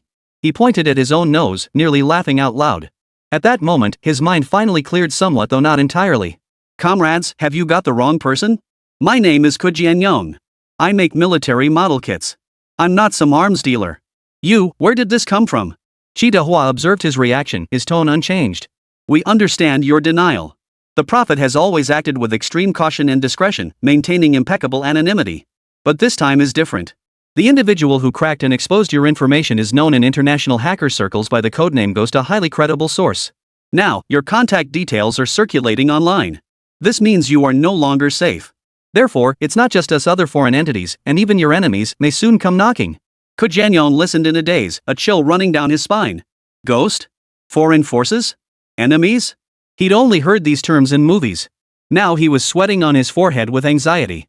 No, comrade, this is truly a colossal misunderstanding. I have no idea what you're talking about. My son is still here, can you please get the facts straight before jumping to conclusions? He looked anxiously at Ke Xiaobei, hoping his son could prove his father's innocence. In the corner, Ke Xiaobei finally lifted his head again. He glanced at his father, whose face was etched with anxiety and helplessness, then shifted his gaze to the two state security agents who had identified his father as a major international arms dealer. His mind, far beyond his years, raced. Exposed? His cover had been blown by that bastard ghost. What a mess. But there seemed to be a ready-made solution right before his eyes. Have Dad take the place of the prophet. Those two state security agents will be completely distracted by Dad. Their so-called protection would become Dad's perfect shield, blocking the first and most dangerous wave of investigation. Who would believe the real prophet is an 8-year-old child? And I, meanwhile, could hide perfectly in Dad's shadow. Perfect. So, under Ke Jianyong's expectant gaze, Ke Xiaobei merely blinked his innocent, wide eyes and spoke in a slightly timid childish voice. Daddy, who are they? He perfectly played the part of an ordinary child, curious yet a little afraid of the adult's conversation. Ke Jianyong nearly choked on his breath. Qi Dehua and Zhao Mei's gazes returned to Ke Jianyong. His genuine panic, denial, and the tension that surfaced when he mentioned his son. To them, it perfectly matched the reaction of a deeply hidden dangerous individual suddenly exposed, worried about his family's safety. His performance or perhaps genuine reaction was flawless. Mr. Ku. Qi Dehua continued, his tone growing more insistent. We urge you to recognize the situation and cooperate with us. This is not only for your safety but also for the safety of your family. He shot a meaningful glance at Ke Xiaobei. Ke Jianyong opened his mouth. He felt utterly humiliated, like mud had splattered on his pants. Even if it wasn't, it might as well have been. No amount of explaining could clear his name. His shoulders slumped in defeat, his face etched with despair. At that moment, Ke Xiaobei in the corner lowered her head. The light from the tablet reflected in his unflinching pupils. His fingers danced silently and swiftly across the virtual keyboard, moving so fast they left only after images. He opened a communication app with an extremely minimalist interface, devoid of any icons, and typed in a long string of complex dynamic passwords. A dialog box popped up on the screen. He typed a message utterly incongruous with his age and appearance. Identity compromised. Source confirmed, hacker phantom. Immediately activate Fortress Isolation Protocol. Level 1 contingency. Permanently sever all connection links to my old identifiers. Prioritize ensuring the safety and concealment of artisan, postman, and silver coin. Temporarily transfer authority to the elder. Highest priority mission, concentrate all resources to track Phantom. I need to know who, where, and why. Use all necessary means. Maintain radio silence. Await further instructions. Click. Send. The message instantly vanished through his independently built, multi-layered encrypted network with randomized routing, disappearing into the vast ocean of data virtually impossible to intercept or trace. After completing these actions, Ke Xiaobei exited the program, cleared the background logs, and swiped his finger to open the cartoon parkour game he'd been playing for ages. Upbeat background music softly played. He lifted his head, watching the two state security agents diligently persuading and controlling his father, who was at a loss for words and nearly jumping up and down with frustration, a barely perceptible curve forming at the corners of his mouth. Alright, you want the prophet? Then I'll give you the prophet. He lowered his head and resumed his game. The days ahead would be quite interesting. And that guy called Ghost? He would find him. At this moment, his father, Ke Jianyong, felt like he'd been swept into an absurd and bizarre vortex. He tried in vain to explain to Qi Dehua and Zhao Mei from his company's legitimate business operations to his son's school enrollment documents, even offering to open his computer immediately for them to inspect. Of course, Zhao Mei politely but firmly declined the offer, citing information security concerns. Qi Dehua's gaze lingered more on Ke Xiaobei. The child seemed frightened by the adult's tense atmosphere, keeping his head down and playing on his tablet with the game sound turned down low. But Qi Dehua's years of professional instincts told him something was off. The child was too quiet, almost detached from the situation. Children of this age, upon encountering strangers, especially strangers with such solemn expressions, typically reacted with either curiosity or fear, showing some obvious response. But Ke Xiaobei showed none of that. He was simply immersed in his own world. Hey kid, what game are you playing? Qi Dehua approached casually, softening his tone slightly. Chapter 121, The Prophet's acting is truly impressive. Ke Xiaobei lifted his head the moment he saw someone approaching, then turned the screen toward him. At that moment, vibrant cartoon characters were leaping and dashing across the screen. Subway Surfers. Ever played it? He whispered, his eyes holding just the right amount of timidity. Qi Dehua glanced at it. It was indeed the familiar game interface. He smiled. Yeah, I've played it. It's pretty fun. Does your dad usually play at home? Yeah, when he's busy with work. Do you play by yourself too? Yeah. Ke Xiaobei nodded, then immediately lowered her head again. Her fingers flew across the screen, dodging obstacles with the skill of a seasoned player. Dad doesn't let me disturb him when he's working. Dehua walked back to the sofa area, deep in thought. Jianyong was sweating profusely as Xiaomei pressed him with a barrage of questions about overseas accounts and encrypted communication habits. He naturally denied everything, insisting he'd never done any of it. How could he admit to something he hadn't done? Mr. Ke Dehua joined the conversation. His tone softened, carrying a hint of "I understand you" that was almost coaxing. We understand that the prophet's business is rather unique. We understand your use of extreme anonymity measures. But the situation has changed. Your safety is now under real threat. Cooperating with us is your best and only option right now. Think about your son. It's precisely for my son that Jianyong was on the verge of breaking down, his face etched with helplessness and grievance. I had no idea about any arms deals. Or anonymous transactions. The most encrypted thing I've ever used is my online banking USB token. Comrades, you've got the wrong man. Could it be a name mix-up? Or a mistaken address? Xiaomei scribbled something in her notebook without looking up. The information is very specific. Jianyong, ID number XXX, address matches this location. 100% match. Jianyong slumped onto the sofa, burying his face in his hands. This was nothing short of a bolt from the blue. Who the hell was deliberately targeting him? Could it be that family who staged the accident? They'd been claiming to be arms dealers all along. It must be him. How despicable. As Jianyong sulked like a little kid. Meanwhile, on secret servers across multiple global time zones, the command Ke Xiaobei had just issued was being swiftly executed. A user codenamed Knight received a top priority alert. Without hesitation, he immediately activated the Fortress protocol. In an instant, several active secret communication channels linked to Prophet were permanently shut down, and all logs were erased. Several core members, the artisan weapons designer, the postman logistics expert, the silver coin financial steward, and others all received the highest level encrypted alert. It contained only a single sentence: weather deteriorating. Enter bunkers. Maintain radio silence. Upon seeing these messages, they instantly understood that something had happened to the Prophet. Without hesitation, they executed the emergency protocol, severing all non-essential communications and entering deep hibernation mode. Meanwhile, a specialized cyber tracking unit was activated. Their mission, Ghost. At this point, clues were virtually non-existent. Only the codename transmitted by the Prophet and the residual logs from a compromised encryption node once deemed absolutely secure. It was like searching for a needle in a haystack, but they were among the world's most skilled at finding needles. Data streams were frantically scanned, dark web forums were combed corner by corner, and any trace potentially linked to the codename Ghost was flagged. All of this unfolded under the watchful eyes of state security operatives, against the backdrop of an 8-year-old child's gaming sounds. Dehua's communicator vibrated faintly. He walked to the window and answered in a low voice. It was feedback from the technical support department. They had conducted a preliminary background check on Jianyong. He ran a small model processing and manufacturing company, his business was clean, his finances were in order, he had no criminal record, and his online activity patterns appeared entirely consistent with those of an ordinary middle-aged man. His online history consisted of browsing news, researching information, and occasionally playing board games. There were no signs of using advanced anonymization tools or accessing the dark web. Boss, something's off, said the technician on the other end of the communicator. Based on the available data, he's just an ordinary person. Either his concealment techniques are so sophisticated we can't detect them at all, or we might have genuinely made a mistake? Dehua frowned. A mistake? Could the self-proclaimed world's top hacker make a mistake? Or was this an even more sophisticated disguise by the Prophet, simulating everyday life with such seamless perfection? He ended the call and returned to the living room, his gaze sweeping over Jianyong and Ke Xiaobei once more. Father, anxious, flustered, innocent. The son was quiet, obedient, immersed in his game. Everything seemed logical, yet an indescribable strangeness lingered. Xiaomei seemed to have received a similar message. She closed her notebook and gave Dehua a meaningful glance. Mr. Ku. Dehua began, his tone softening slightly. Given the current situation, for your safety, we need to temporarily secure this area. We ask that you refrain from going out for the time being and cooperate with our investigation. This is for your own protection. What else could Jianyong say? He could only nod bitterly. At that very moment, Ke Xiaobei's game character executed a high-difficulty backflip, landing perfectly on the track and earning a massive haul of gold coins. At that moment, their attention shifted back to the group of 4 maids who had been observing from a distance. Kaidwa glanced their way, and Xiaomei immediately understood his meaning. We've already checked them, all their backgrounds are clean. But I just don't understand people with such talent. Why would they willingly come here to work as maids?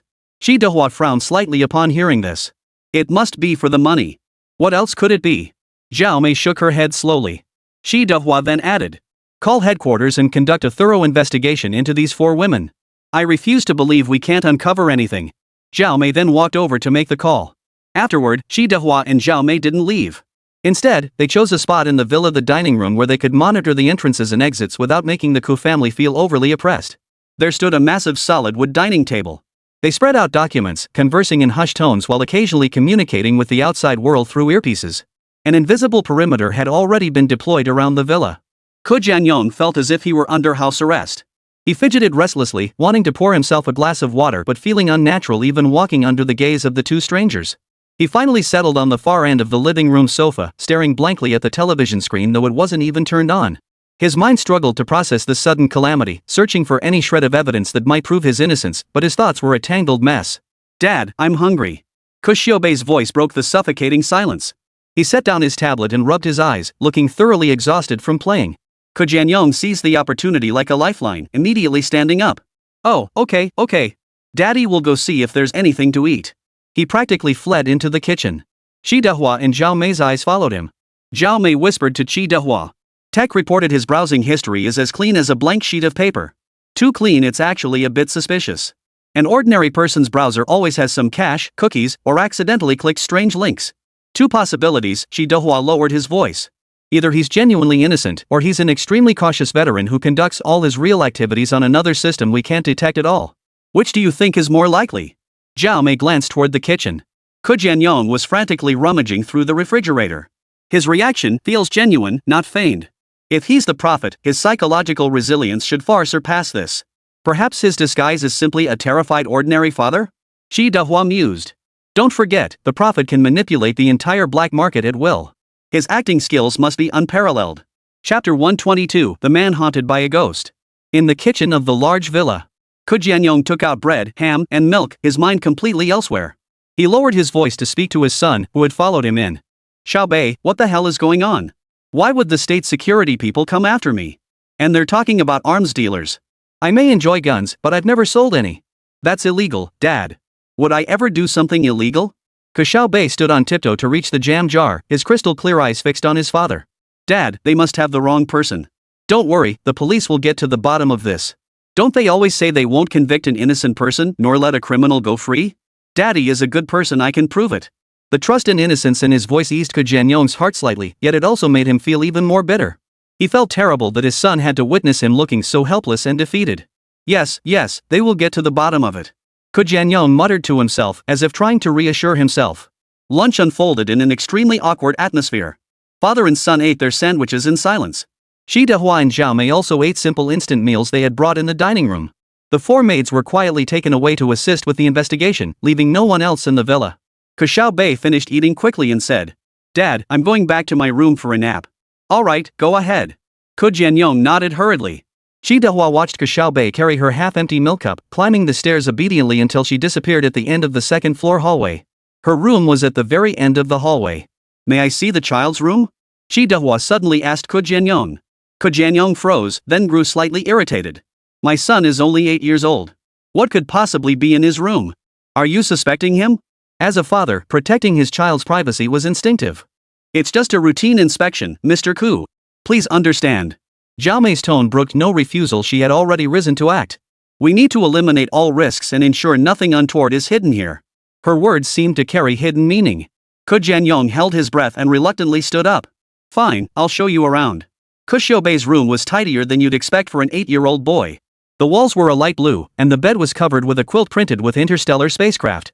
The bookshelves were packed with all kinds of books, from encyclopedias and books to popular science titles like A Brief History of Time, and even a few introductory programming and cryptography manuals. A rather impressive desktop computer sat on his desk, alongside a small 3D printer currently crafting several intricate robot models. Planetary charts and a massive periodic table adorned the walls. The entire room radiated the atmosphere of a little scientist. Shi Dehua and Xiaomei carefully inspected the room. Drawers held stationery and toys, while storage bins under the bed contained old textbooks and sports equipment. Nothing suspicious was found. Kaidwa personally booted up the computer and quickly scanned its contents. Installed were educational software, programming tools, a few common games, and numerous astronomy observation and physics simulation programs. The browser history was filled with various science popularization websites, tech news, and math forums. Everything appeared perfectly normal, perhaps even excessively so. This kid's brother is still a bit suspicious. Your son is very smart. Jianyong shut down the computer and said to Ke Xiaobei, his tone neutral. He just likes to tinker around. Ke Xiaobei looked at his son's masterpiece, feeling a twinge of pride, but mostly anxiety and unease. The two stepped out of the room and closed the door quietly. They didn't notice the tiny indicator light hidden in an extremely inconspicuous corner above the doorframe. A tiny indicator light disguised as a smoke detector component. After they left, it flickered faintly from steady green to red, then back to green again. Inside the room, Ke Xiaobei hadn't fallen asleep at all. He lay motionless on the bed, a rice grain-sized wireless earpiece tucked into his ear.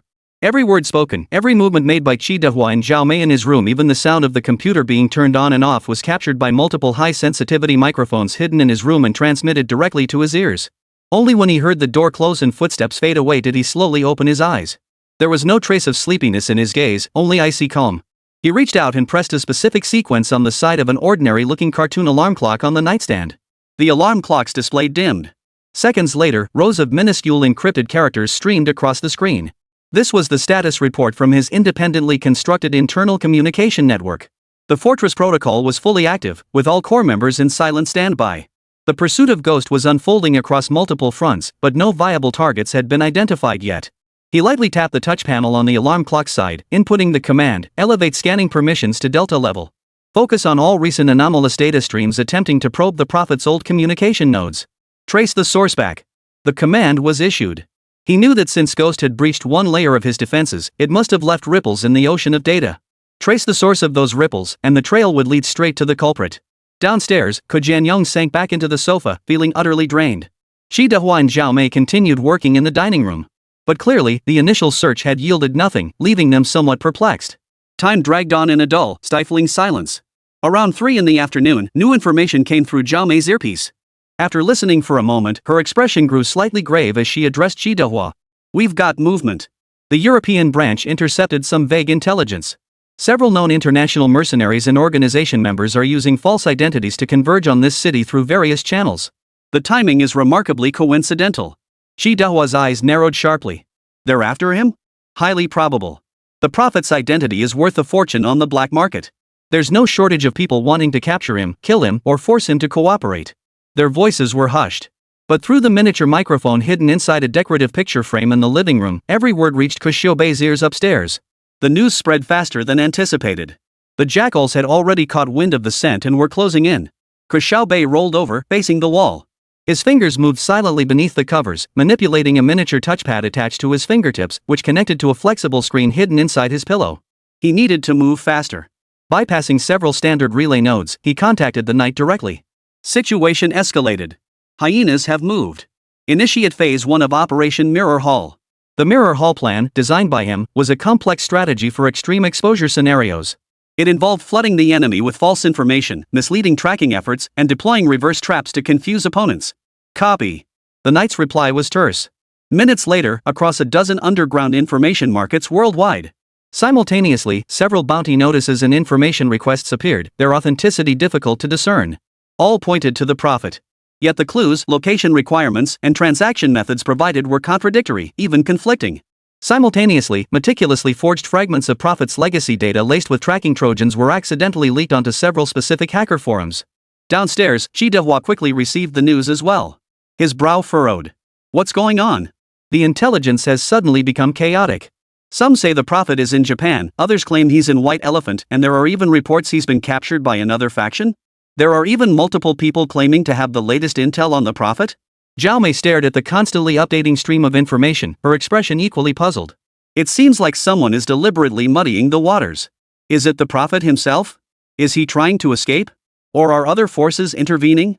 Chaos. That was precisely what Ke Xiaobei wanted. The murkier the waters, the safer he and his father would be, and the easier it would be for him to operate from behind the scenes. He needed to leverage the State Security Bureau as his protective umbrella, but he absolutely could not let them take control of the situation. Listening to the confused murmurs of the special agents below, a barely perceptible curve reappeared at the corner of his mouth. The game had only just begun. Meanwhile, in a luxury apartment on the other side of Manhwa City, a figure sat before a wall of screens, their displays flowing with countless lines of code and data. She watched the information stream about the prophet suddenly descend into chaos and let out a soft chuckle. You're quick on the draw, prophet. She murmured, her fingers tapping the keyboard. This is getting more and more interesting. But do you really think you can hide like this? She pressed the enter key, sending a new, more covert probe command like a stealthy venomous snake silently diving back into the vast ocean of the network. She was the ghost. And she had only just warmed up. Chapter 123, Blind Spot Under the Lamp, Little Brother's Limit Pushing Maneuver. South Fu City, Flower Country. The world's top-ranked mysterious hacker, Ghost, had arrived in the city where Ke Xiaobei resided. At this moment, she was brewing a new round of retaliation. But Ke Xiaobei seemed unaware of this development. Dusk descended silently, casting elongated shadows of stillness across the Ku family villa. Inside, the air remained thick and heavy, as if filled with an invisible pressure. Jianyong paced restlessly in the living room, each passing car light outside sending a jolt through him. Qidehua and Xiaomei stood like two silent guardian deities or perhaps sentinels. They maintained high alertness, occasionally exchanging information in hushed whispers. Their very presence served as a constant reminder, danger had not receded, and this house had become the eye of the storm. Of course, the area was already swarming with state security agents, plainclothes officers, and even special forces. They were not merely protecting, they were on high alert. Inside the villa, Ke Xiaobei awoke from his afternoon nap. He sat down on the carpet near the corner of the living room, clutching a thick volume of Astrophysical Atlas. He quietly flipped through its pages, occasionally scribbling notes in a small notebook with a pencil, like a young scholar captivated by the mysteries of the cosmos. Xidehua's gaze occasionally fell upon him. That sharp scrutiny felt almost piercing. But Ke Xiaobei maintained absolute composure. Every turn of the page, every furrowed brow and thought, was flawlessly executed. He would even occasionally lift his head, returning Xidehua's gaze with a look of confusion, as if asking, "Uncle, why are you always watching me?" forcing Xidehua to avert his eyes. Dinner was a simple meal prepared by Xiaomei using instant ingredients she'd brought along, and the atmosphere was even more stifling than lunch. Jianyong ate mechanically, his taste buds numb. Several times he tried to speak, wanting to ask how much longer this would last and if there had been any progress in the investigation. But seeing Xidehua's no comment expression, he swallowed his words each time.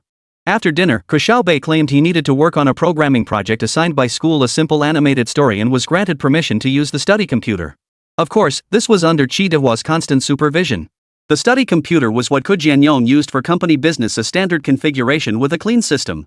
Anything sensitive had long been tidied away by the three maids. Ke Xiaobei had no worries about their loyalty. They had conducted thorough background checks on all three long ago. Therefore, all Ke Xiaobei needed to do now was wait patiently. He skillfully opened a children's programming software and dragged the building blocks.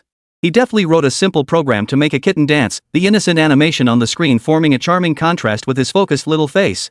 Xidehua stood right behind him, his gaze sharp as a laser, not missing a single detail on the screen. He saw the childish code logic and the playful interface, finding nothing unusual. Yet deep within him, that nagging sense of unease refused to fade. This child was too focused. That level of immersion went beyond a typical child's love for games. It resembled an expert operating a familiar tool. Moreover, an 8-year-old navigating programming software with such fluidity was unusual in itself, though one could dismiss it as a child prodigy. He observed the study discreetly. The bookshelves held mostly economics, management, and literature books, while the walls displayed industry awards Jianyong had received. Everything looked so normal, so irritatingly normal. Just as Xidehua's attention was drawn to Ke Xiaobei's perfect programming assignment. Ke Xiaobei's left foot seemed to casually brush against an extremely concealed contact point beneath the desk. The movement was completely concealed by the desk surface and the child's body. In an instant, a miniature server no larger than a USB drive, powered by an internal battery and wireless charging, activated within the study's ceiling cavity. Through dedicated fiber optic cables disguised as smart home wiring throughout the house, it instantly established a high-speed connection with the seemingly ordinary computer in Ke Xiaobei's bedroom. The bedroom computer's capabilities far exceeded its outward appearance. Its true function was as an access point and computing terminal. A miniature local area network, completely isolated from the external internet, silently activated within the villa. Ke Xiaobei operated it through the concealed touchpad beneath his feet, similar to the one he had used before. Under the cover of the study computer's screen, he was actually harnessing the bedroom computer's powerful processing capabilities to access his true command network. On the screen, the kitten continued its clumsy spinning. On another invisible level, Ke Xiaobei was rapidly scanning the preliminary report transmitted by night. Project Mirror Hall activated. 7 unidentified factions detected operating within the city. Attention successfully diverted to 3 false coordinates. Minor clashes occurred between 2 factions. Tracking Phantom has encountered barriers. The target employs multiple layered proxies and dynamic IP spoofing, making the source difficult to pinpoint. Preliminary analysis indicates a 17.3% similarity in technical characteristics to the Phantom method used 3 years ago to breach the North American Aerospace Defense Command NORAD backup system, though this technique is more advanced. Recommendation: maintain the status quo and utilize existing cover for deep concealment. External threats to be handled by Mirror Hall. Ke Xiaobei's gaze sharpened. NORAD? Phantom? This Phantom was more formidable than anticipated. A 17.3% similarity suggested it could be the same entity with significantly evolved capabilities, an imitator, or outright misdirection. He needed more data to draw accurate conclusions. His fingertips twitched as he issued new commands: maintain pressure on Mirror Hall. Generate increased noise. Analyze Phantom attack patterns to identify algorithmic signature codes, not network paths. I require unique identifiers, not high probability guesses. Command transmitted. His foot tapped lightly once more, sending the microserver into deeper hibernation. All connections severed instantly, leaving no trace of data transmission. Uncle, I'm done. Ke Xiaobei lifted his head, his face beaming with the satisfaction of completing a task. He clicked run, and the kitten on the screen began to wiggle comically. Xidehua withdrew his scrutinizing gaze and forced a smile. Well done. Impressive. Yet the doubts in his mind only grew deeper. He truly hadn't discovered anything, but in this situation, the very sensation of finding nothing felt like a discovery in itself. At 9 o'clock that evening, when the designated bedtime arrived, Ke Xiaobei obediently brushed his teeth and climbed into bed. Exhausted, Jianyong also retired early to the master bedroom, but restless tossing and turning awaited him. The villa fell silent, with only a few dim night lights left on in the hallway and living room. Xidehua and Xiaomei took turns resting and standing guard. Their professional training kept them highly alert even during rest periods. At 2 a.m., all was quiet. Ke Xiaobei, lying in bed, suddenly opened his eyes. A faint alarm sounded through the miniature earpiece in his ear. It signaled that several concealed sensors he had placed around the villa perimeter had been triggered. Not the front gate, nor the backyard. Someone was attempting a silent infiltration with exceptional skill along the side fence. It wasn't state security. Their defenses were more overt. They wouldn't resort to such stealthy methods. It was one of the hyenas drawn by the scent of blood. Ke Xiaobei's eyes glinted coldly in the darkness, sharp as stars. He rose silently from his bed, his fingers flying over the bedside alarm clock to input commands. Outside the villa, a shadowy figure skillfully picking the electronic lock on the side fence suddenly felt a slight tingling numbness in his wrist, nearly dropping his tools. Startled, he noticed a faint blue arc of electricity seeming to flash across the metal surface of the fence. Static? He muttered, shaking his hand before resuming his work with heightened caution. Unbeknownst to him, his intrusion attempt had already been recorded and flagged. Chapter 124: When the ghost strikes, evacuation is mandatory. Meanwhile, inside the villa, a specific outlet indicator light in the first floor hallway and kitchen flickered extremely faintly, its frequency too rapid for the human eye to detect. Xidehua, who had been dozing in the living room, suddenly snapped his eyes open. He didn't see the indicator light. But the instinct honed by years of dangerous work told him something was amiss. Like a cheetah, he rose silently, drew his service weapon, and signaled Xiaomei, who had also awakened, to be on guard. The two silently spread out, using furniture for cover as they scanned the dark living room and the hallway leading to other rooms with vigilant eyes. They found nothing. The intruder, having triggered a faint defensive warning, seemed to sense the danger and had already slipped away silently, vanishing into the night. Xidehua and Xiaomei meticulously checked all doors and windows, finding them intact. Their makeshift surveillance feed showed no anomalies either. A false alarm? Xiaomei murmured, her brow furrowed. Xidehua shook his head. His instincts rarely failed him. Unlikely. Someone might have come to scout the place and discovered we were here. He leaned toward the theory that it was an enemy of the Prophet who had been scared off by the state security forces' defenses. This only reinforced the threat's authenticity. They didn't know that the real warning and the insignificant scare came from the 8-year-old child upstairs, whom they believed was fast asleep. Ke Xiaobei lay in bed, listening to the cautious, faint sounds of the special agents moving below, followed by the returning silence. His fingertips gently traced the miniature touchpad in the darkness. A new encrypted message had been sent, targeting a seemingly ordinary local parcel transfer station. It served as a cover for one of his emergency safe houses. Hyena's reconnaissance confirmed. Anticipate escalating pressure. Prepare Hummingbird package containing standard emergency supplies and communication relay unit number 7. Deliver via routine courier service tomorrow at noon. Assign Shadow Warrior to take over and activate safe house. Only after sending the message did he finally close his eyes. State security believed they were the hunters, the protectors. The intruders believed them to be hunters striking first. Each played their part on this villa's stage. Yet none knew the true director lay within this darkness, calmly orchestrating everything, awaiting the next act's curtain rise. Meanwhile, the net pursuing the ghost silently spread into deeper darkness. The dawn sunlight brought no peace. Xidehua and Xiaomei had barely slept all night. The fleeting sense of unease from the early hours felt like a thorn lodged in their highly strung nerves. Jianyong descended the stairs with dark circles under his eyes, clearly having tossed and turned all night. Only Ke Xiaobei appeared well rested, quietly eating cereal at the table as if the suffocating pressure around him didn't concern him. Yet this fragile calm shattered completely around 9 o'clock. Shi Dehua's encrypted communicator suddenly emitted a rapid beeping. Not the usual vibration, but the highest priority alert tone. Simultaneously, Xiaomei's tablet flashed a series of red emergency notification windows. Both of their expressions instantly turned grim. What's going on? Jianyong sensed the sudden shift in atmosphere and asked nervously. Shi Dehua didn't respond immediately. Instead, he scanned the messages quickly before addressing Xiaomei with a grave tone. That hacker ghost has struck again. This time it's not just vague forum posts. She practically broadcasted on the global intelligence community's public channel. The coordinates pinpointed the exact latitude and longitude of this villa, complete with photos of the target building, satellite aerial views of the villa, and even a rough schematic of our perimeter defenses. Xiaomei sucked in a sharp breath. Has she lost her mind? This will draw every rogue and villain from across the globe. That's precisely her objective, Shi Dehua said, his eyes cold. Create chaos to force our hand.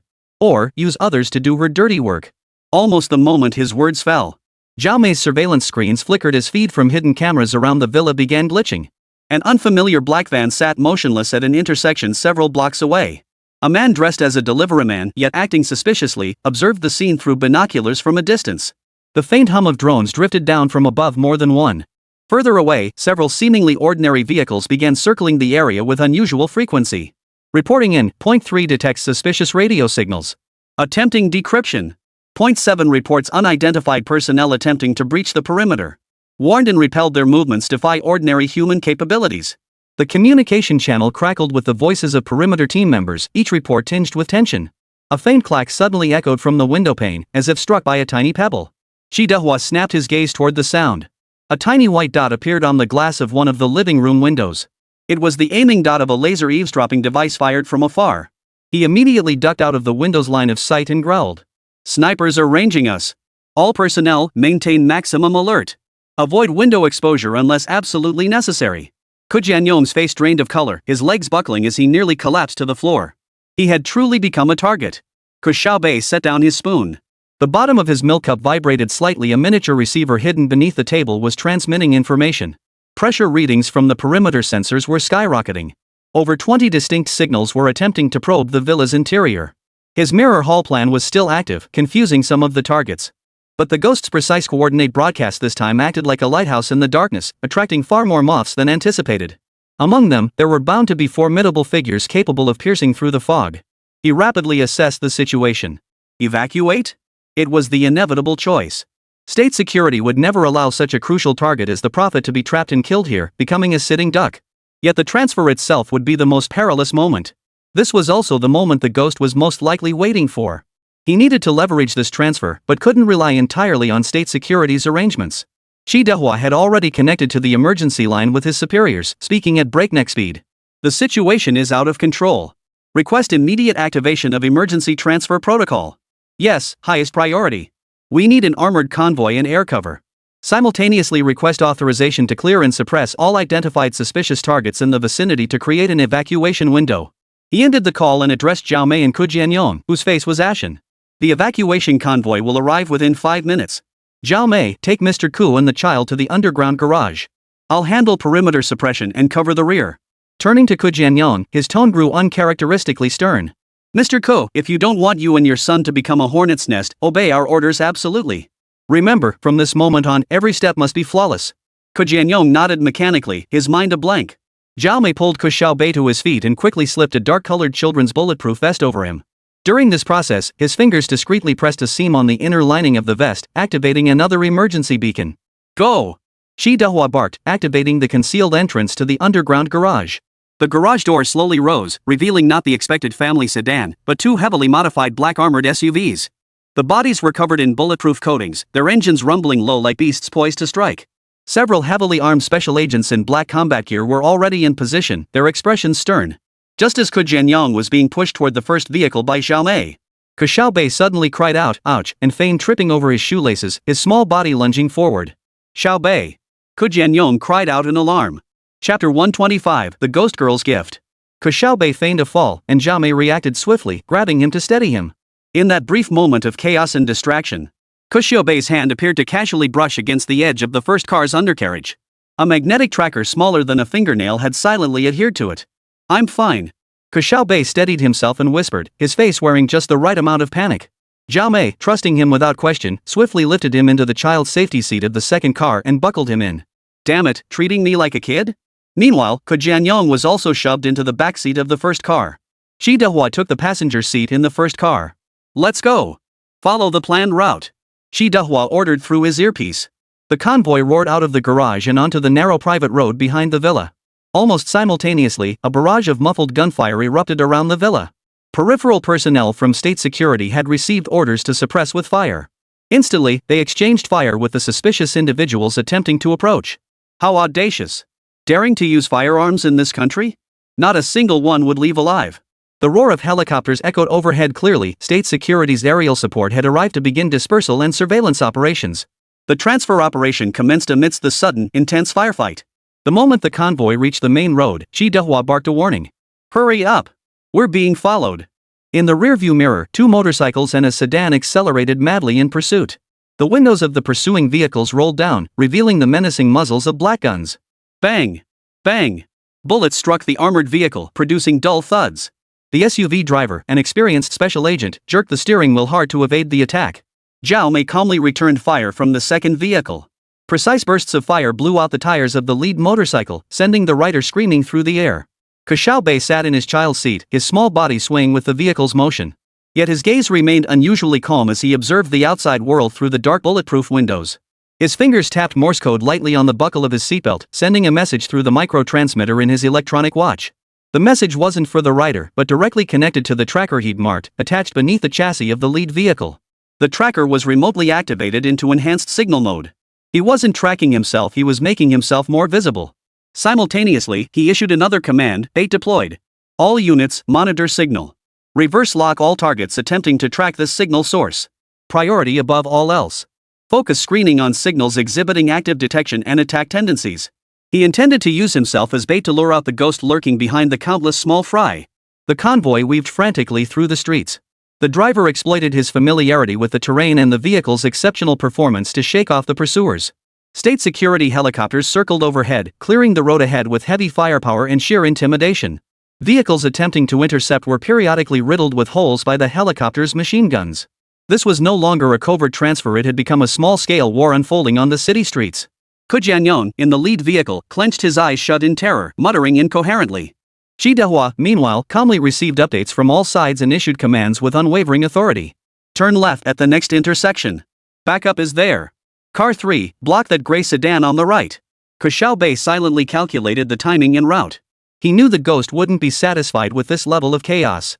She must be waiting for a more precise, more lethal opportunity. Suddenly, the in-car communication system screen in the second vehicle flickered violently, filling with static. Then a distorted, processed electronic female voice echoed through the cabin, dripping with mockery. "Do you like the gift I sent you, Prophet? Or should I call you Mr. Ke Jianyong?" It was abundantly clear that Ghost had also mistaken Ke Xiaobei's father for the Prophet. After all, who would believe an 8-year-old child was an arms dealer? Eliminate all the impossible, and whatever remains, no matter how improbable, must be the truth. Moreover, much of Ke Xiaobei's assets were registered under his father's name. So it was no surprise that state security and the ghost had reached this conclusion. The voice was quiet, yet it thundered like a bolt of lightning in Xiaomei's ears and those of the driver in the front seat. It also reached Xi Dehua's earpiece in the first vehicle through the encrypted channel. Everyone was stunned. Not only had Ghost infiltrated their internal communication channel, but she had directly revealed the truth. She knew who the real Prophet was. At that moment, the electronic female voice continued laughing. The laughter sent chills down their spines. "The game is over. I've prepared a real surprise for you right at the next intersection." No sooner had the words left her mouth than, at the intersection directly ahead of the convoy, a massive heavy-duty dump truck, seemingly out of control, suddenly veered sideways without warning, completely blocking the entire roadway. Its massive frame loomed like a steel wall, bearing a devastating momentum as it slammed head-on into the speeding convoy. This was the Ghost's true killing move. She had calculated their route and timed it perfectly. "Brake!" Xi Dehua and Xiaomei bellowed in unison. The driver slammed on the brakes, tires screeching in a piercing shriek against the pavement. The armored SUV decelerated violently, relying on its superior braking performance and sheer weight. But the distance was too short, the speed too high, it seemed poised to smash head-on into the colossal beast. Time seemed to stretch infinitely in that moment.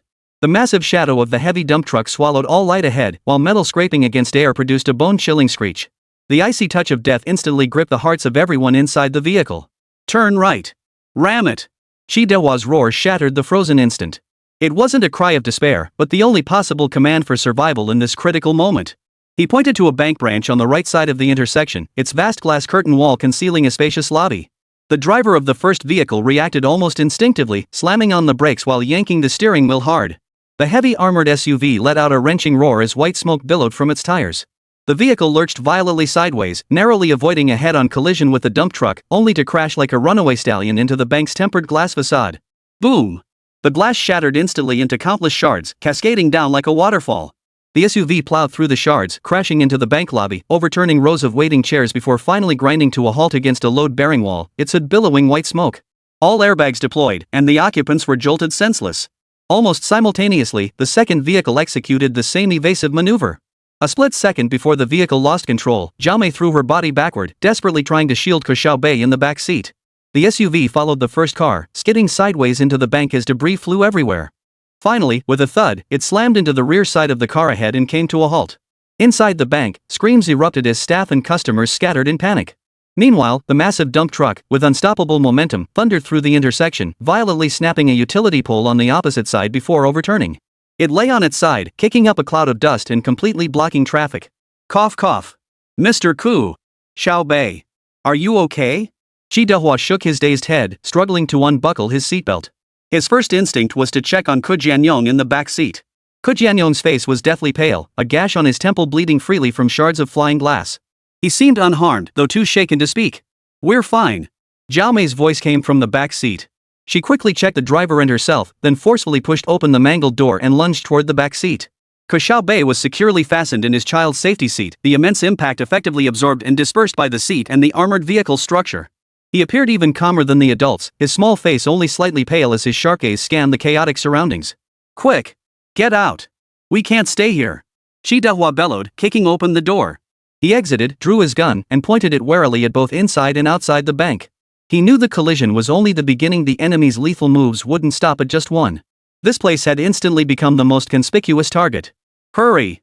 Chapter 126, The Most Frenzied Pursuit. The special agents swiftly extricated themselves from the two damaged vehicles, using the cars as cover to establish a makeshift defensive line. The gunfire outside grew denser. Clearly, the state security clearance team was locked in fierce firefights with various factions that had rushed to the scene upon hearing the news.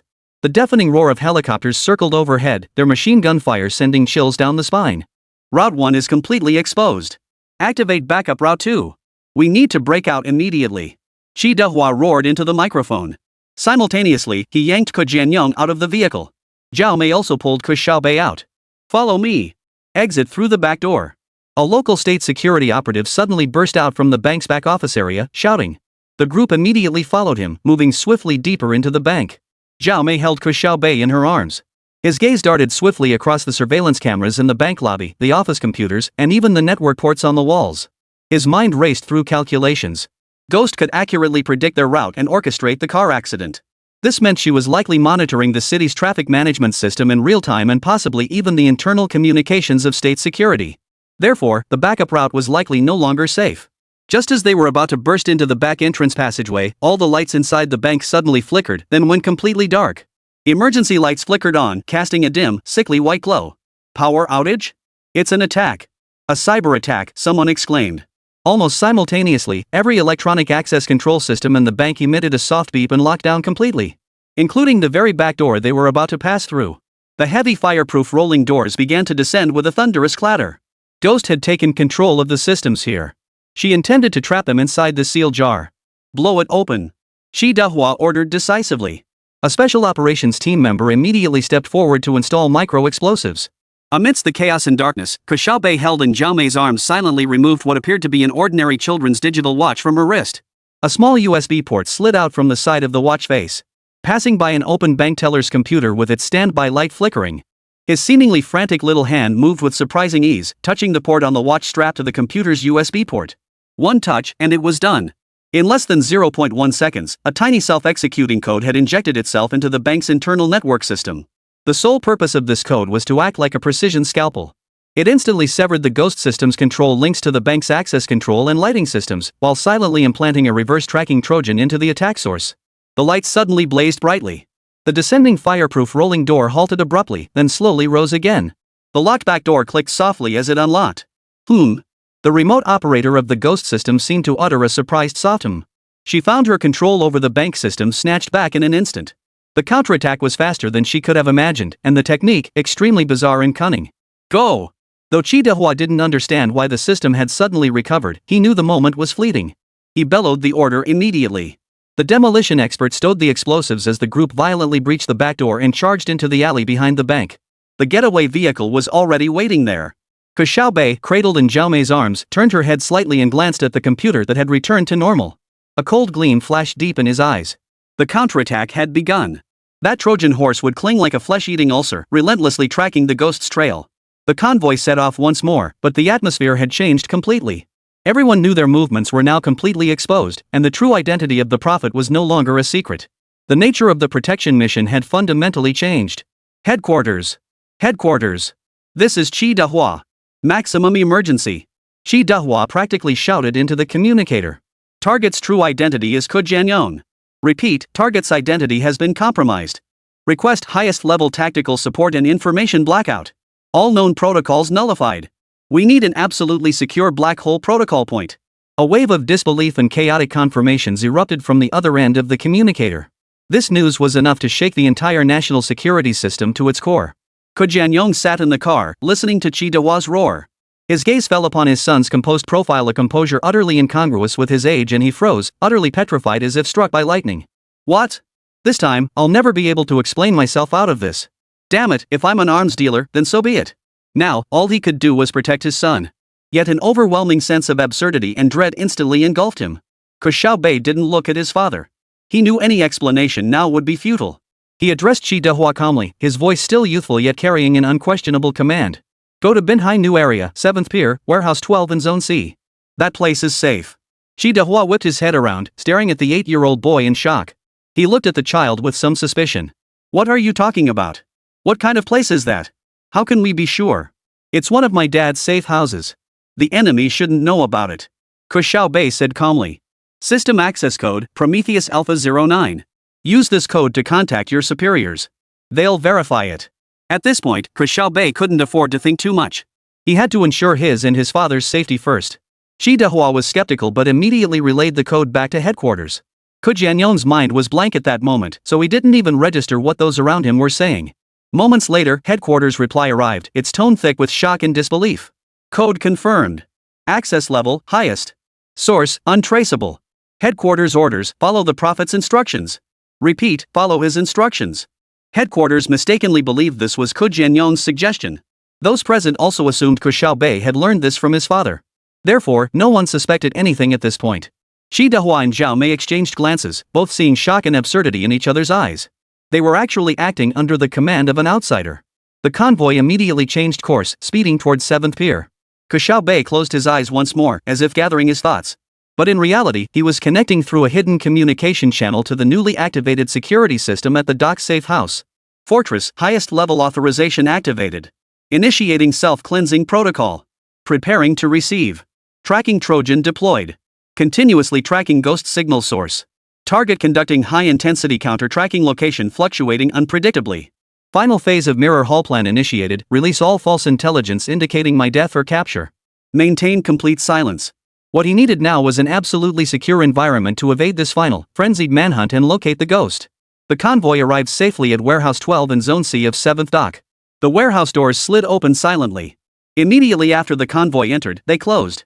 Inside, contrary to expectations of weapon-filled storage, lay a high-tech command center integrated with living quarters.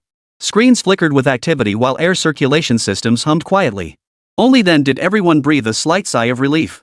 Qi Dehua and Zhao Mei immediately set up defenses and inspected the warehouse's security.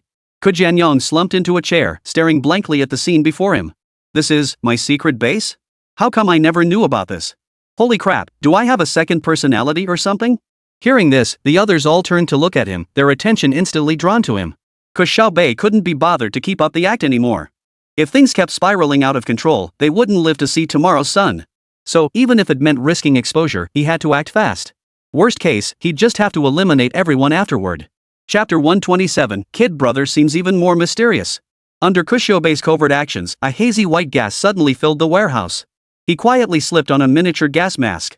Within just 2 seconds, everyone in the room except him fell unconscious. Ke Xiaobei walked to the main control console and began operating it with practiced ease, pulling up city surveillance feeds and signal tracking maps. On the screen, the red dot representing the pursuers gradually lost direction, becoming chaotic. The signal source representing the ghost flickered wildly, desperately trying to shake off the Trojan he had planted. Suddenly, an encrypted communication request came through, originating from the very signal source being tracked the ghost. Ke Xiaobei hesitated for a second before clicking to accept. A processed female voice sounded, still carrying traces of mockery and frustration. This time, it was directed at him. What an astonishing counterattack, Prophet. I admit, I underestimated you. Not just your skills, but your intelligence too. Ke Xiaobei responded coldly through the microphone, his voice altered by the voice changer. You talk too much, Ghost. You've exposed yourself. That's your biggest mistake. A woman's voice chuckled softly in reply. Mistake? Maybe. But the game isn't over yet. We'll meet again soon. When you least expect it. The transmission abruptly ended. The signal vanished instantly, as if it had never existed. Ke Xiaobei stared at the blank screen, his small hands slowly clenching into fists. He knew the ghost hadn't lied. This battle was far from over. And from this moment onward, his life and his father's would be turned upside down forever. The warehouse's heavy alloy doors slammed shut behind him, temporarily sealing out the outside world's clamor and murderous intent. The interior was surprisingly spacious, with a ceiling height of 7 or 8 meters. The air carried the distinctive coolness of a recirculating ventilation system. Soft white light spilled evenly from the ceiling, illuminating several clearly defined areas. One side housed the living quarters, furnished with simple beds, sofas, and a compact kitchen. The other side was a completely different world. An entire wall was covered by a massive electronic display, currently showing the city traffic map, signal fluctuation spectrum, and surveillance footage from the warehouse perimeter. Several high-performance server cabinets hummed lowly, their indicator lights flickering like stars. This didn't feel like an arms dealer's lair, it resembled a high-tech command center. Half an hour later, Jianyong and the others slowly regained consciousness. But by then, Ke Xiaobei had already feigned unconsciousness. Upon regaining consciousness, Shi Dehua and Zhao Meishuan swiftly led their team to inspect the entire warehouse, confirming security in every corner. The gas attack had been completely unexpected, catching everyone off guard. Therefore, they had to verify the situation here. Their movements were professional and swift, yet the shock and disorientation in their eyes remained difficult to fully conceal. Their protected target, the priceless international arms dealer known as the Prophet, whose life they were sworn to defend at all costs. In the end, however, they found nothing. They could only attribute the earlier incident to the facility's security protocols. At that moment, Jianyong slumped onto the sofa in the living quarters, hands covering his face, shoulders trembling slightly. The overwhelming flood of information and the successive life-threatening crises nearly crushed this ordinary middle-aged man. He couldn't comprehend it. He couldn't accept it. How had he inexplicably become an arms dealer? This was madness. Xiaobei. He lifted his head, his voice hoarse and broken, clinging to the last shred of faint hope. What they said isn't real, right? We're playing some incredibly realistic game, aren't we? He would rather believe this was an absurd nightmare. Sitting beside him, Ke Xiaobei glanced at her father. Dad, you're too tense. We have to trust the police officers. Hearing this, Jianyong slumped back onto the sofa, as if all his strength had been drained. At that moment, Shi Dehua approached, his expression complex as he looked at the father and son. This place is safe for now. What just happened might just be part of the security measures here. Jianyong remained silent, but Ke Xiaobei picked up the tablet from the sofa and began operating it. She just can't find us here for now. Ke Xiaobei's gaze remained fixed on the screen, where data streams scrolled rapidly. I've severed all physical connections to the outside world. We're running on independent power and an internal network. Wireless signals are strictly shielded, with only one satellite link at the highest encryption level remaining. She can't breach it. Hearing this, everyone present wore expressions of utter astonishment. Could an 8-year-old really say something like this? He just said he cut them off? How could a child possibly? Oh, right. He is the son of the Prophet, after all. With that thought, the crowd found it somewhat easier to accept. Ke Xiaobei spoke calmly, his tone carrying absolute confidence. Shi Dehua tried hard to convince himself to believe his words. What do you need? Shi Dehua asked. Unconsciously, his stance had shifted from protector to collaborator, even carrying a hint of seeking guidance. The abilities of this child before him far exceeded his comprehension. Time, Ke Xiaobei stated concisely. I need time to analyze the traces left by Ghost and locate her. Simultaneously, we require a new, absolutely secure long-term identity and safe house. Can state security provide that? I will report this to the highest authorities and mobilize all available resources, Shi Dehua pledged solemnly. His intuition told him this 8-year-old was no ordinary child. In fact, he might be even more mysterious than the prophet. Just then, an isolated display on the main console suddenly flashed red and emitted a low-frequency beep. Ke Xiaobei's eyes narrowed sharply. She's attempting to reverse-track the satellite link. The data stream on the screen grew increasingly chaotic. The red attack codes, like enraged venomous snakes, relentlessly assaulted the green defensive barriers. Though the defenses appeared solid, the intensity and sophistication of the attacks were escalating at an alarming rate. She's learning. Ke Xiaobei murmured to himself, his fingers dancing across the virtual keyboard so swiftly they became mere afterimages. He continuously fine-tuned the firewall rules, sealing every tiny vulnerability exposed by the probes. Her algorithm possesses formidable adaptive and evolutionary capabilities. This battle unfolding in the digital realm was no less perilous than the street shootouts and deadly car crashes that had preceded it.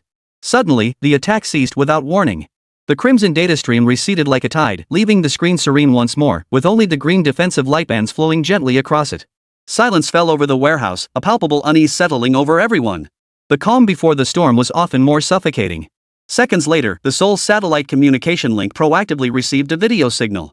Ke Xiaobei hesitated briefly before clicking to accept. Chapter 128, now it's all about speed. The signal connected, and the screen lit up.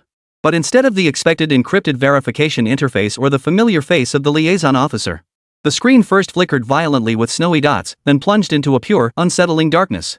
Ke Xiaobei had silently moved behind Shi Dehua. Something's wrong. Ke Xiaobei's voice was soft, carrying the clear resonance of youth, yet taut with tension. Before the words faded, a single point of light suddenly ignited at the center of the pitch-black screen. It twisted, stretched, and distorted. Finally, it coalesced into a form. It was a virtual female ghost with long, flowing hair, a deathly pale complexion, and pupils that emitted a ghostly blue glow. Its craftsmanship was exceptionally refined, even the strands of hair appeared to flutter with lifelike movement. An unnatural, rigid smile stretched across her lips, filling the entire screen.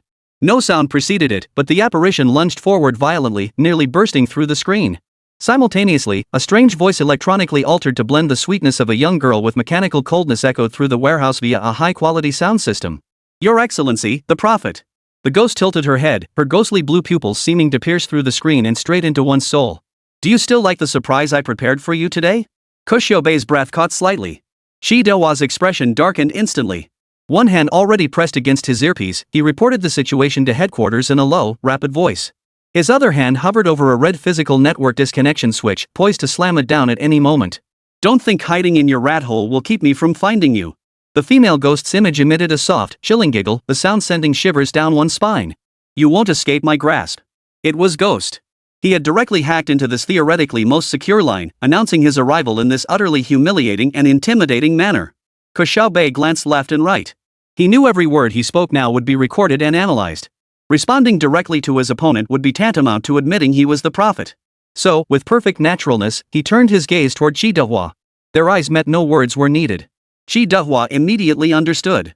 His role was to handle precisely this kind of situation. Shi Dehua stepped forward, positioning himself between Ke Xiaobei and the camera and monitor. He addressed the female ghostly figure with a stern expression.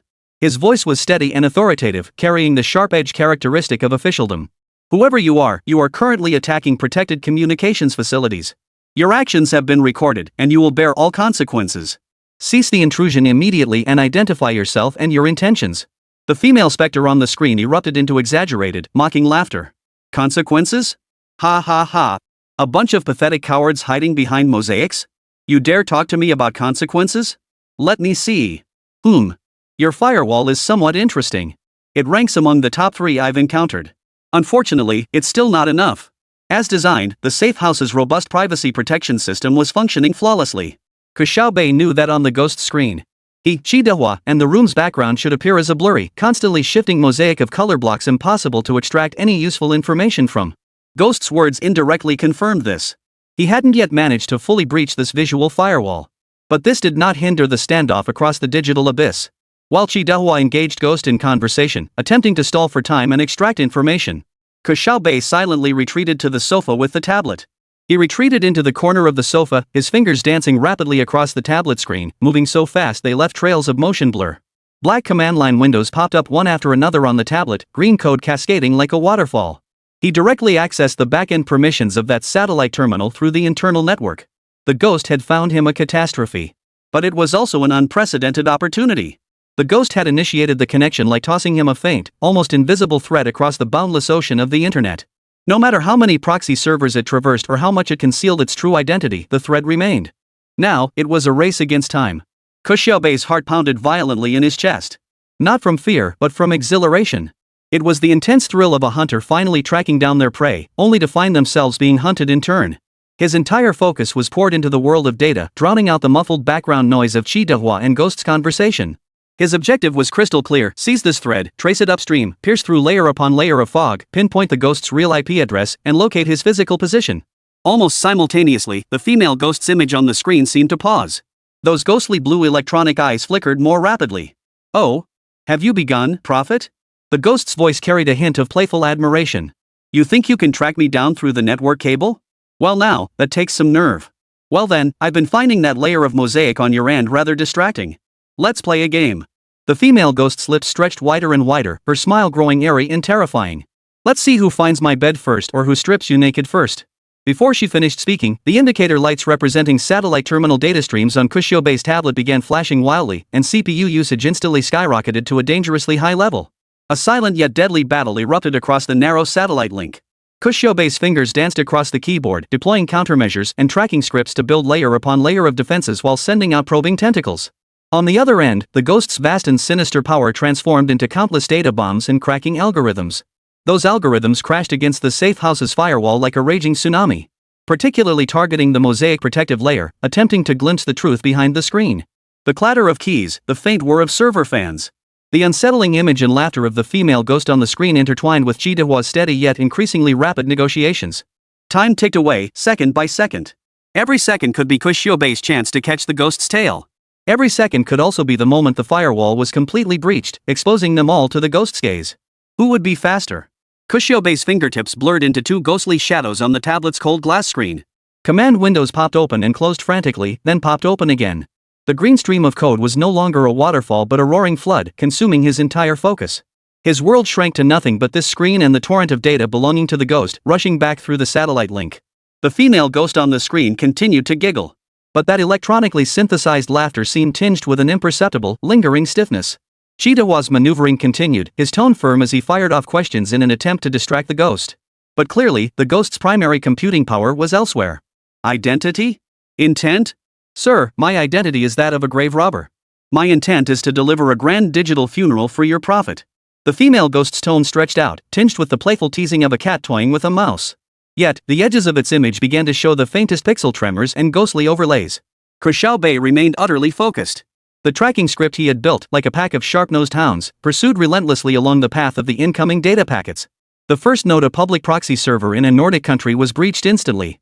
The second node, a hijacked supercomputing center at an academic institution, saw its firewall crumble like paper before his custom-made exploit tool. The third node, the fourth. With each layer breached, he drew closer to the truth.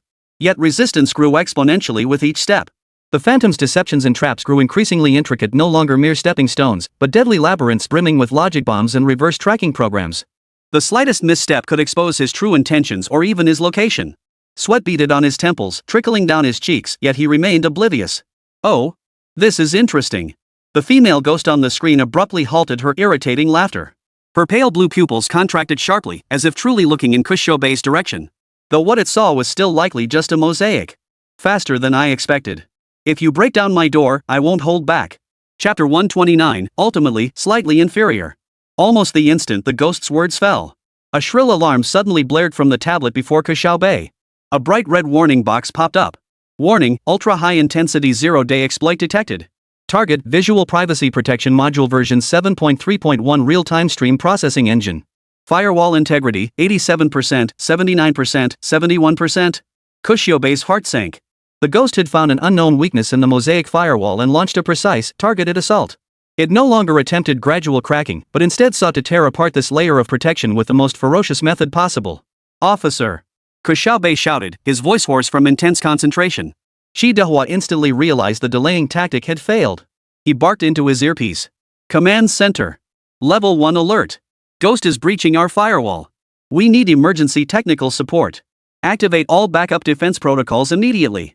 Inside the safe house, red emergency lights began spinning wildly, bathing the entire warehouse in an ominous crimson glow. Xiaomei, seated nearby, had already opened her laptop, ready to take over. The rumble from the server racks suddenly intensified. Cooling fans whirred frantically, expelling scorching hot air. Ke Xiaobei's fingers moved faster. He had to divert some processing power to assist the firewall in its defense. Xiaomei, backed by headquarters technical support, began providing backup. Line after line of emergency patch code poured from his fingers, desperately trying to plug the gaping hole being torn apart by the Phantom. This was a tug-of-war unfolding in microseconds, where Data's spear and shield collided and clashed at the speed of light. The ghostly figure on the screen began to violently distort and flicker, occasionally becoming clear. Everyone could vaguely discern the cold, mocking expression on the inhuman face behind it, only to be abruptly obscured again by intensified pixelation. Its voice grew intermittent, laced with electrical static.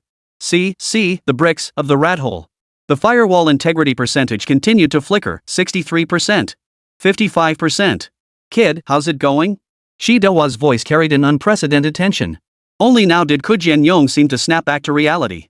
He didn't speak, merely turning his head curiously toward the others. What's the situation now? Shi Dehua's hand hovered over the red physical disconnection switch. Once pressed, the satellite link would be severed completely, plunging the safe house into absolute radio silence. But that also meant the only chance to track the ghost would vanish forever. Give me 30 more seconds. Ke Xiaobei practically shouted. His tracking script had already penetrated to the 7th layer node, closing in on the periphery of the ghost's core network. He could sense the ghost's true form lurking just beyond. But at the same time, the visual firewall was teetering on the brink. 20 seconds. Warning messages multiplied on the tablet screen, and the CPU ran so hot it burned to the touch. The ghostly figure remained clear for longer and longer stretches. The mosaic had faded to the translucency of frosted glass, the silhouette behind it nearly bursting through. 15 seconds. Firewall integrity, 41%. Ke Xiaobei gritted his teeth, ignoring all warnings. He diverted every last bit of system resources to the tracking script. All or nothing. 10 seconds. The tracking script transmitted its final report. A single coordinate. A precise latitude and longitude, pinpointing the South Pacific, a stretch of open ocean with scarcely any islands marked on the charts? Impossible. Could this be another decoy target set by the ghost? But almost the instant the coordinates were returned, Ke Xiaobei's script captured an extremely brief yet powerful signal pulse feedback emanating from that coordinate point. This isn't fake. There was indeed a physical entity operating there. An offshore platform? A disguised ship? 5 seconds. Firewall integrity, 19%. Imminent failure? The ghostly image on the screen suddenly became crystal clear. Her deathly pale face and ghostly blue pupils filled the entire screen. The mosaic nearly vanished entirely. It opened its mouth, revealing a hideous grin. Now, Ke Xiaobei mustered his last ounce of strength to issue the final command to the tracking script. Lock it down. Pack all data and transmit it back to headquarters. Simultaneously, he snapped his head up and shouted at Shi Dehua. Cut it off. Shi Dehua's taut nerves snapped into action. His palm slammed down with tremendous force onto the bright red physical disconnection button. Click. A dull mechanical sound echoed. On the large screen, the hideous female ghost's face, her ghostly blue pupils, her gaping mouth, and the warehouse environment behind her now almost clearly visible along with Ke Xiaobei's blurred figure. Everything vanished as if severed by a blade, disappearing without a trace. The screen went completely black. The satellite link indicator light went out. The roar of the server fans gradually subsided. Yet it continued to spin at high speed, processing the residual data from the fierce battle that had just occurred. The warehouse was filled only with the unsettling friction of the rotating emergency red light and the heavy panting of Ke Xiaobei and Shi Dehua. The silence descended abruptly, almost deafening. Ke Xiaobei collapsed into the sofa, feeling drained of all strength. The tablet slipped from his sweat-dampened hands and fell onto the cushions. He closed his eyes, his temples throbbing painfully. Shi Dehua strode over, tension still visible on his face. But his eyes had regained their composure. He first checked on Ke Xiaobei's condition. Kid, how are you feeling? Ke Xiaobei waved his hand, too weak to speak. Shi Dehua pressed his earpiece and reported to headquarters at breakneck speed.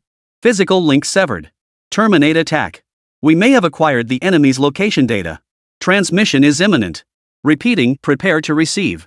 Request next instructions and security assessment. As he spoke, he turned and gave Xiaomei a nod. Xiaomei nodded lightly and began transmitting the data to headquarters. He listened to the response through his earpiece, nodding occasionally while scanning the surroundings with sharp eyes to confirm no other anomalies in the safe house. Several minutes later, Shi Dehua ended the call. He exhaled a long breath, his tense shoulders relaxing slightly. Walking over to Ke Xiaobei, he picked up the fallen tablet and glanced at the screen, which had automatically gone into sleep mode due to overheating. Command has received the data packet you transmitted. Shi Dehua's voice regained its usual steady tone. Yet it carried a barely perceptible trace of exhaustion and lingering fear. The technical team is analyzing it at full capacity. You did well. Ke Xiaobei slowly opened his eyes, his voice hoarse. That coordinate, is it in international waters? Yes. Shi Dehua nodded, his expression grave. South Pacific. A godforsaken place. If it really is there, things are more complicated than we imagined.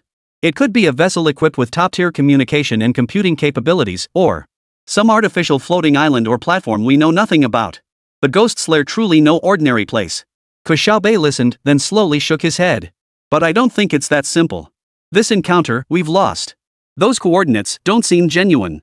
Or rather, she might not even be there at all. Hearing this, Shi Dehua's brow furrowed deeply.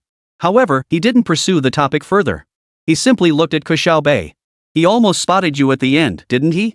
Ke Xiaobei tugged at the corner of his mouth, revealing a wry smile. He almost got caught by me too. Then this must have been an exchange. Shi Dehua concluded, his tone serious. We exposed the safe house's communication vulnerabilities and some of its defenses, but we also caught a glimpse of the Ghost's trail. It was risky, but worth it. You've got the makings of a spy, kid. Shi Dehua said this with genuine sincerity, but Ke Xiaobei merely chuckled. At that moment, the safe house's emergency red lights faded, restoring normal illumination. Yet the tension and sense of impending danger lingered in the air. The indicator lights on the server rack continued to flash tirelessly. Ke Xiaobei stared at the now blackened screen. The ghostly virtual image of the female specter and her icy words seemed to linger in the air, their echoes still reverberating. You won't escape my grasp. This time, they had narrowly escaped disaster. But Ke Xiaobei knew the ghost would never relent. This game between hunter and prey had only just entered its most perilous phase. He retreated to the sofa, picked up the still warm tablet, and his gaze sharpened once more. He had to risk contacting Man Day again. Chapter 130, The Ghost's True Coordinates. In the suburbs of Nanhua City, a seemingly ordinary warehouse concealed a high-level safe house. The air carried the faint scent of disinfectant, the subtle burnt smell of overheating electronics, and an invisible, taut pressure. 8-year-old Ke Xiaobei curled up on a sofa far too large for him, his small frame nearly swallowed by its vastness. He wore a slightly oversized blue hoodie, his face looking a bit pale. His large eyes darted timidly toward the adults in the room from time to time, his fingers unconsciously twisting the hem of his shirt. To any observer, he was a frightened child in need of protection. No one noticed the depths beneath Ke Xiaobei's lowered gaze. The childish timidity had vanished, replaced by a cold, utterly rational focus. His mind raced like the most precise instrument. The coordinates he had just provided to state security were a meticulously crafted virtual trap. A decoy convincing enough to deceive, consuming vast amounts of the State Security Bureau's energy and time.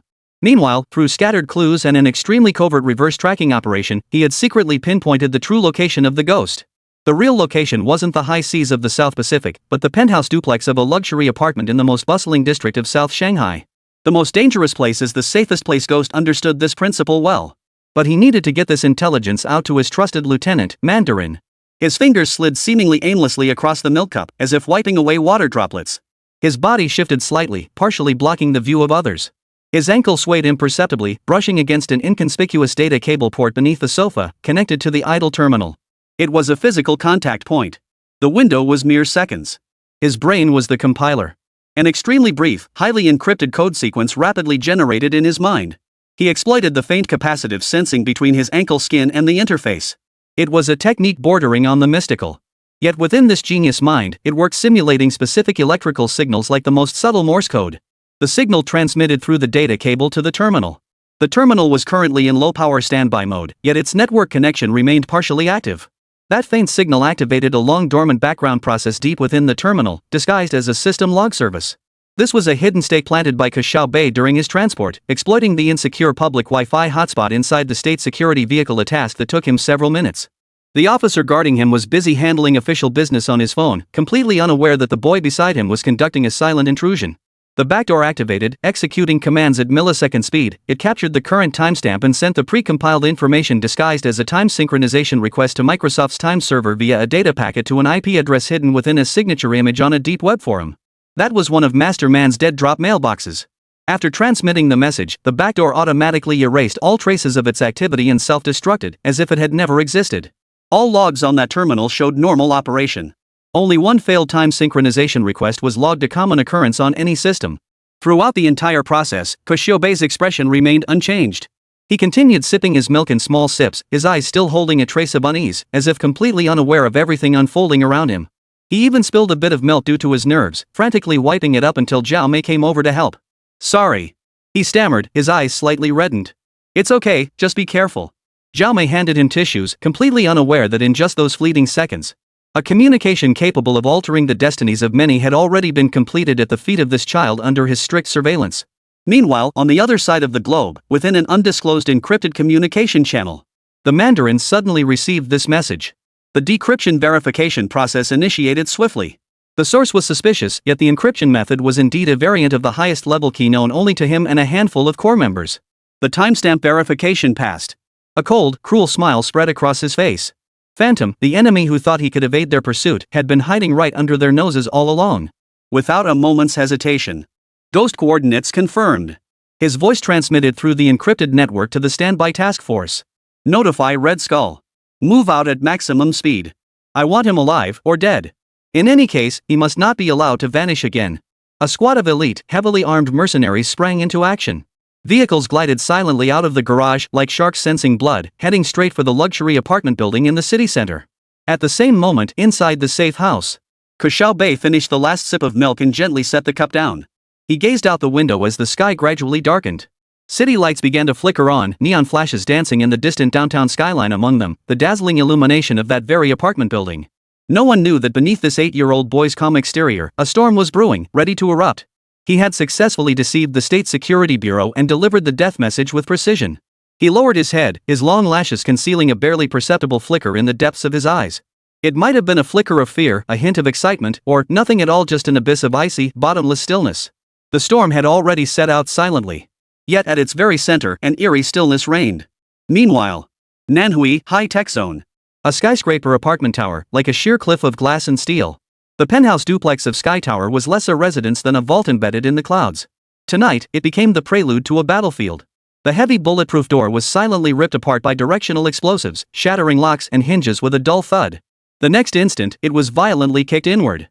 Shadows poured in like a tidal wave. They wore matte black tactical gear. Eyes beneath helmets scanned the room through multispectral goggles.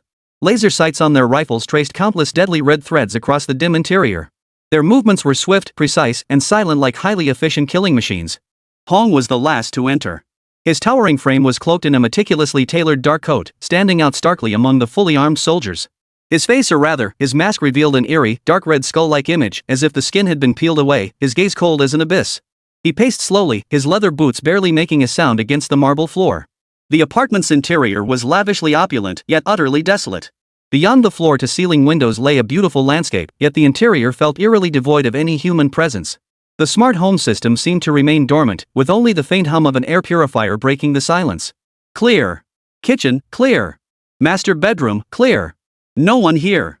Studio, empty. Core components of the system have been physically dismantled. The report crackled briefly over the encrypted channel before fading into silence. Soldiers occupied all tactical positions, yet found no targets worth aiming at. Red Skull hovered in the center of the living room, his gaze sweeping over the spotless countertop. The cold metal surface reflected his twisted visage. He walked to the massive workbench, where once stood a massive server rack and multiple terminals. Now only neatly severed cables and mounting brackets remained, gaping empty like a hollowed-out carcass. "She's gone." A tactical squad commander approached him and whispered, his voice muffled through the mask. "Temperature sensors indicate the core equipment has been cooling for over an hour. No signs of struggle or hasty departure. It was a planned evacuation." Red Skull remained silent. His mask concealed all expression, save for those eyes darker and colder than the night beyond the window. He raised his hand, and with a finger clad in a black glove, lightly brushed the edge of the workbench. A speck of dust, barely visible, clung to his fingertips. He hadn't come to hear a report of failure. "Find her. You must find her." Chapter 131. This time, I won't let her escape. For this operation, the Prophet personally risked his life to locate this safe house. The Mandarin had mobilized over 150 elite operatives, sealing off all 3 floors, jamming all communications, and deploying surveillance across every surrounding street. The result? They found nothing but an empty nest. A palpable, oppressive anger spread through the silence. Even the battle-hardened soldiers around him tensed involuntarily. Just then, the micro-communicator in Red Skull's ear crackled with the voice of the perimeter reconnaissance team, calm and clear. "Command Center, this is Watchtower. Target has not appeared at the ground-based pre-designated evacuation point. However, we've detected an anomalous signal." Red Skull's eyes flickered. "Proceed." Approximately 400 meters southeast of the apartment building, in a rear alleyway, A private wireless network node was abnormally activated 37 seconds before the assault commenced, transmitting an extremely brief encrypted data packet before being physically destroyed. Preliminary pattern match at 92%, consistent with the known modus operandi of the ghost. Track the signal's endpoint. Red Skull's orders were as sharp as ice picks. The signal hopped through 3 spoofed nodes, ultimately pointing toward the port area. Data stream analysis indicates she may be using an unrecorded mobile relay technique and is currently in motion. Speed is low, likely on foot or using slow transport, attempting to blend into the environment. A holographic map instantly unfolded within Red Skull's visor. A faint light point moved slowly across the map, trailing a dashed line representing the algorithmically calculated possible path. The disappointment of an empty nest was instantly replaced by the thrill of the hunt. No matter how cunning the phantom, it had left a trace. In the digital realm, she might be a phantom. But in the real world, as long as she kept moving, she would leave a scent. Red Skull spun on his heel, the hem of his coat tracing a sharp arc. Everyone, evacuate the scene. Tactical Teams A and B, proceed to the coordinates indicated by Watchtower for perimeter lockdown and pursuit. Mobile unit, prepare high-speed vehicles. She just left. She can't have gone far. His voice held no emotion, yet sent a bone-chilling chill through everyone present. I want her alive. But if necessary, bring back some parts. The orders were swiftly carried out. Black figures receded like an ebbing tide from the luxurious apartment, leaving behind a shattered door and a deathly silence. Minutes later, several vehicles ordinary in appearance yet heavily modified merged into the city's traffic flow. Like sharks sensing blood, they silently glided toward the port district. Amidst the city's intricate network of streets, a petite figure clad in a hoodie and carrying an ordinary backpack. Head down, darting through a narrow alley untouched by neon lights. Her fingers danced across the micro-terminal in her pocket, her eyes reflecting the scrolling data, alert as a cautious cat. The hunt had begun. Nanhu City remained as tranquil as ever. Yet beneath this serene surface, dark currents swirled.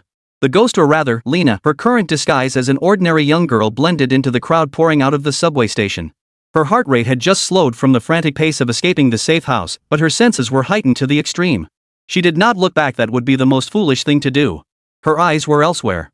The screen of the specialized terminal in her hoodie pocket glowed faintly. It displayed not games or social apps, but a constantly self-updating, reconstructing real-time surveillance network map of South Shanghai. Countless green dots represented public cameras and network devices, scattered among them were a few flickering red dots. Those were private surveillance nodes or sensors she had pre-marked as associated with certain unfriendly entities. Suddenly, an area she had just passed through on the map. 3 red dots flashed simultaneously, initiating an active scan that formed a tiny triangular positioning zone. Almost simultaneously, an extremely faint, algorithmically simulated warning tone sounded in her earpiece. Tisk.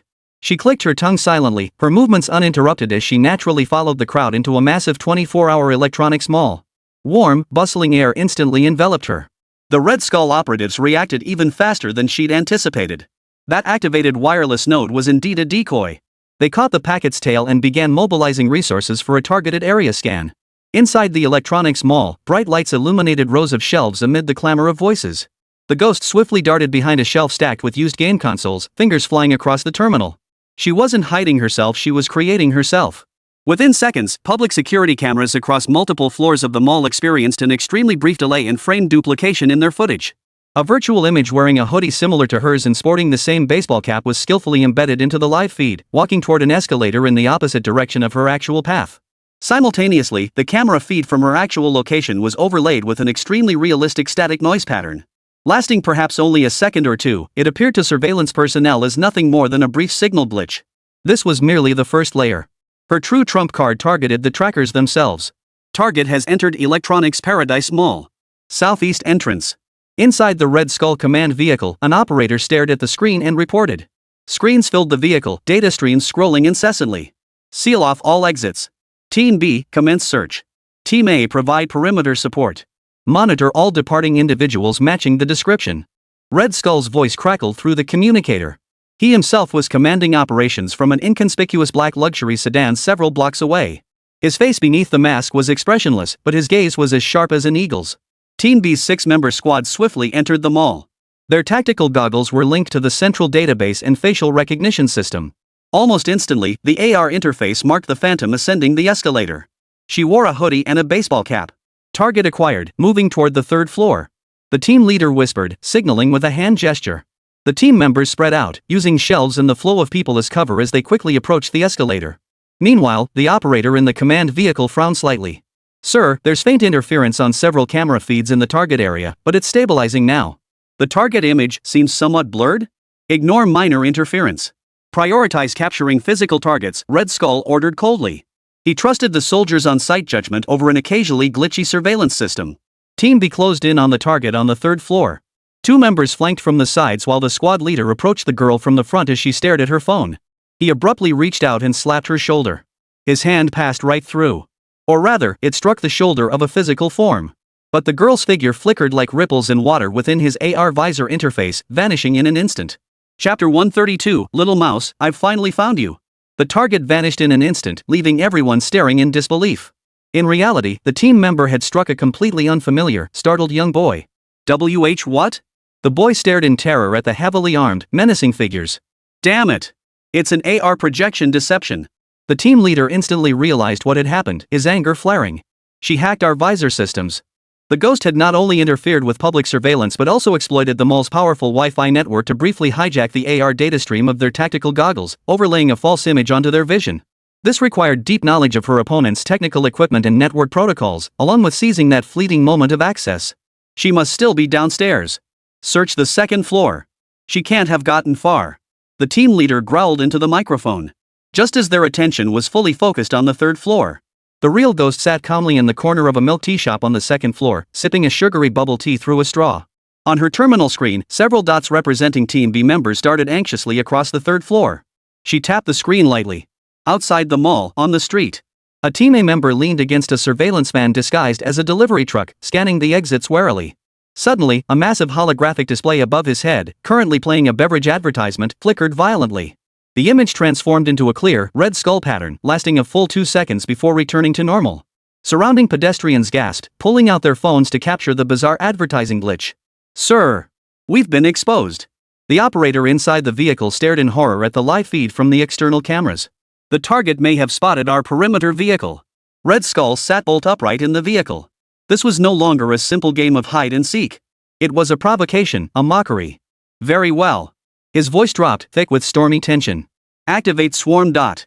The moment the command was issued, dozens of miniature drones originally used for logistics and filming abruptly broke away from their original flight paths overhead. Receiving new instructions, their indicator lights flashed red. Like a disturbed swarm of bees, they began circling low, conducting a thorough sweep of several city blocks centered around the electronics mall. Their sensors were more advanced, their anti-jamming capabilities stronger, and they were directly connected to Red Skull's private satellite network. The straw in the ghost milk teacup froze mid-sip. On the terminal screen, the red zone representing the drone swarm rapidly expanded, spreading like a drop of blood in clear water. Public surveillance networks and private nodes were temporarily at her mercy. But this crude, physical aerial suppression was precisely the best way to break her data magic. She couldn't stay here any longer. She sprang to her feet, tossed the milk tea into a trash bin, pulled her hat brim low, and hurried toward the underground passage connecting the mall to the subway station. Her fingers swiped across the terminal, no longer attempting concealment, but frantically searching instead. Scanning for any active vehicle network signals nearby with sufficient shielding capabilities. The underground passage remained crowded with people.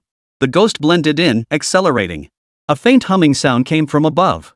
The first drone had already hovered above the passageway exit, its camera rotating to scan every person exiting. Without hesitation, the ghost turned and slipped through a nearby employee access door, entering the mall's vast logistics area. Here, the space was dimly lit and cluttered with stacked shipping containers, monitored only by a few internal surveillance cameras. But the drone's hum seemed to be drawing nearer to the ventilation shaft. She paused at a junction, quickly analyzing the building layout. To the left lay the loading dock leading to the street, to the right, the deeper underground parking garage.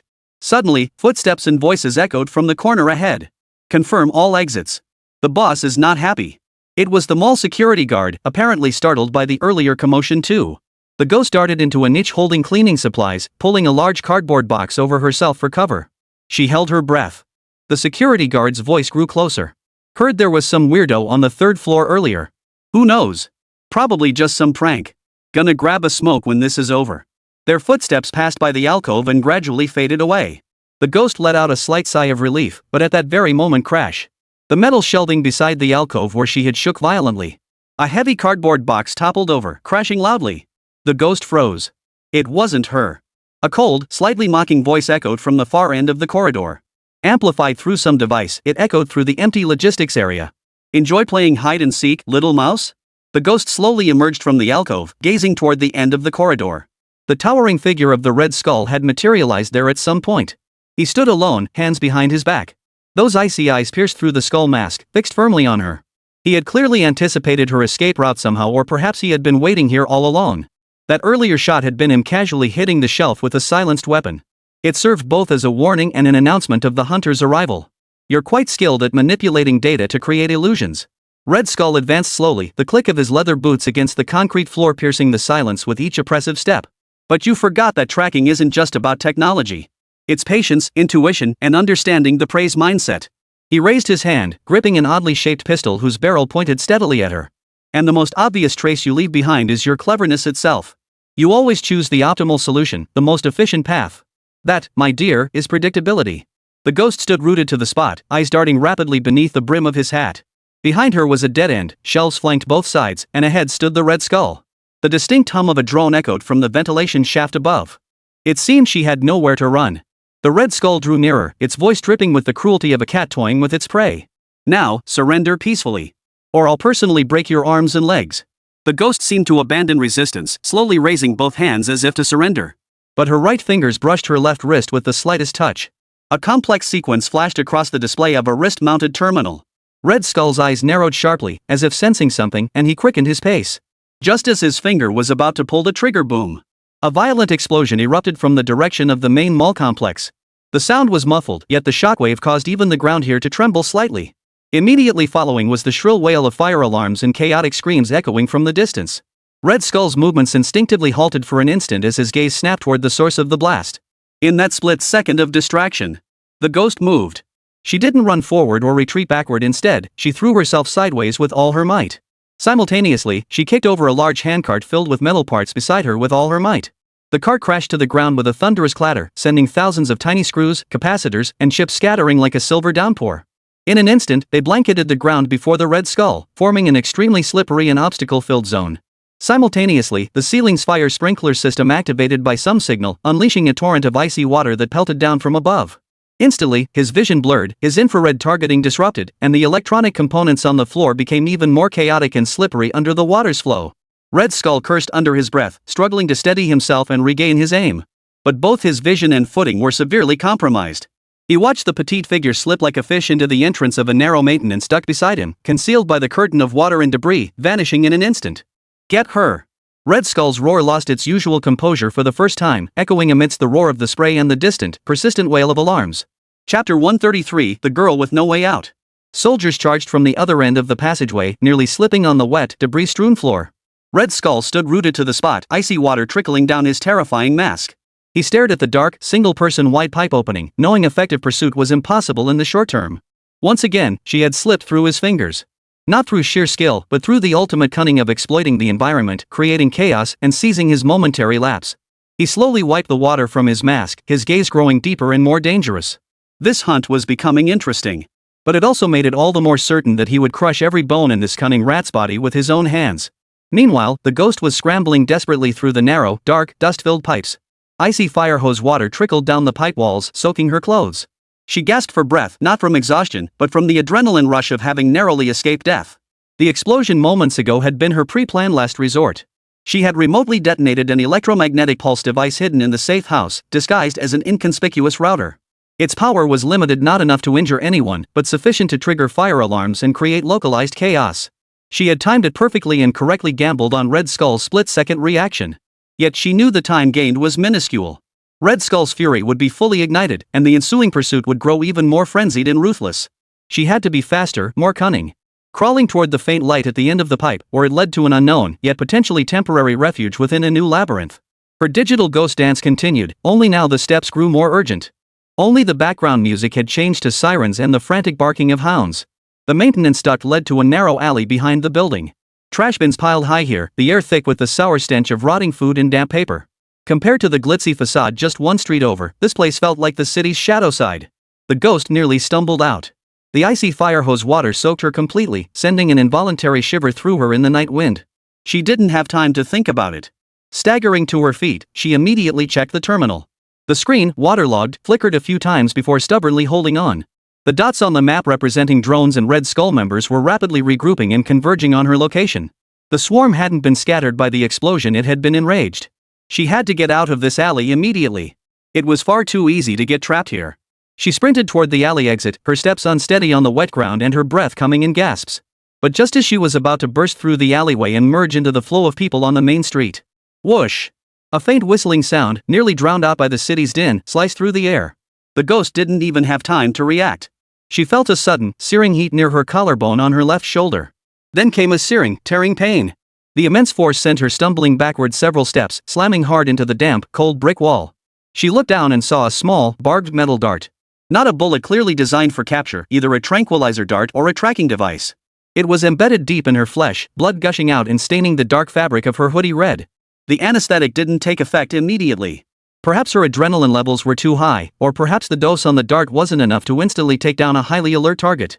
But the excruciating pain and dizziness from blood loss hit her instantly. She jerked her head up and saw a blurred shadow flash across the edge of the rooftop of the building opposite. A sniper. Red Skull had managed to set up a sniper position on a potential escape route in such a short time. He had anticipated her emergence from behind the building. She couldn't stop. Stopping meant death or worse than death. The instinct to survive overpowered the excruciating pain. Ghost clenched her teeth, her right hand snatching at the dart's tail fin and yanking it out with all her might. The barbs tore away a small chunk of flesh, nearly knocking her unconscious from the pain as blood flowed faster. She tossed the dart aside and fumbled with her trembling left hand to pull a tube of rapid clotting foam from her backpack's side pocket. Without looking, she sprayed it onto the wound. The foam stung anew upon contact, but it temporarily slowed the bleeding. Clutching her shoulder, she practically dragged her left side as she burst out of the alley and into the bustling crowd on the main street. The pain blurred her vision, distorting everything around her into a surreal haze. She had to find a place to hide. Now. Right now. The terminal displayed her vital signs rapidly declining. Over the Red Skull command channel, the sniper's calm voice echoed. Hit upper left shoulder, non-lethal area. Target removed tracking device, applied hemostatic measures, and has blended into the crowd on the main street of the Port District, moving south. She's injured, her speed has noticeably slowed. Inside the sedan, Red Skull watched the glowing dot representing Ghost on the screen. Though the implanted tracker was lost. Through sniper reports and continuous aerial drone scans, her location remained roughly pinpointed. She was moving slowly and with evident struggle. She won't get far. Close the circle. Slowly tighten it like a noose. I want her to collapse from exhaustion, dragged before me like a dog. His voice carried a hint of cruel satisfaction. The prey was bleeding, the scent growing stronger. The hunt was nearing its climax. The ghost felt her strength draining away with every drop of blood. Each breath tore at the searing pain in her collarbone. She spotted a small capsule hotel by the roadside. It was open 24 hours, self-service check-in, no ID required, and surveillance was weak. This was it. Summoning her last ounce of strength, she pushed open the glass door and slipped inside. The narrow lobby was deserted, only rows of capsule doors lit with numbers. She hurried to the farthest vacant pod and forced open the electronic lock with her terminal. The simple electronic lock proved useless against her, and she slipped inside effortlessly, then pulled the door shut tightly from within. The space was extremely cramped, barely large enough for one person to lie flat. She collapsed onto the cold metal floor, curling into a ball as she gasped for breath. Cold sweat mingled with blood, soaking the floor.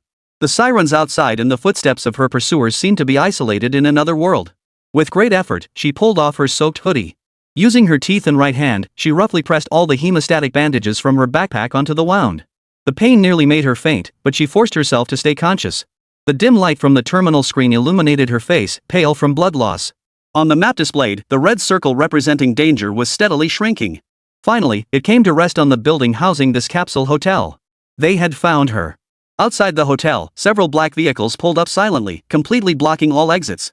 Red Skull soldiers streamed out, swiftly taking control of both ends of the street and dispersing the few remaining pedestrians. Drones circled low over the hotel like vultures, locking onto every possible exit. Red Skull himself stepped out of his car, gazing up at the unassuming, cheap hotel. His mask concealed any expression, but the icy aura radiating from him kept the surrounding soldiers at a respectful distance. Search. Room by room. Dig her out for me. Red Skull ordered, his face expressionless. Soldiers surged into the inn. Inside the capsule pod, Ghost heard it, heavy footsteps outside, violent banging on doors, the terrified whispers of guests. She could even hear the soldiers' tactical boots clattering on the wooden corridor, drawing ever closer. She pressed herself against the cold pod wall, her right hand clenching a thumb-sized ultra-micro high-explosive device retrieved from a hidden compartment in her backpack. This was the last resort, a means to take the enemy down with her. The footsteps halted outside her pod door. A hand began pounding violently on her cabin door. Open up. Inspection. Ghost closed her eyes, her breath faint, fingers poised over the detonator. Better to go out fighting than be captured alive. At that critical moment. Boom! Chapter 134, The Most Inconceivable Truth. An explosion far more violent than the mall blast, one that truly shook the ground. Suddenly, it erupted from several blocks away. Even the buildings here shook violently. The capsule cabin's lights instantly went out, plunging everything into darkness. A chorus of screams erupted throughout the hotel.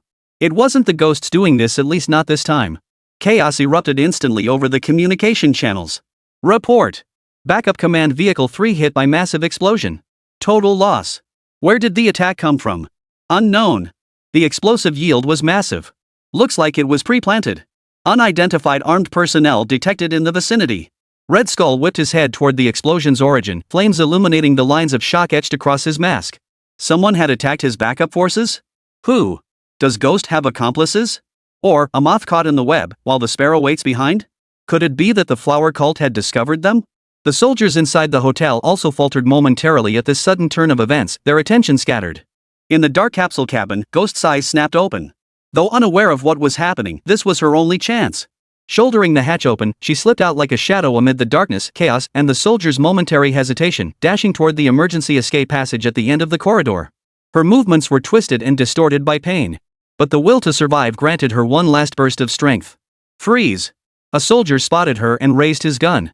But the darkness made it hard to lock on, and the constant explosions and gunfire. At that moment, distant gunfire seemed to reach them, disrupting their judgment. The ghostly figure slammed open the escape hatch door and scrambled down the cold concrete staircase, rolling and crawling with each step. Each step made her wounds throb painfully, nearly causing her to faint. She stumbled out the back door of the first floor, returning once more to the frigid alleyway. A grimy, seemingly garbage-hauling electric truck was just starting up, ready to depart. Ghost cared for nothing else. Summoning her last ounce of strength, she yanked open the passenger door and scrambled inside. The driver, a wrinkled old man, jumped in surprise. "Hey! You! Please, drive anywhere." Ghost slumped in the seat, barely breathing. Blood seeped steadily through the gaps between her clenched fingers, her face as pale as paper. Seeing her pitiful state and hearing explosions and distant sirens, the old man seemed to understand. He muttered an expletive, then slammed his foot on the accelerator. The rickety little truck hummed to life and lurched into the night. Red Skull stood at the hotel entrance, listening to his subordinate report that the target had once again slipped through the nearly closing net, along with the grim news that Vehicle 3 had been destroyed and suffered an unknown attack. He remained silent, the air around him thickening as if frozen. Again! Once again, just as she was about to be crushed, some accident, some stroke of luck, or perhaps some extreme contingency plan she had prepared saved her. He watched the battered garbage truck disappear around the corner, issuing no orders to pursue. Chaos at the scene, unknown enemies, a wounded yet escaped target. Tonight's operation had failed. He slowly clenched his fist, knuckles popping softly. Ghost. He murmured the name, as if trying to chew it to pieces. Next time, you won't be so lucky. Inside the swaying garbage truck, Ghost's consciousness gradually sank into darkness. She had narrowly escaped, but lay gravely wounded, like a candle flickering in the wind. The road ahead grew more perilous and uncertain. She had gained only a moment's respite, while the hunter's gaze had grown deeper and more ruthless. That night, around 10:30 p.m., a villa district in the western suburbs of Manhwa had fallen asleep. Only a few scattered windows glowed faintly, one of which belonged to the State Security Bureau's new safe house. The atmosphere in the villa's living room was thick enough to cut with a knife. Jianyong, a man in his 40s, his face etched with exhaustion and confusion.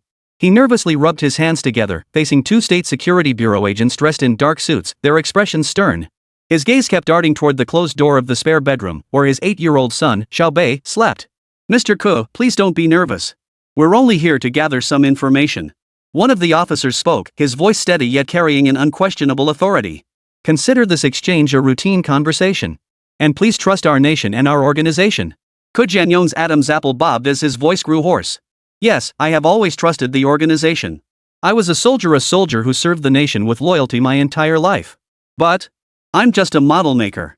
When I go online, it's only to look up information or read the news. My son is only in 2nd grade.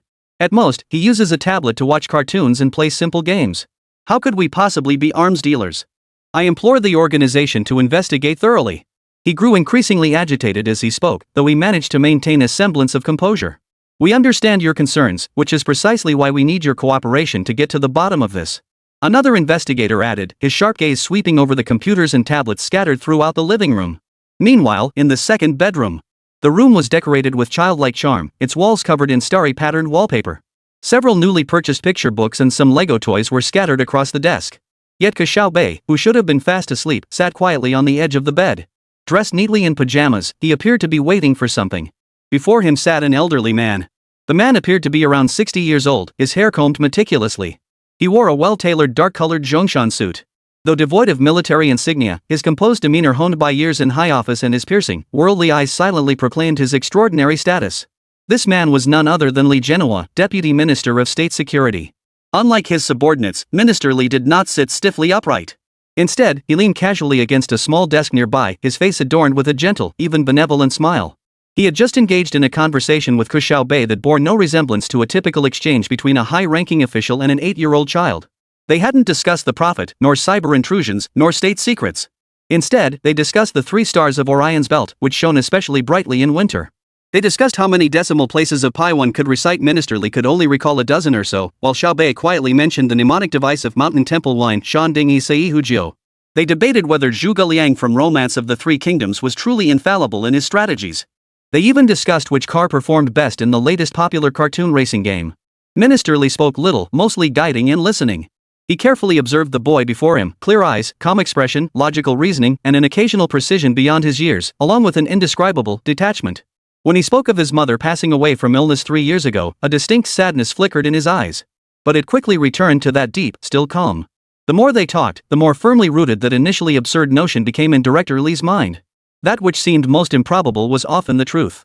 The prophet, this mysterious entity that had stumped the Ministry of State Security's most elite technical teams and intelligence analysts, leaving them utterly perplexed, was highly likely none other than this seemingly harmless 8-year-old child before him. This was the conclusion Li Jianyong reached after reviewing all the briefing materials and watching today's surveillance footage. Of course, he hadn't shared this thought with anyone yet. Chapter 135, It Can't Be Hidden Any Longer. In the dead of night, inside the Ministry of State Security's safe house. A soft, warm glow emanated from the lamp in a child's bedroom. The silhouettes of an elderly man and a child were cast upon the wall adorned with stars and moons. The prolonged casual conversation had paused, and a subtle silence filled the air. Minister Li no longer sought new topics, merely gazing at Ke Xiaobei with those piercing eyes that could see through hearts, yet now brimming with kindness. Finally, Ke Xiaobei lifted her head. Her eyes, too bright, met Minister Li's directly. Her voice, clear and calm, broke the silence. Is there something you wish to ask me? He showed none of the fear, curiosity, or impatience typical of a child, instead displaying a directness bordering on composure. At these words, the muscles in Minister Li's face relaxed slightly, forcing a complex smile. That smile held relief, solemnity, an unmistakable sense of wonder, and a profound caution. Leaning forward slightly, he lowered his voice further, his tone softening as he countered. Don't you have anything you wish to tell me? He neither confirmed nor denied, nor did he pose any specific questions. He merely returned the question gently, as if handing back a precious object, placing it back before Ke Xiaobei. The words drifted away in the warm glow of the light. The room fell silent once more. Outside the window, the city slept peacefully. A conversation capable of altering the nation's destiny and challenging conventional wisdom had just entered its most critical phase with an extreme calm. Minister Li said nothing more, maintaining only that gentle patience as he waited. His gaze rested on Ke Xiaobei's face, awaiting the next words from this 8-year-old child, the first word that might unveil a shocking secret. Ke Xiaobei tilted his head slightly, meeting his gaze with eyes as deep and distant as the farthest reaches of the cosmos. Time ticked by second by second. The moonlight outside shifted slightly, illuminating the fine dust particles suspended in the air. Li Jianyong did not urge him. He knew well that when facing a target who might possess the power to overturn the world, patience was the most fundamental virtue, regardless of outward appearance. He stood like a silent statue, waiting. Finally, Ke Xiaobei reacted. His eyes were large and bright, like 2 black grapes soaked in clear water. Yet deep within those eyes lay none of the innocence and naivety expected of an 8-year-old. His rosy lips parted slightly, his voice still carrying the soft, childlike cadence. Yet his tone was calm, clear, and methodical, as if he had rehearsed his words long ago. Deputy Minister Li, he addressed Li Jianyong precisely by his official title. Before we proceed further, I would appreciate it if you could maintain confidentiality on my behalf. He paused, his gaze fixed on Li Jianyong with unflinching honesty. I don't want my father to know about this. He's a simple man. He deserves a simple, peaceful life. I was thinking this could be our secret, if that's okay? For a moment, the air in the room seemed to freeze. It was him. He admitted it. Even though I was mentally prepared. But when those words came so directly from an 8-year-old child, the impact still felt like a tidal wave crashing over me. Not only did he acknowledge his identity, but he was also laying down preconditions for cooperation. Protect his father and maintain his outwardly normal life. Li Jianyong felt his heart clench violently. Immediately, an immense, indescribable mix of elation and wariness surged through him. Ecstasy that the target he'd sought for years had finally appeared, showing willingness to communicate and cooperate. But his face betrayed nothing. Decades of training within the system allowed him to control all emotion in the blink of an eye.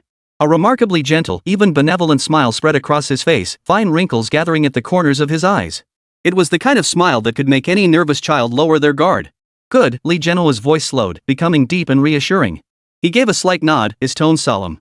Student Ke Xiaobei, on behalf of the organization, I approve your request.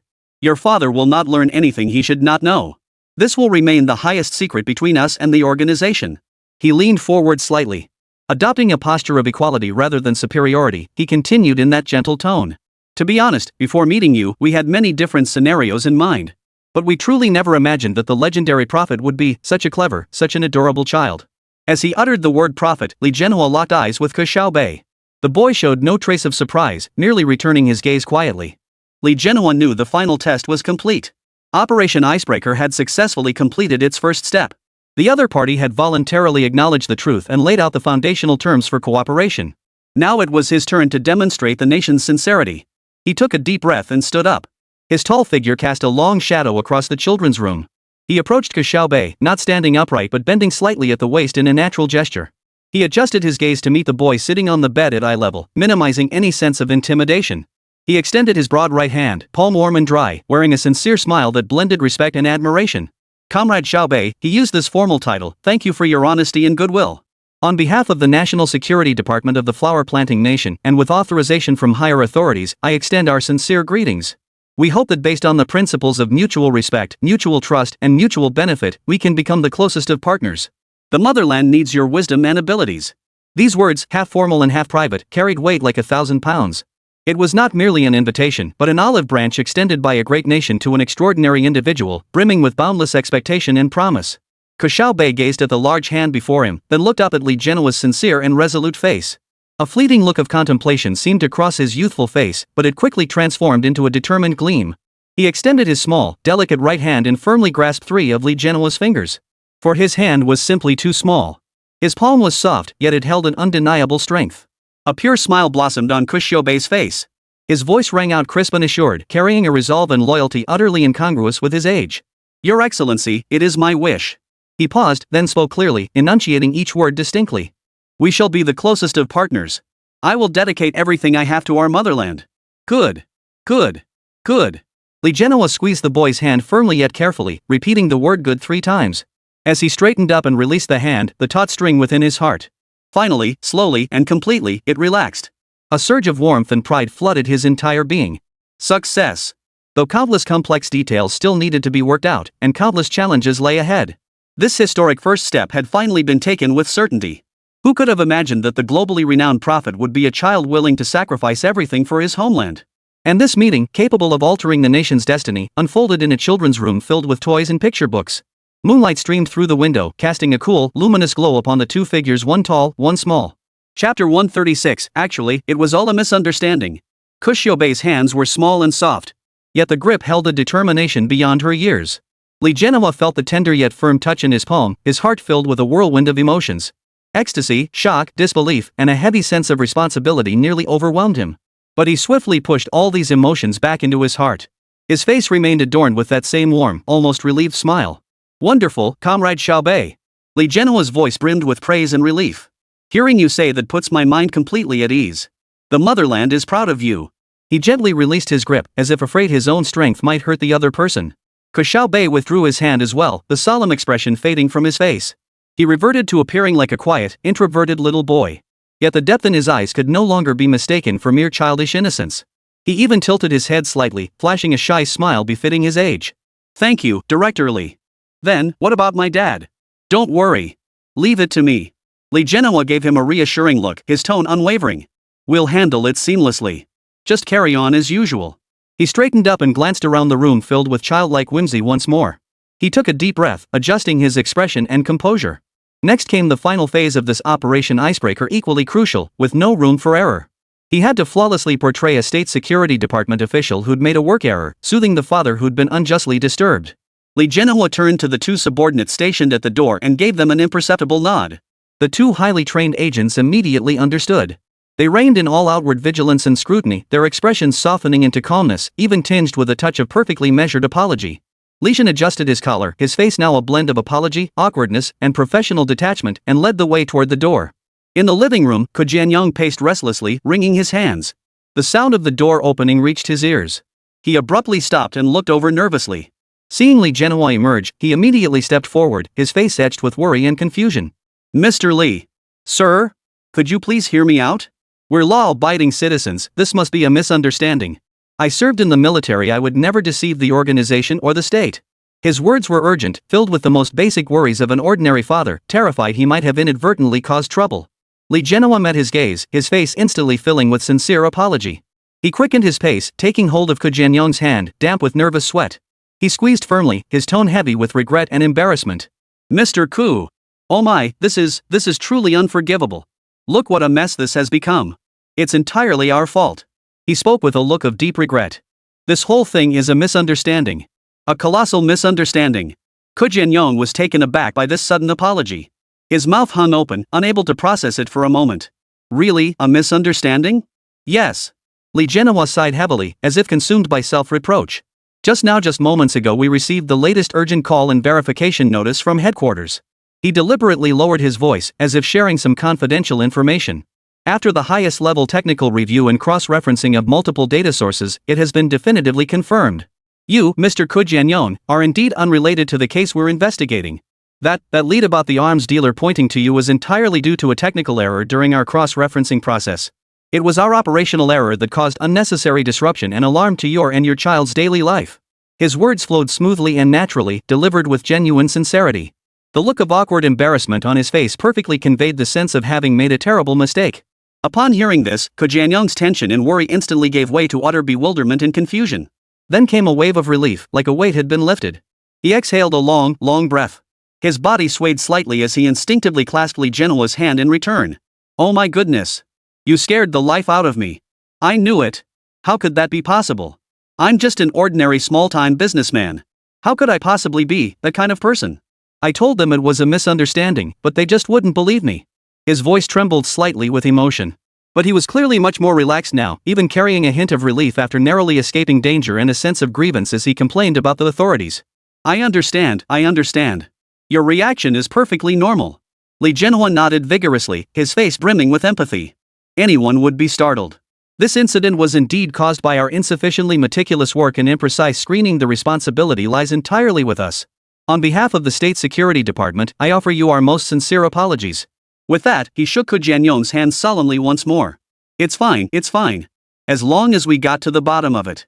Ke Jianyong waved his hands hurriedly, feeling somewhat embarrassed. "You were just doing your duty, protecting national security. I understand. It's just, I never imagined it would come knocking on my door." He glanced nervously at the closed door of the children's room. "Didn't scare the kids, did it?" No, absolutely not." Li Jianyong immediately assured them, a relieved smile spreading across his face. "Xiaobei is such a well-behaved and sensible child. We just asked a few simple questions like what he likes to play with or what books he reads, and he was very cooperative. The little guy's in good spirits, so you can rest assured." His words were half truth, half lie, yet they successfully calmed Ke Jianyong. That's good. Ke Jianyong breathed a deep sigh of relief, a smile finally spreading across his face. "This kid is pretty low maintenance, though sometimes he's too quiet. He loves tinkering with the computer and reading all sorts of strange books.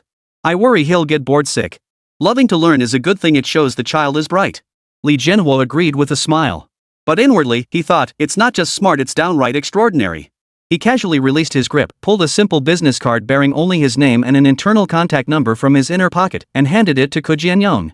"Mr. Ku, this was our mistake. To express our apologies and to ensure follow-up matters should any details require verification without disturbing you, you may reach me directly at this number.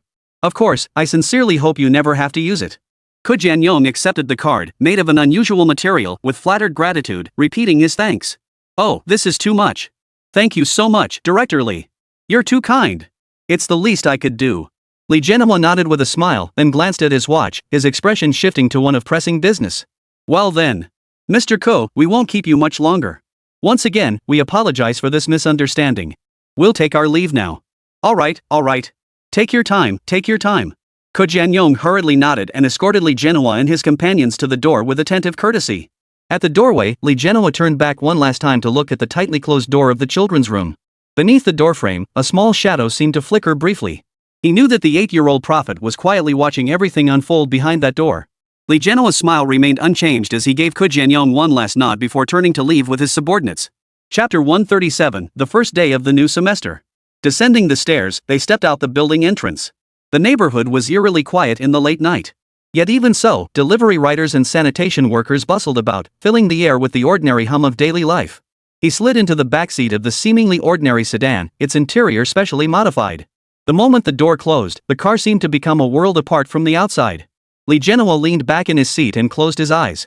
The gentle, apologetic smile that had graced his face vanished without a trace, replaced instead by a complex expression of utter exhaustion yet intense excitement.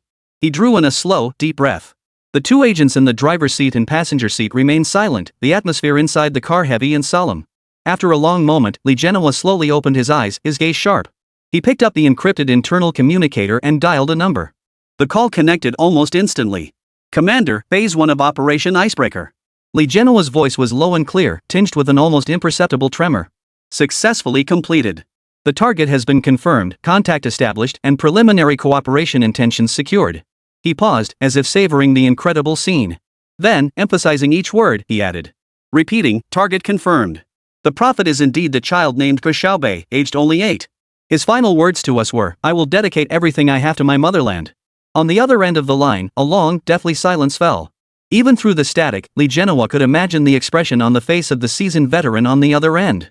The look of utter shock that must have crossed his face at that moment. After a long pause, a voice strained to remain calm, yet still tinged with hoarseness, came through the receiver. Understood. Activate the highest level confidential contingency plan cradle. Comrade Li Jianyong, you've worked hard.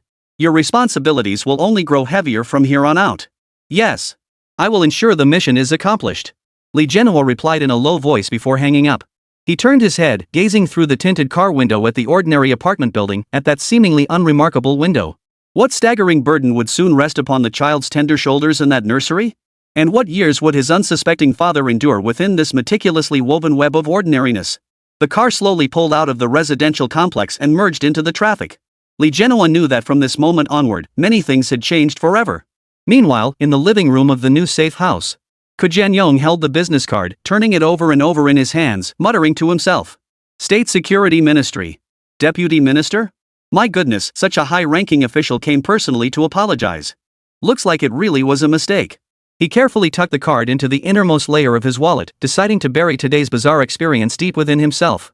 He pushed open the door to the children's room and saw his son sitting quietly on the floor, assembling a Lego Star Wars starship with intense focus, looking exactly the same as always.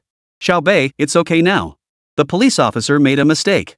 Ke Jianyong walked over, ruffled his son's hair, and spoke in a light tone. What do you want for dinner tonight? Daddy will make you braised pork to calm your nerves. Ke Xiaobei looked up, his face breaking into the sweet smile of an 8-year-old. Sounds great, thanks, Dad. After that, the Ku family underwent a week-long security review.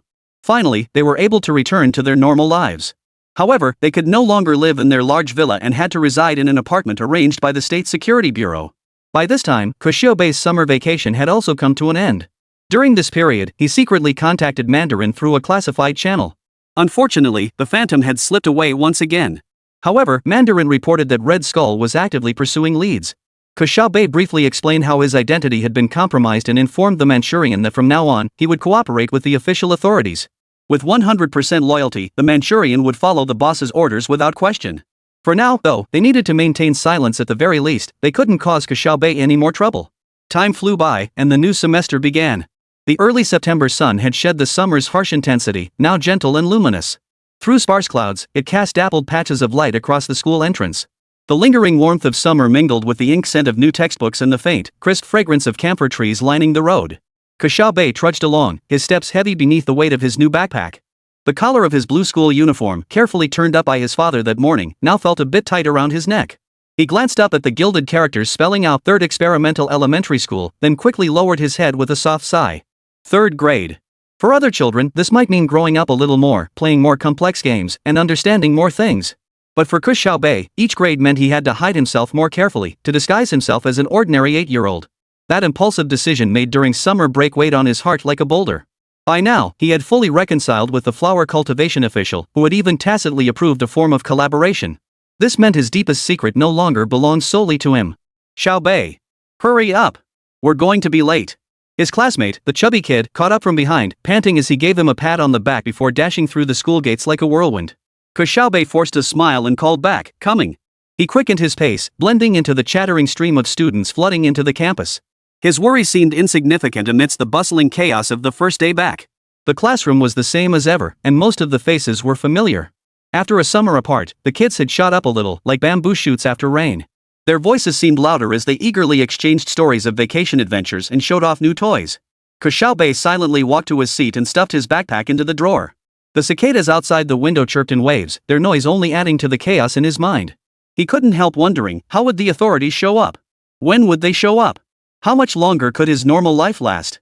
As he fidgeted restlessly with his new pencil case, his homeroom teacher, Ms. Li, burst into the classroom like a whirlwind. Usually gentle and composed, her face was now flushed crimson, her eyes sparkling with intense excitement, and her glasses had even slipped slightly down her nose. "Quiet! Class! Quiet down!" Ms. Li practically shouted, waving her hands excitedly as she tried to quell the classroom's clamor. The children were quickly drawn in by their teacher's unusual state, falling silent as they stared wide-eyed with curiosity. "Great news! Absolutely fantastic news!" Ms. Li's voice trembled slightly with excitement. Our class 1, grade 3. We just received an invitation from the capital." The classroom fell silent as every child held their breath. It's the Capital Children's Flower Planting Welfare Palace. The best and most competitive youth center in the entire country. Ms. Li practically shouted the name. They've invited our entire class to depart this afternoon for a week-long study tour in the capital. All expenses will be covered by them. Wah! After a brief silence, the classroom erupted in cheers and applause loud enough to lift the roof. The children jumped up from their seats, grabbing each other's arms and bouncing around in excitement. The capital. Youth Palace. Study tour. For these small-town kids, it was a dream come true beyond their wildest imagination. This is amazing. I want to see Tiananmen Square. I heard the Science Museum there has real rockets. Cheers and chatter filled the entire classroom. Teacher Li couldn't stop smiling. Quiet, everyone. Let me finish. The school is already notifying your parents. We'll be picked up shortly by special buses at the school gate, taking us straight to the airport. We have a chartered flight. It's flying to the capital. Aren't you all thrilled? Yes. The children shouted in unison, their voices so loud they nearly shattered the glass. Amidst the sea of jubilant excitement, only one person stood out like a sore thumb. Chapter 138, a field trip right after school starts? What a coincidence. Ke Xiaobei didn't cheer. She didn't jump. Even before Teacher Li uttered the word capital, his heart gave a sudden jolt. When he heard phrases like this afternoon and special aircraft, his expression had already darkened completely. Standing beside his seat, his body was suddenly turned toward the doorway, as if ready to leave at any moment. His brow furrowed into a tight knot, and the corners of his mouth turned down. Could it be such a coincidence? I just confirmed the official partnership during summer break. And on the very first day of school, the entire class receives an invitation to this top-tier youth center? And it's all inclusive, with private jet transportation and immediate departure? Ke Xiaobei felt her heart sink. Could this setup be any more fake? Are they trying to fool a 3-year-old? I'm 8 years old this year. He knew full well this wasn't some windfall from heaven. This was definitely an official operation, most likely orchestrated by some big shot in the chain of command he was dealing with. This method allowed for the most natural, least conspicuous extraction from his daily environment, complete with the entire class as cover. What a grand gesture, what meticulous planning, and how deliberate. The next few hours passed in a whirlwind of chaos and excitement. The children were instructed to pack their backpacks lightly, taking only essential items. Parents received notifications one after another, surprised, puzzled, but mostly ecstatic, flooding the teacher's phone with calls to confirm. Classrooms and hallways were filled with children flushed with excitement and parents rushing in to offer last-minute reminders. Ke Xiaobei packed his things silently, his heart filled with mixed emotions. Watching his classmates genuinely immersed in the surprise, he suddenly felt a pang of envy for their innocence. He sent his dad a brief message. His dad replied with a string of exclamation marks and the reminder to stay safe, clearly not suspecting a thing. That old co really had a big heart. About an hour later, a luxury coach pulled smoothly to a stop at the school gate. Under the repeated instructions and arrangements of the school leaders and Teacher Li, the students of Class 3-1 formed an orderly line and boarded the bus, their excitement barely contained. Ke Xiaobei mingled in the middle of the line, his steps hesitant. He stepped onto the bus's stairs, took a deep breath, and finally lifted his foot into the cabin. The cool air conditioning breeze hit him as he stepped inside. His eyes darted across the front rows. Sure enough, the first thing he saw were those two familiar figures. A man and a woman, both wearing blue vests emblazoned with the words Capital Children's Flower Planting Welfare Youth Palace, staff IDs hanging from their chests. The woman was smiling as she guided the children toward the rear of the bus, her voice gentle as she said, "Hello, children. Please walk slowly and find a seat to sit down." The man held a list, seemingly checking the head count, his expression serious and responsible. Their attire had changed, and their demeanor seemed deliberately made more friendly and lively. But those eyes, those sharp, watchful glances that occasionally swept the entire carriage, Ke Xiaobei would never mistake them. They were none other than Qi Dehua and Xiaomei, the state security agents who had made secret contact with him during the summer vacation. Ke Xiaobei's footsteps faltered momentarily as his gaze briefly met that of the staff member Zhao, pretending to check the list. The other person gave him an extremely subtle, almost imperceptible nod. Their eyes conveyed a message: rest assured, everything is under control. Ke Xiaobei immediately averted his gaze and lowered his head. A wry smile, awkward and resigned, tugged at the corners of his mouth, a gesture only he understood. He muttered softly under his breath, his voice drowned out by the children's chatter in the carriage. Just as I thought. The bus doors slid shut slowly as the engine roared to life, carrying a busload of excited children, utterly unaware, and one troubled teenager, fully aware. Smoothly heading toward the airport, toward that meticulously planned study tour. Ke Xiaobei knew that his vacation, or rather, his so-called ordinary life, might truly end from this moment onward. The bus left the familiar streets behind.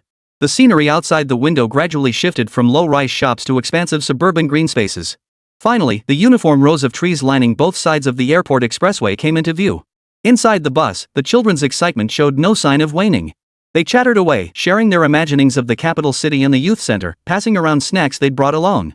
Ke Xiaobei sat by the window, silently watching the scenery rush past. His classmates beside him kept nudging him excitedly. "Xiaobei! Xiaobei! Do you think the airplane will be really big? Will we see a sea of clouds?" He managed a faint smile and replied vaguely, "Yeah, probably." Yet part of his attention remained fixed on the two staff members in the front row. Qi Dehua and Xiaomei performed flawlessly. They looked every bit the seasoned youth center counselors, patiently answering the children's bizarre questions and occasionally organizing little games that drew bursts of laughter. But Ke Xiaobei could sense their eyes constantly darting toward him, ensuring he remained within their field of vision. This feeling of being under close protection, or rather, surveillance, made him squirm uncomfortably.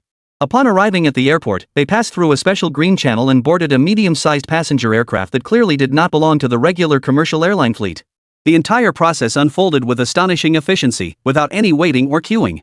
Though the children were still young and unaware, they sensed something unusual about this study tour. The cabin was quieter than the bus ride, filled with a mix of restraint and curiosity. The flight proceeded smoothly.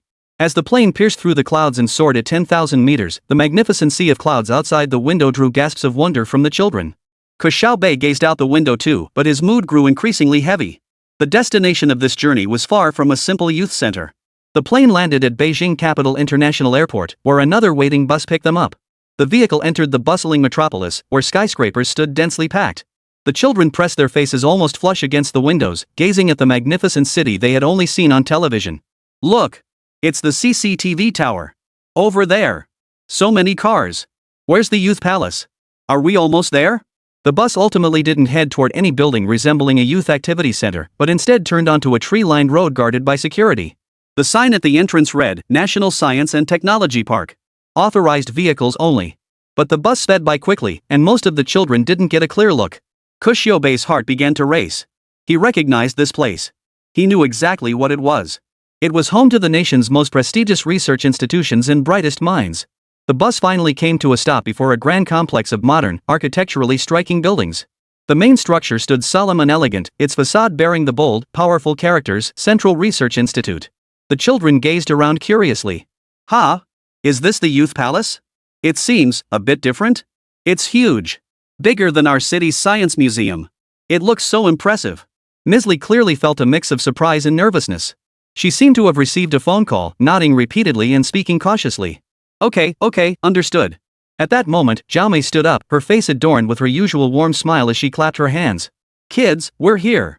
This is our first stop for this field study, the Central Research Institute's public exhibition center. Inside, there's tons of super interesting high-tech stuff you'll never see anywhere else. Everyone, line up neatly and follow Teacher Qi and me. We're about to go inside for the tour." This explanation temporarily satisfied the children's curiosity. After all, the promise of cutting-edge tech you won't find anywhere else held immense appeal for them. The large group disembarked and, guided by Qi Dehua and Xiaomei, headed toward the main entrance of the Research Institute. The strict security procedures once again filled the children with a mix of wonder and slight nervousness. Ke Xiaobei silently followed the line, passing through iris and fingerprint verification. This was clearly not the process ordinary visitors would undergo. What the hell are you guys doing? Chapter 139, The Mysterious Meeting. Upon entering the building, a distinct scent, a blend of precision instruments and something peculiar hit them.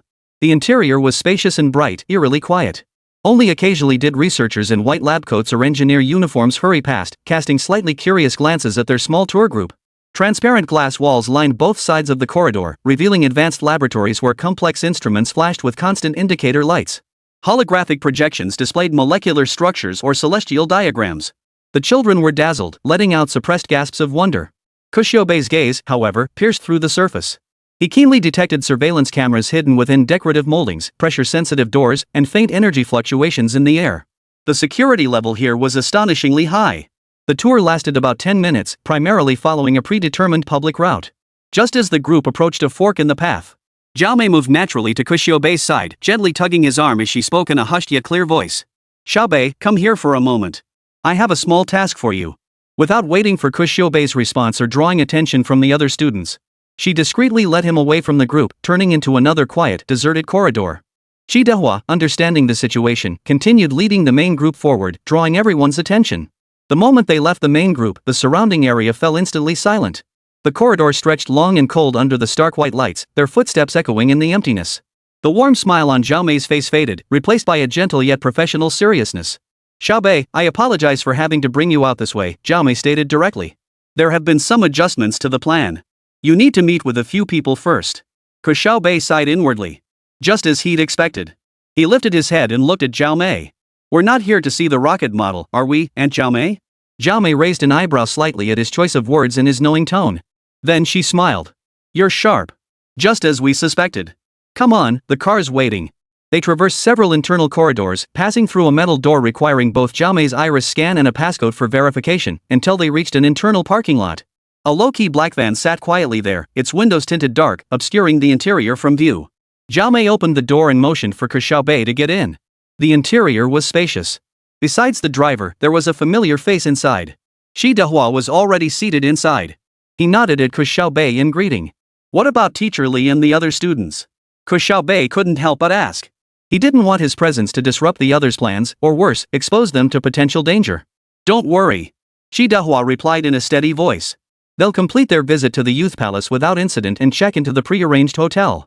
Teacher Li will be informed that you've been selected for an additional, small-scale elite experience program and will rejoin the group later. Everything will be arranged flawlessly, raising no suspicions whatsoever." The van smoothly exited the research institute and entered the internal roads of the campus. Outside the window, more research buildings of varied designs and national laboratory logos flashed by. Ke Xiaobei leaned back in the comfortable yet slightly cool leather seat. Gazing out at this place representing the nation's pinnacle of scientific achievement, his emotions were complex. Curiosity, tension, a hint of excitement yet overwhelmingly, apprehension toward the unknown. In his previous life, it had taken him 45 years to reach this point. But in this life, he'd reached it in just 8 years. It had to be said, a life on cheat mode was undeniably easier. Pulling his thoughts back, he asked softly, "Where are we going?" Xiaomei and Dehua exchanged a glance. "To a place that truly understands your worth, Xiaobei." Xiaomei's voice softened slightly, yet her tone remained serious. "And to meet some people who are eager to see you. They have many questions, and I'm sure you do too." The vehicle finally came to a halt in front of a building that appeared unremarkable, but with noticeably tighter security measures. The building bore no signage, only a simple designation, 7th Research Institute. Dehua stepped out first, undergoing another rigorous identity verification. The heavy alloy doors slid open silently, revealing a bright, high-tech corridor within. "Welcome to Origin, Ke Xiaobei." Dehua turned back, gesturing for him to enter. Ke Xiaobei took a deep breath and clenched his fists. Then he stepped forward and walked through the door. The door closed slowly behind him, sealing out the clamor of the outside world and the ordinary daily life of a third-year student. The silver alloy door closed silently behind him, as if severing the boundary between past and future. Beyond the door lay a wide, bright, yet eerily quiet corridor. The walls were made of some warm white composite material, emitting a soft glow that replaced traditional lighting fixtures. The air circulation system hummed almost inaudibly, maintaining a temperature perfectly calibrated for human comfort. The floor beneath their feet was made of a dark, resilient material that absorbed every footstep, lending the environment an even more serene, almost solemn atmosphere. Doors made of the same material were spaced along both sides of the corridor. No nameplates or labels adorned them, only intricate sensor panels and indicator lights. Ke Xiaobei felt as if he had stepped inside an extremely precise instrument. The technological feel here far surpassed the public exhibition areas outside, more restrained, more core. Shi Dehua and Zhao Mei walked on either side of him. Their expressions had also undergone subtle shifts. The facade of counselors had completely dissolved, replaced by a professional vigilance that blended seamlessly with the environment. Their gazes grew sharper, constantly scanning the surroundings for any movement, even though the place appeared deserted. This way, Xiaobei. Zhao Mei's voice rang out clearly in the quiet corridor. Yet she lowered her voice slightly. They walked down the corridor for about a minute before stopping in front of a door that appeared indistinguishable from the others. Shi Dehua pressed his palm against an inconspicuous sensor panel beside the door. Simultaneously, a soft blue light scanned his iris. Identity verified. Access level, Jianyong. Visitor registration, Ke Xiaobei. Temporary access granted.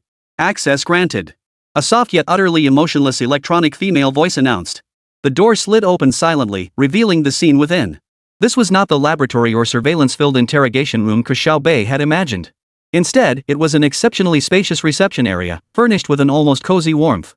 Soft beige carpeting, comfortable sofas arranged in a circle. A natural wood coffee table held a tray of fresh fruit and several bottles of mineral water. Beyond the large floor-to-ceiling windows lay a lush inner courtyard garden. Sunlight streamed through the glass roof, bathing the entire space in bright, warm light. 3 people were waiting inside the room. Chapter 140, so that's why he's so easygoing. In an exceptionally secure and unique reception room. 3 kindly-faced adults smiled warmly at the young child entering. One was an elderly man with graying hair, wearing gold-rimmed glasses and a white lab coat. Seated on the sofa, he carefully examined a paper document, his brow bearing the scholar's characteristic focus and rigor. Another was a middle-aged man in his 50s, dressed in a dark administrative jacket, with a steady demeanor. He stood by the window, gazing out at the courtyard. Hearing the door open, he immediately turned around.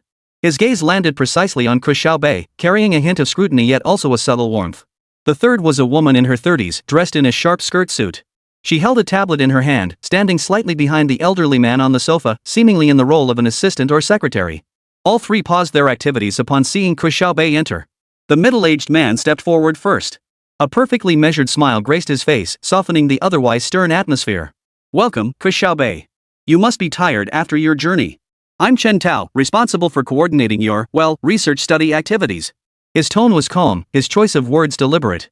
He was trying to make this unusual meeting sound as normal as possible. The elderly man set down his documents and rose to his feet. He pushed his glasses up and scrutinized Ke Xiaobei from head to toe. His eyes brimmed with pure curiosity and scrutiny, as if observing an exceptionally fascinating scientific phenomenon. I'm Geng Mingxiu, a theoretical physicist. His introduction was concise and delivered in a resonant voice. You're the legendary prophet? You don't really look the part. Ke Xiaobei's heart skipped a beat. Because he recognized the man before him. This was his mentor from his previous life, academician Geng Mingxiu. He never imagined he'd see him in his younger years. No, he just didn't look as aged as before. Chen Tao saw Ke Xiaobei standing there in a daze and mistakenly thought he was nervous. So he stepped forward with a smile to smooth things over. Academician Geng has a fiery temperament and can be a bit blunt. Xiaobei, don't be nervous. Let's sit down and talk. He gestured toward the sofa. Ke Xiaobei complied and sat down on the sofa. The sofa was soft, but he sat only halfway down, his back straight as an arrow. Zhao Mei and Shi Dehua didn't sit down. Instead, they moved to opposite corners of the room in unspoken agreement, maintaining vigilance. They also ensured they wouldn't interrupt the conversation. The female assistant quietly handed Ke Xiaobei a bottle of water. Thank you. Ke Xiaobei murmured, accepting the bottle without opening it. Chen Tao sat on the sofa opposite him, leaning forward slightly with his hands folded on his knees. Xiaobei, first, on behalf of the relevant departments, I apologize for inviting you here in this manner. We understand this was sudden and may have startled you. But please understand the talent you've demonstrated, or rather, the knowledge you possess, is exceptionally unique and critically important. We must take the most prudent approach to ensure your safety and attempt to establish communication with you. His tone was sincere, devoid of official condescension, more like a conversation between equals. Ke Xiaobei fell silent for a moment. Then he lifted his head, his gaze sweeping over Chen Tao before settling on academician Geng, whose eyes burned with intensity. Finally, she managed a faint smile and asked softly. You went to such lengths to bring me here. What exactly do you want to know? His gaze swept calmly over the 3 people across from him. Not a trace of tension or unease, as if he were merely attending a routine extracurricular activity. A moment of dead silence filled the room. Despite having reviewed the files, Witnessing the prophet in person, the mysterious arms dealer who peddled cutting-edge military technology to multiple sensitive regions, causing headaches for intelligence agencies across several nations, still delivered an impact beyond imagination. Chen Tao's brow furrowed even deeper. Su Shu's electronic pen paused briefly before resuming its natural rhythm. Academician Geng Mingshu's fidgeting hand froze, the anticipation in his eyes replaced by utter astonishment as he stared intently at the boy. Ke Xiaobei sighed helplessly, breaking the silence once more. Time is precious. Let's get straight to the point. What do you want to know? He cut straight to the chase, even taking the initiative to steer the conversation from the outset. Su Shu was the first to recover. A professional, reassuring smile spread across her face.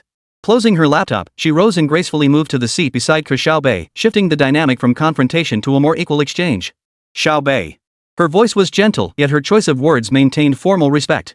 The primary reason for inviting you here today is to understand the unmanned combat systems you intend to supply to us. She deliberately chose the neutral term supply rather than sell or market. As soon as Su Shu finished speaking, Geng Mingshu immediately followed up. His tone carried the characteristic urgency and directness of a scientist, his eyes fixed intently on Ke Xiaobei as he spoke. I've studied the partial technical frameworks and performance simulation data you provided through special channels. He omitted the process of obtaining this data, which was classified in itself. They feel very familiar. The core algorithmic architecture, the distributed decision-making logic, even the approach to utilizing specific material properties all bear a striking resemblance to my current research project. No, they're more than similar, they're more refined. He leaned forward slightly, his eyes brimming with eagerness. So, I'd very much like to discuss this with you. Would that be possible?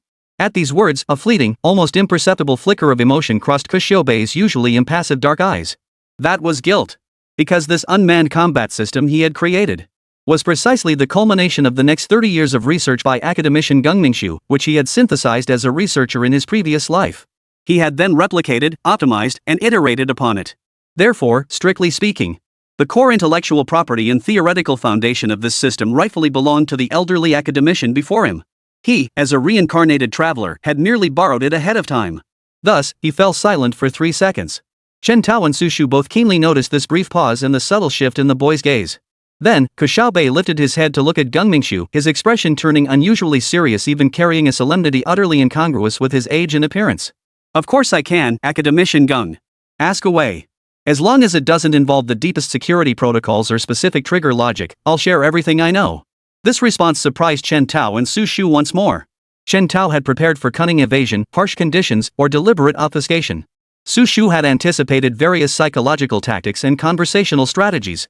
Neither had anticipated that this prophet, a figure whose name sent shivers down spines internationally, whose actions were shrouded in mystery, and who was notoriously difficult to engage. Under Geng Mingshu's purely technical inquiry, he proved surprisingly easygoing, approachable, and even almost humble in his demeanor. Geng Mingshu, however, didn't dwell on such thoughts. His academic curiosity overwhelmed everything else. He immediately fired off an extremely specialized question involving the convergence properties of high-dimensional path planning algorithms, peppered with obscure terminology and mathematical concepts. Ke Xiaobei began answering fluently, almost without pause. He avoided piling on esoteric theories, instead using the most concise language to get straight to the heart of the matter. Moreover, he casually pointed out a potential critical obstacle in Geng Mingshu's current research and offered a concise solution. As he spoke, his fingers traced invisible equations and models across the polished tabletop. Geng Mingshu's eyes grew increasingly bright. He nodded sharply at intervals or let out short gasps of sudden realization. So that's how we can handle this. Brilliant. That completely bypasses the deadlock issue. He was completely absorbed, as if he were conversing not with an 8-year-old child, but with an academic soulmate whose intellect matched or even slightly surpassed his own.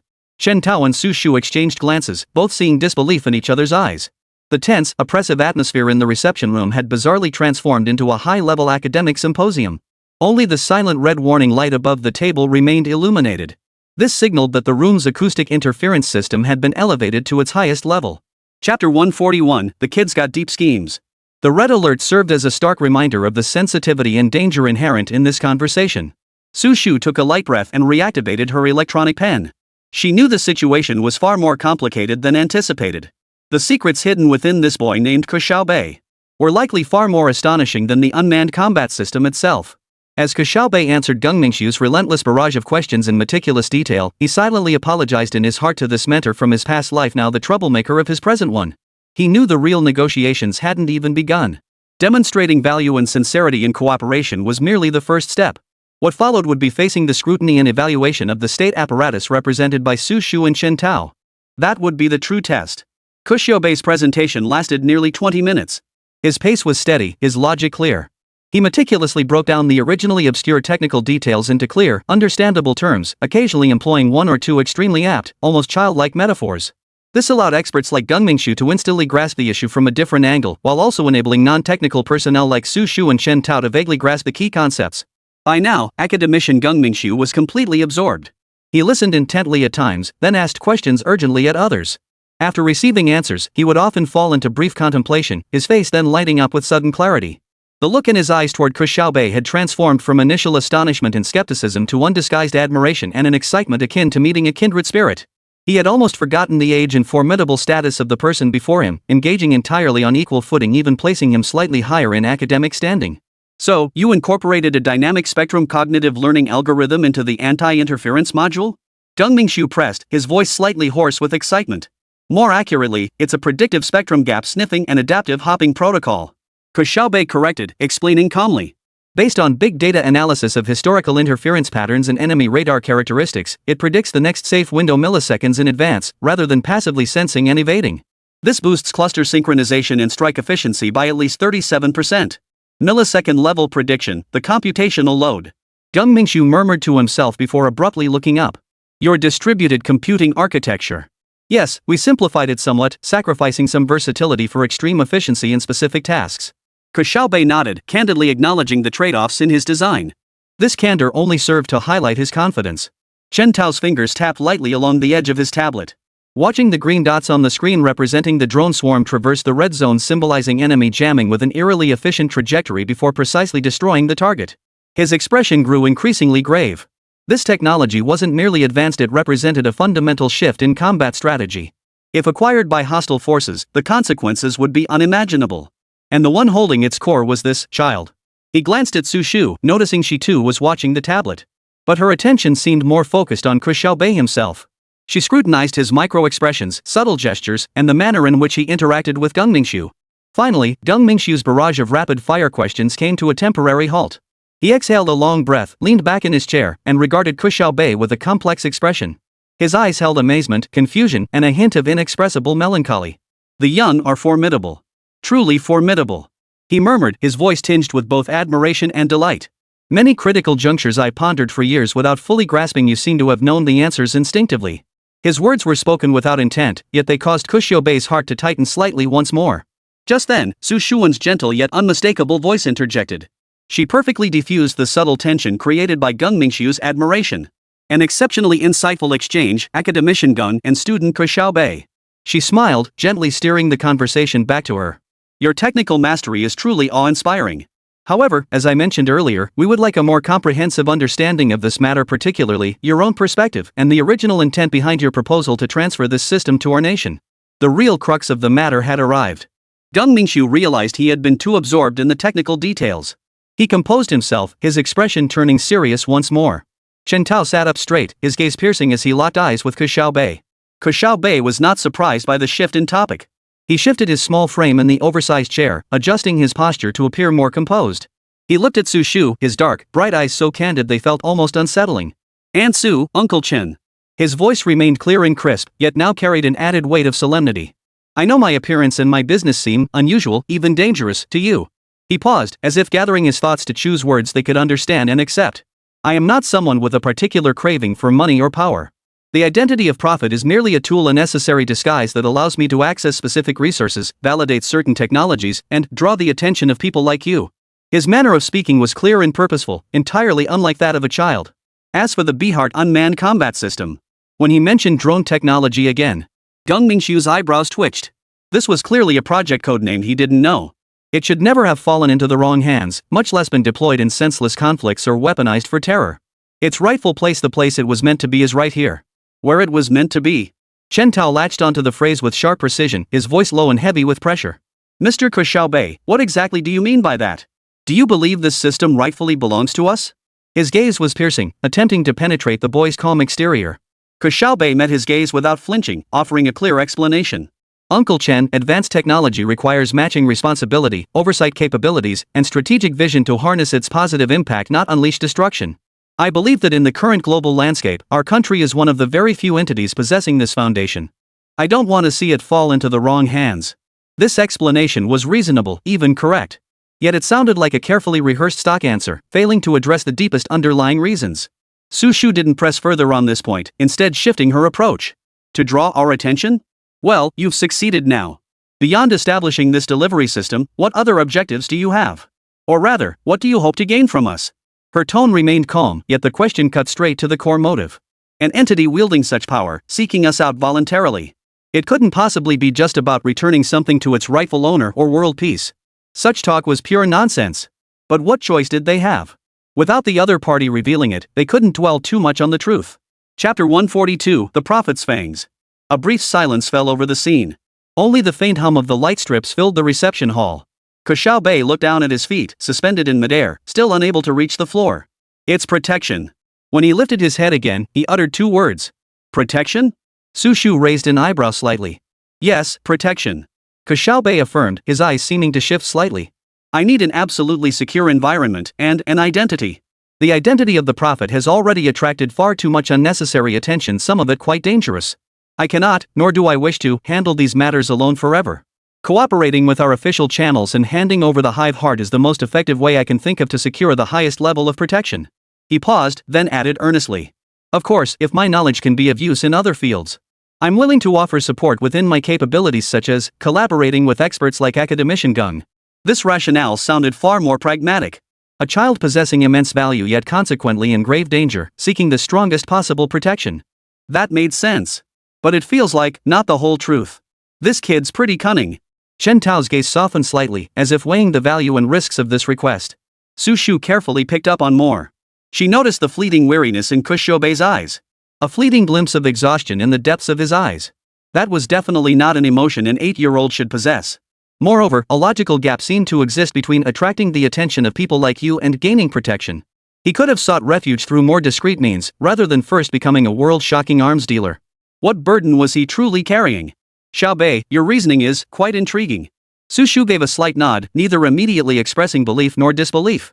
But how do you prove that your surrender is complete and unreserved?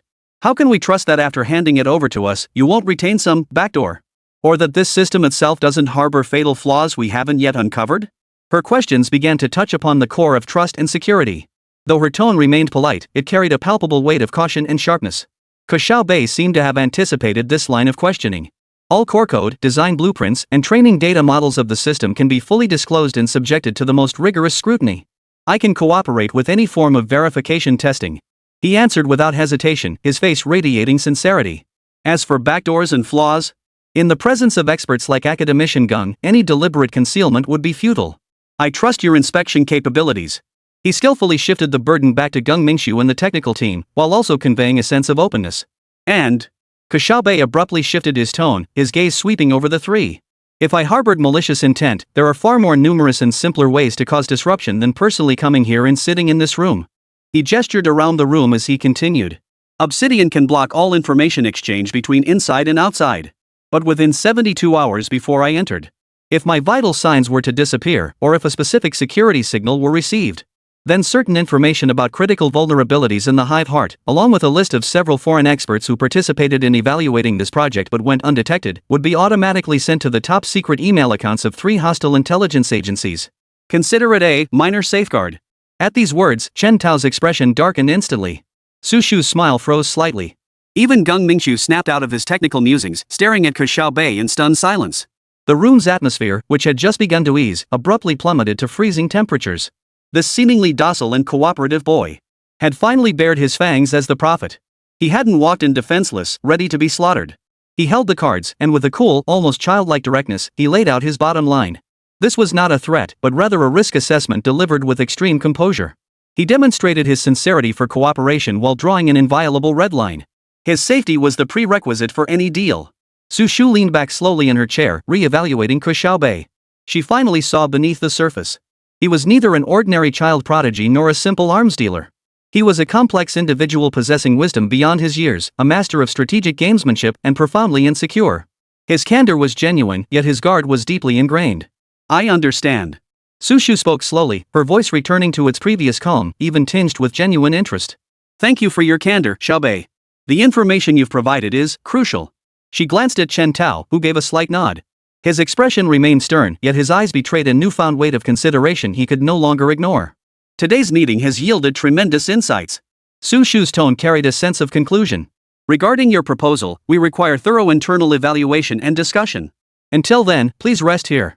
This location is absolutely secure, and we will do our utmost to accommodate all your needs. Her words were polite and considerate. But it also meant Ke Xiaobei had temporarily lost his freedom of movement. He would be placed under protective isolation here for the time being. Ke Xiaobei seemed entirely unsurprised by this outcome.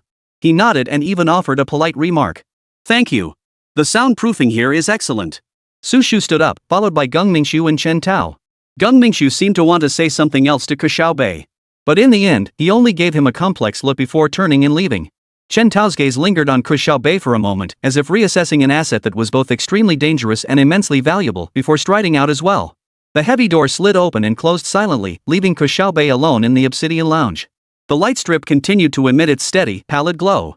The boy sat quietly in his chair, dangling his legs in the air, his face expressionless. He extended a finger, lightly touching the cool tabletop, sensing the undercurrents surging beneath the absolute silence. He knew the first round had ended. He had demonstrated his worth, placed his bet, and revealed a hint of his sharp edge. Now, it was up to the other side to make their move. Outside the door, Su Shu, Chen Tao, and Geng Mingshu walked briskly down the silent corridor. No words were needed. All three understood that a situation far exceeding their expectations, one that was both thorny and brimming with immense opportunity, now lay before them. Their discussions about this 8-year-old boy and the future weapon he carried had only just begun. We need to draft a unified opinion report. The final decision rests with the commander. Chapter 143, The Youngest Research Specialist. In the quiet reception room, only the air conditioning system emitted a barely audible hum. Soft lighting bathed the space, decorated in a modern Chinese style, simple yet dignified.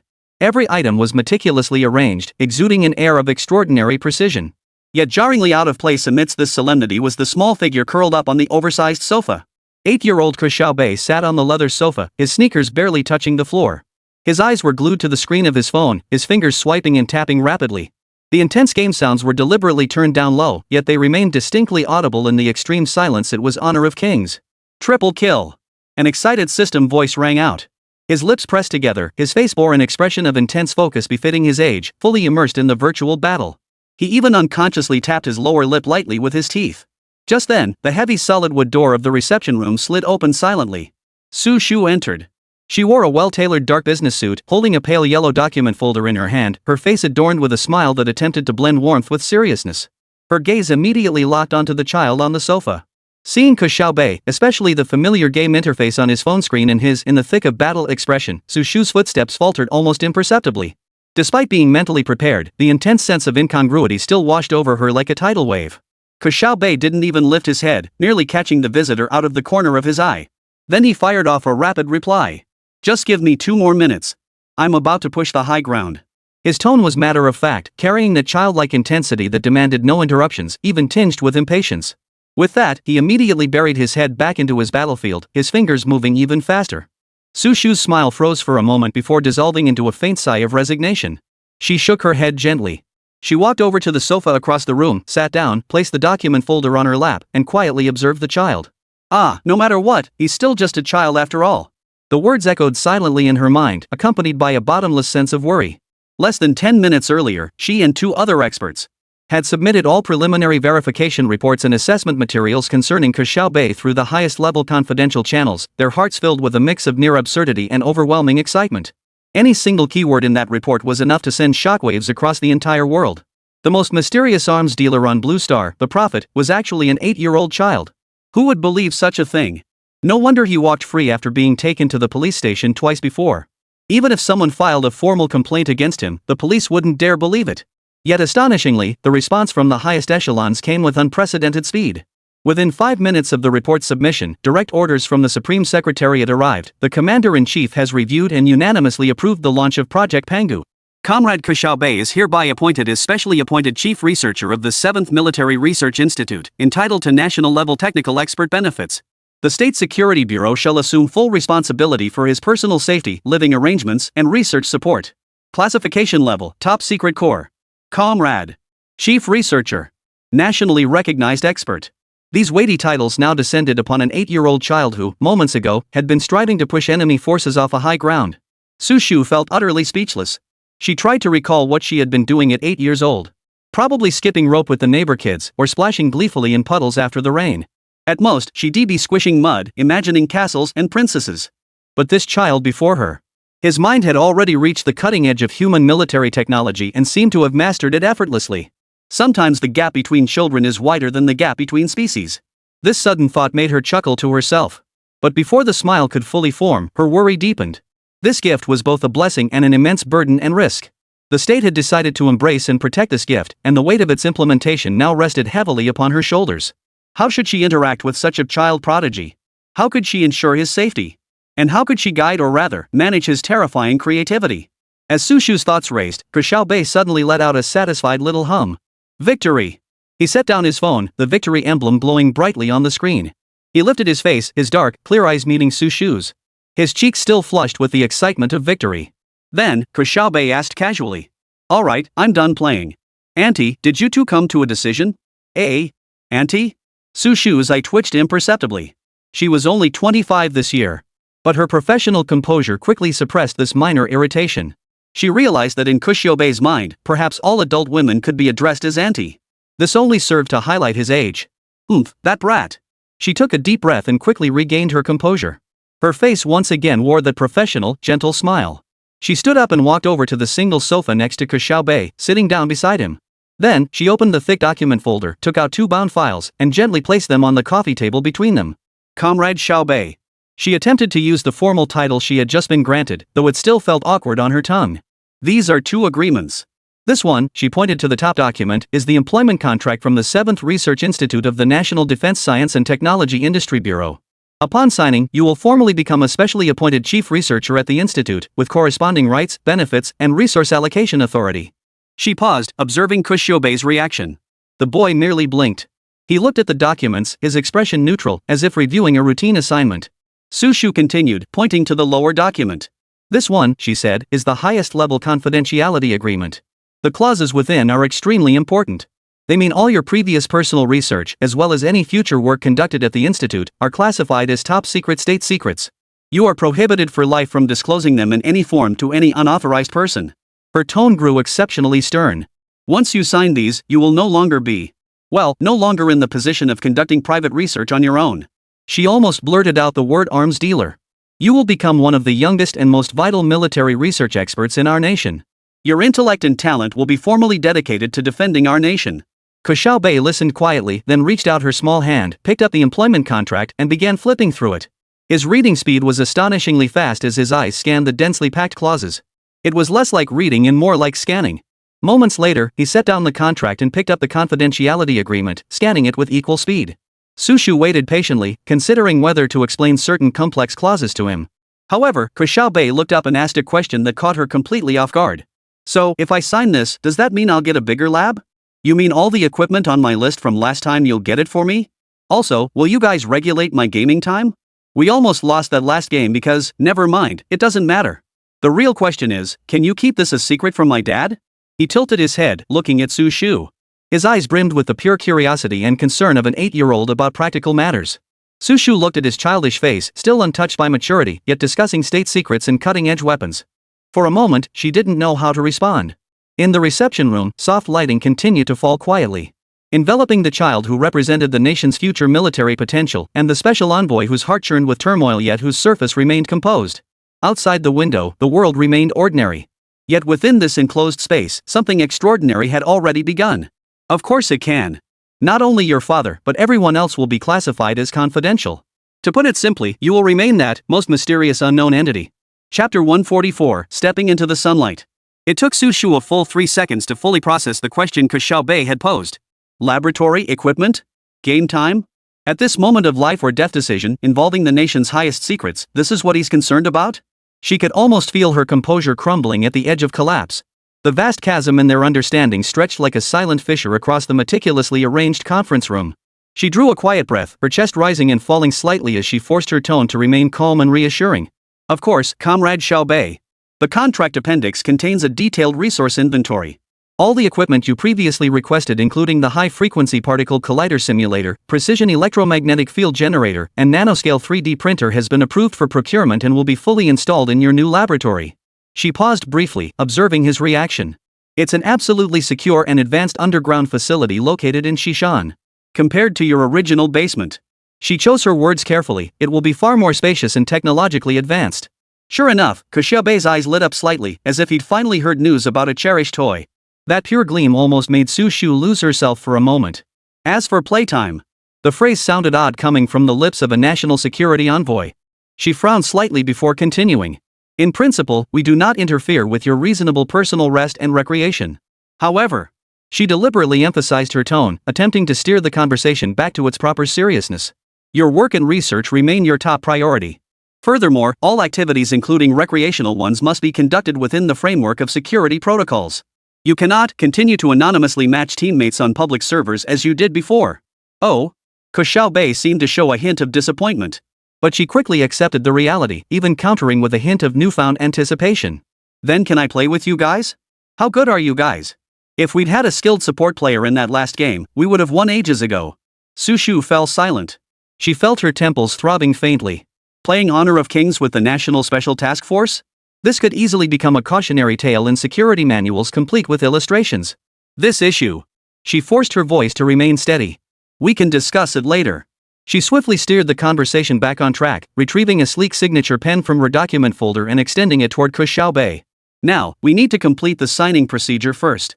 Please sign your name in the signature section on the last page of these two documents. Ke Xiaobei took the pen.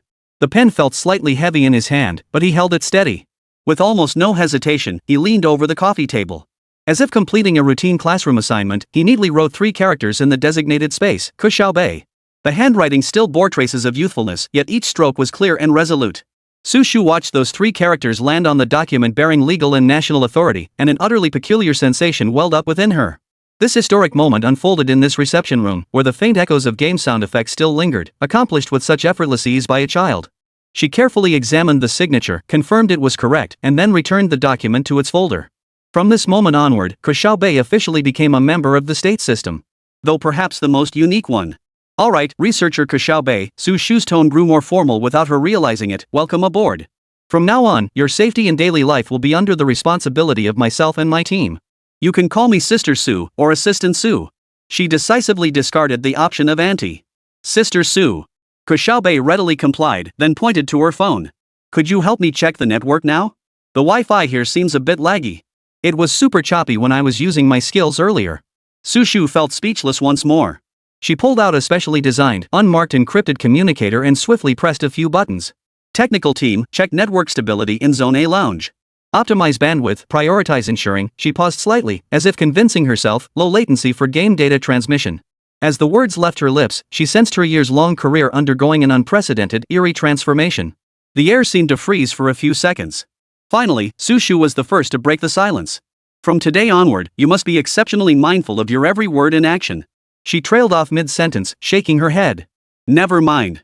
It probably won't do any good to say this now. I'll drive you back first. She stood up, her sharply tailored attire accentuating her innate air of authority. Remember this, within the threshold, all is confidential. Ke Xiaobei nodded softly, following quietly behind her toward the door. Several minutes later, he reappeared in the queue for the Future Technology exhibition, as if he had never left.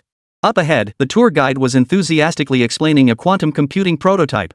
Beside him, his friend Jiang Wei was secretly scrolling through his phone. On the other side, a few girls were quietly discussing the nanorobot animation they'd just seen.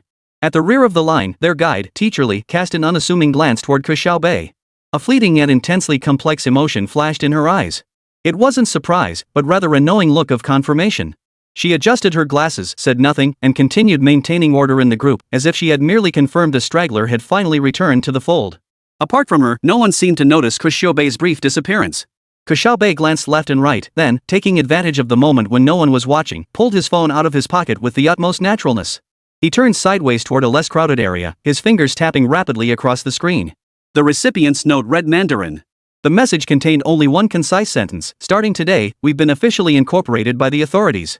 However, your identities remain classified. From now on, enhance your security clearance levels. He clicked send. The message vanished instantly through the encrypted channel. He tucked his phone away, as if he'd merely replied to an insignificant message. Then, he lifted his head and, like the other students, gazed at the futuristic quantum computer, his eyes reflecting just the right amount of awe and curiosity. Only he knew that this seemingly ordinary field trip had irrevocably altered his destiny and that of the entire Mandarin team. They had stepped from the dim, shadowy underground fringe into the world of sunlight. Meanwhile, Mandarin, who had just settled into his private expert seat, stared blankly at his phone screen. Just like that, we've been co-opted? The boss didn't even let us put up a fight? After muttering this, the Mandarin immediately opened his contacts and dialed a number. Old Red, the plans changed. Yes, cancel all previously scheduled operations. Stand by, awaiting further orders. Who said that? The boss. Starting today, we've been co-opted by the state. Carry out the orders. We'll discuss it when we meet later. Chapter 145, eavesdropped after listening in. Nanhai Station bustled with activity as Ke Xiaobei, carrying a small backpack, followed her class through the turnstiles. The teacher in charge took attendance, repeatedly reminding them, don't forget to write your travel journals when you get back, and let your parents know you're safe. The children chattered excitedly, sharing stories from their 3-day trip or rushing eagerly toward waiting parents. Ke Xiaobei stood quietly, her eyes clear and distinct, scanning the crowd. Seemingly oblivious, yet like a precision radar, he absorbed every detail. That woman in the purple dress who had been reading an e-book the entire time. She had been seated 3 rows diagonally behind him on the bullet train half an hour earlier. The cleaning staff member pushing the cart, whose movements seemed slightly sluggish, glanced at their class a bit more frequently than usual. And the man in the distance pretending to take selfies, his camera angle seemingly unchanged the entire time. He lowered his head slightly, the corners of his mouth turning down in an almost imperceptible frown. 30 people? Quite the entourage. Ke Xiaobei, hasn't your dad arrived yet? The teacher approached and asked with concern. Yeah, dad's busy with work. Probably stuck in traffic. Teacher, you go ahead. I can take a taxi home by myself. Ke Xiaobei lifted her head, her face displaying just the right amount of obedience and a hint of hurt. The teacher hesitated, but then recalled that Ke Xiaobei lived in a nearby upscale neighborhood. And the child was always mature and sensible. She gave a few more instructions before leaving with the other children. Ke Xiaobei stood alone at the agreed-upon spot, his gaze seemingly bored as he scanned the billboards. He could sense the scattered ripples around him. The subtle disturbances created unintentionally by Su Shu and her team were slowly converging around him. They formed an invisible membrane, separating him from the real world around him. An ordinary ride-hailing car pulled up in front of him, its license plate matching the description. He pulled open the door and got in. To Emerald Bay. His voice carried a hint of youth as he spoke, and the car merged into the traffic. Ke Xiaobei leaned against the window, as if admiring the scenery. In the rearview mirror, at least 2 cars alternated between following at a distance neither too close nor too far. Their technique was so skilled that they were nearly impossible to detect unless one deliberately looked for them. Su Shu sat in the backseat of one of the cars, a blurred image of the interior of the vehicle ahead displayed on her screen. Using some kind of remote sensor and the city's electronic map, she tracked the steady movement of Ke Xiaobei's light dot. Headphones on, she listened to reports from various surveillance points, her voice calm. Target has boarded vehicle, mood stable. Vehicle traveling on normal route, estimated arrival at destination in 25 minutes. Perimeter team in position. She tapped the microphone lightly. Team 1, Team 2, maintain distance. Team 3, preemptively clear the visible area at the residential complex entrance. Note, target may possess heightened perception. Avoid all conspicuous contact. Roger. Half an hour later, Ke Xiaobei smoothly returned to her villa apartment in Emerald Bay. The fingerprint lock activated, and the heavy door slid open silently. Silence filled the room as light streamed through the floor-to-ceiling windows, casting long shadows across the floor. Dad? I'm home. His voice echoed faintly in the empty living room. No response. He set down his backpack and began searching room by room. Dad? Are you home? From the living room to the kitchen, then to the guest room on the first floor. Like any child returning home to find their parents absent, he muttered to himself, his footsteps never pausing. But as he moved, his fingers seemed to casually brush against the edges of window frames, the inner walls of decorative vases, the shadowed areas beneath the sofa, and the gaps between the petals of the chandelier. His eyes darted over the spots most likely to conceal miniature devices. On the dining room chandelier. His fingertip brushed against a raised bump nearly indistinguishable from dust. In the fake flower pot on the living room TV cabinet, he spotted an extremely subtle, unnatural glint. Beside the smoke detector in the hallway, there was an almost indistinguishable additional module. Sure enough, full house coverage, no blind spots. Standard equipment for state security, not cutting-edge tech, but perfectly functional. He sighed inwardly, yet his face betrayed a hint of disappointment. As if to say, Dad really isn't home. He kicked off his shoes, flopped onto the living room sofa, grabbed the remote, and turned on the TV. The cheerful music of the cartoon instantly filled the room. It was the currently popular series, The Brave Adventurers. At the same time, he pulled a black metal block smaller than a USB drive from his pocket. The metal block had a smooth surface with only a tiny, almost invisible indicator light. He casually slipped it into the gap between the sofa cushion and the seat cushion. Listening device. Activate. He murmured in an extremely low voice, barely moving his lips. The indicator light flickered faintly, shifting from red to green. The next moment, the headsets worn by personnel stationed at surveillance points throughout the villa and its surroundings. Instead of ambient noise and Ke Xiaobei's possible movements, they now heard clear, loud, and dramatically charged cartoon dialogue and sound effects. Hero's light. Shine bright. Damned shadow beast. Taste my power. Inside the surveillance van, a technician frowned and adjusted his headphones. Boss, the target has started watching Spirit Warriors. The volume's a bit loud. Su Shu's voice crackled over the communicator. Normal. Kids are like that. Monitor whether speech recognition is impaired under abnormal volume levels. Ensure we can capture any potential distress calls or abnormal communication keywords. Roger. Audio analysis normal, only TV audio detected. No other significant voice patterns. The technician reported, instinctively turning down the volume on her headphones a notch. The cartoon soundtrack was just a bit too loud. On the sofa, after confirming the inductor was functioning properly, the cartoon sound seemed non-existent to Ke Xiaobei. He rose silently, barefoot, moving like an agile cat. Swiftly crossing the hallway, he slipped into the study on the second floor. The study was spacious, with bookshelves lining one wall and a large floor-to-ceiling window on another, while a wide solid wood desk occupied the center. He locked the door behind him. This action would be recorded by the access control system, but at that moment, the surveillance would only pick up the sounds of fighting from the cartoon. He powered on the desktop computer atop the desk. The startup process appeared ordinary, but at the login screen, he swiftly entered a long, complex password and connected an external decryption key disguised as a children's smartwatch on his wrist. The screen flickered, transitioning into a completely different operating system, one with a clean, almost retro interface. He deftly opened an encrypted communication app. The interface was pitch black, featuring only a window for entering an ID. He typed in a series of codes and initiated a video call request. During the few seconds of waiting for the connection, the study fell so silent that only the sound of his own breathing could be heard. Outside the window, the setting sun cast a warm golden glow around the room, yet it couldn't dispel the icy tension in the air. The video connected. On the other end of the screen was a dimly lit room. A man whose face was obscured sat in shadow, only the outline of his jaw and the faint glow of a cigar visible. Ke Xiaobei skipped pleasantries, his clear, childlike voice sounding unnaturally calm over the encrypted channel. Master Man, have you found the ghost? Chapter 146, Ghosts are really hard to catch. The encrypted video feed stabilized. The figure in the shadows shifted slightly, the faint glow of the cigar flickering in the dim light. Coordinates just locked, 31 degree 13 foot 56, 29 inch N, 121 degree 27 foot 34, 15 inch E, South Shanghai, Jianyong Grand Hyatt Hotel across from the Shanghai World Financial Center. Top floor suite. The Mandarin's voice was hoarse, likely from excessive cigar smoking. Red Skull has already taken his men there. Expected to reach the target floor within 3 minutes. Ke Xiaobei's youthful face showed no trace of surprise,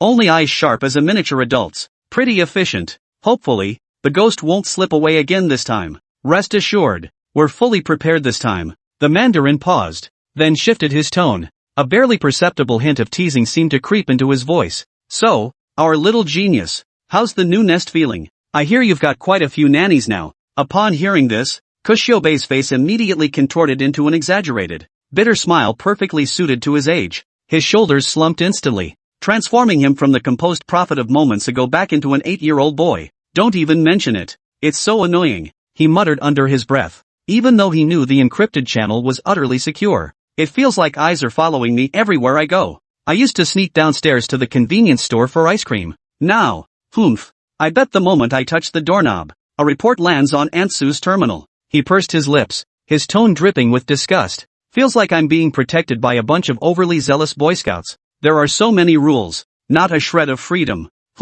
Mandarin Man emitted a low, electronically filtered chuckle. Su Shu isn't some Boy Scout instructor. She and her team are the nation's top shields. Handing you over to her shows just how much the higher-ups value you. After all, your little brain and your little toy are priceless. He deliberately emphasized the word gadgets. He was clearly referring to the surveillance device diligently playing cartoons in the living room, along with any other marvelous contraptions Ke Xiaobei might have tinkered with himself. Worth its weight in gold. But I still need my freedom. Ke Xiaobei muttered under her breath. Then he shook his head, seemingly unwilling to dwell on this depressing topic any longer. Alright, let's drop it. Has the recipient confirmed the final payment for that last batch of custom graphics cards? Satisfied with the performance? The custom graphics cards he referred to weren't for gaming, of course, but rather specialized hardware with immense computational power, likely intended for cracking or encryption. The Mandarin seemed to nod from the other end, followed by a flicker of shadow. Confirmed. Performance exceeded expectations. They're very satisfied. The next batch will require a 50% increase in volume. Can you shorten the delivery time frame? It's tight. The housekeeper has been keeping a close eye lately, and my handyman time has dwindled considerably. Ke Xiaobei frowned, doing a quick mental calculation. I'll see what I can do. Aiming for 2 weeks. Agreed. The man in black agreed promptly, his tone lightening considerably. I'll send the new requirements list and encrypted address to your email shortly. Ke Xiaobei acknowledged. The two exchanged a few more brief remarks about other hardware procurement details, code words for arms deals. Ke Xiaobei rattled off the specifications and market prices of various weapons with the ease of someone discussing different pencil grades at a stationery store. Meanwhile, the nightscape of Nanhui was ignited by neon lights. The Jianyong Grand Hyatt Hotel soared skyward like a dazzling diamond embedded in the night sky. Yet beneath this tranquil dark currents swirled. Several figures, dressed in hotel maintenance uniforms or suits yet moving with unusual agility. They silently converged on the top floor through various employee elevators, freight elevators, and even ventilation ducts. Their movements were coordinated and remarkably efficient. They perfectly evaded all conventional surveillance and security patrols. Leading them was an exceptionally tall and burly man, codenamed Red Skull. A tactical mask covered half his face, revealing eyes as cold as steel. Final confirmation came through his earpiece. Target confirmed in the top floor presidential suite. Vital signs stable. Elevators secured. Emergency exits controlled. Proceed. Inside the suite, a slender figure clad in black bodysuit worked swiftly across several ultra-thin laptops. Data cascaded down the screens like a waterfall. She was the mysterious hacker known as Ghost, a thorn in the side of multiple national intelligence agencies. Her face was pale, a bead of sweat glistening on her temple. She had clearly just endured a frantic digital battle and now sensed the imminent threat of physical danger. Suddenly, all the computer screens flickered simultaneously before going completely black. A powerful external signal had severed all network connections, possibly even activating some kind of shielding device within the room. Ghost snapped her head up, a flicker of panic crossing her eyes before being replaced by resolute determination. Without hesitation, she ripped a pendant from her neck and crushed it, revealing a tiny chip-like object inside. She swiftly inserted the chip into a specialized microcard reader, then hurled it forcefully toward the expensive Persian rug in the corner of the room. The indicator light on the reader flashed frantically a few times before going dark. An imperceptible electromagnetic pulse spread out, completely frying the memory chips of every electronic device around her. With that done, she sprinted toward the massive floor-to-ceiling windows. Beyond the hotel's thick, soundproof glass windows lay Shanghai's dazzling, dizzying nightscape. Outside the door came the faintest sound of a metal tool being inserted into the lock, accompanied by the faint hum of some high-frequency vibrating device working on the electronic lock. Bang! A dull thud echoed as the heavy solid wood door was violently kicked open. Red Skull charged in first. His non-lethal taser was already raised. Several operatives followed behind him, instantly securing every angle of the room. Freeze, Ghost, you're cornered, Red Skull growled. Yet the room contained only the charred remains of several computers, emitting a faint acrid smell. Facing them now was a gaping, floor-to-ceiling window. The night wind howled into the luxurious suite, billowing the expensive curtains. Ghost stood at the edge of the window, turning back with a pale, almost defiant smile. Her gaze swept over the uninvited intruders who had burst in, finally settling on Red Skull. Trying to catch me? In your next life. Her voice was slightly broken by the wind, yet crystal clear. The next instant, under the stunned gazes of Red Skull and his team, she leapt backward, plunging into the frigid night sky 100 meters below. Suicide? A team member shouted, rushing to the window to peer down. Red Skull's face turned ashen as he strode to the window in a few strides. Below lay a sea of cars like ants and the distant ground. No flesh could survive a fall from this height, but at that moment, a black shadow suddenly spread wide in the night sky. Ghost wasn't committing suicide. After plummeting for a mere 2 or 3 seconds, the seemingly ordinary black bodysuit she wore abruptly expanded and unfolded, instantly transforming into an exquisitely crafted, nearly invisible winged glider suit. High-strength flexible materials connected her armpits and legs, forming a graceful delta wing shape in the night sky. Damn it!